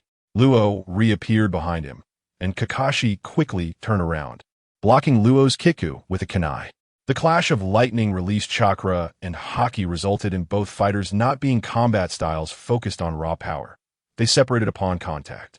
Fire style, fireball jutsu. Room, butchery. This time, Luo appeared at Kakashi's side. Kakashi misjudged the moment, and Kiku split him in two. In the next instant, the severed limbs turned into smoke. Luo was startled. It was his first encounter with the shadow clone technique. The next moment, fine lines crisscrossed the area where Luo stood, and Kakashi, hidden behind a pillar, suddenly pulled on the lines. The lines tightly ensnared Luo, and a spark of electricity flashed along them. Lightning release, false darkness. The lightning struck swiftly, and Luo was unable to react in time, getting electrocuted. A sharp bird's cry rang out, and Luo sensed danger, quickly making a hand sign. Room, butchery. Luo vanished in an instant, and Raikiri sliced through the glass shards. Luo returned to the window, blood flowing from his fingers. He locked eyes with Kakashi, who had already sensed the gesture for the butchery was about to be executed, preparing to slice off Luo's finger. Luo became alert. The opponent's techniques were endless, and each attack aimed for vital points. The butchery couldn't be used recklessly, but Luo also noticed a detail. Even he was stronger in terms of power. Kakashi's pupils constricted as Luo rapidly approached, slashing with a few strikes that destroyed the trap Kakashi had set. Clang! Sparks flew where the kunai and kiku clashed, and haki overwhelmed lightning release. Luo exerted force again, and the kunai was directly severed. Kakashi retreated, but still received a cut. Fire style, fireball jutsu. Luo no longer avoided it, using kiku to slice down the fireballs one by one. Conducting rod. All the broken bricks and debris in the space flew toward Kakashi, obscuring his line of sight. Luo also figured out the opponent's combat style. Without haki, the lack of observation haki was their greatest weakness. Kakashi was distracted by the debris in front of him. In this highly concentrated state, he saw not just the scattered bricks, but much more. Cutting. Kakashi saw Luo's attack coming from behind. The speed was astonishing, and the slashes targeted Kakashi's limbs.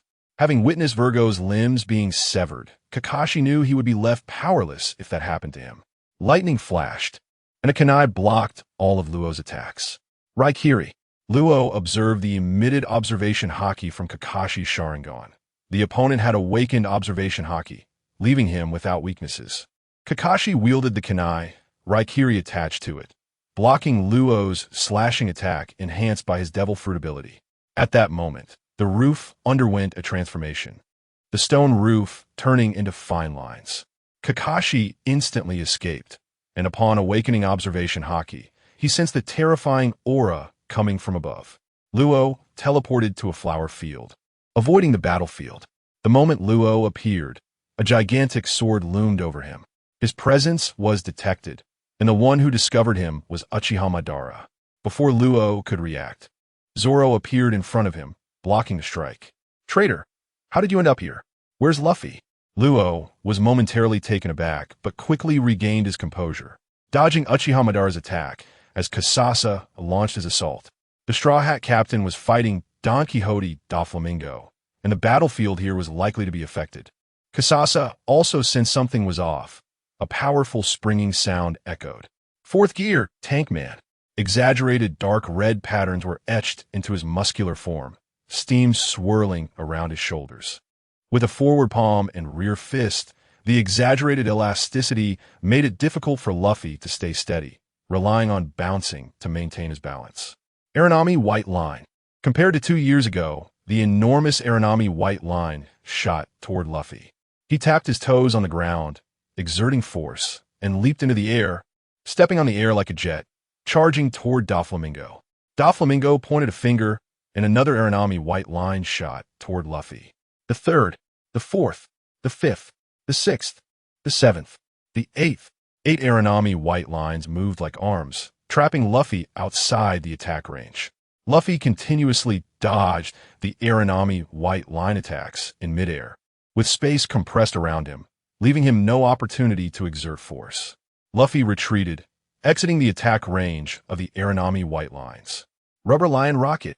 Doflamingo waved his hands, and all 8 Aranami White Lines moved, piercing toward Luffy from all directions, ultimately converging into a single point. Doflamingo was not on the same level as in the storyline.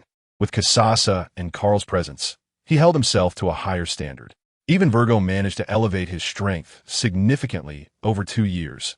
How much more could Doflamingo achieve? As a major player in Kaido's faction, Doflamingo possessed unparalleled strength, except for Kaido himself. Boom! A shockwave erupted from the clash between the two, stirring up a storm.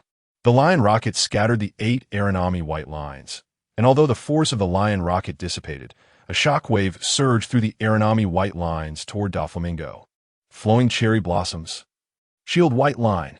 2 intersecting white lines appeared in front of Doflamingo, blocking the penetrating force of Flowing Cherry Blossoms. After 2 years of training, Luffy had naturally learned Flowing Cherry Blossoms. With close-range demonstrations from Rayleigh and Bartolomeo, Luffy had developed it as well. The Lion Rocket was blocked, but the gap between the two was evident. One a straightforward, brute force fighter, the other a flexible, long-range controller. Their battle hinged on distance. Rubber swarm cannon.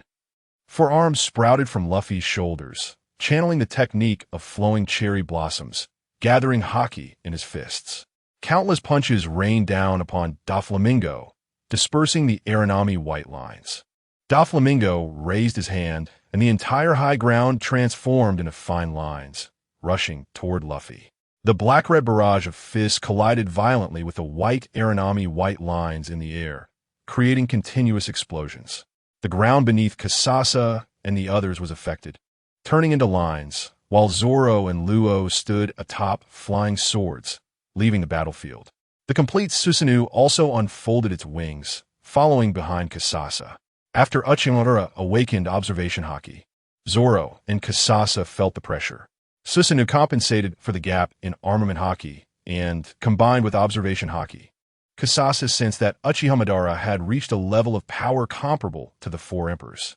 Uchihamadara's current strength is roughly on par with that of the first Hokage during their duel at the Valley of the End, although it is at the peak of his youth. However, he has not yet obtained Hashirama's cells, and there is still a gap compared to his later self. 5 people, 3 escaping and 2 pursuing, have moved away from the high ground. The battle behind them remains fierce, with deafening sounds of explosions reaching Law's ears. Trafalgar, don't worry. Luffy will definitely win. Zoro, squeezed on the flying sword, noticed Law's concerns. Law doesn't doubt Luffy, but Doflamingo has also become stronger. This world is constantly moving forward, not just those of the new era. People from the old era are also fighting to maintain their positions and grow stronger. Casa also feels that the cultivation over the past 2 years has not closed the gap with the old era. If Doflamingo is like this, then Kaido is even more so. Law, help me deal with that guy. Casa was referring to Shikamaru. His presence was like a gun that could be shot down with the slightest relaxation, creating immense pressure during the battle. Law nodded in agreement, but Zoro was not satisfied. Casa, do you want to challenge him one-on-one? Zoro sensed Casa's intention, but he also wanted to fight Uchihamadara. Zoro, leave that guy to me. There are still other strong experts among them. Law also noted that Kakashi was behind, hidden in the streets below, blending into the crowd. Zoro, the enemy is still behind. Oh, if that's the case, Casa, I'll leave this guy to you. In the next moment, Zoro and Law disappeared, and Shikamaru vanished into Susanoo. Shikamaru looked at Law and Zoro not far away, sensing danger approaching. Suddenly, 2 figures appeared before them, blocking Law and Zoro's attacks. Kakashi-sensei.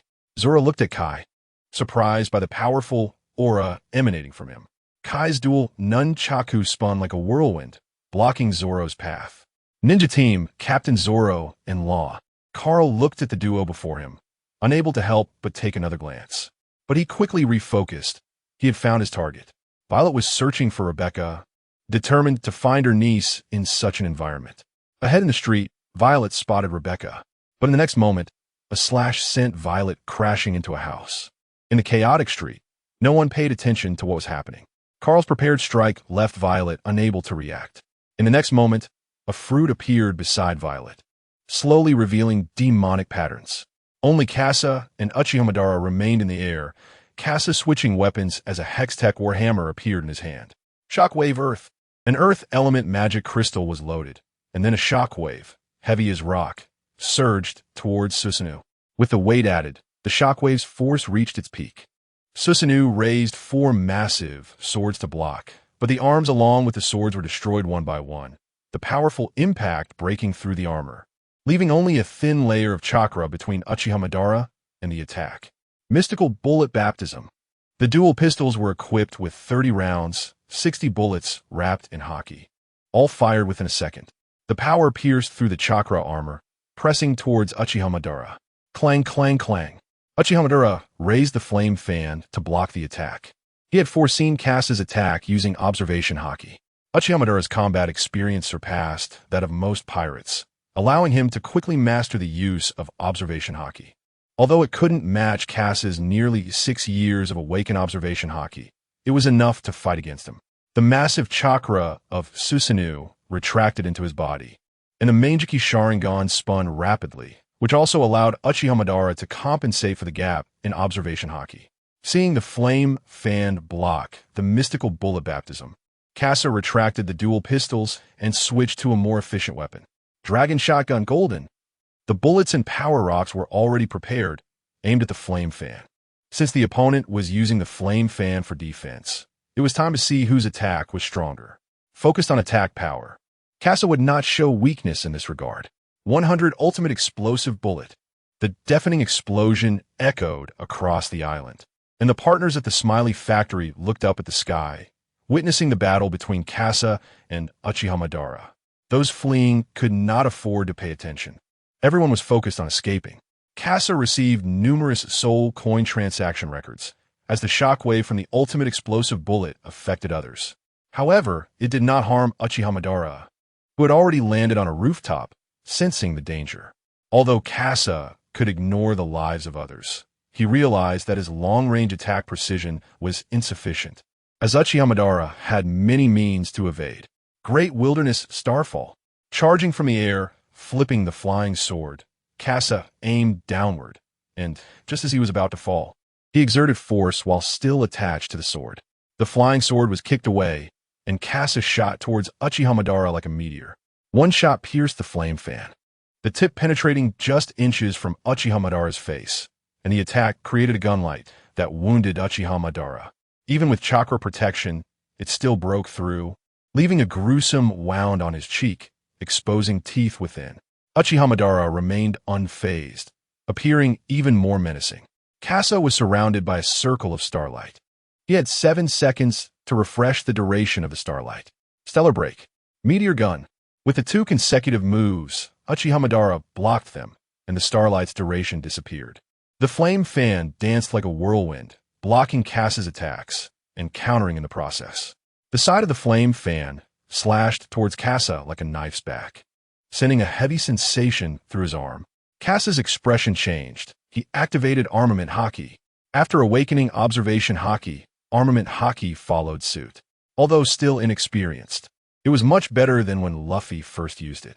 The gap in talent and experience, combined with the possibilities of Observation Haki and Armament Haki, made Kasa realize how troublesome these ninjas could be.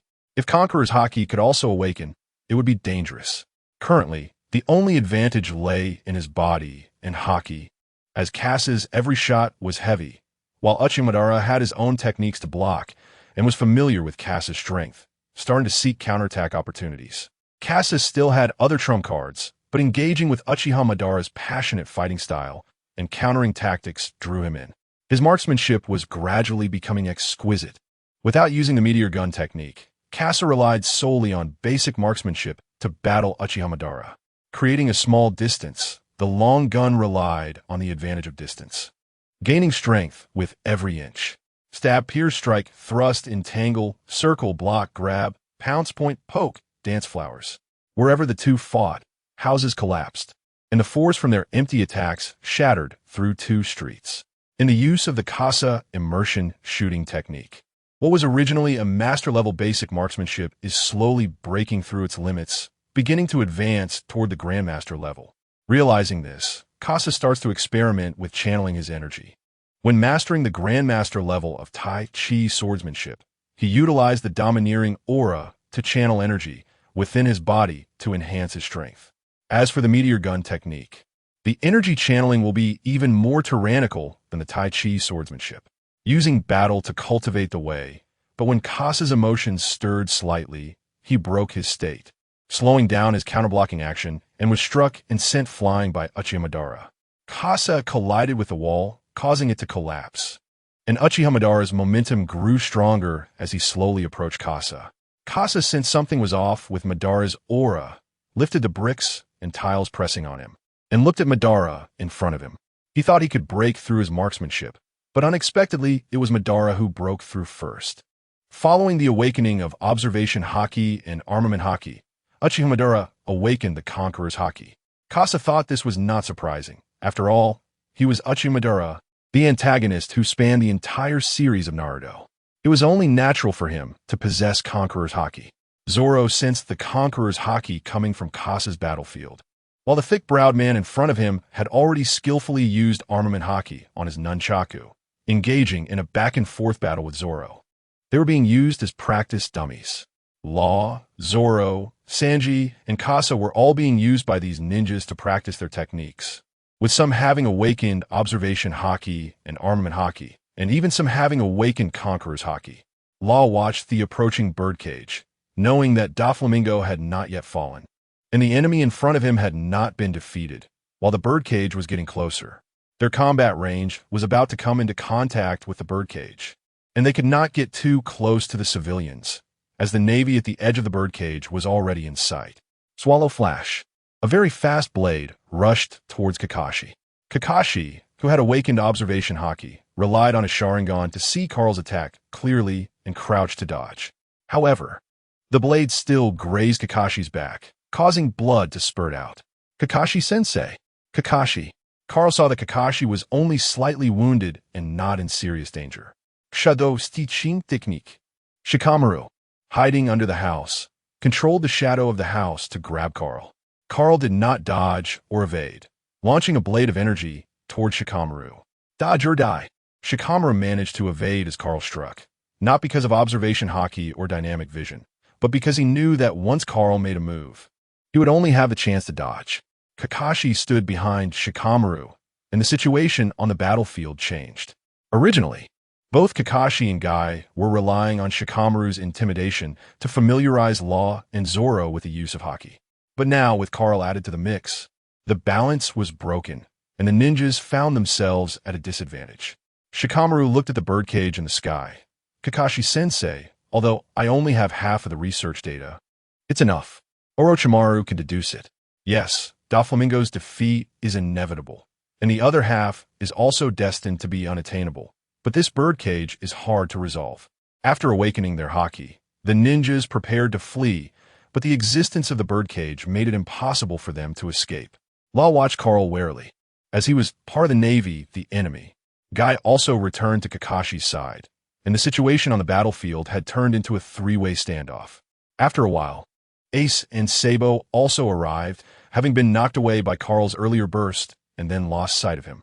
Carl was thus surrounded by everyone, and his relationship with the Straw Hat crew was complex. As long as he did not take the initiative to strike, Zoro and the others would not act either. However, Carl wanted to engage with the ninjas, eager to see what kind of power they could exhibit in this world. Suddenly, Carl sensed two waves of Conqueror's haki clashing, directly descending from the sky. Susanoo landed on the ground, enveloping Kakashi. Carl was not the most shocked by Uchiha Madara's Conqueror's haki. His eyes were fixated on Kasa, from whom the other wave of Conqueror's haki emanated. Carl's mind was filled with countless thoughts, all suppressed as he looked at Kasa with complex emotions. Kasa now appeared somewhat disheveled, but Uchiha Madara was not in a much better state. The armor of Susanoo had already disappeared, and Kasa had drained a significant amount of Madara's chakra, while Kasa's ammunition remained plentiful. However, Kasa was certain that Uchiha Madara was the strongest opponent he had ever encountered, even more powerful and well-rounded than Kizaru. Everyone looked towards the palace on the high ground, where the aura had reached its peak and the battle had reached its climax.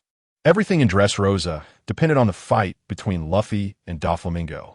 Luffy stood on the air, the thrust of a jet engine emanating from his feet. 5 minutes had already passed, and the fourth gear mode was still maintained in peak condition. Having come into contact with haki 2 years ago, Luffy had significantly reduced the time spent on basic haki training, making the development of his fourth gear more mature and mastering Flowing Cherry Blossom. His strength was even greater than before his awakening in the Onigashima arc, even though he had not yet mastered the Conqueror's haki infusion. Thunder God, Ape King Gun. Luffy blew air into his muscles, causing his right arm muscles to instantly swell, with arcs of electricity crackling. In the previous arena, Luffy had used the Thunder God Elephant Gun to defeat Don Shinjo. Coupled with Nami's electric shock training, he had already mastered the power of lightning. Doflamingo watched as Luffy's fist grew larger, already aware of Luffy's abilities, knowing that the bigger the fist, the greater the power. The awakened strength of the fruit had spread, extending from the high ground to the streets, causing the civilians who had originally fled to the core of the birdcage to see the fine lines beneath their feet and start to scatter. 16 Sacred Bullet of Divine Punishment. Each sacred bullet was larger than Luffy's fist. Straw Hat Kid, This sea is not something a little brat like you can control. Doflamingo. This sea is where I want to go, wherever I please. The two charged up and unleashed their attacks, a powerful shockwave radiating between them, with Conqueror's haki clashing fiercely.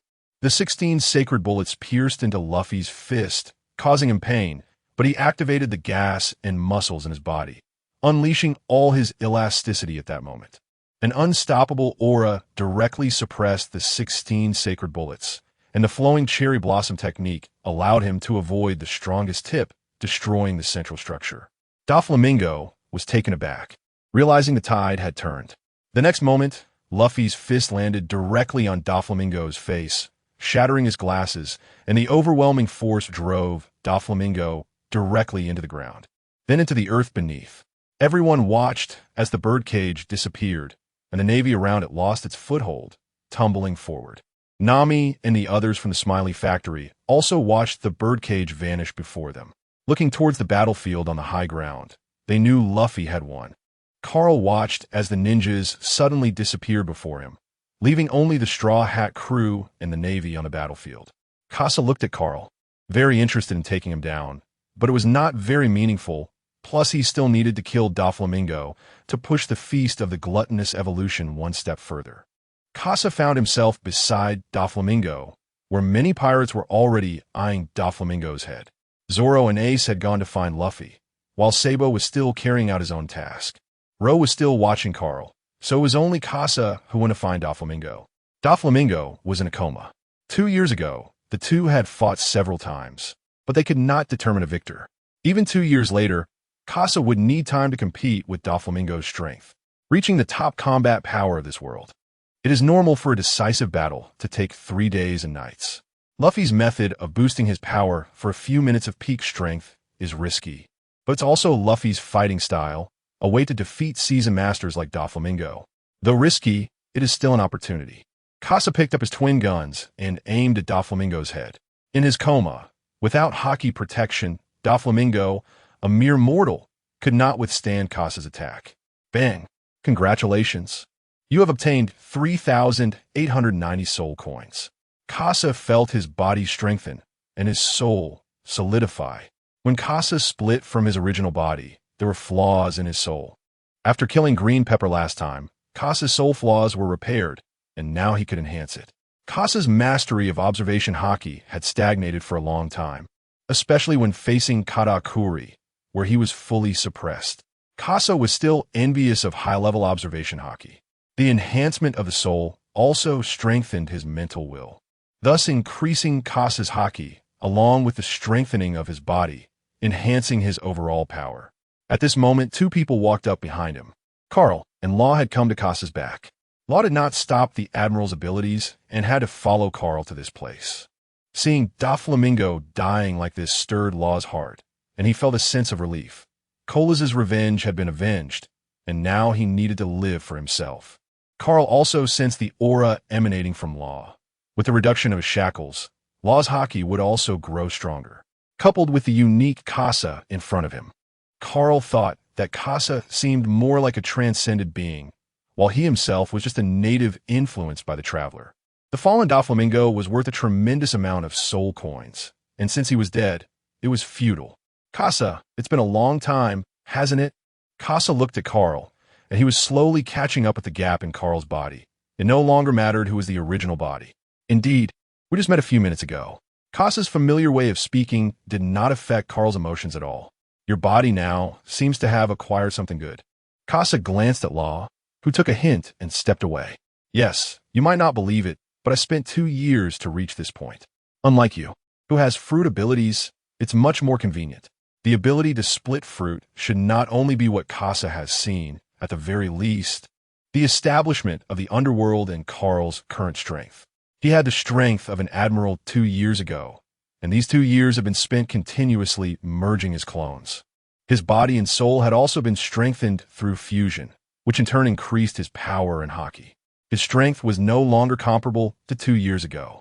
But even so, Carl still did not possess Conqueror's haki. This talent-given ability could only come from a system. But now he needed to buy something worth 500,000 soul coins, and it was impossible to spend time on other purchases. The mysterious merchant had not opened for business in 2 years. Today, you also saw the existence of ninjas. So, there may not be just one person who has crossed over here. What Carl said now should be his purpose. With the emergence of different variables in the pirate world, he needed someone to discuss it with. When he was still alive in his previous life, the One Piece series had just updated with the appearance of Green Bull, but in the world government's recruitment plan, there was no mention of Green Bull. Even in the intelligence of the underworld, there was no news about Green Bull. Yes, I can guess. And it is possible for someone to protect Konoha. It is very likely that the other party summoned Uchiha Shursui as well. Uchiha Shursui's Sharingan possesses a Jinjutsu that can change a person's will, Kodo Amatsukami. Although there is observation haki in the pirate world that can avoid such attacks, just like Kakashi has never used Kamui, although Kamui is invisible and fast. It cannot withstand the foresight of observation haki. Therefore, Kakashi has always kept this trump card hidden in battle. The underworld also cannot find the person behind the scenes. But several ninjas have already acted as assassins within the underworld. The instinct of ninjas is to gather intelligence, and as the largest intelligence organization, they would naturally not miss the underworld. The 4 S-rank assassins, Ace, codenamed Fire God, Crocodile, codenamed Desert Tyrant, and the other one is codenamed Orochi. If I'm not mistaken, it should be Orochimaru. I know you have the pen of the spirit, and I need you to help me find some clues. Carl had no choice because Kaji's fortune-telling could not predict people from other worlds. It must follow the causality of this world, and only souls born in this world could be predicted. Kasa raised an eyebrow, remembering the pen of the spirit, which he had given to Usopp before and had forgotten he still had such a tool. I won't. Kasa rejected Carl's request. Zoro and Ace found Luffy among the ruins, and Luffy was already sound asleep. Luffy fought with all his might, exhausting all his stamina. The only thing that could wake Luffy up now was Sanji's cooking. Just when Zoro and Ace found Luffy, Sanji and the others also arrived, and the Straw Hat crew gathered, including Kinemon and Kanjuro. Hey, are you guys okay? Chopper rushed to Luffy's side and immediately began to treat him. At this moment, 2 little giants jumped next to Usopp. Usopp, Rando, and all the heroic partners. Sitting on the creature that Kanjuro drew, which looked like a horse but not quite, Usopp saw Leo. Leo, are you okay? I'm fine, this is my partner. Princess Mancheri. The tiny princess stood beside Usopp, her big watery eyes squeezed out a tear, and Usopp instantly perked up. What is this? Nami also saw this scene and recalled the moment when Baby 5 and the others were healed. She couldn't help but glance at Mancheri. Leo brought Mancheri to Luffy, and a tear fell onto Luffy. Before Chopper's emergency measures were ready, Luffy woke up. Meat, I want to eat meat. Luffy's awakening relieved everyone. Everyone is here, right? Kasa slowly walked over from a distance, accompanied by a robust old man. Kaza, King Riku. Kasa brought the former king of Dressrosa. Leo was quite familiar with King Riku and ran up to Kasa. Kasa and Leo exchanged a high five. They had an agreement to help Leo reach the palace. But Leo was to give Kasa a few drops of Mancheri's healing tears. After taking out a vial of healing tears, Mancheri looked at Leo with a resentful gaze from behind. Kasa put away the healing tears and said, Everyone, the Admiral is on the island, and Emperor Big Mom is still waiting for us at sea. By the way, Momonosuke is still on the ship. Nami remembered that Momonosuke was still on the ship, and the Sunny was hidden away, so everyone only then realized they had left Momonosuke on board. Thinking of this, Kinemon recalled Momonosuke's presence and wanted to return to the Sunny. Luffy, upon hearing this, pouted a bit, unhappy. He still wanted to hold a feast here and celebrate properly with Rebecca. However, everyone had the ability to act, so there was no need to wait for the Navy to arrive. Their next destination was Zoe Island, an island that required a poneglyph to reach. So there was no need to wait for the log pose to store the magnetic field. All right, Luffy, I need to leave as well. Let's go with your ship. Huh, Ace, are you joining us? That's great. Hearing Ace's voice, Luffy jumped up excitedly. Ace, feeling helpless, decided to just say goodbye to Luffy when he left. Yash, everyone, let us escape. In the distance, the Navy began to assemble. Carl looked at Luffy and the others leaving, and spoke to his subordinates. Focus on rescuing the civilians and maintaining order. Bastille said, Admiral Fujitora, What about the pirates? Carl looked at the pirates scattering. These pirates were already on record, waiting for Carl's clone to eliminate them, so there couldn't be any losses here. With Fujitora not present, Carl wouldn't kneel and apologize on his behalf. Abolishing the warlord system was not something Fujitora could decide alone. The world government had long been prepared. Bastille, take Doflamingo's corpse back. Vegapunk needs the bodies of the warlords. The Navy let the pirates escape, while staying behind to rescue civilians. King Riku looked at Carl, who looked just like Casa, and felt a sense of familiarity. Casa and the others returned to the Sunny first, while Luffy and the others were blocked by the Straw Hat Grand Fleet. Casa saw Old Kai and took the others back first. After everyone returned, Momonosuke ran out of the cabin, and Casa frowned, not giving Momonosuke a good look. Casa was thinking on the deck, although he planned to accompany Luffy to become king. The situation had become complicated. Casa also had to consider the existence of ninjas and their potential impact on what was to come. Big Mom was just outside the island, and Sanji would have to face her. So the Big Mom arc had to be experienced, and Zoe was the same. They needed to go to Zoe to obtain the first red poneglyph, then to Big Mom to get the second, and finally to Wano to obtain the third. After that, there was the last poneglyph, but Casa didn't know where it was. The final island, the location of Laugh Tale, once reached, would allow one to become the Pirate King. So, Sanji had to attend the wedding. Thinking of this, Casa looked at Sanji, who was being very attentive. Although he wanted to ask Sanji, do you want a wife? He decided to let Becky speak to avoid complications. Luffy and Zoro had already returned, and Frankie had also helped Ace recover the small boat, placing it in the ship's dock. Sanji, let's hold a feast. Just like in Arabasta, Ace briefly joined Luffy and the others. At this moment, Law spoke up. Straw Hat, our current target is Kaido, so it's not suitable to provoke another Yonko. Big Mom? That's really troublesome. I've already declared war on her at Fishman Island. What? Law was a bit surprised. This was news he didn't know. Provoking two Yonko at once would be very risky. It's fine. Let's first ask them what they want. Luffy didn't take it seriously. After all, the Big Mom pirate ship before them didn't have a strong presence, so they would first see what the other party wanted. Luffy, Sanji, Law, and Casa boarded the Yonko's ship, and Becky and Bakum appeared. The other side took the initiative to approach them. And although Becky and Bakum seemed a bit weak, the reputation of the Yonko pirate crew made them stand tall and speak in an unfriendly tone. Vinsmoke Sanji, this is your invitation. Sanji's expression changed. Although the Straw Hats knew about Sanji's background, it was the first time someone else mentioned that surname, and it made Sanji a bit unhappy. Law was somewhat surprised. As a North Blue person, no one would be unaware of that evil surname, the wicked Germa family. Don't call me that. Luffy, although taken aback by Sanji's attitude, still stood by him. Hey, what do you want? Why are you making our cook angry? Becky was questioned by Luffy, but showed no signs of being affected. Luffy looked harmless now, with no aura at all. Becky noticed Sanji hadn't picked up the invitation and was instead being stared at by the four. Vinsmoke Sanji, there's no one your mother wants to invite who can resolve this. Be careful with your family.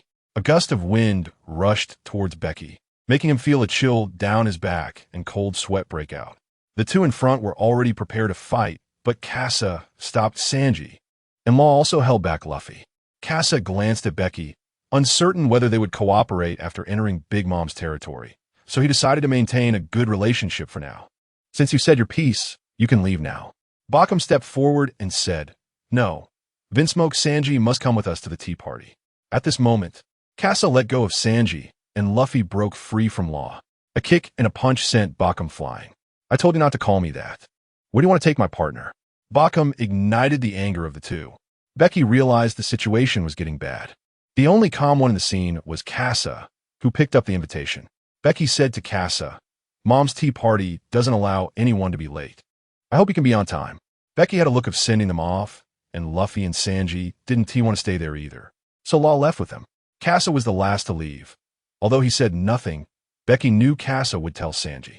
Family in the East Blue. Nami and Ace watched Luffy and Sanji return angrily and asked, What happened? Why are these two like this? Damn it, Big Mom, I'm going to beat her up. Law responded, It's nothing. Fortunately, we didn't clash with them. At this time, Casa landed on the deck, holding the already opened invitation. Sanji angrily said, Kasa, why did you pick this up? Kasa replied to Sanji, your wedding. Are you sure you don't want to take a look? Huh. There were many surprised voices on the ship, and even Zoro, who was lying down, couldn't help but look up a few more times. Sanji snatched it to take a look. Indeed, it was a wedding invitation with the groom listed as Vinsmoke Sanji. However, Sanji didn't want to go. Then we just won't go. Luffy tilted his head and decided, but then Kasa spoke up. Sanji, think it through. What Becky just said about family probably doesn't refer to the Vinsmokes. At this moment, Sanji's anger subsided, and he realized this point. Nami also understood. If Sanji didn't go, then the Bartai restaurant would be in trouble. Luffy also picked up on Sanji's concerns, and for a moment, the ship fell silent. Kinemon, being under someone else's roof, didn't want this ship to go anywhere else. He wanted to quickly go to Zo to find Reizo. Law feels the same way. He is unwilling to provoke another Yonko. Luffy hands the decision over to Sanji, stating that as long as Sanji expresses his stance, everyone will immediately head to the tea party. After pondering for a moment, Sanji smiles and says, how is that possible? How could I ever get married?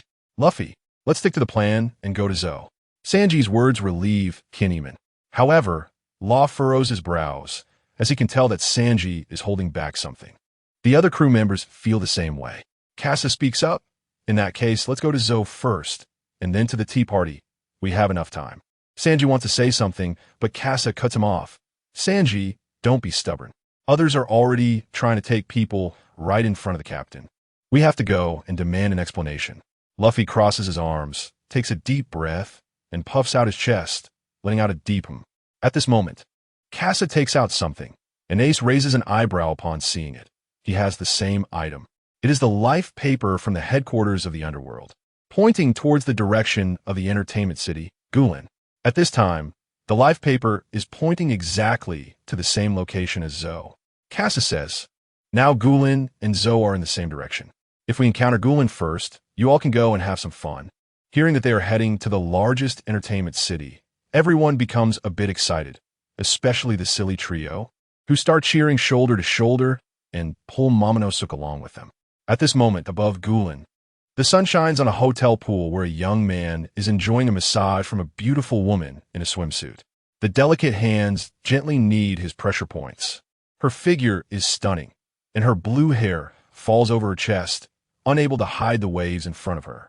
The tips of her hair lightly brush against the man's solid muscles, and suddenly he turns around. While looking at the beautiful scene in front of him, the young man cannot help but swallow hard. A pair of strange eyes, pure white pupils, appear on his delicate face. That night, the Straw Hat crew suddenly cools off upon reaching Gulen. The silly trio watches the two people locking eyes in front of them. Nami and Kasa exchange glances, and their eyes reflect not affection but hostility. Pay up? What pay up? Aren't you in charge of the money? Do you think this ship has money for me to manage? Kasa understands the meaning behind Nami's gaze and, feeling helpless, pulls out a suitcase full of berries. Nami's expression changes instantly, transforming into one of greed, and she swiftly snatches the money from Kasa's hands. Nami takes a look, weighs it, and determines there are 5 million berries inside, enough for them to enjoy themselves in Gulen today. Everyone, come get your pocket money. The silly trio, eyeing the money greedily, immediately rushes over and grabs a stack of cash. The others also take their share of the play money, leaving the bulk to Nami and Robin. Ace looks at the helpless Kasa, hiding a hint of delight in his eyes. 5 million is a small matter for Kasa now. He just has to pretend to feel the sting of parting with it, or Nami will suspect that he still has a large sum. The Straw Hat crew, along with Law and Kinemon, heads towards Gulen to enjoy the festivities of the night. Meanwhile, Kasa, Ace, and others have other matters to attend to. 2 years ago, after being hunted by major pirates, Ace became an outer assassin for the underworld to retaliate, and over the slow course of these 2 years, he successfully became an S-class assassin. During these 2 years, Kasa and Ace frequently collaborated just to ease some pressure off Marco and the others. However, the pursuit by Blackbeard Teach and Whitebeard 2 has completely dissolved the Whitebeard pirates. Ace, do you want to join our plan to take down Kaido? Ace pondered for a long time, as there are too many matters to handle in Wano, including Otama and Yamato. Casa knows Ace won't want to team up with Luffy, as he is still being pursued by Whitebeard 2 and Blackbeard Teach. If Luffy has already provoked 2 Yonko, adding Blackbeard Teach would put a lot of pressure on the Straw Hat crew. Let's head to the underworld first. I need to gather some information. Yeah, let's go. The two head towards the underworld.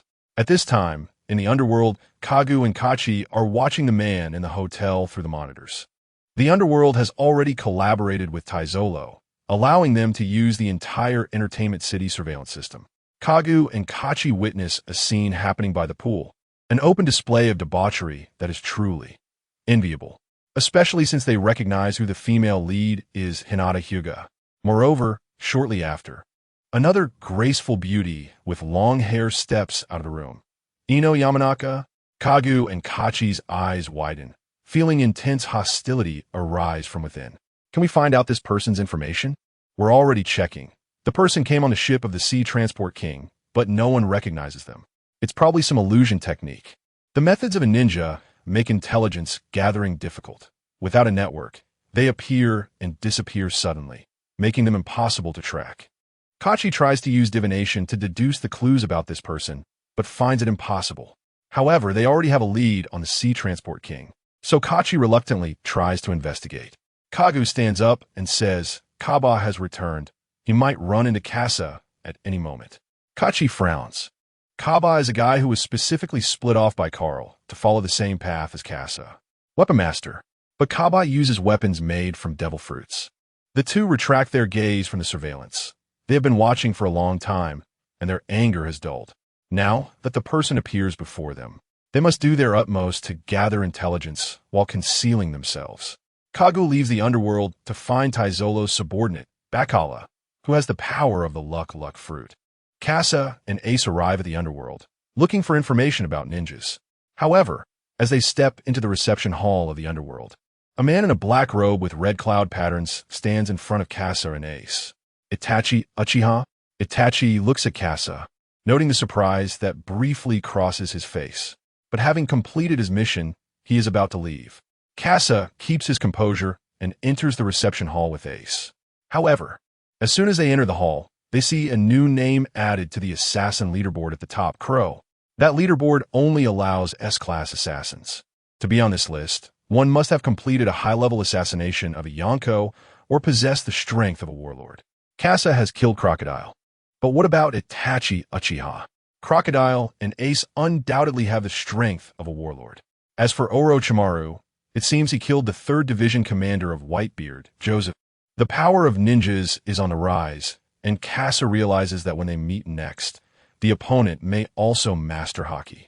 After giving a brief instruction, the intelligence personnel begin to sift through information, while Ace stares intently at the name Snake on the leaderboard. Jozu was indeed killed by that person. Yet that person has never appeared. No one knows whether they are male or female. Ace's anger can only burn helplessly in place. Casa rummaged through a large stack of documents in front of him, trying to find the time when ninjas appeared.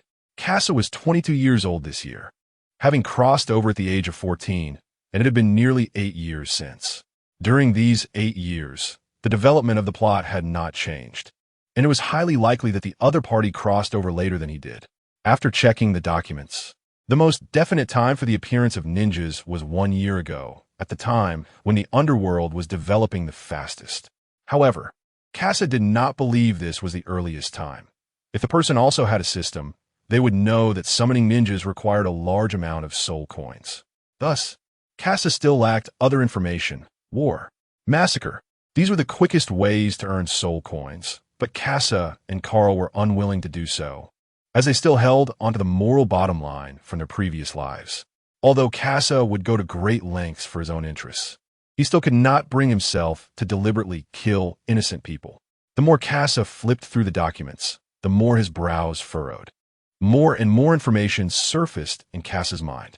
The chaos in Alabasta 2 years ago, the rebellion in the Kingdom of Bridge 3 years ago, and the large-scale riots 5 years ago all involved the Hidden Force.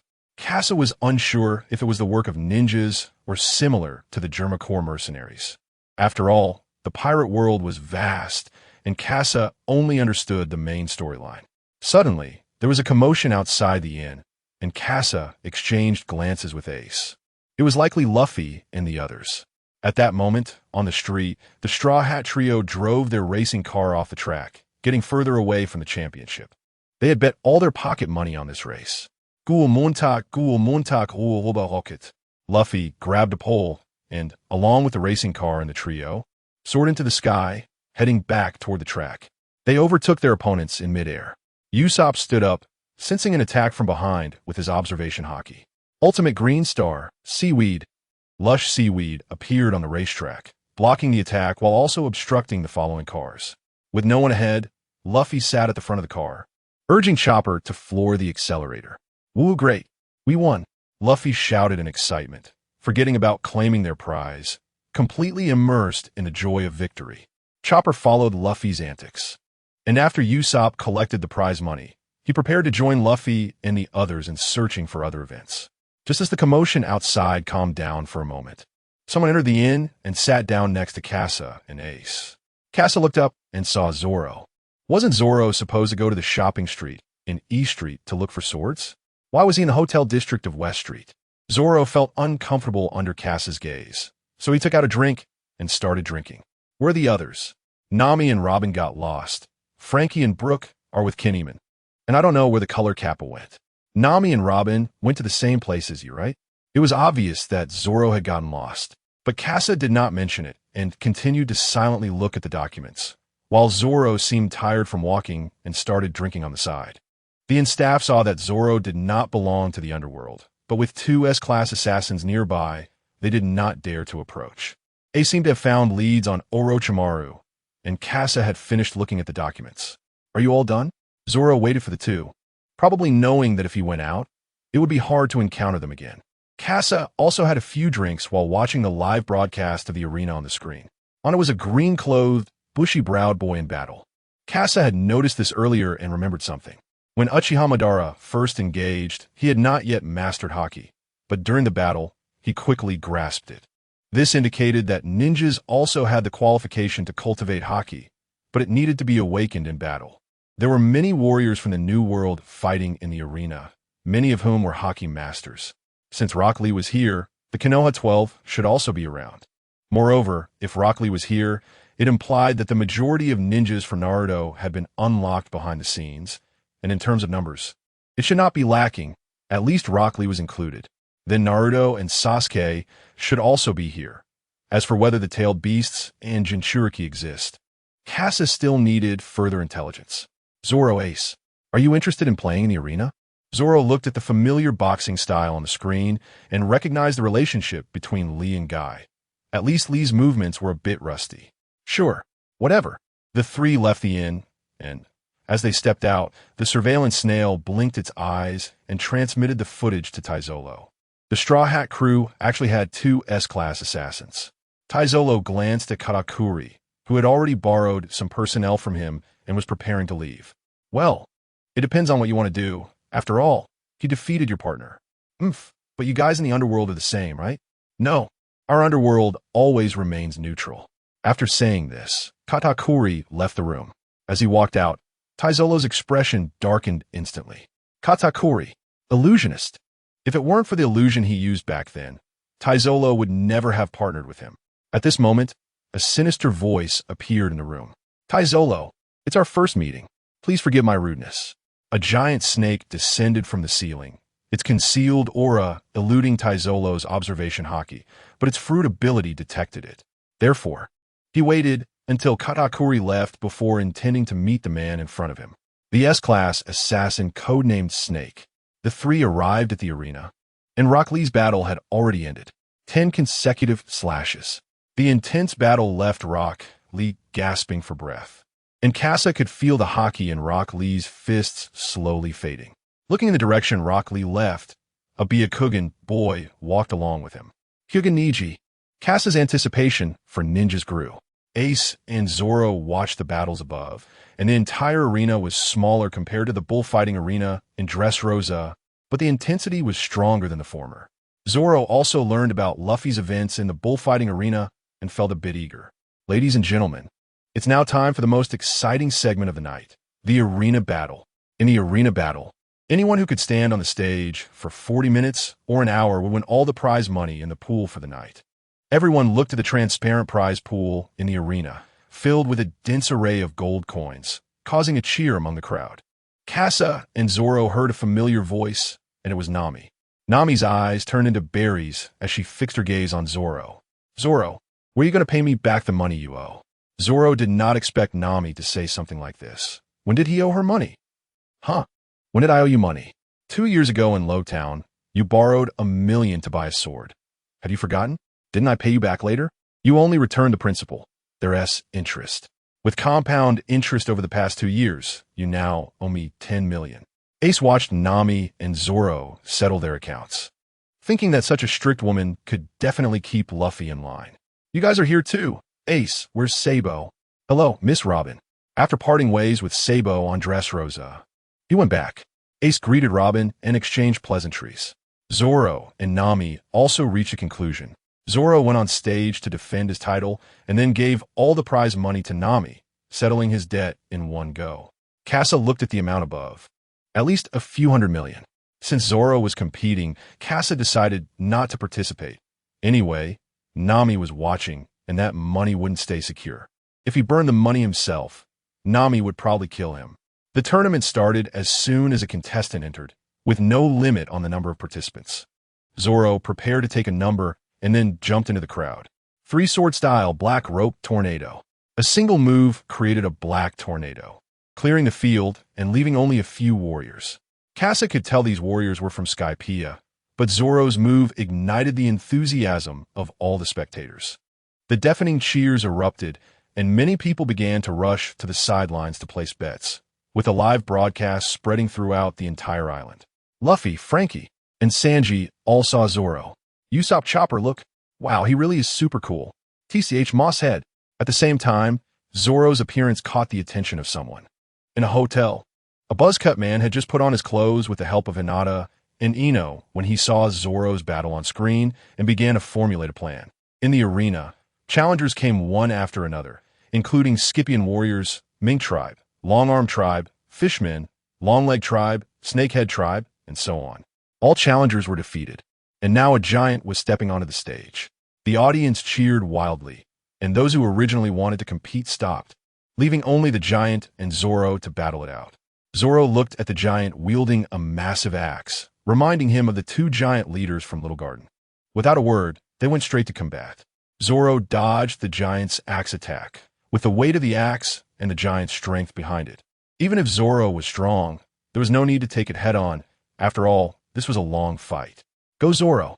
Nami cheered from the side. That prize pool was worth several $100 million. 3-sword style, 1,008 troublesome winds. Zoro exerted all his strength, turned, and unleashed 3 slashes toward the giant.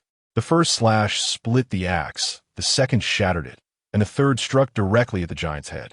That was the might of the giant race. Unable to withstand Zoro's strike, Casa raised an eyebrow. The giant in front of him was no match for the strength of a Haldin, but in front of Zoro, he was merely a one-hit opponent. The giant's fall solidified Zoro's victory. If the giant couldn't defeat Zoro, then the others below had no chance. And the eager participants halted their steps completely. As time ticked by, the audience began to grow restless with no one stepping up, shouting insults at the pirates on the sidelines. The pirates' faces grew darker, and the event organizers looked grim. Zoro's powerful entry led to more and more bets being placed on him. Even if they adjusted the odds, if Zoro won, the organizers would have to pay out a hefty sum. At this moment, someone stepped into the arena, causing the entire place to erupt. Just as Zoro was about to reach the 40-minute mark, a man stepped up to challenge him. Zoro smiled slightly at the man approaching. He looked exactly like Casa, with a buzz cut that made him appear even more capable compared to Casa. Each of Kaba's fingers wore a ring, and his wrist was adorned with a silver bracelet. The organizer was overjoyed. Kaba was back. As the enforcer responsible for taking down strong opponents in the arena, Kaba naturally garnered a lot of support. The audience's excitement was not due to Zoro, but because of Kaba. Kaba glanced at Zoro. Zoro's strength was formidable, but Kaba believed he had many ways to defeat him in this arena. Casa hadn't expected a new doppelganger to emerge, especially one confident enough to fight Zoro. Even he wasn't sure he could defeat Zoro. Zoro's strength had erupted 2 years later on Onigashima, when he could already injure Kaido with a single strike. Now, Zoro's strength was likely stronger than it was 2 years later in the storyline. Kasa observed the rules of the arena, where one key condition determined victory, leaving the arena counted as a loss. This might be Kaba's chance to defeat Zoro. Kaba quickly approached Zoro, his movements instantly igniting cheers from the audience. "Take him down, Kaba. Go, Roronoa Zoro. I've bet my entire fortune on you. Charge, Lord Kaba." Many people began to place bets on Kaba. Zoro stepped forward with his sword drawn, 3 blades gleaming coldly as he slashed at Kaba. Kaba's right-hand thumb ring flashed, and 2 canes appeared in his hands, which he used to block Zoro's attack. Then, with a surge of strength, he sent Zoro flying. Kasa's expression changed. This was impossible. The opponent was just a doppelganger. There was no way they could match Zoro's monstrous level of strength. But the reality was that Zoro fell into a disadvantage right from the start of their exchange. Zoro couldn't believe that his opponent was actually stronger than him. 3-sword style, extreme tiger hunt. Zoro's strike forced Kaba to retreat to avoid its edge. He recognized where their differences lay. But Zoro had already locked onto Kaba, and with no way to dodge the attack, Kaba had to switch tactics. The canes vanished instantly, transforming back into rings. And then the ring on his pinky turned into a tower shield, blocking Zoro's attack. After blocking Zoro's strike, Kaba pushed the tower shield against Zoro, unleashing a powerful impact. It was Zoro's extreme tiger hunt. The attack was reflected back. Zoro was about to hit the ground, and the audience's cheers reached a peak. Nami gasped. Zoro wouldn't crash here, would he? Kasa already recognized the level of the opponent. The 10 rings all granted devil fruit abilities, without knowing the intel. It would be difficult for someone like Zoro, who excelled in direct combat, to defeat Kaba in this conditional environment of the arena. 2-sword style, empty Tanuki spear. Zoro swung his dual swords, using a moonwalk-like motion to rebound back into the arena. Kaba was forced to reveal Zoro's trump card, and he understood how to deal with Zoro next. The 10 rings on his hands were acquired through hunting with the power of the underworld, many of which he had competed with Blackbeard for. The tower shield was retracted, and the ring on his thumb transformed back into a giant sword. Kaba wielded it as if it were weightless, charging at Zoro. But the incoming impact was real. 1 strong roar, 2 strong roar. Zoro's arm muscles instantly bulged. 3-sword style, demon, 2 strong roar slash. The 2 collided, but they didn't make contact for long before Kaba was sent flying, while Zoro's arms trembled. Kaba's strength remained formidable. Zoro had taken the hit head-on. However, Zoro's attack could only be met head-on by Kaba. The power of flowing Sakura was transmitted through the giant sword to Kaba, who only felt his strength increase, but his haki did not. He relied on the strong abilities of his devil fruit to make up for the gap. Therefore, when Kaba made contact, he was injured and was knocked back instantly. Kasa noticed this detail as well. Cracks appeared on the giant sword, and the haki did not enhance. Moreover, the ring on his left hand's index finger also flickered. Kaba stood at the edge of the arena, panting. That last blow had indeed hurt him, affecting his movements. The strength fruit was something he had snatched from Blackbeard, and Kaba relied on its power to suppress Zoro's strength. The ring on his right thumb granted him the ability of the superhuman type dull fruit, allowing him to transform into any blunt weapon. His pinky finger was equipped with the superhuman type rebound fruit shield, a technique obtained through Carl, which could temporarily exist in the form of a ring. At this moment, Kaba calculated that to win this arena battle, he needed to use 2 rings. After Zoro adjusted himself, he launched an attack while Kaba was still catching his breath. The pinky tower shield appeared in his hand, and dazzling slashes struck against the tower shield. The rebound fruit stored all attacks and then rebounded them. Zoro noticed Kaba's shield and took a step back to dodge. In the next moment, a flurry of slashes erupted, filling the area in front of the tower shield with Zoro's strikes. Zoro twisted his ankle, did a spin, and slashed the air upward with his twin swords. 2-sword style, 720 troublesome winds. 2 slashes lunged at Kaba like fangs. But Kaba curled up behind the tower's shield to withstand it. However, his observation haki sensed Zoro's beast-like aura was closing in. Three-sword style, black rope, great tornado. This attack began from the side. If Kaba defended with the tower shield, it would expose a flaw in the front. Kaba retracted the tower shield, and the blunt ring on his thumb transformed into an iron rod. A series of rod techniques flowed seamlessly, not only blocking the black rope, great tornado, but also forcing Zoro to retreat. Three-sword style, purgatory, demon slash. The rod techniques abruptly halted, and the three swords struck into the iron rod, embedding themselves 3 inches deep. Zoro seized on the weakness in Kaba's haki, intending to destroy his weapon. But he was still a bit short. Kasa saw this scene and realized it was bad. Zoro was going to lose. What? Nami couldn't believe it, as Zoro had always held the advantage. In the next moment, a circle of light appeared around Kaba's left pinky finger and slowly, dangerously shot toward Zoro. Zoro was trapped by the iron rod. Unless he gave up one of his 3 swords, it was already too late. This is that fox's idiot beam. The dull fruit. With such a bugged ability, how could Carl let it go? Zoro was immobilized, his haki struggling within him, as haki could mitigate part of the devil fruit's abilities. But Kaba had accounted for this long ago. So he stood at the edge of the arena and executed a shoulder throw, casting Zoro out of the arena. In midair, Zoro finally used his haki to break free from the effects of the dull fruit. But the next moment, Kaba activated the ability on the ring of his right hand's ring finger.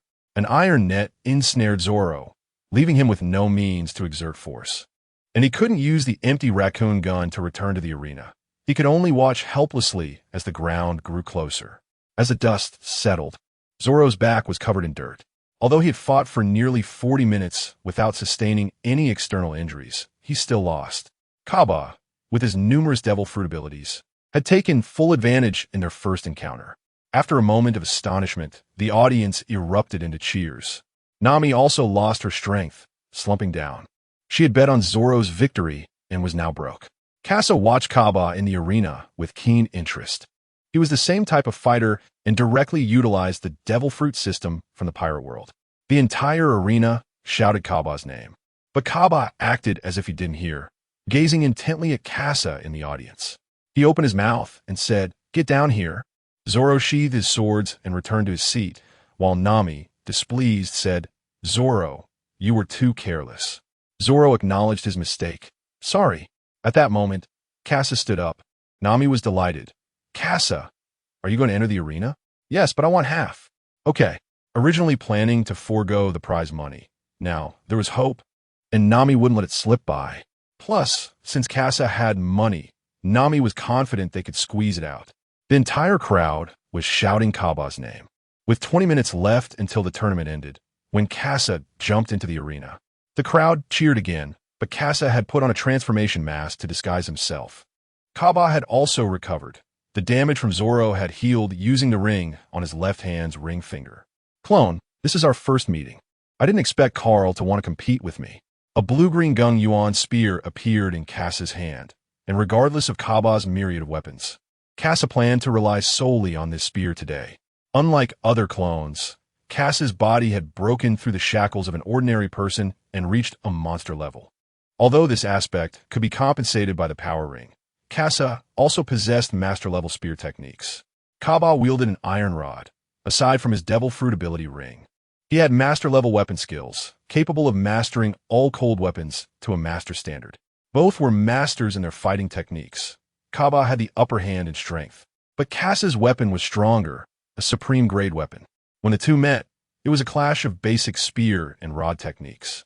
The rod and spear shared the same lineage, but the rod techniques were more rigid while the spear techniques were more domineering.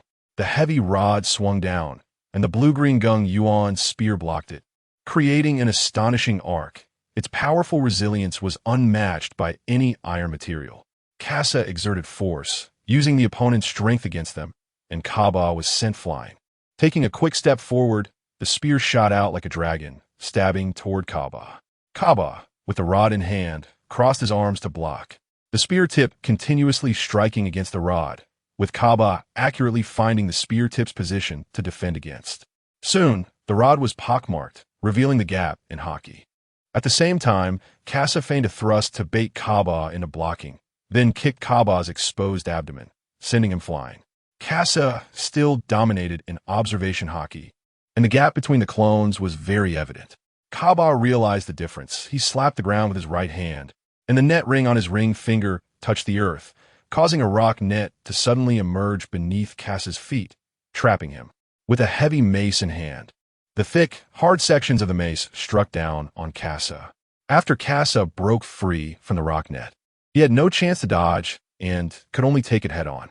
Stepping with the Taiji sword technique, he channeled power into the ground, which instantly cracked and sank.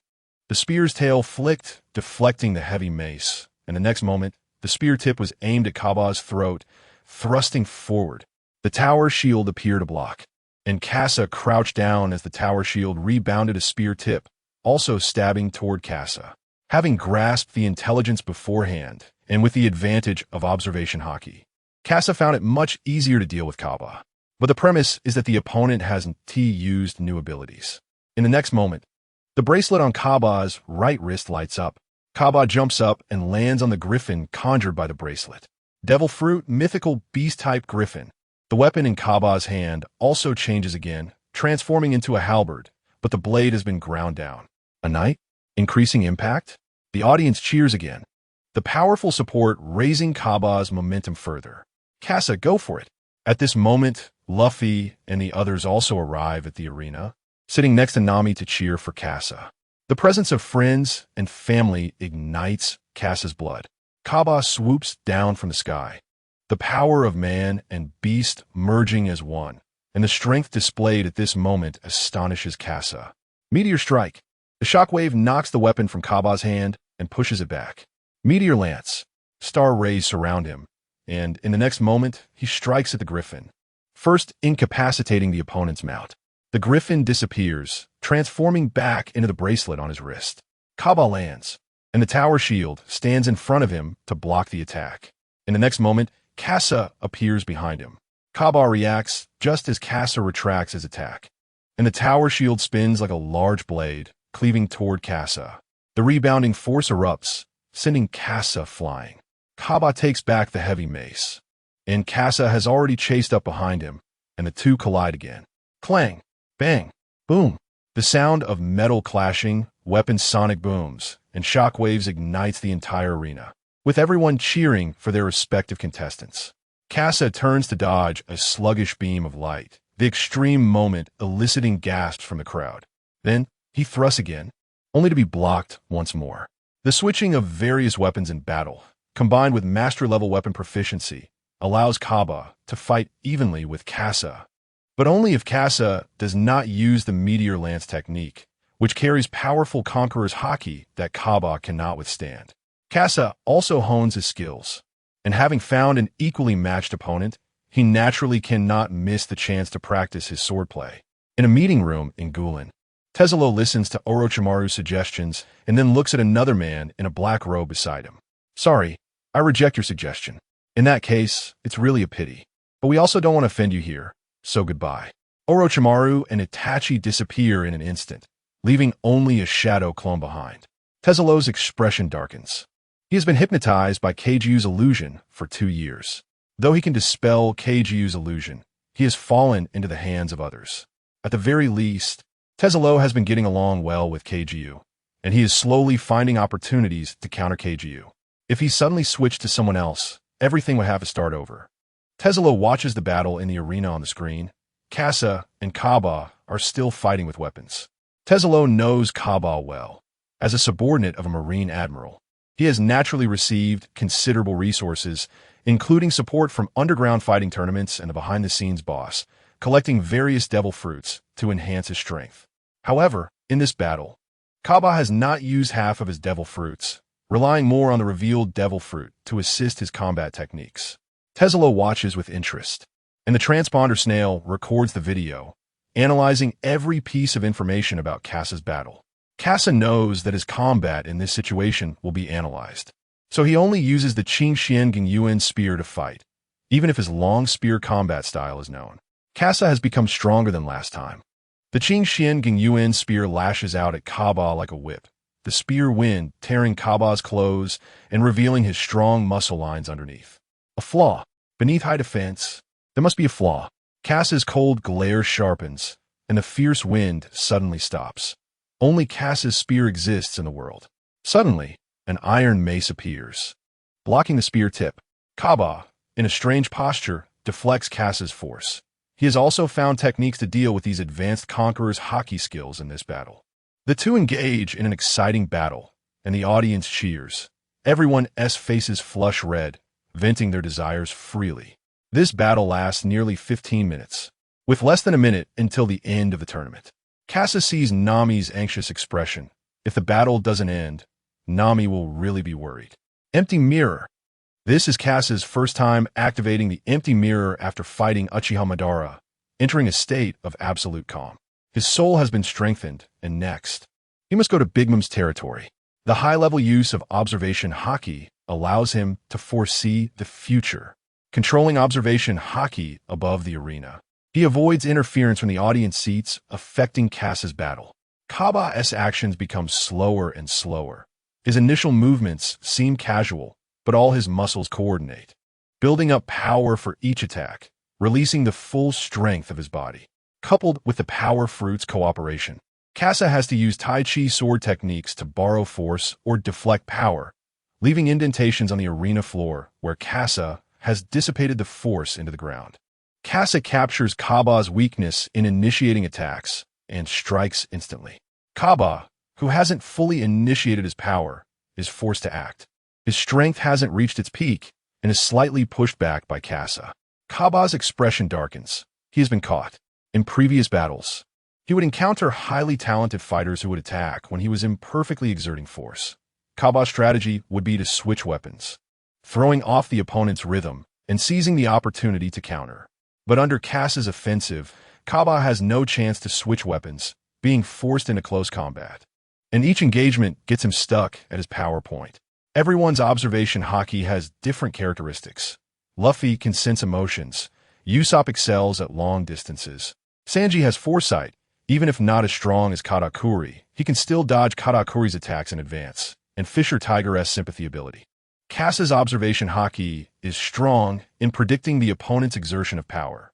The opponent's weaknesses are all within Kassa's foresight, just like in a game where the system reminds you where the weaknesses are. Weak point strikes.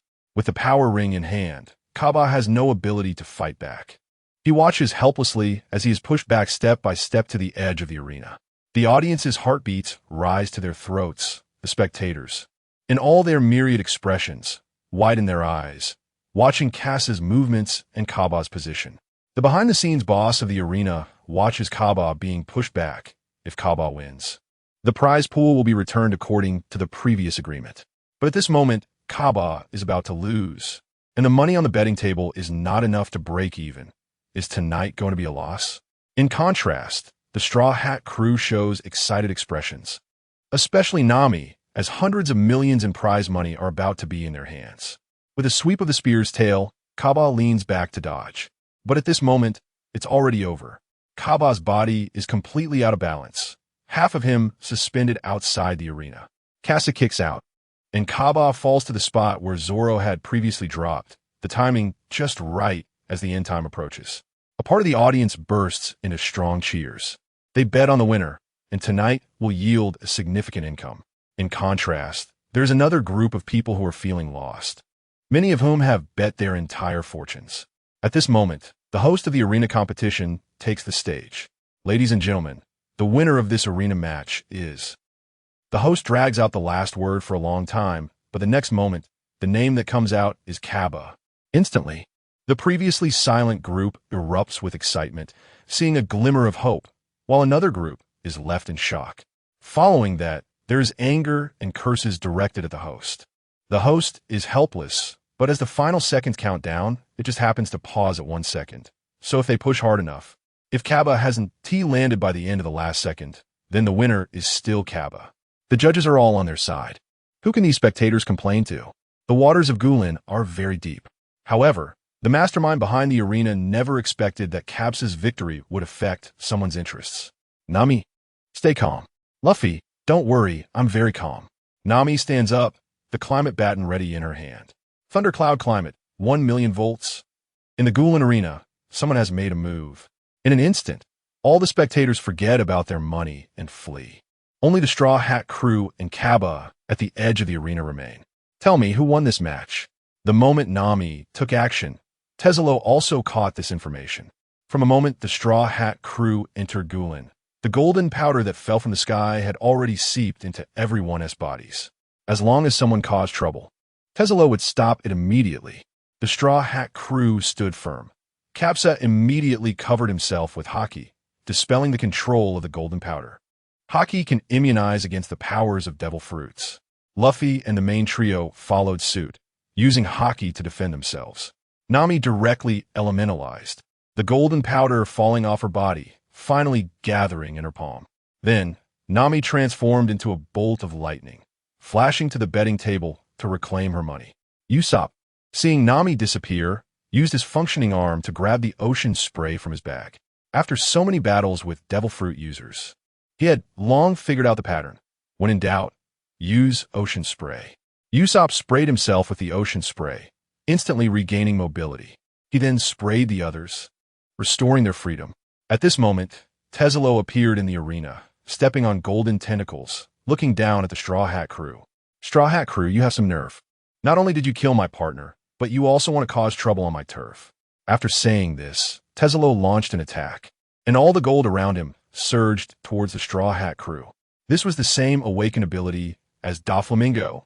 Everything around them turned to gold and attacked the crew.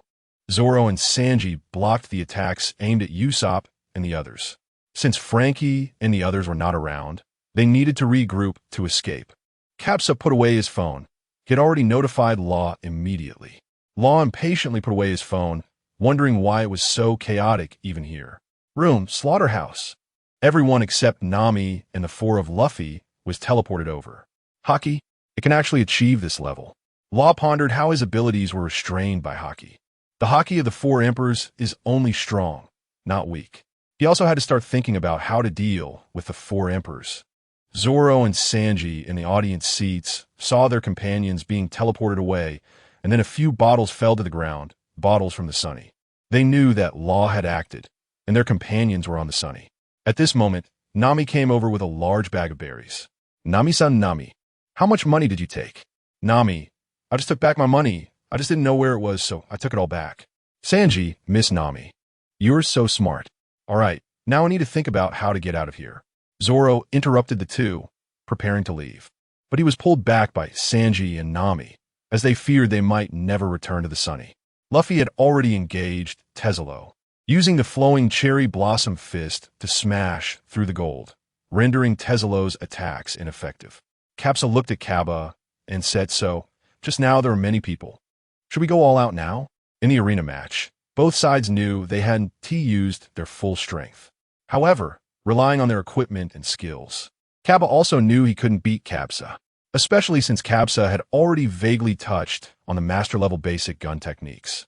A weapon master ultimately masters too many weapons, and biting off more than one Kachu means there is still a long way to go until reaching the master level.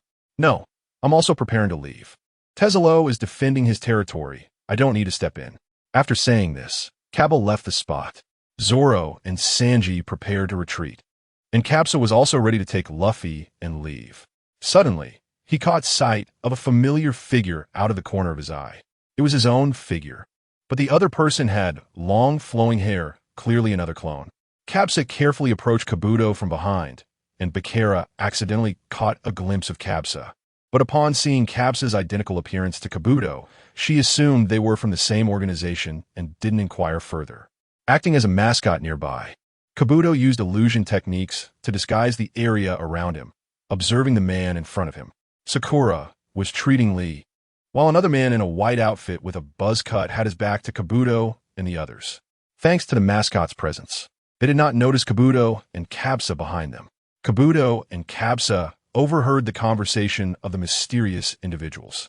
Naruto and Sasuke haven't completed their training yet, but once they do, they should be able to master the Haki of this world. Lee, can you explain the difference between Haki and Chakra? Lord Akatsuki, I just awakened as well, but I feel that Haki is a bit stronger, If I use the 8 gates to my full extent, then Haki might be weaker.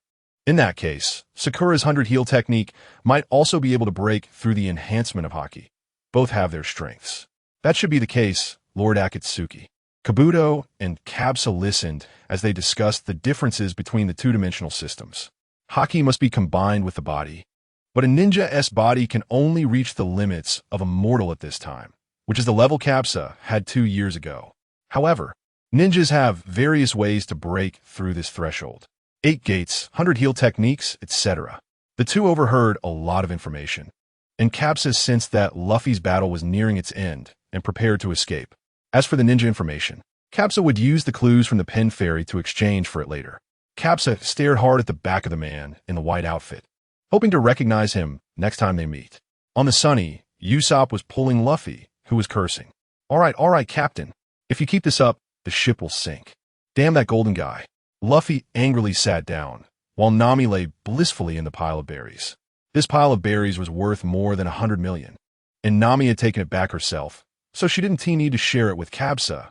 She made a huge profit. Law felt a bit helpless. Just Gunagulin had caused so much trouble. But this is also good, as they can quickly head to Zou. Momonosuke was still talking about the things he had just encountered, but unfortunately, he had stayed too short time. Everyone has their own thoughts, while Kasa looks at Kanjiro, knowing that the other party is an undercover agent, just that the time has not come yet. The Straw Hat crew left Dressrosa earlier than in the storyline. And with the Sunny, they're also larger and faster than in the plot. They might arrive at Zou even earlier than in the story. After leaving some people to guard the ship, the others prepare to rest, and Kasa stands beside Ace. Kasa, I found information about the guy who killed Jozu. Is it confirmed to be that snake? Yes, and Jozu's fruit was also plundered. I think besides you, Blackbeard, and the people from the underworld, no one should have this technology. Ace's words reminded Kasa. Could the ninja be connected to Blackbeard or the Navy? The likelihood of Blackbeard is greater, otherwise. Carl wouldn't go to such lengths to investigate the ninja's information. Within the Navy, there must be opportunities to find out. Moreover, according to Kasa's investigation, the existence of ninjas has been around for over 5 years and has secretly participated in numerous wars, harvesting many souls of innocent people. Although the amounts are small, the sheer volume is significant. If it is the same system, then the other party would also need a large amount of berries and lives. At the very least, the ninjas appearing should represent many lives behind them. Kasa pondered for a moment and said, we will definitely have a battle with Blackbeard. Whether it's the final battle or the storyline setup, the Straw Hats will eventually fight Blackbeard. And with Ace still alive, this battle will be even bigger. At this moment on Zou Island, a poisonous mist envelopes the area. The snake and Duke Inuarashi are tied to the execution platform, just like in the storyline, with one hand and one foot severed. Jack also received news from Dressrosa, learning about the events that occurred yesterday during the day through a transponder snail early this morning. Jack's expression darkened. Don Quixote Doflamingo was already dead. Then Smiley was cut off. However, Caesar, who was responsible for creating Smiley, is still with the Navy. Jack did not receive orders from Jin, but had already decided to hijack a Navy ship. Jack left with his men, leaving 2 gifted behind on Zou. The Ming tribe on Zou has already collapsed from poisoning, unable to fight back. 2 gifted are more than enough. After Jack and his men left, the sun also rose above the elephant's head, with the hopeful orange sunlight shining on this ancient city of Zou. Yet, the entire city echoed with the cries of death. The orange light illuminating the faces of the snake and Duke Inuarashi, where a glimmer of life shone through their eyes amidst death. The gifted approached the snake and Duke Inuarashi, laughing as they stabbed their swords into the bodies of both. Ha! These 2 monsters can fight toe-to-toe with Lord Jack. Look at their eyes. How unwilling they are. Ha! Only 2 people were present, yet they acted recklessly in front of this country's king. The facade of the weak gaining power was fully revealed at that moment. The sword was pulled out, but blood did not spurt out.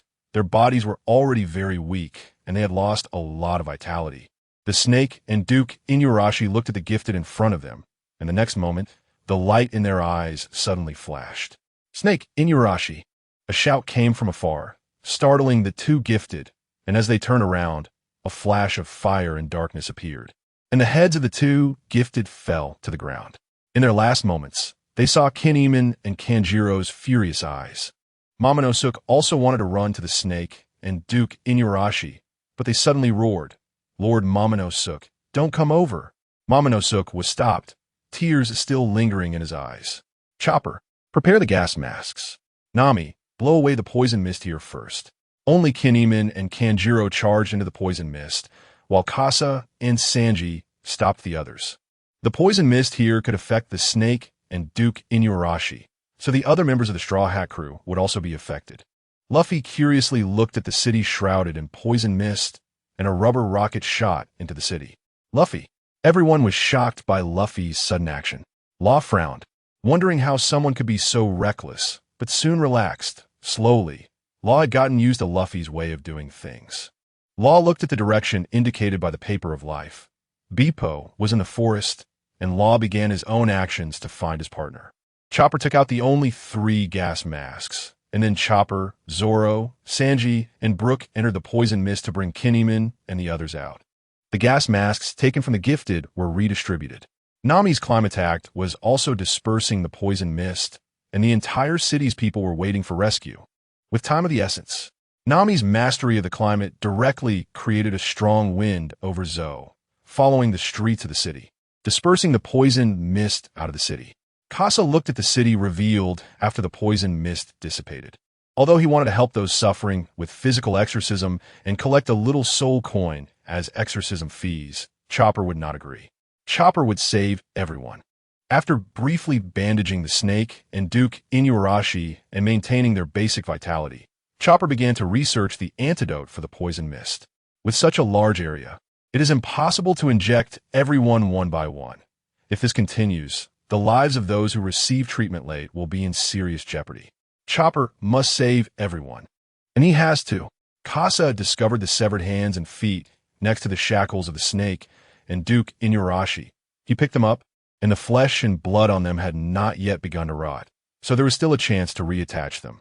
Kasa exchanged for some potions and saved them for Chopper to handle later. Ace stood beside the snake, and Duke Inuarashi and Kinemon and Kanjiro also lay down together. They had all inhaled the poison mist, and their bodies had also fallen into an unusual state. These people were the subordinates of the former 2nd Division Captain Odin, known as the Red Scabbards. Red Scabbards, I have also found some information. Kasa planned to use the intelligence system of the underworld to speak about the plot he saw in his previous life. Robin was also attracted over to listen to Kasa talk with Ace. Before his death, Odin had thrown out the 9 men, leaving behind the legend of the Red Scabbards. But that was already 20 years ago. Ace, you should know that Odin served as a captain on the Whitebeard ship for a period of time. Robin suddenly caught on to the problem. Wait, 20 years ago. That means Kinemon has been on the run in Wano for 20 years? And he even had a son. Ace spoke up. No, 20 years ago, Odin's wife, Kazuki Toki, gave birth to 2 children on the ship, a boy and a girl. The boy is named Kazuki Momonosuke. Robin frowned. The information revealed by Kinemon did not include this, indicating that he was clearly hiding information. This undoubtedly created a storm of distrust on the pirate ship. Although Luffy promised Kinemon to take them to Zou, Robin still had to consider the captain. Kasa continued. Yes, the child from 20 years ago is still a child 20 years later. So there is only one possibility, the ability of the devil fruit. This Momonosuke in front of us should be Odin's child from 20 years ago. After Kasa said this, he felt a bit uncertain in his heart. Borrowing the conveniences of a past life to reason and establish an image of high intelligence isn't quite right. But Robin discussing with Kasa at the same intelligence level makes Kasa feel secretly pleased. Ace also recalls the origins of Kazuki Odin, a person from 800 years ago, a user of the Time fruit, which aligns with Kasa's reasoning. Ace admires Kasa and looks at him, and Robin gestures for Kasa to continue. Kasa coughs slightly, feeling a bit guilty. The reason for Odin's failure, it is said, was due to an undercover agent, but whether that's true needs to be confirmed. An undercover agent? That complicates things. After 20 years of camaraderie, how could there be an undercover agent? Ace still can't believe that the 9 Red Scabbards would have an undercover agent. But Robin begins to ponder. After all, Kinemon has had nothing but trouble since he set sail, and he came here to find Reizo. If both the cat and the dog are part of the 9 red scabbards and have been hiding for 20 years, why were they found by Kaido's men only after Reizo arrived? Currently, among the 4 who set sail, 3 are adults, and the undercover agent must be among them, making it easy to identify. Robin looks at the 2 who have fallen. Aside from Kinemon, there's Kanjuro, and then there's the ninja Reizo. Robin also keeps a wary eye on Momonosuke, starting to distance herself from such a troublesome person. Chopper's medical skills have improved significantly compared to his contemporaries in the storyline, thanks to the medical books Casa sent him, allowing Chopper to better understand herbs and their properties, leading to the creation of an antidote. Casa, Frankie, I need a weapon that can launch smoke bombs, with a large range and continuous smoke production.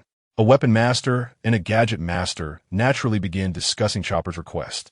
Although Casa thinks Usopp would be a better choice, Usopp is currently helping Chopper gather herbs. The 2 of them need to make the launching device while everyone else collects herbs. At this moment on the stormy sea, Jack looks at the Navy in front of him. He shouts for the ship to come closer. On the ship, Carl and an old man silently watch the approaching Kaido pirate ship. Old man, Kaido's subordinate. Garp tosses a sunbae into the dog's mouth. Kaido, one annoying guy. Are those guys starting to stir? Carl thinks about how to respond to Garp's question. Garp is asking about the Gorosei. After becoming a general, Carl not only established the Underworld Palace with the support of the Gorosei, but also leveraged Garp's influence to win over most of the Navy's vice admirals. On the surface, Akainu is the fleet admiral, but behind the scenes, Carl has more say than Akainu. He just doesn't know it. Everything Casa is doing is for that one thing during the World Conference. Jack also sees Garp at the bow of the ship, and the ship that was approaching begins to retreat. The hero Garp's reputation is enough to make them back off. The Gorosei are still listening to Im's orders. Old man, I want to visit the underwater prison. Carl doesn't have much time left. The inner assassins of the Underworld Palace are all his clones, having collected about 400,000 soul coins for him. He needs to go to the underwater prison to collect the next 100,000 soul coins. Garp is deep in thought. Has it finally come to this? Go! Karuchio Sanji, while preparing for the banquet, is surrounded by beautiful women from the mink tribe. The entire zoo has recovered, and Chopper is also surrounded, overwhelmed by praise, losing himself in the admiration. In the forest, only Chopper and Sanji remain, while the others head to Reizo's hiding spot with the cat Viper and Dogstorm. Luffy looks at Reizo, who is crying uncontrollably, and instantly feels disappointment. After fighting against Uchiha Obito and Dressrosa, he had high expectations for ninjas. But upon seeing Reizo, Luffy instantly loses interest. This includes Zoro and Law, who have both fought ninjas like Law. Reizo in front of them can only be described as too shabby. Kinemon and the others hug and cry. And soon Reizo kneels before Momonosuke. Half of the 9 red scabbards have gathered, and Ace, Robin, and Casa, who know the truth, watch the opposing 9 red scabbards and Momonosuke. Nami and Zoro seem to sense something as they stand beside Casa, wanting to ask something. Suddenly, Momonosuke turns and kneels before Luffy. Casa furrows his brow. He dislikes such actions that he cannot perform himself, even if Luffy sees Momonosuke as a useless younger brother. Momonosuke can't speak. Being just a child, his throat choked with sobs, allowing Kinemon to introduce everything. Everyone's expressions begin to change, and Robin looks intently at the historical text in front of her. At this moment, Luffy understands the path to becoming the Pirate King. Collect 4 red historical texts, then follow the guidance to Raftel. And right in front of him, there's one. Captain Luffy, Captain Law, although I have an unreasonable request. I hope you can join us in taking down Kaido. Kinemon's mission is different from the 9 red scabbards who stayed in Wano. He needs to find powerful allies overseas to return to Wano. Now that Luffy's goal aligns with theirs, Kinemon dares to speak up.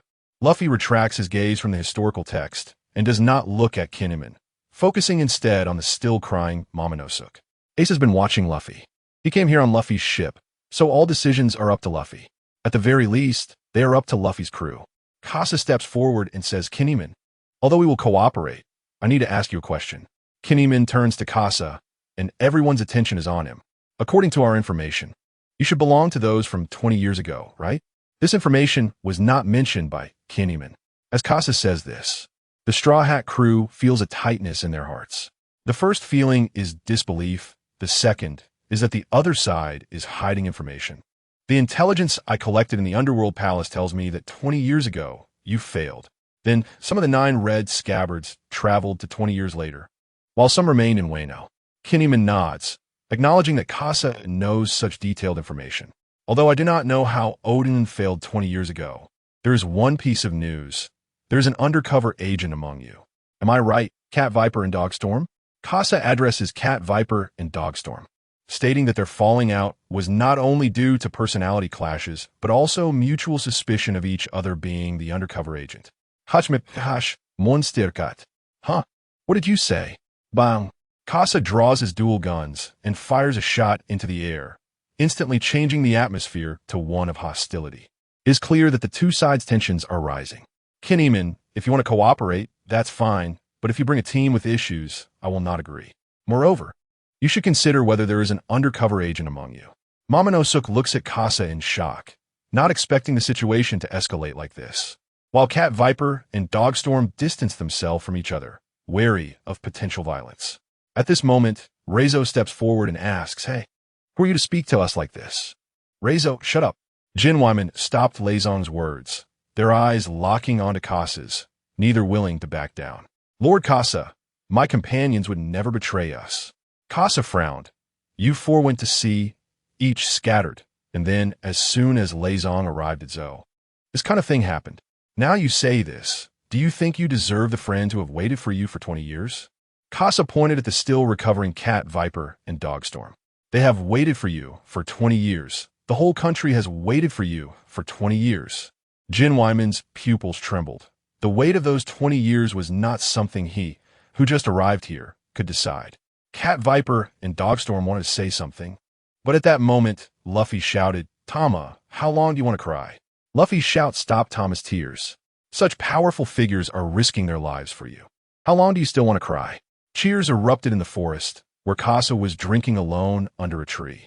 After Luffy shouted at Tama, she finally stood up and stated that there were no moles in her crew. Casa originally wanted to say something, but Luffy interjected, "It's fine, whoever it is. I will knock them out." Luffy's words made Casa reconsider. After all, in the plot setting, Luffy would definitely defeat Kaido, and knowing the identity of the mole, there was little left for Kinneyman to do. "Don't think too much. Let's enjoy the banquet." Ace approached Casa, and although his brother said there were things to resolve, Ace would do the same. After all, without substantial evidence, they could only let the mole continue to stay in the team. Moreover, at the very least, the Straw Hat crew was also on guard against the mole among the Akazaya 9. Not much else. Next, we still have to accompany Sanji to Big Mom's place. By the way, are you going to find Marco? Ace pondered while drinking. Marco had returned to their father's hometown, and he knew where to find him. "Yeah, I should. I promised Yamato and Tama. Then let's split up. Ace, Casa, hurry up and come dance with us." Luffy pulled Chopper and others, teaching the Mink tribe the chopstick dance. Casa quickly turned his head away, and Ace bitterly smiled as he moved to the side to drink quietly, starting to think about his companions. The Whitebeard pirates and the Spade pirates. Suddenly, the entire Zou shook violently. "What happened? Casa, where are you going?" Usopp saw Casa shoot into the sky, his observation Haki detecting Jack under the elephant's foot. Tama and Luffy were also holding their heads, hearing the voice of Zou. But this was all part of the plot. Casa dashed toward the sea, preparing a gift before heading to Big Mom. Casa accelerated, breaking through the clouds, directly spotting the pirate ships on the sea. To possibly evade Carp, the pirate fleet remained intact, without a single loss. Casa pulled out the Hex Technology Warhammer Gold. He aimed at the pirate ship below and began to bombard it. Shockwave Wind. The wind attribute Shockwave's characteristic is that the impact range increases while the power remains unchanged. Moreover, during the impact process, the resistance encountered becomes part of the shockwave, causing the range to grow larger. The massive shockwave encompassed all the pirate ships, and with a single strike, all the pirate ships were destroyed. The Beast Pirates are all ability users. Losing their ships means losing their ability to fight back. Casa switched to the second-generation sniper rifle Gold. One shot killed one. Each shot was worth over 300 soul coins, sometimes even appearing as 800. Jack clung to the mast, watching Casa maintain a position outside the attack range. Casa would occasionally descend, making Jack think he had a chance to attack, unaware that Casa was tempting him. Otherwise, with Jack's fisherman body, if he jumped into the sea, Casa would have no way to deal with him. Just as Casa was about to finish off nearly 80%, he stopped because he sensed Jack was preparing to escape. The flying sword dove, entering Jack's attack range. Jack, already prepared, leaped up, aiming at Casa like a cannonball. Casa simply pushed off the flying sword, dodging the attack range, and used his mind to control the flying sword to strike Jack in the abdomen. He stepped in the air multiple times, using moonwalk and shave to rapidly ascend to Jack's chest. Dragon Tail. Adjusting his angle with a kick, he sent Jack soaring into the sky. Then he turned and switched to the dual pistols, loading mercury bullets. Thunderstorm Baptism. He continuously pulled the trigger, killing the remaining users and retrieving the last soul coins. This time, he collected nearly 70,000 soul coins, and at that moment, Jack in the sky roared, having transformed into his human beast form. But Casa merely glanced at him. Dual pistols aimed at Jack. For a large opponent who had not mastered aerial combat, Casa could easily toy with him. Hurricane Bullet. The powerful hurricane sent Jack flying. With no leverage, Casa's hurricane bullets flew towards Zou Island. At this moment, on the edge of Zou, Luffy and the Mink tribe were waiting for Casa's arrival. Usopp informed Casa that he was fighting Jack, and they came here with anger against the one who destroyed the entire city. Luffy, eating meat, awaited Casa's arrival. No one in the Straw Hat crew worried about Casa, nor did they think he would be injured. With a furious shout, Casa sent Jack to an even higher position above Zou with a dragon tail kick. Although he switched weapons again to the second-generation sniper rifle Gold Sea Stone Bullet, the gun's muzzle shot out a black sea stone net, accurately ensnaring Jack. With a parabolic arc, Jack heavily fell before Cat Viper and Dogstorm. The Mink tribe's hatred made the fearless Jack feel a chill. In the underwater prison, Carl brought documents to the warden's office. Magellan emerged from the restroom, and Carl couldn't help but hold his breath. Spending over 10 hours a day in the restroom, he must have developed quite a smell. Magellan, take a look at this. Carl handed over the documents, which were signed by several admirals and the fleet admiral. Clear Impel Down. Magellan frowned. After the incident 2 years ago, Impel Down had gradually captured many pirates. However, it still didn't reach the level of 2 years ago. What about Caesar? Isn't he on this list? Caesar was sent to the science unit to redeem himself. So this time, clearing Impel Down only requires clearing all the current prisoners. Magellan signed the documents. He had no reason to doubt the signatures of the fleet admiral and the 3 admirals. What Magellan didn't know was that, in Carl's view, Magellan was merely signing a blank piece of paper, which had been prepared by Kaku. The illusion affected Magellan's judgment. By the way, your clone is still in the 3rd-level prison. Is it just the 2 of you for this clearing task? Carl opened the door, ready to leave. Kawa was left here to cultivate pets and was also developing a weapon. Carl glanced at Magellan. The weapon was made using Magellan's fruit ability. So this clearing was also to test the development level of the weapon. Yes, just the 2 of us. Please, warned Magellan. Remove everyone and the phone bugs to avoid any accidental harm. Carl closed the door, and Magellan instinctively felt something was off, but his consciousness told him everything was normal. He subconsciously ignored all the illogical parts. Before Magellan could think deeply, a sudden pain shot through his abdomen, interrupting his thoughts. Meanwhile, Carl took the elevator directly to the 2nd layer of hell, where the inmates were locked in cages. And the only ones allowed to move were the beasts on this layer, apart from Kawu. Hey, long time no see. Carl looked up to see Kawu sitting on a strange bird. The giant snake from Sky Island was also coiling above the cages, many of which had been crushed, with bloodstains below indicating a massacre. The 2nd layer had become the most terrifying hell of Impel Down. Carl jumped onto the back of the strange bird, and a sleeping phone bug was just resting on Kawu's shoulder. Take this. Kawu caught the fruit Carl tossed over, which was the Dengeki fruit obtained from D Island. Kawu smiled and said, finally waited for it.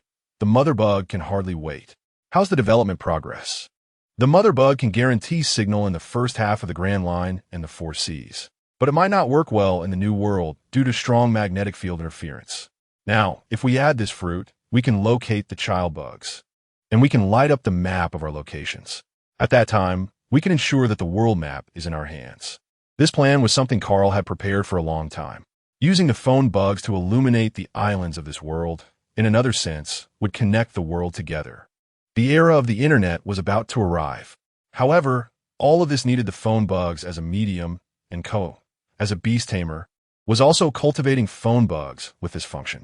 He had used various means and devil fruit abilities, and when the time came, the child bugs nurtured by the mother bug would be able to communicate with other islands. Resources, technology, and business opportunities would be released, waiting for capable people to gather and integrate them. All right, there's one more thing. Is the poison ready? Yes, it's in the little snake's body. Carl looked at the giant snake that coiled over most of the second layer of hell. This snake was also infused with deadly poison, and its size had been enhanced by Kawu, now double that of 2 years ago in Sky Island. It can be prepared. The prisoners of Impel Down can be used to test the effects of this annihilation poison. Okay, it's already in preparation, but the poison spreads through the air, so be careful. Carl picked up 2 gas masks, ready to continue down. He needed to go to layer 5 to find someone. All the guards and phone bugs in Impel Down were removed, and all the prisoners felt something was off. They all frantically banged on their cell doors, and for a moment, the entire Impel Down fell into madness. In the second layer of hell, a colorless and odorless poisonous mist emanated from the giant snake's fangs. Kawu had already used Kagu's illusion to extract the poison from the source of Magellan's fruit several times. Then, using bloodline factor technology, he transferred it into the giant snake's genes. The collaboration between the underworld and Germa allowed Kawu to master a lot of bloodline factor technology. Soon, the poisonous mist slowly spread to other floors.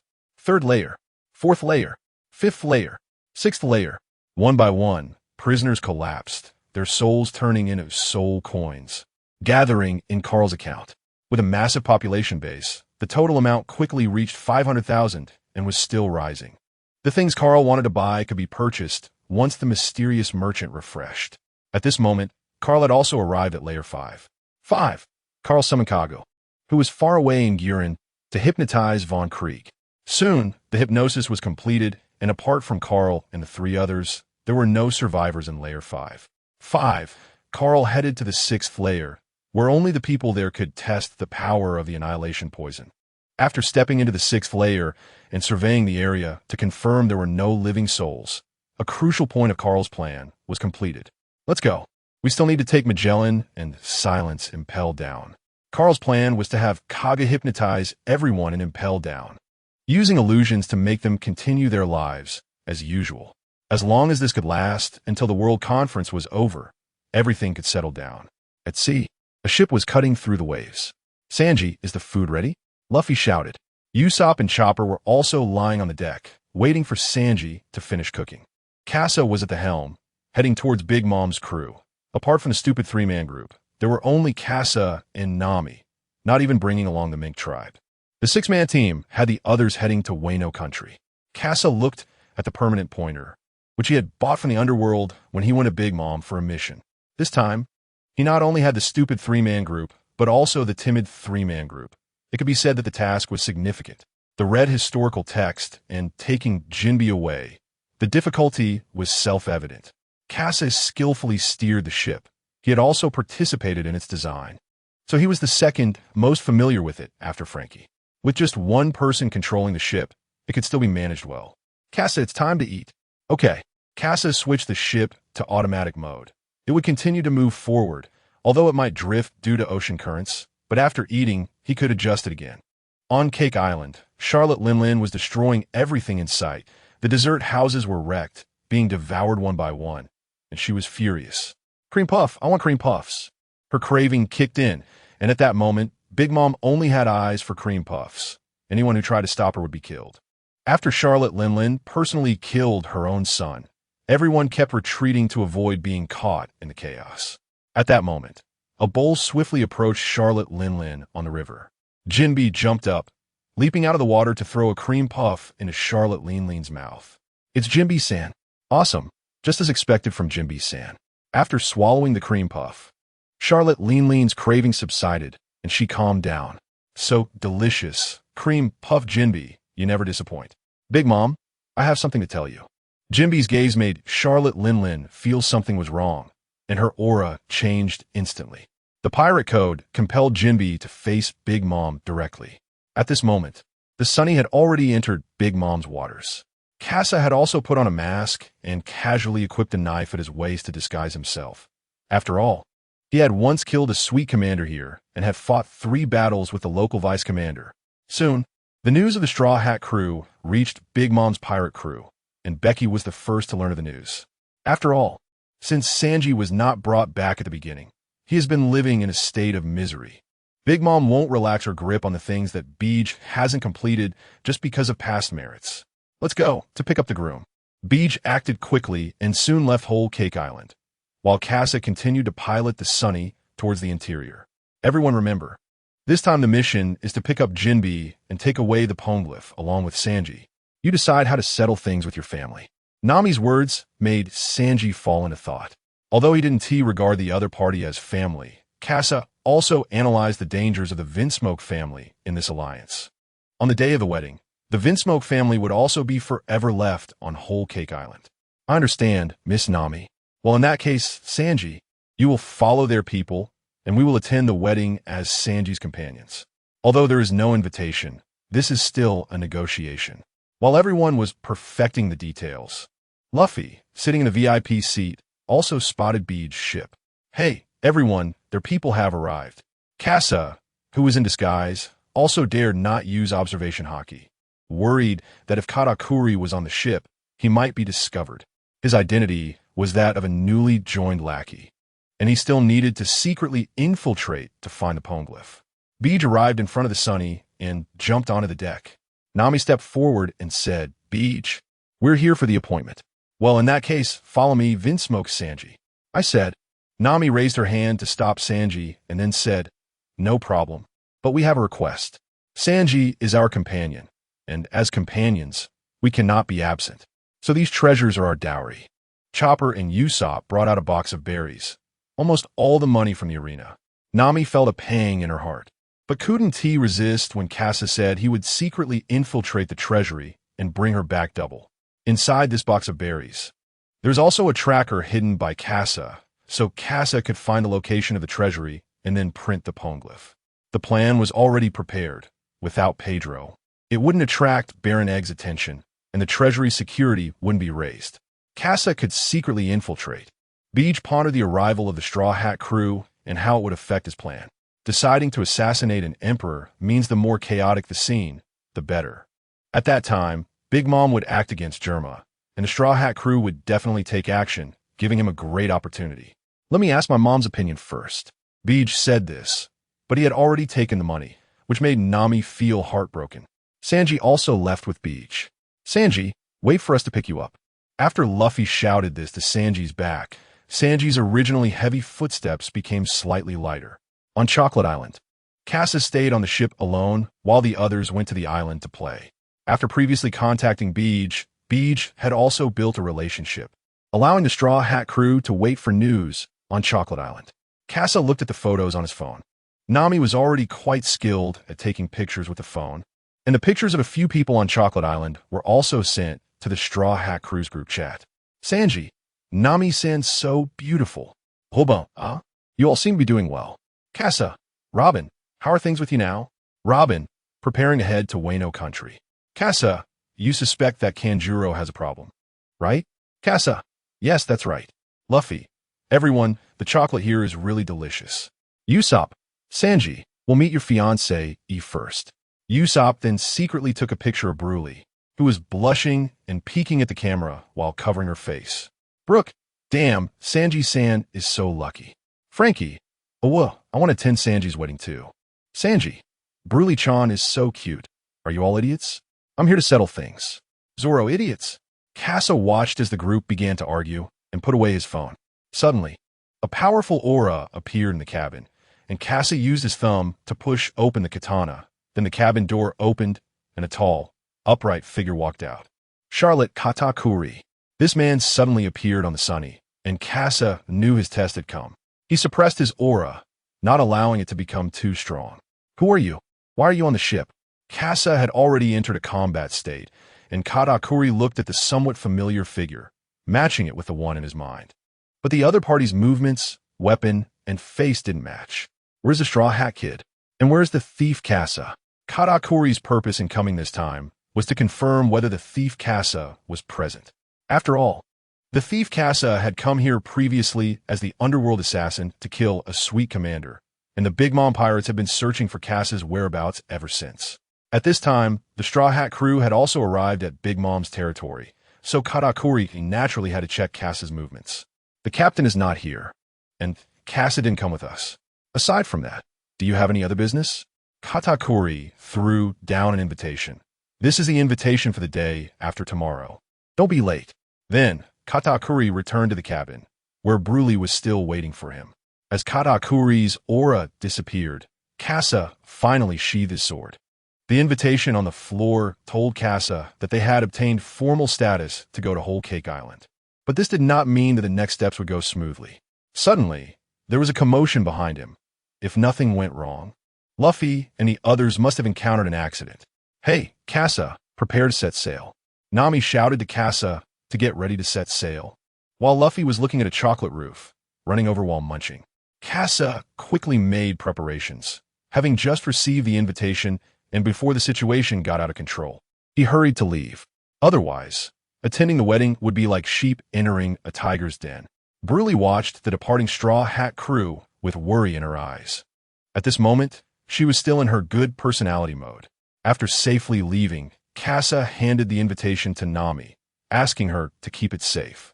As for the stupid trio, they were currently lying on the ground, with lumps on their heads still steaming. Now that they had the invitation, he wondered how Sanji was doing. On Whole Cake Island, Sanji had already been brought before the Vinsmoke family. Looking at Judge, childhood memories flooding back. Sanji, since you were here, attend the wedding properly. Hey, don't come with that. I'm here to settle things with you this time. I will refuse to marry at the wedding. What did you say? Judge roared, walking up to Sanji and looking down on him. Do you have any objections? Sanji glared at Judge, the two facing off. At this moment, Judge instead calmed down. In that case, Sanji, let us duel and see if you are worthy of that already eliminated invisible black suit. That boring thing, I no longer need it. Sanji tossed the invisibility black battle suit back to Judge, who caught it.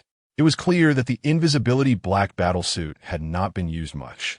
After all, on the island of men and women, Sanji didn't need to wear the battle suit to spy, and there weren't many opportunities at other times. Coupled with his hatred for Germa, the chances of Sanji wearing the invisibility black battlesuit were few and far between. Sanji followed Judge towards Germa's battleship. Judge could use the flight device of the battlesuit, while Sanji used moonwalk to barely keep up with Judge's speed. The power of technology was evident at that moment. Once they arrived at Germa's battleship, they were surrounded by Germa's soldiers. Using his observation haki, Sanji sensed several presences. It's Reiju and the others. Standing on the square, Sanji looked at Reiju and the others on the low wall of the castle, as well as the discussions that were gradually coming from around him.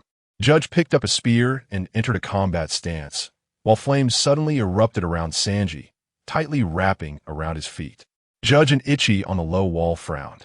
The awakening of the genetic factors. With flames wrapping around his feet, Sanji made Judge slightly distracted.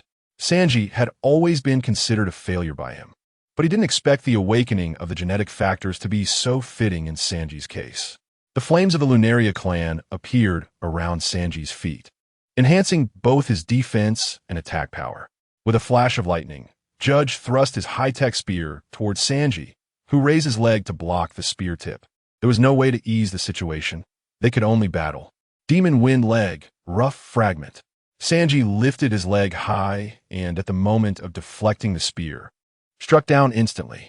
The high-tech spear was directly cleaved to the ground, and Sanji's pupils constricted slightly in surprise. He intended to kick the technological spear to pieces, but the spear's sturdiness was almost comparable to Zoro's black sword. Germa's technology is not something a defective product like you can destroy. Ever since the transaction between Kasa and Judge 2 years ago, when they exchanged the invisibility black battlesuit for corrosion bombs. Judge had been researching the corrosion bombs and discovered they weakened defenses at the atomic level. Therefore, over the past 2 years, Judge had deepened his research at the atomic level, and Germa's technology had improved significantly in both defense and attack. Thunder gun. The spear tip emitted a sharp, thunderous sound, and a bolt of thunder cut through Sanji's skin, causing blood to spurt out. The lightning paralyzed Sanji's body. Compared to Nami's lightning, this was nothing. Demon Wind leg. Light spectrum kick. A blinding light flashed in Judge's eyes. Then Sanji kicked Judge several times, sending him flying. Demon Wind leg. Finishing shot. Sanji quickly approached the flying Judge and delivered a kick to end the battle. High voltage electric gun. The spear traced a trajectory and pierced Sanji. Although Sanji had long legs, they couldn't match the spear's reach. In his furious state, he didn't sense Judge's attack with his observation haki. Sanji was knocked away and crashed into a wall, being buried under the collapsing bricks.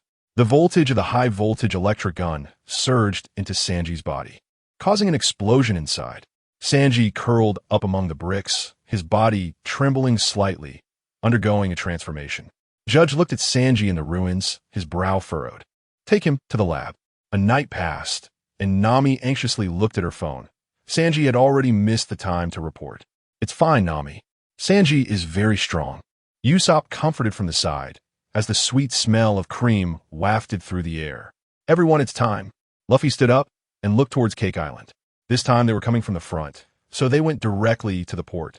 At the port, waiting to greet Luffy and the others was Jinbe. Jinbe, ignore him, Luffy exclaimed. Luffy was the first to fly over with a rubber rocket, and Jinbe caught him directly. The others on the ship couldn't help but sigh. They were here to stir things up, but it was also Luffy's actions that inadvertently attracted a lot of attention. After Casa steadied the Sunny, he disembarked with Nami. But from a distance, they saw a massive figure approaching, along with various other figures behind it, exuding a formidable aura. Luffy merely glanced at Big Mom and continued conversing with Jinbe, while Casa and the others stood behind Luffy. Jinbe, after the wedding, you should come with us, Luffy said. Just as Big Mom was approaching and her sons and daughters heard him, their expressions suddenly changing. They already knew about Jinbe wanting to leave Big Mom. Given the current situation, it was certain that Jinbe was going to leave with this brat in front of him. Mama, you can't pretend you didn't hear that. Straw Hat Kid. Big Mom's massive body blocked the light, casting Luffy and his crew into shadows. You haven't forgotten about the war declaration at Fishman Island, have you? Luffy, hands on his hips, looked up at Big Mom and declared, You are Big Mom? I am the man who will become the Pirate King. Monkey D. Luffy. Luffy announced his goal right from the start, competing with Big Mom for the title of Pirate King. The others couldn't help but laugh, except for Big Mom and Katakuri, because no one would dare to boast on the turf of the Four Emperors. Looking at Jinbe beside him, it was vaguely evident that he was already standing next to the Straw Hat Kid. Big Mom made a judgment in her heart. With the wedding approaching, Germa's technology would soon be in her hands. She couldn't let this matter affect her future plans. The Straw Hat Kid could be dealt with during the wedding. Mama Straw Hat Kid, I don't dislike arrogant brats, but you must have the corresponding strength. If that's the case, remember to come to tomorrow's wedding. If you can get along well with my children. Big Mom issued her statement and then left. She only came to see the kid who declared war on her and boldly came to her territory. She had no intention of fighting. However, her subordinates behind her were eager to try. As Big Mom's footsteps receded, the tremors of the ground became smaller. The cowardly trio behind them began to tremble. The enemy in front of them was clearly not something they could handle. Luffy took a step forward, ready for battle.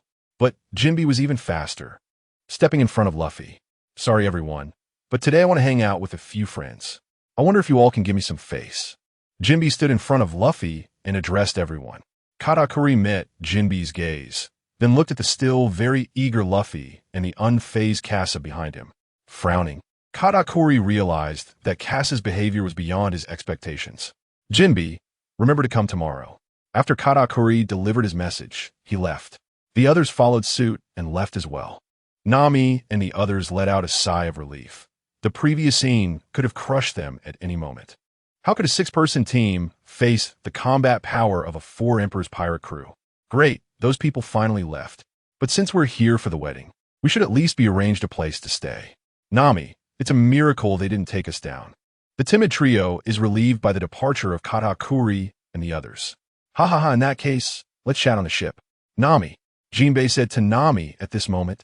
Jinbei also noticed the unfamiliar face of Kasa, who hadn't met Jinbei back when they were on Fishman Island not long ago. Long time no see, Jinbei. Kasa grabbed the mask on his face, and with a tug, the skin on his face instantly wrinkled, revealing his true appearance beneath the mask. Kasa. After Whitebeard's death 2 years ago, Fishman Island fell into pirate invasions, and Jinbei was hunted by the Marines, unable to stay on Fishman Island. It wasn't until a month later that Kasa arrived at Fishman Island to hunt pirates heading to the New World, giving Fishman Island a buffer period of half a month. After Kasa gained a fearsome reputation, stability returned until Big Mom took over Fishman Island. Therefore, Kasa is well-liked among fishmen. And when Luffy and the others were on Fishman Island, they received a lot of help because of Kasa. Alright, in that case, let's call Sanji to cook. I'm so hungry. After Sanji left, Luffy had been relying on the chocolate he brought from Chocolate Island to stave off hunger, having eaten nothing else. So he really missed Sanji's cooking now. Sanji didn't know what was going on and hadn't contacted them at all. This unusual scent made Kasa frown. Let's talk inside, Jinbei. I have something to ask you. After everyone returned to the room, the first thing they did was destroy all the mirrors to prevent BRLE from eavesdropping on their plans.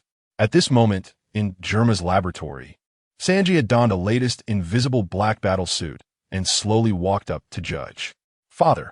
Judge looked at Sanji in front of him, his eyes behind the sunglasses showing no emotion, just like Ichiji and the others. He never expected that the once defective product not only awakened the flame abilities of the Lunarians, but also the power of lightning. Perfect, simply perfect. Coupled with the latest battle suit, his power and defense are now on par with the Yonko. Judge might be a bit inflated, but Sanji's current state made it hard for him to resist the delusion of grandeur. Congratulations, father. Reiju congratulated, but her eyes were filled with complexity. She never expected that after all these years, Sanji would return to his original form. Judge used Germa's technology to reforge Sanji into an emotionless fighting machine. Reiju, I'm starting to regret using Sanji to make a deal with Big Mom. Yes, if Sanji marries Big Mom's daughter, he'll be part of the Big Mom Pirates. No. Tomorrow, I will make Sanji an exception. Germa will return to the North Sea. I must reclaim everything Germa has lost. Reiju, you let Sanji go find the Straw Hat crew. I heard they are here, and I want Sanji to settle things with them. Meanwhile, on the Sunny, Jinbei looked at the 5 people in front of him in surprise. With these 5 people and Sanji, they wanted to accomplish so much in the territory of a Yonko. Stealing the historical text, causing chaos at the wedding, taking away members of the Yonko, and safely escaping. Jinbei couldn't help but swallow hard. He felt a sudden pressure as if he was involved. Jinbei, here's the situation. Sanji's wedding will leave with us, but there's one problem. How strong is Katakuri? Speaking of Katakuri, Jinbei frowned. That man gave him quite a sense of pressure. Haven't you fought him before? Huh? Kasa, have you fought that Katakuri? Nami asked, as she had a strong impression of the man standing at the front. Kasa scratched his head. Yes, 2 wins and 1 loss. Ha, even you lost once. Kasa's record looks good, but he has the advantage of being a traveler. With the foresight of observation haki and the ability to transform with the Machi Machi no Mi. Kasa knew that he initially won against Katakuri using his prophetic advantage. But in the second match, Katakuri became familiar with Kasa's fighting style. They were on equal footing, and Kasa suffered greatly, ultimately losing and escaping. The third time was after Kasa assassinated Cracker. Katakuri was engulfed in anger, and they fought purely in the most primal way, disregarding their bodily injuries.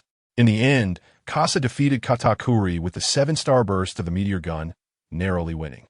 However, 6 months have passed, and Kasa hasn't made significant progress. Geniuses like Katakuri, after a defeat, will definitely find their shortcomings and strengthen themselves. Jinbei understood what Kasa was worried about and said, although Big Mom just left, relying solely on you 5, it seems impossible to break through Katakuri. What? Even if Kasa and Luffy team up, it won't work? Nami exclaimed. automatically ignoring the three of them. Yes, in terms of observation hockey, if there's no comparable ability, then don't expect to defeat him. Of course, he won't let you go either, but the addition of others will disrupt the entire balance. Kasa's brows furrowed. Katakuri's presence is an uncertain factor. Kasa hesitated between Luffy and Usopp. After all, in a desperate situation, Usopp must take action. Usopp saw Kasa's expression and instantly waved his hand. Kasa, what are you planning? It's nothing, just looking at you. I understand. Leave that Katakuri to me.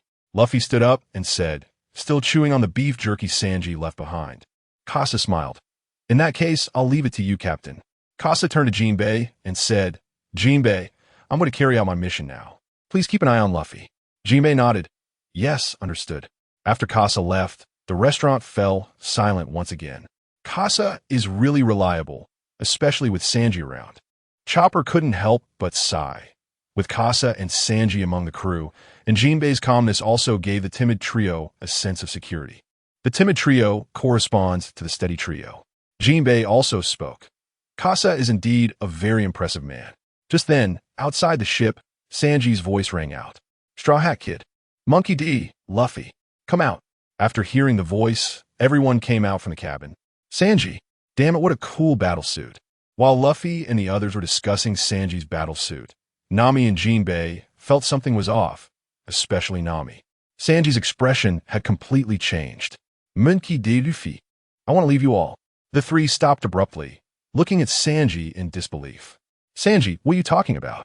Usopp questioned immediately. Hey Sanji, what are you thinking? You're not getting married, are you? Sanji, what happened to you? Luffy stared intently at Sanji, noticing something off in his eyes. Jinbei looked worriedly at Luffy, wondering how to handle the situation tomorrow. I disagree. Luffy rejected Sanji's invitation to leave the ship. If that's the case, then let's decide, Straw Hat Kid. In the next moment, Sanji suddenly vanished into thin air and launched an attack on Luffy. Caught off guard, Luffy was sent flying. The three fools were stunned, and Jinbei wanted to intervene, but this was a duel, and he couldn't participate. Nami sensed something was wrong. Sanji had just punched Luffy. Luffy shouted, Who the hell are you? You're not Sanji at all. A storm of attacks from Sanji came crashing down, but Luffy did not fight back. He wouldn't agree to Sanji's duel request. This way, Sanji couldn't leave. Nami, Usopp, and Chopper covered their mouths to stifle their voices. How could this happen? How did it suddenly turn into this? Yes, it really is a pity. Suddenly, everyone turned alert towards the ship's railing. Reiju was sitting on the railing, propping her chin with interest as she watched Sanji beat Luffy. Hey, who are you? What is your relationship with Sanji? Is this what you did to him? Usopp fired off several questions in an instant.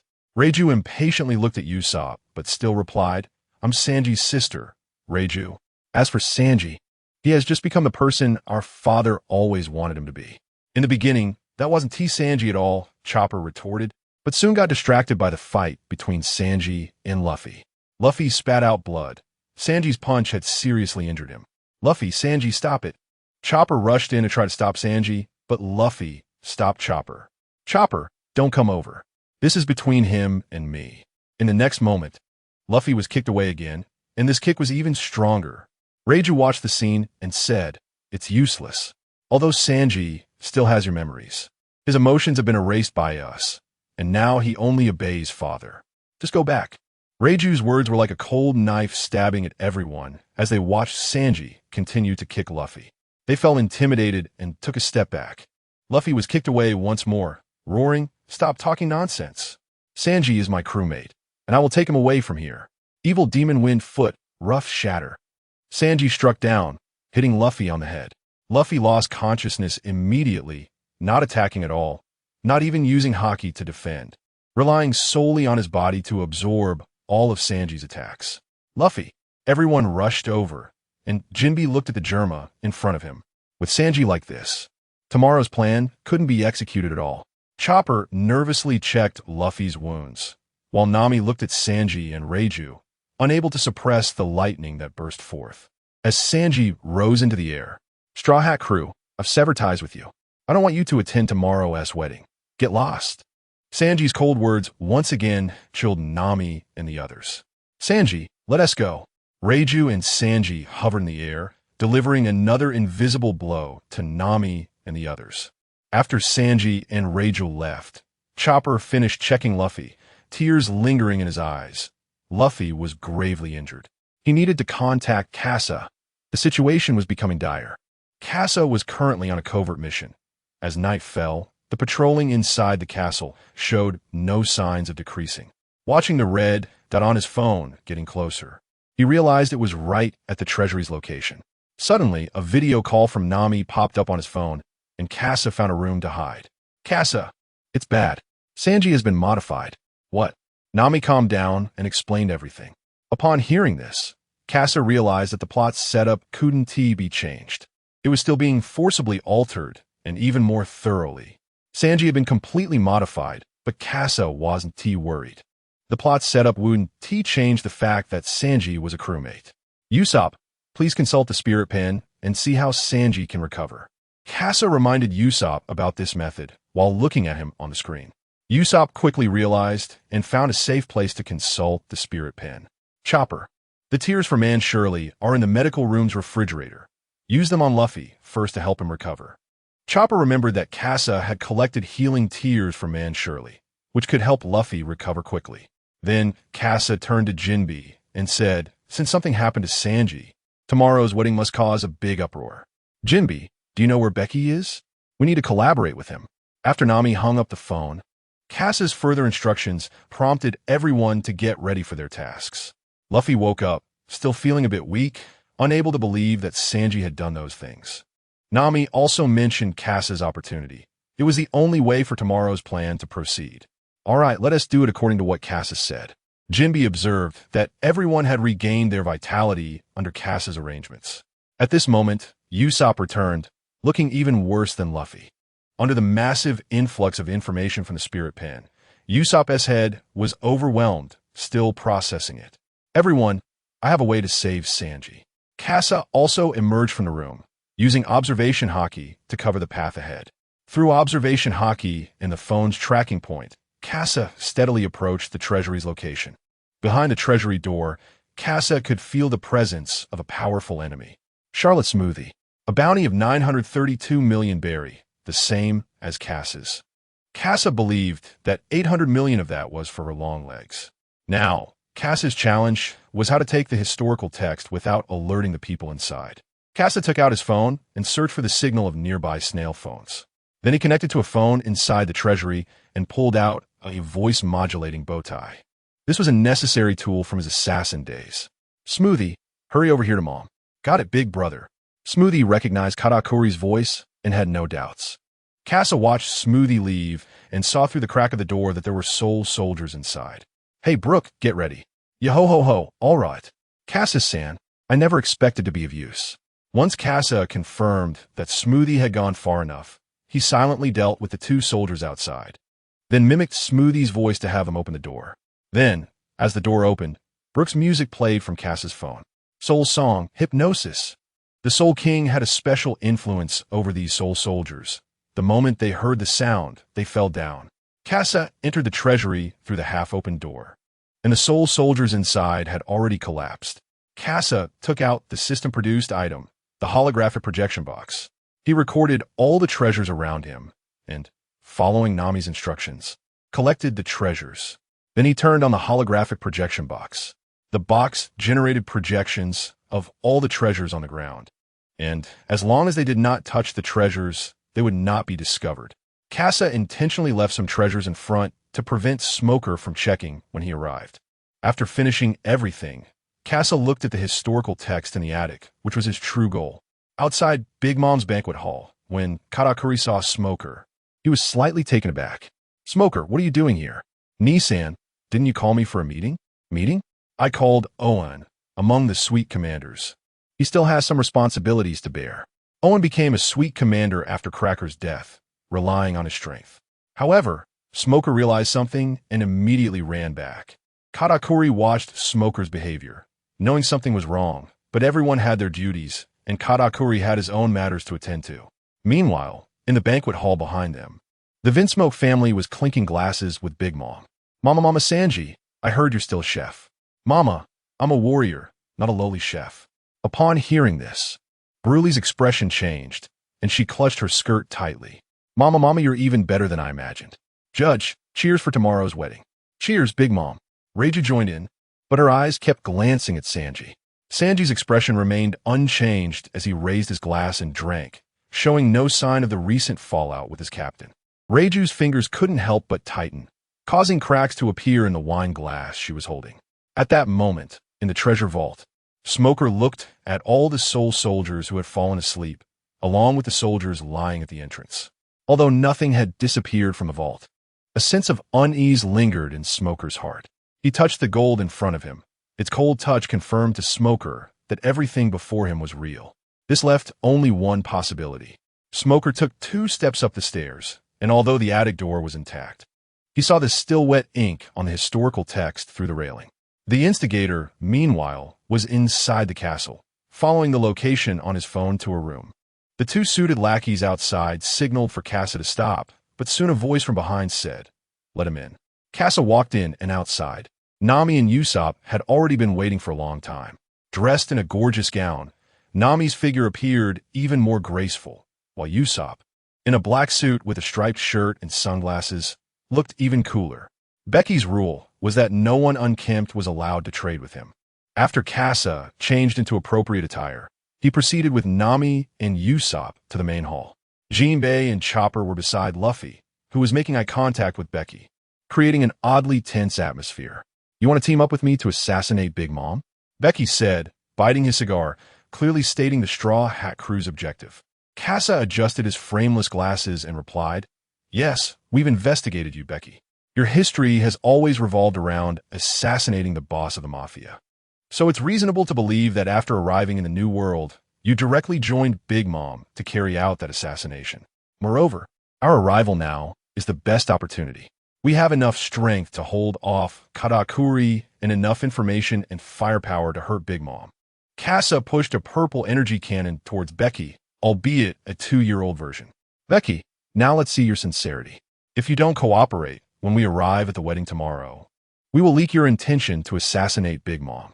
As soon as Casa said this, the atmosphere immediately stiffened, and the suited thugs surrounding them raised their guns, aiming at the Straw Hat Crew.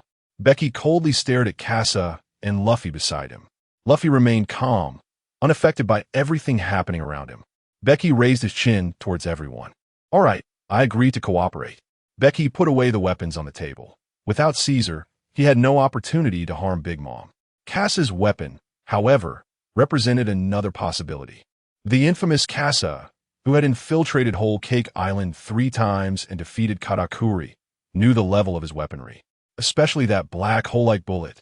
Becky knew that one bullet could sufficiently harm Big Mom. As long as the nun's photo was destroyed, her physical defense would decrease, and then they could aim for Big Mom's head, ending everything.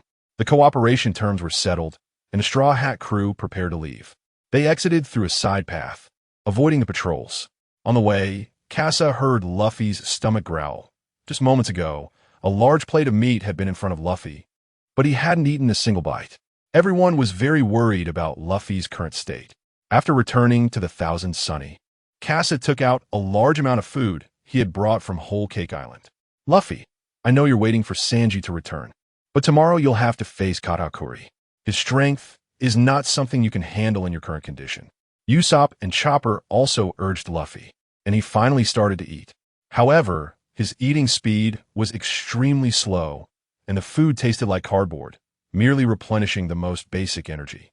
Casa sat at the dining table, closing his eyes to contemplate the details for tomorrow. Thus, in the plot setting, tomorrow would succeed for various reasons, but Casa needed to keep the initiative in his hands.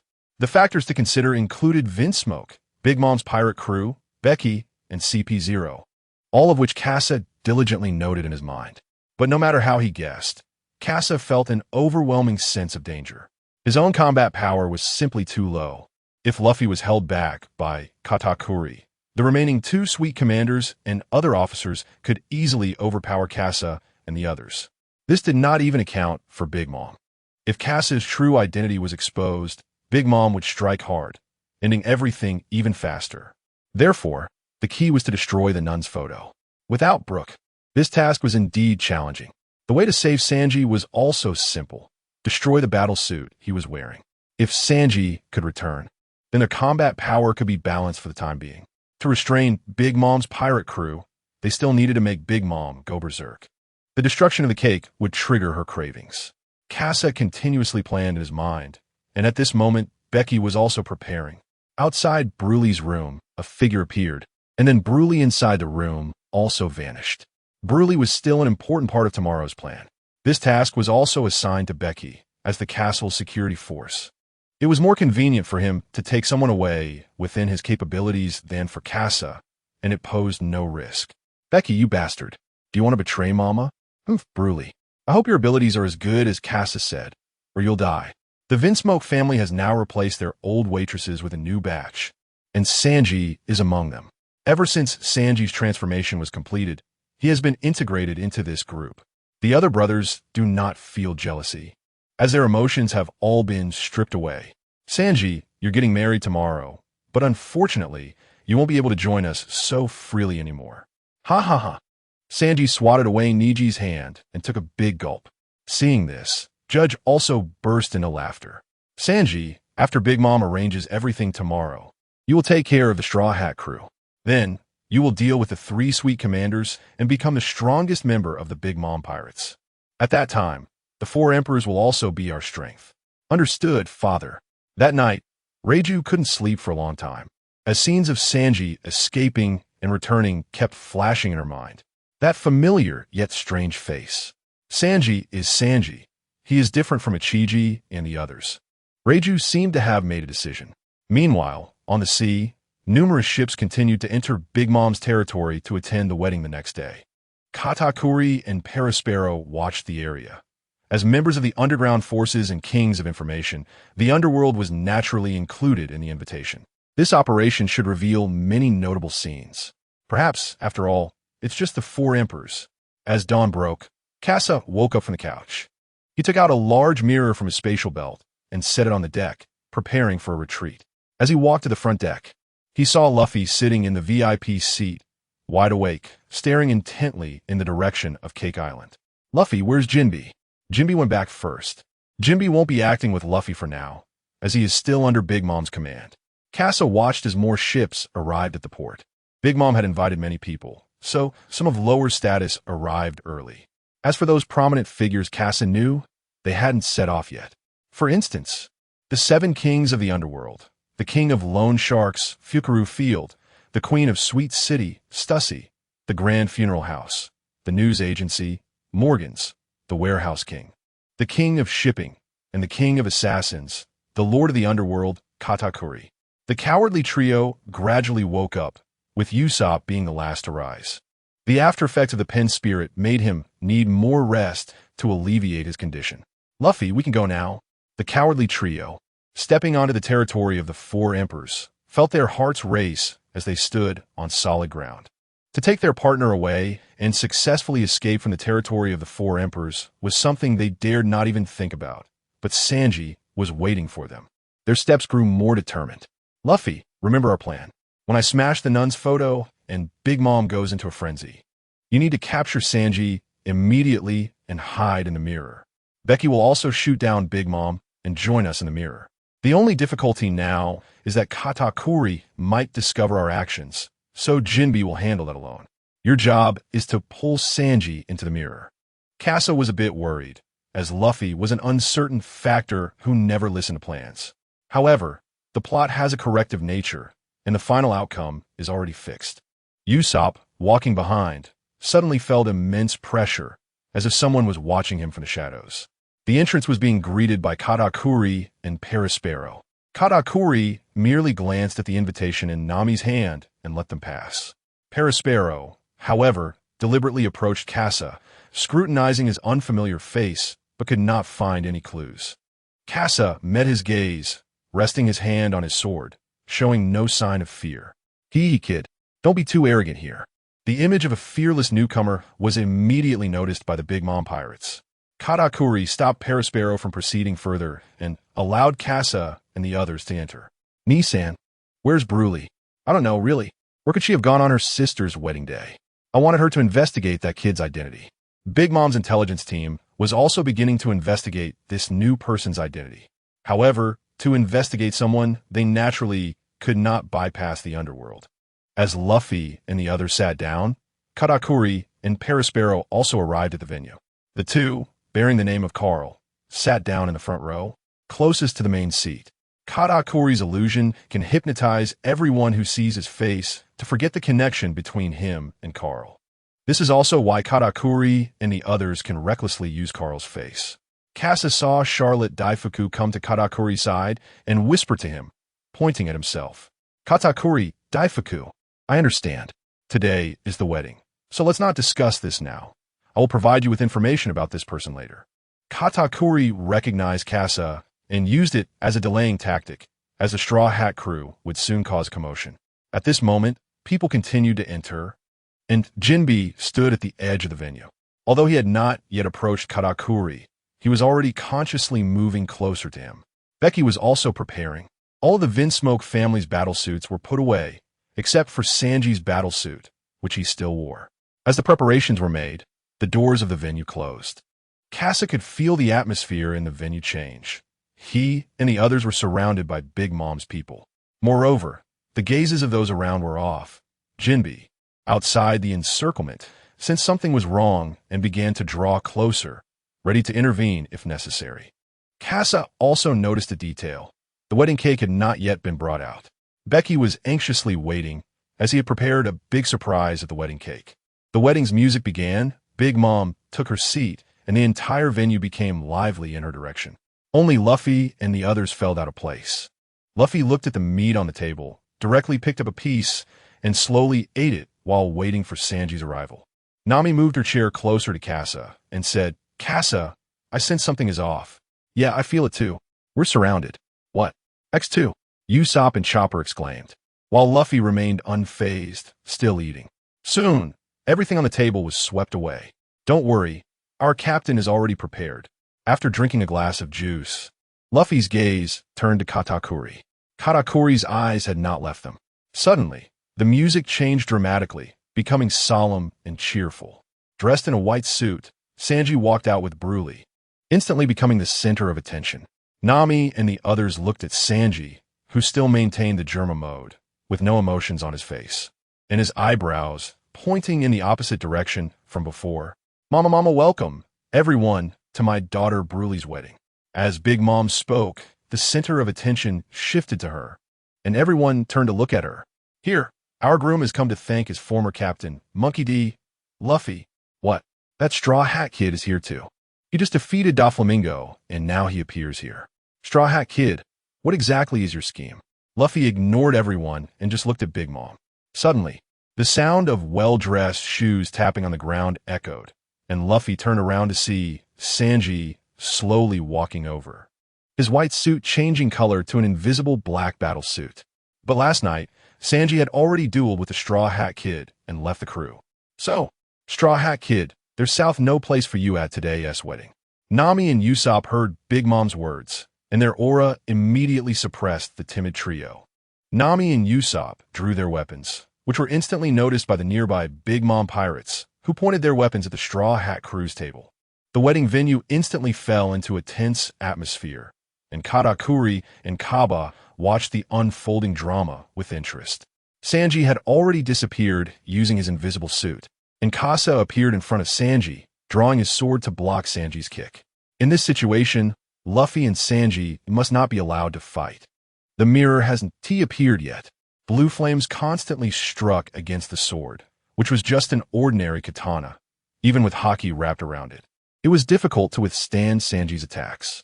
Kasa couldn't exchange glances with Becky yet, as that would alert Katakuri. Becky was also anxious, as a mirror was hidden under the cake table. Mama, this is really exciting. Big Mom watched as Sanji completely suppressed Kasa and couldn't help but speak up. Bring out the wedding cake. After the battle is over, I want to eat cake. Big Mom's food obsession was nearing a breaking point, and Becky was overjoyed. They just needed to buy more time. Luffy was also a bit anxious. Although he wanted to help, Sanji was in invisible mode, and, aside from Kasa, who could sense him with observation haki, no one else could do anything.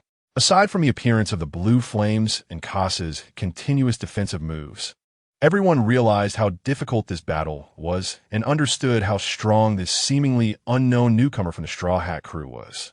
Fishman Karate, Shark Wave Punch. A blue figure suddenly appeared in Kasa's battle circle, striking without knowing Sanji's position. Jinbei slammed a punch into the space in front of him, forcing Kasa to raise his sword to block.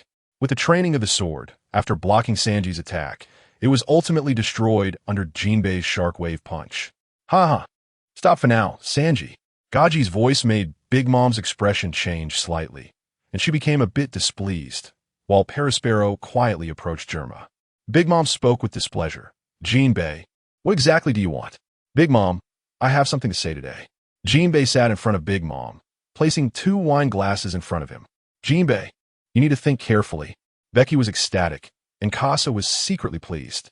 Jinbei bought time for the arrival of the cake. Katakuri, Kaba, and Morgan's nearby were also recording with their cameras snail. I want to thank Big Mom and the Big Mom Pirates for their care during this time. Now I must leave to follow my captain, Monkey-D. Luffy. Jinbei boss. Jinbei's words undoubtedly gave the timid trio a boost of confidence, instantly filling them with momentum. All right. Big Mom struggled to suppress her anger. Soul Spell. Jinbei, Life of Death. Jinbei remained calm as he watched Big Mom activate her devil fruit ability. He then raised his head and drank from the cup of righteousness. Big Mom, still relentless, spoke, her voice starting to carry a hint of anger. Life and death. This time, Jinbei put down the wine glass and looked at Big Mom. I'm a crew member of the Pirate King, just a mere emperor. At this moment, the wedding cake was pushed into the venue. Only Becky and Kasa noticed, and the two exchanged a glance. Everyone's attention was on Jinbei and Big Mom, and no one noticed their small actions. Attack! Kasa was the first to run to the open space, aiming at the nun's photo on Big Mom's table. Suddenly, the wedding cake exploded, and the massive cake burst into a shower of cream. Big Mom looked shocked at the wedding cake in front of her, completely unaware that Kasa was already preparing to strike. But Kasa gritted his teeth, sking. TSK, Katakuri, you troublesome guy? Katakuri appeared in front of Kasa, but Kasa had anticipated the opponent's appearance. He pulled out the Tech Maniac's hand cannon, Golden, loaded it with an electromagnetic bullet, and wrapped it with Haki. Let's see if you can stop this. The electromagnetic bullet, combined with Haki, was Kasa's highest damage output at this moment, not including special bullets like black hole bullets and yin-yang bullets. Boom! The electric arc flashed by as Kasa held tightly onto the gun handle, the recoil hitting him hard, forcing the gun barrel to rise. But Kasa pressed down in advance. The bullet, accompanied by the electric arc, shot towards the nun's photo, bringing Katakuri into the attack range as well.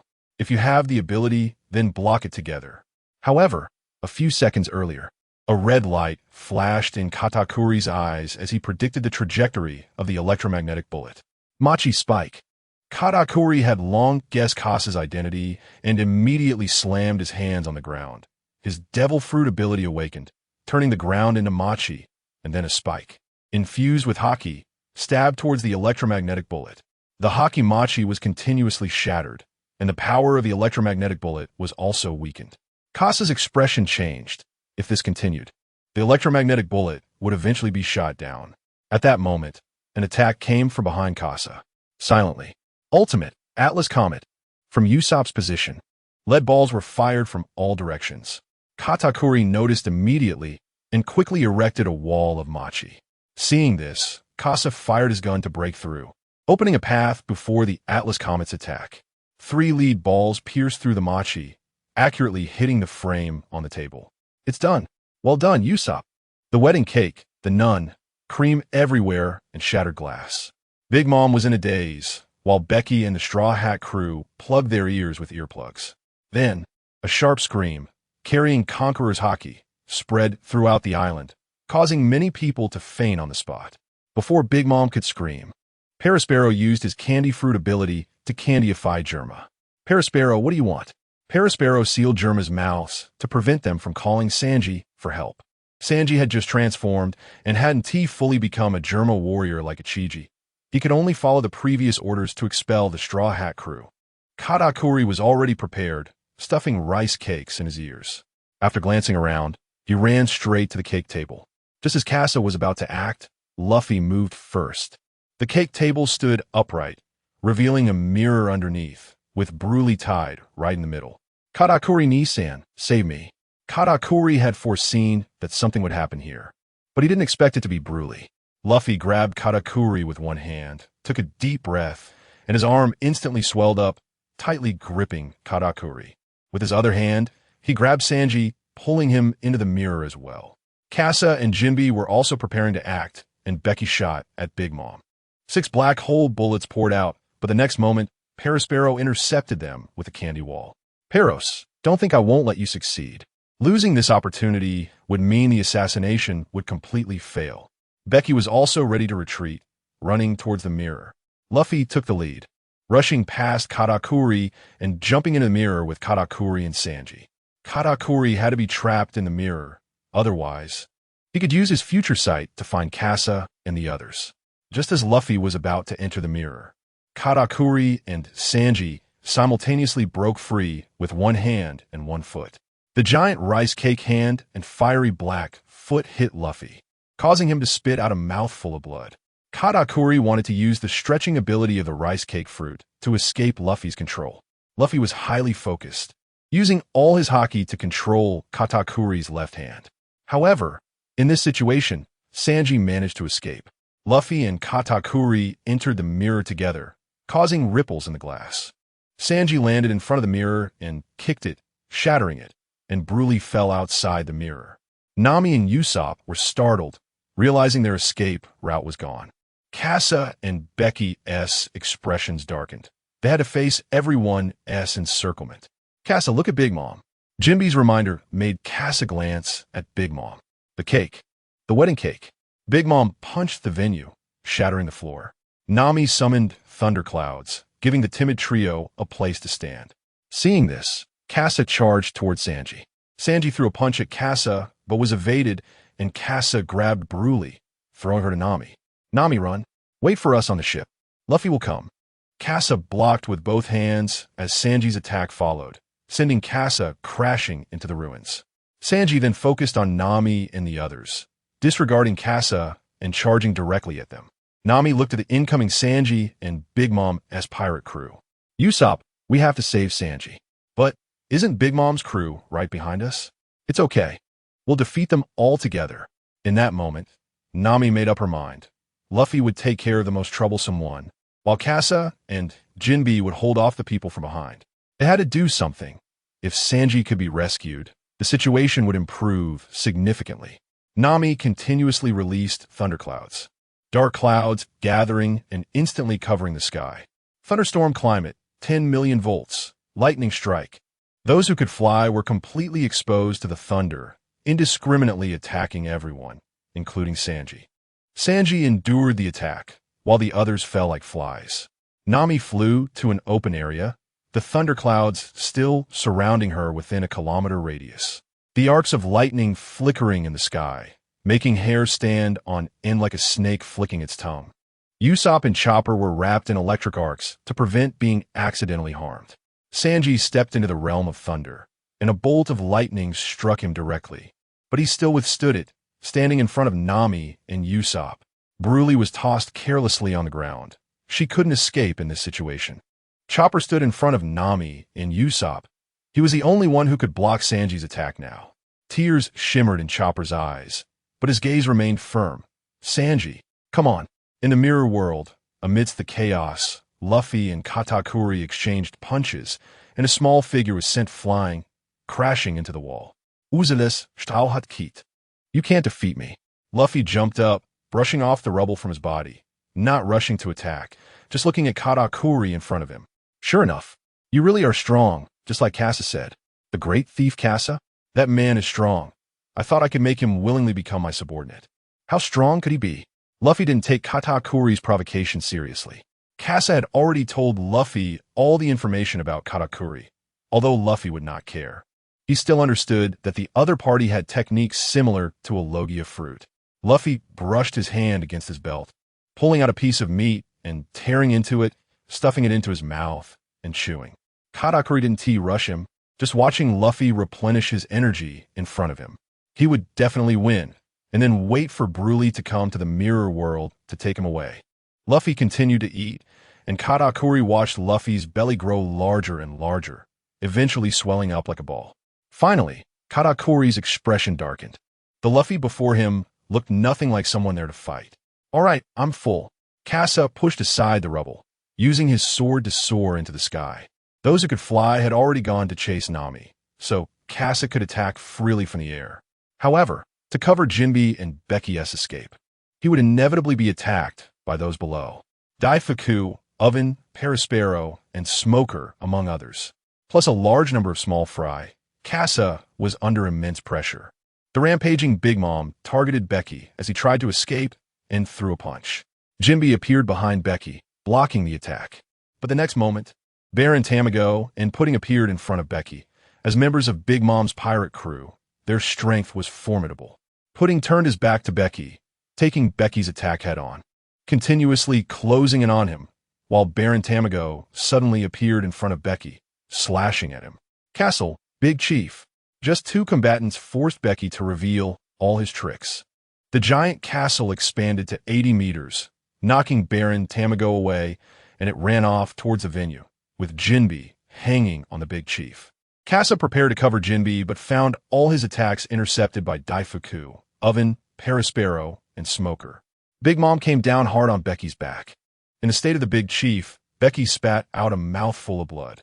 The gluttonous Big Mom attacked mercilessly, something Becky couldn't withstand. If this continued, Becky would fall here.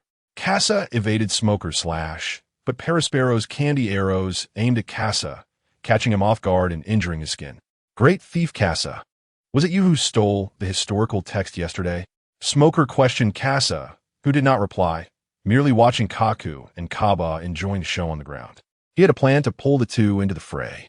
Kasa took out the imprint paper from the spatial belt. "Kagura, the mission has been accomplished. I don't want a reward. I'll only ask you take me away from here." Kagura and Kaba's expressions changed. How did it suddenly turn into this? Perispero's expression also changed. The red historical text was their exclusive resource. If it became a resource of the underworld, wouldn't that mean information that could be obtained with money? They must ensure the uniqueness of the red historical text. So regardless of whether Kasa was right or wrong, the imprint in Kagura's hand could not be left behind. Kasa had already scanned and sent the red historical text to Robin, so the imprint was already meaningless. Kagura and Kaba noticed that people around them were starting to gather. Kagura looked at the crowd, then put the imprint into the spatial ring. Such valuable information was enough to elevate the underworld's worth. "Everyone, listen to me. This person, I guarantee," with a snap of his fingers, all those with weaker will than Kagura fell into a dream. Phantom sound, dream wheel. By relying on sound, those with weaker will than Kagura could be trapped in a dream. Owen and Perispero charged forward to attack, but Kaba appeared alone to block Owen. Perispero looked at Kagura, the Lord of the Underworld, wanting to see just how strong the Lord of the Underworld really was. The moment their eyes met, the battle instantly erupted. Candy arrows shattered into pieces under Kagura's blade, while Perispero continuously thought about his battle tactics in his mind to force out Kagura's trump card. Phantom Vision Maze. As soon as Perispero's eyes met Kagura's, he was drawn into the illusion and fought against his own enemy. Piros Nissan. Smudgy watched Perispero fall into the illusion, anxious to break him free, but the next moment, a chilling sensation arose. "I didn't say you could leave." Kasa aimed the hand cannon of the tech fanatic at Daifuku and Smudgy. The polarity reversed, and now it was Kasa who called the shots. Daifuku and Smudgy stiffened. Standing still, Krija had perished under this cold weapon. Seeing the two frozen, Kasa took out the dual pistols and aimed at Judge's table. Judge's face darkened. He was currently silenced and immobilized, unable to move at all. A fireball shot from the gun's muzzle, continuously absorbing air, and when it reached Judge, it had turned into a flame the size of a table. The syrup melted, and the Vinsmoke members jumped away from the flames. Judge approached Kasa, looking at Kasa's face. Kasa spoke. "We had long anticipated that you would be controlled by Big Mom, but it was Sanji's decision to come and save you." Kasa threw the transformation device to Judge, who said nothing. As the head of family, he wouldn't be naive enough to say something meaningless. At this moment, Kagura approached Big Mom, and a fragrant aroma emanated from his left fingertip.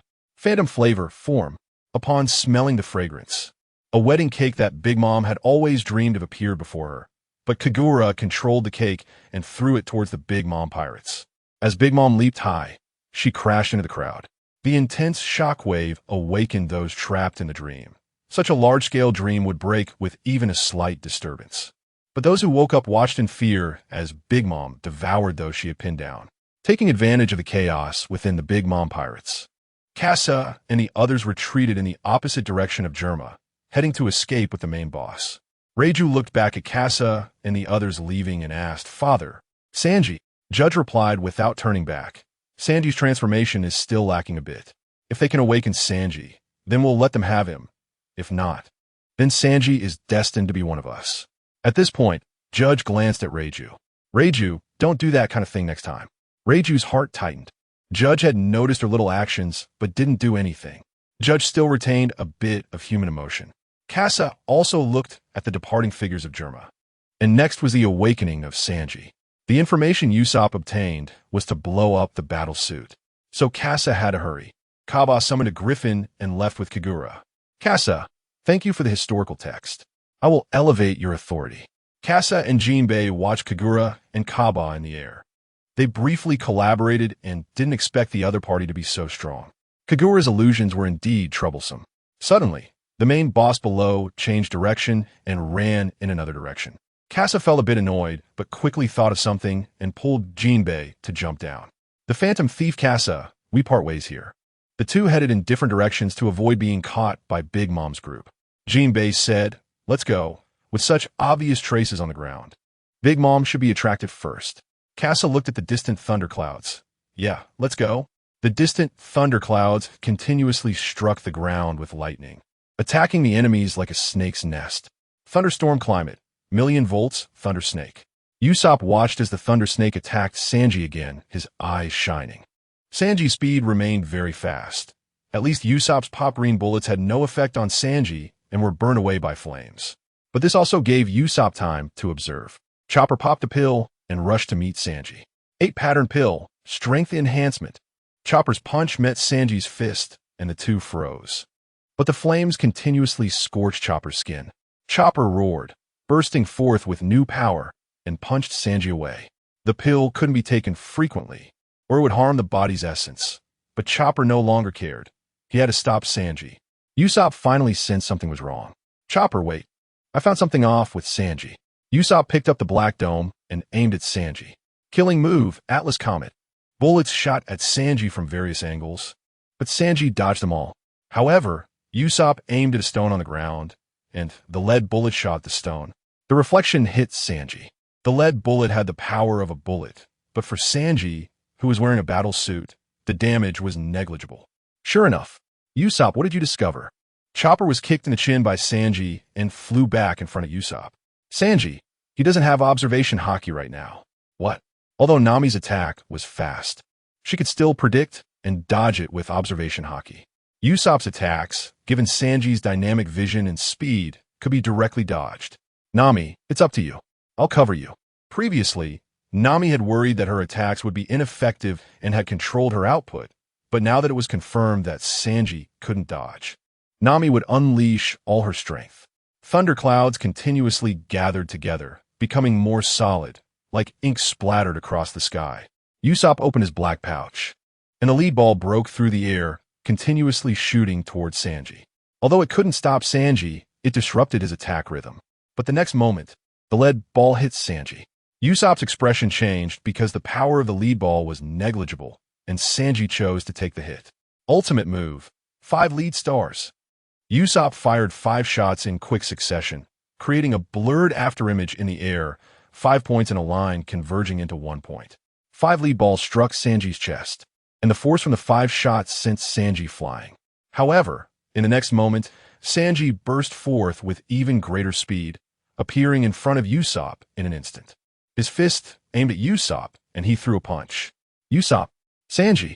Chopper watched as Sanji attacked Usopp, and at that moment, he could no longer hold himself back. From yesterday until now, the gentle Sanji had been attacking their companions, and Chopper had been suppressing himself. But finally, at this moment, he erupted. Chopper's ankles became slender, but his thigh muscles became exceptionally strong. Seamless transition to jump enhancement. Chopper suddenly pushed off the ground, arriving behind Sanji with incredible speed, getting there before Sanji could strike. Instant wrist strength enhancement. Hoof strike, falling cherry blossoms. Cherry blossoms floated behind Sanji, and then he was sent flying. After landing, Chopper switched to jump enhancement again, increasing his explosive power to keep up with Sanji. Wrestling enhancement, charge. Chopper once again pushed Sanji far away from Usopp and Nami. Then Sanji adjusted his position and charged at Chopper again, kicking him and sending him flying. But Sanji felt that the spot he kicked was particularly soft. Fur enhancement. In the end, Chopper used fur enhancement to block Sanji's kick. Usopp was sweating profusely, watching Chopper's back. The shooter and the mage must have a sense of security under the protection of a warrior. In the venue, Big Mom lifted her head. Oh. A hint compared to Big Mom's comfortable expression.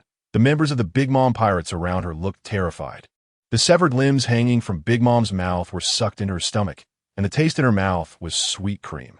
Katakuri's illusion made those caught in it completely believe everything they saw. It seemed like she was eating humans, but in Big Mom's perception, she was devouring the wedding cake she had long desired. Perospero stood beside Big Mom on a wave of candy, leaning down to whisper and inform her of the situation. Big Mom glanced in the direction Germa had left and immediately made a decision.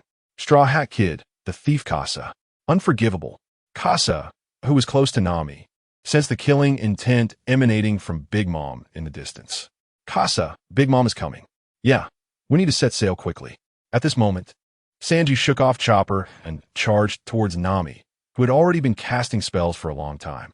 The thunderclouds in the sky were stirring, and Nami's attack was about to come. Sanji also sensed the threat from the sky and knew he had to eliminate Nami first. Usopp, 100-ton hammer. Usopp stood in front of Sanji. The 100-ton hammer made Sanji wary, forcing him to jump back to dodge. Usopp swung at empty air, but exposed that the 100-ton hammer was just a toy. Sanji's forehead bulged with veins, feeling mocked, and anger surged in his heart. At this moment, Chopper also returned to defend, attacking Sanji with a kick. But in the next instant, Chopper's attack missed, hitting only an afterimage. Sanji had vanished, and Usopp's expression changed. Observation Haki. Sanji was able to use it again. Usopp wanted to resist, but Sanji kicked him in the calf, knocking him to the ground. Before Usopp fell, he watched Sanji approach Nami once more. After mastering Observation Haki, Sanji's strength erupted, leaving Nami and the others with no power to fight back. Nami was just one step away from her full strength, and Sanji closed the distance to her again. Nami's pupils constricted, and a gust of wind blew her hair back. Sanji's foot stopped in front of Nami's face, and a struggle appeared on Sanji's face. After being angered by Usopp's attack, his emotions as a human were awakened again, allowing him to regain control of Observation Haki. However, at the last moment, the knightly spirit engraved in Sanji's soul made him stop his attack. Nami looked at Sanji, whose face was trembling and features distorted, and said, "Sanji, if you kick my face, I will never forgive you." Nami's voice, filled with anger, resonated in Sanji's mind, and his raised foot lowered. Thunderclimate, 200 million volts, Thunder Dragon. The thunderclouds in the sky instantly released all the lightning. And while Nami's power was not comparable to Enel from 2 years ago, with her mastery of climate, she only needed time to replicate Enel's power or even surpass it. Enel's 60 million volts Thunder Dragon, under Nami's continuous absorption of external lightning, transformed directly into a 200 million volts Thunder Dragon. A roar echoed in the sky, enveloping both Nami and Sanji in the Thunder Dragon's roar. A can-sized object fell from Sanji and rolled over to Usopp. Sanji stared blankly at Nami amidst the thunder, the lightning coursing through all his nerves. "Nami-san, I didn't expect you to go this far for me. This feeling, is this love?" Casa arrived beside Nami, and the Thunder Dragon had already dissipated. Nami, with the rumble fruit, felt nothing, just exhausted, kneeling on the ground. However, Sanji had turned to charcoal, lying on the ground. Looking at the hearts in Sanji's eyes, it seemed he had already recovered. Everyone, Big Mom is coming. We are preparing to set sail. Usopp lifted Sanji and placed him on Chopper's back, who had transformed into a reindeer, needing to act quickly. Suddenly, the sky flashed with lightning. At this moment, it wasn't Nami's doing, but Zeus. Mama thief Casa, you can't leave here. A bolt of lightning struck from a distance, and Casa raised his hand to fire several thunderbullets, countering Big Mom's attack. Now they had entered Big Mom's attack range, and the Sunny was at risk of being hit, affecting their departure. Jinbe, I'm counting on you with Nami. To set sail safely, they needed someone to cover them. This task could only be assigned to Casa, who had high long-range output and flying ability. Jinbe carried Nami on his back and glanced at the army behind him. Nami wanted to say something, but Casa spoke up first. Nami, make sure to teach Jinbe how to use the Sunny. He is our helmsman. After saying that, Casa picked up the Hextech Warhammer and fired a shot at the distant army. Shockwave, flame. High temperatures splashed with the shockwave, suppressing the army's advance. Big Mom punched through the shockwave, taking 2 steps back. Perospero and the others were shocked. They couldn't believe someone could shake Mom's power. Casa was also surprised. The Hextech Warhammer only forced her back 2 steps. Casa reloaded the flame crystal and switched to the wind crystal again. Big Mom was forced to retreat 2 steps. And in her anger, the Napoleon on her head instantly transformed into a sword, which she held in her hand. Elbaf gun, Wano. A flash of red light appeared in Cass's eyes as he clearly saw Big Mom's hand-raising motion through his observation hockey. Casa steadied his stance, aiming at the landing point ahead. This was the first time he was using the Hex Technology Warhammer for high-precision shooting. Shockwave, wind.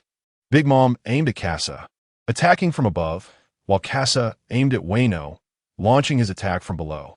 The 2 shockwaves were unleashed simultaneously. The shockwave, wind, hit the bottom of Wano. Although it couldn't negate Wano's power, Casa had specifically aimed for that angle. Wano was blasted away, flying directly into the air. Big Mom couldn't believe that Wano was neutralized so easily. In the next moment, a powerful shockwave hit Big Mom. Cass's attack didn't require the adjustments in posture and force that Big Mom needed. He just had to switch the bullets and press the button, and a new shockwave, wind, was ready. Continuously absorbing the wind in the air, it grew to the same size as Big Mom, sending her flying along with her entire being. Big Mom's pirate crew was also affected by her. Only Perospero and a few others were unaffected.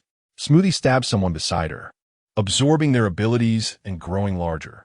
A sword energy flew toward Casa, who ascended to dodge it. Following, there were fiery boulders, Owen, candy arrows, Perospero, and various slashes and cannonballs, minions. Casa was suppressed, but a shockwave pushed away all the flying projectiles and sword energies. Casa switched to the twin guns of a war kite, Golden. The extended Mercury magazine, 30 rounds, was loaded. Fireball baptism. Thunderbolt baptism. Under the baptism of thunder and fire. Perospero, Owen, Smoothie, and Daifuku had to evade, but the minions behind them were mistakenly injured.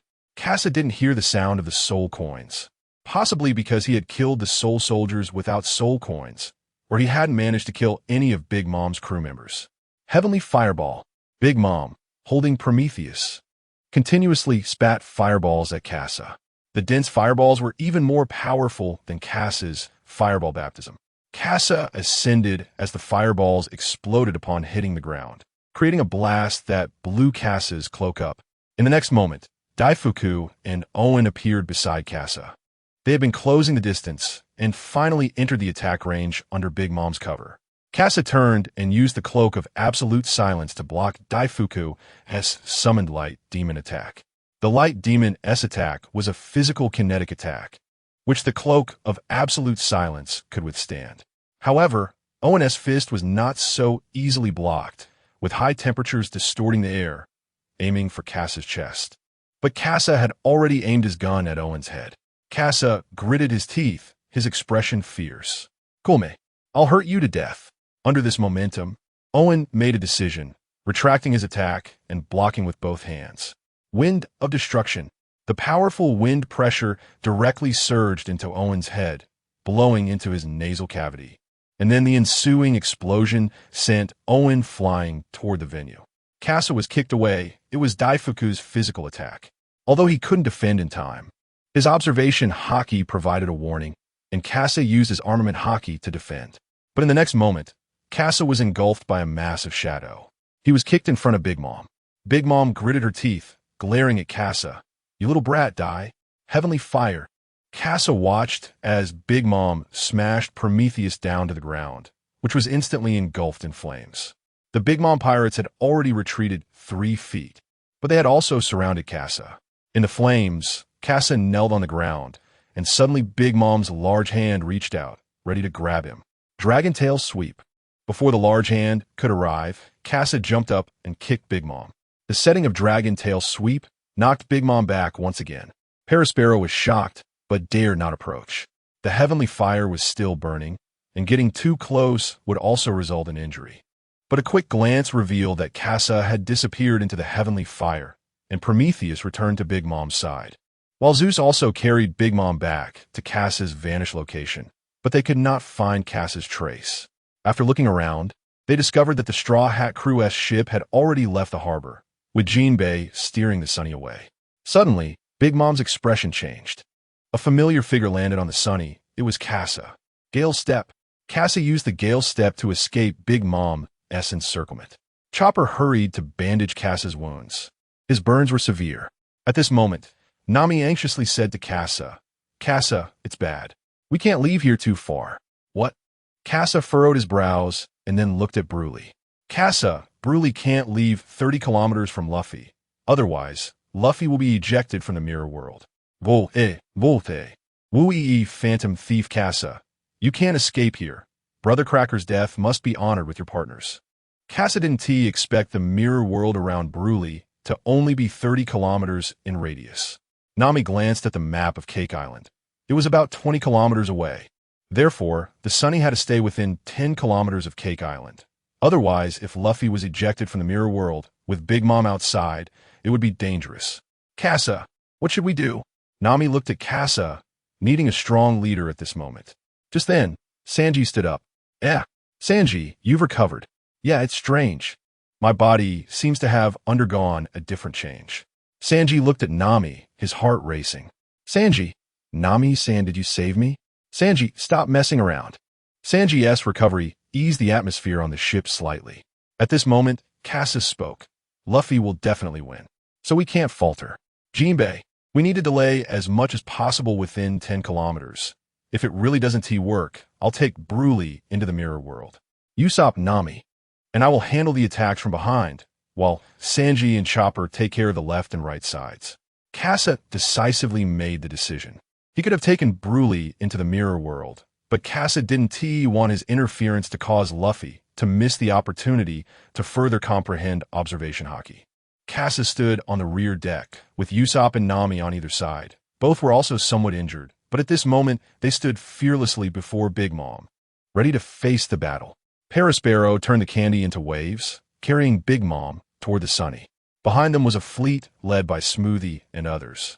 With the first round of cannonballs approaching, Jinbei looked at the monitor next to the helm and saw the incoming attacks.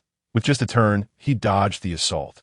Kasa and Frankie would naturally equip the Sunny with high-tech products. Jinbei, with his keen eyes, noticed guests trying to leave the wedding. He pulled the sails, changing direction, and instantly the Sunny faced the Big Mom pirates. Sanji saw Jinbei trying to blend in with other fleets and quickly switched positions with Chopper. He had just recovered and needed to do more. Demon Wind Foot, level 1 meat grinder. The explosion of fire shattered as Sanji's kick knocked down all of Smoothie's projectiles. Kasa also grabbed a weapon and began to counterattack, and the naval battle commenced. At this moment, in the mirror world, Rubber Thunder God Elephant Gun, Luffy threw a punch at Katakuri in front of him. The powerful force made Katakuri evade its edge. Boom! The wall collapsed instantly, and Katakuri appeared from the rubble. Although he avoided the main damage, the lightning still spread to him. A red light flashed in Katakuri's eyes, and he elbowed backward. The haki-wrapped elbow strike hit Luffy directly. He was struck in the chest, as his observation haki did not foresee Katakuri's attack. The ambush from the shadows was resolved and countered by Katakuri. Bang! Luffy was smashed into the wall. Supporting himself, against the dented wall. Luffy looked at Katakuri in front of him, only realizing the terror of his opponent after fighting him. Since he was full, Luffy had only managed to use the Thunder God Elephant Gun's lightning attack against Katakuri. Otherwise, he had been suppressed. In the original plot, Luffy's strength and speed were inferior to Katakuri's, but at this moment, he had matched Katakuri in strength, only lacking in observation haki. This gap was the insurmountable chasm that Luffy faced, being passively beaten and unable to find an opportunity to counterattack.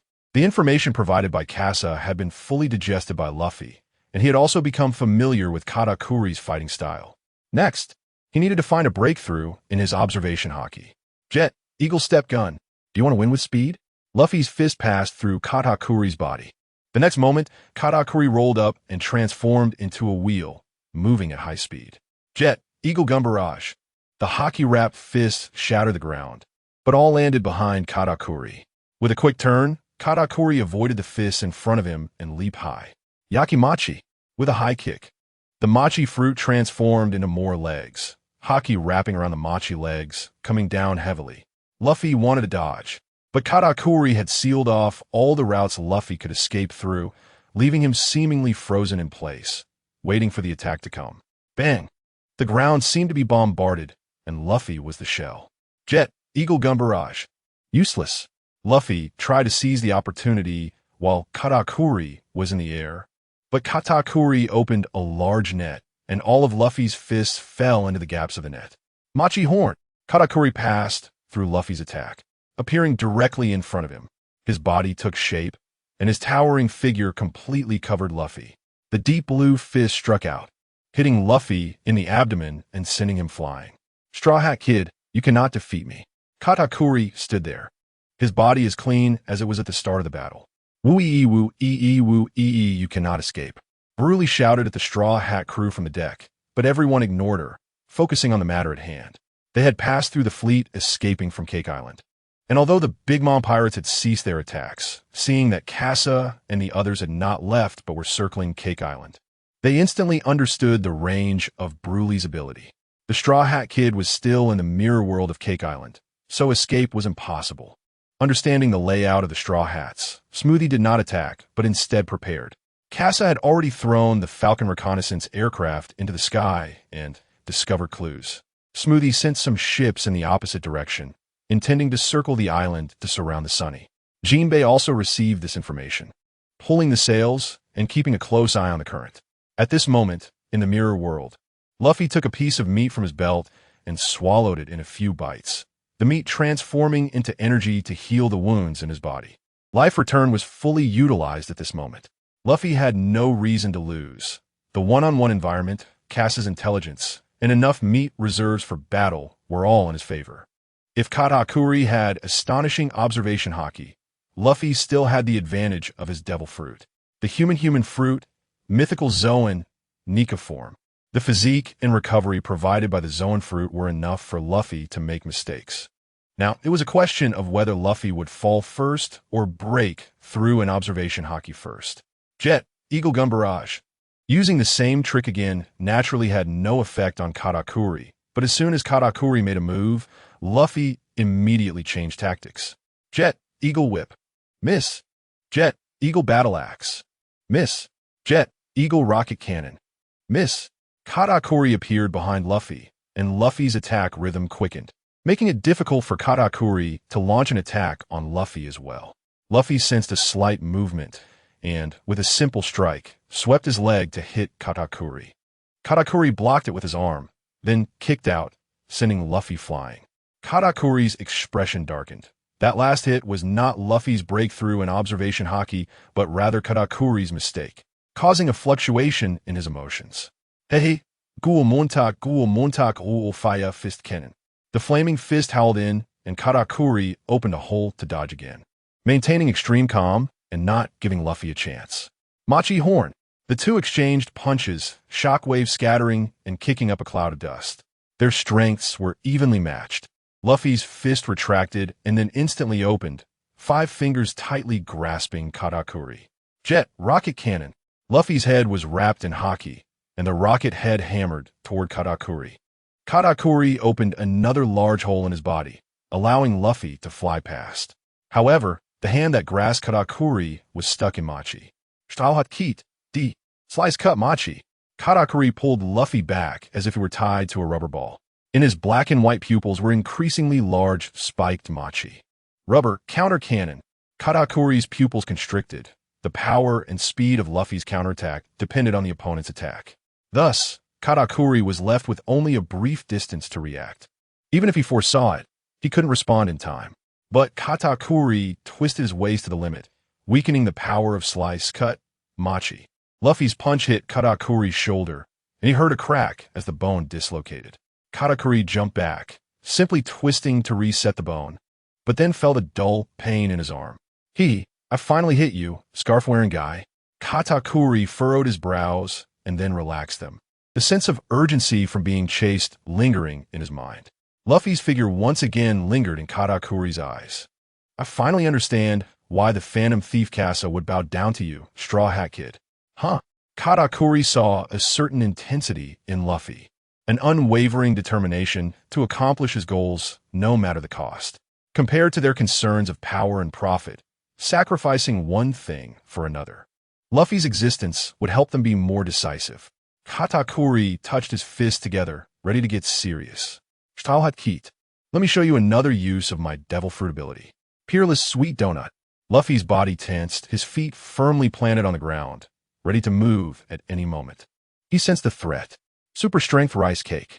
Katakuri swung his fist, and a fist as large as Luffy's third gear burst out from the donut, charging towards Luffy. Luffy dodged the first punch, but the next moment, the second fist was already waiting for him. Luffy was hit as if he had run right into the fist. As Luffy was sent flying, his fists collided together. Gwa mo, Ruwa, Elephant Gun. The massive black and dark blue fists collided in the air, the continuous shock waves shaking the ground and scattering debris with the blast. The two seemed to hold their breath, trying to gain the upper hand in this exchange of blows, to overpower each other with their momentum. Nami blocked the lightning. Thunder Climate, Million Volts, Thunderbird. A bolt of lightning descended upon the Sunny, and Nami on the aft deck waved her climate baton, using a Thunderbird to cancel out Zeus's attack. Mama, that woman is too despicable. Nami blocked all of Zeus's attacks. After all, she was the user of the Rumble fruit, and her mastery of lightning was unmatched by Big Mom. Ultimate Green Star, Exploding Pinecone. Usopp intercepted the cannonballs from behind, and with Nami's cooperation, they effectively blocked the enemy's ranged attacks. Casa picked up the second-generation sniper rifle gold, loaded the magical sniper bullet, Fire Bullet. Click! The crisp sound of loading echoed as the targeting scope displayed the analysis of the ship ahead. The non-existent surfaces all transformed into the boundaries of objects. Casa pulled the trigger, firing a shot. The high-precision sniper rifle hit the keel of the Great Fortune ship from the most concealed angle. The burn fire bullet penetrated the wooden ship wall and struck the keel. Suddenly, an explosion occurred at the sea surface, and the Great Fortune jumped on his smug ship, coldly watching the pirate ship that had been blasted in two. Owen was also nearby. Casa had already used this method to reduce the pursuing ships to two. Elbaf Gun Wigwa. Big Mom made her move. This strike could not be intercepted, but Jinbei looked at the sea current ahead, a small wave rising, and directly charged forward, suddenly pulling the sail. The Sunny shifted left by one ship's position, narrowly avoiding Big Mom's attack. Big Mom gritted her teeth, glaring at the Sunny. Jinbei, you bastard. At this moment, in the world of the battlefield, Luffy was being suppressed. The power and speed of the super strength rice cake surpassed his third gear. The elephant gun did not have the effect he imagined, and Luffy was pushed back, narrowly dodging the super sweet donut that emerged from the super strength rice cake. But in 5 attacks, he was hit 3 times. Luffy's arms were numb, but he could gradually use Haki to defend against the attack points, reducing damage. After activating his awakened devil fruit, Katakuri could not be defeated relying solely on his second or third gear. However, if he activated his 4th gear now, Luffy hadn't yet broken through an observation Haki, and relying only on speed and power boosts wouldn't change the situation. Katakuri revealed his trump card early, quickening the pace, not allowing Luffy the time to break through. Super Strength Rice Cake. Katakuri launched a new round of attacks, fast and powerful, bringing Luffy into a rapid-fire exchange of attack and defense. His arm wrapped in armament haki kept colliding with the super-strength rice cake, his body jolted with numbness. Fortunately, Luffy's rubber body prevented too much damage. Seizing the opening, Luffy stretched out his arm, flames spreading across it. Jet, Inferno Pistol. Armament haki charged in his fist, combining high-level haki usage techniques with fire pistol, merging power and speed. Roasted rice cake. Katakuri could dodge, but having already used his awakened ability, if he dodged again, he would lose momentum. The dark blue fist compressed and enveloped in heat, launched like a rocket, colliding with Luffy's Inferno Pistol. In the original plot, the roasted rice cake was comparable to Luffy's Kong gun, but now it could not withstand even 1 second against the Inferno Pistol before being destroyed. The haki destroyed the rice cake from the inside. Then the fist quickly broke through the roasted rice cake and charged towards Katakuri. Katakuri's eyes flashed red. There was a gap in armament haki, but he could make up for it with observation haki. Clapping rice cake. The fist emerging from the peerless sweet donut clamped down on Luffy's Inferno Pistol. Compared to the flames, the more threatening thing was Luffy's fist wrapped in flowing cherry. Nine-headed rice cake. Katakuri grabbed one of Luffy's hands, and 7 donuts appear behind him, launching an attack together. Luffy's hand couldn't break free, and he could only watch helplessly as countless dark blue fists charged towards him. Rubber giant balloon. Luffy's whole body inflated, and he took Katakuri's attack with his hardened belly. Haki protected his body, and then the hand that was grabbed suddenly pulled back. The enormous balloon surged towards Katakuri with unstoppable momentum. Katakuri was forced to release his grip and dodged, allowing Luffy to fly away freely. As he caught Luffy's trajectory, 9 fists converged into one and blasted out. Boom! 1 fist against 9 fists. The haki of the flowing cherry erupted, exploding from within, and the rice cake instantly shattered. Katakuri's expression changed, murmuring, "Straw Hat Kid. Have you also seen it?" Katakuri recalled the entire battle process. After Luffy became familiar with the combat style, he had continuously engaged in high-intensity offense and defense. However, Katakuri captured a detail. At the very beginning, Luffy had not used the flowing cherry technique at all. It was only later that he gradually started using it. Yoshi, I finally grasped a bit of the trick. Luffy began to gather strength, his fist aimed at Katakuri. He had seen Katakuri's moves several times and was also preparing to counter with flowing cherry. After all, using flowing cherry at the beginning would raise the opponent's alertness. At this moment, Katakuri became cautious, the gap in observation haki shrinking. But Katakuri was not flustered. Since you were breaking through, I will also master flowing cherry in this battle. Come on, Straw Hat Kid. Katakuri threw off his jacket and scarf, revealing his fierce mouth. The two had completely entered a state of high concentration. Jet, Inferno Pistol. Luffy swung his fist towards Katakuri, directly hitting him, although Katakuri blocked with a crossguard. The penetrating force of flowing Sakura directly impacted his arm bones, and a cracking sound could be clearly heard. You bastard! Luffy exchanged glances with Katakuri, who had taken the attack head-on without using haki for defense. Katakuri felt Luffy's fist, and after the haki flowed, his gaze sharpened. Straw Hat Kid, this move is mine. What? In the next moment, Luffy was sent flying by a punch from the unmatched sweet donut. Katakuri chased after the flying Luffy, and with his 4 arms enhanced, Katakuri unleashed a series of attacks. However, Luffy blocked all of them, and even managed to land a punch on Katakuri during the gaps in his defense. Luffy knew what his opponent was doing. He was learning in battle, just like him. One was observation haki, and the other was armament haki. Elephant Gun Rampage. 9-headed rice cake. In another round of offense and defense, this time Luffy faced all of Katakuri's punches, and the two exchanged blows frantically. The observation haki captured the landing points of every one of Katakuri's rice cake punches, and Luffy gritted his teeth, accelerating his punching speed to surpass Katakuri's fists. He landed a punch on Katakuri's abdomen. Katakuri winced in pain, his arms losing their ability to attack, while Luffy maneuvered between the 9 arms of rice cake punches. Jet, Vulture Rocket Cannon. Katakuri watched as Luffy appeared in front of him, and his body was instantly pierced through. But in the next moment, Katakuri's pupils contracted as Luffy's attack was delayed. Luffy focused on the solid Katakuri. Jet Vulture Rocket Cannon. Both palms slammed directly onto Katakuri's face, and the immense force sent Katakuri flying. Luffy landed, his steps unsteady.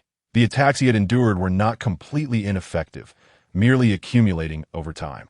Raining sticky rice.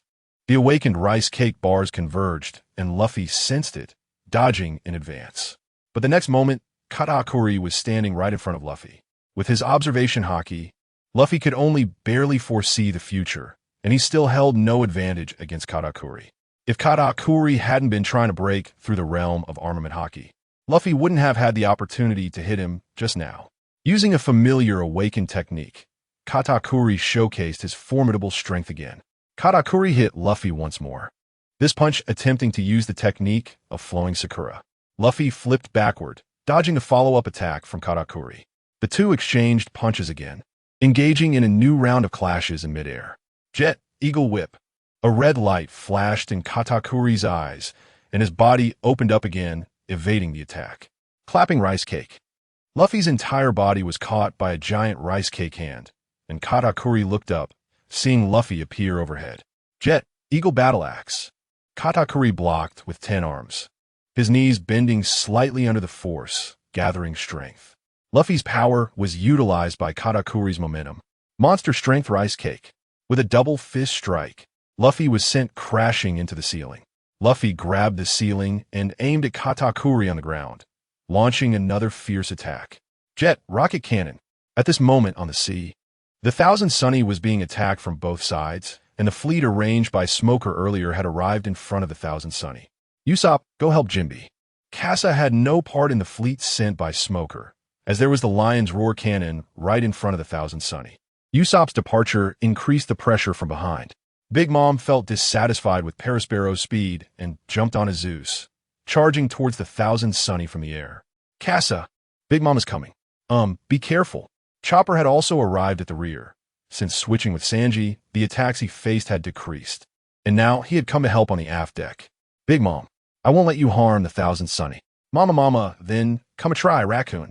I'm not a raccoon. I'm a reindeer. Monster Strengthening. A pure yellow rumble ball appeared in Chopper's hand, and Kasa and Nami quickly retreated upon seeing Chopper's state. The Thousand Sunny was twice as large as in the story, and Big Mom's size was not considered big on the current Thousand Sunny, merely average.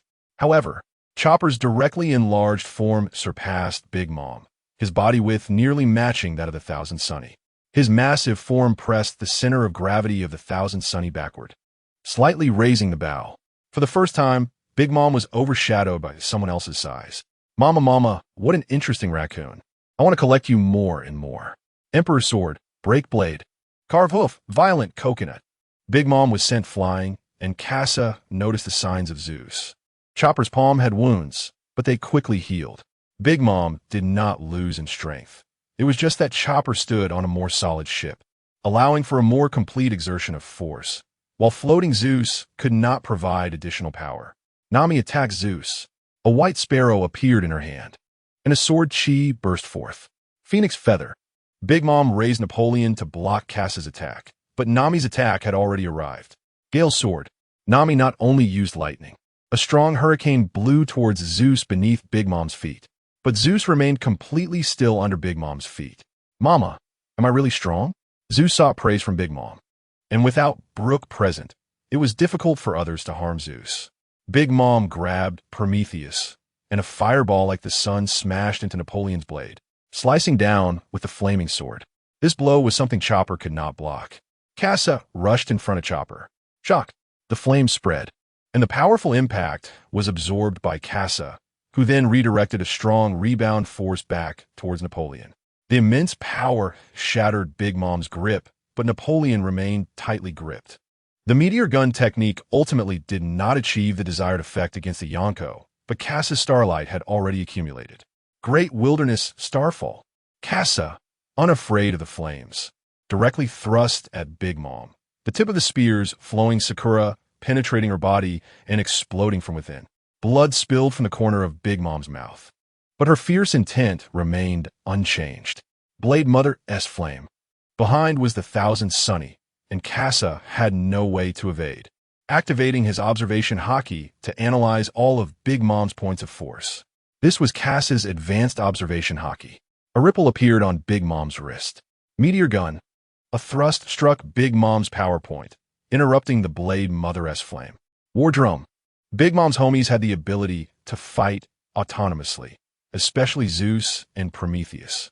Zeus, seeing Kasa focused on the battle and ignoring him, launched an attack. Thunder's climate. 60 million volts, Thunder Beast. The wolf's head directly collided with Zeus, neutralizing the attack. Kasa felt a lingering fear that strike from Zeus could have been deadly without any defense. With 3-star rays in hand, Kasa aimed at Zeus, who was attacking him. Zeus was startled, and Big Mom's flames grew stronger, preparing to unleash an attack on both Kasa and the Sunny. But Kasa's attack was faster. Stellar Break 3. Kasa's altitude made it impossible to attack Big Mom from above, so his target remained singular. Zeus. Brook could easily handle Zeus, but Kasa had to exert all his strength to find an opportunity amidst Big Mom's attack. Big Mom lost her footing and her lower body, which was supposed to exert force, lost weight, and fell towards the sea.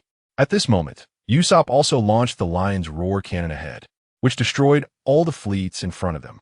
Simultaneously, to cushion the recoil, the wind cannon erupted from the back of the ship to steady it. The explosion of the wind cannon pushed Big Mom back. After resolving the crisis again, Nami looked at Kasa. Kasa, when do you think Luffy can defeat that Katakuri? Kasa sighed, I don't know, but next, we will face their elite. Looking at the two fleets behind them, the other officers went after Germa, but those who came at Kasa's side were Daifuku, Oven, Smoothie, and Perispero, plus Big Mom. The pressure on Kasa and the others officially began now. But Kasa still harbored worries. 6 months ago, when Kasa fought Katakuri, Katakuri further developed his observation haki and fruit abilities to deal with Kasa. Most abilities and haki development was just about armament haki, but Katakuri combined observation haki with his fruit. If his abilities and observation haki hadn't been sufficiently mature back then, Kasa might have lost to Katakuri again. Luffy, you're going to be the Pirate King. You definitely cannot lose.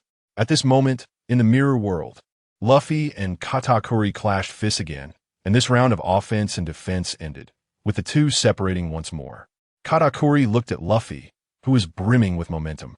The Straw Hat Kid had completely caught up with him during that exchange.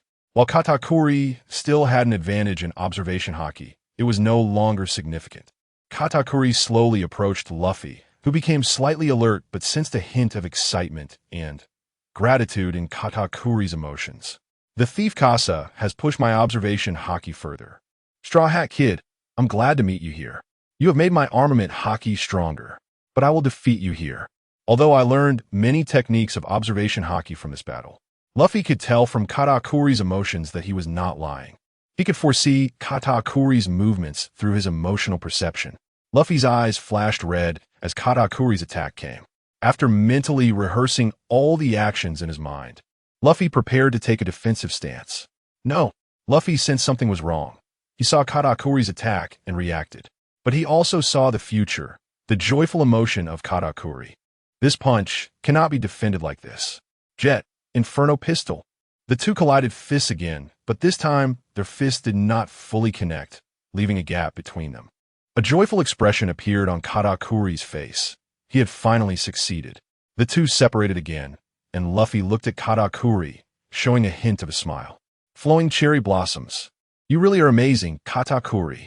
On the sea, although there were no enemies blocking the front of the Sunny, the enlarged chopper shifted the ship's center of gravity to the rear, causing it to slow down. Perispero and Smoothie accelerated, wanting to charge with the main force. Big Mom stood on the candy waves, and Zeus had already recovered. Perispero, speed up. Big Mom was cautious about Zeus's weakness, and his power could not be fully exerted, especially with that giant creature standing on the rear deck. That monster's strength was already comparable to Big Mom's. Chopper, how much longer can you maintain this state? 15 minutes. Although I haven't tested the prescription Caesar gave me yet, relying on the previous Rumble Ball, I can hold on for another 10 minutes. Sanji also arrived on the rear deck, where the main pressure was focused, so all combat power was concentrated there. Casa, if the sunny is the battlefield, Frankie will go wild. Sanji exhaled a puff of smoke towards Big Mom. Yeah, and then we'll get scolded. So let us go. Casa and Sanji charged towards Big Mom together using Moonwalk. Casa took the initiative to attack, aiming at Zeus and firing a shot. Demon Bullet. The Demon Bullet disrupts the wavelength of the fruit's abilities, directly damaging Zeus's essence. Candy Wall. Big Mom had others to block attacks for her. Casa circled around Big Mom, and Sanji, adhering to his principle of not attacking women, could only let Casa deal with Big Mom. Parasparrow, create a battlefield for me, then step aside. Big Mom was dissatisfied with Parasparrow's previous actions, but Parasparrow showed no displeasure, instead smiling. Yes, Mama. The candy covered the entire sea, creating a foothold for Big Mom to fight. At this moment, Chopper leaped into the air, directly jumping down from the Sunny. Without Chopper, the Sunny's speed increased. Casa, I'll fight alongside you. Thank you, Chopper. At this moment, Sanji landed alone on the enemy's ship, surrounded by the two generals Oven and Smoothie, as well as Daifuku and Parasparrow rushing over. As captain, Big Mom could take on two opponents, but their fighting style was irrelevant. Vinsmoke Sanji give up resistance. Sanji lit a cigarette, completely unfazed by being surrounded by the four officers. If there is a lady around, then it's troublesome. At this moment, in the mirror world, the two returned to the same starting line. One mastered advanced observation haki, and the other mastered advanced armament haki, both just having grasped them. Fourth gear, Snakeman. Luffy entered the fourth gear, Snake Man mode, and seeing Luffy enter a stronger state, Katakuri naturally brought out his trump card. Peerless Sweet Donut, Domain. Katakuri stomped the ground, causing ripples to spread, and a hidden power was transmitted into the ground. Luffy realized something and instantly retreated. His speed in mid-air was not slower than on the ground. In the next moment, a donut appeared at his feet, and Machi's fist slammed towards Luffy. Fist after fist of Machi kept appearing in Luffy's mind, filling the entire space. Luffy was busy dodging when suddenly, Katakuri closed in and threw a punch. Machi Hot Pot. Haki wrapped around the fist, and Luffy could feel the flow of Re-Wise technique aimed at his waist. It's over. In the next moment, Katakuri's fist directly hit Luffy, making contact with his waist. Re-Wise failed. After all, he had just learned it, and the success rate was very low. But this gave Luffy a chance to counterattack, using his waist to push Katakuri away. Luffy wanted to chase, but in this space, Machi fist kept rushing towards him, blocking his next round of attack. The opportunity in front of him vanished just like that. Katakuri was fully focused on his body, the haki flowing more clearly, finding errors and improving from the earlier force. As for the unsurpassed Donut Field, it didn't require Katakuri to operate. It was automatically activated by the fruit's ability infused with Kenbunchika Haki, launching attacks until Katakuri's stamina was exhausted. Machi Hot Pot. Jet, Great Serpent Cannon. Luffy had already discovered the flaw in the unsurpassed donut, which was only effective within a certain area. After jumping out of the unsurpassed donut field, Luffy launched the Great Serpent Cannon. Its speed so fast that it pierced through the Machi fist toward Katakuri. The Machi Hot Pot couldn't be executed, forcing Katakuri to create a large opening in his body to dodge the attack. But the next moment, the Great Serpent Cannon reached Katakuri's side, landing a punch on his cheek. The speed was so fast that Katakuri realized it was too late.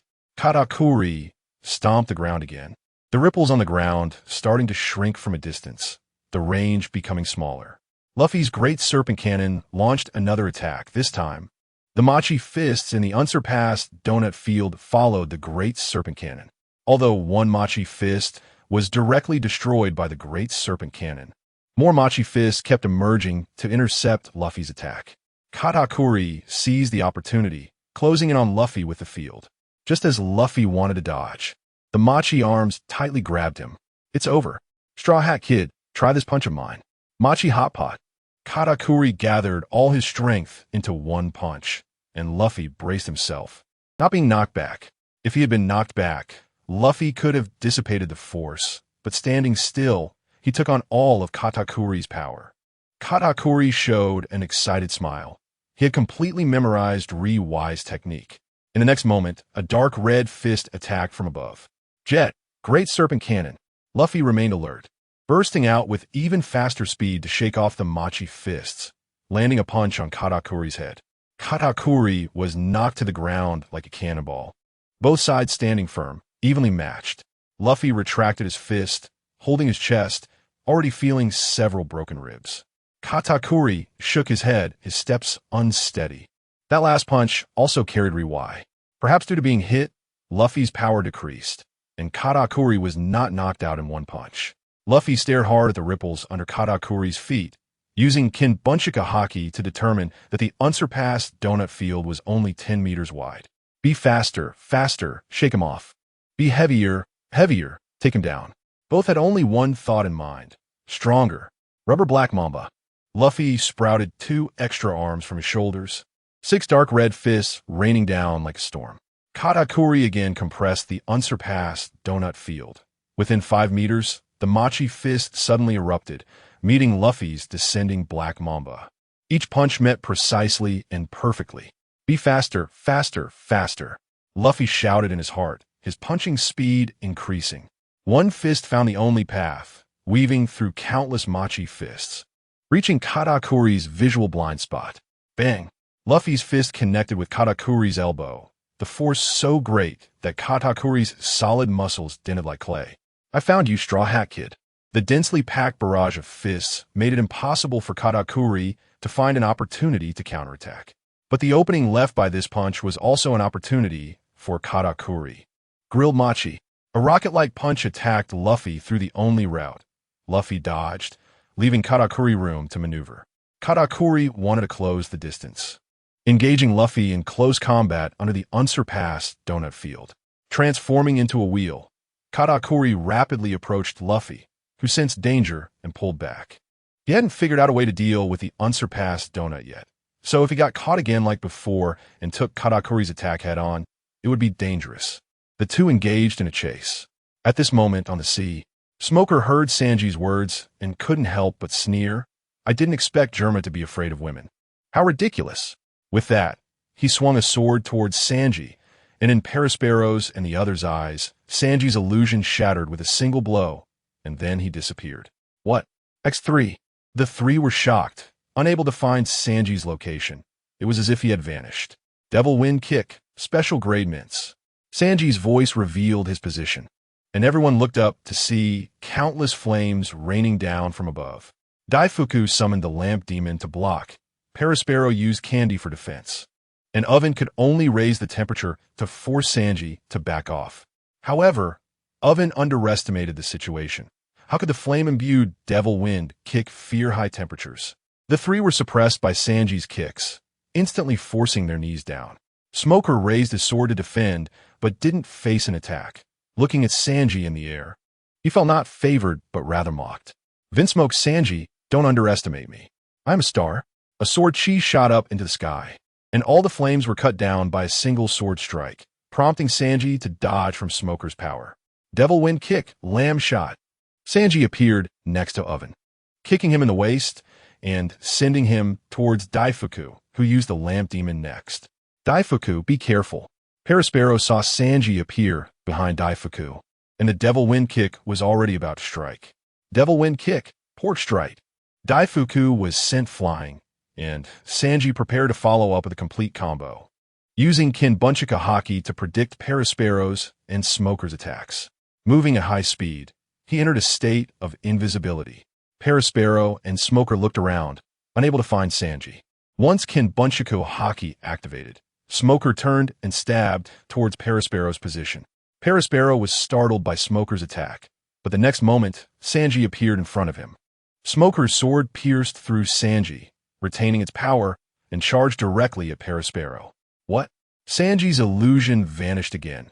It was just a shadow left by his high-speed movement. Smoker, filled with rage, didn't consider holding back, and could only watch as his sword plunged into Perospero's chest. At this moment, Sanji's feet were burning fiercely in the air. The demon god Wind legged the flames on his feet began to change color, shifting from a scorching red to a ghostly blue, the high temperature distorting the surrounding space. Demon god Wind leg, special grade, meat grinder. The blue flames of his kick once again enveloped the entire ship, launching fierce and precise attacks against Daifuku, Oven, and Perospero. Smoker watched, unharmed, but his dignity trampled to the ground by Sanji. Vinsmoke Sanji, you are dead. The battlefield of Sanji impacted the area near Casa, with blue flames splattering everywhere, melting a large hole in the candy floor that could withstand Chopper's heavy blows. Chopper was slightly distracted, while Sanji, using the demon god wind leg, was suppressing Perospero and the others under Smoker's attack. Sanji is so strong. Without the observation haki, Sanji is like two different people, especially with the awakened demon god wind leg.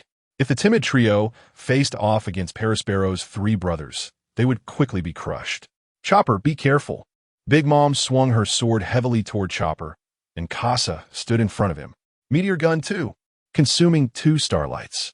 Casa deflected Big Mom's attack with a meteor gun infused with flowing cherry. Casa frowned. Without haki, it was difficult for him to contend with a monster like Big Mom. Chopper, focus. Casa had to concentrate fully to fight, so Chopper couldn't afford to be distracted. I understand. Hoof carving violent coconut. The hoof descended from above, directly pressing down on Big Mom, who did not dodge and instead raised her sword to block. Casa seized the opportunity and thrust his spear toward the empty defense position. Bang! Clang! The sounds of collision echoed as Casa struck Big Mom's palm, the spear tip embedding slightly. Chopper slammed down heavily on Napoleon. But Big Mom did not budge an inch. In terms of strength, Big Mom stood firmly on solid ground and could fully utilize her power, even leveraging Chopper's strength. Mama Thief Casa, why not try this knife? Sonic Light Cannon. Without Starlight, Casa couldn't enhance his strength to resist and could only take the hit. Absolute Breath Cloak. The blade struck Casa heavily, absorbing most of the impact, but the powers of thunder and flames fully engulfed him. Seeing Casa's terrible state, Chopper roared, Casa! With both hands pushing forward, he surprisingly managed to push Big Mom back. Big Mom was somewhat taken aback by the power Chopper unleashed. Casa fell amidst the flames and thunder. That last strike, combined with the damage from the previous battle, was enough to bring him down for a moment. Chopper clapped his hands to fan away the flames, allowing Casa to recover. After taking the 7-spinning Linglong pill from his spatial belt, Casa's injuries stabilized and visibly began to heal quickly. This was also an advantage of Casa's system. The drugs produced by the system were a perfect match. However, Casa rarely found himself in such a state. Close combat ultimately couldn't match up to these monsters. He could only rely on ranged attacks. Chopper, buy me some time. I need to recover. I understand, Casa. I will definitely buy you time. Casa looked at Big Mom. He needed time to catch his breath after that last strike severely impacted his mobility. Chopper turned around, and Big Mom noticed the bloodshot in Chopper's eyes. Mama, you really are a nice collectible. I like you more and more, raccoon monster. I told you I'm not a raccoon. I'm a reindeer. Chopper's anger surged, and he roared, raising his arm. His body size was gradually increasing, though it was not visibly perceptible. Hoof carving, falling cherry blossom. Chopper's hoof struck quickly, aiming to suppress Big Mom with speed. Big Mom initially planned to use Prometheus for defense, wanting to force Chopper back with high temperatures. But as Chopper's speed and strength increased, Big Mom realized that Prometheus was not effective. Zeus. Yes, Mama. Sonic Light Cannon. The same attack, the same angle. Casa's plight reappeared before Chopper. I want dodge, Big Mom. Chopper brought his palms together, trying to catch the blade barehanded. However, that was an attack that had heavily injured Casa. Chopper couldn't block it, and a blade cut open his chest, leaving a deep wound across his body. Yet when Big Mom looked up, she met Chopper's completely blood-red eyes, causing her heart to tremble. Big Mom felt the oppressive presence of Chopper's size, and Chopper's wounds had already healed. The awakening of the Zoan fruit. Chopper didn't give Big Mom time to think.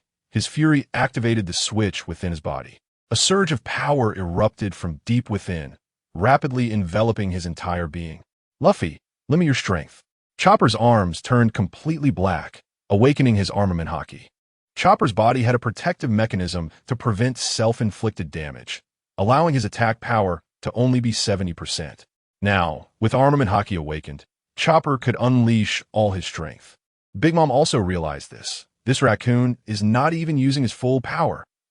Hoof carving rocket cannon.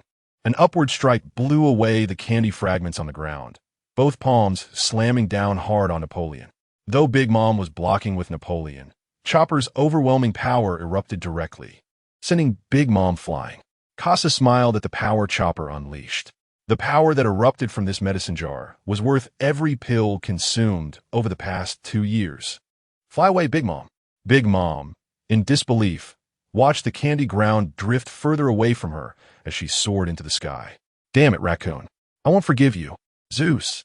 Zeus returned to Big Mom's feet, but in the next moment, Casa stood in front of Chopper. Chopper, leave the rest to me. Let me feel the strength of an emperor. Big Mom slashed down at Casa's bullet, then jumped back onto the candy floor. Casa saw the opportunity vanish and withdrew the devil bullet from the Tech Fanatics cannon, switching to a corrosive bullet. In solo combat, he needed to consider dismantling Big Mom's defense first. Bang, bang, bang, bang, bang.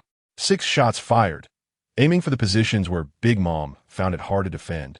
But Napoleon swung through the air to block them all.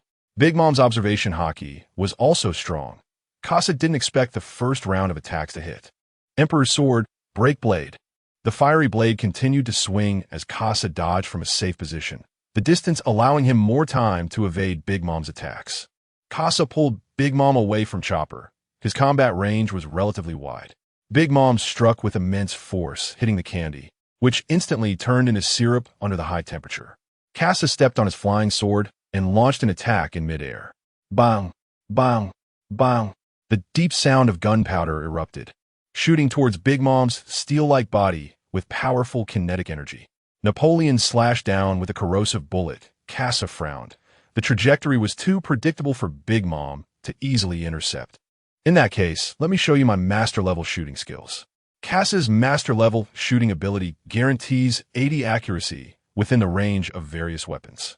The Grandmaster level can reach nearly 98 accuracy, and at this precision, even more incredible techniques can be executed. Casa aimed for Big Mom's heart and then swung his arm. The corrosive bullet traveled in a strange parabolic path, startling Big Mom, who had never seen such a bizarre trajectory. Caught off guard, Napoleon barely slashed at the bullet's trajectory, cutting it open and sending the corrosive bullet toward Big Mom's heart. Prometheus, attached to Napoleon's blade, suddenly erupted in flames, the explosive burst directly interrupting the bullet's path. Miss. This shot missed, and Big Mom had already grasped the bullet's trajectory. Casa could no longer attack with this path.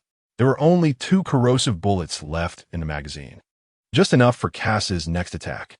Casa marked a spot on Big Mom, which would be where the next bullet would hit.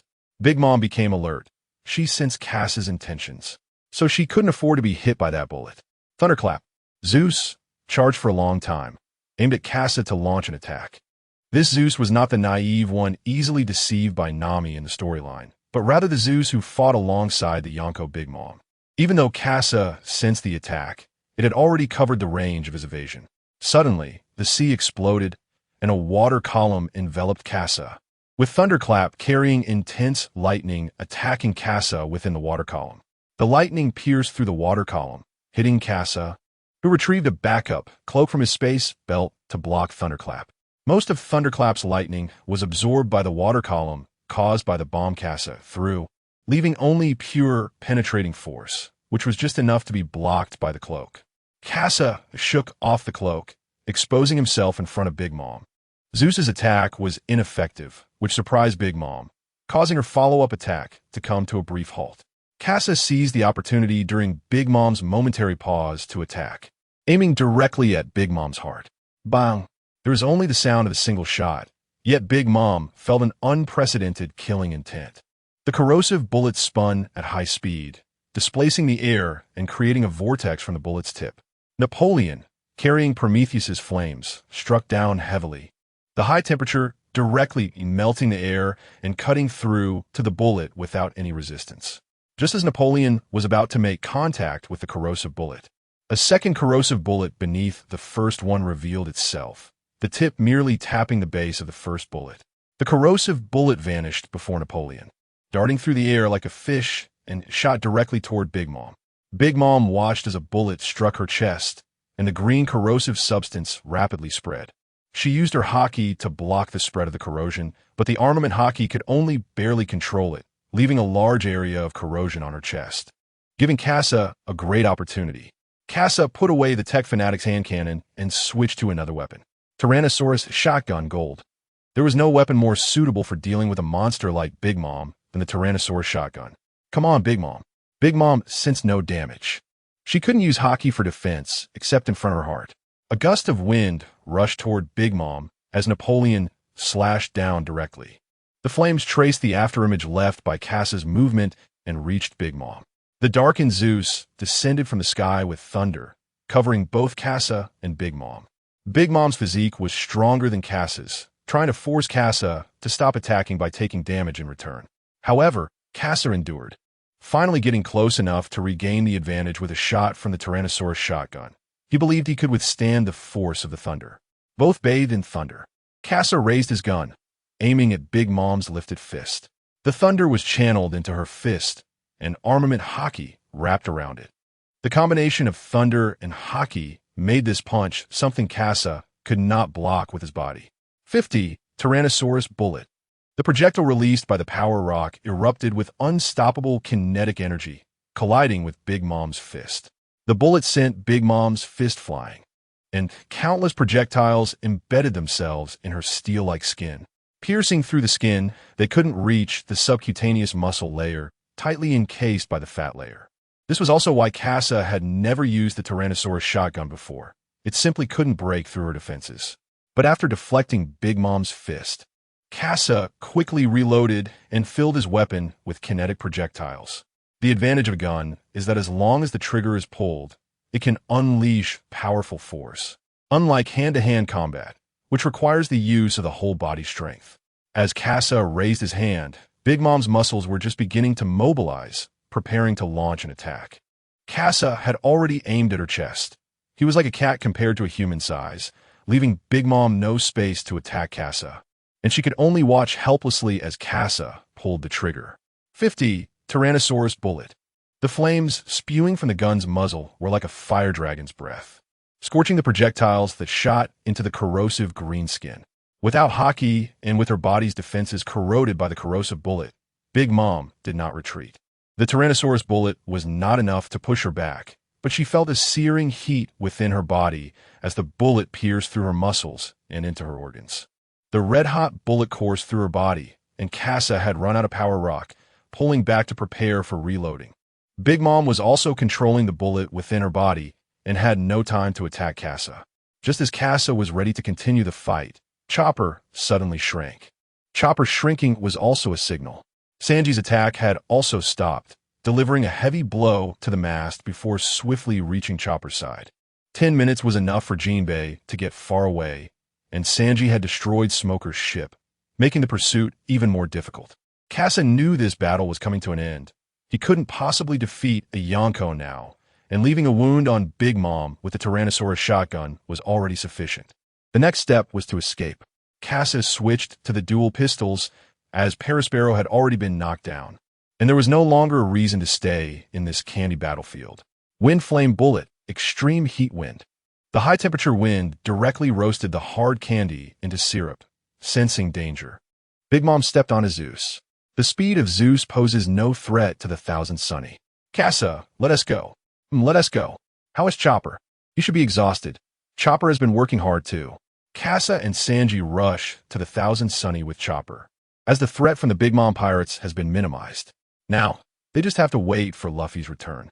At this moment, in the mirror world, Katakuri is still chasing Luffy. The battle between the Machi Rolling and the Gum Gum Jet is evenly matched. Katakuri keeps his eyes fixed on Luffy in the air, as the Machi Rolling crushes the rubble on the ground and leaps high. Moshi roll.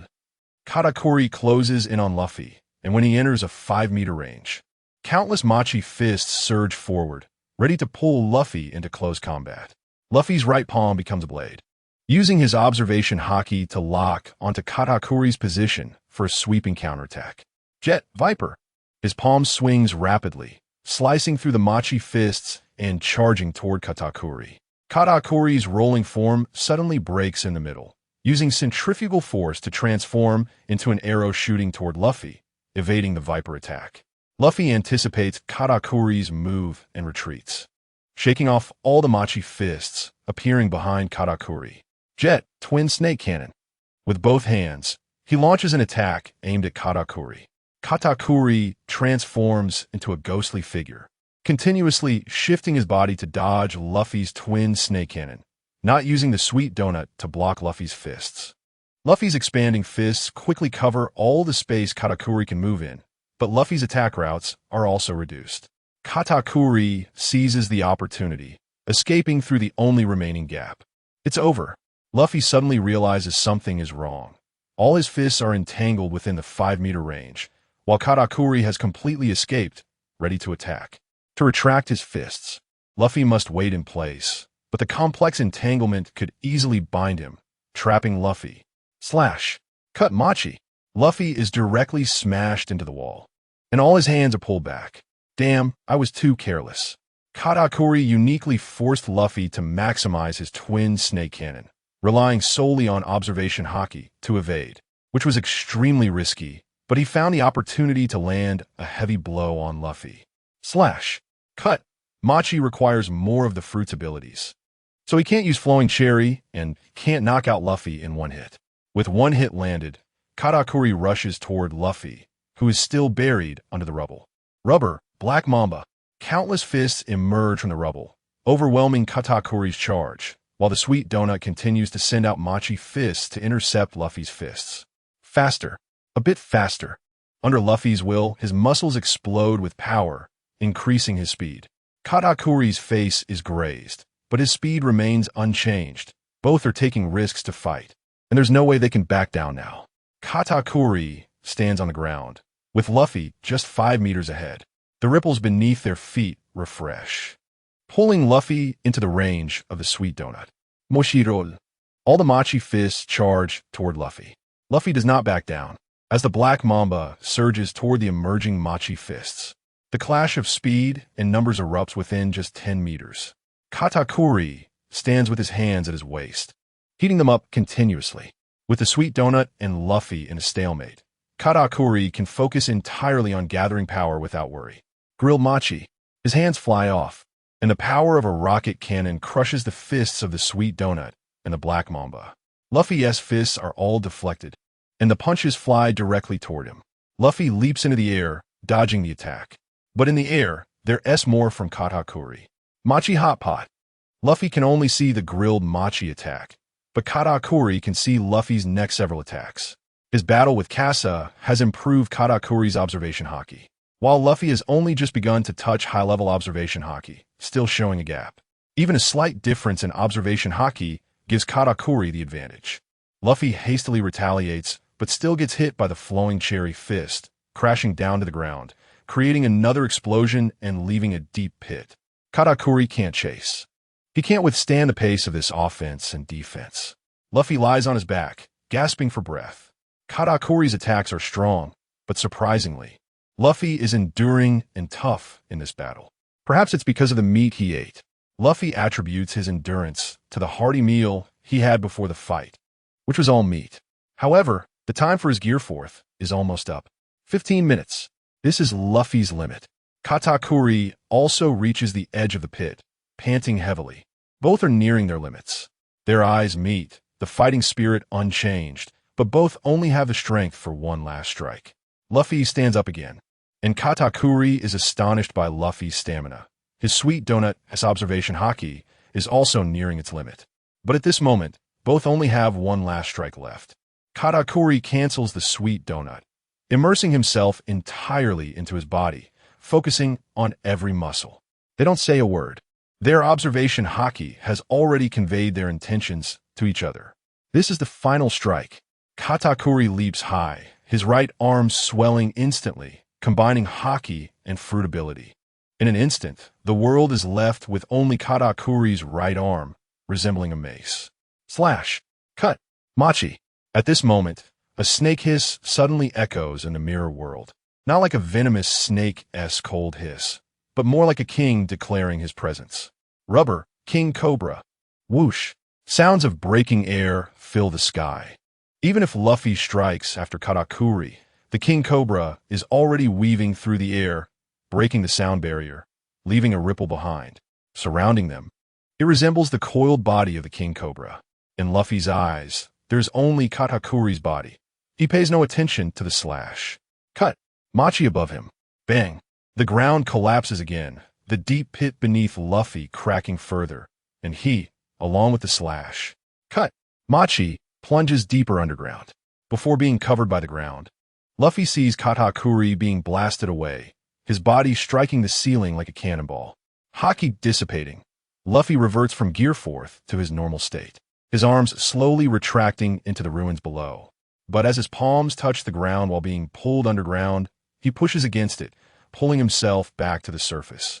Katakuri stands at the edge of the pit, only hearing the sound of intake, his eyelids drooping, only able to see Luffy in his peripheral vision. The awakening of a Zoan fruit? Impossible. It's clearly a paramecia rubber fruit. Seeing Luffy still standing and even taking an attack stance, Katakuri can no longer hold himself up, toppling forward and sliding into the pit, gradually sliding toward Luffy. Luffy looks at the fallen Katakuri and takes out his straw hat from his spatial belt. Sorry, I have a reason I can't lose. Next time, if there's a chance, I'll treat you to meat. After saying this, Luffy leaves the pit, still holding a piece of leg meat. Casa was searching for Luffy in the mirror world while holding on to Broly. The entire mirror world was silent. The fierce atmosphere of battle had vanished. Woo, the Straw Hat Kid must have been defeated by Katakuri Nizan. Casa ignored Broly's words and continued walking towards the location of Cake Island in the mirror world. Suddenly, footsteps were heard ahead, and Broly looked up with joy. But the next moment, her face froze. Casa Luffy waved a signal, and Casa saw Luffy and waved back. Hey, Luffy, did you win? Yeah, I won. Hee. Luffy stood in front of Casa, hands on his hips, displaying his iconic D-shaped smile. Impossible, Straw Hat Kid. What trick did you use? No, you must have run away. Katakuri Nizan could never lose. Luffy glanced at Broly, but didn't care much. Casa, has Sanji come back? He's back. We're getting ready to escape. Broly wanted to say something, but Casa covered her mouth. The three of them arrived at the mirror leading to the Sunny, and at that moment, Luffy spoke. Katakuri is in that direction. Just keep going straight, and you can find him. Broly looked at Luffy, still not believing that Katakuri could lose. Casa felt a bit tempted. After all, he was also a wielder of Conqueror's Haki, and the banquet technique, Part 2, could still evolve further. But the situation was urgent. They had to leave quickly. Let's go, Luffy. Everyone is waiting for us. Luffy and Casa arrived on the Sunny, and without Casa's restraint, Big Mom had already driven Zeus to catch up. Straw Hat Kid, how did you get here? Did Katakuri? Big Mom's observation, Haki, sensed Luffy's presence, which meant that Katakuri in the mirror world had already lost. Thunderous wrath. In her fury, Big Mom directly controlled Zeus to unleash an astonishing attack. Casa sensed the horror of this strike. The Sunny was about to be destroyed. Ghoul Montak Hoba Counter Cannon.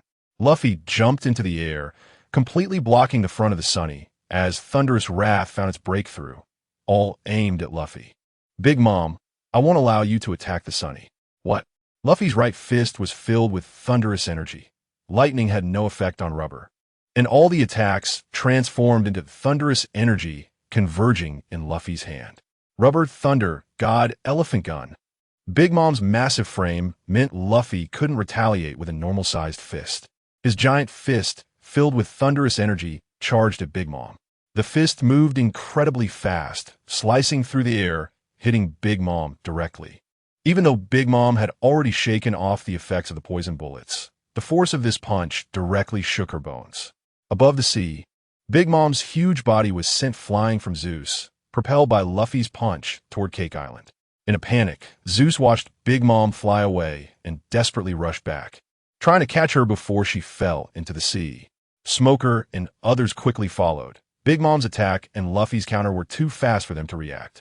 Luffy retracted his fist. Now no one could stop them from leaving. Everyone, let's escape. Oh, XN. At that moment, Luffy finally made eye contact with Sanji, sharing familiar gazes and smiles. Sanji, I want to eat. Sabaody Archipelago, Kalu was aimlessly walking on the streets. The previously active Battle Peach had rejoined the team, while Kalu remained in Sabaody Archipelago, capturing pirates attempting to enter the New World. Admiral Kalu, a Navy officer, approached Kalu and whispered a few words. I understand. Kalu frowned slightly, putting aside his leisurely demeanor. During the World Conference, Kalu was responsible for security work under men.The, ensuring that Sabaody Archipelago was free from pirate interference during the conference. After the Straw Hat Pirates reappeared from Sabaody Archipelago, the pirates in the area became restless again. However, this World Conference would surely bring many events. Sabaody Archipelago wasn't important. What mattered was men.The. At that moment, in a certain house numbered 1 to 29 in Sabaody Archipelago, Carl and Kabu sat on the ground, surrounded by the bodies of traffickers, all silent, their souls transformed into soul coins stored in Carl's account. Now that the soul coins are enough, can we buy that thing? Carl shook the green potion in his hand, and through it, Kabu looked at Carl's eyes.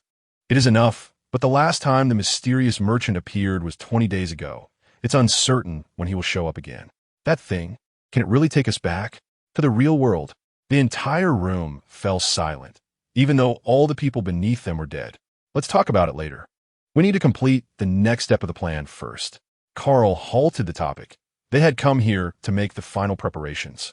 Outside, the Sky Lord inhaled deeply, sucking all the bodies into its mouth.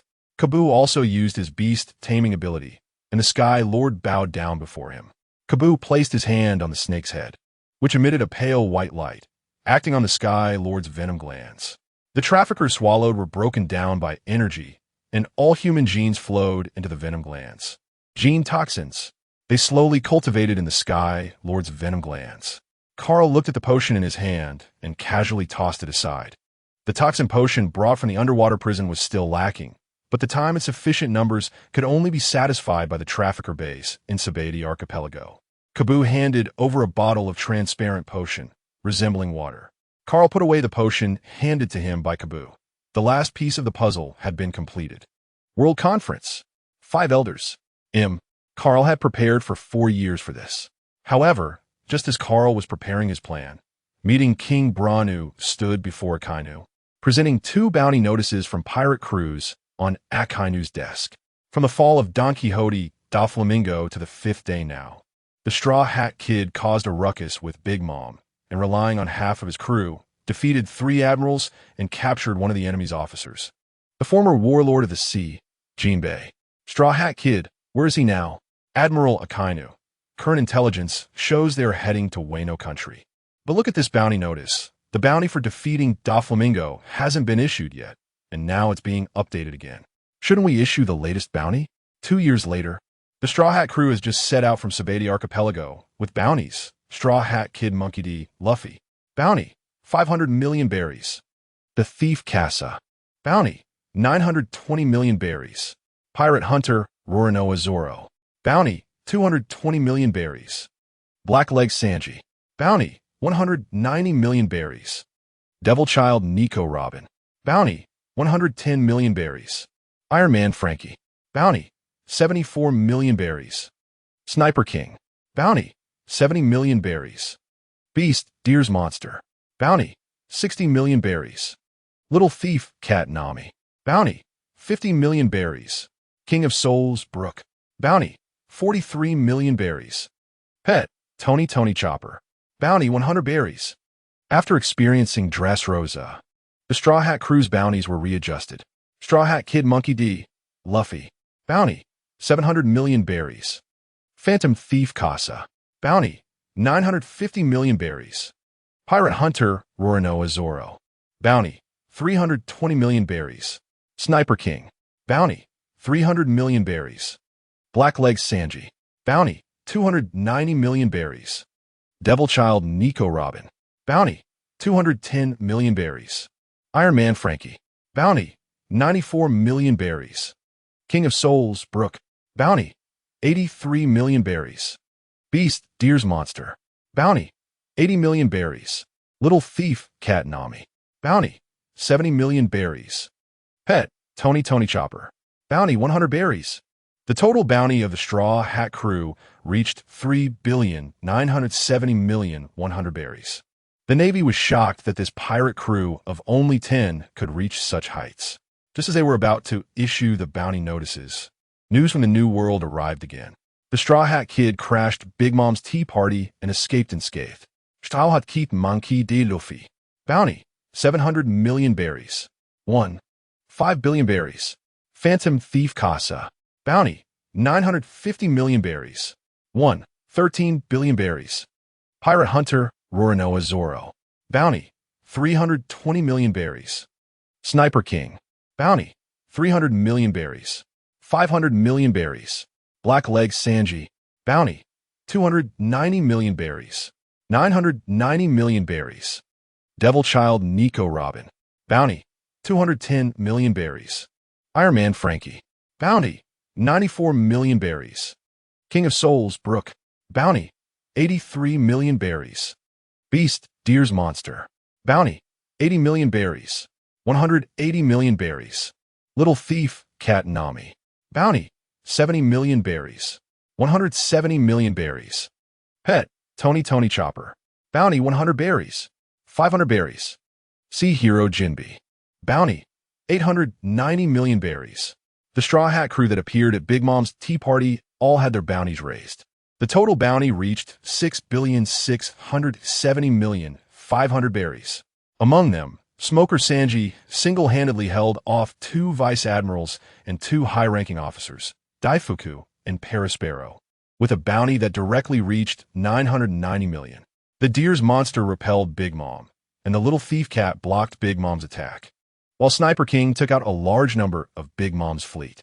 Phantom Thief Casa heavily injured Big Mom. Captain Monkey D.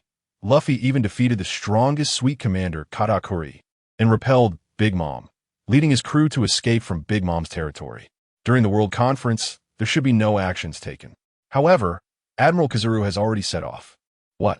That guy Borsalino, actually. Kizaru has acted alone, and Akainu is completely unaware, with 1 admiral missing.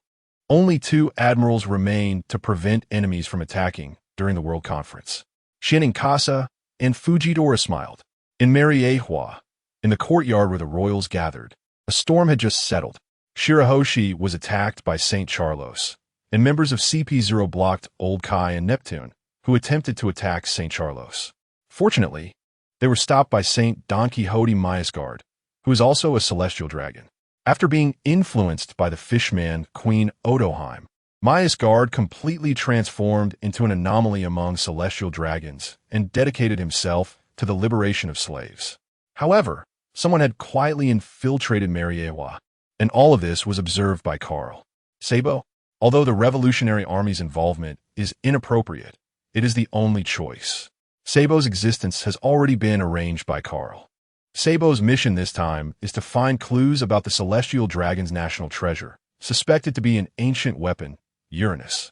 In the previous information provided by Casa, someone has always existed on the empty throne, and the enemies of the Revolutionary Army have also been identified, the Gorosei and Im. Im is also a name given by Casa. 2 years later, after completing the creation of Pluton, they finally have the capital to search for everything related to Im. But Carl no longer cares about all of this. Carl arrived outside the Gorosei's room, just as Akainu had left, his face dark, as if the conversation had not gone well. Akainu glanced at Carl, his expression even darker. He had long known about the signs within the Navy. His influence was waning. Otherwise, Kizaru would not have disregarded his orders and directly gone to Wano. As for Carl, he completely replaced the previous relationship between Akainu and the Gorosei. As the one who facilitated Carl's rise to the Gorosei, Akainu felt a tinge of regret. Carl entered the room. According to the plot, the next event will be the red-haired pirates secretly arriving here to discuss a certain pirate with the Gorosei. Carl once suspected that the pirate to be discussed at this juncture was the Yonko Luffy, but upon further thought, it didn't seem right. After seeing Carl, the Gorosei signaled him to move forward and hide behind pillar. Shortly after, red-haired Shanks arrived. At this time, in a Navy garrison's restaurant outside Mariewa, Garp held a wine glass and laughed heartily. My grandson is indeed impressive. Vice Admiral Garp, that's the 5th Emperor, the great pirate of this sea. Ha ha, Peach Rabbit. Don't say any more. The old man is quite proud now. T-Pig was also there, echoing him, downing a large gulp of wine. After Luffy caused a ruckus in Big Mom's territory, he successfully caught the attention of these big shots. It should be noted that due to the influence of a Nika fruit, the world government has been trying to suppress the Straw Hat Crew's influence. But now, it can no longer be concealed, the 5 emperors of the sea. However, Casa, that guy unexpectedly his bounty is not the highest.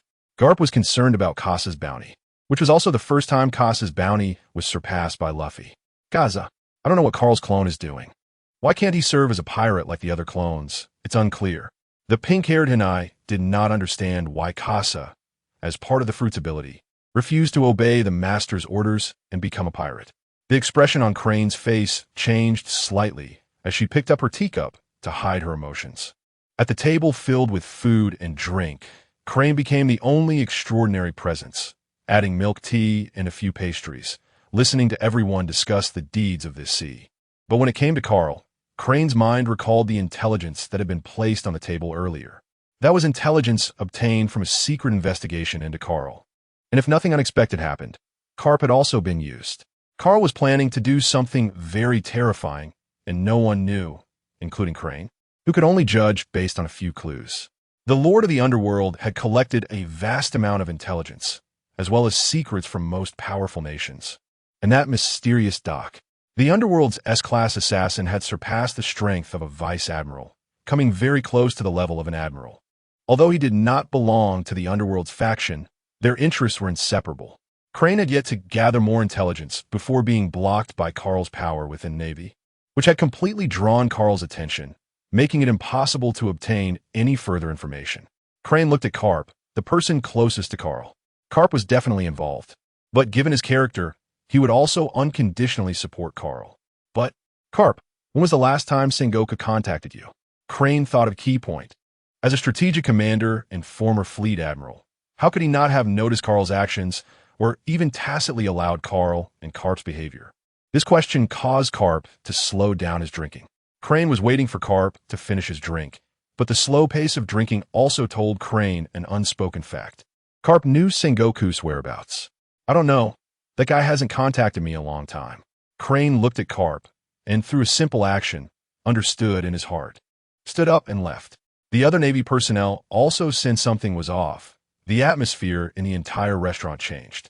Peach Rabbit and Hinai felt a desire to escape as they watched Crane leave. Hey, everyone, are you eating? Carl sat down in the empty seat, and for a moment, all attention turned to him. After all, a person from another faction suddenly intruded into Carp and Crane's factions, capturing the attention of Peach Rabbit and Hinai. Major Carl, have you cleared out the pirates in the Sabaody archipelago? The conflict between Peach Rabbit and the main body shifted to the clone.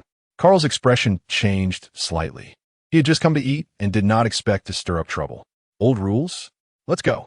The two walked out on their own, leaving Chibuta staring longingly at Carl and Peach Rabbit as they left. They had always interacted like this. A disagreement would lead to a fight. Although there were wins and losses, Chibuta felt uncomfortable regardless. A battle occurred outside Mariewa, but no one came to stop it because the Navy maintaining order recognized the two fighters. Sabo and the others also noticed the battle on the ground and stopped for a moment. They had just seen Kuma being driven as a slave, which ignited Sabo's anger. Fortunately, his companions managed to restrain him, and although Crow and the others were furious, they still remembered their mission. Sabo, Casa said that the celestial dragons have control over Uranus. I'll handle the ground part with Mori, and you take care of the palace. Sabo forcibly stabilized his emotions. Yeah, I understand. But deep down, Sabo made a decision. He wanted to bring Kuma back.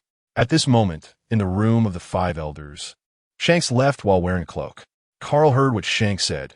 The only plot he had seen from his previous life was Luffy leaving Wano. The Green Bull, who should have appeared in the Navy, was nowhere to be seen, along with the hidden ninjas. So he had no idea what would happen in the future. But it didn't matter because everything would change with what Carl did today. Carl, come out. Carl stepped out from behind, silently walking in front of the 5 elders. The 5 elders were seated, while Carl stood. Their statuses determined everything. Carl, is the snail you trained ready? asked the elder with white hair, and Carl produced the prepared snails from behind. 5 snails were placed before the 5 elders, and Carl said, "Please check."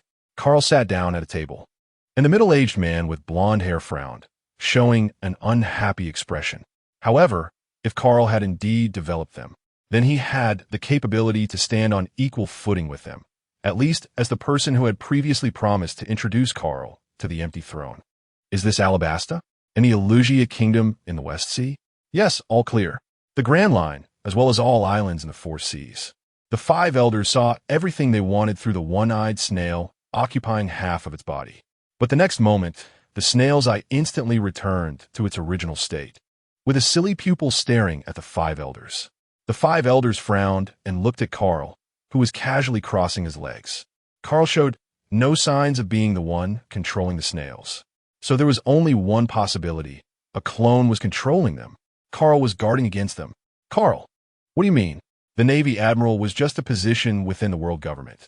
The 5 elders were above the Navy, so Carl was merely one of their subordinates. Don't rush. You need to understand the importance of what I have in my hands. This is a world map, which can be used to investigate bit by bit and find the treasure of Raftel.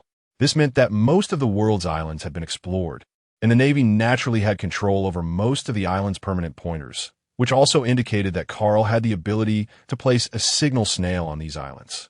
Through the signal network, Carl could create an electronic map and, at the same time, see the situation on various islands through the snails. Whether it was pirate invasions or revolutionary uprisings, it was like opening the heavenly eye. Moreover, Carl had used various fruits to give the signal snails functions, such as signal anchor points, communication, positioning, and projection.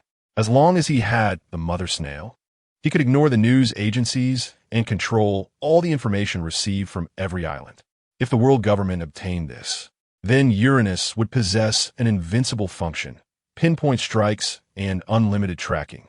No one could escape from the signal of the snails. The 5 elders naturally understood the importance of the mother snail. Relying on this mother snail, Carl had the conditions to converse with Emu of the empty throne. Ladies and gentlemen of the 5 elders, will you fulfill your conditions? Let me meet Lord Emu. Carl spoke Emu's name, and the 5 elders' pupils trembled, their expressions showing shock. The legendary sword master revealed a hint of cold light, and Carl felt a killing intent. However, the 5 elders suddenly became uncertain whether the Carl in front of them was the real body or a clone. Under the fear of potential repercussions, they could only be forced to agree to Carl's request. Carl stood up and then said, "Before that, could you release Admiral Sengoku?"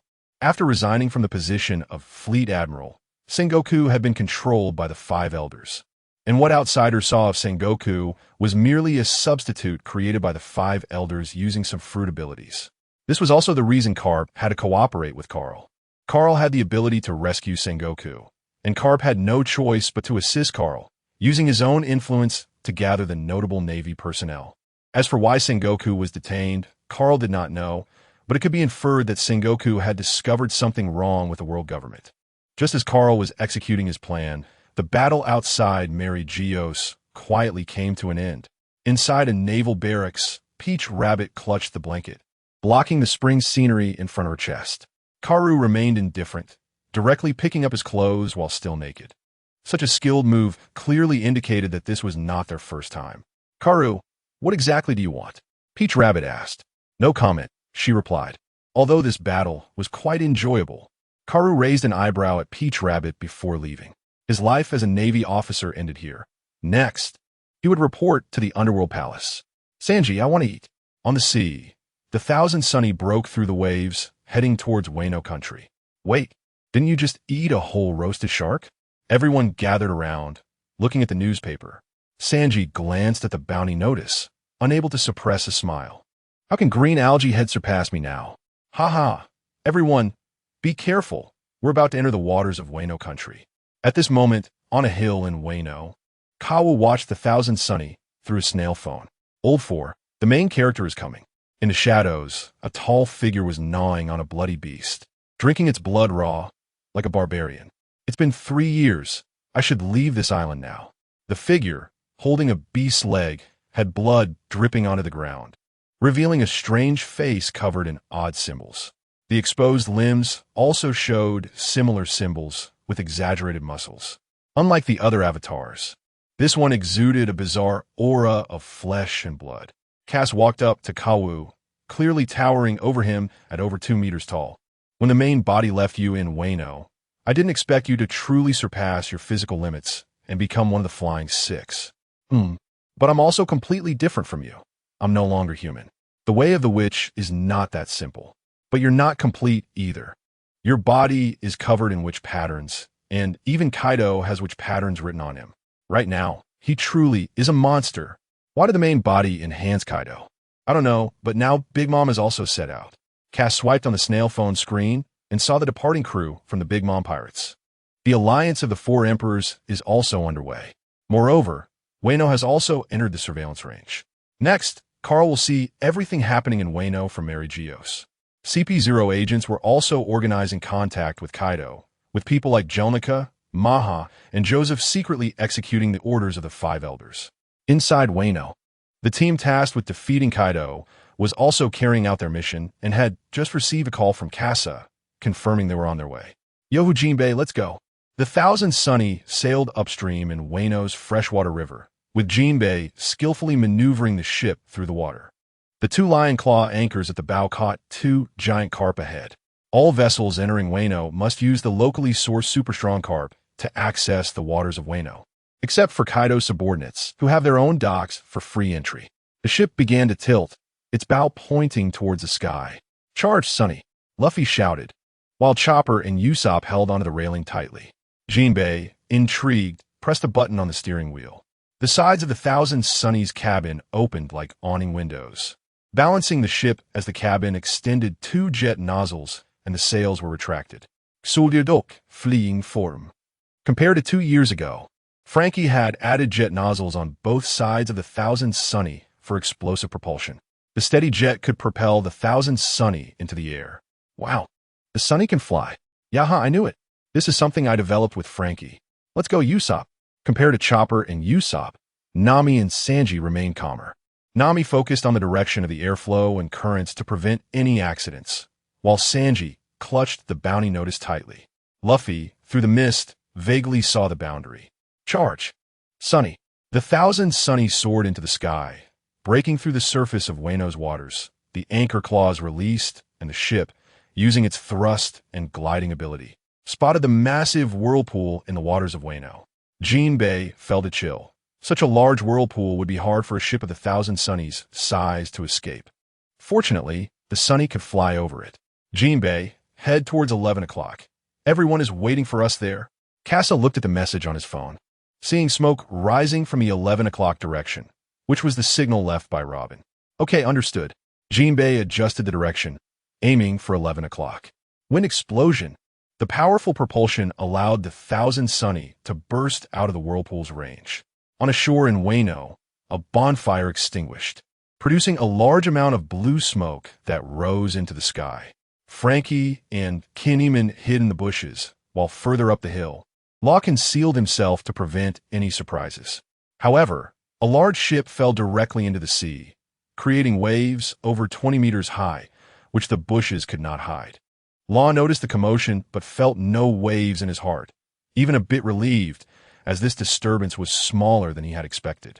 Frankie and Kinemon, though drenched, were still happy to rush out, especially Frankie, who saw that the Thousand Sunny had not sustained much damage. Yo, Frankie, Kinemon, sassy Narita, damn, this is boring. That green algae head, the idiot, wouldn't he be avoiding me, would he? Sanji fanned himself with a bounty notice, feeling a bit annoyed that he couldn't show off right away. On the ship, Casa spoke to Frankie. It's up to you, Frankie. The Thousand Sunny is in perfect condition. Great, thank goodness for you. Otherwise, these guys wouldn't have kept an eye on the Sunny properly. How could that be? We take good care of the Sunny. Exactly. Frankie, your words are too hurtful.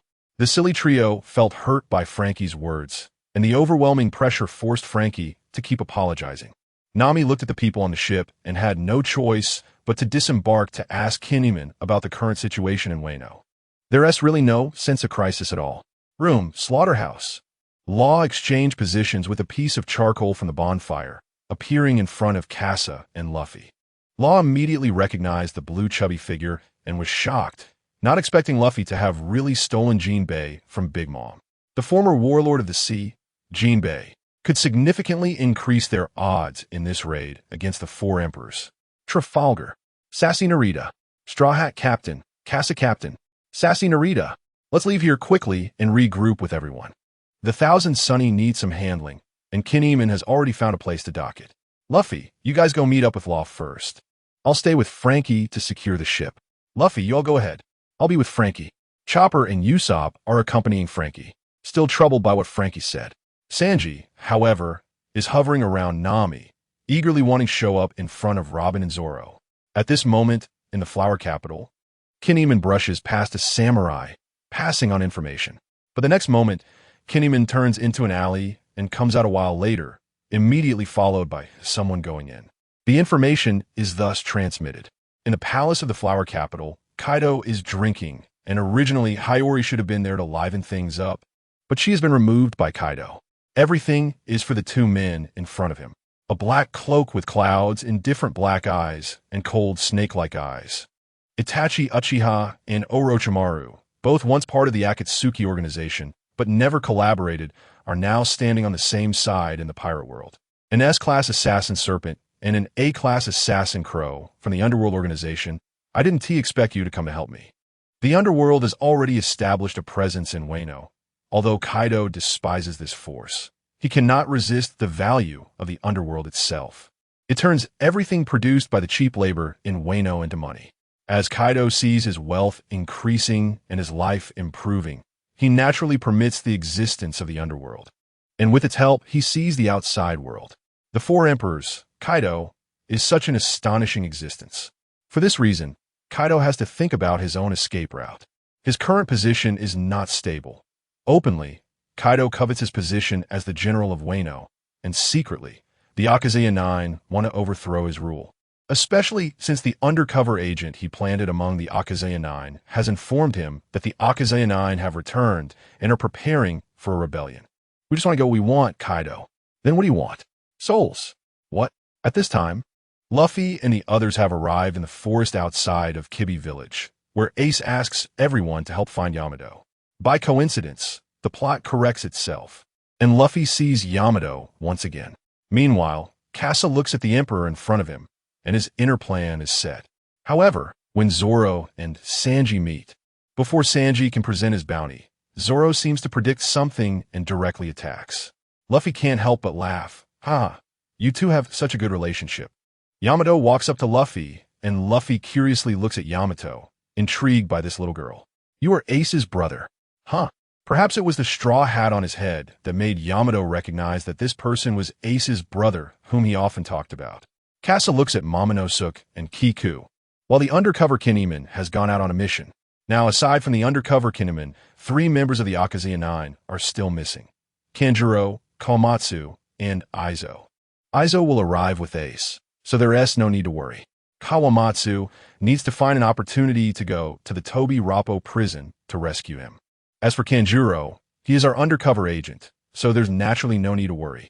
Next to Momonosuke, the Tengu Yamato is currently staring intently at Zoro's sword, Shusui, and the other 2 swords. It's Zoro's first time here, and Yamato immediately notices Zoro's swords. Although he knows Zoro is here to help his grandson Momonosuke reclaim Wano, he still does not forget to keep Shusui in Wano. Casa also notices Yamato. It's time to find an opportunity to update Zoro's weapons with Enma and the 2nd generation Kitetsu. Nami transforms into lightning, rushing between Zoro and Sanji, directly knocking both of them to the ground with her lightning fist. You two are so noisy. 12 days later, the Flame Festival, the decisive battle at Onigashima. Jack has been captured by Luffy and the others. As the person in charge of Kibi, his disappearance has made Kibi an area that the Beast Pirates cannot temporarily control. Kinemon decides to set up the headquarters in the town of Burrow in Kibi, spreading out from there to find the rebellious samurai. When Kinemon and Frankie return to Yamato's small house, the place is already crowded. The Straw Hat crew, except for Robin, are all present, while Ace and the others are still on their way to Wano. Inuarashi and Nekomamushi have already gone to Kibi to persuade Ashura. Kinemon still needs to find the remaining 2 Akazuya 9, Kawamatsu, and Kanjuro, and this task is handed over to Kasa. Sanji and Nami are preparing to head to the flower capital to cooperate with Robin and Frankie. Robin, already acting as Hiyori, has prepared reconnaissance tasks in advance. Frankie also needs to prepare to infiltrate the flower capital as a craftsman to look for the blueprints of Onigashima. Law's Heart pirates are also in Wano, searching for samurai who want to rebel and conveying the location to gather. The rebels are gathering as Kinemon envisioned. Luffy is sitting and occasionally shaking his body, somewhat indifferent to Kinemon's plan. Once Kinemon finishes speaking, Luffy stands up and says, "All right, everyone, let us have a feast. Celebrate Jinbei joining us." Huh? Luffy, wait a minute. Didn't you hear Kinemon say not to make too much noise? Luffy, don't rush. Luffy, I don't mind this. For a moment, Luffy is persuaded by everyone and has to give up, but everyone suddenly feels uneasy. Luffy 1T, just let it go like this. Kasa then speaks up. Kinemon, what do you think about the prisoners in Tobi Roppo? With the flower capital at the core, the west is Kibi, and Tobi Roppo is located south of the flower capital, separated from Kibi by only a river. Kinemon thinks for a while and says, going further south from Tobi Roppo is Onigashima, too close, it might attract Kaido's attention. So I suggest we avoid that area. Kasa knows that Kawamatsu is currently in Tobi Roppo, and those prisoners are also an indispensable force. But seeing Kinemon considering this, Kasa can only look for other opportunities to go to Tobi Roppo. Everyone, I'm counting on you. Momonosuke and Kinemon bow to everyone. But everyone tells them to get up. We are all partners. No need for such formalities. However, before leaving, everyone still holds a simple feast in the small house. Kasa Space Belt carries plenty of food, ready to be enjoyed at any time. This feast is relatively restrained, with Kasa drinking outside alone. Before long, Law also comes out. Captain Kasa, what do you think?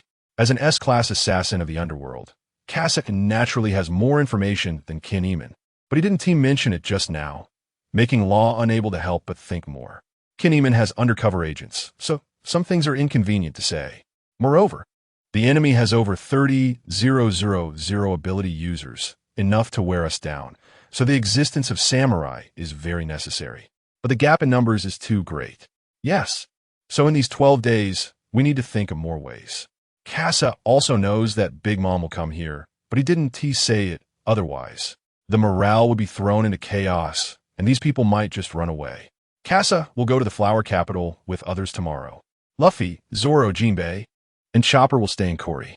Chopper has his own things to do, so he will stay in Kuri as well. After all, the appearances of Chopper and Jinbei are too distinctive. They could be recognized at a glance. Before leaving, Kasa walked into the house, approached Fei Che, and said a few words with his head down. Fei Che's expression changed drastically, and he followed Kasa out of the house. How did you know my identity? As a former general, you should learn about the underworld. Kasa once again used the underworld as a shield, and Fei Che's expression softened considerably. He vaguely knew the strength of the underworld and was surprised by its terrifying power. Information about people who should have died 20 years ago can still be traced. That's right, I am Kazuki Sukiyaki, the grandfather of Momonosuke. Since you know my identity, what can this dying old man help you with? Kasa specifically called Fei Che out to continue to conceal Fei Che's identity, and now the samurai are commanded by Kinemon. If they knew that Kazuki Sukiyaki was still alive, they would have to relinquish command, which would affect their future plans to some extent. You also saw my companion, Zoro's sword, right? It is the sword of the national treasure of Wano, Shimizuki Ryuma. Akiyushui, I know you want to take back your national treasure, but we are fighting Kaido for you. So I will make a decision for Zoro. After we defeat Kaido, we will return Akiyushui to you. But in return, you must provide a sword as compensation for Zoro. I understand. Since you say so, then I will provide one you have in mind. Kasa's promise gave Kazuki Sukiyaki hope, and Zoro's Sandai Kitetsu came from Fei Che's hands. Additionally, another sword, the Ichimonji, was made by his granddaughter, Kazuki Hiyori, just like Enma, crafted by Shimatsuki Kozaburo. Zoro exudes a strong samurai aura, so Fei Che is naturally willing to hand over his famous sword to Zoro. How about the Nidai Kitetsu? It's a deal. 11 days before the decisive battle. Zoro looked at the Nidai Kitetsu in his hand, and with the 3 swords at his waist, he now had 4 swords. Although Kasa had informed him in advance, he agreed to the fate of Akiyushui. Fortunately, all of this occurred after the battle at Onigashima. Zoro tried to sense the aura of the Nidai Kitetsu. Unlike the sinister aura of the Sandai Kitetsu, the aura of the Nidai Kitetsu was more domineering. At this time, Kasa also parted ways with Kinemon, with one group heading north to Burrow City and the other heading east to the flower capital. Among Kasa's 6 people, Nami, Sanji, and Usopp were responsible for meeting Robin. Frankie and Brook had their own missions. Frankie was looking for the design of Onigashima, while Brook was sneaking into Orochi's residence at night to find the red history text. Both tasks were actually meaningless, but Kasa couldn't directly say that. He could only enter the flower capital and inform the 2 after finding the Underworld's branch to update their missions. The 6 of them, even dressed in Wano clothing, still stood out. But even more conspicuous were the 2 men in black cloaks with straw hats approaching them. "What's wrong, Kasa?" Sanji noticed Kasa's body tremble slightly and also noticed the 2 men in front of them. "They're strong." Sanji could sense a powerful aura from the 2 men. But Kasa remained calm and exchanged a glance with Sanji before continuing to walk past them. "Did you notice Itachi-san?" "Yes, Moat Kasa. It's confirmed he is from another world like the Master. However, due to certain circumstances, he has been split into 2 individuals." "How interesting. I must study if I have the chance, especially that man next to him." Sanji felt a chill, as if a venomous snake was watching him. But Orochi had already walked further away. The unexpected encounter with the Akatsuki made Kasa ponder. This time in Wano was not as simple as imagined. There was more to investigate regarding the underworld. Furthermore, he needed to hurry to the Peach Bowl. If Kid was still there, he might absorb another Conqueror's Haki. The Feast of Gluttony, Part 2, could advance further. He had already mastered Haki to the same extent as Luffy. However, he had not yet mastered Haki coding, and perhaps after killing Kid, he could achieve that. Physically, Kasa was already on par with the 3 major monsters of the Straw Hat crew. Killing Kid would allow him to surpass Luffy and the others. The group entered the flower capital in several waves. Sanji and the others quickly integrated into the flower capital with the help of Kanjuro. Kasa followed the markings left by the underworld and found the underworld's branch. The Hanagumi under Kayashiro was not the same as the Hanagumi where Kamurasaki was, and its scale was small. It only bore Kayashiro's name. The underworld did not want to cause too much trouble in Wano, so they simply used the name of the local leader. Externally, it was the Hanagumi, but upon entering the inner courtyard, Kasa saw the true appearance of the underworld. Kasa took the newspaper and checked the latest news from the sea today. The convening of the World Conference, Big Mom's declaration of war against the Straw Hat crew, and her sailing trajectory. Big Mom would arrive in Wano at the latest the day after tomorrow, and if nothing unexpected happened, they might see members of Big Mom's crew appearing in Wano in the coming days, searching for the Straw Hat crew. This news couldn't be kept secret. In terms of high-end combat power, Kasa's side was not inferior to the other side. There were also Ace, Marco, and Aizo on the way. The enemy had a traitor in Yamato and a captured Jack. The strength of the Akaza 9 was decent. As long as they didn't hand themselves over to Kaido, they would be more than enough to deal with the Flying Six. However, it was uncertain who Big Mom's pirate crew would bring along. The 3 sweet commanders? There were too few samurai. Even with the addition of the Mink warriors, there would only be about 600. This was still counting those captured samurai and underworld forces in the Peach Bowl. The enemy had 30,000 devil fruit users, although their abilities were fake. Their strength was still formidable. Plus, with the 2 combat power ceilings of Big Mom and Kaido, the hidden ninjas in Wano would make things lively. Kasa activated his permissions to search for information on the S-rank killer, Snake, but it was not possible. However, he could look up information on A-rank killers. Kasa initially had no hope, but after the underworld obtained the phone bugs cultivated by Kabu, tracking personal movements was no longer a problem. Kasa watched as Uchiha Itachi arrived in Wano, lingered in the flower capital for a while, and then headed to Kuri. Frowning, Kasa realized this service was newly upgraded and cost him nearly half of his purple coins. Casa also overlooked an important piece of information: the existence of Carl. What exactly did Carl want to do in Wano? Or rather, what role was he playing? On the 11th day, Casa stayed in the underworld all day, analyzing the situation in Wano. This seemingly calm Wano was secretly surging. On the 10th day, a confidential report was sent via phone to Zoro in Kuri, and Jinbei also received the message.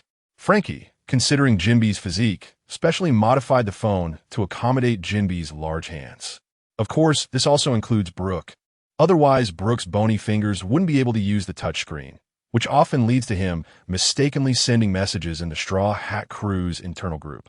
Kinemon will stay with Zoro and the others, making it convenient to keep an eye on Luffy or gather information, such as the intel Kasai obtained from the underworld. Kinemon felt a chill when he received the information from Kasai. This intel couldn't be shared. 1. The Big Mom pirates are heading to Wano, declaring war on Luffy. They are suspected to have formed an alliance with the Beast Pirates, which involves the relationship between Big Mom and Kaido. 2. Kawamatsu has been imprisoned in a peach bowl for 20 years. 3. Kaido has hired S-rank and A-rank assassins through the underworld. Good news. One more member has joined the Akazaya 9. Bad news. The enemy has added another Yonko pirate crew. In contrast, Kinemon looks down on the assassins hired by Kaido, even if one of them is of the same level as Kasai. But only Kasai knows that these two could easily destroy a country in the Naruto world. In the pirate world, they should be equivalent to the strength of the warlords of the sea, especially without intelligence, making battle even more troublesome. The same intel was also sent to Law, who is also hiding in Wano, providing cover for the Heart Pirates. The appearance of strangers in Wano has already reached the ears of the Flying Six. Drake and Hawkins are already patrolling within the Flower Capital. Big Mom, it was indeed a mistake to let the Straw Hats take the lead. After reading the message, Law put away his phone and did not shrink back because of it. Old legends do not abdicate. How can newcomers rise? So he was also prepared. At this moment, in a civilian house within the Flower Capital, Kasai and the Straw Hat crew were gathered together. Nami, really? I didn't expect Big Mom to come directly to Wano. Sanji, Nami-san, I'm sorry. If it weren't for me. Usopp, Sanji, it's not your fault. After a brief silence, Robin looked at the information and said, it seems Kinemon hasn't expressed his position. Frankie, after all, they are two Yonko. But Luffy won't be afraid, so the result will be the same. Brook, Kinemon should still find that undercover agent. The undercover in the Akazaya 9 has always been a thorn in the side of the Straw Hat crew, so they didn't invite Kanjuro to this meeting. Kasai, with the two Yonko teaming up, it will be difficult to win. However, we need to find the historical text first. According to the intel from the underworld, the historical text should be beneath Wano. Brook and Frankie, you two should take the submarine to find it first. As for contacting the samurai, for Kinemon, we can only do our best and prepare for the battle against the Yonko with only us, Law, and Ace. Nami, how is that possible? Usopp, hey Kasai, how can we possibly fight against the Yonko? Kasai looked at the two in front of him. Although he was terrified, he would not hesitate to take action. Sanji, haha, Luffy shouldn't mind. After all, they're just Yonko, and Luffy is going to be the Pirate King. Sanji's words steadied the morale. Now, what they could do was slowly find the samurai and reduce their lack of combat power. Since that's the case, let us act separately. There are still 10 days left. If it really doesn't work, we'll take the historical text and run. After glancing at Robin, Kasai realized he had something to say. Robin, be careful. If Kaido has hired assassins from the underworld, withdraw immediately if anything seems off. Understand. After Kasai left the house, he sent someone watching him. It was likely that traitor Kanjuro. For this, Kasai could only pretend not to know and directly leave the Flower Capital. He needed to hurry to the Peach Bowl, find Kawamatsu, and eliminate Kid. Inside the palace of the Flower Capital, Kaido was looking at the message from Big Mom. The existence of the underworld made him realize how strong the Yonko are. And with another Yonko arriving, Kaido felt that his position in Wano was precarious. The pink-haired girl in front of him, a ninja, did not make him believe that ninjas could help him survive among the three major factions. Sakura Haruno, what else do you ninjas need? The arrival of Big Mom meant another price. Originally, the goal was to drive away the Akazaya 9 and Kaido. Now, with Big Mom involved, the price would definitely be different. However, what could attract Orochimaru and Wano were its mineral resources. Sea stone, of course. There was also the mythical Zoan fruit, the Yamata no Orochi fruit, which he couldn't tell Kaido about. Just as Sakura, Haruno, and Kaido were discussing details, the Big Mom pirate ship had already entered Wano's territory. The remnants of the Rocks pirates once again gathered in Wano. At the entrance of Wano, an ancient wyvern appeared in front of Big Mom's ship, carrying flames. When Big Mom sensed the fire, the attack had already arrived, aiming to kick the pirate ship into the sea. Grilled rice cake. An attack suddenly erupted from the pirate ship, intercepting the fiery attack, preventing the Big Mom ship from being knocked into the sea. The fire looked at Katakuri on the deck and the other two commanders. The Big Mom pirates had indeed come out in full force. The fire knew it couldn't intercept the Big Mom pirates that had already entered Wano alone, so it had to fly towards Onigashima. Big Mom approached Katakuri, who was wrapped in bandages, and said, "Well done, Katakuri. This time, we must kill that Straw Hat Kid." "Yes, Mama." Big Mom's arrival made the situation in Wano even more tense. At the very least, there were still 9 days left. Or perhaps Big Mom and Kaido would strike early. Kawamushi, through the video on the Den Mushi, saw Big Mom's arrival and headed straight for Onigashima. Big Mom had also purchased information about Wano from the underworld branch on Cake Island.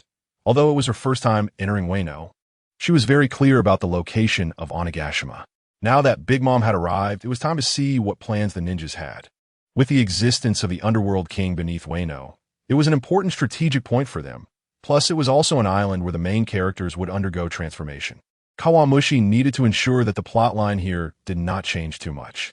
As for the appearance of the ninjas, it was unexpected. Kawamushi had more information about ninjas. Over the past 5 years, ninjas had appeared in various wars. However, in these wars, as a combat unit, referring to soul coins, one combat unit could only correspond to 1 to 24 soul coins.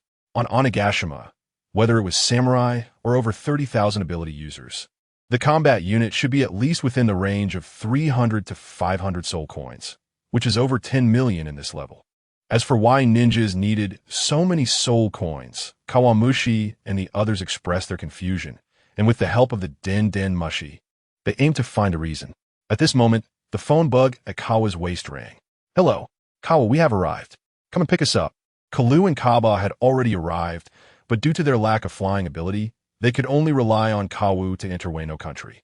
Half of Carl's clones, including 4, 5, 6, and 8 had gathered in Wano, and this mission was also taken seriously by Carl. Wano country was becoming increasingly lively. As night fell, Casa had quietly infiltrated the Peach Bowl under the cover of darkness. Using his usual tactics, he captured a prison guard of similar stature and transformed into the enemy's appearance using the 100 Faces mask, then slipped into the Peach Bowl. Unlike the lifeless prisoners, the guard were lavishly indulging in food and fine wine. The prisoners locked in their cages were staring intently at the guards, including Casa. Casa leaned against the shoulder of a nearby guard, chatting about some gossip he had heard outside. He mentioned the name Kid. "Haha, you mean that kid? One of the worst generations, right? How ridiculous that he dared to lay a hand on Lord Kaido. Lord Kaido is just cherishing talent. Not only did he take in 2 of the worst generations, but he also wants to take in this kid. It's infuriating. After all this hard work, we're just waiters. As long as Kid agrees to Lord Kaido, he can become a true subordinate." The Beast Pirates cadre system is divided into 3 main boards: Jean, Queen, Jack, with the strongest 6 in the true subordinates. The Flying 6, Page 1, X, Drake, Black Maria, Sasaki, Ultai, and Kaido. Below them are the giant-sized brutes, those who have consumed artificial devil fruit abilities or have failed to eat fruits and became the laughingstock. Finally, there are a large number of waiters waiting for devil fruits. In short, this kid is too ungrateful. We need to teach him a lesson. Is that really a good idea? After all, he is someone Lord Kaido has his eye on. If we are not careful, he could become a true subordinate, and we could face retaliation. What a coward. Just watch me. Casa intervened, and the drunken guard began to drowsily agree to Casa's request.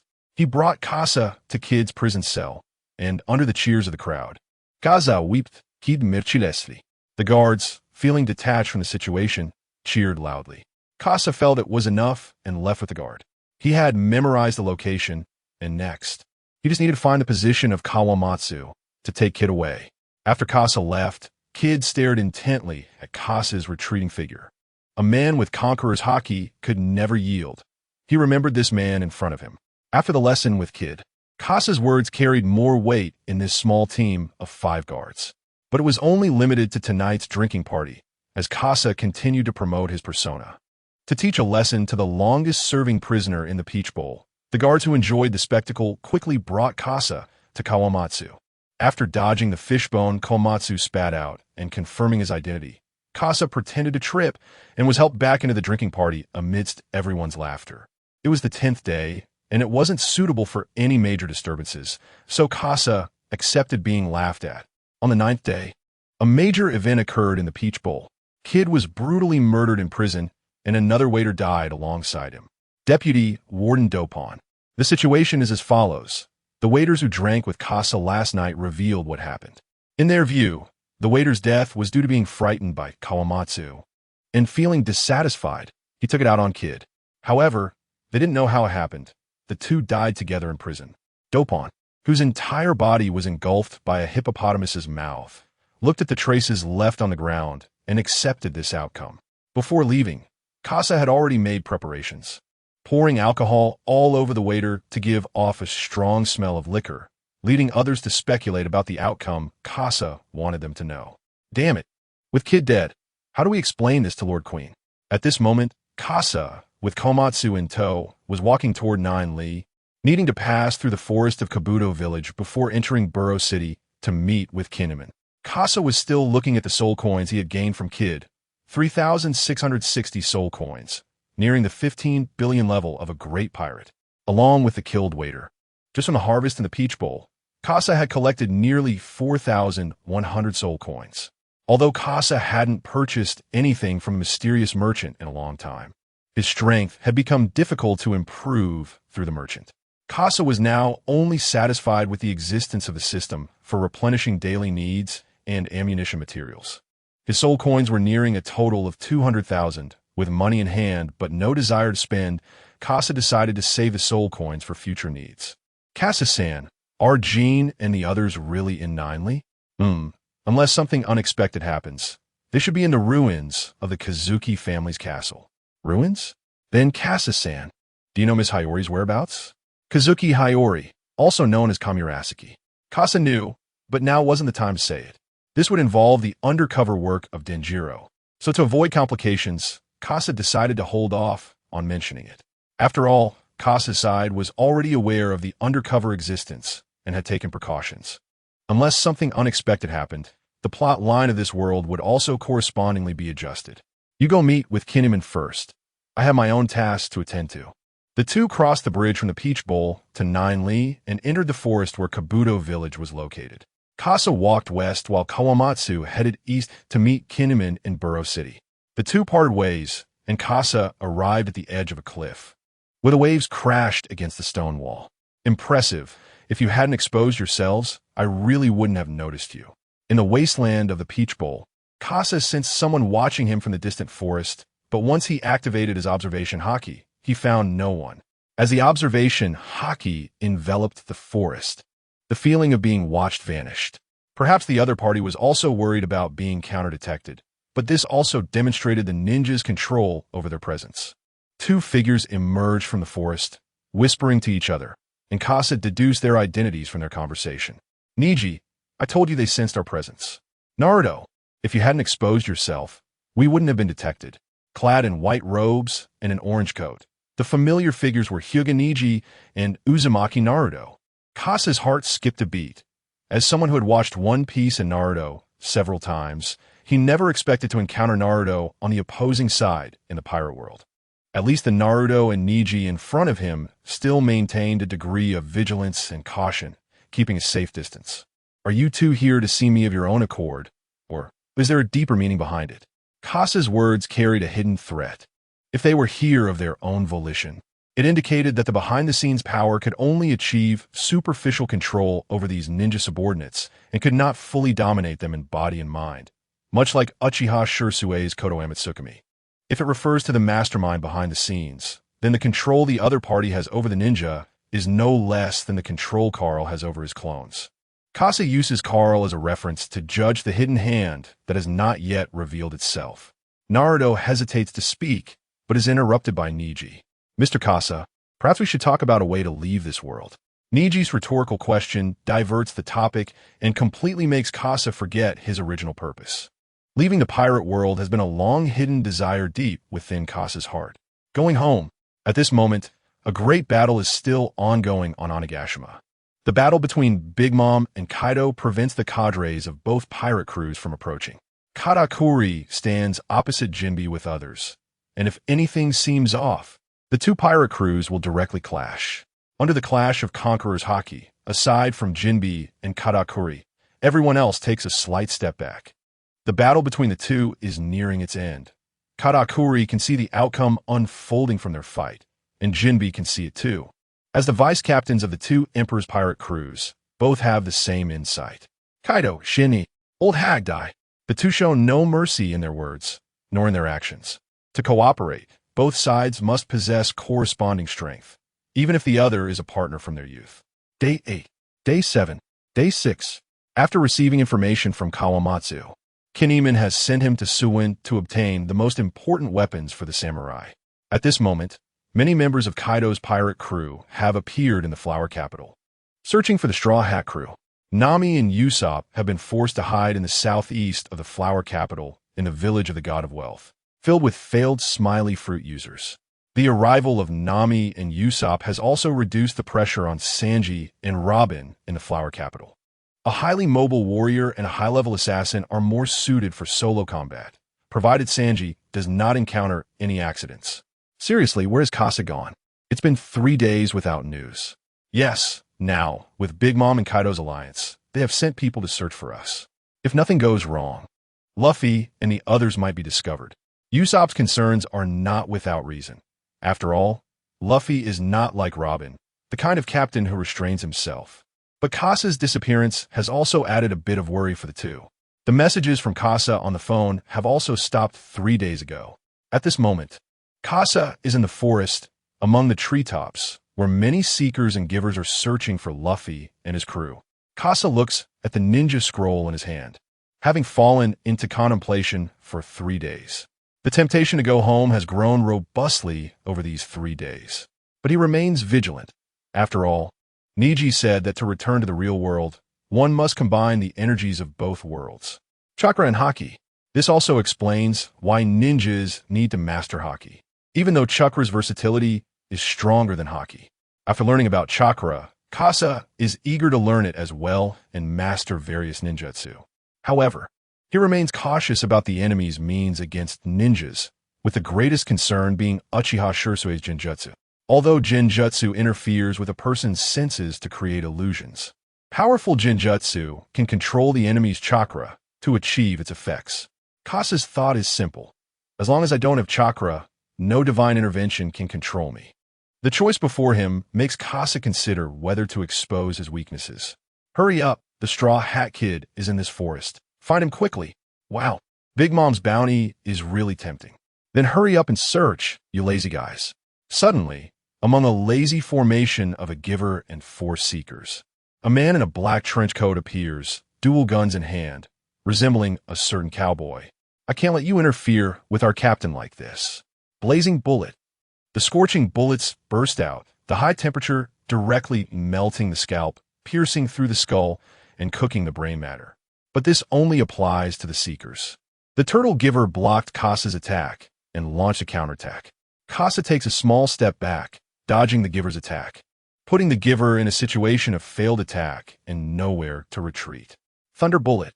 Lightning shot from the eye socket, directly piercing through the head. This scouting team meets the same fate, all struck in the head and dead. Gunshots echo throughout the forest, and members of Kaido's pirate crew also become aware of the battle happening here. Many have already headed to the battlefield, while others remain in place, waiting for the situation to unfold. After all, there were only 6 gunshots. This was not an enemy they could deal with. Kasa looks at the more than 2,000 soul coins he has collected. Although he couldn't probe the ninja's intentions, he has still discovered something else. The ninja's obsession with soul coins indicates that their existence is to fish in troubled waters on the battlefield, and the current Wano country is a high-level hunting ground for ninjas. Since both sides are enemies in this hunting ground, Casa is ready to fight and see who can kill more. The wooden hut of Fei Che has now been found by the Givers, with several Giver teams surrounding the small house. Zoro pulls Momonosuke and Shinobu behind him, with only Fei Che providing cover. You found me a good opponent, Momo. Want to test your training results? After obtaining the second generation of Enma, Zoro has been training Momonosuke in swordsmanship, but for Momonosuke, it is still too early. Momonosuke stutters, fear and pride intertwining within. Momonosuke, you don't have to fight. You're still just a child. Although Fei Che says this, he cannot take responsibility for the extra combat power. What joke. I can handle these guys alone. Fei Che, I'll leave Momonosuke to you. One sword style, Egan Tori. With a quick draw, a flying slash tears open a gap. This completely stimulates the Giver team, who all surround him. But the next moment Zoro's right eye flashes with a hint of blood-red bloodlust.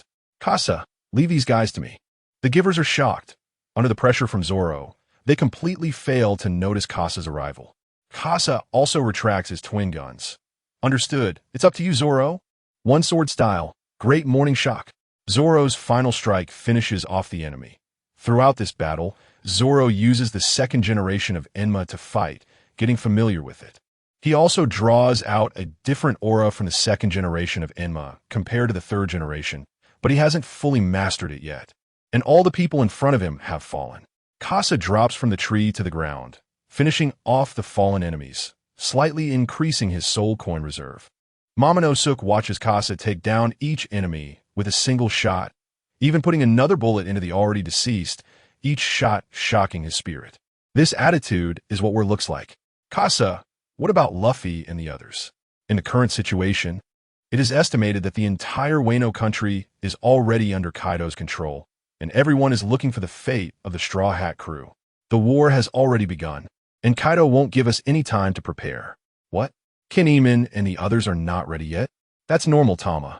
The enemy is one of the four emperors, and it's a double four-emperor situation. Casa threw a doll to Zoro, and Casa had one in hand as well. Then he tossed a blanket to Frankie.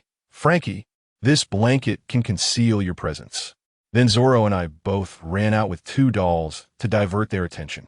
Zoro looked at the doll in his hand, which resembled Momonosuke by about 80%. As long as he blocked his face while moving at high speed, no one could tell if it was the real person. Zoro, let's go to Burrow Town to find Luffy first, and then lead Kaido and the others to the bells. Is that really possible? Can you few handle such a large-scale operation? It's fine, Frankie. We're strong. Zoro and Casa were already in action, and Casa had communicated with the other partners through his phone. They were already on the move. Robin also sent out the information she obtained from Kaido's castle via her phone. First, Kaido's military strength and weapons, including a total of over 10,000, including Kinemon. Second, the time Kaido gets up during the Fire Festival. Third, the Beast Pirates' military strength, which includes over 20,000 waiting members. Among them, the timing and items for the banquet team sent to Onigashima by Kaido, but that is of no use at this stage. At least there are still less than 6 days left. Whether the battle at Onigashima can still commence on schedule or erupt early in Wano country is uncertain. Inside Flower City, after sending the message, Robin prepared to withdraw from the palace. Miss, you can't just leave like this. Chi-Chi said. That's difficult. I have to hurry to meet my partners. Robin glanced back with a flirtatious look, causing Fukuro Kuju behind her to tremble internally, his long-immersed heart suddenly quaking. Then cherry blossoms fell, and Robin disappeared in front of the Onamara guards. In the pirate world, ninjas couldn't catch Robin, and she thus ran to the outside of Kaido's castle. Robin, Casa has already started. Let's find Nami first. Okay, let's go. Sanji, be careful. Rasengan. A sky blue compressed high-density chakra aimed at Sanji's chest, but Sanji was faster. At the moment he lifted his leg, flames surged up instantly. Hey, mind your gentlemanly manners in front of a lady. But this curly-browed guy, you're quite strong. If I don't go all out, I can't guarantee I can hold you back. Robin watched Naruto cautiously from behind as a voice appeared behind him. Naruto, can't you follow the mission requirements? But Shikamaru, these people will be our enemies in the future, so I need to test their strength first. I'm really sorry. I didn't expect you to have the energy to talk to your partners. Sanji looked at Naruto, who still had the energy to chat with Shikamaru, and the flames on his feet intensified. Robin also tried to grab Shikamaru, but only caught a shadow clone. The information about the Straw Hat crew was also in the hands of the ninjas, for ninjas who value intelligence in battle. It was natural not to be caught off guard upon meeting. At this moment, in the town of Kaizoku, Nami and Usopp's location was already discovered. What should we do? Usopp? Nami, we need to leave here quickly, or the villagers will be affected. Nami and Usopp prepare to leave the house, and were about to run outside to confront the enemy. The outside Gifted squad had already fallen. Nami opened the window and saw 4 people and a dog, along with swarms of insects flying everywhere. By the outer wall of Burrow Town, near the river, Chopper was biting Luffy's clothes as they ran towards the riverbank, where Jinbe was already waiting. Fishman Judo, current over-the-shoulder throw. The sea pillar knocked down the gifter in the air, relieving Chopper's pressure. Damn it, Chopper. Let go of me. I want to fight these bastards. Luffy, calm down. Let's regroup with everyone first. Chopper saw a shark submarine suddenly emerge from the river ahead. Frankie and Brooks' support arrived, and Chopper took Luffy into the submarine, while Jinbe followed the submarine into the sea. The companions also included the Heart Pirate submarine. Law looked at the message Cass's sent on his phone and decided to temporarily follow Cass's plan. Submerge underwater. Guerrilla warfare. In the area of Wano, divided by rivers. The rivers all flow into Wano's inland sea. Luffy and the others, along with Law's Heart Pirates, were in the sea, heading towards Momo's Bowl along the southern coastline. Cass's plan was simple. Using the submarine's mobility, they would head to the bells along the southern coastline, leading the gifters there. Kassa and the others would draw the gifters to the bells along the middle route. So, only the northern side, the back of Flower City, was left. Kawamatsu could take weapons and retreat from the bells from the north. Currently, most of the samurai were hiding in Kuri and Flower City, especially in Flower City. Kuri had more of Ashura's subordinates, and now Ashura had agreed to join, so Kawamatsu just needed to deliver the weapons to Flower City. Kassa followed behind Zoro. That's right. The combination of Kassa and Zoro, at this moment, advanced according to Zoro's footsteps, heading towards Burrow Town. As the biggest variable in Wano country, if Kassa needed to correct the storyline, it might be possible to adjust it through Zoro's roadblock setting and see what changes would happen on the path Zoro took. The road ahead changed, and the two stepped onto a bridge, heading straight for Flower City. At this moment on Onigashima, Kaido and Big Mom were drinking. Ha ha ha, old hag. I didn't expect you to still be like a monster after all this time. Enough with the nonsense, Kaido. That Straw Hat kid made me lose face. He wants to step on my back to become one of the 4 emperors. That's impossible.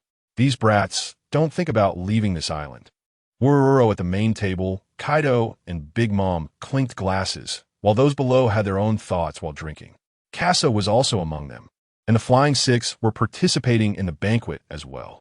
Kaido-san, Jack has been missing for a long time. The 3 main executives can't just be left with 2.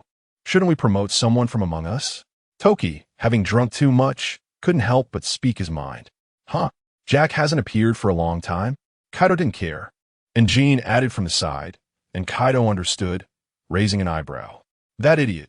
Well, as long as he's not dead, and he's still on the island, whoever finds and captures Jack will have a chance to challenge him. The chance to challenge Jack meant the possibility of becoming one of the 3 main executives. Kaido. Before that, I still think we need someone to take charge of Jack's territory. Kaido glanced at Jean and lazily said, you decide. Jean turned to the Flying Six, looked around, and said to Kassa, Kassa, from now on, you are in charge of Jack's territory. Kuri is in your hands. Wait, Jean. I refuse to accept it. Why is it Cass instead of me? Taimu has some objections, but others don't. Quinn on the side cheered. Taimu, you've been completely seen through. Ha ha ha ha. Cass's strength is the closest to the 3 top commanders among the Flying Six, even stronger than Jack. When Cass saw Taimu say this, Big Mom's people also looked over. Ha ha. Old lady, let me show you which is stronger, my Flying Six or your 3 commanders. Surely my 3 commanders are stronger than your 3 top commanders. Kaido, why are you still acting like a kid? When facing their opponents, The battle between Cass and Taimu had already ended. In a simple wrestling match, Cass executed an over-the-shoulder throw, directly slamming the half-beast Taimu to the ground. Katakuri raised his eyelids slightly. Cass's strength was quite impressive, capable of crushing ancient species Zoan fruit users with sheer brute force. I am a Paramecia-type user of the drawing fruit. The patterns on my body are all magical runes that enhance my strength. The same goes for Lord Kaido. Katakuri looked at the runes on Kaido, wondering how powerful Kaido's strength could be. Big Mom had a deep understanding of this. Roronoa Cass is quite good. However, why hasn't that Straw Hat Kid been found yet? It could be the help provided by the Underworld. Underworld? That assassin organization. The Underworld might have a high status, but to Kaido, it is insignificant. As one of the top powerhouses, if an organization lacks corresponding combat power among its ranks, Kaido won't take it seriously. The Yonko, Navy, Revolutionary Army, and World Government are his true opponents. Old lady, just enjoy your drink here. I'm going to stretch my muscles. Hey, Kaido. I'm a guest here. Why are you leaving me behind? A blue dragon soared into the sky, flying out from the skull of Onigashima. Luffy and the others had already taken over the Peach Bowl, and the sky changed. Dark clouds gathered, with a blue dragon appearing intermittently through the clouds. Sanji and the others also picked up Nami and Usopp in Kaishin village, defeating the pursuers behind them, heading towards Ringing. At the edge of the forest in Kibi, 5 ninjas looked at the blue dragon in the sky, which was even more imposing than the tailed beasts in their world. In Flower City, Shikamaru and Naruto also saw the thunderous roar in the sky, dropping down from the rooftops into an alley to conceal their presence. The 3 members of the underworld, Wawa, Lee and Ba, were in the flower house at this moment, watching the dragon head in the sky. A blast of heavenly fire descended directly from the clouds, hitting the underworld branch. The 3, who had been warned in advance, were drinking in the flower house, with Chuan Shurilang and Cozy nearby. It seems the boss here doesn't like us, but wanting us dead is a bit hasty, right? They probably just want to blind the Straw Hat crew. While the 3 were chatting, Chuan Shurilang had something to ask, but in the next moment, they all stood up and looked towards 2 figures on the street. How did those 2 get here? I don't know. Cass and Zoro looked at Kaido in the sky. According to the plot, Kaido should appear in Kibi, not here. But since he was here, and the 2's auras had already been targeted, 2 arrogant kids, Kaido burped. Zoro spoke. Cass, should we give it a try? Sure, but there are too many people here. Then let's fight while retreating. 2 sword style, 720 troubling winds. Shockwave wind. The combined attack of the 2 directly hit Kaido's jaw. Kaido shook his head, feeling fuzzy. Zoro and Cass's greeting-style attack couldn't completely wake him up, but it was enough to get Kaido's attention. The 2 had already run out of the range of Flower City. Kaido's massive body surged through the dark clouds, making it hard to distinguish front from back. Only the occasional sight of his 5 claws could help determine his movement direction. Kaido was now flying toward Cass and Zoro, who instantly sensed an overwhelming aura. It was domineering, filled with a powerful, savage presence. Flame breath. A fiery dragon breath erupted directly from the dark clouds, dispersing them. The attack that originated several kilometers away rendered the observation haki of the 2 ineffective. They first spotted it with their eyes and then dodged in advance. Zoro stood on Cass's flying sword, accelerating to escape the range of the flame breath. With a swift move, he dashed into the area of Ringing. The dark clouds in the sky also turned cold. Kaido shivered from the cold and instantly descended, his dragon body swaying, changing the air pressure in the sky, blowing away the original dark clouds of Ringing, replaced by the clouds brought by Kaido. Flame breath. Once again, a flame breath erupted. This time, Zoro jumped off Cass's flying sword, holding 3 swords tightly, biting down on the Enma. 3 sword style, flame slash, 6 paths. He cut through the flame breath. The second generation of the Kitetsu, and the sword used to slay dragons aimed directly at Kaido in the sky. Cass, send me up. Understood. Zoro instantly entered a state of full commitment. After all, the enemy could be one of the Yonko. Zoro's cut through the flames piqued Kaido's interest with a burp. Cass quickly executed a large Z-shaped maneuver to prevent Kaido from launching an attack. However, Kaido did not attack, allowing Cass and Zoro to close in. 3 sword style secret, 1 big, 3000, Grand World. As soon as Zoro made his move, he went all out. The three-sword style secret directly slashed at the dragon's body, causing intense pain that suddenly opened Kaido's blurry eyelids. These two kids. Kaido suddenly sobered up, looking at the small figures beside him. Zoro examined the wound he had caused, frowning. The sensation of cutting through was tougher than the steel created by Frankie. Although the wound bled, it wasn't a spray. It was just superficial.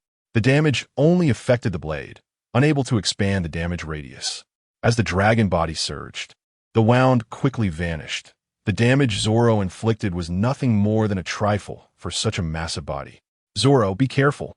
Cass kicked away the flying sword, accelerating its departure. Then he danced around Kaido, using moonwalk, operating the flying sword to help Zoro evade. 2 ants, then I'll satisfy you. The dragon head charged straight towards the ground, the powerful airflow flipping the two. Cass dashed towards the flying sword, while Kaido completely landed, transforming into his human form. Holding the kanabo against the ground, resting his head against it to relieve his dazed mind. Zoro also stood firmly on the ground, allowing him to exert better strength. Cass held the Qingxian Gingyuan spear on the flying sword.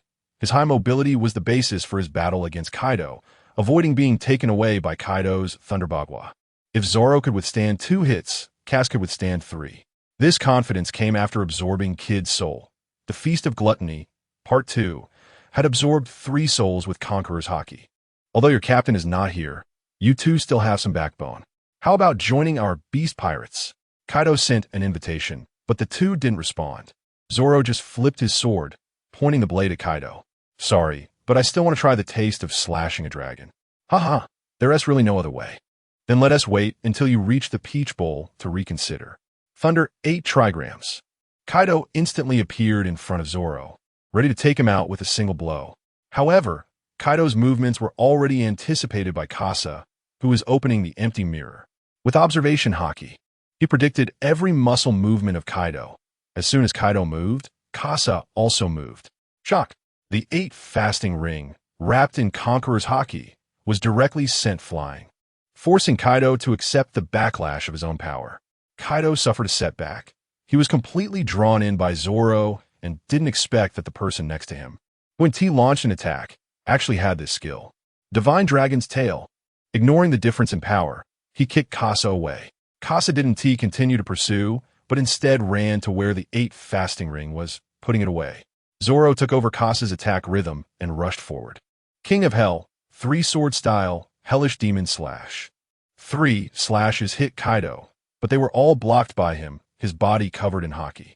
After the slashes shredded his clothing, they had no further effect. Kasa also noticed something. After Zoro's attack hit, the runes on Kaido's body flickered. To verify his suspicion, Kasa launched an attack. Great Wilderness, Starfall. A thrust penetrated, piercing Kaido's body, the spearhead completely buried inside. Kasa didn't have time to observe, as a larger fist than his own came crushing through the air, sending Kasa flying. He pulled the spear out as he fell, wiping the blood from his mouth. This punch also carried Conqueror's Haki, but without the 8 fasting ring, it only had half the power of Thunder 8 trigrams. However, the next moment, Kasa and Zoro witnessed a shocking scene. The wound left by Kasa had already healed. The runes on Kaido had also ceased to function.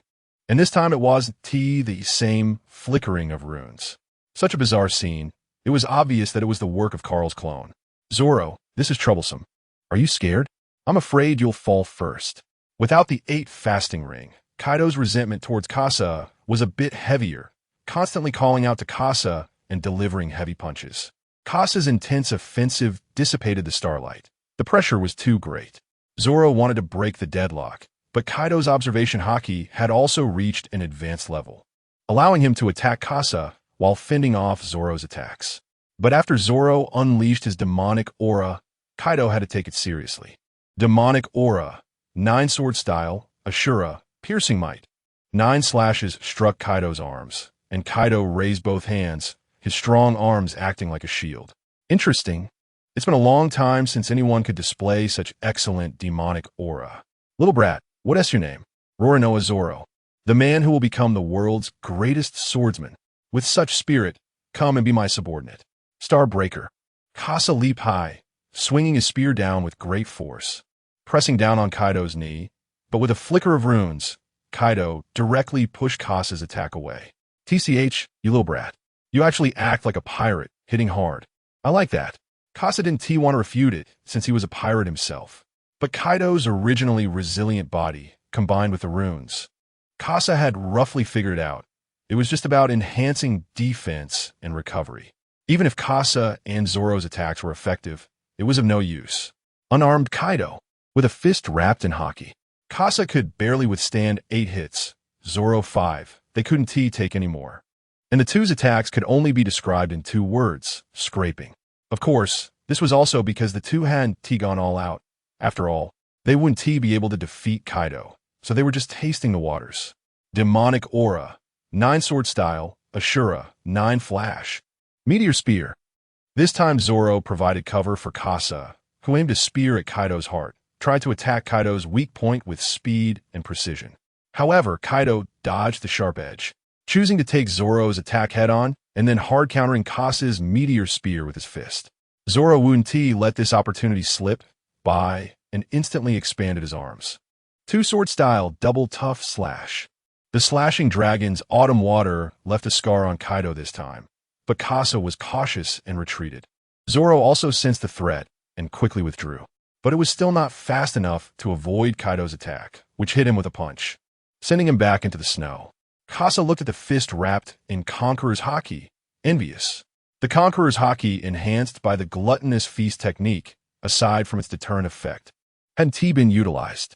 He could only rely on armament Haki to attack Kaido, which clearly couldn't meet his needs. Kaido used all his armament Haki for body defense, making it impossible to break through, and this was still in his normal human form. In his half-beast form, their attacks would have to be upgraded a level. Kaido pressed down, his massive body blocking all of Kasa's view. Under the pressure of Conqueror's Haki, Kasa could not avoid it and could only take it head-on. Absolute Silence Cloak. The powerful force transmitted through the cloak to Kasa, but he defended with Haki. The cloak concealed deadly intent, the Meteor Spear aimed at Kaido's eyes. Thrusting out. In the same unavoidable situation, Kaido directly lowered his head to counter the spear tip with his forehead, neutralizing the crisis. Damn, this is hard. Kasa was sent flying, and, at this point, there were already 3 starlights. King of Hell, 3 Sword Style, Extreme, Tiger Hunt. Zoro rushed in from a distance, his strong aura making Kaido retreat. Kasa also noticed that Zoro's attacks, which carried the words King of Hell, were mostly infused with the technique of flowing cherry blossoms. Kaido was also glad he dodged. Otherwise, in his normal form, this move would have been very painful. Kasa retrieved the Qing Xianging Yuan Spear and took out the technology Maniac's Hand Cannon. Corrosive Bullet. Bang, bang, bang. The deep gunfire sounded, and Kaido's massive body displayed unusual agility, dodging all of Kasa's bullets. Kasa aimed at the sky, shooting a spear, and the next moment, Kaido appeared where the bullet had been. In terms of observation Haki mastery, Kasa ultimately had the upper hand. 3 enhancements were enough to give him an advantage even against top-tier combatants. The corrosive green skin quickly eroded the runes on Kaido's chest, and Zoro also saw the attack position, murderous intent continuously condensing, his aura almost solidifying, aiming directly at Kaido's chest. The Battle of the Jade Dragon, 3 million. The defeated scales and broken armor flying everywhere. 3 Sword Style Secret Technique, 3 Shattered Armor. Kasa was startled. At this moment, Zoro recited a poem, but the next moment, a thunderclap struck Zoro, a familiar aura descending. Intimidating Drum. Big Mom arrived on Zeus, landing behind Zoro. Kasa caught Zoro, who fell from the sky, and he was unharmed, just interrupted before his attack. But Kaido stood on the ground with Big Mom in the air. Kasa helped Zoro to the ground. The two faced the Emperors, and it could be said that they had no chance of winning. At that moment, a wave of flame surged towards Kaido, a powerful attack that forced him to take it seriously and activate his Haki to block. He was knocked back several meters, and 2 people appeared next to Kasa. Sanji, Robin, you made it. Robin and Sanji appeared in front of Casa and Zoro, but at that moment, Big Mom's attack was also ready. Thunder Climate, 60 million volts, Thunder Beast. A lightning wolf rushed in from a distance, directly blocking Zeus's attack. Damn it, that woman again. Nami and Usopp hid behind a snow pile. Go, Zoro, Sanji, and Casa. Nami-san, Sanji, don't expose our position. Casa and Zoro exchanged glances. The arrival of their comrades gave them a boost of strength. You got some guts. How dare you lay a hand on us, the Straw Hat crew? Being one of the 4 emperors, Kaido transformed into a giant dragon, circling in the sky, his overwhelming presence causing everyone to take a step back. That was the might of Conqueror's Haki. At that moment, everyone heard a voice. Gua-emo Rua. It was Luffy. Usopp sensed Luffy's arrival immediately, and Kaido felt it too. The attack was aimed at him. Gum Fire Pistol. Luffy's fiery fist struck the giant dragon in the sky. Empowered by more than a year of mastering the flowing cherry fist and Gear 3rd strength, hitting Kaido. The tremendous force penetrated Kaido's defenses, striking his head and knocking him to the ground. Big Mom also spotted the person she had been obsessively hating. Stahlhatpat, Ubastat, Zeus Prometheus, and Napoleon instantly prepared for battle. Luffy landed in front of Casa and Zoro, with Jinbe, Chopper, Frankie, and Brook also returning to their positions. Kaido, Big Mom, what do you want to do to my friends? Luffy unleashed his Conqueror's Haki, the powerful aura blowing away the snowflakes between the 2 factions. Kaido looked at the pirate crew, which had just crossed into double digits, and his heart skipped a beat. Kaido focused his gaze, unleashing his Conqueror's Haki, causing thunder to rumble in the sky. Luffy, not to be outdone, erupted with his own astonishing Conqueror's Haki, and the 2 Haki clashed in the air. Suddenly, black lightning collided in the sky. Big Mom's expression changed. She didn't expect Luffy to reach this level where he could contend with Kaido. Just as she was about to make a move, Kaido blocked her. This was his fight. Kaido intensified his output of Conqueror's Haki, while Luffy, like rubber, rebounded with his own Haki, and they were evenly matched once again. The scene turned into a stalemate. Kaido prepared to attack, but Luffy raised his hand. Wait, Kaido! Luffy's gesture left Kaido, and Big Mom puzzled about what he intended. But since this was Kaido's territory, Big Mom had to leave the decision to Kaido. Stahlhatbat. We want. Are you trying to surrender now? No. Impossible.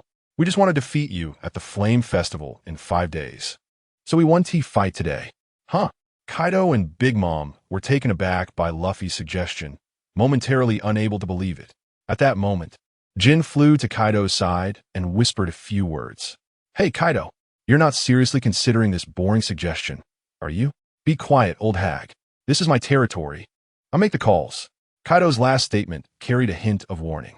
Moreover, Jin's words forced Kaido to raise his guard. During the time the Straw Hat Brat gathered at the bell, many of the gifted teams had lost contact in Wano.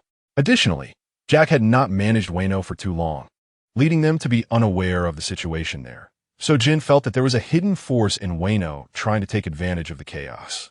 Compared to the obvious Straw Hat Brat, Kaido was more annoyed by the hidden flies lurking in the shadows, intending to play the role of the Yellow Sparrow. This was unacceptable for Kaido. He wanted to clear Wano of hidden forces, or rather, to seize the power of Orochi first. Kaido did not want to face another force after fighting the Straw Hat crew. This was also the conclusion he reached when he fought Casa and Zoro alone. The top combat power of the Straw Hat crew was no less than that of the 4 Emperor's teams. Hey Kaido, are you serious? Kaido's expression made Big Mom immediately realize that today's opportunity was lost. Stop babbling, old hag. I'll give you an explanation. Kaido transformed back into his human form, directly landing on the ground, and then walked slowly towards the Straw Hat crew. Although Luffy looked up at Kaido, his momentum was still formidable. Hey kid, give me back my Odin. Kaido spoke to Casa, seemingly agreeing to Luffy's request, much to Casa's surprise at how the situation developed. He took out the Odin from his waist belt and pointed the spike club at Kaido, creating a tense atmosphere once again. Oof, boring trick. Kaido's large hand grasped the spiked club effortlessly and snatched the Odin from Casa's hand. Straw Hat Brat, 5 days from now. I'll be waiting for you. I hope you don't disappoint. Wuro Big Mom, seeing the situation settled, followed Kaido as he flew away. She could only let Zeus return to Onigashima with her. And once back on Onigashima, she would see what Kaido had to say. The departure of the four emperors finally allowed the timid trio to breathe a sigh of relief. However, the trio of Jinbe, Chopper, and Frankie were concerned about how to defeat Kaido in the next 5 days. At that moment, Law also teleported to Luffy's side. Straw Hat Captain, I didn't expect you to have such a plan. Looks like I underestimated you. Huh? Luffy tilted his head, looking at Law with a questioning expression. Ace will arrive in Wano in 4 days, and our combat power hasn't fully arrived. So you're trying to buy time, right? Right? Law's confidence dwindled as he spoke because Luffy had started picking his nose. The timid trio shook their heads in unison, denying it. No, impossible. Law couldn't help but hold his head. He almost believed Luffy had such a plan, while Jinbe also put away his surprised expression, acting like everyone else to avoid standing out. He almost believed Luffy was waiting for Ace and the others to arrive. Ha ha ha. No. Kinemon and the others are still gathering the samurai. Of course, I have to wait until that day to duel with Kaido. The duel time had already been set. How could it be casually changed? Ha ha ha. Indeed, everyone understood in their hearts. Hey everyone, let's throw a feast. In the clouds, the three flew towards Onigashima. Kaido, why let the Straw Hat brat go? Of course, it's to announce our alliance to the world, old hag. Huh, that arrogant brat is actually being called the 5th Emperor. But this is also a good reminder that the 4 emperors are not to be trifled with. And we have even greater goals. The grandson of a naval hero, the son of a revolutionary leader, and the promising junior recognized by red-haired Shanks, declares war on our enemies. On the 5th day, inside the castle of Flower Capital, Kaido trembles in fear as he listens to the reports from his subordinates. Kaido, is he really going to strike against me? After the ninjas attacked Kaido's men, Black Carbon Snake anticipated that Kaido would come after him. But he thought it would be after dealing with the Straw Hat crew first. In the battle between the Beast Pirates and the Straw Hats, he could conserve his strength and act as a Yellow Sparrow. To help the Straw Hats, he turned a blind eye to the actions of the samurai under his nose, even hiring ninjas to secretly assist the Straw Hats in eliminating some of the gifted. However, he did not expect the ninjas to be so ruthless, directly attracting Kaido's attention. The 4,000 gifted and those waiting perished in the Forest of Ninely. The remaining ones were killed by other ninjas on the Peach Bowl. Black Carbon Snake suspected the ninjas wanted him dead even faster, but now the situation was unfavorable for him, and he kept looking for ways to break the deadlock.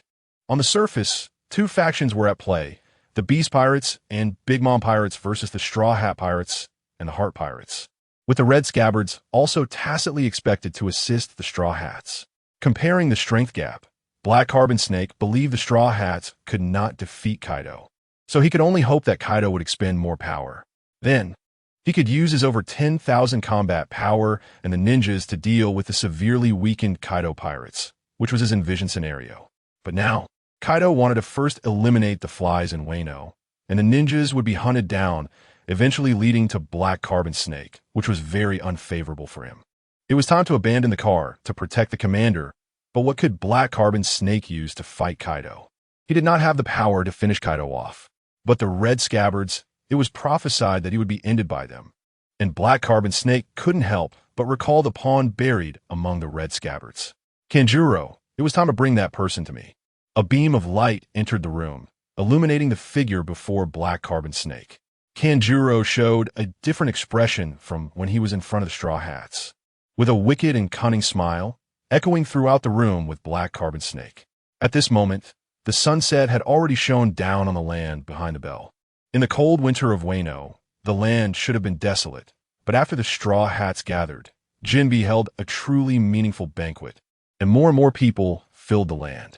Especially at night, as the firelight and fireworks shot into the sky, the people from Sukiyaki Town initially sent some to observe. But after being pulled in by Luffy, slowly, the people of Sukiyaki Town all participated, and the entire place was covered with laughter. However, apart from Casa, no one in the Straw Hats knew what this laughter represented. The banquet continued, and all the supplies of Casa and the others had been exhausted. What a joy! Ha ha ha! Luffy lay on the cleared snow, surrounded by scattered bottles.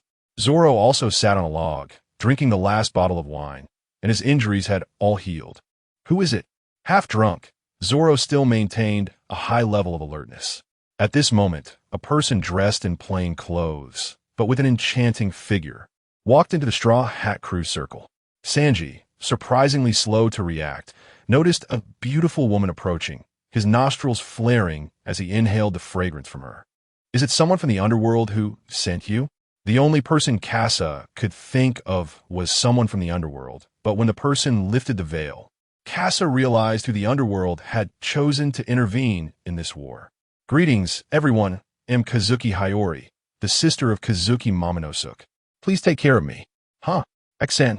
Everyone was shocked. Are you kidding? That little brat has such a beautiful sister? Robin merely looked at Casa, who nodded, confirming the other party's identity. However, the other party's intentions needed further clarification.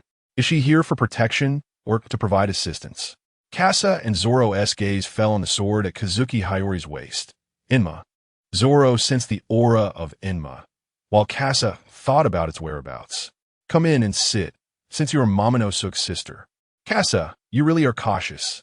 Sanji prepared a bowl of hot soup for Hiyori from the remaining materials. Thank you. Hiyori held the bowl, feeling the warmth in her hands. Lord Kappa, I came to find you, and there's also something else. Kazuki Hiyori set the bowl down, then took Inma down and handed it to Zoro. Lord Kappa said that to defeat Kaido, the power of Inma is indispensable. So, Lord Zoro, please accept Inma, and also remember your promise. Casa did not expect Inma to reach Zoro in this manner, but since Kazuki Hiyori came the name of Kappa, Casa understood that Kappa would still be in Wano. Zoro accepted Inma, and now he had 5 swords at his waist. On the 4th day, outside the forest of 9 Li, Casa looked at the forest. Yesterday, there had been a fierce battle, and more than 1,000 waiting men had all died in this forest. Nearly 6,000 combat power had perished at the hands of the ninjas. The ninjas in the forest were definitely top-tier assassins, and even Casa did not dare to step in carelessly. Set fire. Casa, taking over 9 Li as a substitute for Jack, directly ordered to set the forest ablaze to kill the 11 ninjas hiding in the woods.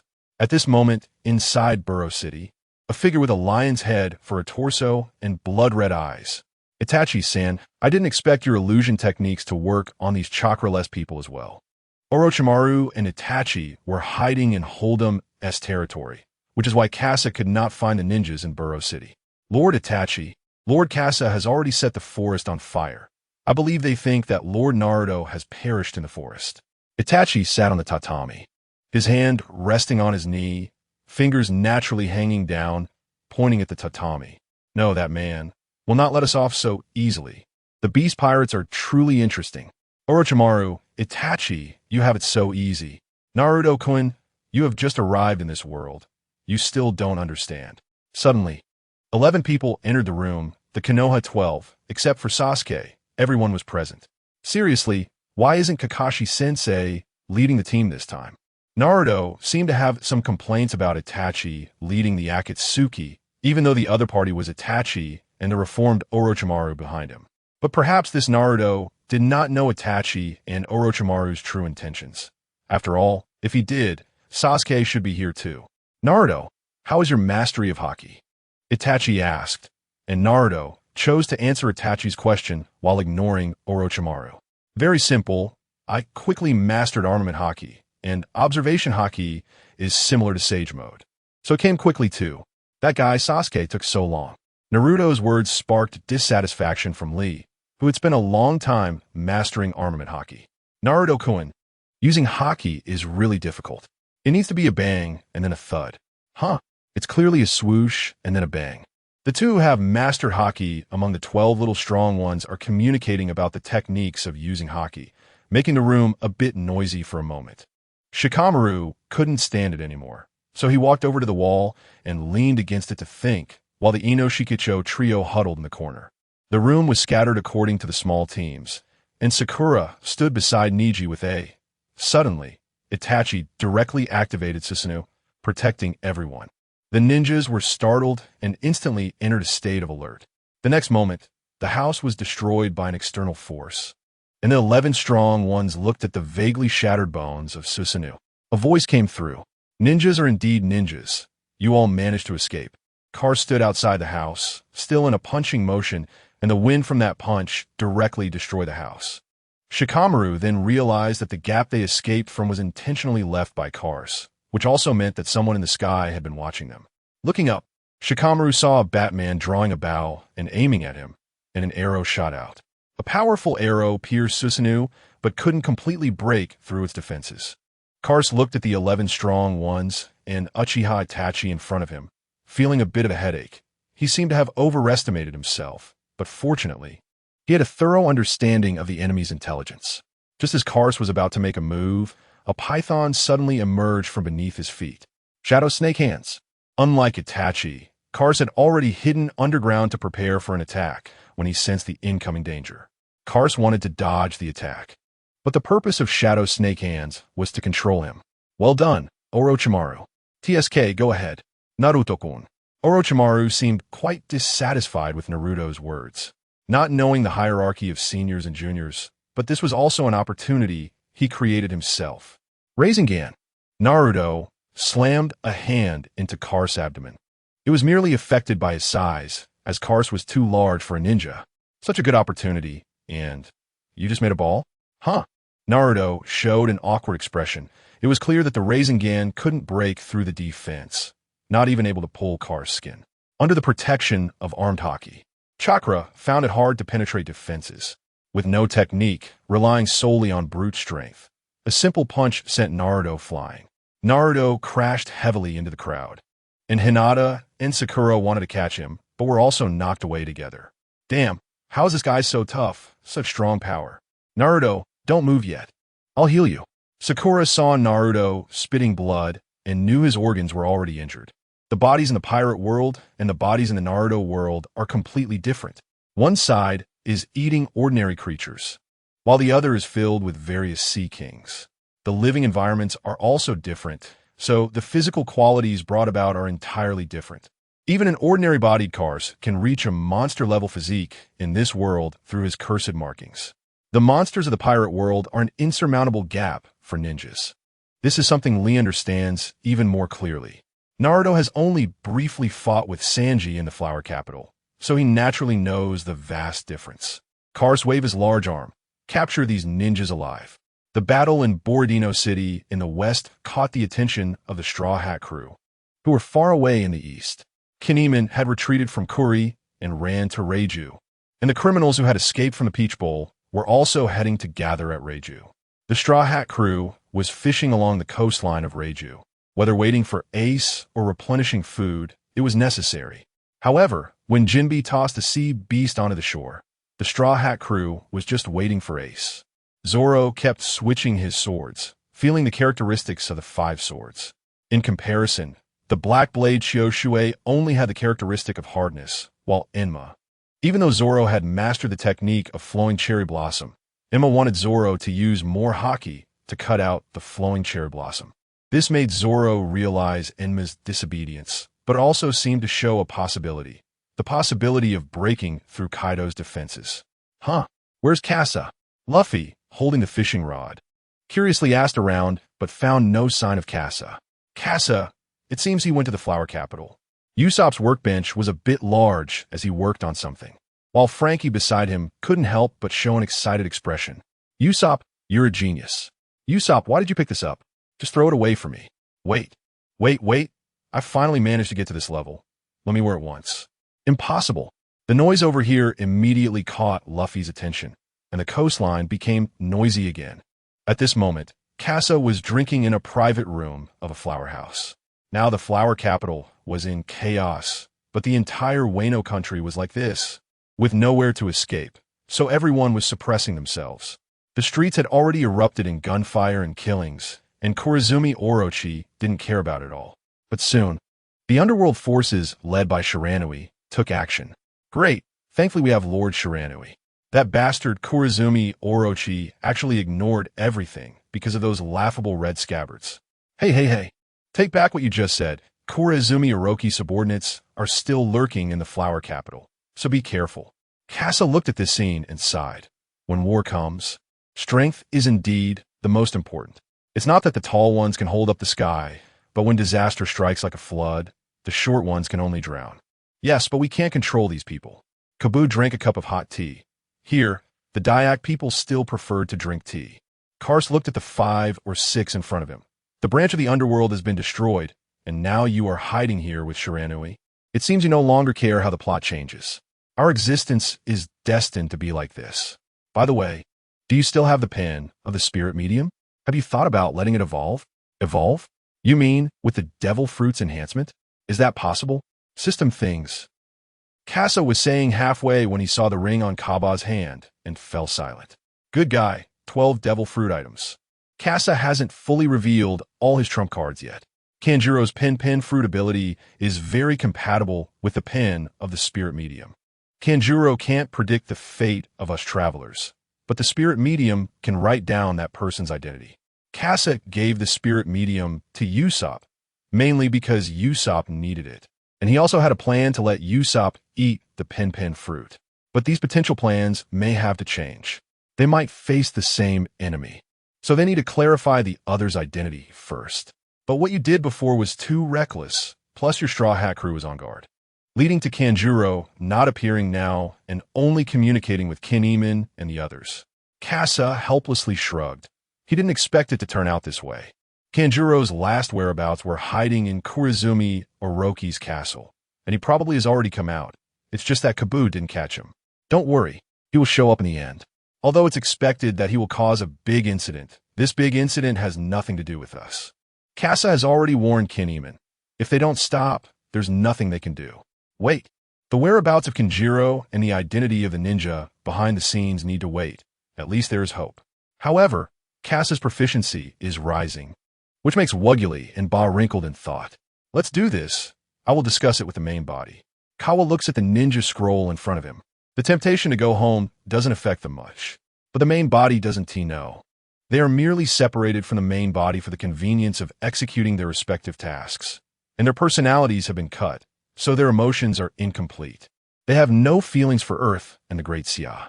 They also realize they are different from Casa. Casa has emotions just like the main body. The ninja gave me an opportunity, so let Carl split a clone to experiment. Casa said this while observing everyone's expressions. Treating the clone as a test subject does not affect these people's emotions at all. After explaining the situation, Casa recalled he had one more thing to do and went to find Jin Wyman. At this moment, far away in Mariehua, Carl also received the news. Now Mariehua is in chaos, and Akainu is troubled about how to find a way out. Casa also does not show up. After a while, he will appear to clean up the mess in place of Akainu and then rise to power. The combination of chakra and haki? Who are you fooling? What about this thing in my hand? The 8-sided box in Carl's hand resembles the treasure box from Jackie Chan Adventures. This void treasure box is also something Carl obtained from a mysterious merchant, an opportunity to return to the Great Xia, in the flower capital of Wano. When Jin Wyman opened the door and saw Casa, he was a bit shocked, not expecting Casa to come in person. Jean, shall we chat? Casa asked. Lord Momonosuke just fell asleep. Let's go outside. Casa saw through the crack of the door that Momonosuke had already fallen asleep. The two stepped out of the room. The bright moon hung high, still a little short of a full moon. Jin Wyman, have you recruited all the samurai? Casa asked. Luffy has already bought us more time. Now the samurai have all withdrawn from Kuri and scattered to Shushibahui village, Suzumushi, and the flower capital. They will eventually gather at White Dance to fight Kaido. Casa thought for a moment. This also fits the rhythm going forward. The Straw Hat crew can't do anything. After all, it was they who suggested waiting until the Flame Festival to start the war. If they take action in Wano beforehand, it will provoke a counterattack from Kaido and others. Law's words are not without reason. They are waiting for Ace's arrival. There are 3 days left, and they have already completed their work ahead of time. Now all that is left is to wait. The force that appeared in Kuri wiped out nearly 6,000 troops of the Beast Pirates, according to Robin's intelligence. Kaido and Kurizumi Orochi have nearly 24,000 combat power. Jin Wyman, how many do we have? Jin Wyman's expression changed, and he replied, including the Mink tribe. We have a total of 4,400. 4,400 is roughly just a fraction of the beast pirates. Casa doesn't want to deal with the small fry during the battle. Too many small soldiers can also cause them injuries.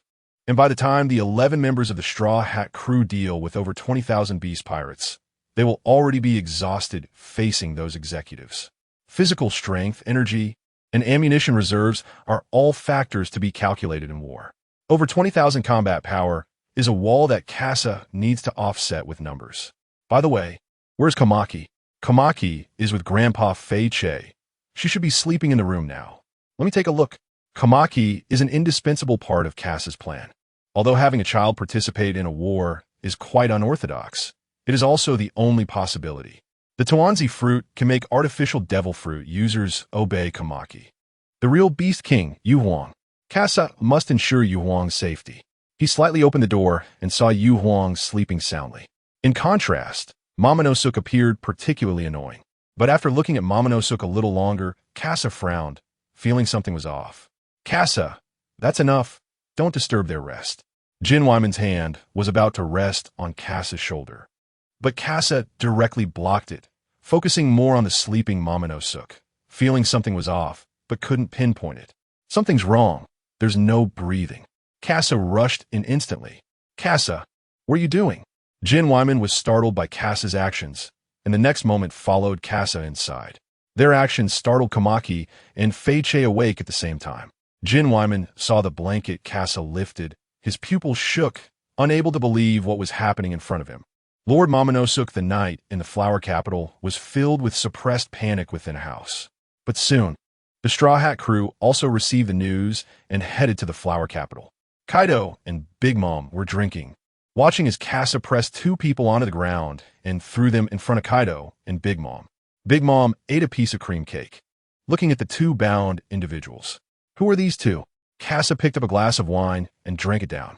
With the help of the gifted, the ninjas retreated step by step, but in the end, there were too many strong ones left behind by Casa. Haruno Sakura and Xiao Li. Xiao Li jumped down with Susanoo to save Sakura.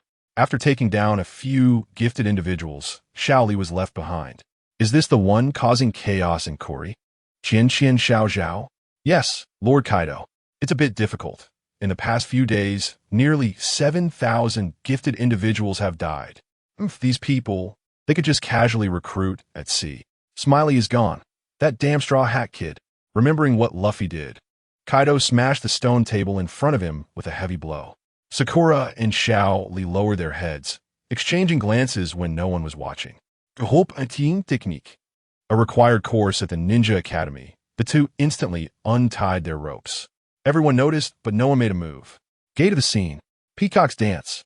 Flames attacked Kaido like a peacock spreading its tail, and he was instantly engulfed in flames.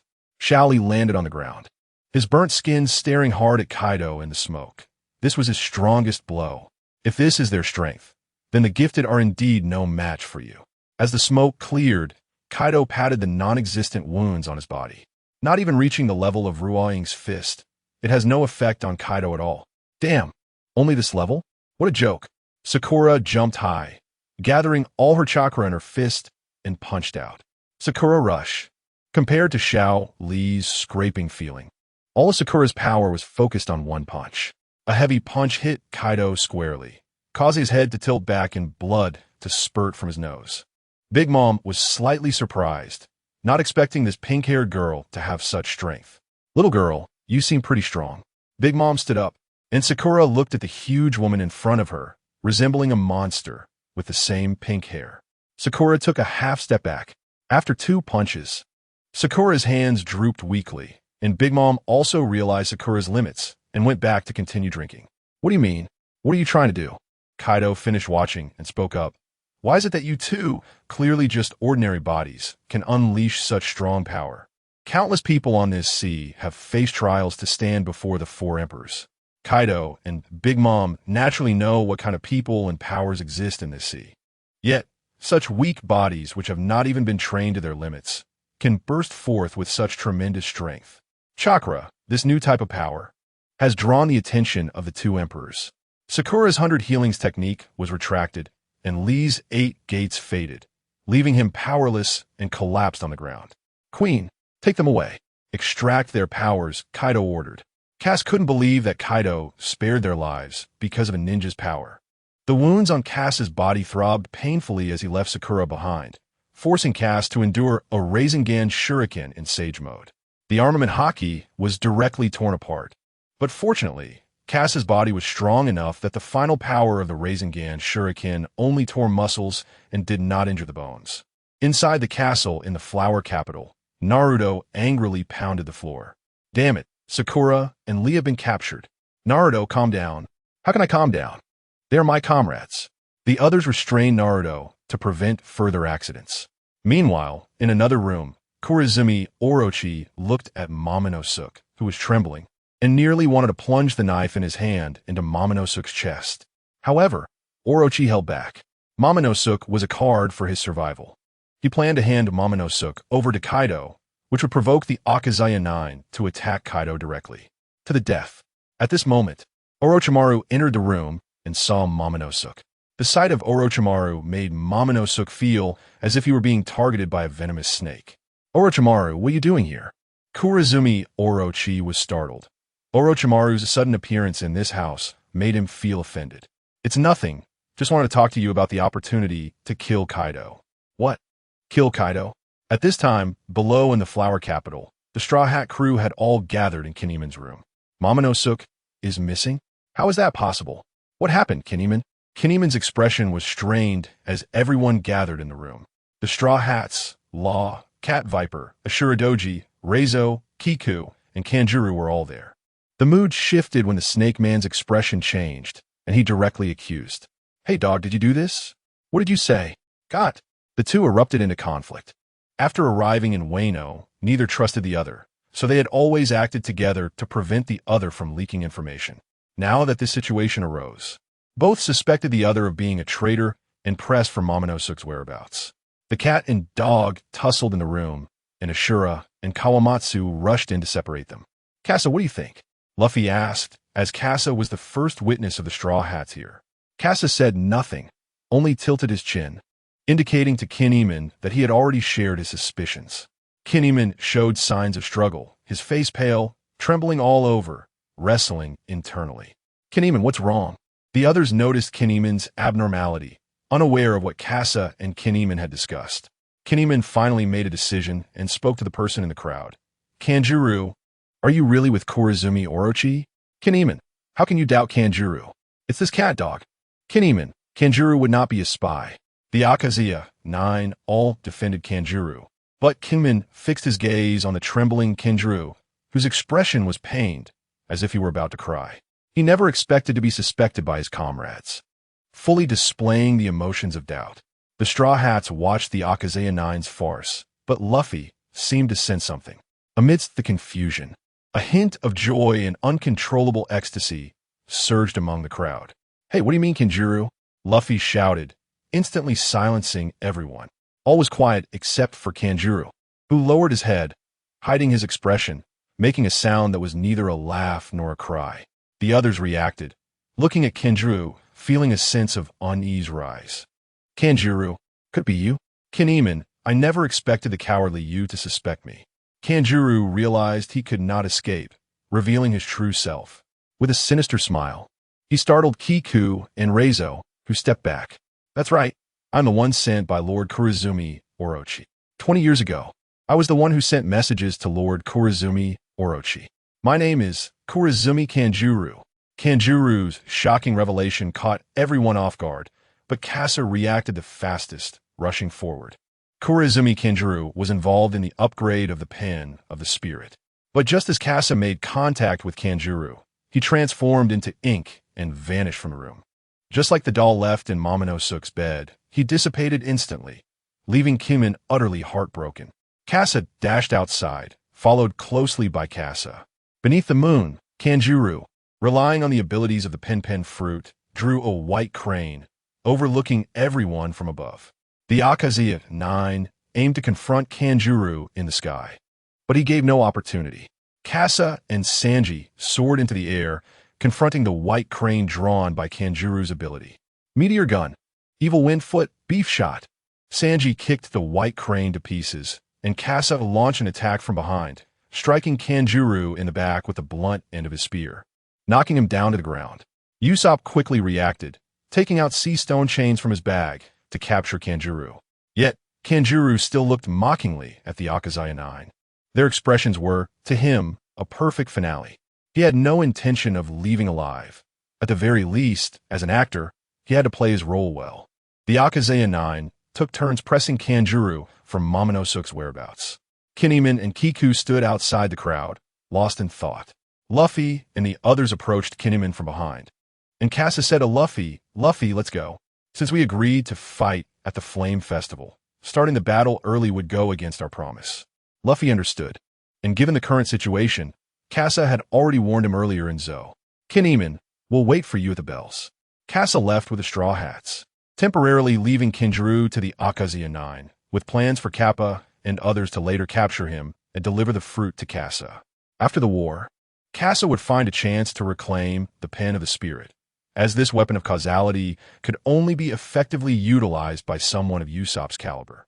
After the Straw Hats and Law left, the Flower Capital fell silent once again, with Kurizumi, Orochi's minions still lurking. However, the Akazaya Nine, in the following days, attempted to infiltrate the castle, but were repelled by the ninjas. Although the reason for the Red Scabbard's 9 samurai not attacking with full force is one factor, the strength of the ninjas is also a significant factor. On the third day, Kaido and Big Mom are meeting Morgans, and he plans to release a major report at the Flame Festival in 2 days. The Yonko Alliance, as well as declaring war with the head of the Straw Hat Kid. Morgans, although a bit intimidated under the Yonko, still maintained his composure and recorded everything. As a journalist, when receiving first-hand information, he naturally needed to start preparing. Although he couldn't enter Wano, he still brought an assistant to Wano and has already started writing promotional articles. The 5 Emperors battle the 2 Yonko. Shocking. Royal clash. The Straw Hat crew in dire straits. A world crisis. The Double Yonko Alliance. Previously, Morgans had reported on Big Mom heading to Wano, suspected of cooperation, and this time confirming it would cause new turmoil in the sea. "Morgans, you can rest here for a few days, and when the day comes, just take a few photos and promote it well." "We're Aurora." "All right, Lord Kaido. If possible, I'll go check out Wano first." Go ahead." After Kaido finished speaking, he allowed Morgans to act freely. At this moment, Shin spoke up. "Lord Kaido, that guy Orochi sent a gift." At this time, Orochi's 2 subordinates threw Momonosuke in front of Kaido. Kaido's massive body reminded Momonosuke of that night, dominated by fear, and he kept retreating. Kaido's eyelids drooped as he looked at Momonosuke on the ground. "Who is this little caterpillar?" "This is Kazuki Momonosuke, the son of Kazuki Oden." "Oh, it's him. Why does the sun look like this?" "Forget it. It doesn't matter. Let's celebrate at the Flame Festival." Roronoa Shin signaled his 2 subordinates to grab Momonosuke and then followed him. The 2 struggled to hold Momonosuke and took him to the prison on Onigashima. Inside, Sakura and Luffy were already listless, their bodies slumped, relying on chains on the wall for support. Momonosuke was thrown in like that, and, as they left, the 2 subordinates of Orochi glanced at Sakura and Luffy before being taken away by Shin. That night, ninjas invaded and a fire broke out on Onigashima. However, the island was filled with powerful fighters, and Katakuri had fully recovered.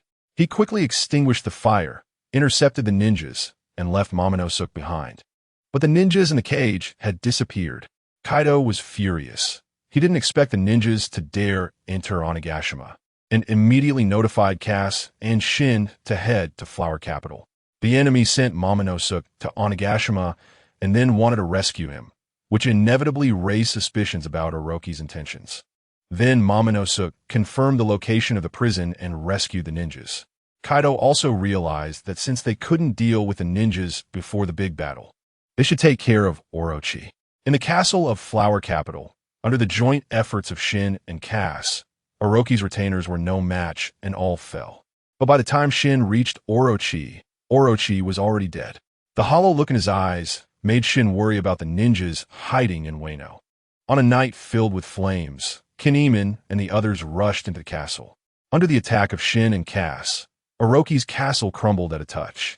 Kinemon also successfully entered the castle with the help of Shin and cast a search for Momonosuke. But there was nothing, including the whereabouts of the ninjas. The bodies of Orochi's retainers lay in the castle courtyard, and Kinemon didn't even find any signs of a ninja battle. With Momonosuke's disappearance, Kinemon suspected that Momonosuke had already been taken away by the ninjas. After returning to their territory, Kinemon and the others found that Kanjuro was missing. There was no time to interrogate Kanjuro about his intentions. Kinemon, what should we do? Lord Momonosuke still hasn't been found. Kinemon had several wounds on his body, which he sustained during the fight with the beast pirates in the castle, but they weren't serious. I understand. I'll ask Kasa. Maybe he has information about the underworld. At this moment, Kasa, who was with Reizo, held a fruit in his hand, and Kabu's silhouette had just left. Hey, Kinemon, have you found Momonosuke? No, Kasa. See if you can find any way to track Lord Momonosuke's whereabouts. If that's the case, I'll give it a try. Maybe there's someone who can help you. Who? Kurazumi Kanjuro, the traitor among the Red Scabbard.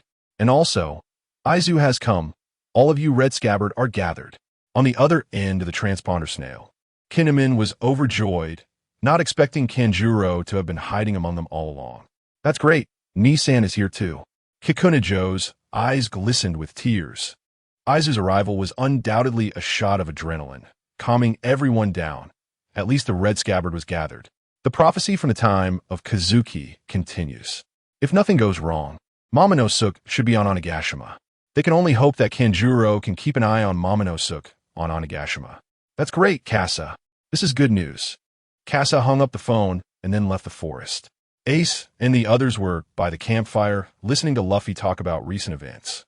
Marco looked at Luffy in surprise. He didn't expect that the Straw Hat Kid, who was just a rookie 2 years ago, would dare to challenge the two Yonko. But thinking back to when he said on the deck, "I'm going to be the Pirate King," Marco wasn't surprised anymore. Luffy, we want to find Kinemon and the others. Aizu spoke up.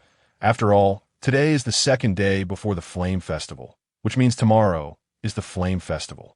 Tonight, Kinemon needs to make final preparations, distributing all weapons to the samurai and heading to White Capital to prepare the ships. Frankie had already gone to White Capital in advance to prepare the ships. Kasa walked over at this moment. Luffy, we are also ready at any time. Luffy tilted his head in contemplation. I originally wanted to hold a banquet after Ace arrives. But forget it. Let's meet up with Kinemon and the others early. Ace saw Luffy mature for once and couldn't help but feel a bit gratified. Then I'll head to the seaside first and bring Jack back with Law and the others. Jack had been left in the inland sea of Wano. As a fisherman, he wouldn't drown. Kaido didn't expect his 3 major banners to be hidden right under his nose. The Straw Hat crew had already taken action, and at this time, Kabu had just returned to Flower Capital. In this war, they were more like spectators, witnessing history, and when necessary, seizing the Pluton hidden beneath Wano. The Pluton, such a powerful ancient weapon, shouldn't be too many. Kabu looked at the prepared Karo and Kaba. With uncertainty about whether there were other enemies in Wano, their main task was to find the ninjas and capture a prisoner to hand over to Kachi. After the pen of the Spirit Fairy, they should be able to write out the identity of the mastermind, but we also need another plan. Otherwise, that guy Kasa will raise the price again later. Kabu's lie wasn't without reason. At least if they monopolize it, Kasa would definitely raise the price. Carlos said, then let's go to Onigashima. If their goal is war, they will definitely appear in the most chaotic places. Kaba, although I really want to compete with those masters, the mission is the priority, right? Kaba spread his hands helplessly. After all, Carl was primarily designed to be combative when he created him. Karu, being more rational, said, there will be opportunities. After all, our arrival has greatly changed the plot. The Straw Hat crew will need our strength. So we just need to block the ninjas, and the battle at Onigashima will still be the same as in the story. A war between the Beast Pirates and the Straw Hat Alliance. At this moment, on Onigashima, hidden in the depths of the island, using ninjutsu to create a tunnel, serving as a temporary base. Shikamaru looked at the group in front of him, Itachi, Orochimaru, and Shino's team, heading to Shirakawa to execute the samurai annihilation plan. Everyone. Next up are the more than 20,000 pirates on Onigashima. Its south estimated to be close to 5 million soul coins, and Lord Liu has issued an SSS-level mission. which will take place tomorrow night when Kinemon sends the last samurai to the exit of the flower capital. The samurai have already gone to Suzum, then from Suzum to Shirakawa. Luffy and the others have already brought the Sunny near the river close to the flower capital, preparing to head directly to Shirakawa by river. Kiku, Kinemon, Sasaki, Ignobdana, and Isan, Ikuzo, Ignordana. Kinemon and the others jumped onto the Sunny, and the spacious ship became lively in an instant. Everyone was present on the ship except for Kasa, Sanji, and Frankie. Kin, haven't you found Momonosuke yet? But he should be on Onigashima, barring any accidents. All right, then we just need to knock Kaido down, and everything will be resolved. Luffy's thoughts remained simple, but his methods were straightforward. As long as they dealt with the enemy leader, everything would be fine. The group prepared to set off for Shirakawa. Frankie was still busy building a ship that could carry 5,000 people, and the task was quite heavy. At this time, at the bridge connecting Suzum to Shirakawa, Kubo frowned as he looked down from the high altitude. He was about 1,000 meters in the air, not worried about being seen by the enemy. And with the enhancement of his eagle eyes, he could clearly see what was happening on the ground. The 5 ninjas and 1 dog had already wiped out the first batch of samurai. Each of the 4 batches had over 1,000 elite samurai, all of whom had at least reached the level of swordsman in swordsmanship. However, under the crushing force of Susanoo and Mandara, there was no chance of survival. The samurai who wanted to escape were left behind by Shino, and occasionally 1 or 2 who managed to escape were chased down and killed by Inu and Akainu. Orochimaru-sama, Itachi-sama, the enemy is coming. Hinata, using her Byakugan, saw the second batch of samurai approaching from a distance. Mandara had already swallowed all the corpses of the samurai on the ground, but the lingering smell of blood had alerted the samurai, who drew their swords in response. Kabu continued to observe the battle below. He wouldn't intervene, hoping that Karu and Kaba would arrive soon. Kaba was on the other side with Kasa, having something to hand over, and had to part ways with Kabu for a while. Once Kasa had received the child bug, Kaba flew towards Suzum on a griffin. Kasa saw everything happening in Suzum through the big eyes of the child bug. Kasa understood what the ninjas were up to. There were signs of ninjas on Onigashima, and the givers had already found and reported to Kasa, but Kasa didn't mention it.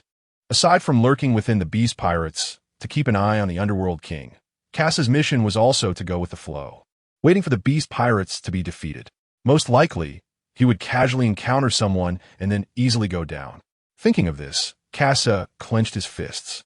Being a split from Carl and Kasa, his personal self-awareness had strengthened. The main body had given him such a simple task over the past 4 years. Although it allowed him ample time to hone his body to perfection, how could he just go down so easily? He was one of the 3 main banners of the Beast Pirates. Kasa was preparing to return to Onigashima from the Peach Bowl. Kiri was already stable now, with no forces around, and he also needed to head to Onigashima to prepare for the Flame Festival. Karu was still on Onigashima, discussing matters with Morgans. You want to conduct a worldwide live broadcast? Yes, with our Underworld Palace's equipment, plus your handling, it should meet the requirements. Karu contacted Morgans, who was wandering in Wano, as conducting a live broadcast required this news agency. Every island's dispatch needed his equipment. Morgans seemed to sense that the waves of the world were about to rise because of him, and he no longer cared about the consequences. Although the news could achieve the same effect, the shock of broadcasting it live at that moment was incomparable. Furthermore, the news still needed to be approved by the world government. He didn't mind, but if someone could share the responsibility, that would be best. Without thinking too much, Morgans agreed. After Karu completed the task assigned by Carl and discussed the details with Morgans, he prepared to head to Suzum, looking for an opportunity to capture a ninja along with the last wave of samurai. After Morgans agreed, he quickly contacted the news agency, and 1 day's time was enough for him to activate the agencies in the 4 Seas and the Grand Line to conduct the live broadcast. Morgans was filled with excitement when suddenly he seemed to realize something, connecting the events happening above the sea in his mind. World Conference, Celestial Dragons, Revolutionary Army, Navy turmoil. Could it be that the Underworld Palace is connected to the Navy?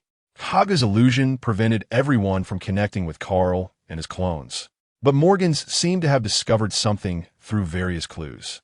A massive upheaval was occurring in the sea and the world government needed power to suppress it. But after the events involving the celestial dragons, the internal situation was urgent, and everything was simplified. The Navy's status would rise to the highest, even surpassing other organizations within the world government. Morgan still had a piece of undisclosed information in hand about Admiral Akainu. This admiral had reached the end of his road, and the next admiral was rapidly rising amidst this turmoil. Motakad. Morgan felt a chill spread through his body in an instant while in midair. Kinemon couldn't believe his eyes as he looked at the coastline in front of him, empty of people. "Hey, Luffy, Kin, where are the samurai?" Frankie was a bit puzzled about Luffy and the others arriving first. He still needed the samurai to help. A ship that could hold 4,000 people was still too rushed for Frankie, who only had a day. Kasa and Sanji threw Jack onto the beach, and the scene before him was not what he had imagined. He still wanted to use the enemy's 3 main banners to whip the corpses and boost morale. It seems the samurai might not make it here. Shut up. Jack also realized the situation on the scene, but Sanji kicked Jack on the head, giving him a concussion, and he directly fell silent. Luffy glanced at Kasa, who nodded in understanding, directly stepping onto the flying sword to ascend. "Kin, I'll go take a look." Then, Kasa stepped on the flying sword and flew towards Suzum, following the route of the samurai. Jin Wyman anxiously watched Kasa leave. His inner unease grew heavier.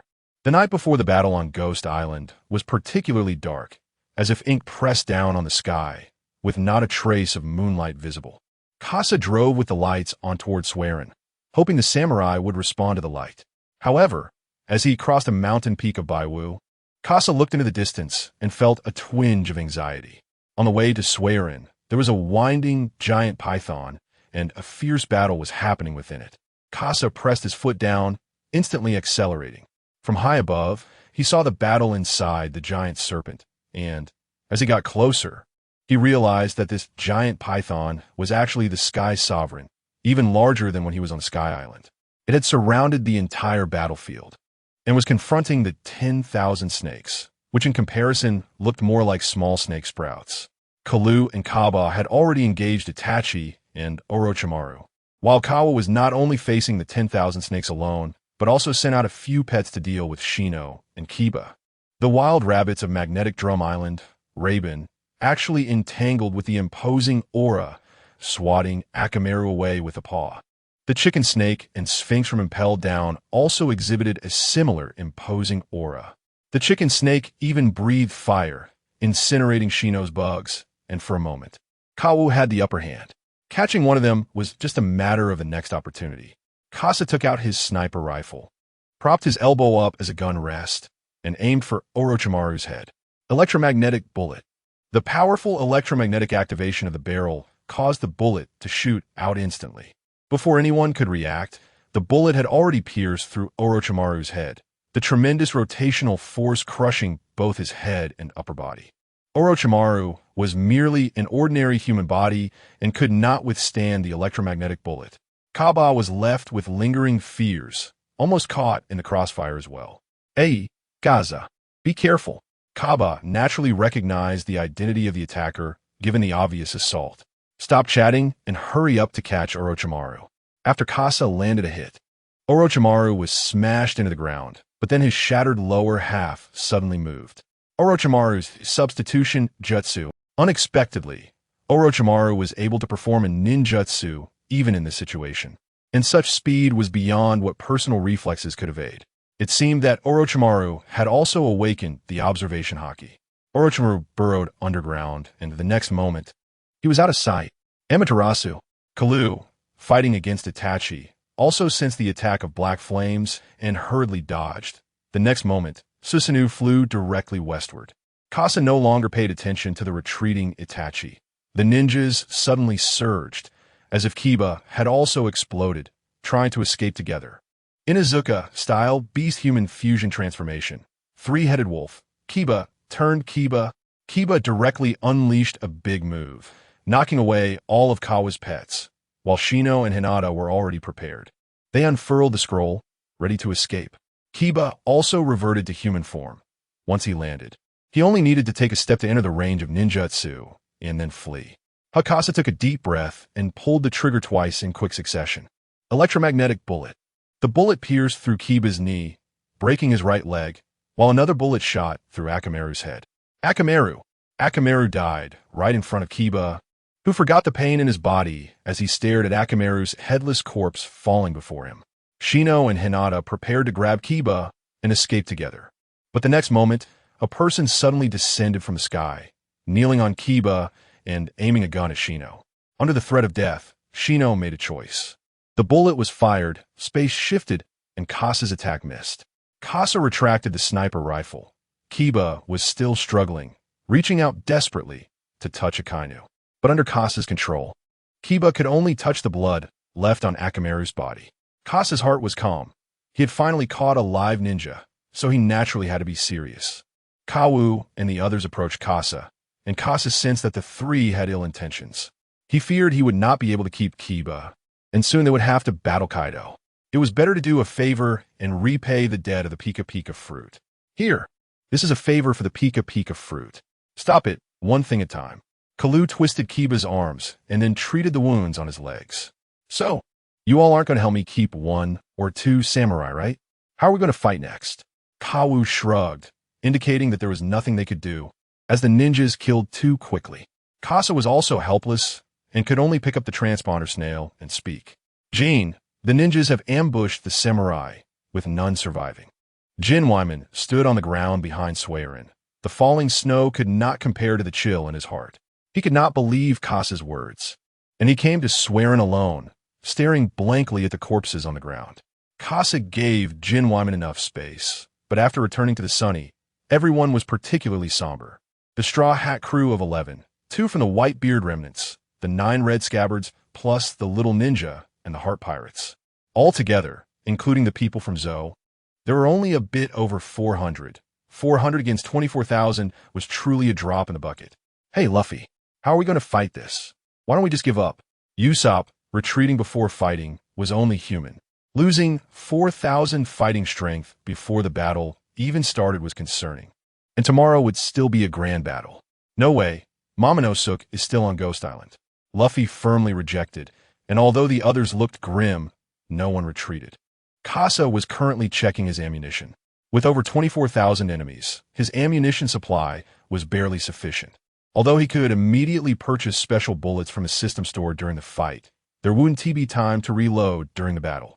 Relying on the current magazines, it was barely enough. However, his stamina might not hold up. Moving targets numbering 24,000 would consume a tremendous amount of physical strength and energy.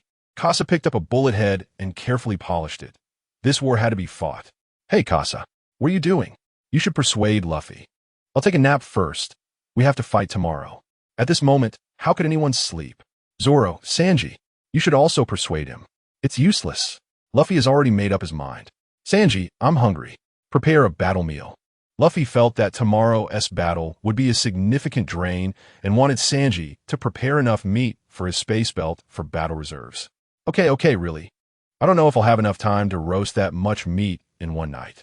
Usopp, Frankie, come help me set up a stove. I'll prepare something for you too. Oh, and prepare some snacks for me. Get lost, Seaweed Head. What did you say? Ace and Marco looked at the Straw Hats, still bickering, and couldn't help but smile. Compared to this side, the state of the 9 Red Scabbards was more serious. Momonosuke had been captured, and all the samurai had been killed, including those they were familiar with. Especially Ashura. Many had been his companions for 20 years. The internal suppression could not be washed away by the bickering of the Straw Hats. The resources that should have been prepared for 4,000 people to consume before the battle were now all roasted by Sanji in a Luffy's battle meal. The Fur Tribe people are also helping out, managing to narrowly avoid being hunted down by ninjas, but it's uncertain how many will die in tomorrow's battle. Fortunately, they are born warriors, and not a single one retreats. At this moment, in the forest of Kyuri, Chardwood stands tall, and 4 people are sitting around in a cave. Shino, what should we do about ya? There's no way out. We were just in a critical situation. We must escape. Lord Lu's orders are paramount. Mentioning Lord Lu, Hinata's body shivers slightly, as if recalling something terrifying. Orochimaru also sits up. He hasn't sustained much damage, but Uchiha Itachi has used up a lot of chakra. Itachi-san, if it comes to it, I can transplant Sasuke's eyes for you. After all, I've cloned many spare eyes. Stop talking nonsense, Orochimaru. Don't entertain any thoughts about Sasuke. Orochimaru casually shrugs. As long as he mentions Lord Liu. Itachi has no say. For 1,108 warriors, the mission log has already been sent to Lord Liu. Next, we will work with the people from Onigashima to eliminate the beast pirates. As for ya, the mission is important, so if we must abandon him, we will. Shino and Hinata lower their heads, their pupils trembling, but the orders etched into their souls compel them to speak. Understood. The next morning, Kasa smells the aroma of meat. He has had a full 8 hours of sleep and feels revitalized. At this moment, the smell of meat awakens his taste buds. In the room, Usopp is still fast asleep, probably exhausted from last night's activities. Kasa goes up to the deck, where Brook is singing loudly, performing Binksake, celebrating the romance of pirates. Continuing all day long, Luffy, with a big belly, is dancing shoulder to shoulder with a fur tribe werewolf. Kasa, come join the feast.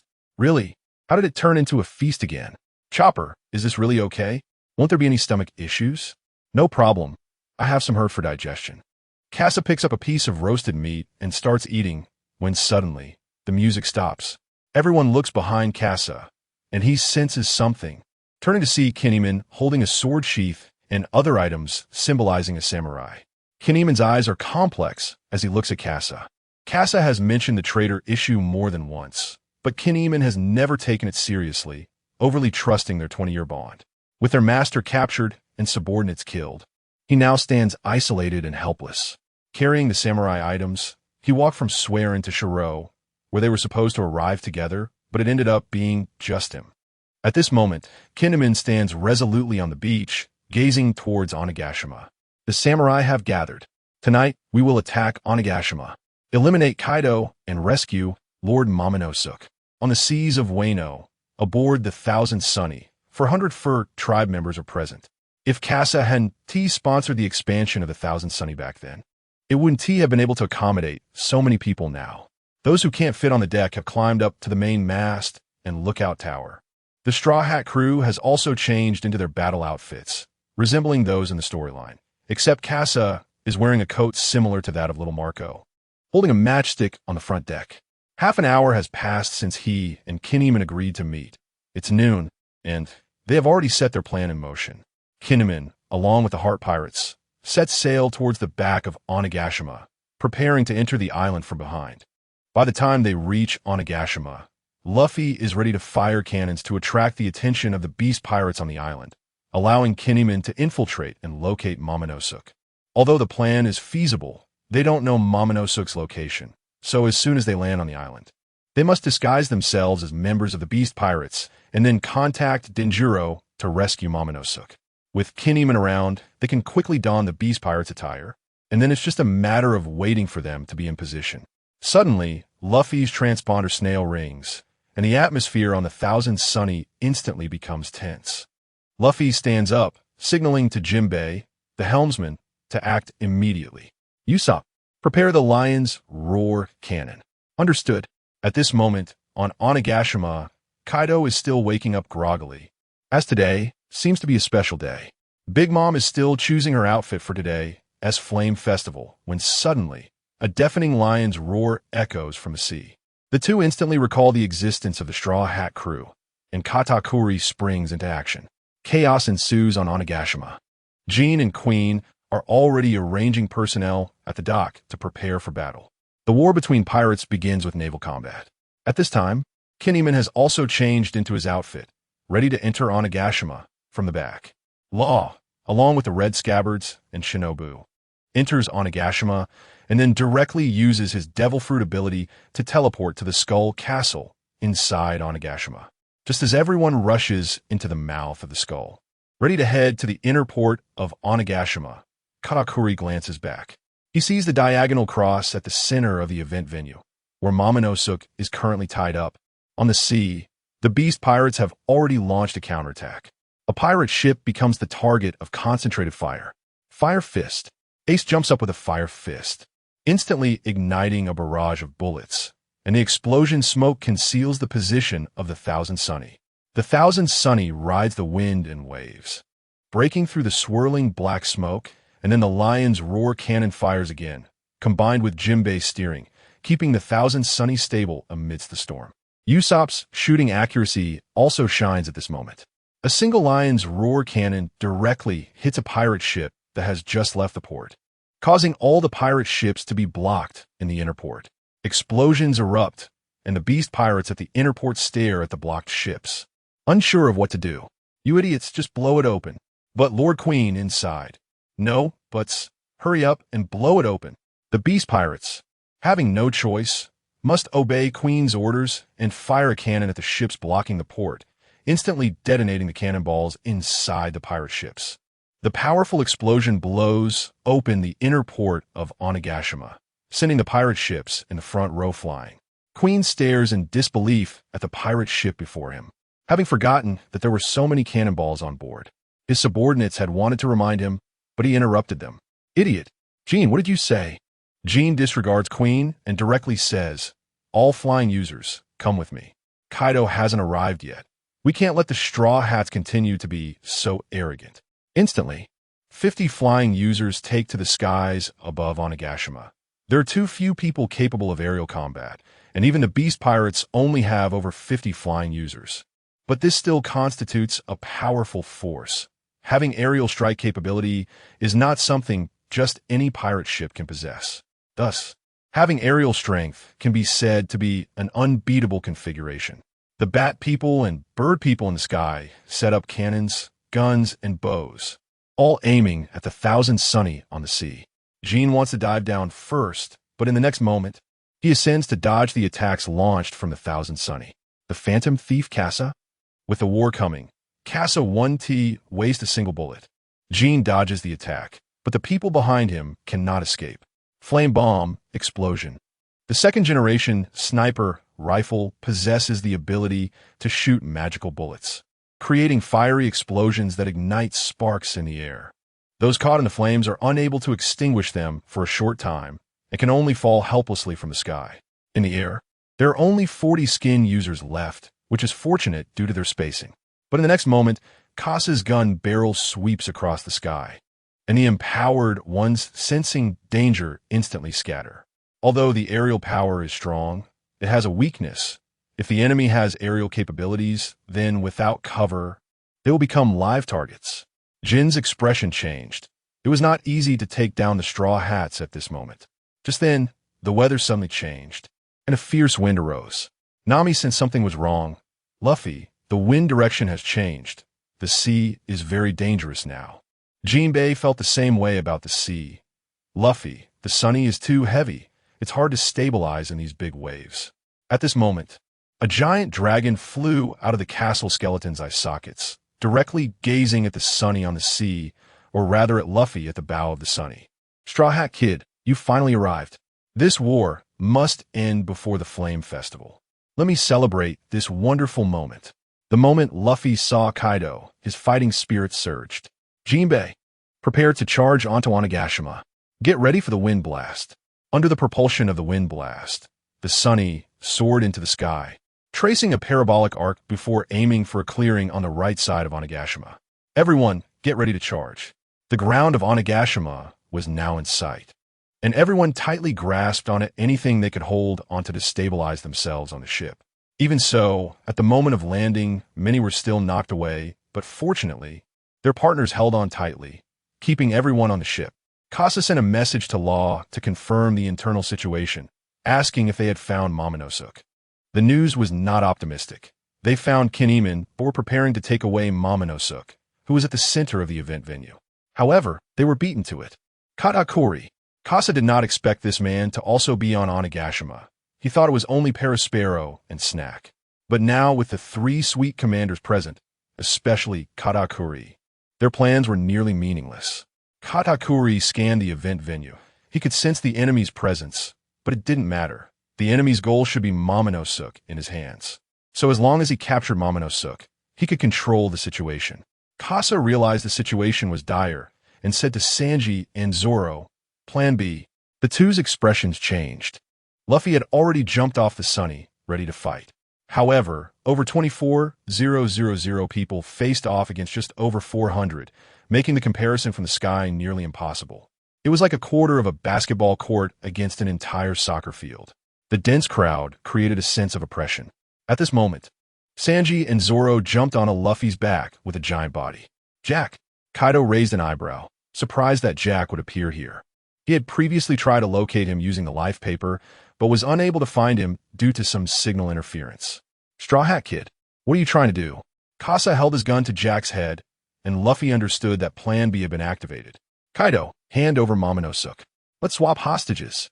Jack, who had been captured on Zo, finally played his role now. He bowed his head in shame, burying his face in the ground. But Sanji would not let him off easily and directly lifted his head to aim at Kaido. Momonosuke, is that you? Roronoa, is the Kozuki clan completely fallen? Kaido took Momonosuke from Katakuri and tossed him to the ground casually, which gave Kasa a glimmer of opportunity. Law, is there a chance? Damn it, I'm being targeted by Katakuri. Law's room would take time to activate, and covering it would also take time, during which Katakuri could anticipate and locate him. Therefore, Law could not act rashly, even as Kinemon urged him on. The pressure was immense, and fine sweat began to bead on Law's forehead. Haki could resist devil fruit abilities, and Momonosuke was in Kaido's hands. There was enough time for Kaido to counter Law's room. Kaido used the spikes of his kanabo to lift Momonosuke's neck and said, "Hey, kid, tell them, are you that Momonosuke of the Kozuki clan?" Roronoa, so the Kozuki clan has truly fallen? Under Kaido's lead, the beast pirates roared with laughter, mocking a major enemy commander, which was undoubtedly a way to demoralize the troops. Zoro and Sanji gritted their teeth, anger boiling within them, while Luffy waited. Luffy never pulls someone away. He only gives them a push when they want to struggle. He is a pirate with his own way of doing things, not just a hero who does good deeds. At this moment, Momonosuke stood tall, unafraid of the Kanabo's spikes beneath his neck, looking at Luffy in front of him. Although he couldn't see the samurai or Kinemon, he felt exceptionally calm inside, no longer crying. Kasa saw this scene and found it inconsistent with his impression of Momonosuke. The weak, cowardly, and unable to face reality Momonosuke now stood in the enemy's camp, shining with brilliance. Kaido also noticed Momonosuke's aura. The small figure reminded him of Kozuki Oden. I am Kozuki Momonosuke. You all do your best to take down Kaido. Do not mind my life or death. Momonosuke spoke smoothly, without stuttering, and Luffy's eyes lit up. Momonosuke had grown up. Luffy, let's fight with all our might. Oh, Momo. The two exchanged words across the air, and Kaido's kanabo suddenly felt heavy, startling everyone into a cold sweat. Kinemon nearly burst out from behind the beast pirates, but was stopped by Law. Kasa felt a bit regretful at this moment. If he had operated properly, Momonosuke would not have ended up in this situation. Luffy would lose an important person. 2 years ago, Kasa had stopped Ace's death. Then he should fulfill the plot set up for a character. For Luffy, Momonosuke was like a younger brother. In shonen manga, someone must die for the protagonist's awakening and growth. Can't a younger brother die instead? Everyone has their own charm. Although Momonosuke is annoying, he is growing step by step into a general.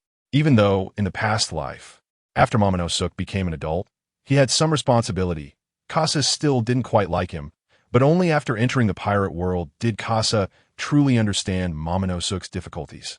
After all, he was just a child. Kaido glanced at Jack. Compared to Momonosuke, his subordinates were more important. As Kaido prepared to swap hostages, everyone's hearts relaxed a bit. This was acceptable, going smoothly. At that moment, two people on Onigashima stared down at the battlefield. Orochimaru spoke. Itachi, do you think your Jinjutsu can affect Kaido? Itachi remained silent. But the crow had already flown to Kaido, indicating everything through its actions. Only a moment.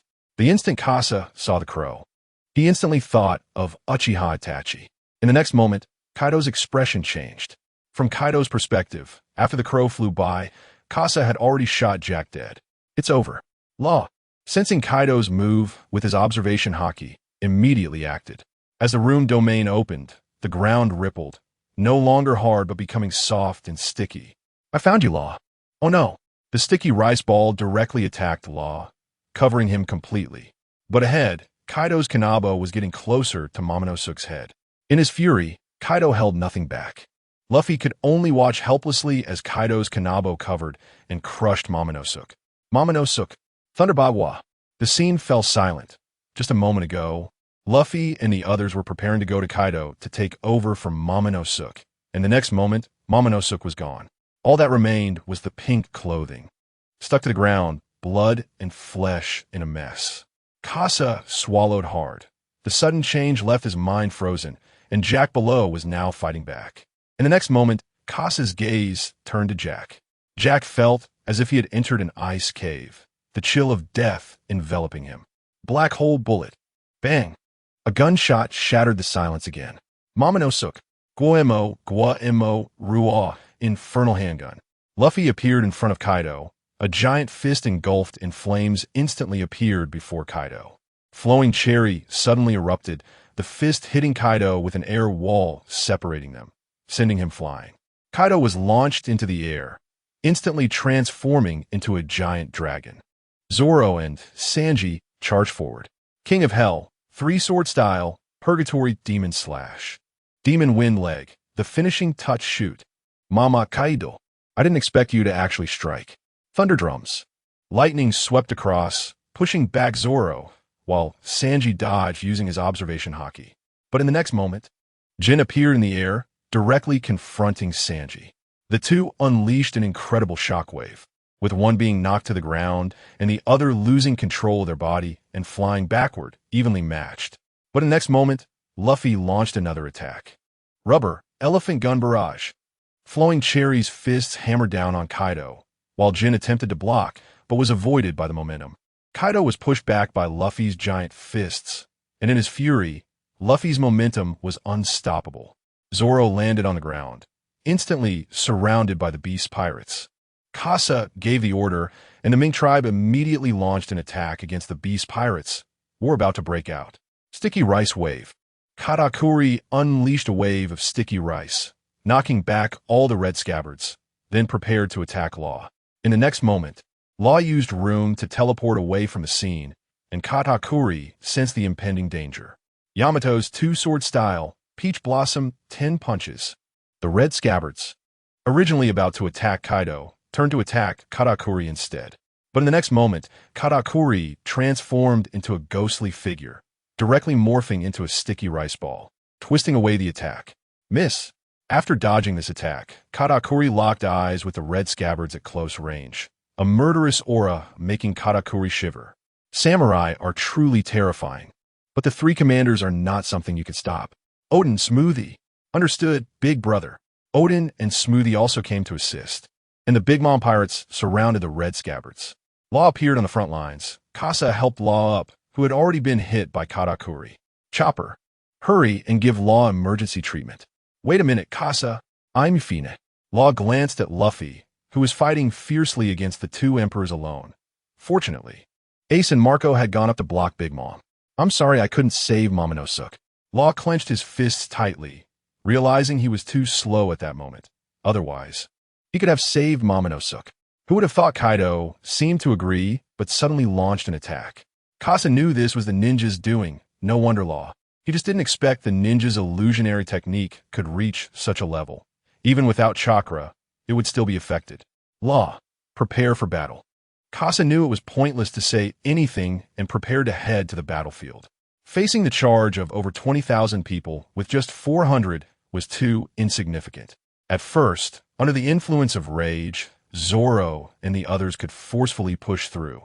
But soon, the enemy's momentum increased. The Mink tribe's charge slowed down, and Zoro and the others also stopped to avoid being surrounded by the enemy. Just as Luffy and the others were leaving the front lines with Kaido and Big Mom, a sudden change occurred in the sky. 4 purple flames formation. Suddenly, the battlefield was divided. Over 20,000 members of the Beast Pirates and the Straw Hat crew were separated. Inside the event venue, the Red Scabbards and the Big Mom Pirates were in one battlefield.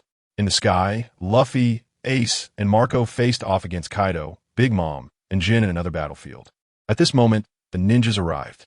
Naruto, Rock Lee, Itachi, and Orochimaru stood on the ceiling of the 8 Purple Flames formation, watching the pirates below. At this sudden turn of events, everyone paused, taking a brief moment to catch their breath.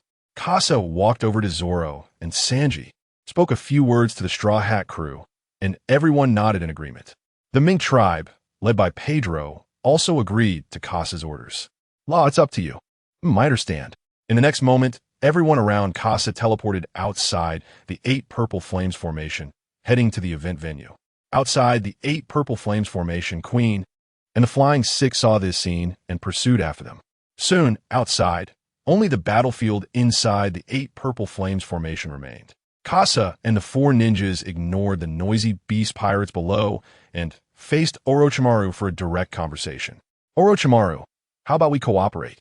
"Phantom Thief Kasa, how do we cooperate?" "Hunt down the beast pirates. Let's see who kills more." The 4 Purple Flames formation was originally completed by 4 Sound Ninjas when Orochimaru targeted the 3rd Hokage. The 8 Purple Flames formation was built on this foundation, aside from Naruto, who was not good at ninjutsu. The top 8 of Konoha were stronger than the original Sound Ninjas, and the 8 Purple Flames formation was not something ordinary shadow-level warlord could break. Moreover, the scope of the 8 Purple Flames formation was larger than that of the 4 Purple Flames formation, close to the size of 2 football fields. But for over 20,000 people, it was still a bit crowded.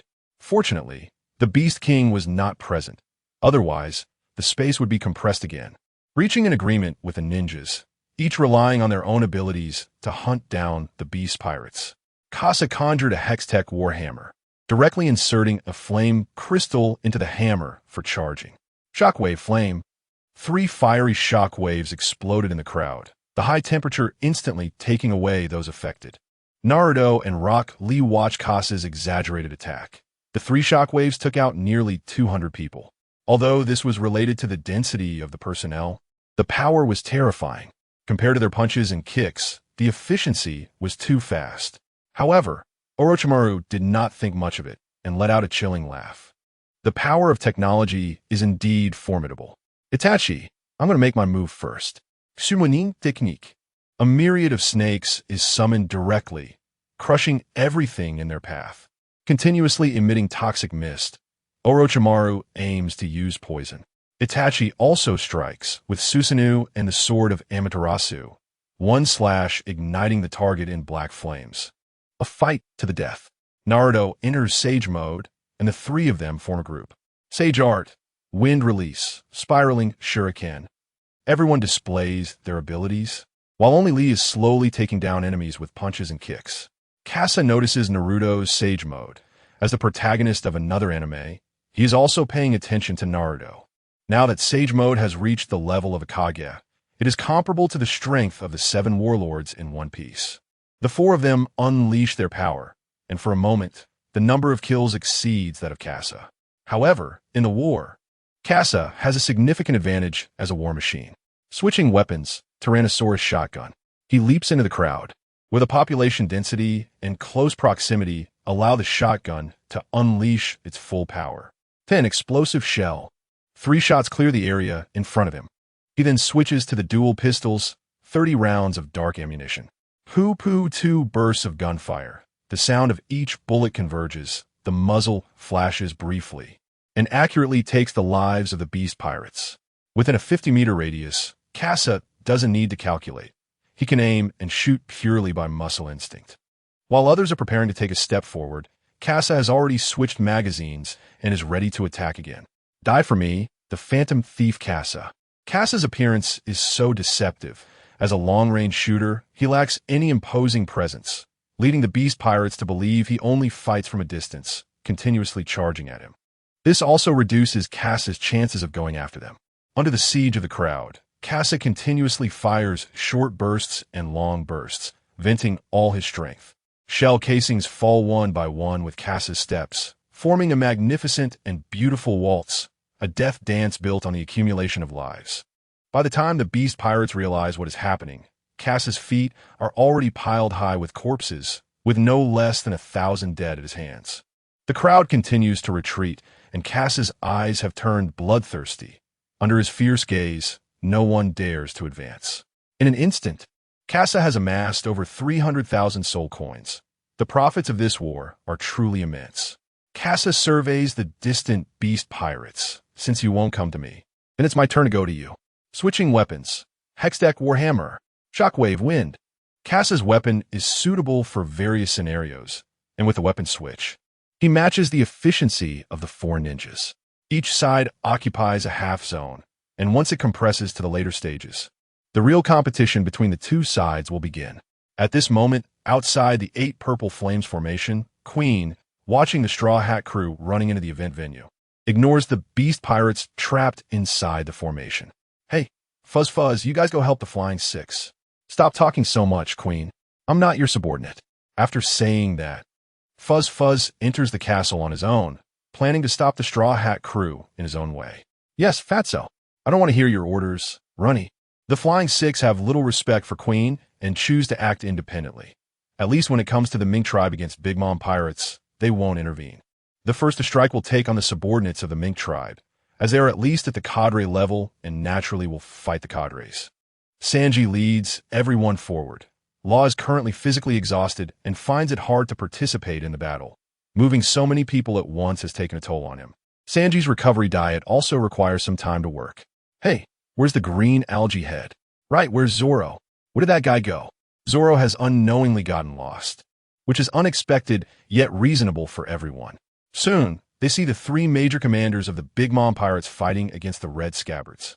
The Mink tribe attacks first, pushing the Big Mom pirates aside, instantly handing the battlefield over to the Red Scabbards and the 3 commanders.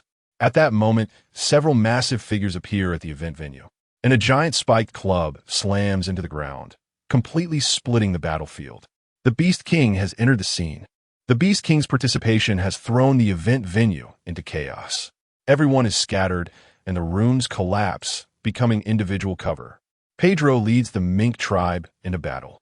And at this moment, a rapid, buzzing sound rings out, and a spinning scythe rushes directly at Pedro. In the next moment, Pedro raises his sword to block the attack. The man in front wears a mask, and a sinister laugh emanates from beneath it. Hawkins stands behind Killer, alongside Apu. The supernova they once defeated is now like Apu, a member of the Beast Pirates. Pedro feels pressure. The 3 swordsmen behind him also sense it and position themselves behind him. The warriors of the Mink tribe prepare to face their enemies. Meanwhile, the event venue is still surrounded by the Beast King, with 10 Beast Kings looking down from above, launching attacks on the people in the venue.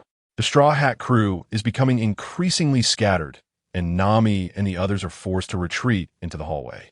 Avoiding the Beast King's attacks, Nami, Usopp, and Chopper hide with Law in the hallway.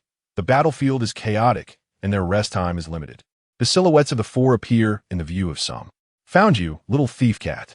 The web spread out, and Law and Usopp sense something is off. Run. Usopp carries Law and then pulls Nami and Chopper to jump out of the hallway. The next moment, the spot where the 4 were is ensnared by the web. A Beast King spots Nami and the others, raising the spike club high. Chopper's pupils are filled with the looming threat of the club. Fur enhancement. A massive fur ball appears in the event venue, directly deflecting the Beast King's spike club. Damn, this massive body is enough to rival Oars. They vividly remember their encounter with Oars 2 years ago, and now there are at least 10 of them on the field. Usopp aims at the Beast King. His direct combat ability is limited. Ultimate move, Spiked Impact Grass. The Red Seed carries the wolf grass and charges at the Beast King. The shockwave exploding right in front of him, the powerful impact toppling him. Thunderstorm, 60 million volts, Thunder Beast. The Thunder Wolf charges in, biting the Beast King, and the powerful lightning scorches him. With the 3 working together, they instantly defeat the Beast King, but it also attracts the attention of other Beast Kings. Hey, there are some little guys over there who are quite powerful. That's right, it looks like it could be fun. 5 ghosts, I'm going first. The impatient 4 ghosts jump right in front of Nami, disregarding the battle happening beneath them. However, the actions of the Beast Kings also catch the attention of the Straw Hat crew. Sanji leaps up from the ground, drawing everyone's attention. The 3 commanders feel the moment they see Sanji, and their killing intent bursts forth. Vinsmoke Sanji. Katakuri made a direct move, and Nuo attacks Sanji in midair. making him an obvious target and drawing the enemy's attention. Notuan stub. At the moment Sanji struck, he realized he would be attacked by the enemy. But his friends would also see him. Fishman karate, sake one shoulder throw. Jinbei was the first to act, intercepting Katakuri's attack. Jinbei, you've joined the Straw Hat crew after all. Katakuri, I didn't expect to be able to fight you again. Besides Katakuri, members of the Straw Hat crew also appeared in front of Smoothie and Oven. Oh dear, I can't let you affect my friends. Yo-ho-ho-ho, Robin-san. It's an honor to fight alongside you. Behind Robin and Brooke was an ice wall, and Robin withdrew her hand as both used their abilities to intercept Smoothie and Oven's attacks. Sanji was in no danger and charged directly at the four emperors. Hey, Ugly, what do you want to do to my friends? Sanji, X3, Demon Wind Foot, rough smash. Sanji's heel was tiny compared to the four emperors' heads, but this small heel unleashed an astonishing power, causing the four emperors' heads to drop heavily. In the next moment, their massive bodies fell, stacking on top of Yamato's. Sanji took a drag from his cigarette and said, Usopp, I need you to do something. What's up, Sanji? Sanji's mind flashed across the battlefield, with Casa covering the rear, Zoro lost, and Luffy fighting Kaido alone. The battlefield at the event venue was the most chaotic, with the biggest power gap. The three commanders, along with Queen, the Flying Six, and Hawkins, the captains of subordinate pirate crews. It would be difficult to face this force relying solely on the Straw Hat crew and the Red Scabbards. Therefore, the breakthrough lies with the Mink tribe. I need you to support Pedro and the others. Otherwise, they will die. Sanji's tone was heavy, and Usopp's heart sank. But as a sniper, he had to provide support on the battlefield. I understand, Robin. I need your help to get me up there. Usopp pointed to the execution platform at the event venue, where Momonosuke was supposed to be tied up. The cowardly trio separated, and Nami and Chopper saw Usopp disappear before them, realizing he was already in action. Usopp is amazing. Chopper envied Usopp's role, but he had his own role to play. At this moment, Drake, hiding in a room and peering at the battlefield, suddenly felt someone approaching from behind. Sasaki, you're getting too close. It's dangerous. Today is quite lively.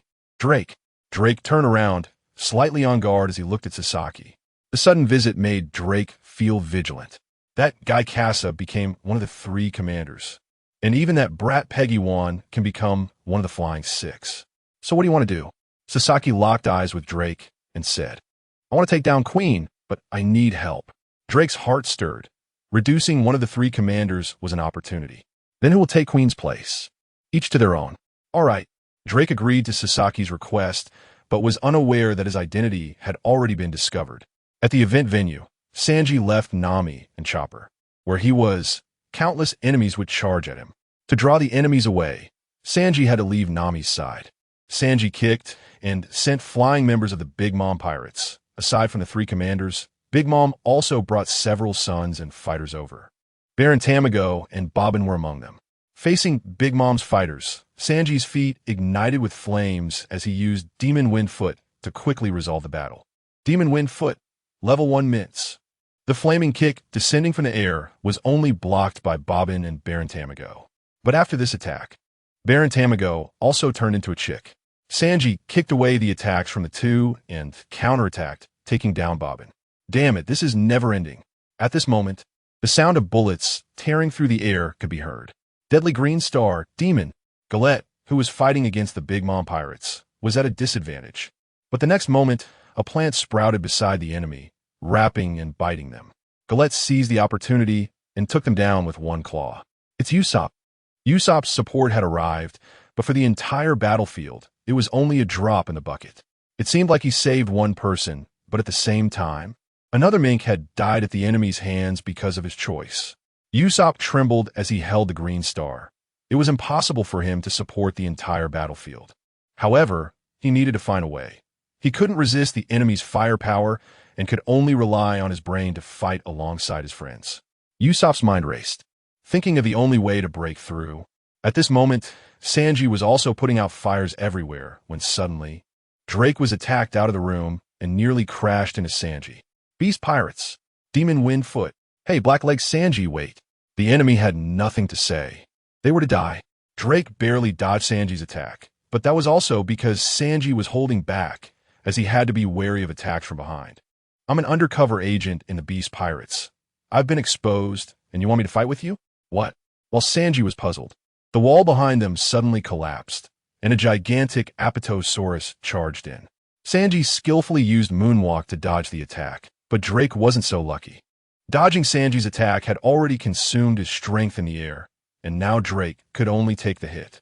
Both were also caught up in the battle between Jinbei and Katakuri, forcing the two to separate. Sanji noticed the wounds on Jinbei, indicating that his battle with Katakuri hadn't gone well.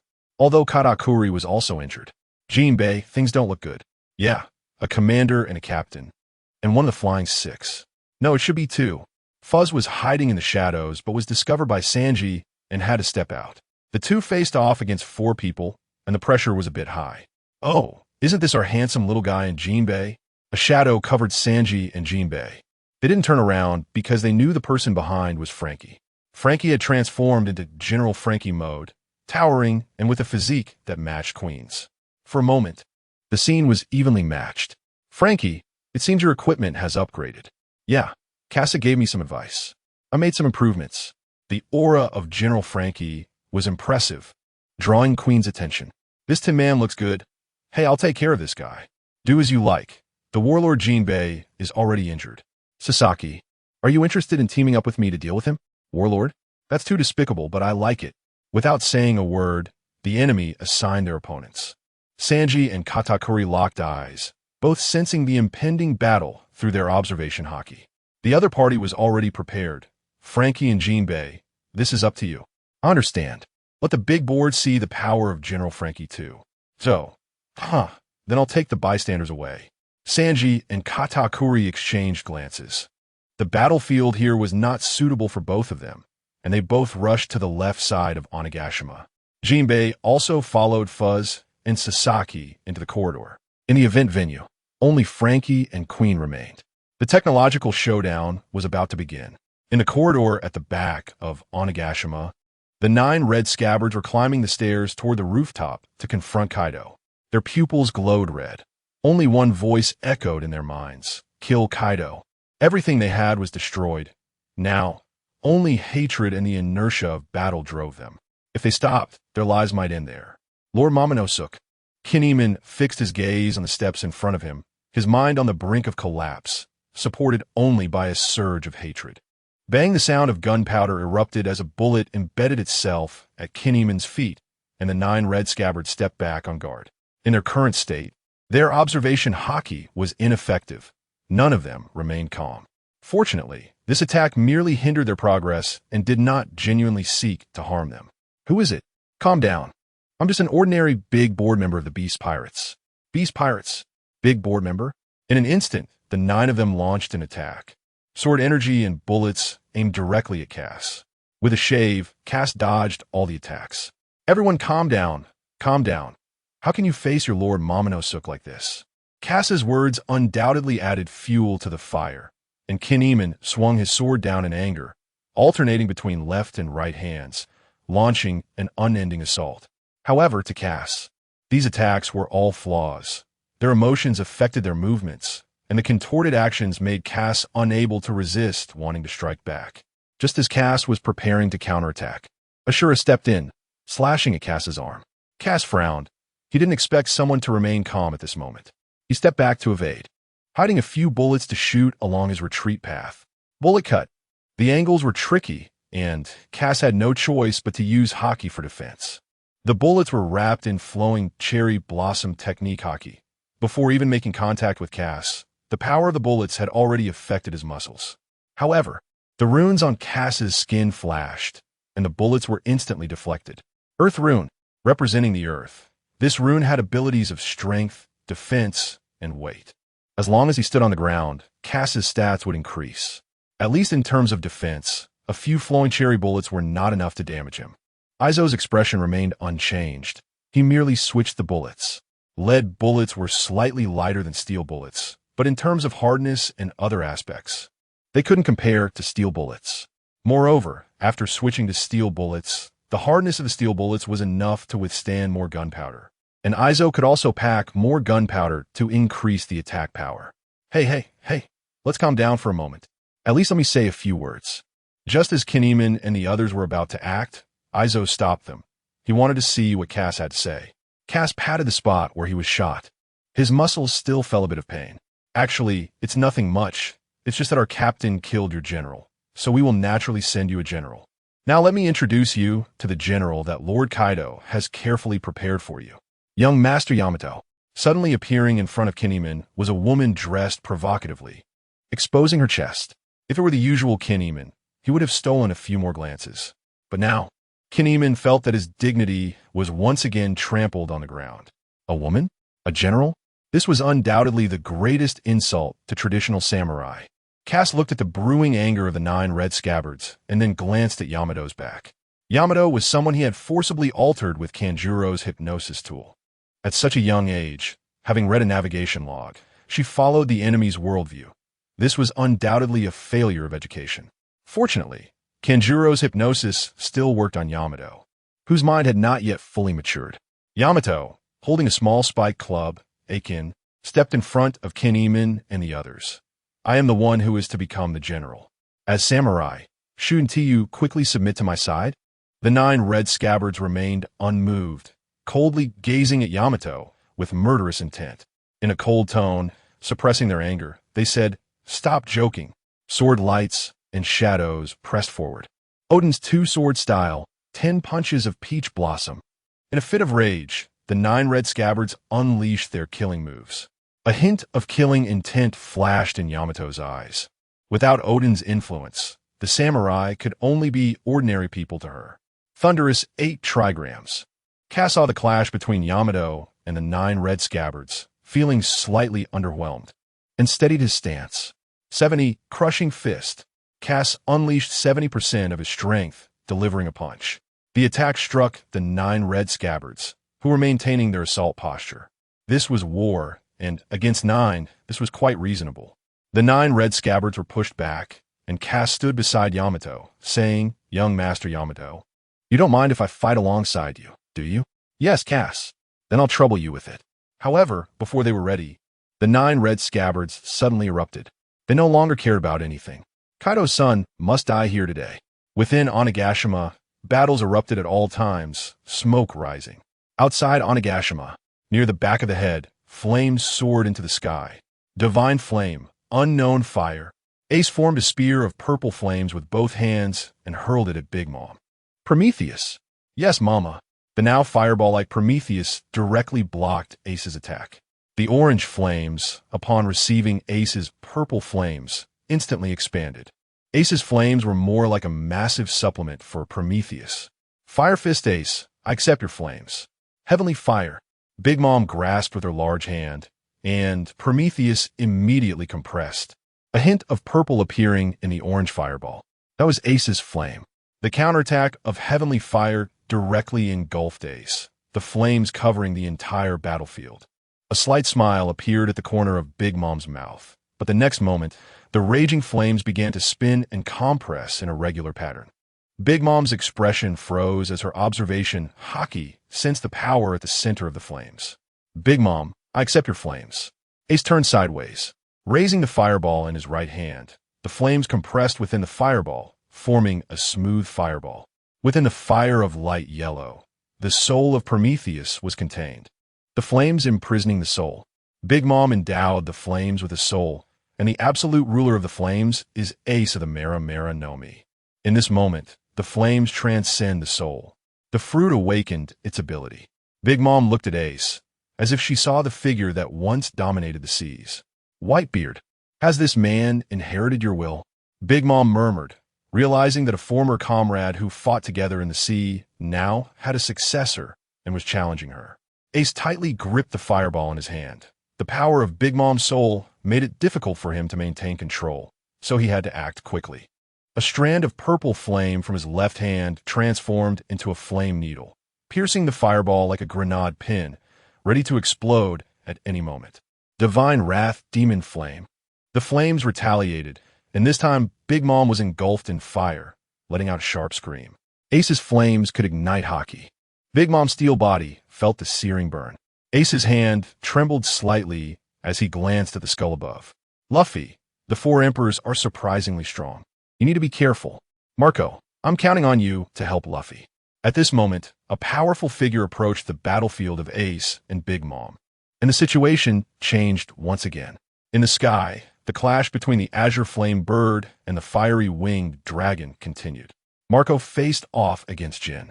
Their strengths were evenly matched, but Marco aimed to complete Ace's mission, ensuring a safe environment for Luffy to fight Kaido. The flames on Jin suddenly disappeared, and Marco's expression changed. In the next moment, Jin's figure also vanished, followed by a loud explosion. Marco, being experienced in battle, immediately defended against Jin's Beastman form attack. With a single strike, Marco was sent crashing onto the rooftop of the skull. Marco looked back at Luffy in the distance, almost intervening in their battle. Marco, you don't seriously think that kid can defeat Lord Kaido, do you? Jin looked down at Marco from above, the former vice-captain of the first Four Emperor crew, now being forced into the ground in such a disgraceful manner. Marco remained unfazed, instead supporting himself on the ground and looking up at Jin. That Straw Hat Kid has received his father's recognition, and Marco's tone changed, becoming more resolute, as if he too recognized this perspective. After all, he is Ace's brother. Marco has high hopes for Ace and Luffy, and this confidence made Jin speak up. However, Jin's confidence in Kaido was no less than Marco's. Lord Kaido is destined to become the Pirate King. Straw Hat Kid, just obediently stay on Lord Kaido's ship and walk the path of the Pirate King. No, the legends should step aside and let the young ones take their place on this sea. The two erupted into battle once more, flames clashing, consciously distancing themselves from the rooftop battlefield. In their normal states, Kaido faced off against Luffy, swinging his kanabo and smashing into the ground. At this stage, Luffy, after the baptism by Karakuri, had significantly stronger observation haki compared to the same period in the storyline. He dodged directly. Both had mastered high-level observation haki, with the next moves holding an advantage. A newcomer attacking would find it difficult to evade under the strain of exhausted new strength and not yet established old strength. Rubber, Thunder God, Elephant Gun. Luffy's giant fist struck Kaido, who stepped back one pace before halting, his knees slightly bent to gather power. Thunderclap, 8 trigrams. Kaido baited Luffy into attacking, taking the hit while directly countering. There was no absolute priority. It depended on who could seize the opportunity to retaliate. Luffy felt the power of the blow, layering haki for defense, crossing his arms to block. The kanabo hadn't touched Luffy yet, but there was a surge of black lightning between them. The clash of Conqueror's haki was one side actively entangling and attacking, while the other was unintentionally provoked. Luffy couldn't hold out for long and was directly knocked away by a strike, flying backwards. As he landed, Luffy half-knelt and propped himself up, spitting out a mouthful of blood. Conqueror's haki could be used like this? Luffy looked up at Kaido approaching him, though he was in a desperate state. His fighting spirit showed no signs of diminishing. In the activity venue, Usopp looked down from above, surveying the entire battlefield. Sounds of battle echoed from above. That was the fight between Luffy and Kaido. Usopp tightened his grip on the green star, his aim constantly wavering between Queen and Killer. Frankie, I believe you can do it. Frankie faced off against Queen, still struggling a bit. Queen's laser beam left a scorched mark on Frankie's memory metal body. Though it didn't completely breach, one more hit would destroy the internal circuitry. See Beast Mortar. General Frankie inserted the mortar shell chain into his right hand, pushing his forearm up to load the mortar into the chamber. ZZZ, ZZZ, the gunpowder exploded, the pressure propelling the shell with a sharp sound. With such a massive body in this distance, even with observation haki, Queen couldn't dodge in time. The impact of the mortar directly dented the strike point, and even the muscles of a Brachiosaurus couldn't withstand it. With a thunderous boom, Queen was engulfed in cannon fire. Damn metal brat, that hurt. Huh? You Brachiosaurus monster. Your body is really tough. Smoke covered the battlefield, and then a bullet shot through the thick smoke, accurately hitting Killer in front of Pedro. Deadly move. Green Star Devil. The carnivorous flower tried to entangle and bite Killer, but in front of Killer's spinning scythe, the flower was instantly cut down. However, this also neutralized Killer's attack, giving Pedro a moment to breathe. Usopp's observation haki did not lose its target due to the smoke. But Usopp's individual strength was only a drop in the bucket for the entire battlefield. Usopp took out another green star from his bag, and his attack was not powerful, only able to switch bullets continuously to provide cover. The battle was approaching a boiling point. The strength of the Fur tribe had declined, soon to be overwhelmed by Big Mom's and Kaido's subordinate pirate crews. Luffy, Casa, what should I do? Just as Usopp was at a loss, Chopper and Nami were fleeing around the venue. Just moments ago, Page 1 and Ulti had targeted Usopp. To draw attention away from Usopp, Chopper and Nami took the initiative to attack, provoking the brother and sister duo. Chopper, run faster. Nami, I can't help it. As Chopper fled, he was occasionally targeted by the headliners, with 8 headliners still on the field, and the situation remained grim. Moreover, the attacks from the 2 Flying Six behind them put immense pressure on Nami and Chopper. Thunderclap Climate, 10 million volts, Thunder Gun. 2 Thunder Guns shot directly at Ulti and Page 1 behind them. The paralysis and agony from the electric shock were unbearable for them, so they dodged directly. Damn little thief cat, trying to use that trick again. Peggy Wan, hurry up and chase after her. Let me tear that woman's mouth open. Run T stood on Peggy Wan's back, directing him to move. Perhaps seeing Nami with her mount Chopper, she treated her brother as a mount to chase after. Suddenly, several figures of Nami and Chopper appeared in front of them, varying in height and size, running in different directions. Peggy Wan hesitated for a moment, but Run T pointed in one direction, and he immediately chased after it. Mirage, hiding in the ruins, Nami and Chopper leaned against the broken wall, panting. Great, we finally shook them off. The smaller Chopper finally got a chance to catch his breath, while Nami clenched her fists tightly, unwilling to just run away. Her friends were all fighting. Chopper, I am sorry. I might have to split up from you. What's wrong, Nami? Nami looked up toward Usopp's direction, or rather the room behind Usopp. She sensed the presence of spiders. At that moment, Usopp also stood up, no longer holding the green star, but the pin given to him by Casa. Usopp recalled the details of the entire battle, including the details of the Fur tribe. He finally remembered that their original plan was to launch the attack at night. However, due to the need to rescue Momonosuke and the death of the samurai, Kinemon and the others couldn't wait until night and acted directly at noon. There were still a few hours until night, or rather until the moon came out. The moon, a key factor in the Fur tribe's battle. Usopp looked at the pen in his hand, which had already changed significantly. The traditional wolf hair brush emitted the aura of a devil fruit. It was Kanjuro's pen fruit, and Casa had already endowed the pen with the fruit's abilities. Now, this wolf hair brush not only possessed the ability to understand everything, but also had the ability to turn the virtual into reality. Usopp knew what he had to do. He needed to draw a moon here. Just then, Nami, disregarding the risk of being discovered, dashed out of the ground and flew in front of Usopp. Nami, what are you? Usopp, jump over here quickly.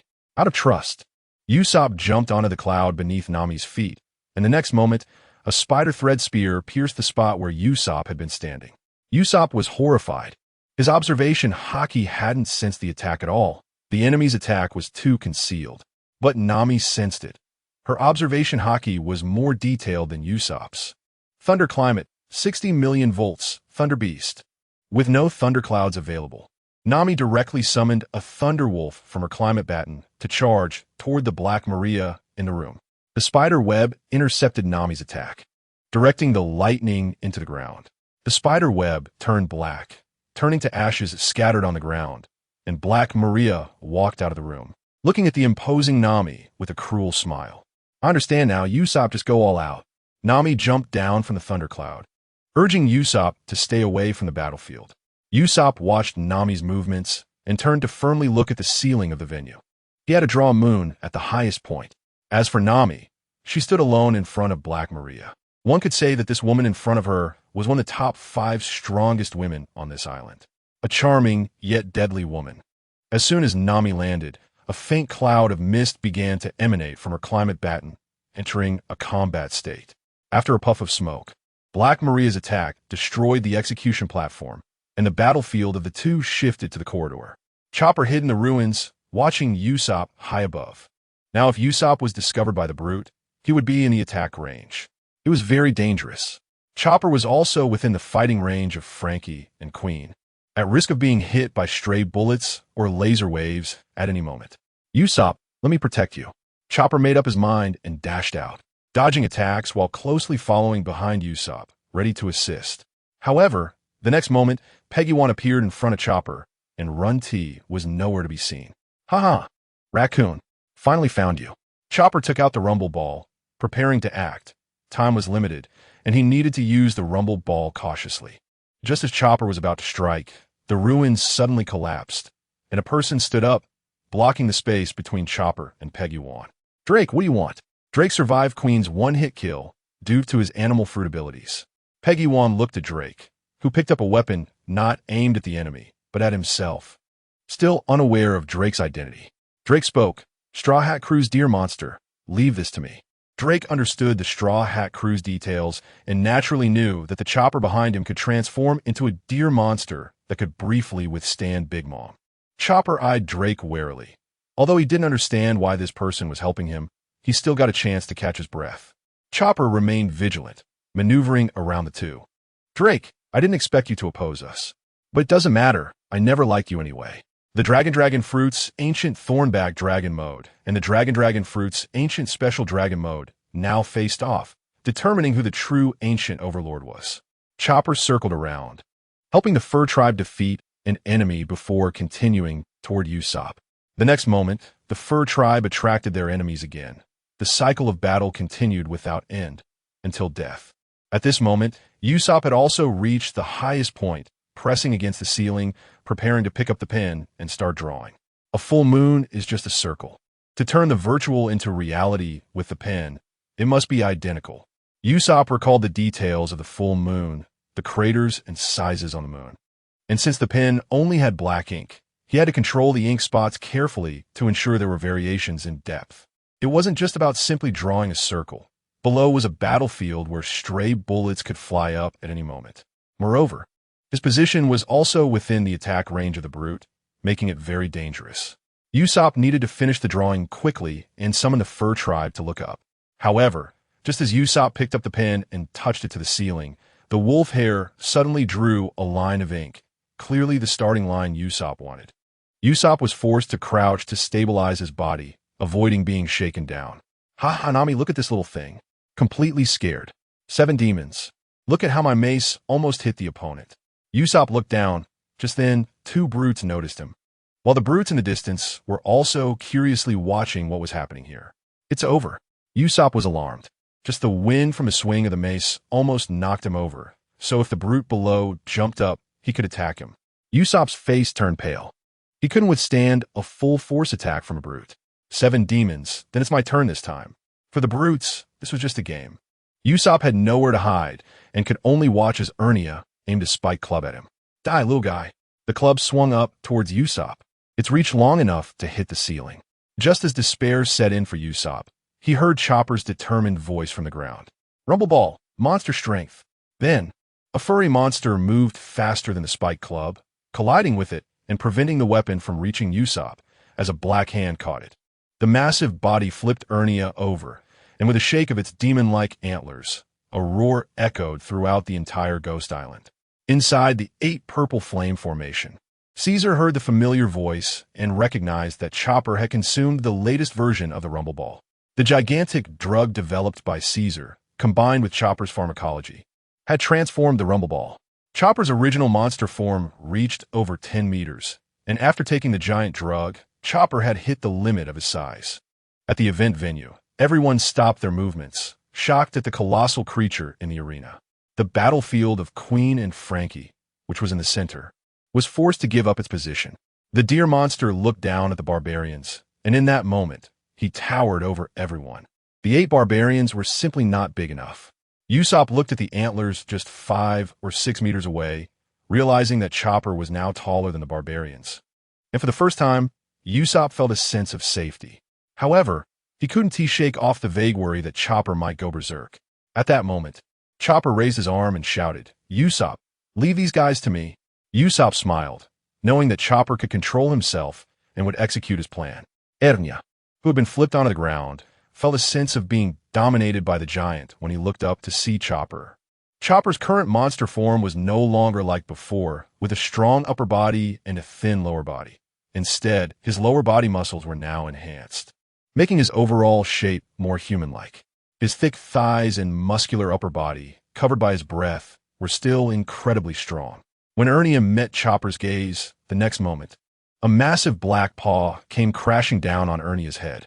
With thick and long arms that could dangle naturally to his knees, Chopper's arms smashed down like iron chains on a steel ball, continuously hammering Ernia. The other barbarians, still dazed, saw Ernia lose consciousness from Chopper's wild paw technique. Then, with a sweeping motion, Chopper sent the 7 barbarians flying, forcing the ongoing battles to pause as they dodged. The immense power slammed the 7 barbarians against the wall. Chopper's fighting style had changed. Influenced by the drug, he had become extremely aggressive. Looking at the other barbarians in the arena, he remembered to protect Usopp and refrain from pursuing them. Just stepping on Ernia's head, he exerted force, and with the sound of a watermelon bursting, brain matter splattered under Chopper's foot. The rumble ball had completely altered Chopper's nature, making him bloodthirsty. Suddenly, a whoosh of air came from behind as the spiked club struck Chopper's back. Chopper stumbled forward but quickly steadied himself before slapping back. Hoof strike coconut. The spiked club shattered, and the 3 barbarians who had attacked retreated. The remaining barbarians launched their assault, including the 7 barbarians, raising their spiked clubs to strike Chopper. Chopper endured the barrage of attacks, with dull thuds echoing off his body. Then he spread his arms wide, capturing all the barbarians except for the 1st, 3rd, 5th, 7th, and 9th. The 6th and 10th barbarians were caught, and, as Chopper's arms contracted, the explosive force crushed the ribs of the 2nd barbarian, forcing the air from his lungs. As Chopper released his grip, the 2nd barbarian collapsed like a noodle, leaving only 5 barbarians on the battlefield aside from the already downed 8th and 4th. Chopper's eyes glinted with bloodlust, showing no signs of fatigue, and the barbarians were intimidated by his presence, stepping back. Compared to them, Chopper looked more like a monster. At that moment, a laser shot through the air, aimed at Chopper. His immense size made it impossible to dodge, but the laser was too small. As long as it didn't hit a vital area, it wouldn't have much effect. Queen saw the laser hit Chopper's lung, yet Chopper remained unfazed, only coldly staring at Queen. Victory V/. A flash of sword light cut across, leaving a wound on Queen. The high-speed rotating chainsaw tore through Queen's tough muscles, injuring him. This was war. Chopper couldn't focus solely on the barbarians, needing to be wary of others as well. Similarly, Queen realized that if he chose to attack Chopper, he had to endure Frankie's assault. Chopper picked up debris from the ground, hurling several tons of stone at Queen like pebbles. Queen could only use lasers to shoot them down, and just as Frankie prepared to launch another attack, Queen swung his long neck, sweeping at Frankie and pushing him back. Damn it, how come the Straw Hat crew has all kinds of strange people? The cyborg and monster combination put pressure on Queen. Suddenly, a shadow loomed over him. Hoof strike, coconut meteor shower. Chopper's palm strike covered both Queen and the barbarians, causing the event venue to shake as most of the battles were forced to stop. As the dust settled, Chopper panted heavily, his massive size requiring a significant amount of energy for each movement. But the power he gained was overwhelming. As the smoke cleared, all the barbarians lay defeated. Frankie stood outside the battlefield, using his arms to shield himself from the flying debris. Chopper, this is terrifying. Chopper's attacks had caused the entire area to sink, but Frankie noticed something was off. Queen was missing. Frankie in the cockpit didn't see Queen, but upon spotting Chopper half kneeling on the ground, he sensed something was wrong. Activating the button, Frankie's eyes turned red, switching to infrared combat mode, revealing Queen's invisibility. Queen had jumped in front of Chopper, preparing to land a heavy punch on Chopper's jaw. Queen could utilize all of Germa's technology, thus possessing Niji's monstrous strength. A punch like that could take down a weakened Chopper. But the next moment, a massive fiery fist surged towards Queen as Chopper, trusting his partner, didn't dodge. He simply waited for the punch to arrive. Super Flame Fist. The fiery fist hit Queen squarely, slamming him into the wall. Frankie jumped next to Chopper, retracting his fiery fist, flames still dancing atop it. Hey, you bastard, what do you want to do to my little brother? Chopper looked at Frankie, forcing himself to stand. It was that Chopper didn't trust Frankie. It was just that he only had one chance to attack left. Rather than helping Frankie, it was better for him to stand up, maintain his momentum, and intimidate everyone to prevent Usopp from being attacked. Usopp was still drawing a full moon on the ceiling, and Chopper's presence was enough to draw all the enemy's attention away. Chopper's presence has given the Mink tribe a sense of reliance, and the battlefield has gradually shifted closer to Chopper. Chopper stands like a defensive tower, deterring enemy attacks. Frankie charges at Queen, aiming to draw the battlefield away from Chopper to protect him. Spark Queen. Explosive beams continue to rain down in the ruins, but Frankie does not dodge. Instead, he accelerates forward to block Queen's attacks. Behind him is Chopper, and he cannot afford to retreat. See Beast Mortar. Frankie endures the beam blast while firing a chain of mortars, but amidst the swirling smoke, he can't lock on, and the mortar blast charged directly into the venue, hitting the battlefield of Big Mom and Ace. As Queen's beam blasts cease, Frankie the General rushes into the ruins and enters a room. A quick infrared scan reveals that the high-temperature interference from the beam blast has passed, and Frankie has locked onto Queen's position. The Sword of the Predator sweeps away the floorboards, exposing Queen's figure. Apatosaurus Bomb. From above, Queen transforms into a massive bomb and crashes down on Frankie the General, the exaggerated weight making direct contact with Frankie's arm. Inside the cockpit, Frankie even hears the sound of mechanical parts being crushed. Oh no, my right arm can't move. Queen won't let Frankie off that easily. The Apatosaurus neck detaches from its body and tightly wraps around Frankie the General. Apatosaurus Snake. Like a constrictor, Frankie inside the General feels the cockpit being compressed. Damn, this Apatosaurus bastard. Emergency eject. Frankie the General's head detaches, and Frankie inside the cockpit is ejected, just as the cockpit is crushed, nearly trapping Frankie inside. Now escaped, Frankie is just a small figure compared to Queen. Still wrapped around Frankie the General, Queen taunts. Ha ha. Tinkin Kid, I didn't expect you to be this weak. Is that so? You Apatosaurus bastard. Frankie brings his hands together, targeting Queen. Although this state of Frankie is weaker in firepower compared to Frankie the General, his explosive power is greater. Frankie absorb laser beam. What? The laser strikes Queen's neck directly. Vegapunk's laser technology surpasses Queen's, and under Frankie's modifications, Queen's haki cannot withstand it. A charred blood hole appears on Queen's neck. The heat that could have spread the injury is all blocked by haki. The cyborg body combined with the animal fruit allows Queen's haki to still flow through the modified body, functioning like a weapon. Queen realizes that being in this state exposes him to attacks and quickly returns to his body. Seeing this, Frankie doesn't hesitate to counterattack. He pulls out a rhinoceros motorcycle from his spatial belt and prepares to take out the Apatosaurus tank when Queen's attack comes. Spin Force Queen. Utilizing Germa's technology and Niji's ability, Queen's modified left arm reaches for Frankie. Frankie quickly switches the rhinoceros motorcycle to exoskeleton mode. What should have been Frankie the General's arm transforms into Frankie's exoskeleton arm, enhancing his strength. As Queen's modified arm stretches out, Frankie moves forward instead of retreating, gripping Queen's modified arm tightly with both exoskeleton arms. The two engage in a stalemate. However, Queen notices Frankie's weakness. With a lift of his arm, he hoists Frankie into the air. Frankie's strength is tremendous, but he lacks matching weight, allowing Queen to lift him effortlessly, leaving him without support. Tinkin Kid. Try the power of Queen Sama. Wind Punch. Queen's right fist and the claws on his whip continuously attack. The force is so great that Frankie can only block with one arm. After a prolonged battle, Queen throws Frankie heavily to the ground. The weight of the rhinoceros exoskeleton arm directly crushes Frankie's arm, delivering a heavy impact. Damn, this Apatosaurus bastard, my arm almost broke. 10,000-degree boxing.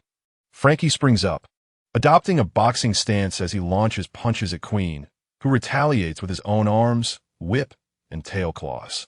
The two exchange furious blows, trading back and forth. Frankie's fists leave charred imprints on Queen, while Queen's knives and claws leave marks on Frankie's front, cuts and indentations. The open wounds reveal the circuitry inside Frankie's body. Although Queen possesses observation haki, allowing him to counterattack against Franky's empty punches, Franky doesn't throw empty punches. Every hit is solid and heavy, forcing Queen to rely on his multiple attacks for an advantage. In the next moment, Queen's expression changes as he accelerates his attacks with his whip and tail.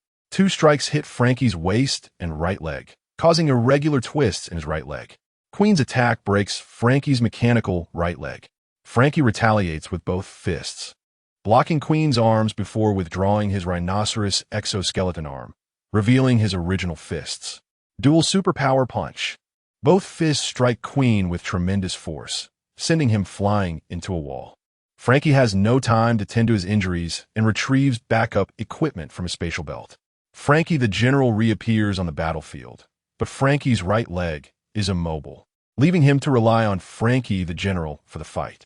Drawing the discarded sword of the Predator from Franky the General, the final battle begins. Wedding Banquet Heat Punch.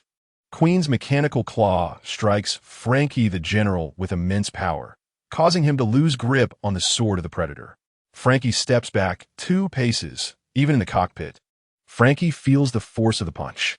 This punch is useless. 10,000-degree punch. Franky the General's right fist emits a temperature exceeding Queen's Wedding Banquet Heat Punch, landing a blow on Queen. Queen does not dodge or evade, taking the hit directly. Your punch is too weak. Wedding Banquet Heat Punch. The two engage in a frenzied exchange of punches, neither avoiding the blows, the deafening roar driving those in the event venue away from the battlefield. At the event venue, the area around Chopper's feet is surrounded by injured minks. Dr. Goat is urgently providing aid, although Chopper cannot fulfill his role as a doctor. His presence creates favorable conditions for treating the injured. Chopper swallows the supply pills he had kept in his mouth, having held onto them when he grew larger, as his current size makes it impossible to handle the pills otherwise. Now, with the supply ingested, Chopper's enlarged form can be maintained for a while longer. Pedro and Wanda are back-to-back, while Kira and Hawkins command their subordinates to surround them. They have all experienced a battle. However, Kira and Hawkins can rest due to their numerical advantage, while Pedro and Wanda are forced into a war of attrition. Inuarashi's sharpshooters have all fallen, but they managed to take down Apu in the process. Pedro looked at the fallen Sicilian. That noisy man had finally fallen silent forever. Wanda, where's Gallet? Gallet has gone to recover, preparing to take the secret medicine and continue fighting. The Fur Tribe has a special secret medicine that allows one to forget pain and keep fighting. In the storyline, Zoro consumed the secret medicine when he was at death's door, which enabled him to fight against Enel. Now, the Fur Tribe members at the event venue had gathered around Chopper, with over 100 still able to fight, while the others had fallen in various corners of the venue. The war was brutal, and, as the only fighting unit, not a single member of the Fur Tribe retreated. Because this is the honor of a warrior the Brotherhood built over generations. Usopp, how are you? Chopper looked at the increasing number of injured at his feet, feeling anxious. While avoiding the Fur Tribe, he had to launch attacks, but the effect was minimal. Furthermore, the people on the ground were more agile than the barbarian, dodging Chopper's half-heart attacks. Chopper's attacks could only serve as deterrents to protect the injured Fur Tribe members. Behind him, Usopp was ready to make the final move. Having completed his preparations and now ready to activate the Pin Fruit's ability. Chopper, it's time for you to step in. I understand. Roar. A roar shook everyone fighting nearby. Pedro was able to catch his breath and retreated a few steps to Chopper's side. They all knew Usopp's plan, so they were waiting. Usopp held the pin tightly and pointed it to the full moon on the ceiling. Come on, warriors of the Fur Tribe. The great sea warrior, Usopp, will give you back your fighting strength. Ha! A slightly comical sound echoed, but it also represented everyone's hope. Pedro shouted, all fighters, prepare for Moon Lion mode. Although Pedro reminded everyone, some already severely wounded still looked up at the full moon. Killer and Hawkins noticed something was off with the appearance of the full moon inside the venue. Moreover, the morale of the remaining Fur Tribe members inexplicably surged, and their momentum grew stronger. Everyone attacked that moon. Hawkins sensed that the key point was the full moon above and launched an attack directly. Bombs and slashes flew toward the moon, but Chopper simply raised his hand, deflecting all the attacks like a block. Useless. Roar. Chopper shouted in anger. He would protect this moon. Usopp jumped onto Chopper's shoulder, reaching into his pocket. His guess was correct. The full moon was indeed useful. The venue erupted with roars, and all were in Moon Lion mode. Hawkins and the others were pressured and took a step back. In the distance, Robin watched Smuggy in front of her and said, "It seems the advantage is on our side now." Really? Smuggy drained a Fur Tribe member's bodily fluids, making himself grow larger. Although Robin felt the pressure, her expression remained elegant. Brook's bronze body sliced through the air, and wherever the cold reached, it turned into ice walls. Usopp, you're really impressive. So many people are mobilized by him. Ho ho ho. Just a bunch of defeated soldiers. You, Skeleton, D. Owen's fiery fist struck Brook's cane sword, and Brook's eyes changed, becoming serious. Young man, I hope you can show me some respect. Please call me Mr. Brook. The cold energy from the underworld extinguished the flames in Owen's hand, and frost appeared on his hand. On the other side of the venue, Usopp launched an attack, and the counterattack from the Fur Tribe officially began. Pedro led the Fur Tribe warriors charging at Big Mom's pirate crew and Hawkins. Usopp finally relaxed and turned to look at Chopper, whose deer-like eyes were filled with admiration. Usopp, you're amazing. Just then, a blood-red light shot into the sky, and Usopp watched helplessly as the light in Chopper's eyes slowly faded. A massive wound appeared from Chopper's left hip to his right shoulder, and Usopp was splattered with deer blood. A roar echoed throughout the venue. Chopper! Chopper knelt on the ground. The sudden attack had rendered him unable to fight. Usopp lost his balance due to Chopper's movement. When Chopper stabilized, Usopp also regained his footing. Usopp stared fiercely at Killer, standing in front of Chopper. The attack just now had been launched by Killer. After Kid's death, Killer completely joined the Beast Pirates and became a true fighter, stronger than some of the Flying Six. Killer stood in front of Chopper, grinning savagely, unafraid of the massive Chopper. He had slain beasts larger than Chopper before, but Chopper's body was even stronger and possessed Haki, barely able to block Killer's attack. Giant side spin, Sonic Cut. That was an attack powerful enough to pierce Kaido. Usopp looked at the retreating thunderclouds. He originally wanted to support Nami, but now he had to deal with Killer first. Chopper, you rest for now. You've done well. Chopper looked at Usopp with a hoarse voice. Though very worried, he thought of how Usopp had never let anyone down. I understand, Usopp. I'll leave it to you. Chopper's form slowly shrank, and Usopp jumped to the ground, with Chopper lying on his back. Baby old man mode. Although he had exhausted the effects of the medicine, Chopper still paid a considerable price. In a hoarse, aged voice, he said, Usopp, do your best. Chopper was already very weak, and seeing this scene, Killer took a breath. The pressure Chopper put on him was significant, but fortunately, his decision was correct. He would first eliminate the greatest threat. Killer grinned. Did the Phantom Thief, Casa, ever visit the Peach Arm? Kid's death wasn't simple. Killer's condition for joining the Beast Pirates was to find out about Kid's death.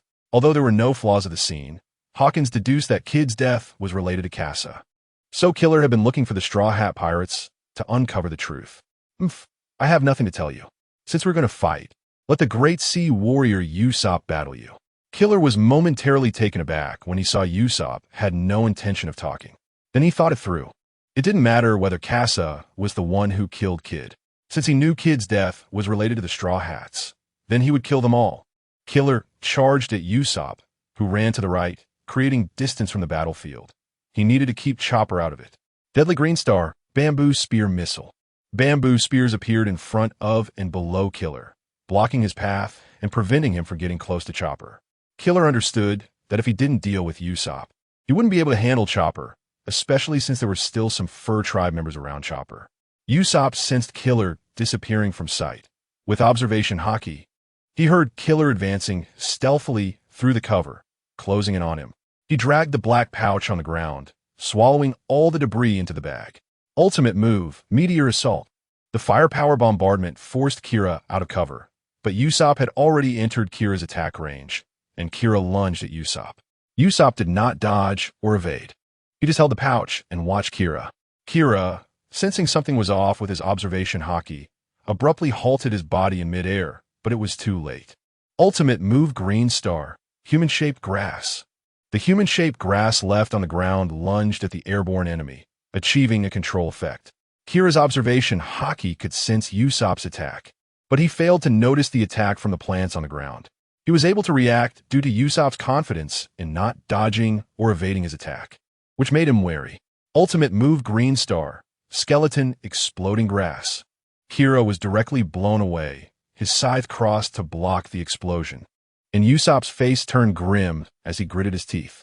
His attack had little effect on Kira, which might lead Kira to disregard Usopp's attack and charge directly at him. Once the distance closed, Usopp would be in danger, with no chance of survival under the giant scythe. Buzz buzz, two sharp buzzing sounds. Kira had already begun spinning his scythe at high speed, using one scythe as a shield and charging at Usopp.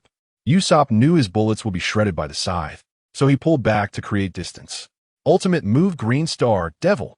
A gigantic carnivorous plant stood in front of Kira, but before the vines could block Kira, they were shredded by the spinning giant scythe, failing to serve their purpose.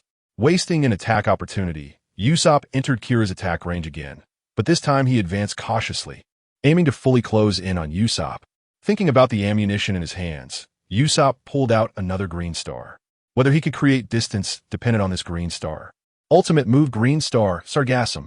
The suddenly erupting sargassum, though also shredded by the giant scythe, could not withstand its growth speed, overwhelming the scythe's rotation with sheer numbers.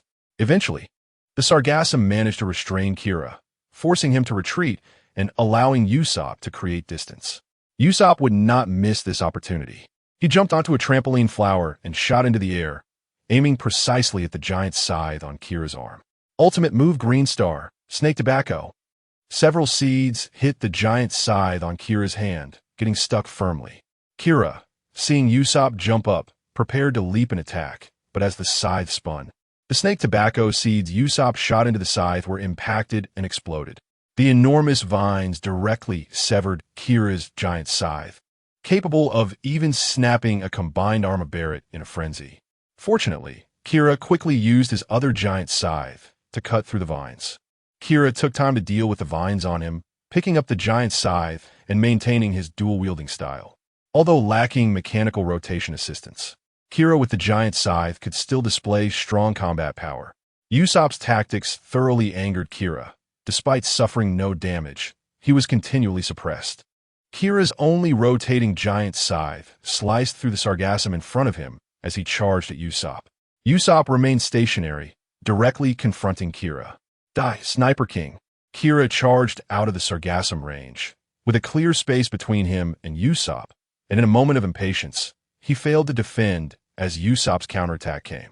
Ultimate move green star, bamboo forest spear dart. Kira completely walked into Usopp's trap, with spears continuously piercing Kira's body. Kira looked at Usopp, who was within arm's reach, and pushed off with his toes. He broke through the bamboo forest spears on him, charging fearlessly with the broken spears attached, as long as he closed the distance. This battle would end. But all of this was merely a scene predicted by Usopp's observation Haki. Back in reality, Kira charged out of the sargassum and plunged into the range of the bamboo forest spears. Kira charged towards Usopp recklessly, and Usopp, gripping his ammunition, fired directly. Ultimate move, super explosive star. A vial containing dynamite rock smashed towards Kira. In Usopp's foresight, through observation Haki, Kira would not dodge in order to close the distance quickly and would shatter the vial. The stabilizers inside the vial would scatter, causing the dynamite rock to react fully with the air and explode. Boom! Usopp was already prepared for the explosion, but still could not react in time and was thrown away. In the explosion's core, both were blasted away, with Kira, closest to the blast, taking damage, while Usopp had already braced for the impact, using the shockwave to create distance again. Every detail of the battle played out in Usopp's mind. If any detail went wrong, it would be the end for him. Kira rose again, this time battered and bruised. His two signature weapons had been destroyed, and Kira was in a disheveled state, his eyes gradually losing their spirit. The battle with the first Skin Tribe had drained too much of his stamina. Fighting Usopp in this half-damaged state was a severe disadvantage. But this was war. Losing meant losing. Kira now had one last chance, holding the broken blade of his giant scythe. As long as Usopp got close, he would still have an opportunity. Ultimate move Green Star, Impact Wolf Grass. Usopp did not give Kira a chance until the end, firing a long-range Impact Wolf Grass that took Kira down. Kira fell face first, and his vision no longer saw the battlefield, but the flag of the Kid Pirates, fluttering in the blue sky and white clouds. Kid, I'm sorry. Kira fell with regret. And only after confirming Kira had completely fallen did Usopp step out from behind cover. Suddenly remembering something, Usopp hurried to run towards Chopper. Chopper, how are you? Usopp, I'm Fine. Did you win? Yeah, of course I won. But Chopper, why do you look like this? Chopper's face was now full of wrinkles. His voice old like that of an old man, but his body was particularly small. It's the side effect of the rumble ball, but it's okay. Just need a rest. That's good. Seeing that Chopper was fine, Usopp let out a big sigh of relief. By the way, I need to find Nami.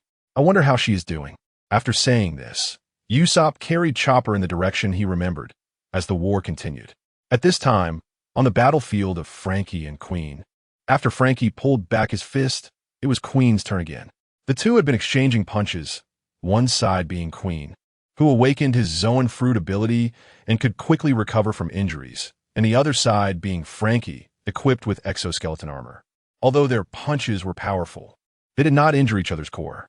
Inside the cockpit, Franky could roughly sense the damage on General Franky. His right fist had already been damaged by 50 and could no longer deliver the initial force. However, similarly, Queen was also slowly losing his initial punching power. Wetting Feast Hot Fist, Queen raised his fist again, and Franky still did not dodge or evade. Their battle had developed a tacit understanding. Whoever dodged first would lose momentum. This was a battle belonging to men. But the next moment, Queen's fist did not come. Instead, 3 lasers converged into a point and pierced through General Franky's left arm. It's over. Haha. Tin boy, did you really think I would stand and trade punches with you until the end? You're too naive. Quinn laughed maniacally as he struck General Franky's right arm repeatedly, damaging it to a certain extent before seizing the opportunity to directly destroy General Franky's left arm. Now, General Franky could only fight with a broken right arm, and his face turned grim, not expecting to be ambushed here. Although Quinn had been momentarily caught up in the excitement of exchanging punches with Franky, he quickly looked for opportunities. Spitting out a mouthful of blood, Quinn stood up straight, his body swaying slightly. After the last punch, he had no stamina left to recover from his injuries. This meant that his blood pool was empty, and he could not recover from any further injuries in the upcoming battle. Hey, you bastard, that means my punches forced you to come up with such techniques, right? Wrist Dragon Punch. General Franky charged up his right fist again. This time the entire right arm made a sound of being overburdened, and high temperatures spread across the whole arm. With a single arm strike, this blow, overloaded with power, shattered Franky's arm into pieces the moment it hit Quinn. Quinn was blasted through several walls, continuously flying out until he was only one wall away from the outside. He hadn't expected Franky to have such a move. His head was spinning, and he was nearing his limit. Black Fire Flash. His tail, braid, right claw, and 4 laser launchers were charging, aiming at the dust-covered General Franky, who was running away. Without his arms, General Franky stumbled as he ran, struggling to maintain balance. Quinn aimed for the cockpit, wanting to pierce through in one go. Just then, General Franky fell in the dust, followed by a loud rumble. Quinn's face changed, as if he had realized something. Oh no! Wrist Dragon Tank. A tank burst out of the smoke, its high mobility crushing the broken bricks on the ground. Quinn's lasers had charged to their limit and could only be forced out, but by the time Franky switched to the Wrist Dragon Tank, the result was already determined. From the front, the 4 lasers first hit the cannon barrel, and then the cockpit. With the cannon barrel blocking the way, Franky had time to press that life-saving button. Emergency eject. Franky realized the black fire flash was coming and directly ejected from the cockpit. The black fire flash, after hitting the cannon barrel, pierced through it in 1 second, reaching the outer wall of the cockpit. But at that moment, Franky had already escaped, standing on 1 foot on the ground. He looked at Quinn, who was preparing to charge up for a second black fire flash. Neither side was willing to give up until the last moment. Franky's Fiery Ray. Franky's attack was faster. He had only consumed 2 of his own forms, and his body only had some superficial injuries. Therefore, his attack was just as swift as when he was at his peak. Frankie's fiery ray pierced through Quinn, shot through the wall, and reached Onigashima, cutting through the battlefield of Zoro and Big Mom. Zoro heard the sounds from behind the wall and knew Frankie had won. "Zoro, be careful." Law teleported in front of Big Mom and launched a gamma knife attack from his body. Ace saw Big Mom expose a flaw and landed a fiery punch on her chest, purple flames erupting from her back. After the battle, the dragon of 3 million yards, defeated scales, and broken armor flew everywhere. 3-sword style secret technique, 3 shattered armor. Zoro's slash sent sword energy splattering, directly breaking through the back of the skull. Nami saw the hole that had opened up and felt the pressure change. To cover Usopp, Nami was dueling Black Maria on the top floor. Their battle directly overturned the roof, giving Nami space to set up thunderclouds. The air was Nami's domain, while the hallway was filled with Black Maria's spider silk. Nami had to be careful not to fall into the spider web on the ground, as spiders would not spare any prey caught in their webs. However, Black Maria shouldn't think she could gain an advantage in the air. Her charred body told her that the sky was already Nami's territory. Once she attempted to attack Nami from the air, she would be struck by Nami's lightning. At this moment, Nami's thundercloud was returning to Usopp, and the thundercloud beneath her grew larger, blocking Black Maria's line of sight. "Damn you, little girl. I didn't expect you to be so troublesome." It seems the thundercloud fruit is indeed extraordinary. One of the strongest devil fruits left Black Maria at a loss. But now, the thundercloud was slightly dispersing. Although Nami was already remedying it, Black Maria still sensed it. 6 spider legs crouched, charging directly into the air, spinning blades and flames, heavily smashing toward Nami in the sky. Just as Black Maria had expected, the thundercloud did not initiate an attack. Her attack directly hit the thundercloud beneath Nami, with the attack range including Nami on the thundercloud. However, Nami vanished, and above, the thundercloud flashed a charming face, with lightning tracing a graceful line. Thundercloud climate, 100 million volts, Thunder Dragon. Nami knew that the dispersal of the thundercloud was an opportunity for the enemy to attack, so she was naturally prepared. The thundercloud beneath her grew larger, blocking Nami from entering the thundercloud, while also serving as a bait to attract Black Maria's attack. The Thunder Dragon engulfed Black Maria, roaring without mercy. Nami flashed with lightning, standing atop the thundercloud, but it seemed that Black Maria beneath her also reacted. The rotating blade had turned completely charred, and several webs blocking Black Maria had become scorched, filled with cracks. Under 2 layers of defense, Black Maria barely blocked Nami's Thunder Dragon. Hiding in a room in the hallway, Black Maria watched as Nami's climate stick continuously generated thunderclouds, giving Nami the upper hand. However, cold sweat broke out on Nami's forehead. She had narrowly avoided Black Maria's attack just now. To ensure that the opponent's observation haki could sense her location, Nami had only dodged after attacking. The powerful attack came at the cost of Nami's fragile body, so every step was a dance on the edge of knife. Fortunately, the thundercloud had taken shape, and the hardest moment had passed. While the enemy had lost their weapon, now was the time to end the battle. Thunderclap, climate. Just as Nami was about to finish, a mocking voice echoed from the hallway. Black Maria's expression turned ugly. She recognized that laughter and knew who it was mocking. "Little spider, I didn't expect you to be so pathetic." Runny rushed out from the hallway after getting separated from Pejuan. She wanted to look for Pejuan or the enemy from above, but unexpectedly saw Black Maria being beaten by Nami. Although she was wary of Nami's strength, she was even less willing to miss this opportunity to mock Black Maria. "You bastard." Black Maria seemed to think of something and quickly changed her tone. "Runny, she's a user of the Thunderclap fruit, very strong." "Oomph, you're the useless one, who can't even defeat this woman." "Runty, you're the same. You might even fall before I do." Black Maria intentionally and unintentionally provoked Runny with her words, successfully shifting Runty's attention to Nami. Nami saw the anger in Runty's eyes and thought to herself, "This is bad. 2 against 1, and it's even a flying 6-headed dragon." Nami tightened her grip on the climate baton, the thunder clouds above providing her with confidence. Dolgon. Zoan type, dragon fruit. Ancient species, Brachiosaurus form. Both attack and defense rely on the Brachiosaurus head. Runtai charged at Nami like a cannonball with a rocket head. Nami swung the climate baton directly, delivering a downward strike. Thunder climate, 30 million volts, lightning strike. The thunder struck Runtai directly, but to Nami's disbelief, Runtai ignored the lightning and continued to charge at her. What? In a moment of crisis, Nami elementalized and hid into the thundercloud below, avoiding the attack. However, Runtai's disregard for the thunder made Nami's heart tighten. Runtai was flying towards the thundercloud, where lightning snakes danced wildly. Didn't she consider charging in? Suddenly, Runtai stepped off the ceiling and, using her observation haki, locked onto Nami again, transforming into a cannonball once more. Runu gun. This time, Nami no longer counterattacked with lightning, focusing entirely on dodging, but under Runny's lock-on. Her heart raced, and she held her breath. At that moment, the Black Maria in the hallway launched an attack, ensnaring Nami with spider silk. It's over. This sudden change startled Nami, and she elementalized to evade, but in her elemental state, she couldn't escape Runty's lock-on.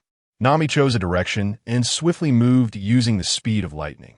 At this moment, she could only rely on her lightning speed. But the next moment, Runty's tail swung in the air, creating a sonic boom, altering her direction ahead of time and arriving at Nami's position. Stupid woman, die. Nami was struck directly, the force of the head hammer hitting her abdomen, causing her to spit blood, breaking her elemental form and crashing into the hallway. Runtai jumped in front of the Black Maria, flaunting her strength. The Black Maria's sinister smile showed that everything was part of her plan. Nami gasped in the ruins. Runtai changed direction in the air, her strength diminished, and now Nami still had combat capability. The Black Maria surrounded Nami's position with spider silk. Hey, little spider, why be so cautious? Just kill this woman already. Runtai, be careful. This woman is not simple. The Black Maria saw Nami get hit, although her breath weakened. She looked up to see the thundercloud above had transformed into a smooth sphere.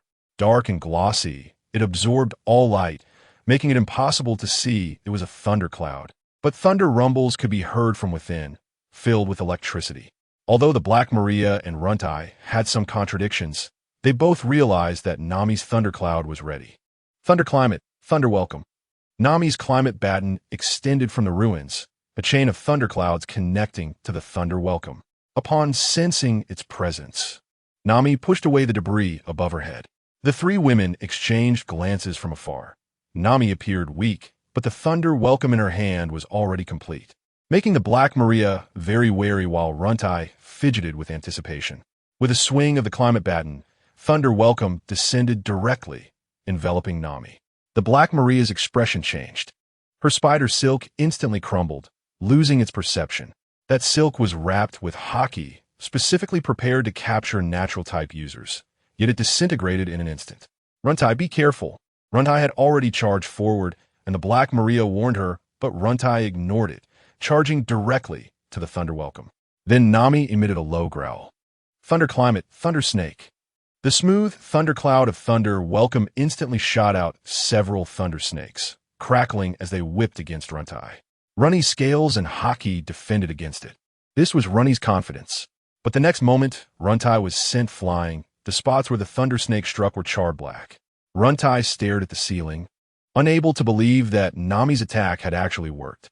Runny's eyes were blinded by a flash of lightning. 5 thunder snakes spiraled above her, then directly descended to hit Runtai. The powerful attack forced the Black Maria to take a few steps back, afraid to intervene. This woman, how does she still have such strength?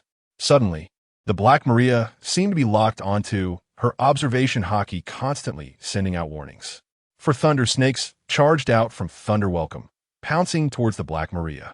Burning Maria, the fiery spider silk collided with the thunder snakes. Under Nami's control, 2 thunder snakes slightly retreated while the other 2 became the vanguard, wrapping around the Black Maria's fiery spider silk. The remaining 2 thunder snakes suddenly erupted with astonishing speed, dodging the fiery silk and lunging at the Black Maria. Ban Maria, the spider silk withstood the thunder snake's attack, with one remaining thunder snake circling, looking for an opportunity. Both the Black Maria and Runtai were close combat fighters, and Nami, inside Thunder Welcome, gave them no chance to approach. Thunder Welcome was like a snake's nest, continuously launching thunder snakes, balancing offense and defense. Runtai got up from the floor. Under the assault of the 5 snakes, she briefly lost consciousness, but the awakening of her animal fruit powers helped her recover. Her injuries were slowly easing. As long as she had stamina, she could keep fighting. Damn it, that hurts! Runtai roared in anger, but understood Nami's strength and wouldn't recklessly charge in again. The stone beneath her feet caught Runny's attention. The Black Maria saw a large rock heading toward Thunder Welcome and understood Runny's plan. The spider silk stuck to the wall, then suddenly pulled, and the debris crashed towards Nami within Thunder Welcome, even more densely than Runny's earlier attack. Thunder Welcome blocked Nami's line of sight, forcing her to rely on observation haki to judge the enemy's attacks, and the incoming attack drew Nami's focus. The Thunder Snakes ceased their attack. Seeing that their assault was effective, Runtai and the Black Maria accelerated their attack rhythm, quickly turning an entire floor's wall into debris raining down on Nami. Under the firepower suppression, Nami quickly adapted to the rhythm. 9 Thunder Snakes re-emerged from Thunder Welcome, charging at the Black Maria. Knowing she was the main threat and needing to relieve some pressure, Runtai lifted a stone and charged forward. As she approached Thunder Welcome, Nami's attacks momentarily paused. Then a figure rushed into Thunder Welcome, and Runtai immediately screamed in agony. The lightning inside Thunder Welcome wrapped around Runtai, quickly wearing down her haki. The lightning continuously whipping against her scales, Runtai gritted her teeth, enduring the lightning's onslaught to get closer to Nami. Nami coldly watched Runtai approach. She wouldn't forget the wounds Runtai had left on her. The Black Maria saw Thunder Welcome shrink, and then a charred body was ejected from it. Thunder Climate, Thunder Python. The Master of the Skies emerged from Thunder Welcome, all the lightning drawn inward. The encounter in the Sky Island left a deep impression on Nami. The pressure of the Thunder Fruit's master was comparable to that of the real deal. The Black Maria swallowed hard, her body trembling slightly. Thunder Welcome shrank further while the Thunder Python grew larger, its lifelike serpent eyes locking onto the Black Maria. Usopp, carrying Chopper, was searching for Nami's position in the hallway when he suddenly saw lightning descending from the top floor. Usopp, it's Nami's scent. Okay, I'm coming right away. Deadly Green Star, Trampoline Flower. Usopp jumped directly onto the roof and immediately saw Nami.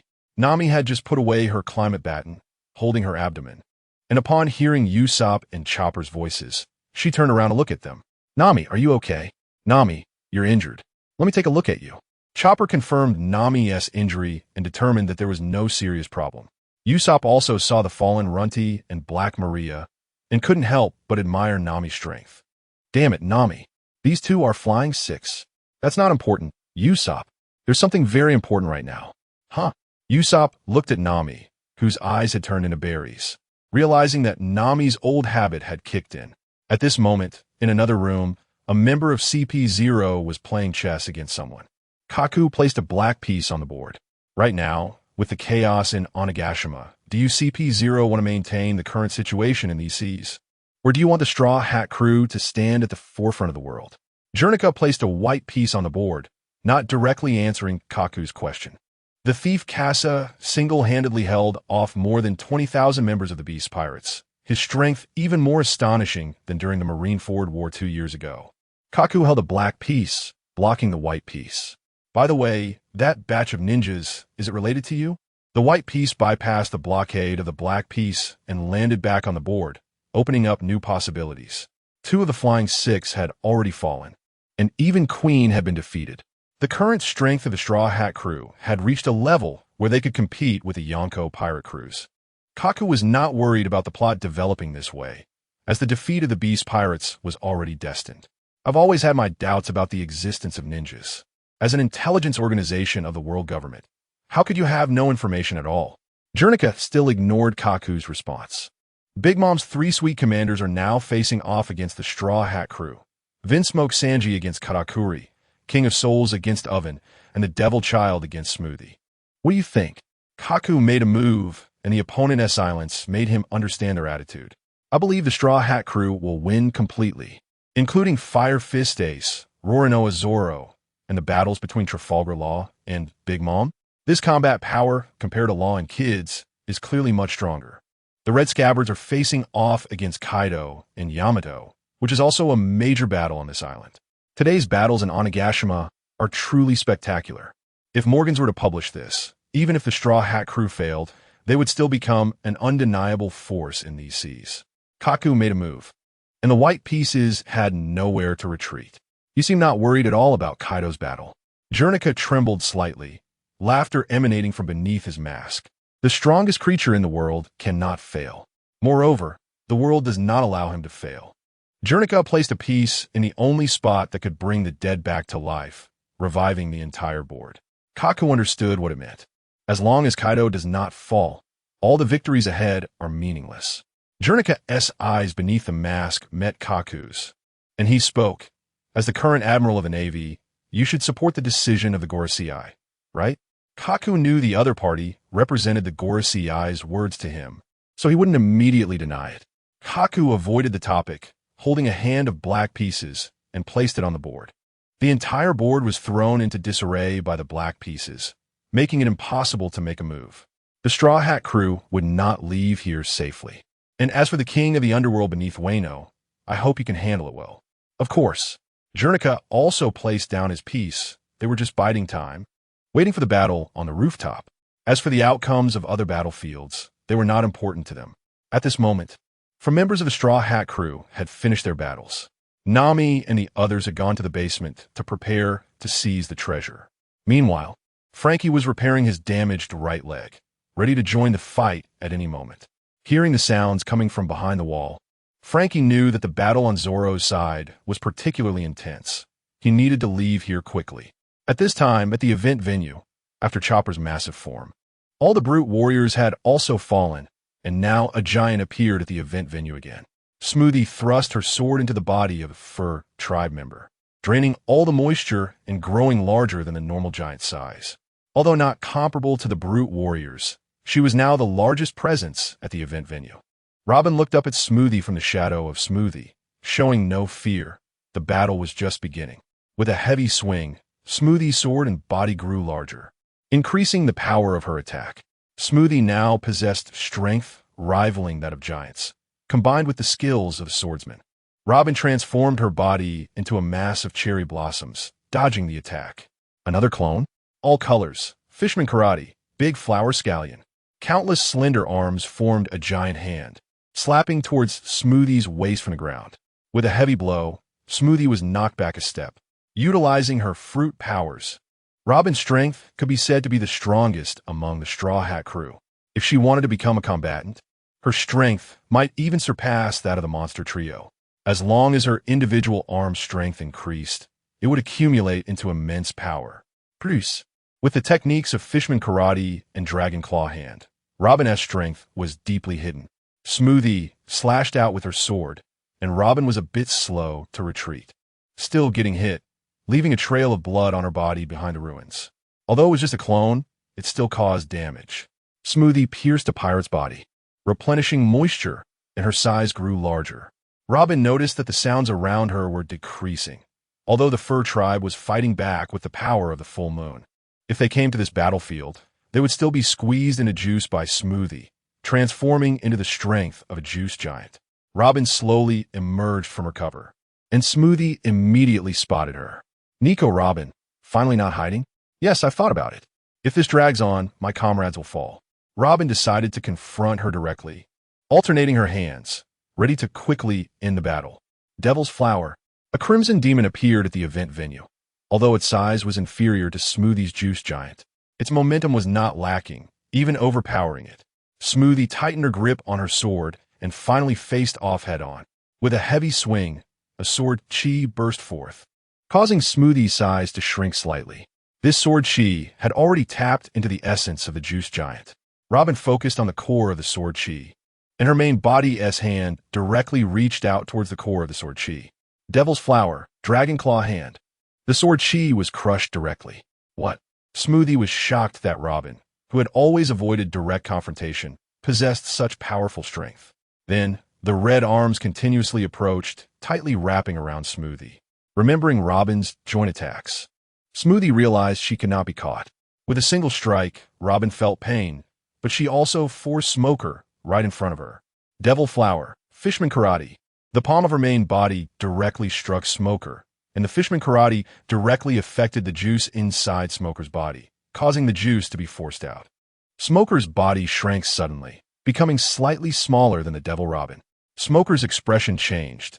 At this moment, she was covered by Robin's shadow. It's over. Countless arms grabbed Smoker's joints, and with a twist of her fingers, Smoker's sword fell to the ground. Lock tight. Pin down. The crimson thigh pressed against Smoker's neck, and Robin's joint technique was ready. Sorry, I still need to help my partner. So let us end this battle first.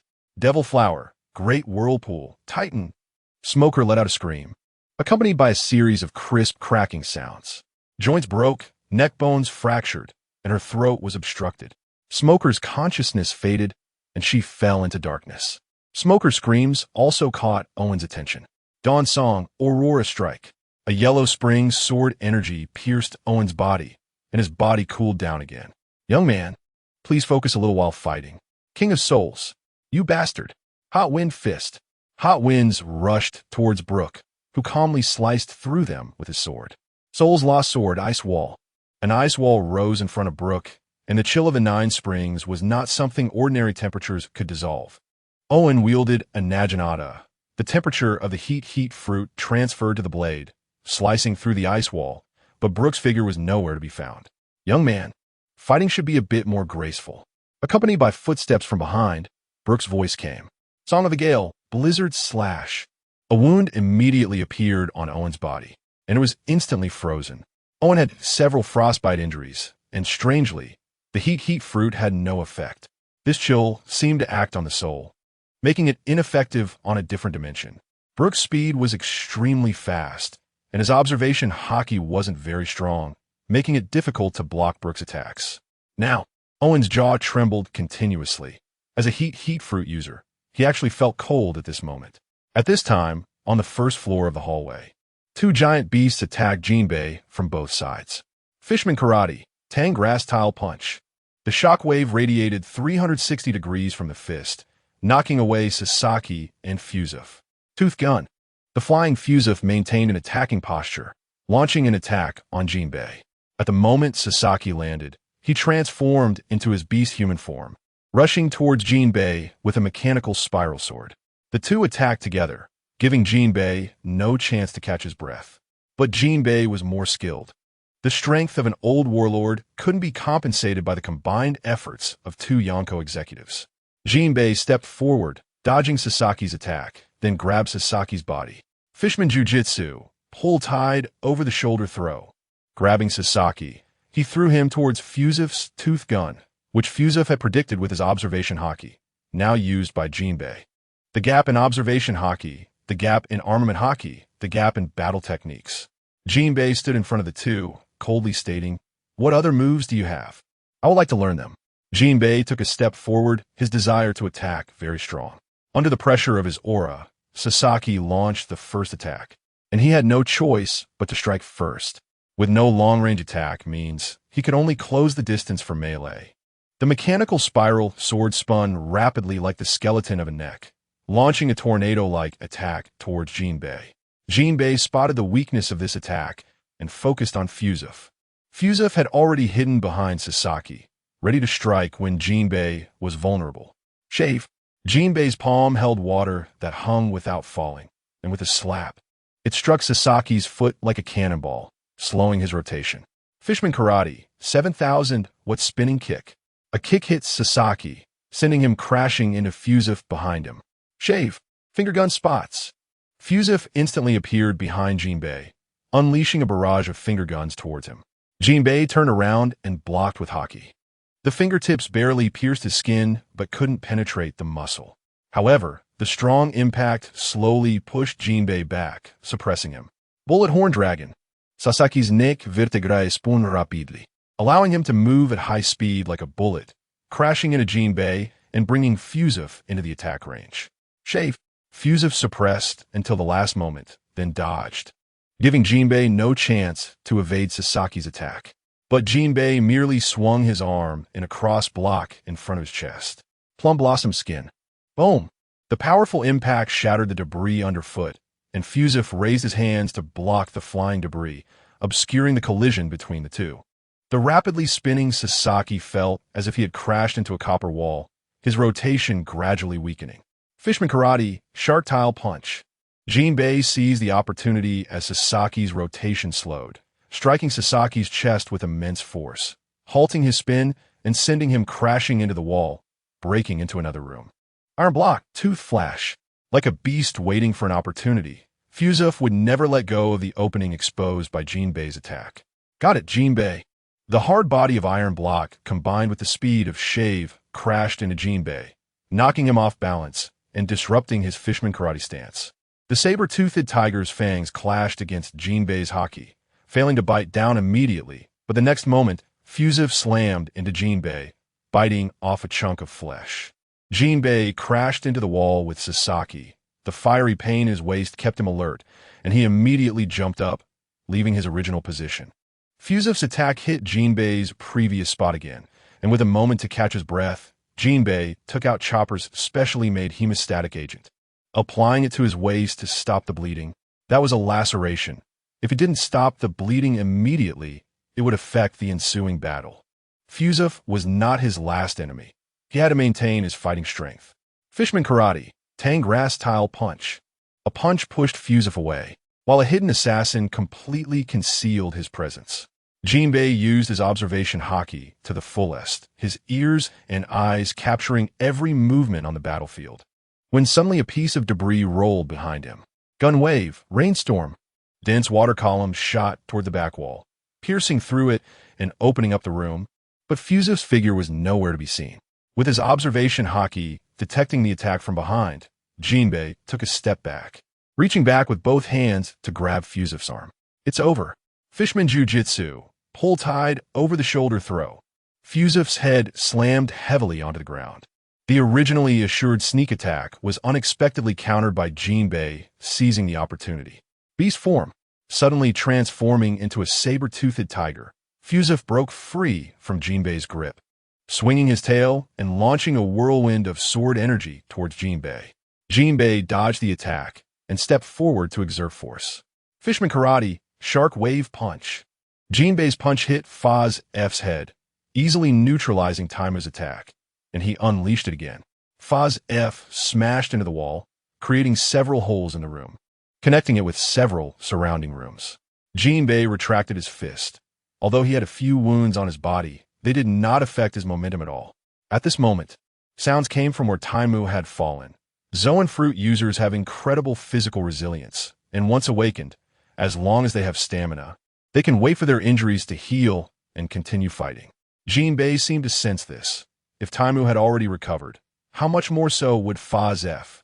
The power of the Shark Wave Punch was still lacking a bit, and Jinbei could no longer conserve his strength. He had to end the battle with one blow. Taimu shook his head, looking at Jinbei's back, feeling as if he was being underestimated. Jinbei. The mechanism's spiral sword once again emitted a high-frequency sound of rotation piercing through the air. This idiot. Faz F had a big issue with Taimu's useless mechanism spiral sword. It not only failed to achieve the desired effect, but also attracted the enemy's attention. The next moment, the mechanism's spiral sword was directly thrown at Jinbei. The mechanism's spiral sword had power, but under Taimu's operation, it posed no threat to Jinbei. Jinbei sidestepped to avoid it and then faced Taimu. Seeing Jinbei's back once again, the beastly desire to attack drove Faz F to stand up again. Cannon Horn Dragon.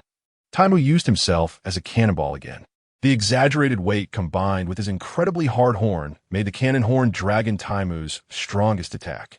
Jinbei saw that Taimu was using everything he had to attack and knew that Faz F behind him was also ready to launch an attack. With attacks coming from both front and back, he had to find an opportunity to counterattack. Iron Block, Tooth Flash. Faz F also unleashed his strongest attack, and it had just proven effective. Jinbei's evasion space was compressed. Fishman Karate, Secret Technique, men.The. Punch. Jinbei sidestepped to meet the attack. His two fists trembled as they struck the two beastmen charging at him. The fists directly hit the heads of the two, and the explosive force at close range directly impacted their brains, causing them to lose consciousness in an instant. However, their body's momentum still clashed with Jinbei's fists. Jinbei shifted his fists to palms, confirming that the two had lost consciousness, and he held them tightly, as if they were practice dummies. Fishman Jiu-Jitsu, throw. Jinbei utilized the momentum of the two directly, leveraging their strength to throw them out. The wall collapsed with a loud crash, and Jinbei flicked his wrist, feeling a bit twisted. Sorry, old man, I'll take my leave first. A red fireball on the Naginata shot directly at Brook. The bronze-bodied Brook only felt his hair curl slightly before dodging Owen's attack. As Whitebeard's imitator, Owen had no advantage over Brook. After Brook switched to his bronze body, even if he was attacked, it didn't matter. After all, he had 9 sets of this bronze body, and as long as his soul origin wasn't attacked, Brook could keep fighting. Yo-ho-ho-ho, really impressive. Owen-san, stop the nonsense and get out of the way. Sister Smoogie has already fallen. Let me pass. Owen's jaw trembled. He had already given up on defeating Brook. Brook was fast enough to dodge all his attacks, while he couldn't defend against Brook's assaults. Owen's lips turned purple. Even though the heat fruit had been pushed to the limit, it couldn't alleviate the chill released from the depths of his soul. As for Smoogie having fallen, he only wanted to take her away. The Straw Hat crew was too formidable. He had no way to deal with them. Perhaps Owen chose an opponent he should never have faced. Brook pointed his sword at Owen, continuously attacking him with the soul-cutting sword, which had already caused considerable effect. The cold air from the underworld on Owen had accumulated to a certain extent. A dull knife grinds bone. Sooner or later, it will break. Owen-san, it's been a long time. My companions should have finished their battles, so I'll take my leave. What? Owen still trembled, but he felt Brook's killing intent, and the chill on him intensified. His entire body was covered in red, activating the heat fruit for defense. As soon as Brook got close, his bronze body would immediately turn to molten iron. Brook stood just 9 steps away and could feel the cold air rushing toward him, sheathing the soul-cutting sword, while the cold air continued to accumulate within the sheath. Lullaby. Owen stared hard at Brook, watching as the cold air continuously emitted from the sheath around Brook's body. Brook began to feel dazed, but Owen didn't dare blink. He knew how fast Brook was. However, Owen's eyelids grew heavier, his willpower constantly battling against it, forcing himself to keep his eyes open to look at Brook in front of him. Suddenly, he heard footsteps behind him. Owen's heart sank. He had experienced this battle countless times before, this nightmarish sound of footsteps. After Brook took his 8th step, the soul-cutting sword had been sheathed, but not fully. With the 9th step, the soul-cutting sword was completely sheathed. Owen struggled to turn his head to look at Brook's back. There was a faint red glow on his bronze body from being burned by the high temperature as he got closer. But that was just the bronze body. Owen heard Brook's voice. Lullaby. Blade Waltz. 9 sword scars suddenly erupted from Owen's body, and the chill from the depths of his soul burst forth, completely freezing Owen. Without the ability to think, Owen fell rigidly, and as he fell, the ice on his chest shattered into pieces. Brook touched his reddened bronze body, staying a bit longer, and Owen's high temperature would be enough to melt the bronze body. What a pity, Owen-san. Luckily, I have the bronze battle body prepared for me by Cassasin. Yo-ho-ho, 2 of the 3 generals have already fallen, and Katakuri looked a bit grim in the open space outside on Agashima's left side. He heard the sounds of Smoogie and Owen disappearing. What's wrong, Katakuri? My companions are amazing, right? Vinsmoke Sanji, don't think such shallow tricks will shake me. From the start, Sanji wanted to make Katakuri lose control of his emotions and lose control of his observation haki. But Katakuri quickly counterattacked, igniting Sanji's anger. I told you not to use that name to call me. Demon Wind Kick, Course Fragment. Sanji instantly appeared above Katakuri, delivering a downward strike aimed at Katakuri's head. Katakuri grabbed the Earth Dragon, transforming his entire arm into a sticky mass. Sticky mass thrust. The trident collided with Sanji's foot at the moment of contact. Sanji exerted force again, bouncing the Earth Dragon away. What? Katakuri was surprised by Sanji's sudden burst of power and quickly retreated. His observation haki predicted that if he transformed into a sticky mass to evade freely, it would be dangerous. Seeing that Katakuri didn't evade as he expected, Sanji couldn't help but click his tongue. TSK. This guy is very alert. At this moment, Katakuri also realized that Sanji's mastery of observation haki was not low and decided not to test it. Peerless Sweet Donut. Monster Strength Rice Cake. The Rice Cake giant fist continued to attack Sanji, who barely managed to dodge while moving at high speed. Katakuri locked on his Sanji, predicting his next position and increasing the speed of his punches. But in the next moment, Sanji's body swayed, his speed surged again, and Katakuri's fist struck only the afterimage left by Sanji.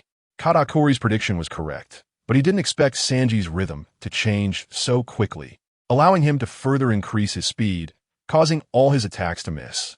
Sanji closed in, gathering all the flames on his feet into one point. Demon Wind Foot, finishing touch shoot. Rice Cake Hot Pot. The two attacks collided once more, but there was no shockwave. The battlefield shattered into glass fragments in an instant. Everything that happened was merely a clash of their observation haki. Sanji exhaled a puff of smoke. Their observation haki was evenly matched, both capable of foreseeing the distant future. Katakuri crouched down to gather strength, this time without the anxiety of observation haki. Fully prepared for battle, Katakuri continued to hold back. In a situation where observation haki was evenly matched, having a backup plan was advantageous. So whoever struck first was likely to expose a flaw. Katakuri slapped his palm on the ground, activating both his observation haki and his awakened devil fruit ability. Supreme Donut.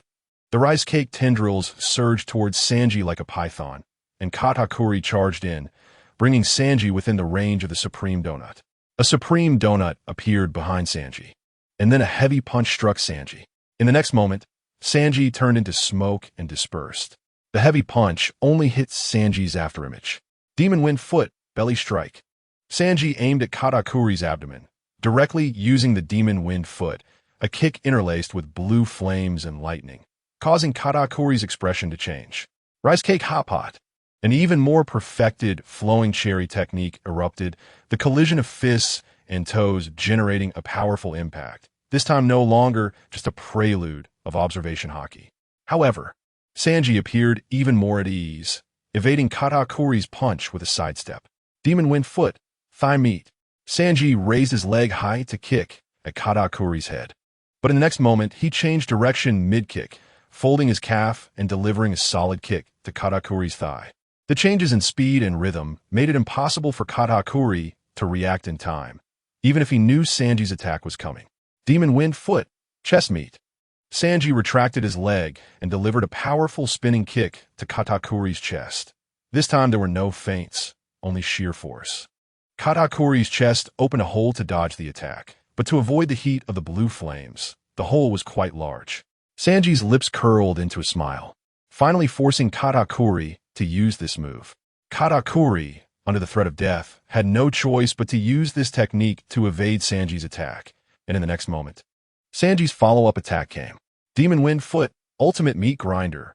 The sound of sonic booms echoed as Sanji's attack became almost tangible, moving at incredible speed. Katakuri's body was continuously punctured, quickly becoming tattered and inevitably receiving a few kicks.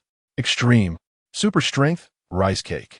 A massive fist struck Sanji, interrupting his ultimate meat grinder. Sanji was aware of the need to dodge, but he didn't need to. After awakening his exoskeleton, his physical strength had reached a high level, allowing him to withstand Katakuri's attack. Katakuri knelt slightly, with several burn marks appearing on his body, when Sanji used the chest meat spinning kick. The super strength rice cake had already launched its attack. However, the time it took to hit Sanji was enough for him to use the ultimate meat grinder and deliver 15 kicks, landing 3 of them. The force of these 3 kicks caused blood to flow from the corner of Katakuri's mouth. He was not a zone-type devil fruit user and could not recover quickly from injuries, and such wounds were enough to affect his combat. With his toes pressing against the ground, the range of the Supreme Donut closed in to only 2 meters. Faster and stronger.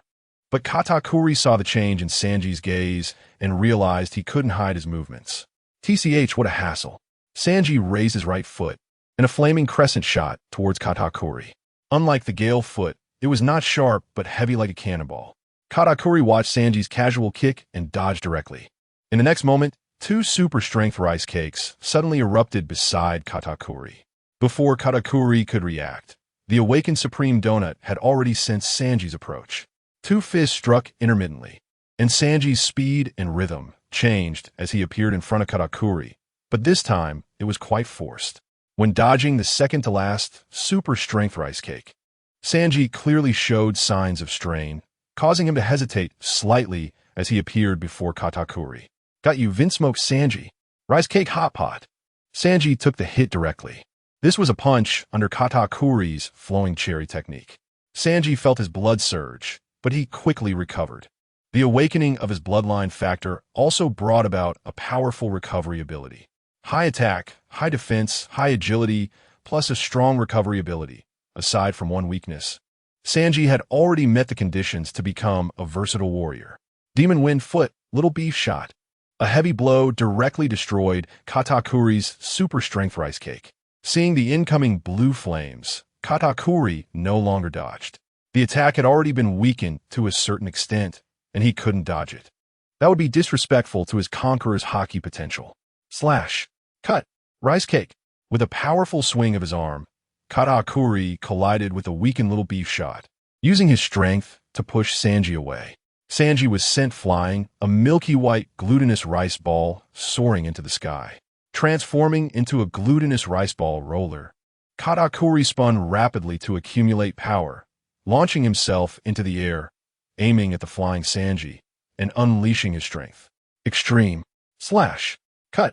Rice cake. The centrifugal force brought immense power, and speed increased accordingly, striking Sanji, who was being sent flying. Katakuri's movements were swift. The previous rice cake hot pot's hockey struck directly into Sanji's body, numbing his bones, causing him to be unable to react immediately.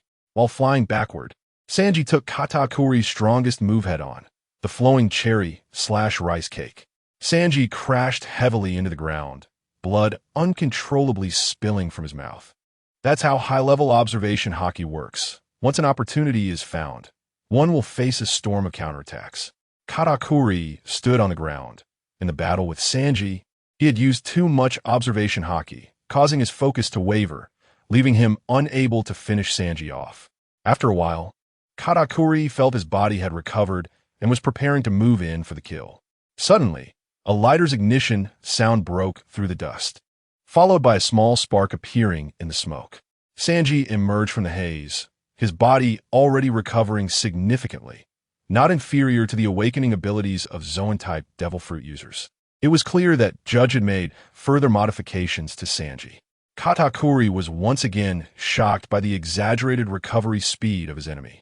The differences between devil fruits were still significant. The Paramecia-type devil fruits not only grant incredible abilities, but also influence the environment after awakening, combined with personal development, leading to infinite possibilities. However, compared to Zoan-type devil fruit users, Paramecia users have relatively weaker physical constitutions. Whether it's the enhancement brought by the fruit or the recovery ability after awakening, these are gaps that Paramecia users cannot compensate for. Katakuri is questioning life, wondering why the same Paramecia-type rubber fruit has such strong recovery abilities. But now is not the time to reflect on the previous battle. Katakuri sees Sanji's foot ignited with blue flames again, even hotter than before. Inside, the Hakuzai flame formation, the Beast Pirates gifted were swiftly dealt with, leaving the remaining waiters in despair as they looked up at the man in the sky. Compared to the ninjas, the waiters still had a chance to counterattack. Breaking through Susanu's armor, shattering the scales of the Great Serpent, and defeating Naruto's shadow clones could give them hope of victory. But Kasa is a demon they cannot reach. From far above, he unleashed a shockwave into the crowd, and they couldn't even dodge before being hit, taking down dozens of waiters instantly. The gifted who could withstand damage were swiftly dispatched by him upon landing, with one shot taking out several nearby waiters. They watched in horror as an armored man known for his defense was taken down in one shot, prompting all the gifted to steer clear of Kasa. No longer approaching him, Kasa looked down at the waiters poisoned by the Great Serpent, struggling desperately, still alive for the moment. He then pulled out his twin pistols and squeezed the triggers, bullets raining down like a storm, taking the lives of the waiters. Orochimaru's expression changed. In this hunt, their efficiency was not inferior to Cass's. As a scientist who values technological theory, Orochimaru understood how simple Cass's combat style was for harvesting lives. The ninjas had to gather chakra, form hand seals, deal with attack recovery, and evade enemy attacks. Casa only needed to chamber a round in the air, fire, eject the spent round, and chamber again, a simple operation that could take dozens of lives. Only 8,000 people remained in the entire Hakazai flame formation. With 400 gifted and over 10,000 waiters taken out by Casa alone, Casa's tally was quickly approaching the total number of ninja kills. This wouldn't do. Get Ludo to interfere with him. Huh? Why? Aren't there still so many heads? Follow the orders, hurry. Naruto had no choice but to look up at Casa in the sky, ducking to avoid a waiter's sneak attack and retaliating with a kunai to the heart, taking one life. When the next moment, a bullet hit Naruto's enemy. The speed of blood flowing from the heart was no match for the speed of the brain being crushed. In terms of head count, that kill belonged to Casa. You bastard. Casa didn't take it to heart. Such an obvious gaze directed at him couldn't be missed. For Naruto and Lee, who continued to harvest enemies on the ground, it was already good enough that he hadn't targeted them, yet they unexpectedly radiated hostility. Naruto formed a hand seal, orange shadows appeared under his eyes, and his pupils transformed into a circular shape with a stripe. Sage mode. Casa raised an eyebrow, surprised that it was merely Sage mode. Sage mode could still defeat pain, possessing strength equivalent to a warlord, but it wasn't enough for Casa. Naruto jumped, the Rasengan in his hand growing larger, surpassing his body. Sage Art, Big Ball Rasengan. Casa used a hurricane shot to evade the range of the Big Ball Rasengan, slightly switching bullets to include both the Rasengan and Naruto. Destruction Bullet. The breath of destruction ignited the Fire Extreme Destruction Bullet, unleashing the contained flames as a fire dragon charged toward the Big Ball Rasengan. The Azure Rasengan spun rapidly, continually wearing down the energy of the fire dragon. Compared to the controlled Rasengan, the follow-up power of the destruction bullet was evidently lacking. But Casa had already appeared above Naruto, and it was still Casa's attack turn. Destruction Bullet.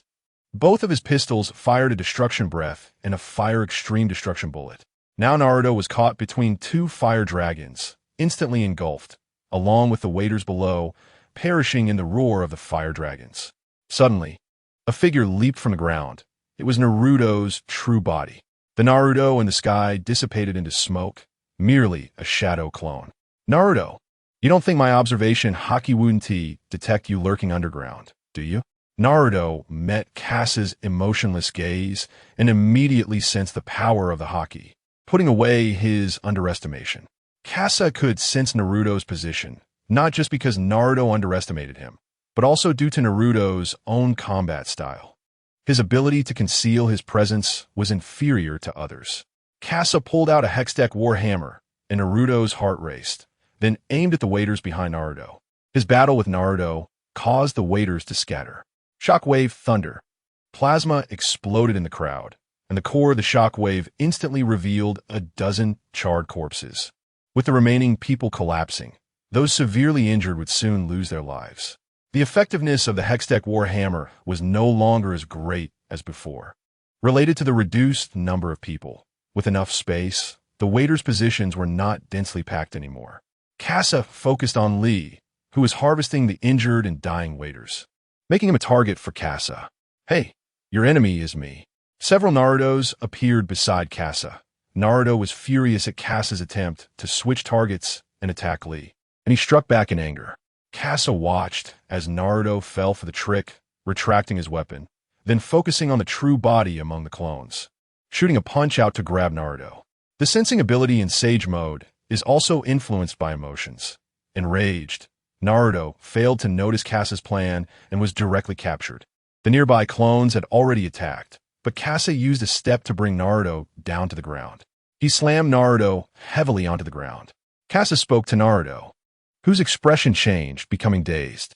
The Hakazai flame formation suddenly opened, and the waiters immediately noticed and scattered, seeing the formation had opened. Kasa no longer cared about using Naruto as a threat and left directly.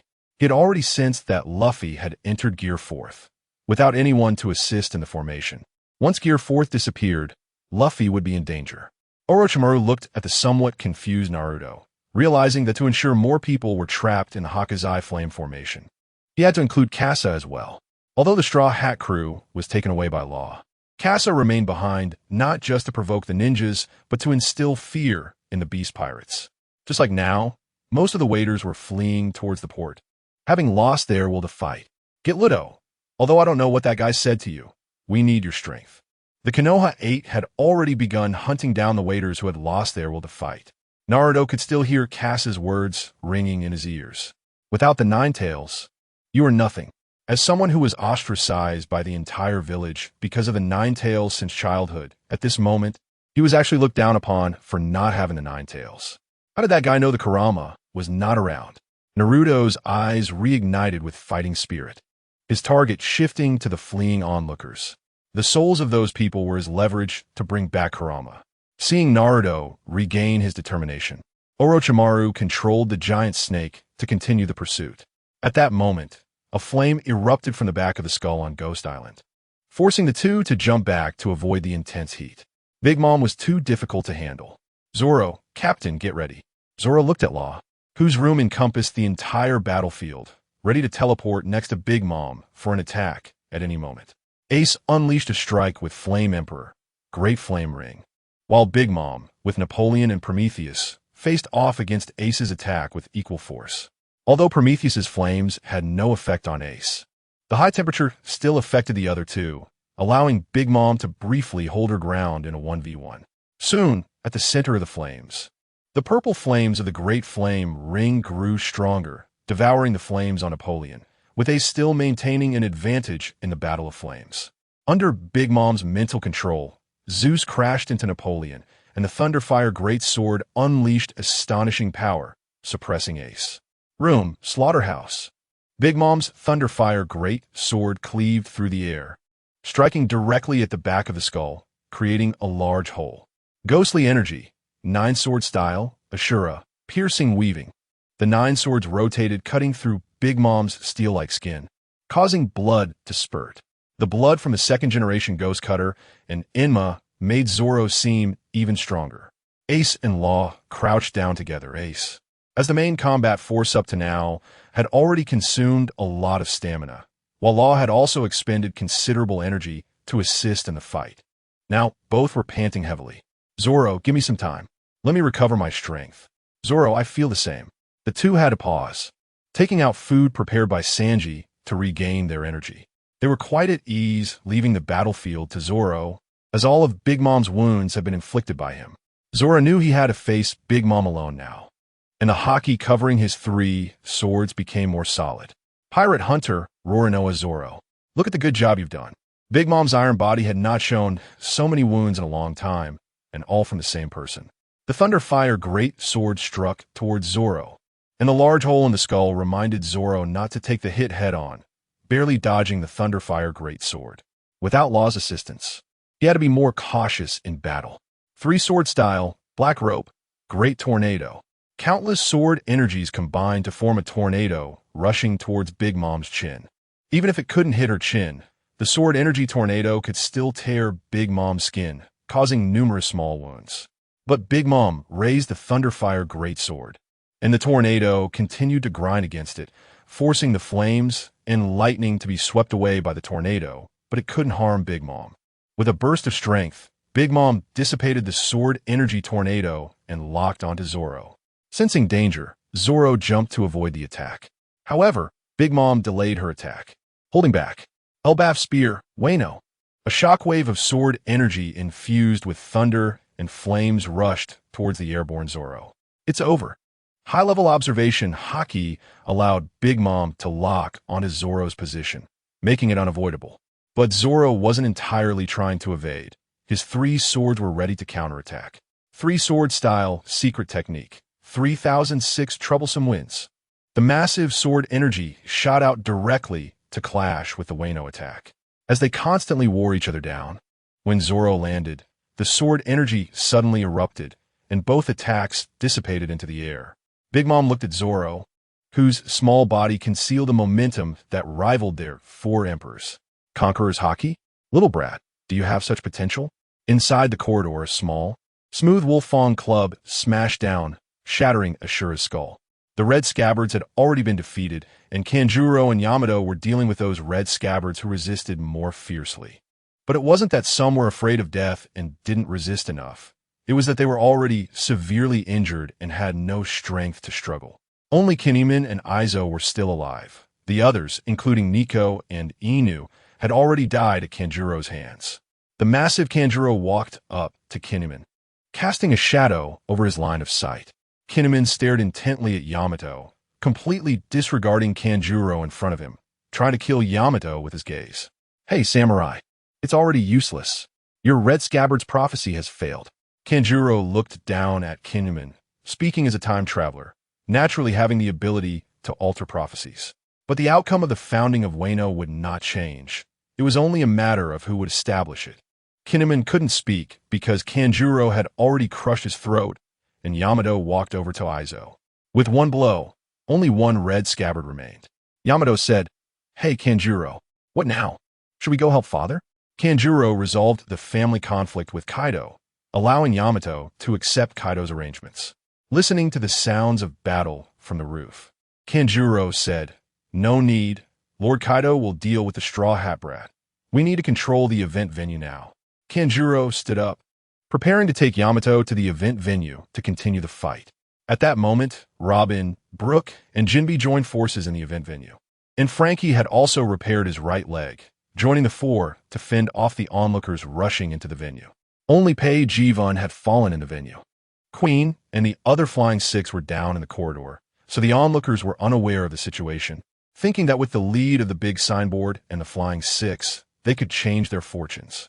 At least over 1,000 onlookers surged into the venue, surrounding the Mink tribe and Jinbe's group of 4, who still had fighting power, making the onlookers wary. The next moment, Kanjuro appeared on the ruins of the execution platform, and the onlookers immediately noticed his presence, cheering. Jinbe looked at Kanjuro, recalling his title. Successor to Kaido of the Beasts, Kanjuro the Beast. His resilient body had strength and defense even greater than Jack, making him another face of the Beast Pirates. If Kanjuro hadn't actively challenged the signboard, Jack's position would have long been replaced. This man is not easy to deal with. Robin glanced at Kanjuro and quickly assessed that he was a tough opponent. Jinbe stepped forward. Robin and Brook weren't suited to handle this tough opponent, and Frankie had already lost his general status, so now only he could stand against Kanjuro. Behind Kanjuro, Yamato stepped out. The onlookers erupted in even louder cheers. It's young Master Yamato. Great, young Master Yamato has also joined the battle. These guys are doomed. The cheers from the onlookers made Jinbe's group wary of Yamato's identity. You little ones. Yamato's voice rang out, and just over 1,000 onlookers erupted into astonishing cheers. The onlookers, originally ready to flee to the sea, began to hesitate upon hearing this. The ninjas also grew concerned about the situation inside the event venue. Yamato stood firmly in front of Kazu, pushing Kazu back, and their gazes locked onto Jinbe. Give me the Straw Hat crew. Oh, the war cry of over 1,000 waiting participants made the Mink tribe tense. Robin was already prepared for battle, and she no longer cared about the Mink tribe. Brook set up the battlefield. Yo-ho-ho understood. Ice wall. Walls of ice sliced through the battlefield, stained with blood from previous fights. At this moment, the venue fell into chaos once again. Kazu jumped directly in front of Jinbe, who already bore numerous wounds. I'm sorry, I didn't let the enemy regain their fighting habits. It seems I've been underestimated. Come on, wars just like this. Since that's the case, I won't hold back. Kazu pulled out a single-sided giant axe from behind, with one side sharp and the other a hook. It inevitably reminded one of the terror of the execution platform. Massacre. Fitman kavte tang that taipung. Kazu cleaved through the shockwave, then jumped up, bringing down a heavy strike like a mountain cut, crashing down hard. Kazu and Jinbe were of similar size, but Kazu's attacking momentum was already suppressing Jinbe to the limit. Jinbei, sensing the killing move from behind through his observation haki, directly dodged. After the mountain-splitting strike missed, a crack appeared where the axe's edge extended, tearing apart the noisy battlefield. It was unknown how many waiting participants and minks died under this axe. TCH. No guts. With such a terrifying attack. I don't want to take it head-on. Jinbei was not provoked. Instead, he openly acknowledged Kazu's powerful attack. Just then, Yamato jumped between Robin and Brook. Robin and Brook looked at Yamato, who radiated fighting spirit, causing the waiting participants to leave their spots and cede the battlefield to Yamato. Straw Hat Crew, let me test your strength. Let's see if you qualify to join my pirate crew. Fighting Yamato was a bit challenging for Robin and Brook, who had just finished a battle. Yamato was not an ordinary person, and neither were Smoker and Odin's Retainer's simple opponents. Both Robin and Brook had exhausted a considerable amount of stamina, especially Robin. She had used her awakened ability and helped the Mink tribe beforehand. Brook spoke up. "This beautiful lady, may I ask where my friends, Kinemon and the others are?" The battle between Kazu and the 9 red scabbards occurred in the corridor, unknown to anyone. However, Brook asked this because of the ability of the Yomi no Mi. He saw familiar souls on Yamato, stretching out their hands as if trying to grab Yamato's neck. Deep down, Brook already knew the answer but still couldn't believe it. Yamato coldly replied, "The samurai are dead." But Kazu said he wanted to leave one person alive, so your friend should still be alive. Brook's bronze body trembled as he seemed to think of something terrifying. "Kinemon-san, you now." At that moment, Kinemon was lying on the floor, soaked in his comrade's blood, wanting to speak but unable to make a sound. Brook's eyes changed, and killing intent surged toward Yamato, but Robin had already acted. Her fruit ability had seen Kinemon crawling toward the venue. Vibrant Blossom, Fishman Karate Big Sunflower. A multitude of giant hands suddenly erupted from under Yamato's feet. Yamato jumped to avoid them, but in the air, Brook seized the opportunity. "Beautiful lady, although one shouldn't be distracted during battle, could you satisfy me with one request?" At this moment, Yamato noticed Brook, who intentionally exposed himself. "Can I see your panties?" Revolutionary Dance, Snow Slash. Clang clang. Clang. Yamato raised her spiked club to block, and 3 slashes left icy marks on the club, with the middle one being the deepest. So it's cold air, an interesting ability. Brook landed, and just as he crossed paths with Yamato, he seemed to see a shocking white. To confirm what he saw, Brook immediately turned to look at Yamato. Human beast form, big mouth, true god. Yamato sensed the strength of the two and immediately entered her human beast form, attacking the slightly disappointed Brook. Godly foot, white snake body. In an instant, she accelerated. Brook didn't even have time to react before Yamato's attack was already in front of him, and the haki on the spiked club roared like thunder, releasing its full power before even making contact with Brook. Brook's bronze body was shattered with one hit, turning into a shower of bronze fragments. Robin's expression changed as she locked onto Yamato, crossing her hands. Floral chaos, solid lock. Under her gaze, arms sprouted from Yamato's body, tightly restraining her. Yamato stood firm, her muscles straining as she engaged Robin in a contest of strength. The two women gritted their teeth, continuously squeezing more power from their bodies to resist. But in the next moment, Yamato unleashed her conqueror's haki, causing Robin's heart to tremble and her strength to weaken slightly. Yamato seized the opportunity, breaking free from Robin's grip. The backlash caused Robin to take a step back and fall, her hands trembling uncontrollably. Muscles in her arms were strained, tearing apart. Thunderous 8 trigrams. This time, it was Conqueror's haki entwined, aimed at the fallen Robin. Just as Yamato was about to succeed, a wave of cold came from behind. Even with the ability to control freezing air, the big mouth true god felt a chill deep in her soul. This was the coldness of death. Yamato barely had time to turn around and strike. The power of the redirected thunderous 8 trigrams weakened, but it still blocked Brook's attack. Yamato looked at Brook, whose bronze body lay scattered on the ground, and the golden skull facing her. Yet inside, she felt a surge of excitement. How interesting, how powerful. Soul extinction, avalanche. The golden body exerted force, unleashing a violent power that was different from the light and agile fighting style. It directly pushed Yamato, who was using thunderous 8 trigrams, back. This was the first time Robin had seen this side of Brook. Compared to the balanced proportions of the bronze body, the golden body appeared much stronger. Robin could even feel the ground tremble slightly with each step Brook took. Then Brook, with a deeper voice than usual, spoke. Yo-ho-ho, Robin-san. This is my other mode, the golden body. Please take care of me. Robin revealed an enchanting smile. You're truly reliable, Brook. Then let's do our best. The enemy is not simple. Brook stood beside Robin, and the advantage of the golden body was its high defense and high attack, sacrificing speed. This was quite different from Brook's usual fighting style, but it was currently the most suitable form for him to battle. The bronze body was the most balanced with attributes, high speed, moderate attack, and moderate defense. The golden body was the least suitable with attributes, high attack, high defense, and low speed. The final form was the silver body. Its attributes, extreme speed, moderate attack, and low defense. Facing the clearly well-rounded Yamato, Brook chose to use the golden body to complement Robin. As long as Robin controls Yamato, Brook can launch a direct attack on Yamato's soul. At that moment, a massive rock suddenly fell from the rooftop, crashing onto the battlefield of Jinbei and the others against Yamato. They each dodged slightly before resuming their battle together.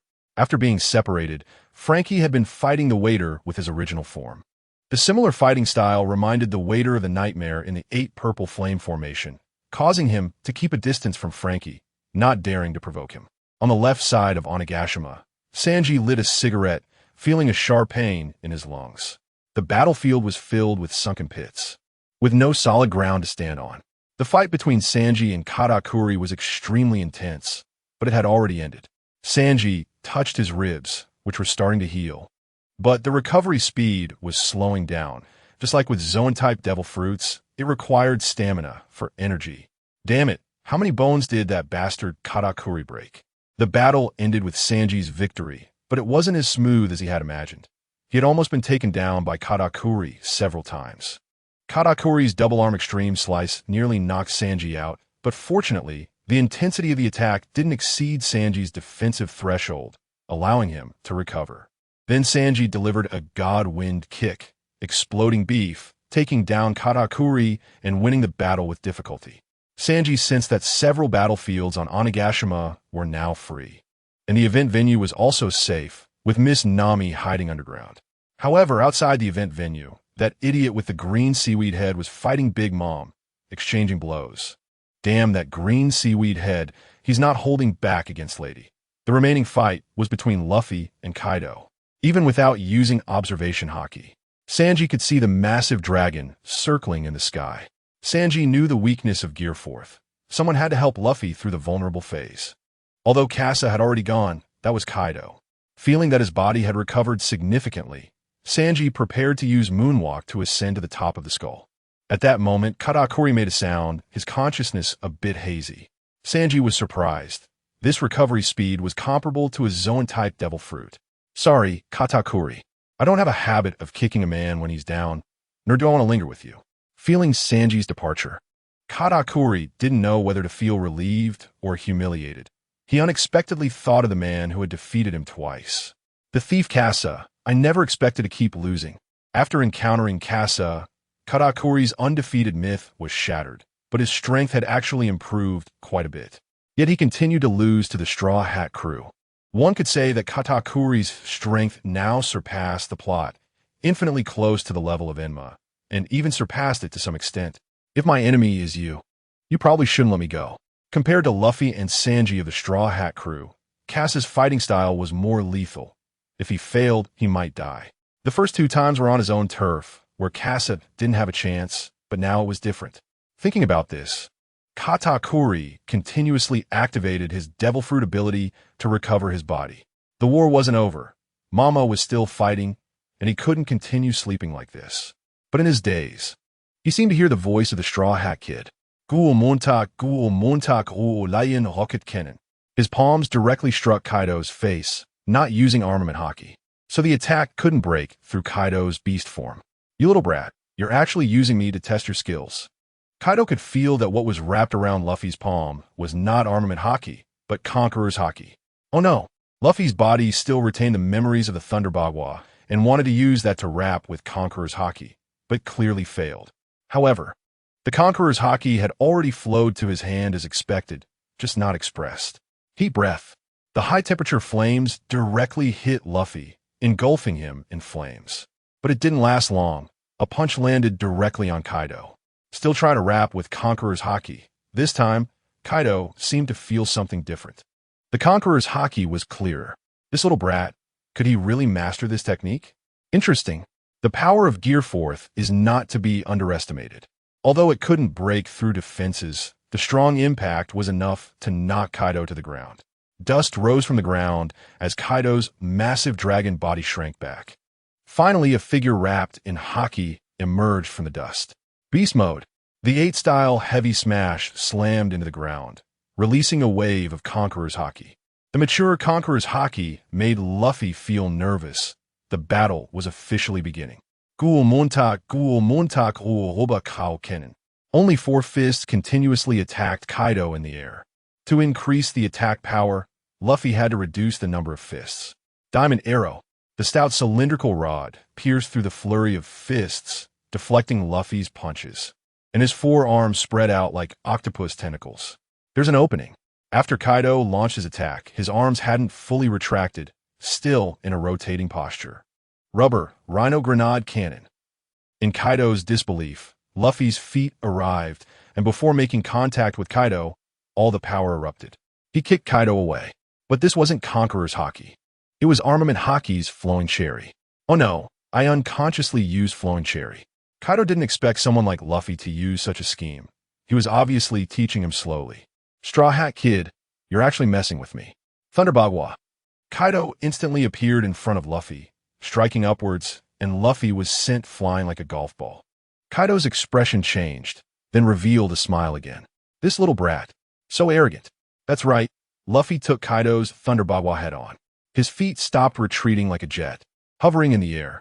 Luffy compared his experience against Kaido's Thunderbagua, gaining a new understanding, wiping the blood from the corner of his mouth, and shouting at Kaido, "Kaido, let's settle this once and for all." Luffy stood firm in the void. Taking Kaido's Thunderbagua was not pleasant. He needed some time to recover from his injuries. He knew his body well. Originally, his body had a strong recovery ability, and after 2 years of training, it had inexplicably improved, almost surpassing the abilities of the prison beasts in the undersea prison. After a moment, Luffy felt his body had recovered, and, with a jet-like push from his feet, a cyclone broke through the atmosphere. Luffy crashed through the air like a cannonball, a spiral cyclone forming and amplifying above his head. The fierce momentum pressed toward Kaido, who noticed Luffy's fist with his observation Haki. Before Luffy could attack, Kaido swung out a club. The fists clashed. Luffy was knocked back before he could fully exert his strength. Ha Stahlhatkit. How could I wait for you to completely overpower me? This is a battle. The spike club struck the ground, and Kaido's dragon tail swung forward, charging at Luffy to engage in a fierce fight. Although Kaido appreciated Luffy's attempt to master Conqueror's Haki in battle, it didn't mean he would hold back. This was a fight. He had to go all out. Kaido has unknowingly placed Luffy on the same level as his enemy. The fierce exchange of blows in the air, relying solely on flowing Sakura and Conqueror's Haki, still finds Luffy at a disadvantage. However, Luffy is more agile and, influenced by Katakuri, has learned to use strength against strength. Thunderous 8 trigrams. With no build-up for the attack, Luffy's observation Haki naturally catches the move and allows him to dodge. As he evades, his left fist compresses into his forearm, rotating continuously. Ruo Rubber 8 King Spinning Strike. When attacking Kaido's Kanabo, Luffy's left fist hasn't yet made contact, but all the power explodes outwards. Flowing Sakura combined with Spiral Force directly deflects Kaido's Kanabo, exposing a gap in his chest. Kaido is going all out, forcing Luffy to look for an opportunity. And now that opportunity has arrived. The Conqueror's Haki flows entirely into his right fist, nearly perfect. Luffy is confident in this punch. But Kaido laughs, knowing that Thunderous 8 trigrams is merely forcing Luffy's attack. When Luffy uses Conqueror's Haki, he experiences a moment of stiffness. Bad wind. Suddenly, a sickle-like blade of wind erupts from his mouth, engulfing Luffy directly. Luffy is slammed to the ground like a cannonball, swallowed by the wind blades and dust. Kaido, able to control wind, fire, lightning, and clouds, uses the wind blades after realizing that heat 1T work against Luffy. Cutting attacks are the nemesis of rubber. Luffy's body is covered in wounds of various sizes, his stamina continually depleting, but the wounds are slowly healing, stopping the bleeding. Luffy still has combat capability, but his stamina is almost exhausted and his gear fourth is about to run out. It's been nearly 10 minutes since he started using gear fourth. He can maintain it for about 15 to 20 minutes now. But the heavy injuries and significant stamina loss have drastically reduced the duration of gear fourth. His body keeps recalling the feeling of Conqueror's Haki. He must land a punch on Kaido. He'll deal with gear fourth later. Luffy has a fighting spirit and must hit Kaido. Conqueror's Haki activates, blasting through the dust, and Luffy locks eyes with Kaido. Kaido sees Luffy's numerous scars and his soaring momentum, along with the firm will in his gaze. He knows Luffy has grasped the essence of Conqueror's Haki. Momentum. As a king, how can one lack a firm will and the dominance to achieve? Momentum will make Conqueror's Haki even stronger. Since that's the case, bring it on. Kaido, holding his Kanabo with both hands, is ready and does not intend to interrupt Luffy's Conqueror's Haki, preparing for a head-on clash. He wants Luffy to know that even if he has learned Conqueror's Haki, he cannot compete with him. Luffy leaps into the sky, the ground beneath him cracking and sinking. With a solid foundation to exert force, Luffy's speed increases, and he instantly appears in front of Kaido. His eyes cannot catch Luffy's figure, but his observation Haki can. With both hands exerting downward force, the Kanabo descends with thunderous speed. Raging Thunder 8 trigrams. Faced with the suddenly descending Kanabo, Luffy has already seen it coming. Rubber Conqueror's Ape King Gun. A burst of red lightning erupts between the Kanabo and Luffy's fist. They do not make contact, but the energy waves produced surpass any previous attack. Kaido's expression changes. An astonishing power erupts. How is it possible? The mature Conqueror's Haki, the strength of the strongest creature, and the exquisite technique are now being suppressed by a kid who has just mastered Conqueror's Haki. The Kanabo is once again deflected, and Luffy's Conqueror's Ape King Gun has completely exhausted its power, still not fully familiar with the technique. But Luffy's left fist is ready, and everything is within the future he has seen. With his battle against Katakuri, Luffy's observation Haki has improved, allowing him to see further into Kaido's future. Rubber Conqueror's Ape King Gun. This punch contains all of Luffy's strength. Kaido watches as the fist strikes his chin and then sends him flying. At the same time, Luffy's gear fourth expires, and he deflates, also flying back. On the ground, Luffy looks at his trembling left fist. He has finally used Conqueror's Haki. But with gear fourth expired, he has now become a lamb to be slaughtered. The ground shakes as Kaido approaches step by step. Straw Hat Kid, is this all you've got? Kaido's eyes are filled with disappointment. That last punch was strong. He originally thought there would be an exciting battle, but it seems to end here. Luffy forces himself to lift his body. Looking at Kaido, he does not intend to surrender just yet. Raising his fists and preparing to fight, Kaido raises his Kanabo, ready to take Luffy away. At this moment, a blade of energy flies in. Kaido senses a sharp aura and knows he cannot take this blow head-on, so he shatters it with his Kanabo. A sudden change occurs. Kaido raises his Kanabo again, determined to take Luffy down. But the next moment, a blue flame appears in front of the Kanabo, kicking it aside through the air. Conqueror's Haki? No, it's Flowing Sakura. A man with blonde hair in a red suit stands in front of Luffy, and Luffy is overjoyed. Sanji. Sanji exhales a puff of smoke and says, "Not just me. Luffy, there's also him." Kasa jumps in front of Sanji, blocking Kaido and locking eyes with him. "Sorry, I'm late. Sanji, I want to eat." "Idiot. Weren't you just preparing the pirate battle set during the day? I've already eaten it all. Really, I can't do anything with you. I'll make it right away." Sanji takes out a set of cooking tools, and with Kasa's spatial belt, everything becomes much simpler. After organizing his things, Sanji recalls Kasa's words and moves his hands even faster. "Sanji, Luffy needs 20 minutes to recover. During this time, Kaido is up to me." "Are you sure?" "That's Kaido. Look at Luffy's state. He needs meat. Kaido is strong, and Sanji's observation haki can naturally assess Kaido's strength. No one in the Straw Hat crew can defeat him unless they work together. Sanji originally planned to team up with Casa to buy time for Luffy to recover quickly, and then the three would join forces. But the situation does not unfold as Sanji envisioned. Casa pulls Kaido away, leaving space for Sanji to prepare recovery dishes for Luffy.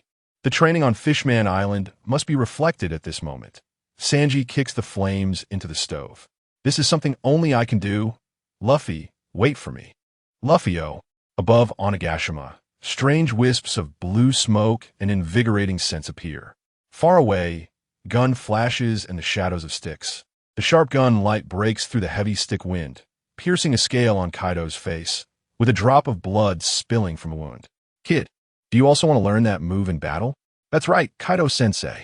Casa jokes, and Kaido's expression changes. This mockery clearly hits a sore spot, especially since Luffy just learned Conqueror's haki. The two create distance, and Kaido opens his dragon mouth. Bad wind. A dense barrage of wind blades rushes toward Casa. Casa stands still. He cannot dodge. The battle between Luffy and Kaido has allowed Casa to preview the techniques for learning Conqueror's haki. Therefore, Casa does not use any other ranged weapons, relying solely on the Shien Gun Yuan gun to fight Kaido. Casa stood firm, his horse stands solid, with his left hand on the gun's middle and his right hand on the gun's tail, swinging the Shien Gun Yuan spear. The spear blade continuously sliced through the air, launching powerful strikes. The Shien Gun Yuan spear was highly resilient, bending freely at angles of 30 to 45 degrees. With just a simple pull and a burst of force, Casa could unleash a powerful slash. Rainstorm Pear Blossom Blade. Countless slashes met the wind blades, and Kaido saw that Casa didn't T-dodge, but instead counterattacked, showing no weakness in momentum. Kaido's little scheme was that if Casa took a step back, he would initiate an attack, continuously suppressing him, thereby preventing Casa from learning the binding technique. However, Casa retaliated on the spot, and several slashes broke through the wind blades and charged straight at Kaido. The bad wind was merely a breath released, and once it was gone, Casa's Rainstorm Pear Blossom Blade was a constant output, effectively delivering damage. He intercepted all the wind blades, and it was now Kaido's turn to face the barrage of slashes. To dodge or not to dodge? In the same predicament, it was now Kaido's choice. In this contest of momentum, both sides quickly fought for the initiative in their attacks. TCH, who does this brat look down on? Kaido prepared to smash everything with a club, but at that moment, a particularly conspicuous star gleam appeared among the myriad slashes.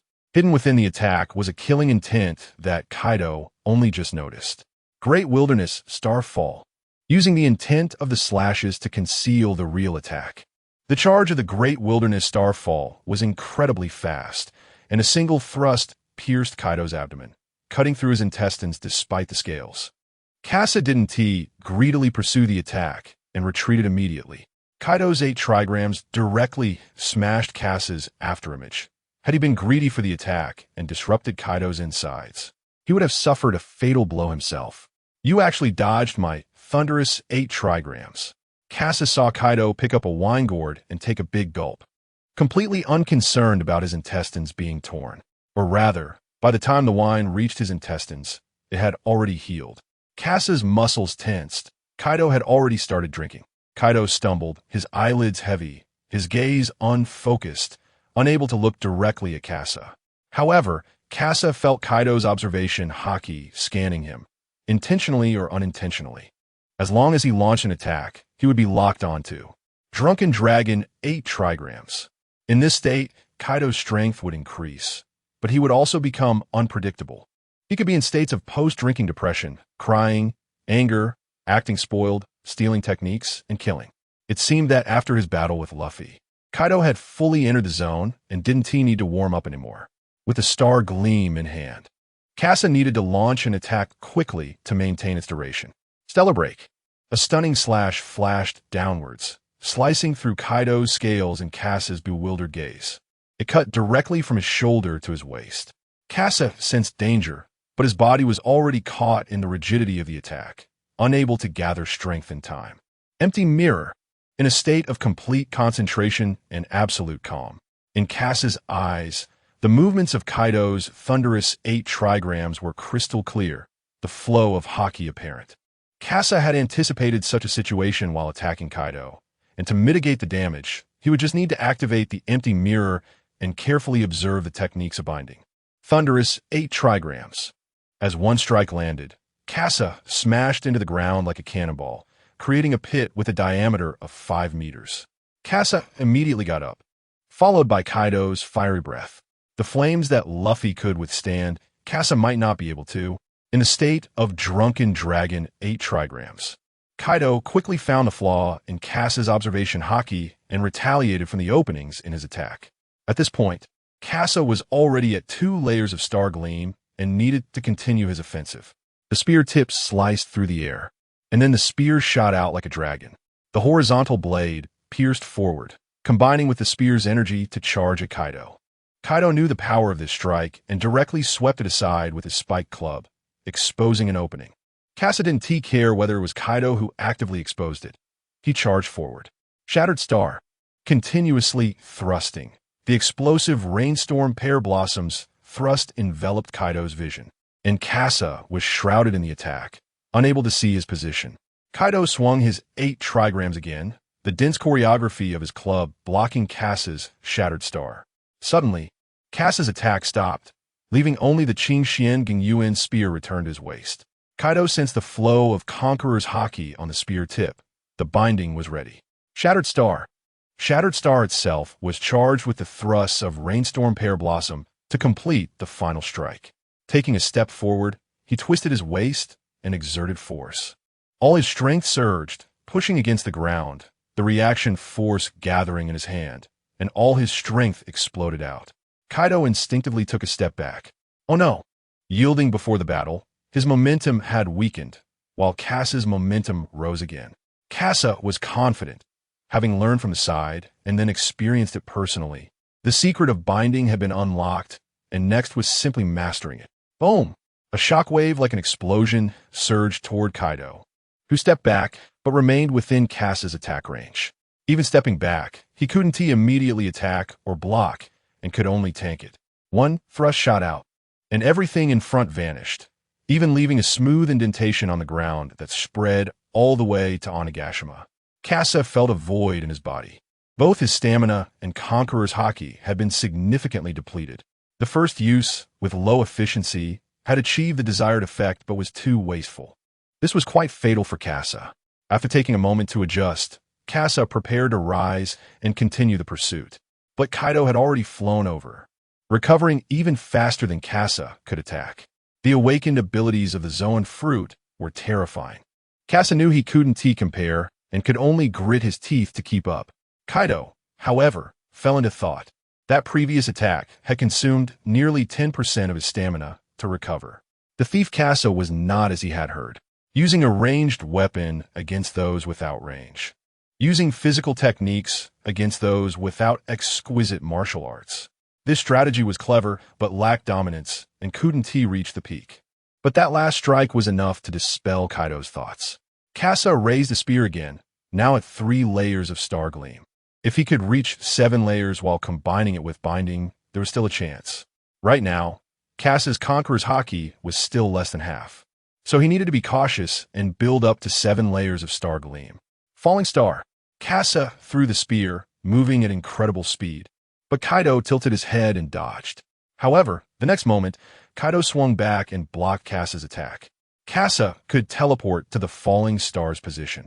This Flying Thunder God technique was Kassa's tactical intent. The spear and club clashed. Kassa closed in. What should have been a long-range weapon for maintaining distance turned into close combat in front of Kaido's massive body and exaggerated spike club. An inch short, an inch dangerous. One thrust aimed at Kaido's chin, the spear rotating as it struck out. Meteor Gun.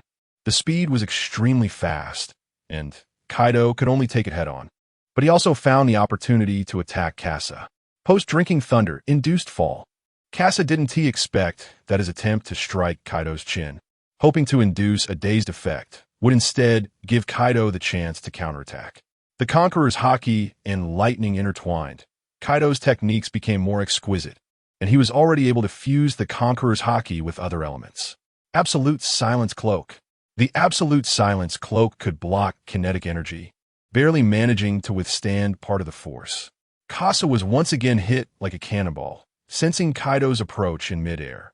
Realizing he might be continuously rebounding like a squash ball, Sword Kome.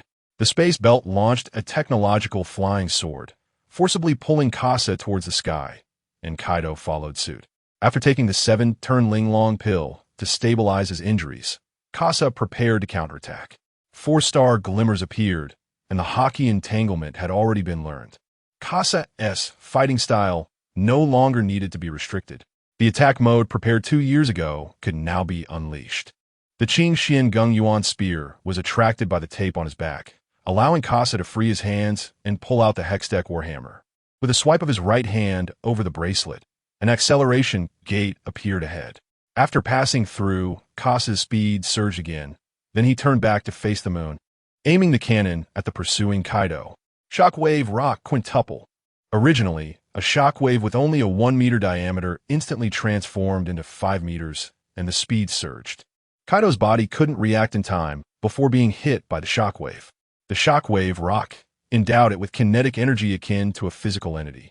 A 5-meter shockwave was equivalent to a 15-ton iron ball striking Kaido at supersonic speed. Kaido was heavily struck and smashed toward the ground. This attack caused fractures in Kaido's bones. This was Kasa's true strength. Starfall of the Great Wasteland. After the shockwave dispersed, Kaido was completely exposed. Pulling the trigger had no effect on Kasa, so he could immediately launch an attack. The technological flying sword charged forth with the starfall of the Great Wasteland, and Kasa once again smashed toward the ground like a cannonball, but this time as the attacker. Kaido twisted his body to evade the lethal strike. Originally aiming to stab the heart, turned into the lung. 5 layers of star glimmers. The star glimmers of the Qing Xian Gung Yuan spear became even brighter. Kasa wasn't complacent yet. Kaido's attack came. Thunderous Meteor. With incredible speed, Kasa was again hit and sent flying before he could react. Did he learn by spying while drunk? Kaido had stolen Kasa's meteor gun technique, knowing Kasa had only used it twice. Kaido stood up, his body emitting steam as the temperature soared, and the shattered scales slowly began to recover. The awakened ability of the animal fruit, super healing. But Kasa had already mastered 5-star glimmers. The essence of the meteor gun technique was just a little short. Stepping forward, he pressed on. The Qing Xian Gung Yuan spear and the 8 treasure ring kept bouncing off each other, with neither able to exploit the openings exposed during attacks. When the meteor gun was unleashed, it would definitely clash with Kaido's thunderous meteor, so Kasa needed an opportunity. After his weapon was deflected once more, Kasa pulled out the Tech Maniac's hand cannon, aiming at Kaido, creating some distance. Kaido couldn't stop him with an attack and recalled the corrosive effect of the poison projectile, having to avoid its sharp edge. However, Kasa's gun wasn't loaded with poison projectiles. It was an electromagnetic projectile. Electromagnetic projectile. Electromagnetic propulsion, lightning, and thunder. 6 shots directly hit Kaido. Although there were no blood holes appearing on his body, the attacks under the flowing cherry blossom technique had already penetrated into Kaido's body. Kaido's body shook, showing signs of stiffness. A great opportunity. Stellar Break. Military Commander, Dragon's mighty army. 1 shot and 1 strike, both hit each other. Kasa was sent flying, but also landed a hit on Kaido, 6-star glimmers. Kasa struggled to rise, his legs trembling slightly, the effects of the 7-turn Linglong pill taking effect, healing his injuries. But it was not comparable to Kaido, who had already appeared at Kasa's side, bringing down a heavy strike. Swift wind step. Speed surged, becoming invisible. Kasa concealed his aura, not exposing his attack intentions. Kaido scanned the surroundings, failing to spot Kasa's figure. Then he transformed into beast form. Kasa watched as the dragon's body flew towards the sky, seemingly ready to engage in a contest of strength with him. With such a massive size, Kasa's 7-star glimmer would easily be satisfied, but unleashing it with all his might would only allow him to block Kaido's attacks. Tornado of Destruction. Kaido constantly moved his body, the dragon's form flowing in the air, stirring the airflow, with tornadoes and wind blades appearing directly beside Kaido. Kasa dodged the tornado of destruction, jumping onto the technological flying sword, revealing his position. Upon seeing Kasa, Kaido opened his dragon mouth wide. Heat breath. Kasa stepped down heavily on the sword body of the technological flying sword, leaping up to evade the attack. Moonstep maneuvering, closing in. Stellar break. A light touch strike. The star glimmers of the Qing Xian Gung Yuan spear reached their peak, retracting into the spear body, gathering at the spear tip. A smile appeared on Kaido's face. He had finally waited for this moment. A battle-hardened Kaido would definitely be aware of Kasa's intentions, and he had already prepared a response, but he still couldn't stop Kasa. Since it was like this, it was better to face him head-on. Kasa landed, the haki flowing through his body with the energy of the meteor gun technique. Kasa felt his body filled with power, his gaze piercing as he faced Kaido in the sky. Kaido's scales turned red, flames continuously erupting. Fire Dragon's great torch. Kaido did not hold back, attacking directly. Meanwhile, Kasa, with his momentum at its peak, gathered the haki into the Qing Xian Gung Yuan spear. All of Kasa's Conqueror's haki was concentrated into this strike. Star glimmers, Conqueror's haki, and all energy were focused into this attack. Essence of the meteor gun technique, destruction. The spear, king of all weapons, sought forward momentum that matched its nature. Moreover, as part of the attack, Kasa also took the plunge, charging toward Kaido's Fire Dragon's great torch. An astonishing shockwave erupted in the sky, halting the battle in the higher arena. Jean and Marco watched Kasa and Kaido's fight, momentarily ceasing their attacks. Meanwhile, on Big Mom's battlefield, affected by the disturbance, she also stopped her assault. Zoro sensed the momentum Kasa released, looking at the sword in his hand. Emma. Big Mom also felt Kaido's momentum. Kaido, I didn't expect these little brats to push you to this extent, but I'm not in a much better position either. Big Mom, wielding the Thunderfire greatsword, found that Ace and Law had already recovered, preparing for the final battle. Since it's like this, let us go. In the closely contested activity venue, the ceiling continuously fell, affecting the battle below. Yamato felt the aura of the battle above and couldn't help but sigh at how many people from the Straw Hat crew were gathered. Jinbe, don't worry. Master Kaido will not lose. Jinbe felt a bit uneasy hearing Kasa's words. During the fight with Kasa, it should have been a fatal wound, but Kasa's runes flashed. And then a membrane appeared, blocking the attack. If Jinbe was not mistaken, Kaido also had a similar rune on him. Destruction surged directly through the Fire Dragon's great torch, with enough force to leave a horizontal scar across Kaido's scales. But in the next moment, a membrane appeared, blocking Kasa's attack.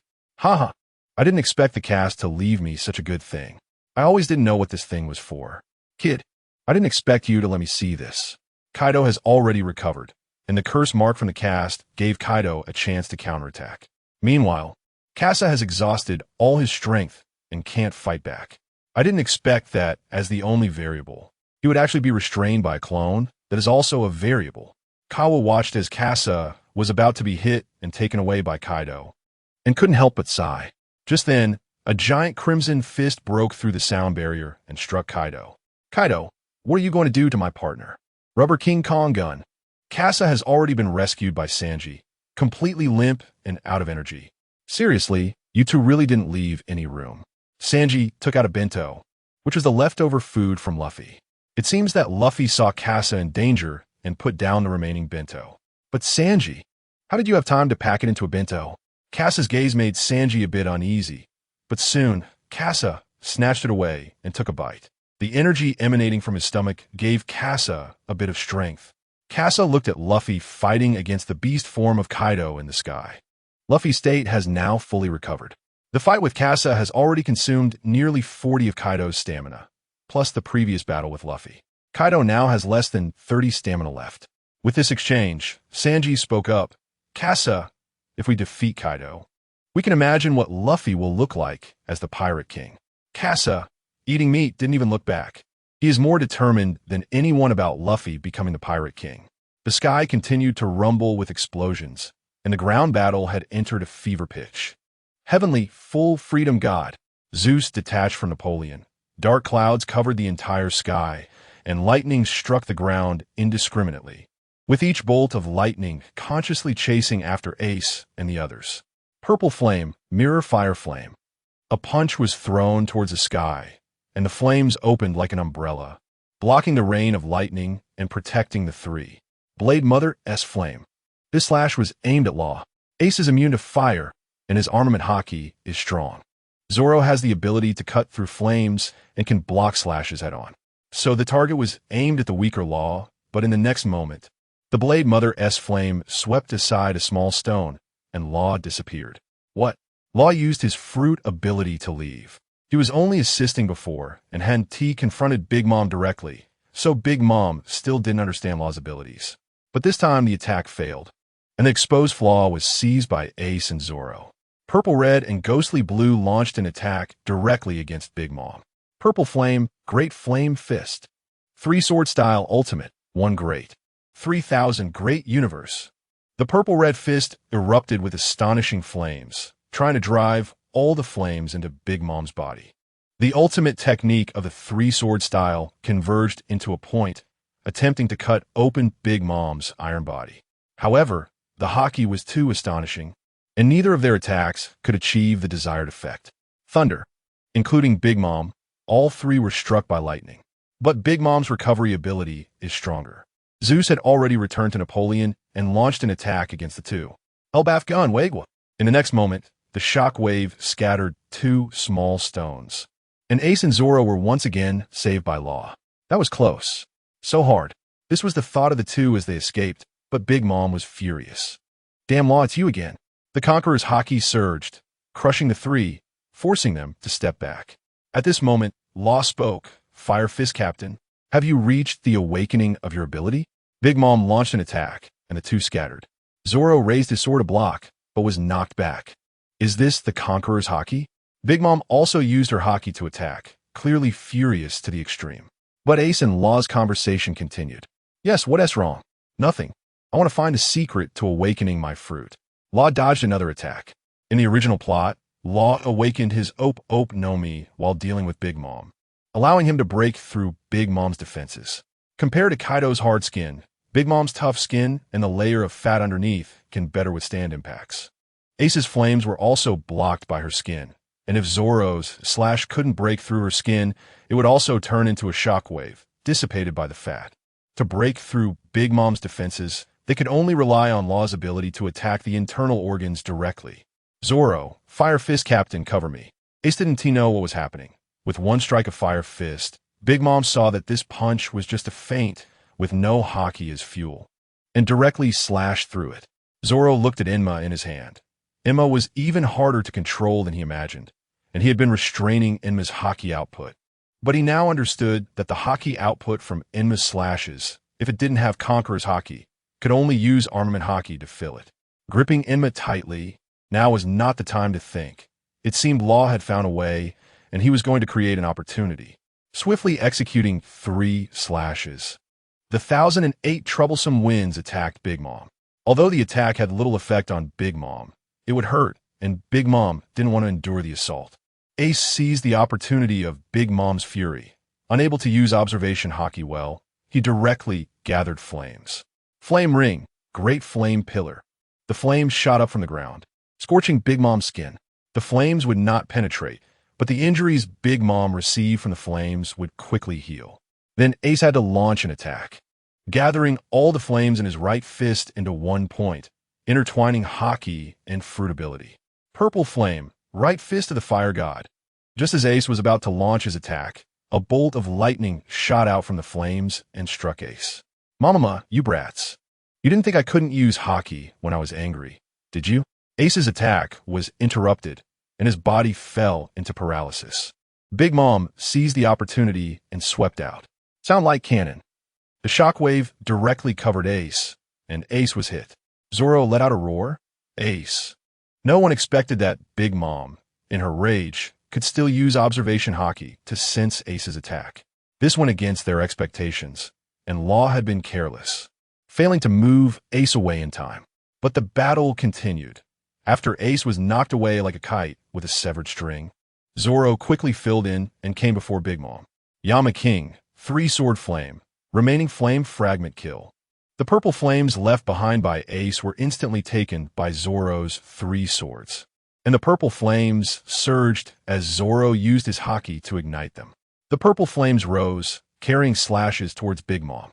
Big Mom originally thought that with Ace down, she could use Prometheus's power without restraint. However, seeing that Zoro can also utilize the power of flames, this thought was pushed back again. Mama's sudden strike. Big Mom did a somersault, forcefully cutting through Zoro's residual flames, but the next moment, Napoleon, ignoring the block, lunged directly at Big Mom's face, burning her. The sudden attack on her face made Big Mom close her eyes, exposing numerous openings. But Zoro remembered that Big Mom's observation haki was very strong and feigned a move to bait out her attack, causing her to expose her vulnerabilities after the attack. Enma, since that's the case, I will trust you. Unleash your power. Enma trembled, sensing a familiar power from Zoro, who looked at Big Mom in front of him. He was determined to cut down this woman before him. One sword style, supreme secret, great shock, with a slash from bottom to top. The ghostly blue blade light directly cut through Big Mom's skin, a flash of blood responding to the blade light. Roronoa Zoro, you little brat. You also have Conqueror's haki. Zoro felt the power of Conqueror's haki, which was exactly the same as the power he felt from Mihawk. He once thought it was because his armament haki training was inadequate, but unexpectedly it turned out to be Conqueror's haki. Yes, I am the man destined to become the world's greatest swordsman. My name will resonate in the heavens. Zoro was getting closer to becoming the world's #1. The sharpness that erupted from his single I made Big Mom forget the pain. Good job, Zoro. Leave the rest to me. KROM, Shockwave. Law appeared right in front of Big Mom. The ability of the Ope Nomi was already attached to his sword, Kikoku. Big Mom prepared to attack Law, but his position was in her blind spot, making it impossible to stop him. Moreover, Zoro was also ready to launch an attack. At this moment, Big Mom became even more cautious of Zoro, who could inflict damage on her. But the next moment, Law stabbed Big Mom with his sword. The attack directly pierced through Big Mom's iron-like body, exploding from within. Big Mom couldn't hold it back and spat out a mouthful of old blood, suffering severe internal bleeding, her body collapsing to the ground. Zoro looked at Big Mom, who had just entered the cutting range. Everything was just right. Hey, Zoro, let me hit Big Mom first. Ace's voice echoed from the sky, the flames on his body transforming into Marco's blue flames. This might be the reason Ace could withstand Big Mom's attack. Purple flame, right fist of the fire god. The purple flames entwined with black haki slammed into Big Mom's head, the flames washing over her body like molten metal. The intense heat made Zoro feel threatened. It's really chaotic, but it should be over now, Big Mom. Big Mom was now dazed. The shockwaves erupting from within her left her powerless, and the fire god's right fist hitting her head made her consciousness waver. And what was left for Zoro was the final opportunity, the chance to defeat an emperor. Zoro directed his consciousness to the second-generation Kitetsu.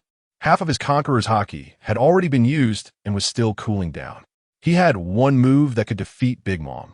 But originally, this move was meant to be executed with the third-generation Kitetsu's cursed energy. Now, with the second-generation Kitetsu, its cursed energy was even purer than the third generation. The cursed energy of the second-generation Kitetsu was guided out, and a ghostly purple aura coalesced around Zoro's body, forming 3 heads and 6 arms. But as Zoro excessively guided the cursed energy, the world before him became hazy, the flames flickering in and out. One moment flames, another moment tranquility. This is the underworld. With Brook in the team, Zoro naturally wasn't unfamiliar with the aura before him. Zoro could even feel a grim reaper approaching from behind, as if saying if he couldn't withstand the cursed energy, then the grim reaper would take his life. Thinking of this, Zoro couldn't help but laugh. If the underworld truly exists, then heaven must exist as well. Kuina. In that case, let my slash cut from the underworld to heaven. Cursed energy, 9-sword style, Azura, drawing sword, the play of the dead. 9 blades broke through the void, rushing from the boundary of the underworld into reality. Big Mom had already regained consciousness, but facing the slash that had arrived before her, she had no time to defend. The haki on her body had also been drawn away by Ace's flames, leaving her unable to resist. Big Mom was thus slashed away, blood splattering everywhere. At the end of the attack, only Big Mom's labored breathing remained, her breaths growing shallower. Katakuri was still catching his breath, his body still recovering, suddenly awakened and looked towards Big Mom's position. "Mama!" He heard Big Mom's voice growing weaker. At this moment, in the activity venue, a group of ninjas suddenly rushed out from behind the waiting attendees, a kunai pressed directly to their necks, ready to eliminate them. The ninjas entered, and the waiting attendees at the port had been completely dealt with, leaving only the remaining attendees in the activity venue. Jinbei could sense several strong auras appearing in the activity venue, and the waiting attendees continued to disappear. "Hey Jinbei, you can't afford to be distracted like this. Earth's power." The ground gathered strength, unleashed by Kars, and although Jinbei used observation haki outside the battlefield, he could still judge Kars's attack and dodge directly. "Oof. Big Mom has already fallen, and your numbers are dwindling. The scales of victory have tilted, so it doesn't matter whether it's me or Big Mom. As long as Kaido is not defeated, then the Beast Pirates have not lost." Kars looked at Jinbei in front of him. He and Yamato still had to keep dragging this out. In the sky above Onigashima, in beast form, Kaido took several of Luffy's haki-infused punches head-on, but feeling that Luffy's Conqueror's haki didn't seem as lacking as Kars's, he thought he couldn't keep taking it anymore. Beast form, Thunderbagwa. After transforming into a half-dragon form, he directly swung a club to force Luffy back, then looked towards Big Mom's position, his brows furrowing. "Kaido, Ace, and the others are very strong. Big Mom has already fallen, and soon it will be you." Luffy's words interrupted Kaido's thoughts, and he burst into laughter. "Ha ha, Straw Hat Kid. Although those little brats you mentioned are strong, you haven't seen the Old Hag's power. What? It seems that Old Hag won't underestimate you anymore. So let's quickly end this battle and join tonight's celebration. Great Conqueror, Thunderbagwa. Gum Gum Conqueror's Bazooka." Red lightning erupted, neither side giving way. Meanwhile, at the edge of the skull, Kabu and CP0 were watching Ace and the others on the ground and the fallen Big Mom. "Speaking of which, Big Mom is about to fall. Aren't you going to take action? Our mission is to kill the Straw Hat Kid." Guernica glanced at the battle in the sky. Unable to rush in at all, Kawuzuru watched the battle beneath his feet with interest. The combination of Ace, Sauron, and Law against Big Mom was stronger than the plot suggested. However, Big Mom erupted with even greater strength than the storyline indicated. Was this the setting of becoming stronger when faced with a formidable opponent? At that moment, Ace and the others turned to look at Big Mom's position. The three had just unleashed powerful attacks and were feeling a bit drained. Big Mom's weakened aura made them lower their guard. But just then, Big Mom's aura fluctuated violently. The three immediately tensed up, with Sauron's hand still at his mouth. His attempt to draw his sword with the supreme grade sword, Yuru, halted. A cyclone gathered at the center of Big Mom, and the nearby debris beneath Ace's feet was swept away by the cyclone. Their observation haki suddenly shook as Big Mom's aura surged again, rhythmically increasing, and the three could feel that Big Mom's strength surpassed what it was before. As one of the four emperors, she was also a genius of the sea 50 years ago, even one who reached the very end. Although her potential seemed exhausted, that didn't mean there was no chance for a breakthrough in a life-and-death situation. The ground beneath them trembled as Big Mom walked towards them. The three's pupils quivered. Big Mom was covered in wounds, but her body had shrunk significantly, her skin sagging like that of a Shar-Pei.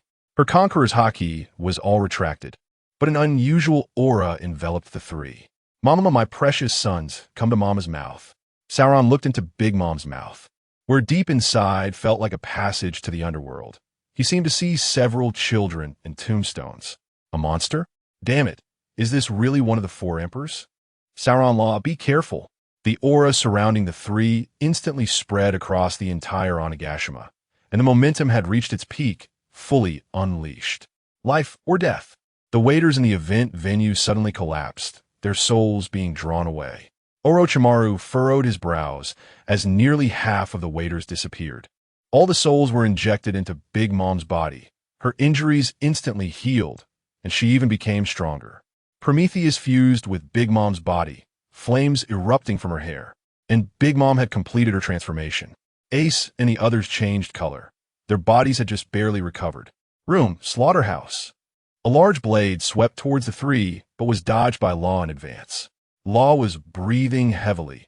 He no longer had the stamina for direct combat. At that moment, Ace and Sauron stood in front of Law, ready for battle. Law looked at the two before him. A powerful aura was already emanating from their bodies. The two had prepared for combat the moment Big Mom stood up. As a surgeon, Law could naturally see Big Mom's current state.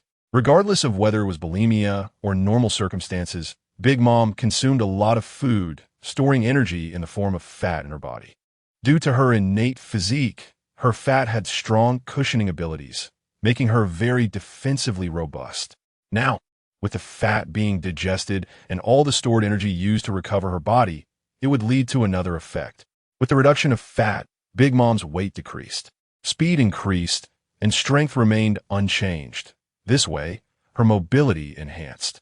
Coupled with the absorption of soul power, the current Big Mom posed an even greater threat than before. Law remembered the incident in the 8 Purple Flames formation, where he instantly moved over 400 people out of the formation, and at that time, his stamina was drained in an instant, nearly causing him to collapse. Sauron noticed something was off with Law. As a tool, he had done quite a bit already, and it was time for him to rest. Law, step back a bit, we'll handle this. All right, got it. Sauron, take charge. Law also knew his current state, so he stepped back, trying to exit Big Mom's attack range. But the next moment, an explosion sounded, flames lighting up Law's face. And then Big Mom appeared right in front of him, her speed exceeding expectations. Law, be careful. Sauron and Ace immediately reacted. The sudden burst of speed and change in rhythm catching them off guard. Big Mom swung down her blade, but in the next instant, Law had already teleported away. Another explosion rang out as the high-speed flames transformed into a red serpent, chasing Law.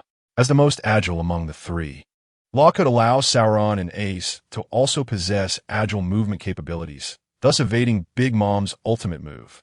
With Big Mom's high-speed outbreak, combined with the locking of observation hockey, she could naturally keep up with Law's constant teleportation. As Law's stamina waned, the range of his room could only shrink. It was now limited to 100 meters, and in that distance, Big Mom could reach him in an instant. Sauron and Ace prepared to strike to help Law break free, as Law's room had shrunk. If it shrank further, he would likely be caught by Big Mom. Just then, a killing intent surged towards Sauron, who twisted his waist to avoid Big Mom's attack. Big Mom would not limit herself to taking down Law first. While Law exhaustively dodged, he could not provide any capability for Sauron and Ace to evade attacks. So at this moment, as long as the two showed any openings, it would naturally be Big Mom's opportunity to strike. In the moment, Sauron twisted to evade the attack. His 3 swords were already prepared for counterattack, and with a forceful thrust of his waist, a tornado shot straight towards Big Mom. 3-sword style, black rope, great tornado. Big Mom blocked with her sword, but her left fist, carrying a gust of wind, slammed towards Sauron. Big Mom was not merely a swordsman and would not be limited to one combat style. With a flash of purple flames, Big Mom's fist was deflected, and Sauron stepped forward, forcing Big Mom, who was restrained by the tornado, to let him close in. 2-sword style, ascending dragon, rising dragon. Sauron directly slashed upwards, then immediately followed with another cut. 2 slashes struck the same spot, but Big Mom's skin, like that of Sharpay, blocked Sauron's attacks. Although the skin was broken, the fatty layer was not completely penetrated. Beneath the steel-like skin remained stubborn fat, which was the core of Big Mom's defense. Sauron's double slash should have been enough to break through Big Mom's defenses, but the sagging skin was equivalent to several layers of skin stacked together. TCH, what a troublesome opponent. Entangling flames. The flames from Big Mom's hair directly wrapped around Sauron, the powerful flames forcing him back. But he could not evade the fiery hair and was caught. The Thunderblade shattered the tornado, preparing to attack Sauron. Hey, Big Mom, don't ignore me. Sauron's fast-paced attacks drew Big Mom's attention, giving Ace the opportunity to charge up his attack. Purple Flame, Great Flame Fist. The purple flame struck Big Mom, wrapping around her body. Although Big Mom used armament hockey for protection, Ace's purple flames could ignite hockey. Big Mom countered with her fists, but the purple flames stayed outside her skin, igniting her haki, and the flames grew higher and higher. This troublesome flame, but I know how to deal with it. Big Mom retracted her haki, and the surge of flames instantly stopped. Without haki to cling to, the purple flames lost their stickiness, and Big Mom quickly shook it off. Ace's expression changed, but he did not lose heart. TCH, have you finally realized? A cold light flashed, and three sword energies rushed towards Big Mom. The two attacked in sync, their rhythm rapid. Three sword style, 1008 troubling winds. Thunderclap blade, purple flame, cross flame. Big Mom canceled her haki and relied solely on her body to block the attacks. Zoro seized the opportunity and slashed with his sword. One sword style, secret technique, lion's song. The speed of the sword draw was astonishing, and blood flashed across Big Mom's arm, breaking through her defense. Indeed, your haki combined with your body creates your exaggerated defensive power. If it's just one of them, then I can still cut through your defense, Big Mom. Roronoa Zoro, you little brat. To face Ace's attack, she had to cancel her haki for defense, but against Zoro's attack, she had to use haki to defend. Their cooperation made things difficult for Big Mom. However, both were panting heavily, clearly exhausted from the rapid battle. Conqueror's haki flowed into Napoleon, and Zeus's lightning intertwined with the Conqueror's haki. Thunderbolt blade. A blade of light appeared on Napoleon, with arcs of electricity flashing. Zoro immediately realized that he had to dodge the haki entanglement he had just used. The two dodged the attack together, and Ace looked at Zoro using haki entanglement beside him. He had already unleashed the potential of Conqueror's haki once in his youth, and had been training it over the past 2 years. However, combining it with his devil fruit abilities was still lacking. Ace felt that his armament haki was running low, with little fuel left to burn. Only the Conqueror's haki remained. The flames in Ace's hand danced continuously, slowly turning purple, and then a golden hue appeared within the purple flames. Ace, be careful. The thunderbolt blade struck towards Ace, and a figure appeared before him, blocking the blow. Zoro could feel the armament haki on Enma and Shusui depleting rapidly. If this continued, the two swords would break. Ace tightened his grip on the purple flames with a hint of gold, wrapping the flames around his fist. Flame Fist. The technique of the Flame Fist unleashed a purple gold fire punch. Big Mom, with her unadorned strength, easily swatted Ace's fire punch aside without using haki. Just like the purple flame, Great Flame Fist, Big Mom could still defend without haki. Ace gritted his teeth, clearly dissatisfied with his failure. But this also relieved Zoro's predicament. Big Mom looked at the two, retreating to catch their breath, and glanced at her left palm. A charred mark clearly indicated that the recent purple flame, Great Flame Fist, was different from before. That brat Ace, is he also going to master this technique? These guys, what do they think we are? Big Mom was furious, and, with a flash of fire, she launched another attack. The high-frequency rhythm of her strikes continuously wearing down Ace and Zoro's stamina, as this battle would end like this. The skeleton atop the skull and CP0 watched this scene and also retracted their intention to intervene. After Big Mom was knocked down, they once considered stepping in to protect her, but in this situation, if they got involved, they would only become entangled and would not be able to escape. Ace and Zoro naturally understood this logic. Their stamina could no longer compare to Big Mom's, so they had to use all their strength to eliminate her. The two exchanged glances, knowing one of them had to limit Big Mom. The threat of the Thunderbolt blade still loomed, and the one who limited her would inevitably face the haki entanglement attack. But someone had to do it. With a flash of blade light, Zoro used 3 swords to block the Thunderbolt blade. 3 sword style, secret technique, Purgatory Demon Slash. The full-powered Purgatory Demon Slash surprisingly deflected the Thunderbolt blade. Conqueror's haki? No. This brat's mastery of armament haki is unexpectedly high. Pure armament haki could actually block the slash of Conqueror's haki. This brat reminded Big Mom of that man. The man who cut down the world's strongest title. But Big Mom would not hold back because of this. She instantly launched an attack. Zoro bore the stiffness from the attack, giving Big Mom an opportunity. Thunderbolt blade. Big Mom's haki entanglement seemed more like a continuous technique. It wouldn't stop unless the Conqueror's haki disappeared. Zoro's bones felt numb, The attack he had just blocked was enough for his current body to buffer for a long time. Slaughterhouse. A slash missed, and Law saved Zoro again. Big Mom cursed inwardly, targeting Ace. Ace retracted his observation haki, fully focusing on sensing the Conqueror's haki and devil fruit abilities, entirely unaware that Big Mom was closing in. Die weit beatsam. But the next moment, Law's cool yet magnetic voice rang out. KROM, piercing wave. Just before, Law had teleported out of Big Mom's attack range. The battlefield was left with only Ace and Zoro. The pace of their battle so fast that they completely forgot about Law's presence. Law seized the opportunity to catch his breath, quickly recovering his stamina, taking out today's breakfast, a rice ball, from his spatial belt. As an ally, Sanji had also equipped Law with a phone and spatial belt, reducing his troubles. But today's breakfast was a rice ball with pickled plum, and as someone who liked rice balls, Law was initially happy, but his mood soured upon seeing the pickled plum. He originally wanted to throw the rice ball away, but under Sanji's murderous gaze, he had no choice but to put the half-eaten rice ball back and argue with Sanji. Looking at the steaming rice ball, Law knew that Sanji's food had a quick stamina recovery effect, so he endured his discomfort with the pickled plum and swallowed it in one bite. Pickled plum, so sour, but delicious. Law could feel a surge of energy building up inside him, slowly restoring his stamina, and then he immediately fell asleep. He needed to recover quickly to continue fighting. The next moment he woke up, Law immediately noticed Zoro's situation. A slaughterhouse saved Zoro. The familiar sensation made Zoro realize that Law had recovered, and he hurriedly spoke. Law, go save Ace.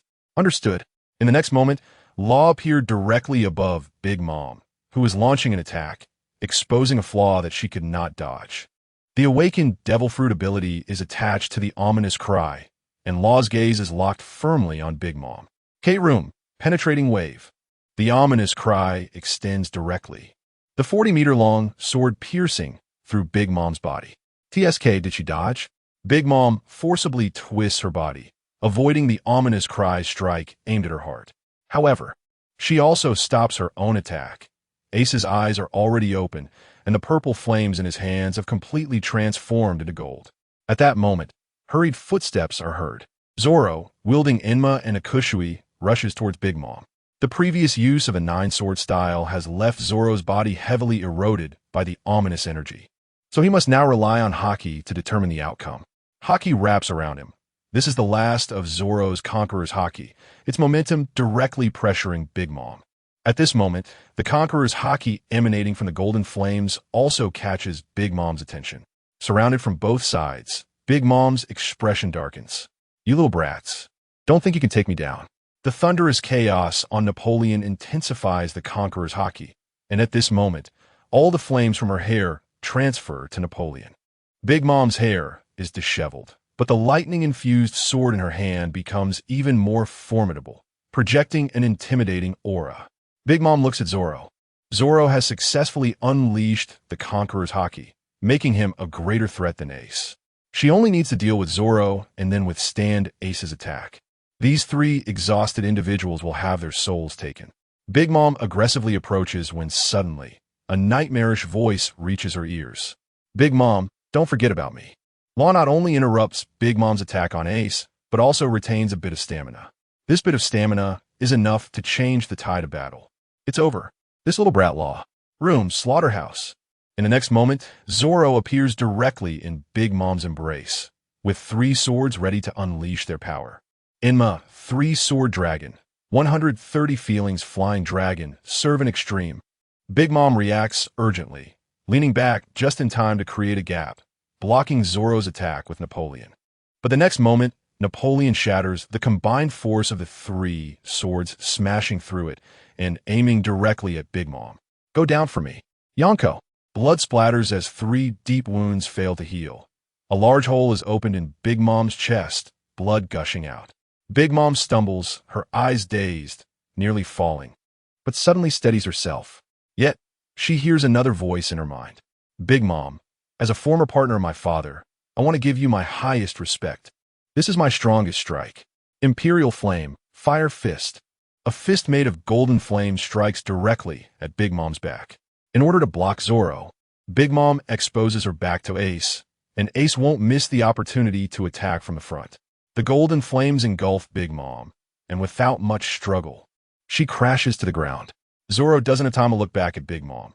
He collapses directly. Ace lands from the air, his steps unsteady, his body feeling weak. He has exhausted all his conqueror's haki.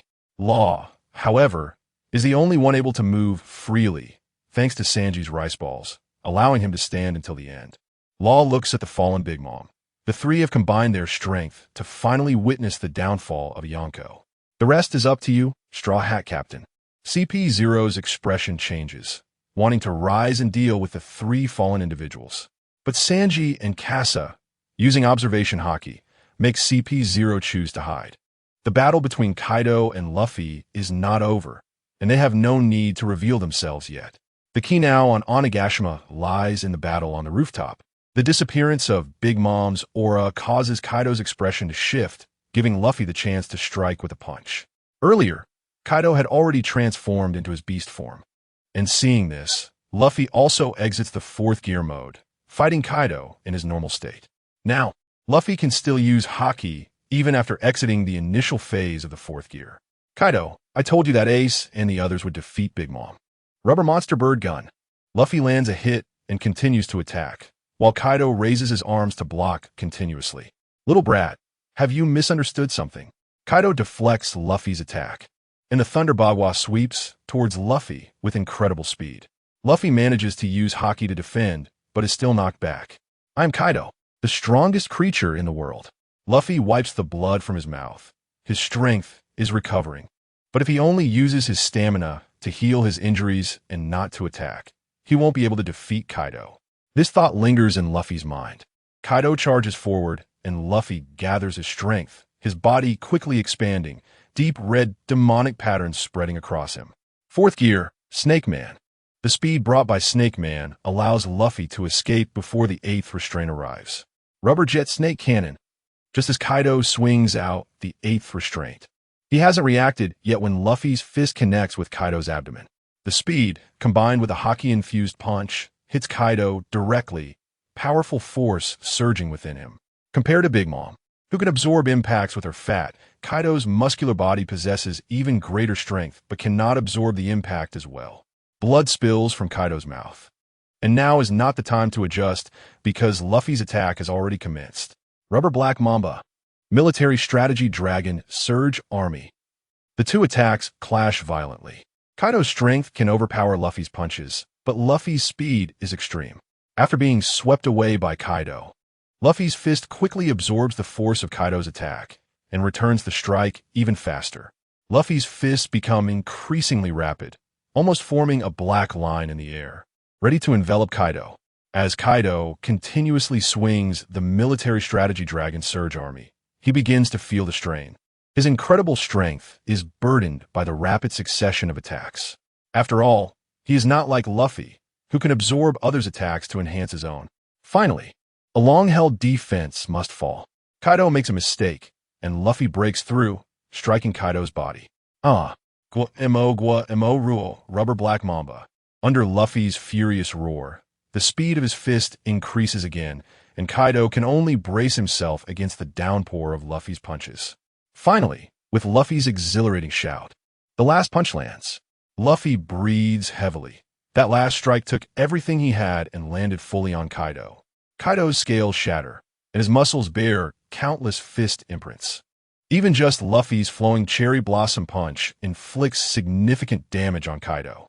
However, Luffy's expression grows increasingly grave, despite the powerful attack. Kaido's knee does not bend to absorb the impact, but stands firm against Luffy's strike. The attack lands, but Kaido's momentum continues to grow stronger.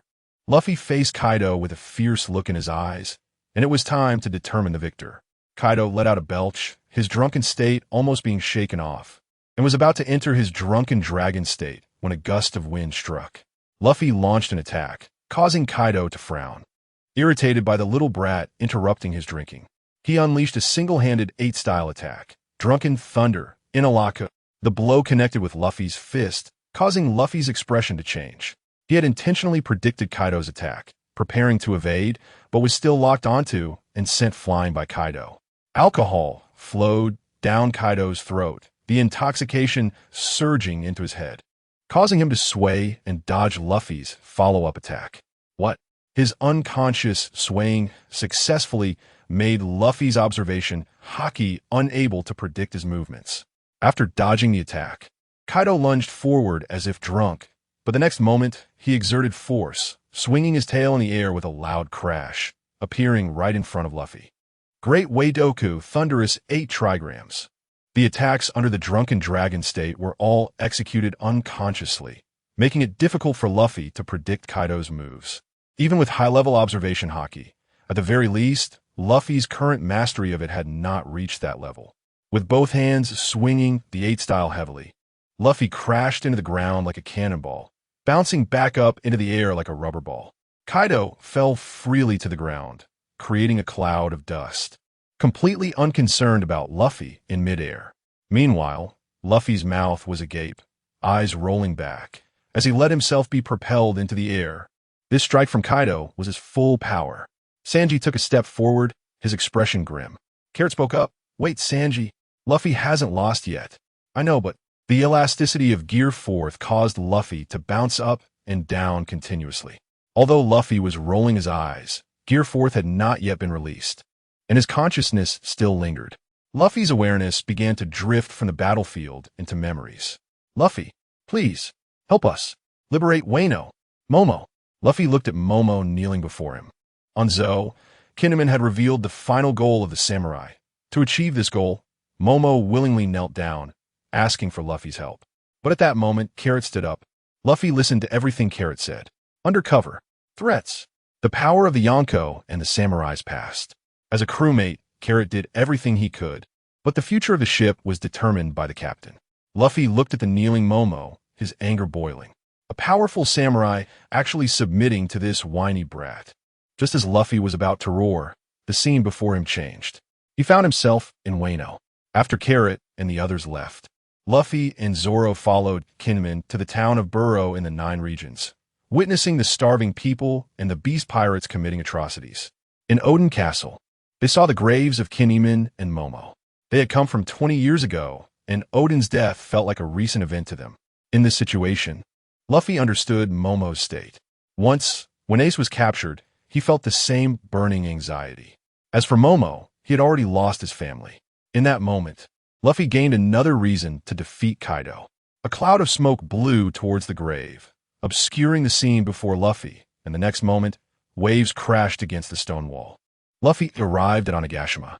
Momo shouted to Luffy under Kaido's club, "Luffy, fight with all your strength." In that moment, Luffy's frustration with Momo was completely released. Just as Luffy felt elated and prepared to fight with all his might, Kaido's gaze hardened, and without holding back, he struck Momo dead with a single blow, causing Momo to vanish before his eyes. Luffy couldn't believe it. The arena fell silent. It wasn't until Carrot shot Jack that Luffy finally struck back at Kaido. Momo was dead. The brother he saw as useless had died right before him, and he had no ability to protect those important to him. Rage ignited Luffy's consciousness, bringing him back from memory to the battlefield. "Kaido, I will not go down like this." A roar awakened the drunken Kaido. Kaido opened his eyes. As expected, this little brat won't go down so easily. Kaido sprang up, and Luffy's fist was already on its way, directly hitting Kaido's face. Rubber, jet, double snake cannon. Both palms struck Kaido's face, sending him flying. As he was sent flying, Kaido swung his club, hitting the pursuing Luffy. Diamond, arrow. The columnar shockwave sent Luffy flying. In the next moment, Kaido transformed into an azure dragon, unleashing a powerful gust of wind. Luffy took a few steps in the air, zigzagging in the air, then positioned himself above Kaido. Rubber Eye King Snake. Kaido's pupils constricted. He couldn't afford to block this attack, but Luffy's Snake Man mode punched too quickly for him to evade. Beast Man mode. Kaido's body shifted, shrinking to dodge the attack. This was a technique he often used when he first acquired his fruit's powers, but after becoming a Yonko, he had long since looked down on such tactics. In a moment of crisis, this technique, etched in his memory, saved his life once again. After missing the strike, Luffy's expression changed. He had been certain of that hit, and the Conqueror's haki accompanying the rubber eye king snake was substantial. What a waste. Kaido would not let Luffy off after he had missed his strike, and the resulting paralysis from the failed attack was an opportunity Kaido could not ignore. Spitting out blood, Luffy forcibly halted his backward flight, bracing himself against Kaido's power. Rubber Black Mamba. This time, Kaido dodged directly, opting to evade under the heavy firepower. Facing the constantly moving Kaido, Luffy twisted his waist and unleashed a barrage of punches, covering Kaido's trajectory, but Kaido dodged each one. Drunken Thunder, Inalaka.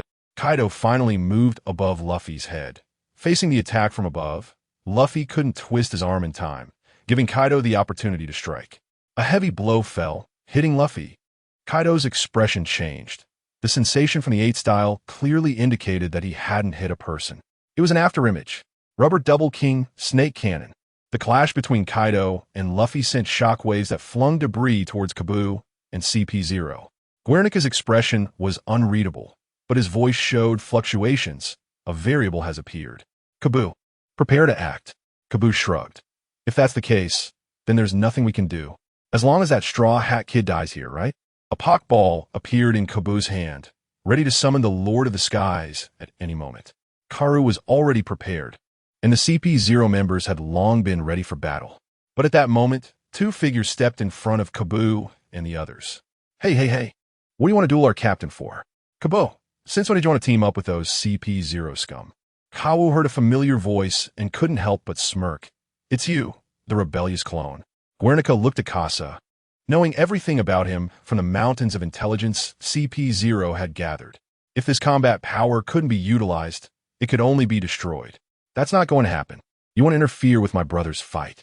Yes, Luffy's duel cannot be influenced by people like you. The captain of the Straw Hats was about to win. So please leave. Law used his fruit ability to teleport directly next to Casa and Sanji, with both sides having 5 people and similar combat strength.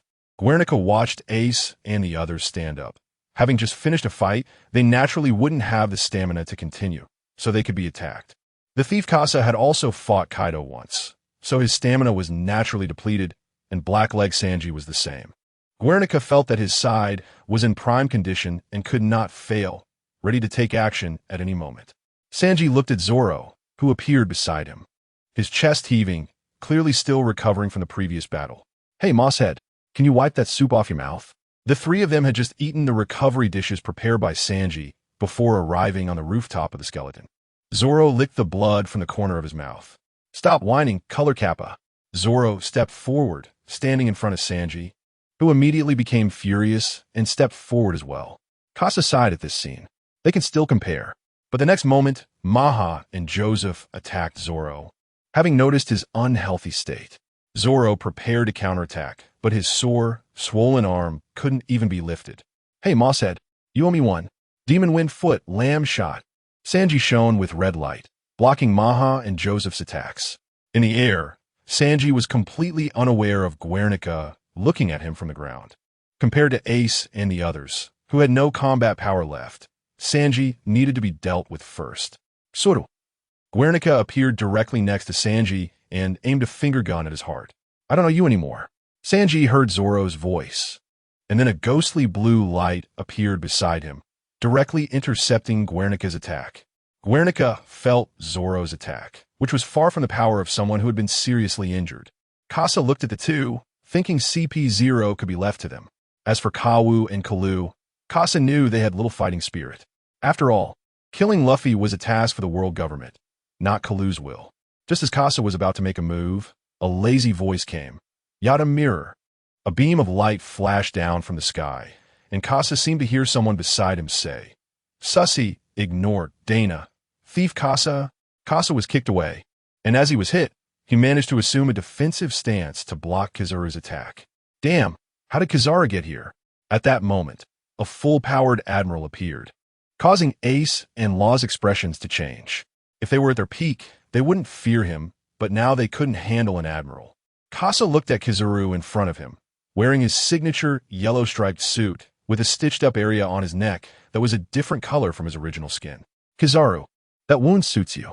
Kizaru touched his neck, during the Marineford War, Kasa had hit him with a shockwave just as he had elementalized. Without Haki protection, large areas of Kizaru's muscles were ripped apart. The pain from that time surged back, and Kizaru's voice changed, no longer lazy.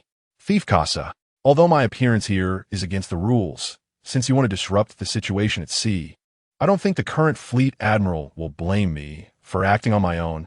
Kizaru's actions indicated that there would be no peaceful resolution today. Ace Law, can you distract the others for me? He's targeting me. Ace and Law knew they were not capable of participating in the admiral's battle and could only intercept enemies within their abilities.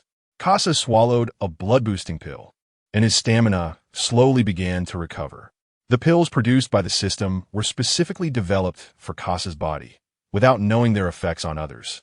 Kasa couldn't give them to anyone else, especially for those who had eaten devil fruits. Their physiques were fundamentally different from normal people.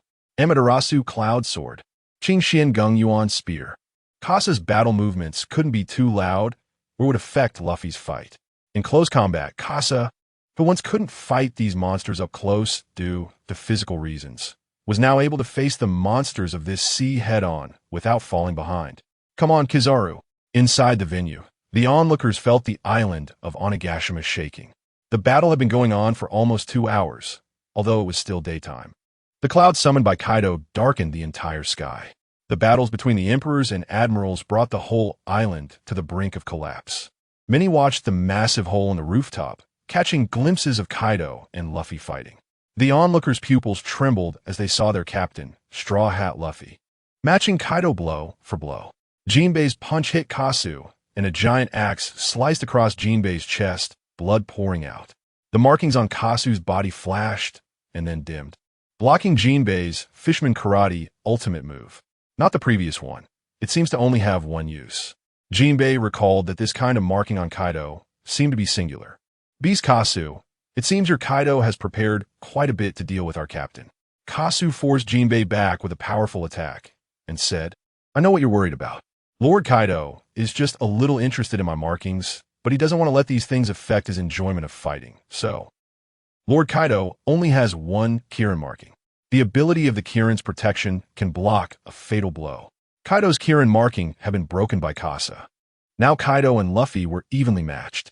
In that case, I can rest easy. You should only have 2, right? Kasu couldn't help but smile wryly. Indeed, he only had 2. If he had more than 3 Kirin markings, the third hit could likely cause a fatal injury, regardless of whether it hit a vital area. Yeah, so in your current battered state, can you still launch such an attack? Jinbei felt weak. Having already dealt with 2 of the Flying 6 and still needing to defend against this unpredictable big board. So far, only one board had been defeated, and Jin was still fighting Marco in the sky. Just then, a flash of lightning streaked by. Kasu couldn't react in time and was hit. Having fought Jinbei to this extent, Kasu felt a bit fatigued and couldn't dodge the lightning strike. Well done, Nami. Keep it down, Usopp. Nami, so heavy. The voices of the timid trio came from the hallway, and Jinbei was overjoyed. They were all right. But the next moment, Karst directly swung an axe, sending a blade flying towards the 3 of them. What to do? Think of something, Usopp. Damn, it's too heavy. They couldn't dodge at all. Nami and Usopp were pulling Chopper, who was weighed down by numerous belts and couldn't move. Just as the attack was about to hit, a determined figure stood in front of the timid trio. Frankie's steel shield. Frankie used General Frankie's shoulder armor to block the attack. Although it was a bit small for General Frankie, it was just right for Frankie himself. Big brother, X3. The 3 were overjoyed. Frankie had saved them. Hey, what do you want to do to my little brothers?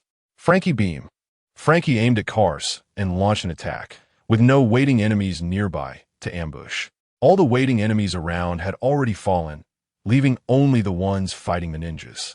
At this time, the ninjas allowed the Straw Hat crew to free up a combat force to defuse the crisis. Karst looked at Frankie. After all, he was the man who had just dealt with Queen. Even if his strength was significantly reduced, he couldn't let him team up with Jinbei. Moreover, the timid trio had appeared.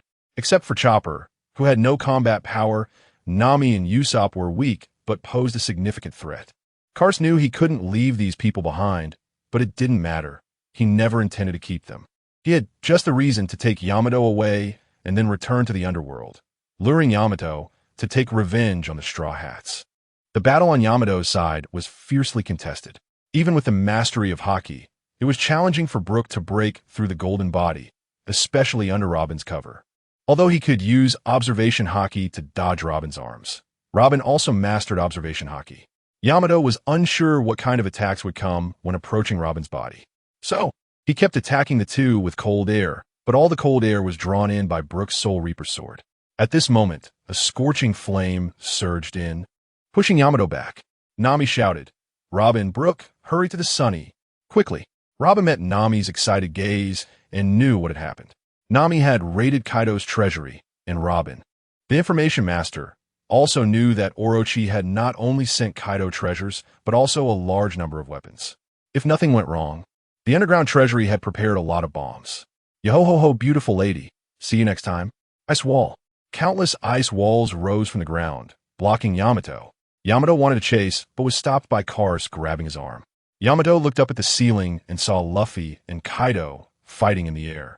The battle was nearing its end, and they had to wait quietly for it to finish. Frankie picked up 3 belts from Chopper, instantly feeling a weight on his shoulder. Hey, what is this? It's so heavy. The space belts given by Karst to everyone needed to bear 10% of the load. But just 3 of them made Frankie feel heavy.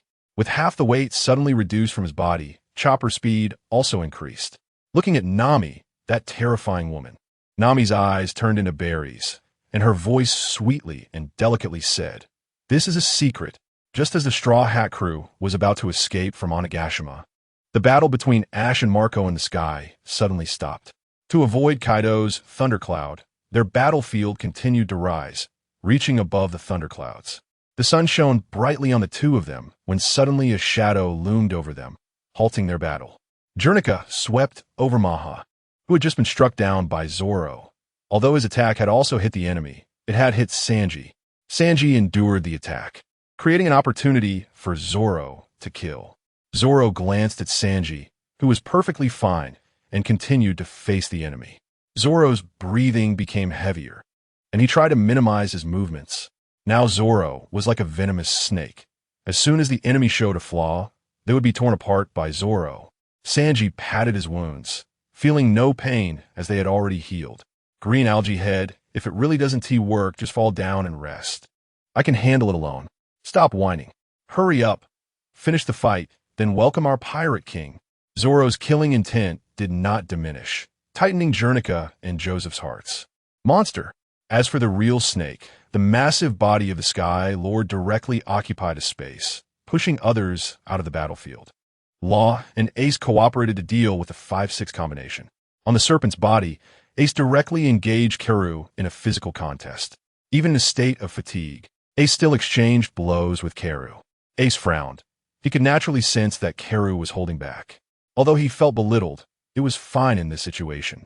Karu blocked Ace's elbow strike and said, "Don't worry, your grandfather has taught me well. I won't go too hard on you." "Old man, thank you so much." Ace smiled bitterly, not expecting that as the son of a pirate king, he would receive care from the Navy. The Sky Lord moved, directly landing on the ground of Onigashima, narrowly avoiding the effects of the battle between Kaido and Luffy. Of course, the Sky Lord was also consciously choosing the battlefield. He avoided the fight between Karst and Kizaru, the close combat between the Storm Sword and the Azure Gung Yuan Spear. The Rumble Fruit has little advantage in close combat. The direct movement of light couldn't cope with the changes in close combat. The Rumble Fruit was more suited for mid-range combat. After all, at mid-range, its speed was enough to erase the distance gap. For others, mid-range combat was close combat for Kizaru. Kizaru relied on his combat experience to circle around Karst. But Karst's attack power had the upper hand, putting some pressure on Kizaru. A Haki-infused strike was enough to break through his Busashoka Haki. Meteor Gun. Miss. Kizaru flashed, dodging Karst's attack, then appeared not far from Karst. Jata no Kagami. The speed was fast enough to hit Kaido's attack, which had no effect on Kizaru, and he even found an opportunity to counterattack. Karst continuously used a spear to deflect the Yata no Kagami, but still got hit by 1 or 2 stray shots. The hit area instantly charred, breaking through his Busashoka Haki and injuring his body. Kizaru's strength grew stronger, and his mobility increased. Light speed kick. Kizaru transformed into a straight line, cutting into the exposed gap of Kars and landing a direct kick. Kars became a cannonball, kicked from the roof of the skeleton house to the ground. He landed on the battlefield where Ace and the others had fought earlier. Kars looked back at Big Mom, who had fallen behind. Big Mom was not dead yet. Kars recalled the banquet of gluttony, Conqueror's Haki, nutrients. Just as Kars was moved, Kizaru landed. Unexpectedly, Big Mom was defeated by you bunch of little brats. And you, Phantom Thief Kasa, have you exhausted all your strength from the fight with Kaido? Kasa looked at Kizaru, who had always been wary of Kasa's Conqueror's Haki. However, what Kizaru didn't know was that Kasa's Conqueror's Haki had already been depleted, and the 7-turn Linglong pill couldn't replenish it. The opportunity to recover now lay with Big Mom behind him, as long as he absorbed Big Mom's soul. After the feast of gluttony evolved, his haki and stamina would be restored. Kizaru noticed Kasa's gaze, and in the next moment, Kasa turned directly towards Big Mom. Kizaru flashed behind Kasa, preparing to attack to defend. Big Mom couldn't die yet. This sea must remain stable, as the Navy's current enemy was the Revolutionary Army, and pirates couldn't afford any more trouble. Heavenly Cloud Sword. A sword pierced through Kasa's chest, then slid out without spraying blood. As all the blood was vaporized by the Heavenly Cloud Sword, Kasa felt his consciousness fading, but the bullet had already been fired. Electromagnetic bullet. Kasa used all the remaining Conqueror's Haki he had regained, combining speed and power, capable of taking Big Mom away. But in the next moment, a figure appeared in front of Big Mom. Kasa's pupils constricted. Katakuri, why are you here? Big Mom's eyelids twitched, but she still couldn't wake up. Kasa and Katakuri both fell, not expecting this situation to occur. Kizaru didn't expect Kasa to be so determined to kill Big Mom, even at the cost of his own life. But in the end, he was stopped by Katakuri's appearance. Although both fell, their life force was rapidly leaking, and Katakuri was faster than Kasa. Phantom Thief Kasa, you gambled your life and unexpectedly lost. How ironic. Having avenged his grudge, Kizaru looked at the sorrowful Kasa and didn't want to deliver the final blow, preparing to turn away. However, Kasa didn't heed Kizaru's words. Instead, he communicated with Katakuri using observation haki. Both were masters of observation haki and could master this technique, especially since both were on the verge of death, with all their abilities focused on their souls. Is it worth it? You should be able to surpass Big Mom. Katakuri couldn't help but smile wryly at Kasa's evaluation of him. A year ago, he met Kasa in Big Mom's territory, and he killed his own brother. Then Katakuri intervened, but failed. Since then, Katakuri began to doubt his own strength and started training. Ultimately, he defeated Kasa for the second time, although Kasa managed to escape. But the third time, Katakuri failed again, and because of the influence of Big Mom's crew, Kasa did not take his life. Everyone knows that fighting Kasa comes with a cost of life, yet Katakuri survived. Twice. Both times due to the influence of Big Mom's crew, Katakuri survived. Then he fought alongside Luffy and Sanji, and he also survived, having narrowly escaped death 4 times in front of the Straw Hat crew. Feeling his soul flowing towards Kasa, Katakuri finally spoke. My death will bring hope to Big Mom's crew. Our captain will surely become the Pirate King. Kasa's heart trembled, his consciousness slowly returned, and his body began to recover. All pirates believe their captain can become the Pirate King. In fact, Kasa, like Katakuri, also believed his captain would become the Pirate King. Kizaru felt a shock in his heart. Kasa was already standing behind him, but did not attack, only looking at the still unconscious Big Mom. He could kill Big Mom, making himself stronger. Kasa did not do so. If he had just arrived in this pirate world, he would have done anything to increase his strength. But having been a pirate for 4 years, Kasa had formed deep ties with this world and understood that some things were more important than strength. Now, someone had already sacrificed their life for their captain. If he were to strike now, it would go against the code of honor among pirates. Kizaru, let's continue. Kasa decided to unleash the anger that had emerged from somewhere within him onto Kizaru. Thunderous 8 trigrams. Kaido struck Luffy's ear with a blow. Even after fighting for so long, the speed and power of the Thunderous 8 trigrams remained unchanged. Luffy sensed the attack from the Thunderous 8 trigrams, but he couldn't completely dodge it and was still hit. His left arm went numb, but soon a surge of energy returned to him, and his left arm regained control. Clenching his left hand, Luffy felt that his recovery ability had weakened and needed to strengthen his attacks. Rubber Jet Great Snake Cannon. Kaido frowned, clearly sensing Luffy's powerful intent to attack, but only used the Flowing Cherry's fist. Although it posed a threat, Kaido knew how to deal with it. Thunderclap, 8 trigrams. Luffy's fist was deflected, and the next moment, his right fist appeared on Kaido's face. Kaido grinned, having already anticipated Luffy's punch. He ducked his head to avoid Luffy's attack. "You little brat, how naive can you be?" Kaido jumped up, preparing to attack Luffy. But at that moment, Luffy firmly gripped the ground. Kaido's expression changed, realizing Luffy's condition was actually still strong.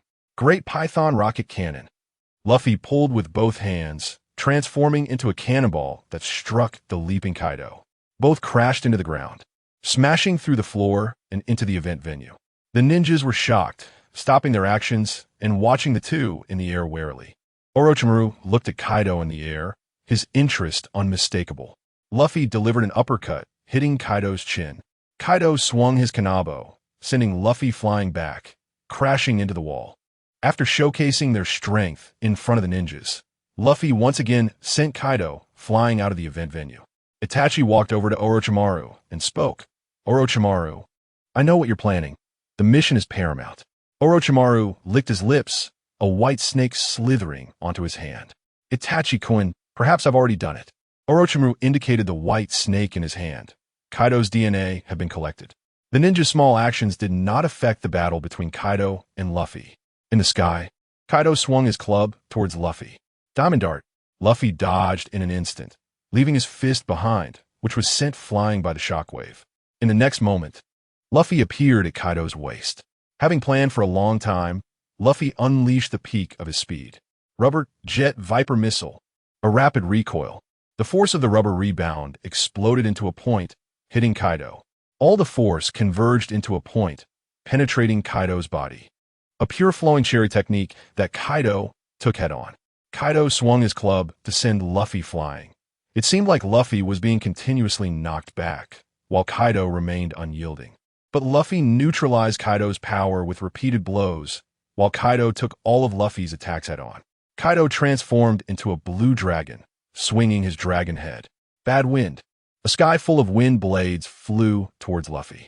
Seeing the dense wind blades, Luffy retreated directly, continuously dodging the attacks in the gaps exposed by the wind blades.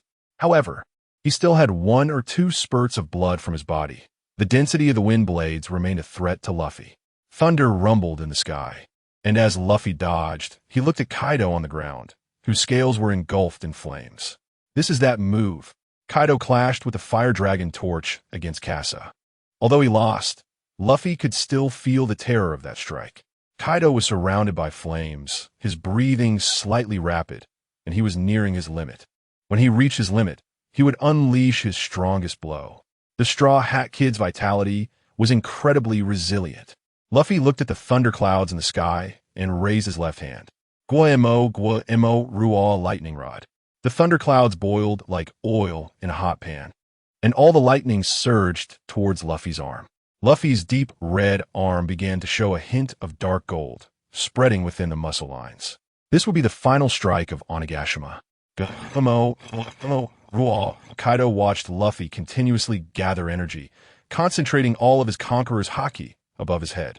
And he too would hold nothing back. Straw Hat Kid, let us settle this once and for all. Rising Dragon, Flame Bagua. Kaido soared into the air, initiating the attack first. As Kaido approached, Luffy shouted at his limit, continuously gathering power. Guo-emo Ruaw. Rubber Thunder God, 9 King Serpent. The lightning transformed into a lightning ring from his left arm to his right arm, with deep red and dark gold intertwining. The lightning juice rolled as he threw a punch. Breaking through the speed in the air, several sonic booms were left in his wake, and the violent explosions caused those still fighting to stop. The crew of the Sunny watched Luffy in the sky and the Blue Dragon charging up. Their hearts raced. Nami, Luffy, go for it. Usopp and Chopper, charge Luffy. Everyone focused on the outcome of this clash, while Kaido's gaze was sharp, watching Luffy behind the fist, as if he saw the two who ended his pirate crew in his youth. Kaido, this punch is for Tama. Luffy exerted force again, directly breaking through the space between the Haki entanglement and hitting Kaido. This punch is for Jean. This punch is for Reizu. This punch is... Ah! The rubber thunder god, Nine King Gun shattered the rising dragon, Flame Bagua. Luffy's countless fists, imbued with flowing Sakura, struck Kaido, violently driving him down to the ground. Luffy landed punch after punch on the unconscious Kaido, his fists directly imprinting on the scales. The armament Haki had been nearly depleted. Now Luffy was relying purely on his physical strength to deal damage. Each punch intimidated Jernika and Joseph. Luffy's forehead veins throbbed, his willpower squeezing out new strength from his body to attack Kaido. Suddenly, Luffy's attacks came to an abrupt halt. The storm suddenly fell silent, and the next moment, Luffy's body fell headfirst towards the ground. Their SA chance. Jernika instantly rushed towards Luffy's falling position. Now, only Sanji and the others were on the skeleton roof. So Jernika and Joseph could form a numerical advantage to forcefully kill Luffy. Joseph followed closely behind Jernika, while Sanji's speed was incredibly fast, about to catch up to the two. As for Zoro, he couldn't run at all, slashing several sword waves from a distance to affect their speed. Jernika and Joseph exchanged glances. This task required someone to make a sacrifice. Joseph instantly turned around, facing Sanji. "Get out of the way." Sanji launched his demon wind kick, wanted to kick Joseph away and even attack Jernika with the momentum. But Joseph stood directly in front of Sanji, unleashing all his strength and resolve. Iron block. Sanji's strike hit Joseph, and he instantly felt something was wrong. His foot was firmly held, and even though Joseph had lost consciousness, his movement was restricted, making it impossible to catch up with Jernika. Casa. In the final moments, Zoro and Sanji both remembered Casa. But Casa was intercepted by Kizaru. "Get out of the way, Kizaru. That's not happening. I can't afford to provoke the world government. So die here, Straw Hat Kid." Jernika aimed at Luffy's head. As long as the gunshot hit Luffy's head, everything would be over. But suddenly, a blue smoke appeared in Jernika's vision. "Sorry, the Straw Hat Kid can't die here." "Marco, what are you doing here?" Jernika's heart filled with rage. He had forgotten Marco's presence. Marco's appearance indicated that the battle in the sky had ended. Jernika was sent flying by Marco's strike, and the chance to kill Luffy was lost. CP0 was left with only him, no longer a threat. But the next moment, Jernika regained hope. Jean appeared beside Kaido. He and Marco had not settled their score, only a ceasefire. The reason for the ceasefire was the man standing next to Kaido at that moment. Shiki, the golden lion. The thunderclouds in the sky had dispersed. But Onigashima still saw no sun, an island floating in the air. "TCH, I didn't expect you, brat, to actually lose to someone from the East Blue." Shiki puffed on a cigar, his expression complex, and kicked Kaido lightly. "That's right. It's a kick." Shiki's foot had healed, and two famous swords hung at his waist. Casa and the others also arrived at Marco's side, while Kizaru concealed himself again. He was the only Navy present. Luffy was engulfed in blue flames, and Zoro stood behind him, watching Jean's back, who was facing Big Mom. Big Mom's aura had stabilized, and she could awaken at any moment. Water no. Meet Luffy quickly regained consciousness under Marco's treatment, but he was not yet combat ready. "Golden Lion, I didn't expect you, old man, to still be alive." Everyone's hearts tightened as Kaido woke up. Kaido forced himself to support his body. He had returned to human form, not wanting to fall before those who had always bullied him. "Ha, you're something else, brat." The remnants of rocks meet again. Luffy saw Kaido standing up, forcing himself to support his body, and met Kaido's gaze. "Oh, Straw Hat Kid, it looks like you can still fight. Kaido, bring it on. I will definitely liberate Wano." The two reignited the flames of battle, becoming sharply opposed to each other. But this time, Shiki stepped forward. It was clear that Kaido and Luffy had little combat ability left, and Shiki's words carried more weight. "Hey, Fishman Brat, I'm here to save you, not to let you die here." The fish fruit, mythical Zoan, azure dragon form of Kaido was referred to as the Fishman Brat by Shiki. "Huh, old lion, I never asked you to save me." Jernika felt a tightening in his heart as he realized that the Golden Lion had no desire to fight. He still wanted to use the Golden Lion to kill Luffy. But it was clear that the Golden Lion was planning to leave with Kaido and Big Mom. Jernica looked up at the sky, covered by the island, as if something was approaching. Casa watched as the Golden Lion's foot had recovered. It was likely the work of Carl's clone. At least some kind of transaction had taken place. Casa scanned the surroundings, but did not find Kabu and Kalu. Had they retreated? An unusual scent lingered, and with the current limited fighting strength of the few remaining, plus the approaching Golden Lion pirates, Casa felt they could no longer continue fighting. Sanji came to Casa's side, mentioning the odd behavior of CP0. Casa looked at Luffy. If they couldn't kill him, why was CP0 still inactive? Kizaru had also gone into hiding. Onigashima was complicated. They had to retreat. Just as Casa was about to persuade Luffy to leave, a beam of light suddenly descended from the sky, piercing through the sky island and striking a corner of Onigashima, landing in the waters of Wano. Wherever it struck, it turned to ashes. Everyone looked up, instantly horrified, halting any thoughts of fighting. Run! The light engulfed the sea, and the suddenly receding waters made the currents surge violently. Under Nami's command, the Sunny barely stabilized near Onigashima. The submarine of the Heart Pirates was being towed behind the Sunny, and both pirate crews were waiting for their captain's return. Suddenly, a beam of light struck the land of Peach Bowl, and in the eyes of everyone, a large portion of the Peach Bowl was instantly consumed, with the currents surging back toward the void. What was this? Nami and the others were shocked by the sudden attack from the sky. But in the next moment, several figures appeared on the deck. It was Luffy and the others. Luffy. The moment everyone saw Luffy, they instantly felt reassured. Casa spoke up. Nami, Jinbe, head to the location of the first attack immediately. Nami exclaimed in shock. Casa, are you serious? Hurry. The chance of the same projectile landing on the same spot is almost zero. Casa's determination made Nami make a choice. The Sunny headed toward the vortex ahead, and Law returned to his submarine, preparing to leave Wano in his own way. The battle was over. He and Luffy's alliance had defeated the Beast Pirates and Big Mom Pirates' alliance, and there was no longer a need for cooperation. Casa looked at the distant Wano. He had a rough idea of what this power was. Uranus. If nothing unexpected happened, the world government planned to use Uranus to destroy Wano's barriers and then capture Pluton. The information about Pluton must have been provided by Carl and the others.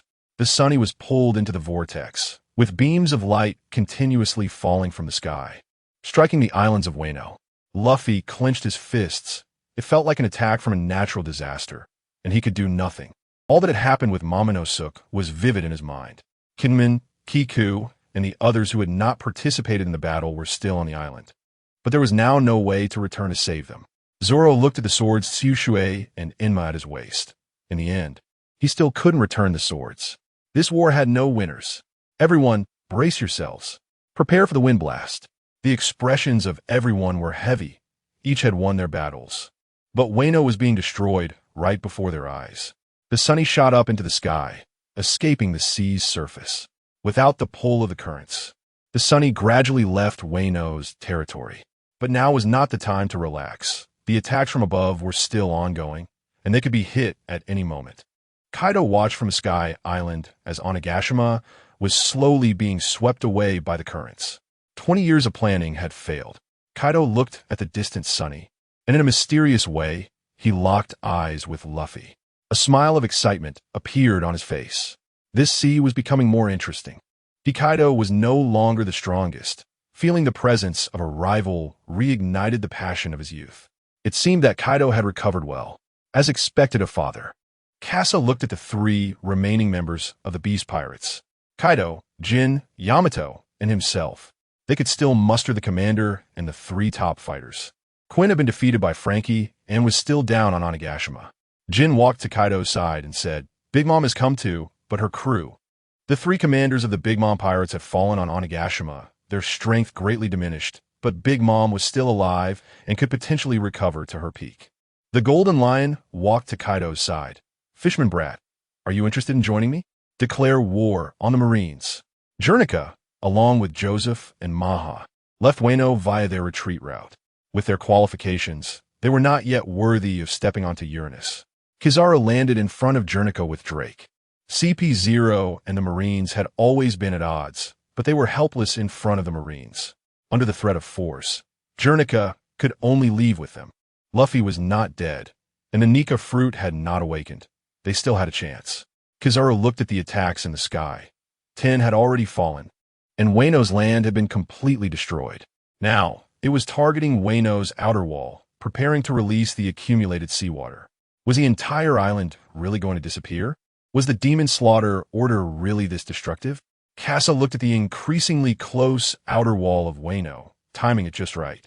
As Uranus was about to attack the outer wall, everyone's hearts were in their throats. Jinbe, prepare for the wind blast. Keep an eye on the situation in the sky. Uranus was too far away, and Casa had no chance to predict the attack with observation hockey. Suddenly, Nami sensed something and hurriedly shouted, "Now, Jinbe!" Jinbe, who had long since placed his finger on the wind blast button, pressed it directly, and the Sunny instantly accelerated, rapidly leaving the range of Wano. A beam of light fell slightly behind the Sunny, and everyone looked back at the beam that nearly struck them, breaking out in a cold sweat. Casa noticed that a quarter of the light had fallen inside Wano, with the rest shifting outward. It was clear that the opponent was trying to attack them. Fortunately, they had already left Wano's range, and the opponent should not have the opportunity to attack them. Nami looked at the rushing seawater. The nearby currents were affected, and they had to fly out a bit further. While still in the air, everyone looked back at Wano. This time in Wano, they had lost a lot, but fortunately, the Straw Hat crew was still alive, a silver lining amidst the misfortune. Morgans, hiding in the clouds, watched the departing Straw Hat crew and snapped a closing photo. CP0 had been searching for his location, so he had been hiding, not giving them a chance. Kabu spoke up. "Morgans, we'll be counting on you from here on." Seeing Kabu appear, Morgans handed over his invisibility cloak, an important tool for avoiding CP0. He felt a bit reluctant to part with it now. Today had yielded many shocking pieces of information. The defeat of Yonko, the rise of the Straw Hat crew, the involvement of admirals, and the remnants of rocks.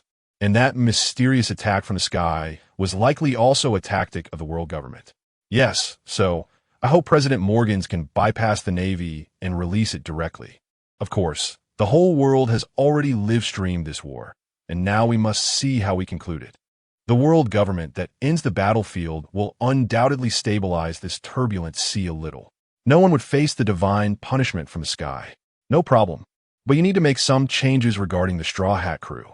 The Sun God, Nika battles, the Beast Kaido. The New World Navy headquarters has closed all doors and windows, and the curtain is frozen on the scene of Luffy knocking Kaido out. Not long ago, this young Fifth Emperor left the Big Mom territory and went directly to Wano country. In less than a month, he overturned Kaido's rule.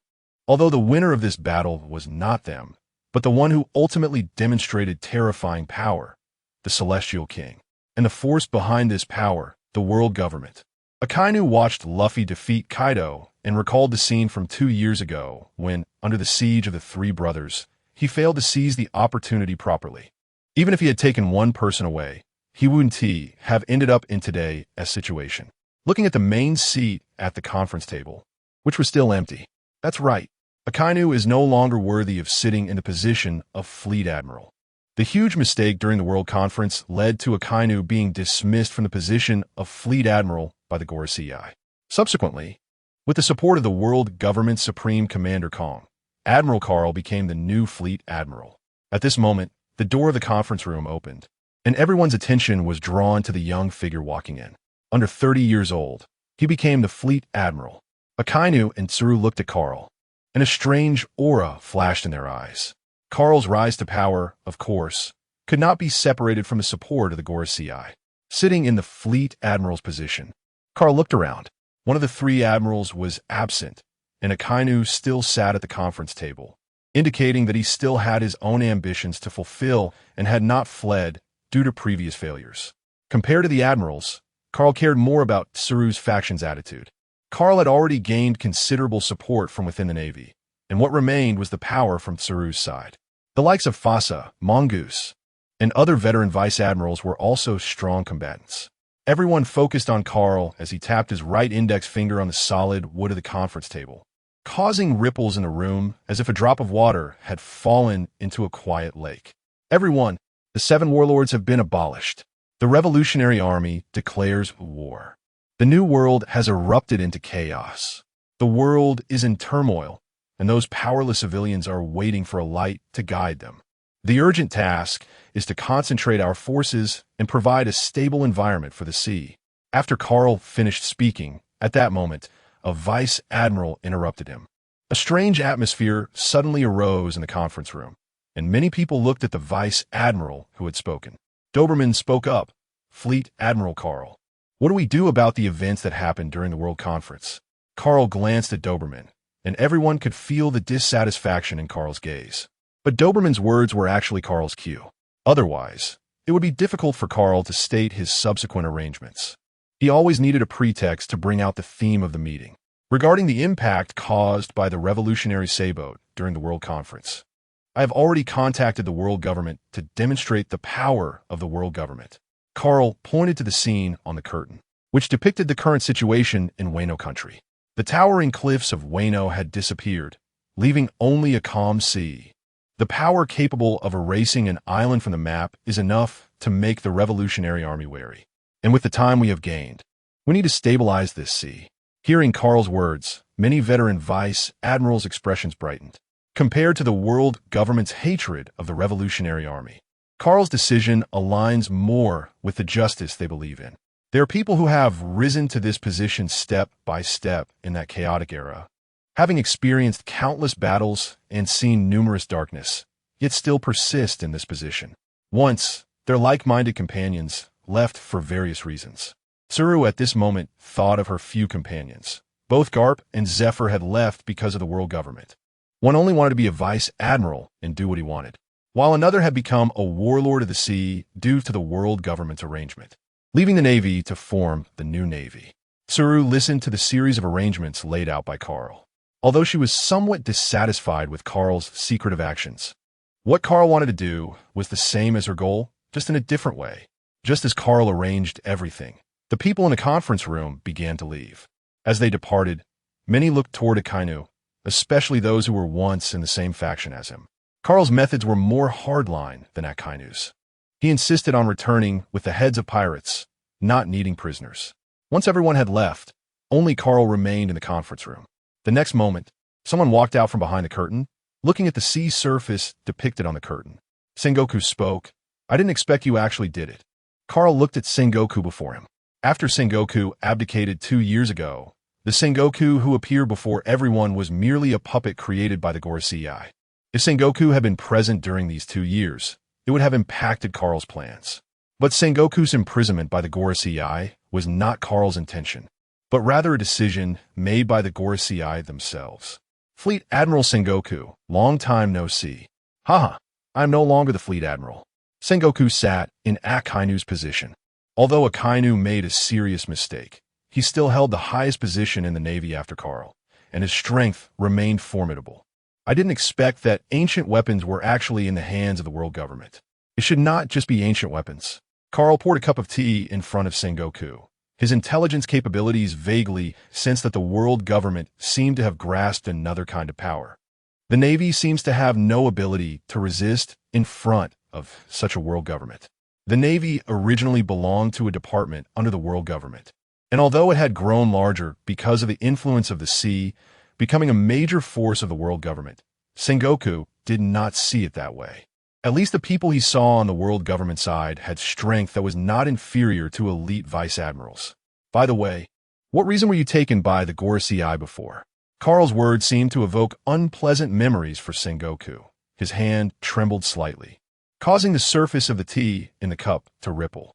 Among the celestial dragons, there is an evil existence. Celestial dragons? A celestial dragon recognized by the Gorosei? No. Given the attitude of those 5, it should be an equal or even higher status. Sengoku's judgment made Carl ponder. Positioned between the Gorosei and Im's Haya? Could it be the person behind the ninja? Carl had already traded the usage rights of the map Den with the Gorosei in exchange for the position of Fleet Admiral and Sengoku's safety, as well as a meeting with him. Now, combined with the map Den developed by the Celestial King and Carl, It had become a human cannon capable of full map perspective, hitting wherever it pointed. The sea is already within the attack range of the world government. As long as the location of the Revolutionary Army is detected, the threat they pose will be easily dealt with. Therefore, the five elders have instructed Carl to find out the location of the Revolutionary Army and let the world know about the next confrontation with the world government. The reason Carl dares to disregard the five elders' task and stabilize the chaos in the sea first is that the location of the Revolutionary Army has long been known to the underworld. In fact, with the underworld's assistance, the CP organization failed to find any clues about the Revolutionary Army. Carl has always maintained contact with the Revolutionary Army. Otherwise, he wouldn't have allowed Akainu to make a fatal mistake that enabled Carl to seize the opportunity to rise to power. The location of the Revolutionary Army is Carl's trump card in his transaction with the five elders, and he cannot reveal it so soon. The meeting room has rarely fallen silent. Sengoku seems to be deep in thought. Admiral Carl, the Navy's power is more than enough for the four seas and the paradise. But how will you handle the New World? The screen displayed images of Kaido, Big Mom, and the Golden Lion, followed by the abolition of the warlord positions, such as the Empress, Dracula Mihawk, Whitebeard II, Trafalgar Law, Buggy the Clown, and Gecko Moria. These individuals still exist in the New World and represent a formidable force. Due to Blackbeard's attack, the Empress has already left Amazon Lily, causing the Navy to lose the opportunity to capture her. However, the Navy has also showcased new pacifists with this opportunity. Although Kobe's capture forced Garp to head to the Hive to rescue his disciple, Carl knows that with the current strength of the Navy, they cannot reclaim territories from the Yonko and warlords. As for Luffy, they are merely an adventure group, and Carl is not worried. After all, the goal of those old pirates is to occupy an island and extract all its economic value, especially since the Golden Lion has left Wano with Kaido and Big Mom. These remnants of rocks will surely stir up another bloody storm. The Navy's strength is indeed still insufficient. Therefore, I hope you can help persuade Teacher Zifa. That guy Zifa? He is a reliable force, I understand. A few days later, in the first half of the Grand Line, the defeat of Kaido and Big Mom has made the pirates restless, eager to seize the islands under their command. But as soon as the pirates set sail from the paradise, they saw a naval ship appear before them. How is that possible?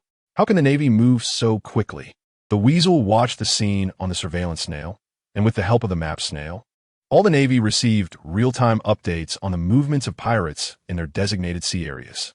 As soon as the pirates prepared to set sail, the Navy would directly launch a strike from the nearest naval base.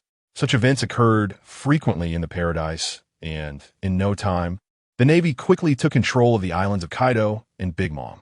As for the New World, the Navy has not yet acted. They are escorting the royal families participating in the World Conference to their respective countries safely. For a time, the pirates' actions went unchecked. Newspapers scattered across the sky once again stirred up a storm. New Four Emperors. The name of the new era, Red Nose. The powerful Cross Guild. Among the 10 newspapers that reached Mariewa, only one was about the sun god Nika. Is the world government controlling the narrative? Are they allowing Buggy the Clown to rise? All of this is possible, but it cannot be denied the power of the Cross Guild. With a bounty of 5 billion berries, Mihawk in 996 billion berries for Crocodile, plus Buggy the Clown with a bounty of 189 billion berries.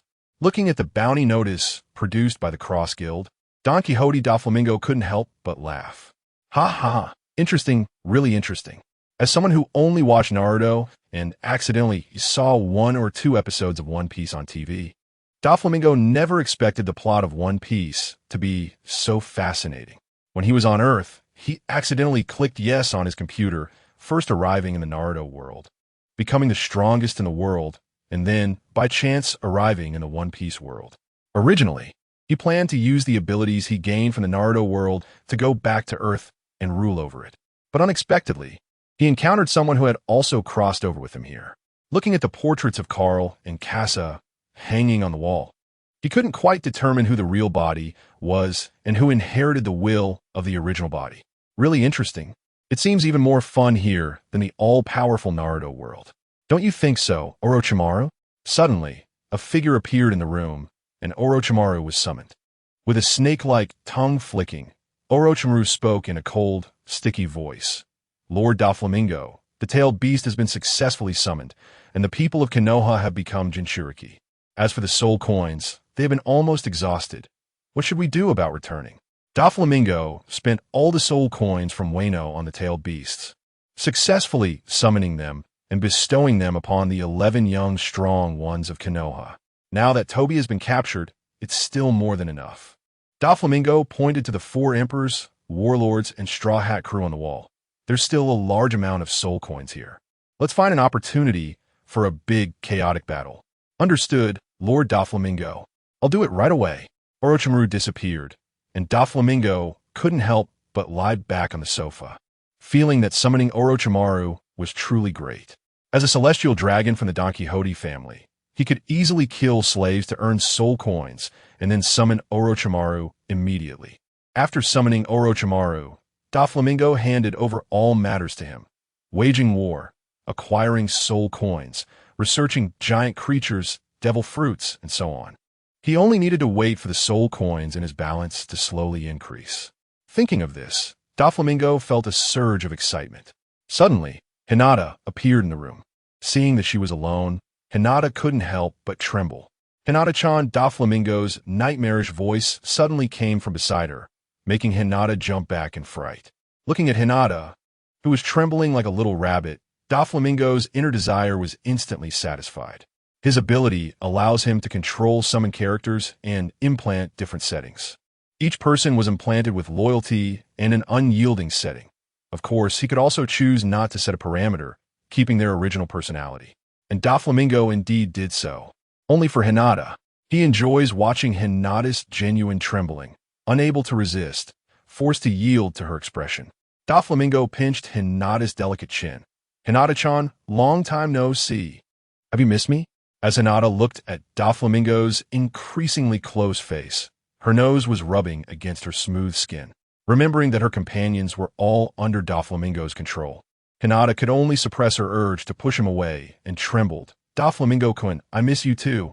Hearing Hinata's voice and sensing the fear within it, Doflamingo became even more excited. Unable to resist, he grabbed Hinata's head and pressed it down, but sensing that Hinata was resisting a bit. Perhaps it was the confidence given to her by the 3 tails. Doflamingo didn't apply force anymore, took a step back, and said, Hinata-chan, you wouldn't want Naruto-kun to know about all the things you did, right? A thunderbolt struck Hinata's heart.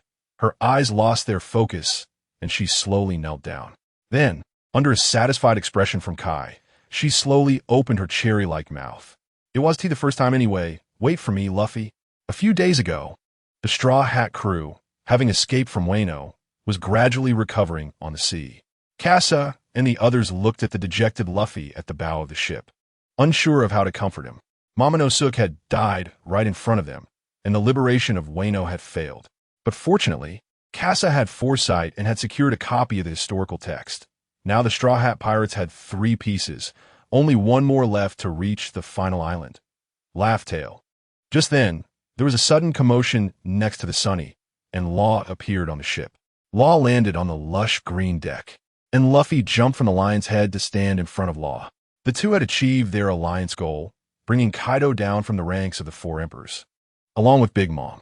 Since Kaido was out of the picture, it was time to rely on their own abilities. The alliance between the Straw Hat Pirates and the Heart Pirates had ended, and now it was a competitive relationship. Soga, I understand.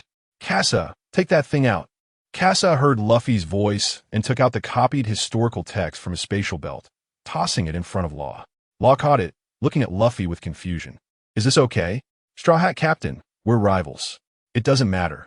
The one who will become Pirate King will be me, Luffy said with a smile. And everyone could feel that Luffy had revived.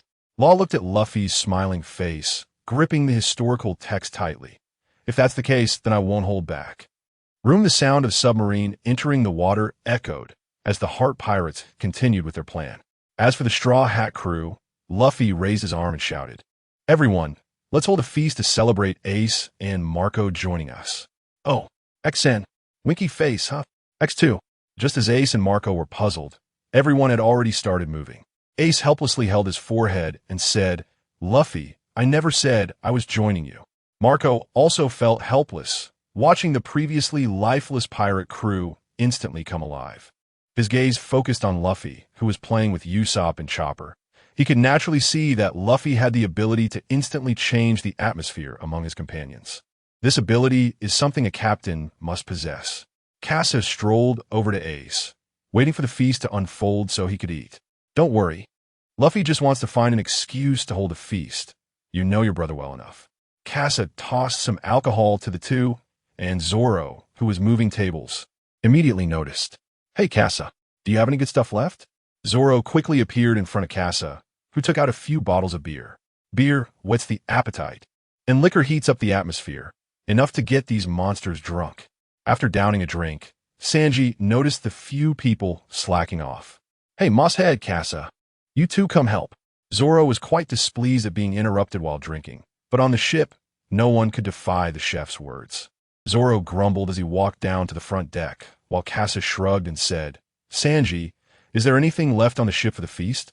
Sanji was still counting the food in the spatial belt, and as Casa guessed, there was not a single crumb left. While in Wano, the Straw Hat Pirates had used their own food to rescue those they encountered, so there was nothing left. The atmosphere suddenly cooled down, but Casa revealed a wicked smile the next moment. No worries, I've got plenty of food. Casa had purchased a large amount of supplies from the system shop. Although the food from the system shop couldn't be used as materials for Casa's gourmet feast, it was still good enough for daily meals. After Sanji took over the ingredients, he prepared to start the feast. The sunny became lively once again as night gradually fell. Under the moonlight, the lights of the Grand Tesoro shone brightly, and the sounds of celebration could be heard coming from it. A giant bird landed at the Grand Tesoro's landing site, a spot specially prepared by Tesolo for the underworld. Kaji and Kaku watched as Kabu and Califa landed. Kaku asked, "Where's Cass?" Then he looked at Kaji, who was unsurprised, clearly knowing something. I've calculated Kaido's fate. His future is shrouded in mist. It's obvious that a traveler is following him, and without a doubt, Cass will continue to stay by Kaido's side. Kabu approached the two and said, I've asked the main body. Cass has autonomous decision-making ability, so he must have judged that he should stay with Kaido. Califa added, the Navy's actions have already started, and the world government has obtained the genuine Pluton, so our plan must move quickly. Kaku glanced at the giant bird. Although it was massive, it seemed particularly small compared to their target. With the king and the transponder snail, they might really be able to intimidate the seas. Of course, they also needed to show the world absolute power. Kabu sipped his cola, raising his hand to count. 5, 6, 7, 8, 9. It's just the 5 of us trying to take the king from the Gorosei, and him. That's no small task. Kaji blew on the tea leaves in his cup. When necessary, the main body will also help. He is the light of this world. I will be the shadow of this world. Well, it's lonely. Luffy lay on the deck, feeling that Ace's departure had made the ship's atmosphere feel half as lively. Nami looked at Luffy, recalling what Ace and Marco had said after their hearty meal.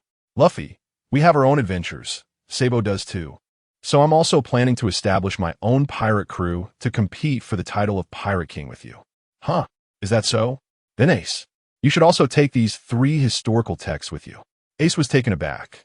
With 3 historical texts, he would be just like Luffy. But he didn't have any crew members who could understand the texts. Looking into Luffy's sincere and cute eyes, Ace helplessly accepted the 3 historical texts. Ace, where are you going next? I need to pay a visit to Buggy the Clown. He has helped me a lot in the past 2 years. So I want to see if I can get a ship from him. If you need a ship, feel free to ask me anytime. The final conversation concluded with Frankie. Ace had a connection with Buggy 2 years ago, and this connection had continued into the new world. How long are you going to be downcast? You need to decide on a course now, Captain. Nami poked Luffy with her climate tact. Luffy looked weakly at the log pose in Nami's hand. Just as he was about to decide on the course, Casa walked over. I have a good suggestion compared to the next island. Oh, X2. Casa took out the life paper leading to Grand Tesoro. Nami should have collected quite a bit of treasure, so we need to find a place to digest these treasures. Nami nodded vigorously, and Luffy seemed to recall some interesting events that had happened at Grand Tesoro, even though they had ultimately escaped from there. Nami also thought of this moment, and Casa said, Don't worry, Gulen will not refuse wealthy clients. Wealthy clients. This confidence made Nami feel secretly pleased inside. After 2 years on this ship, they finally escaped the fate of the poor pirate crew. Kaido's treasure would be enough for them to use for a long time. The goods on Gulen were sufficient to replenish a lot of food and backup resources. Chopper needed to replenish medicinal materials. His transformation into a giant monster mode had drained a lot of his internal medicinal power, so Chopper needed to restore it as well. Frankie was the same. His armored dinosaur tank and rhino bike had been consumed in battle, so he naturally needed to replenish them, including the modification technology he obtained from Queen. Usopp seemed to have interesting things to develop with Frankie as well. As for the others, they also needed to relax in Gulen. Alright, let's head to Gulen. At this moment, new bounty notices had spread across the seas, and the people on Gulen had received the latest bounty notices. Tezzalo looked at the protagonist of this bounty notice, the 4 emperors, Sun God Nika, Men.The, Luffy. This was a newspaper produced by the World Newspaper Agency. So the title of Sun God Nika spread throughout the world, and those who still carried the will of ancient legends were slowly awakening. The Straw Hat Kid turned out to be the Sun God Nika. As someone who was once a slave, Tezzalo naturally knew the legend of the liberator warrior Nika, but it no longer held any significance for him. The dragon-slaying boy had become an evil dragon. He was the one who did not want the sun god to exist. Stalhat Keet Men.The Luffy. Bounty 5 billion berries. Navy issued bounty notice title. Achievements: defeated Kaido head-on. Phantom Thief Gaza. Bounty 2 billion berries. Achievements: blocked over 20. 000 members of the Beast Pirates with a mysterious figure. Killed 400 gifters and 7,000 waiters. Faced Kaido head-on. Buying time for Captain Straw Hat Luffy. Killed Big Mom Pirate Star Katakuri and engaged with Admiral Kizaru. Pirate Hunter Roronoa Zoro. Bounty 5 billion berries. Achievements: defeated Big Mom alongside Fire Fist Ace and the Death Surgeon, and intercepted CP0. Blackleg Sanji. Bounty 49 billion berries. Achievements: defeated Big Mom Pirate Star Katakuri. Blocked a fatal blow from Kaido to Straw Hat Kid. Defended Straw Hat Kid, providing logistical support for recovery, and defeated 2 CP0 members. See Hero Jinbei. Bounty 39 billion berries. Achievements: defeated the Beast Pirates Foz and 2 Flying 6, and intercepted one of the 3 main board members, the Beast King Kaido. Son of the Devil Nico Robin. Bounty 5 billion berries. Achievements: defeated Big Mom Pirate Star Smoothie and intercepted Kaido's son Yamato. Pirate General Frankie. Bounty 940 million berries. Achievements: defeated one of the 3 main board members of the Beast Pirates, Queen, and killed around 100 waiters. King of Souls Brook. Bounty 830 million berries. Achievements: defeated Big Mom Pirate Star Oven, and as a main force, intercepted Kaido's son Yamato. Sniper King. Bounty 800 million berries. Achievements: assisted the 300 Mink tribe in defeating Big Mom Pirates and Beast Pirates. Little Thief Cat Nami. Bounty 670 million berries. Achievements: defeated Beast Pirates Runny and Black Maria, 2 Flying 6. Fierce Beast Deer Monster. Bounty 500 million berries. Achievements: defeated 10 Beast Pirates Brutes, briefly becoming the only war god on the battlefield. Pet Tony Chopper. Bounty 000 berries. Achievements: took away the treasure of the Beast Pirates.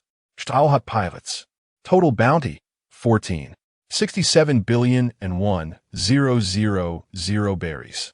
The Straw Hat Pirates arrived at Gulen again, and this time, everyone felt the unusual gazes from others. Surprise, fear, admiration, and a few hot looks. Luffy sat at the bow of the ship, curiously looking around. Although it was his second time here, last time was rushed, and he didn't have the chance to explore thoroughly. This time, the Straw Hat crew needed to stay in Gulen for a while due to resupply reasons. Bakara arrived at the dock to wait for the Straw Hat Pirates. The crew was still wary of what happened last time, fearing the other party would seek revenge. But seeing Bakara's enthusiastic demeanor, it seemed he was not affected by the previous incident at all. Instead, Sanji rushed to Bakara like a whirlwind. Bakara couldn't believe that the man fawning over him was actually the pirate with a bounty of 1. 49 billion. Casually brushing off Sanji, Bakera began to doubt the authenticity of the bounty. However, when he saw the imposing Zoro, Jinbei, and Frankie behind him, Bakera didn't dare to be too presumptuous. Hey, Usopp, look, it's that turtle car from last time. Luffy spotted the racing car speeding by and remembered how he, Usopp, and Chopper formed a racing team last time and won first place. The captain was indeed like this, even though he had seen it last time. Bakera still found it novel. Nami walked up to Bakera, and seeing Bakera so enthusiastic, she naturally understood the reason. It seemed that not everyone in the Straw Hat Pirates was strange. Yes, beautiful lady, I wonder if I could trouble you with a request. Brook appeared in front of Bakera, but was kicked away by Nami. Really, they all act like this. Nami took out the authority of the Straw Hat Pirates to speak, and the imposing trio stood behind Nami like little brothers. Bakera looked at Nami's intimidating gaze, and his aura weakened instantly. Hey, mit lush time. But this time seems a bit different. That's natural. You are esteemed guests. Last time you had just defeated the warlord Don Quixote da Flamingo, but this time you defeated 2 of the 4 emperors. The 2 cannot be compared. Tezzolo naturally had to treat characters of the 4 emperors level with special care. Everyone arriving at Gulen requires formal attire. Please follow me.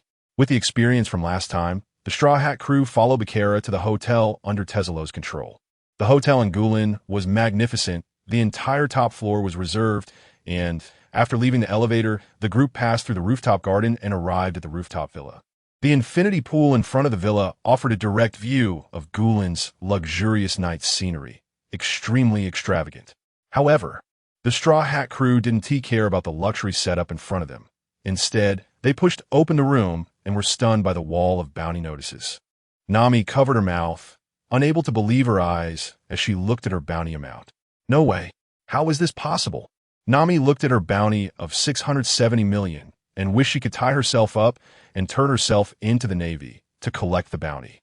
Oh, what to do? What to do? I'm also an 800 million bounty pirate now. It's great. But this way, there will be so many Navy officers targeting my head. Usopp felt both fear and joy about his 800 million bounty. Chopper looked at his 2 bounties and fell into a state of mental breakdown. 500 million berries. 1,000 berries. 500 million berries. 1,000 berries. Everyone else was laughing as they looked at their bounties, except for Sanji, who was busy staring at his own bounty. He was only 10 million berries away from Green Algae Head. Sanji suddenly felt a nauseating glare. Zoro provocatively looked at Sanji. Although he didn't say anything, Sanji still sensed what Zoro wanted to say from his eyes. Oh, isn't that little 4? Sanji, hey, Green Algae Head. What does that glare mean? Zoro, huh? What did you say? Little 4. Damn it. Just as the 2 were about to erupt into a fight, Luffy suddenly shouted, Yay 3. 5 billion berries. The atmosphere among the Straw Hat crew became a bit cheerful. At this moment, Backhollow rang the cannon, attracting everyone's attention. Congratulations to everyone for becoming the new generation of Yonko. This is a gift from Gulen. This villa permanently belongs to the Straw Hat crew. I hope everyone remembers the friendship that Gulen has given you all. The name Yonko caught everyone's attention. Luffy also calmed down at this moment. Then holding a straw hat, he stared blankly at it. His expression seemed a bit off. Casa also looked at that straw hat, feeling a sense of disharmony. But Luffy wouldn't care too much. Soon the fame of the Yonko caught Luffy's attention. The next time the bounty increases will be when he becomes the Pirate King. Everyone laughed, seemingly imagining the scene of Luffy becoming the Pirate King. However, Casa felt something strange. What was this odd feeling in the midst of clarity? Looking at the other 3 Yonko on the wall, Buggy the Clown of the Cross Guild, Blackbeard Teach, and Shiki the Golden Lion, at the Navy headquarters in the New World, Carl had just received a call from the 5 elders. After receiving the order, he hung up, not taking it seriously. Through Carl's efforts, the Navy was subtly nearing a break from the control of the world government. The recent task from the 5 elders was for Carl to take the Navy to seize territories in the New World. That territory was equivalent to that of a Yonko, and for some reason, it suddenly became vacant without the protection of any Yonko. Although he was displeased with the order from the 5 elders, the vacated territory represented real power. Thinking of this, Carl took out a transponder snail from the drawer, which could prevent eavesdropping. As he waited for the other side to pick up, he began to recall why those territories were empty. The new Yonko seemed a bit off. Weren't there 5 Yonko before? Click. Just as the call connected, a voice from the other side said, "Is it you, Carl?" "It's me." The Marine Admiral and the leader of the Revolutionary Army began a dialogue to discuss the vacated territories in the New World. At that moment, on an unknown island in the New World. Perhaps it was unknown at this time, but 2 weeks ago, 3 days before the Onigashima War, this island was known as the gathering place of the Iron Wall Yonko pirate crew. 6 people dressed in black robes with auspicious clouds, and 2 men in Japanese Warring States armor stood on a giant vine. The island was in ruins, clearly the aftermath of a great battle. "Hey, Obito, how are you doing? I've already found it, keep going." The man in the red battle robe caught the red doll thrown by Obito. 10 dolls had been collected. Obito put away the kunai with demon patterns in hand, empowering it with the fun fruit, which was a key weapon in this battle. One of the 6 in black robes stepped forward. The people of this world are indeed strong. Even when the captain was turned into a doll at the first moment, this group could unleash powerful strength. "It's fine, Pain won. At least I had a lot of fun fighting." Hashirama comforted Pain with a smile, looking very carefree. But the recent battle had nearly wiped them out. Led solely by Ben Beckman, they had almost destroyed the top combat power of the ninjas. The god of ninjas and the Uchiha clan leader, along with Pain from the Akatsuki. The ninjas' covert actions rapidly closed the distance when red-haired Shanks was caught off guard. Although Shanks sensed it before the two made their move and unleashed Conqueror's Haki, nearly knocking them out, the props provided by Don Quixote Doflamingo blocked Shanks' attack. Hashirama rushed in front of Shanks, grabbing his right hand, and then Obito's fun kunai touched Shanks, turning him into a doll. This causality weapon made the members of the red-haired pirates forget about their captain's existence. But the sudden outbreak of battle also made the red-haired pirates vigilant and began to fight back. Pain's animal path summoned various summoned beasts. Although they were quickly dealt with, they barely managed to block the two with the regeneration ability of the 9-headed dog. Subsequently, Obito and Hashirama stood in front of Ben Beckman, and a great battle erupted on the island. However, no one knew that in this unknown situation, the existence of the Yonko was erased by the fun kunai. After the battle, the ninjas spent several days healing and searching for the dolls that had fallen in battle. After collecting all the dolls, Hashirama could feel the unwilling consciousness of the red-haired pirates within them.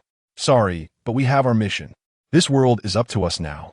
Pirates, let us go, Hashirama."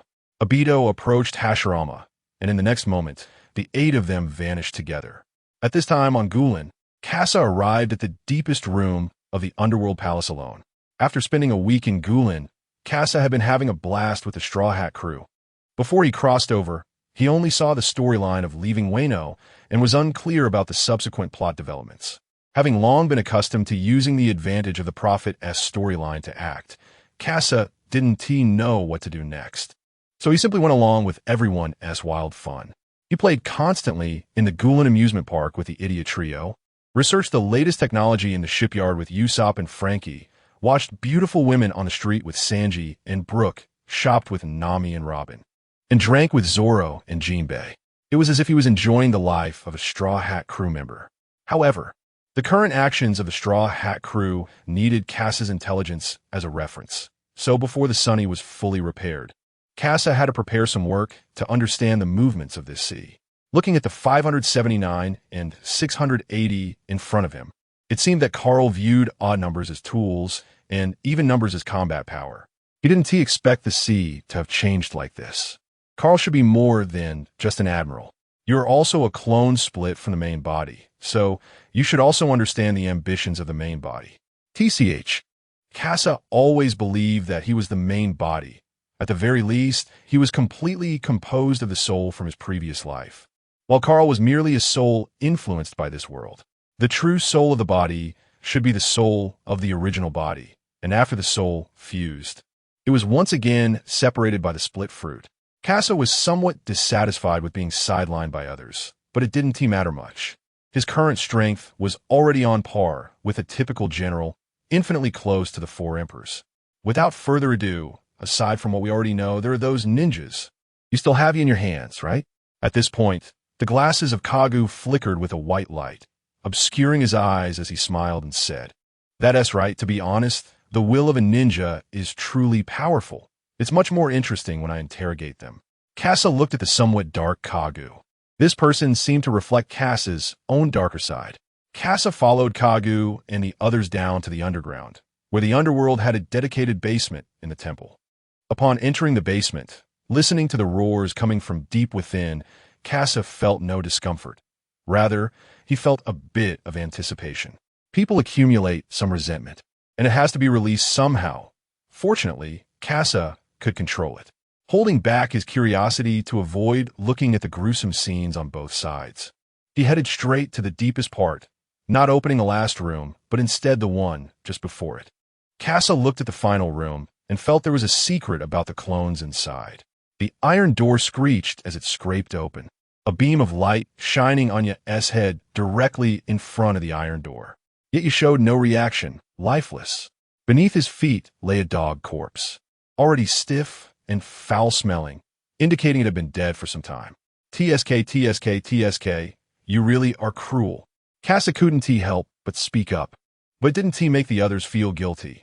Instead, Kaga became slightly smug and said, "You have no idea how strong the will of a ninja is." Of course, it could also be that the ninja world has illusions, giving them strong resistance to illusions, even if they are not from the same system. Kasa frowned. He had thought it would be easy to capture them, but it turned out to be so complicated. Kagu kicked the dog corpse beneath him, and this time you reacted, trembling, but still did not lift his head. "My illusions need the opponent's will to show a flaw before I can invade their consciousness. But their will is too strong for normal means to work, so I choose to break their defenses." Kasa looked at Akamaru's body, seemingly intact, yet there appeared to be 1 or 2 marks where the flesh had been torn. Kasa pondered, if it were him, how would he make someone with a pet break down? Watching their pet die? Or eating the pet's flesh? Vaguely, Kasa seemed to guess Kagu's method and couldn't help but tremble. Could it be that he also had such a dark side? Ahem. So what is the result? The identity of the ninjas? The final goal? Kasa's words triggered Ya's nerves like a keyword. It was Ya who spoke instead of Kagu. "My master is a celestial dragon, and our final goal is to leave here and return to the real world." The real world? Kasa glanced at Kaju. He knew from the pen spirit that the tool to leave this world was a box. It was right on Carl. It seems that there will eventually be a battle between the ninjas and Carl, which has nothing to do with him. Kasa planned to become a small pirate on a pirate ship, following his captain to Raftel, helping his captain become the Pirate King, and then have some fights with powerful opponents. "I know you want to take it easy, but it's not up to you right now." "What do you mean?" Kagu stroked Ya's head. "Ninjas have always been dedicated to war, aiming to earn a large amount of soul coins. The battle at Onigashima was just harvesting behind you, indicating he has not yet reached the peak of his power. We have always been unaware of his identity, so he should also be developing, reaching the peak of his strength. At that time, they should initiate a war led by them." Player mentality. After getting a system, traversers feel they can override the natives, treating them like NPCs and then act as if they are playing a game. However, Kasa, influenced by his body and Carl, knew that having a system did not mean everything. Moreover, during his interactions with the pirates, he could also feel those real, tangible emotions, not the programmed feelings of a game. So this is why he still enjoys staying on the sunny, living a simple daily life. Life isn't about fighting small monsters all day. Isn't it's just fishing, eating, and only battling small monsters when they disrupt the stability of life. If it really is as Kaju said, then Kasa could roughly understand who the mastermind behind it all was. He also couldn't avoid being drawn into the war. Kasa glanced at Kachi on the left. Had Shien divined something? My existence should make it difficult for him to calculate the specifics of the Straw Hat crew. Fate appears shrouded in mist. But does the interrupted part mean that the person involved has died? Kasa's mind raced, and the room fell silent for a brief moment. Suddenly, Ye erupted, lunging at Kaju, but the sudden outburst didn't alarm everyone. Kaju calmly clapped, and he was instantly knocked back. "You little rascal. Did you think I would know you wanted to break free from control? Damn it, Akamaru." Ye's counterattack was ineffective, and he looked at the lifeless Akamaru on the ground, roaring. Kaido approached Casa. Recently, there has been an experiment to see if the souls of these ninjas can be absorbed. Casa understood what this meant. Generally, summoned beings could not be absorbed into soul coins, and Kaido wanted to test whether these ninjas could be subverted. If their souls didn't belong to him, then there was nothing to be done. Casa decisively shot him in the head. There were no signs of soul coins increasing at all. Just like that, one of the 12 strong of the Naruto world was killed. Casa shrugged, and everyone knew what the situation was. Casa prepared to leave, but Kawu blocked his way. This war is unavoidable for everyone. Join us. No, my captain hasn't become the pirate king yet. I can't leave the ship. After returning to the villa, watching everyone enjoy the delicious food Sanji had prepared, Casa tidied up his mood and joined in. Luffy, didn't you just win the championship in the eating contest at the amusement park? How can you still eat? Sanji, I can eat whatever you make. Chopper was a bit worried that Luffy would have indigestion, but after considering Luffy's performance, he let it go, happily eating the food in front of him. Huh, where's my meat? Luffy, you stole my meat again. It became lively, and Casa raised his plate to prevent Luffy from getting ahead of him. While Chopper still hadn't learned to be cautious. After a lively dinner, Casa drank tea in the garden to digest. After more than a week, everyone seemed to have gotten used to this life, but they all knew they would soon leave. Chopper was in the garden's herb patch, making medicine, swallowing freshly made pills in one go. Taking medicine after a meal enhances its effect. Chopper, haven't you finished your supplements yet? During the battle at Onigashima, after transforming into a giant monster, Chopper was consuming the medicinal power accumulated in his body, so as not to harm his physical essence. Chopper picked up another pill, frowning. The pill was very bitter. Not yet. I still can't transform into monster mode. If I encounter a battle, I might not be able to help. Just do your best. Casa didn't stay long and continued walking forward, looking at the crescent moon in the sky. From the full moon of Onigashima to the current crescent, nearly half a month had passed. It's time to get ready to set sail. Casa was holding a newspaper and walking back, just as Sanji finished serving the dessert after the meal. Casa frowned and said, Luffy, shut up. That's mine. By a narrow margin, Casa managed to keep his dessert, and the table was quickly cleaned up. Luffy, with his sharp eyes, noticed the newspaper in Casa's hand. Casa, what's that in your hand? Casa threw the newspaper on the table, saying that everyone had been on vacation lately and hadn't had time to read the news. This is useful information I've collected over the past few days. You all should take a look. Casa still had a newspaper in his hand that he hadn't fully handed out yet, but there were enough newspapers on the table for them to digest. How could this be? Sabo would never do such a thing. Luffy became tense immediately, and Robin frowned, noting that this behavior was not typical of the Revolutionary Army.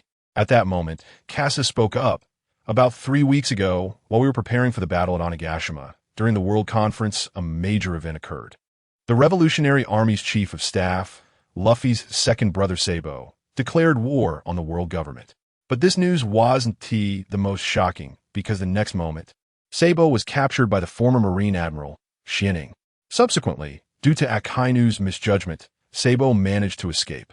Seeing this, Luffy's expression improved significantly. He thought he was going to have to go to Impel Down again.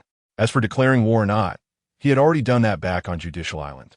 However, what Robin saw was not the key point, because Casa's newspaper also contained intelligence extracted from the underworld.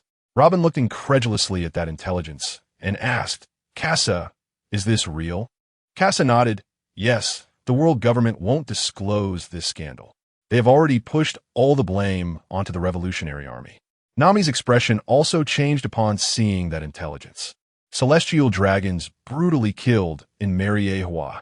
The term celestial dragons here does not refer to a single person, but to all the celestial dragons in mer.The. Although some celestial dragons were not in mer.The. and escaped the death scythe, most of the current celestial dragons are dead, making it impossible to maintain the current rule of the world government. Once this matter is known to the major countries, the seas could stir once again. But the next moment, Sanji exclaimed in shock, that bastard Blackbeard actually did such a thing to Lady Hancock. Each person held a copy of the newspaper. Looking at their respective contents, Sanji happened to have the newspaper about Blackbeard attacking Amazon Lily. Luffy took it and saw that Hancock was safe, but Kobe had been captured. He frowned. Although he was good friends with Kobe, everyone had their own adventures, and besides, Kobe was a Marine. After a brief moment of thought, Luffy decided, okay, let's go rescue Kobe.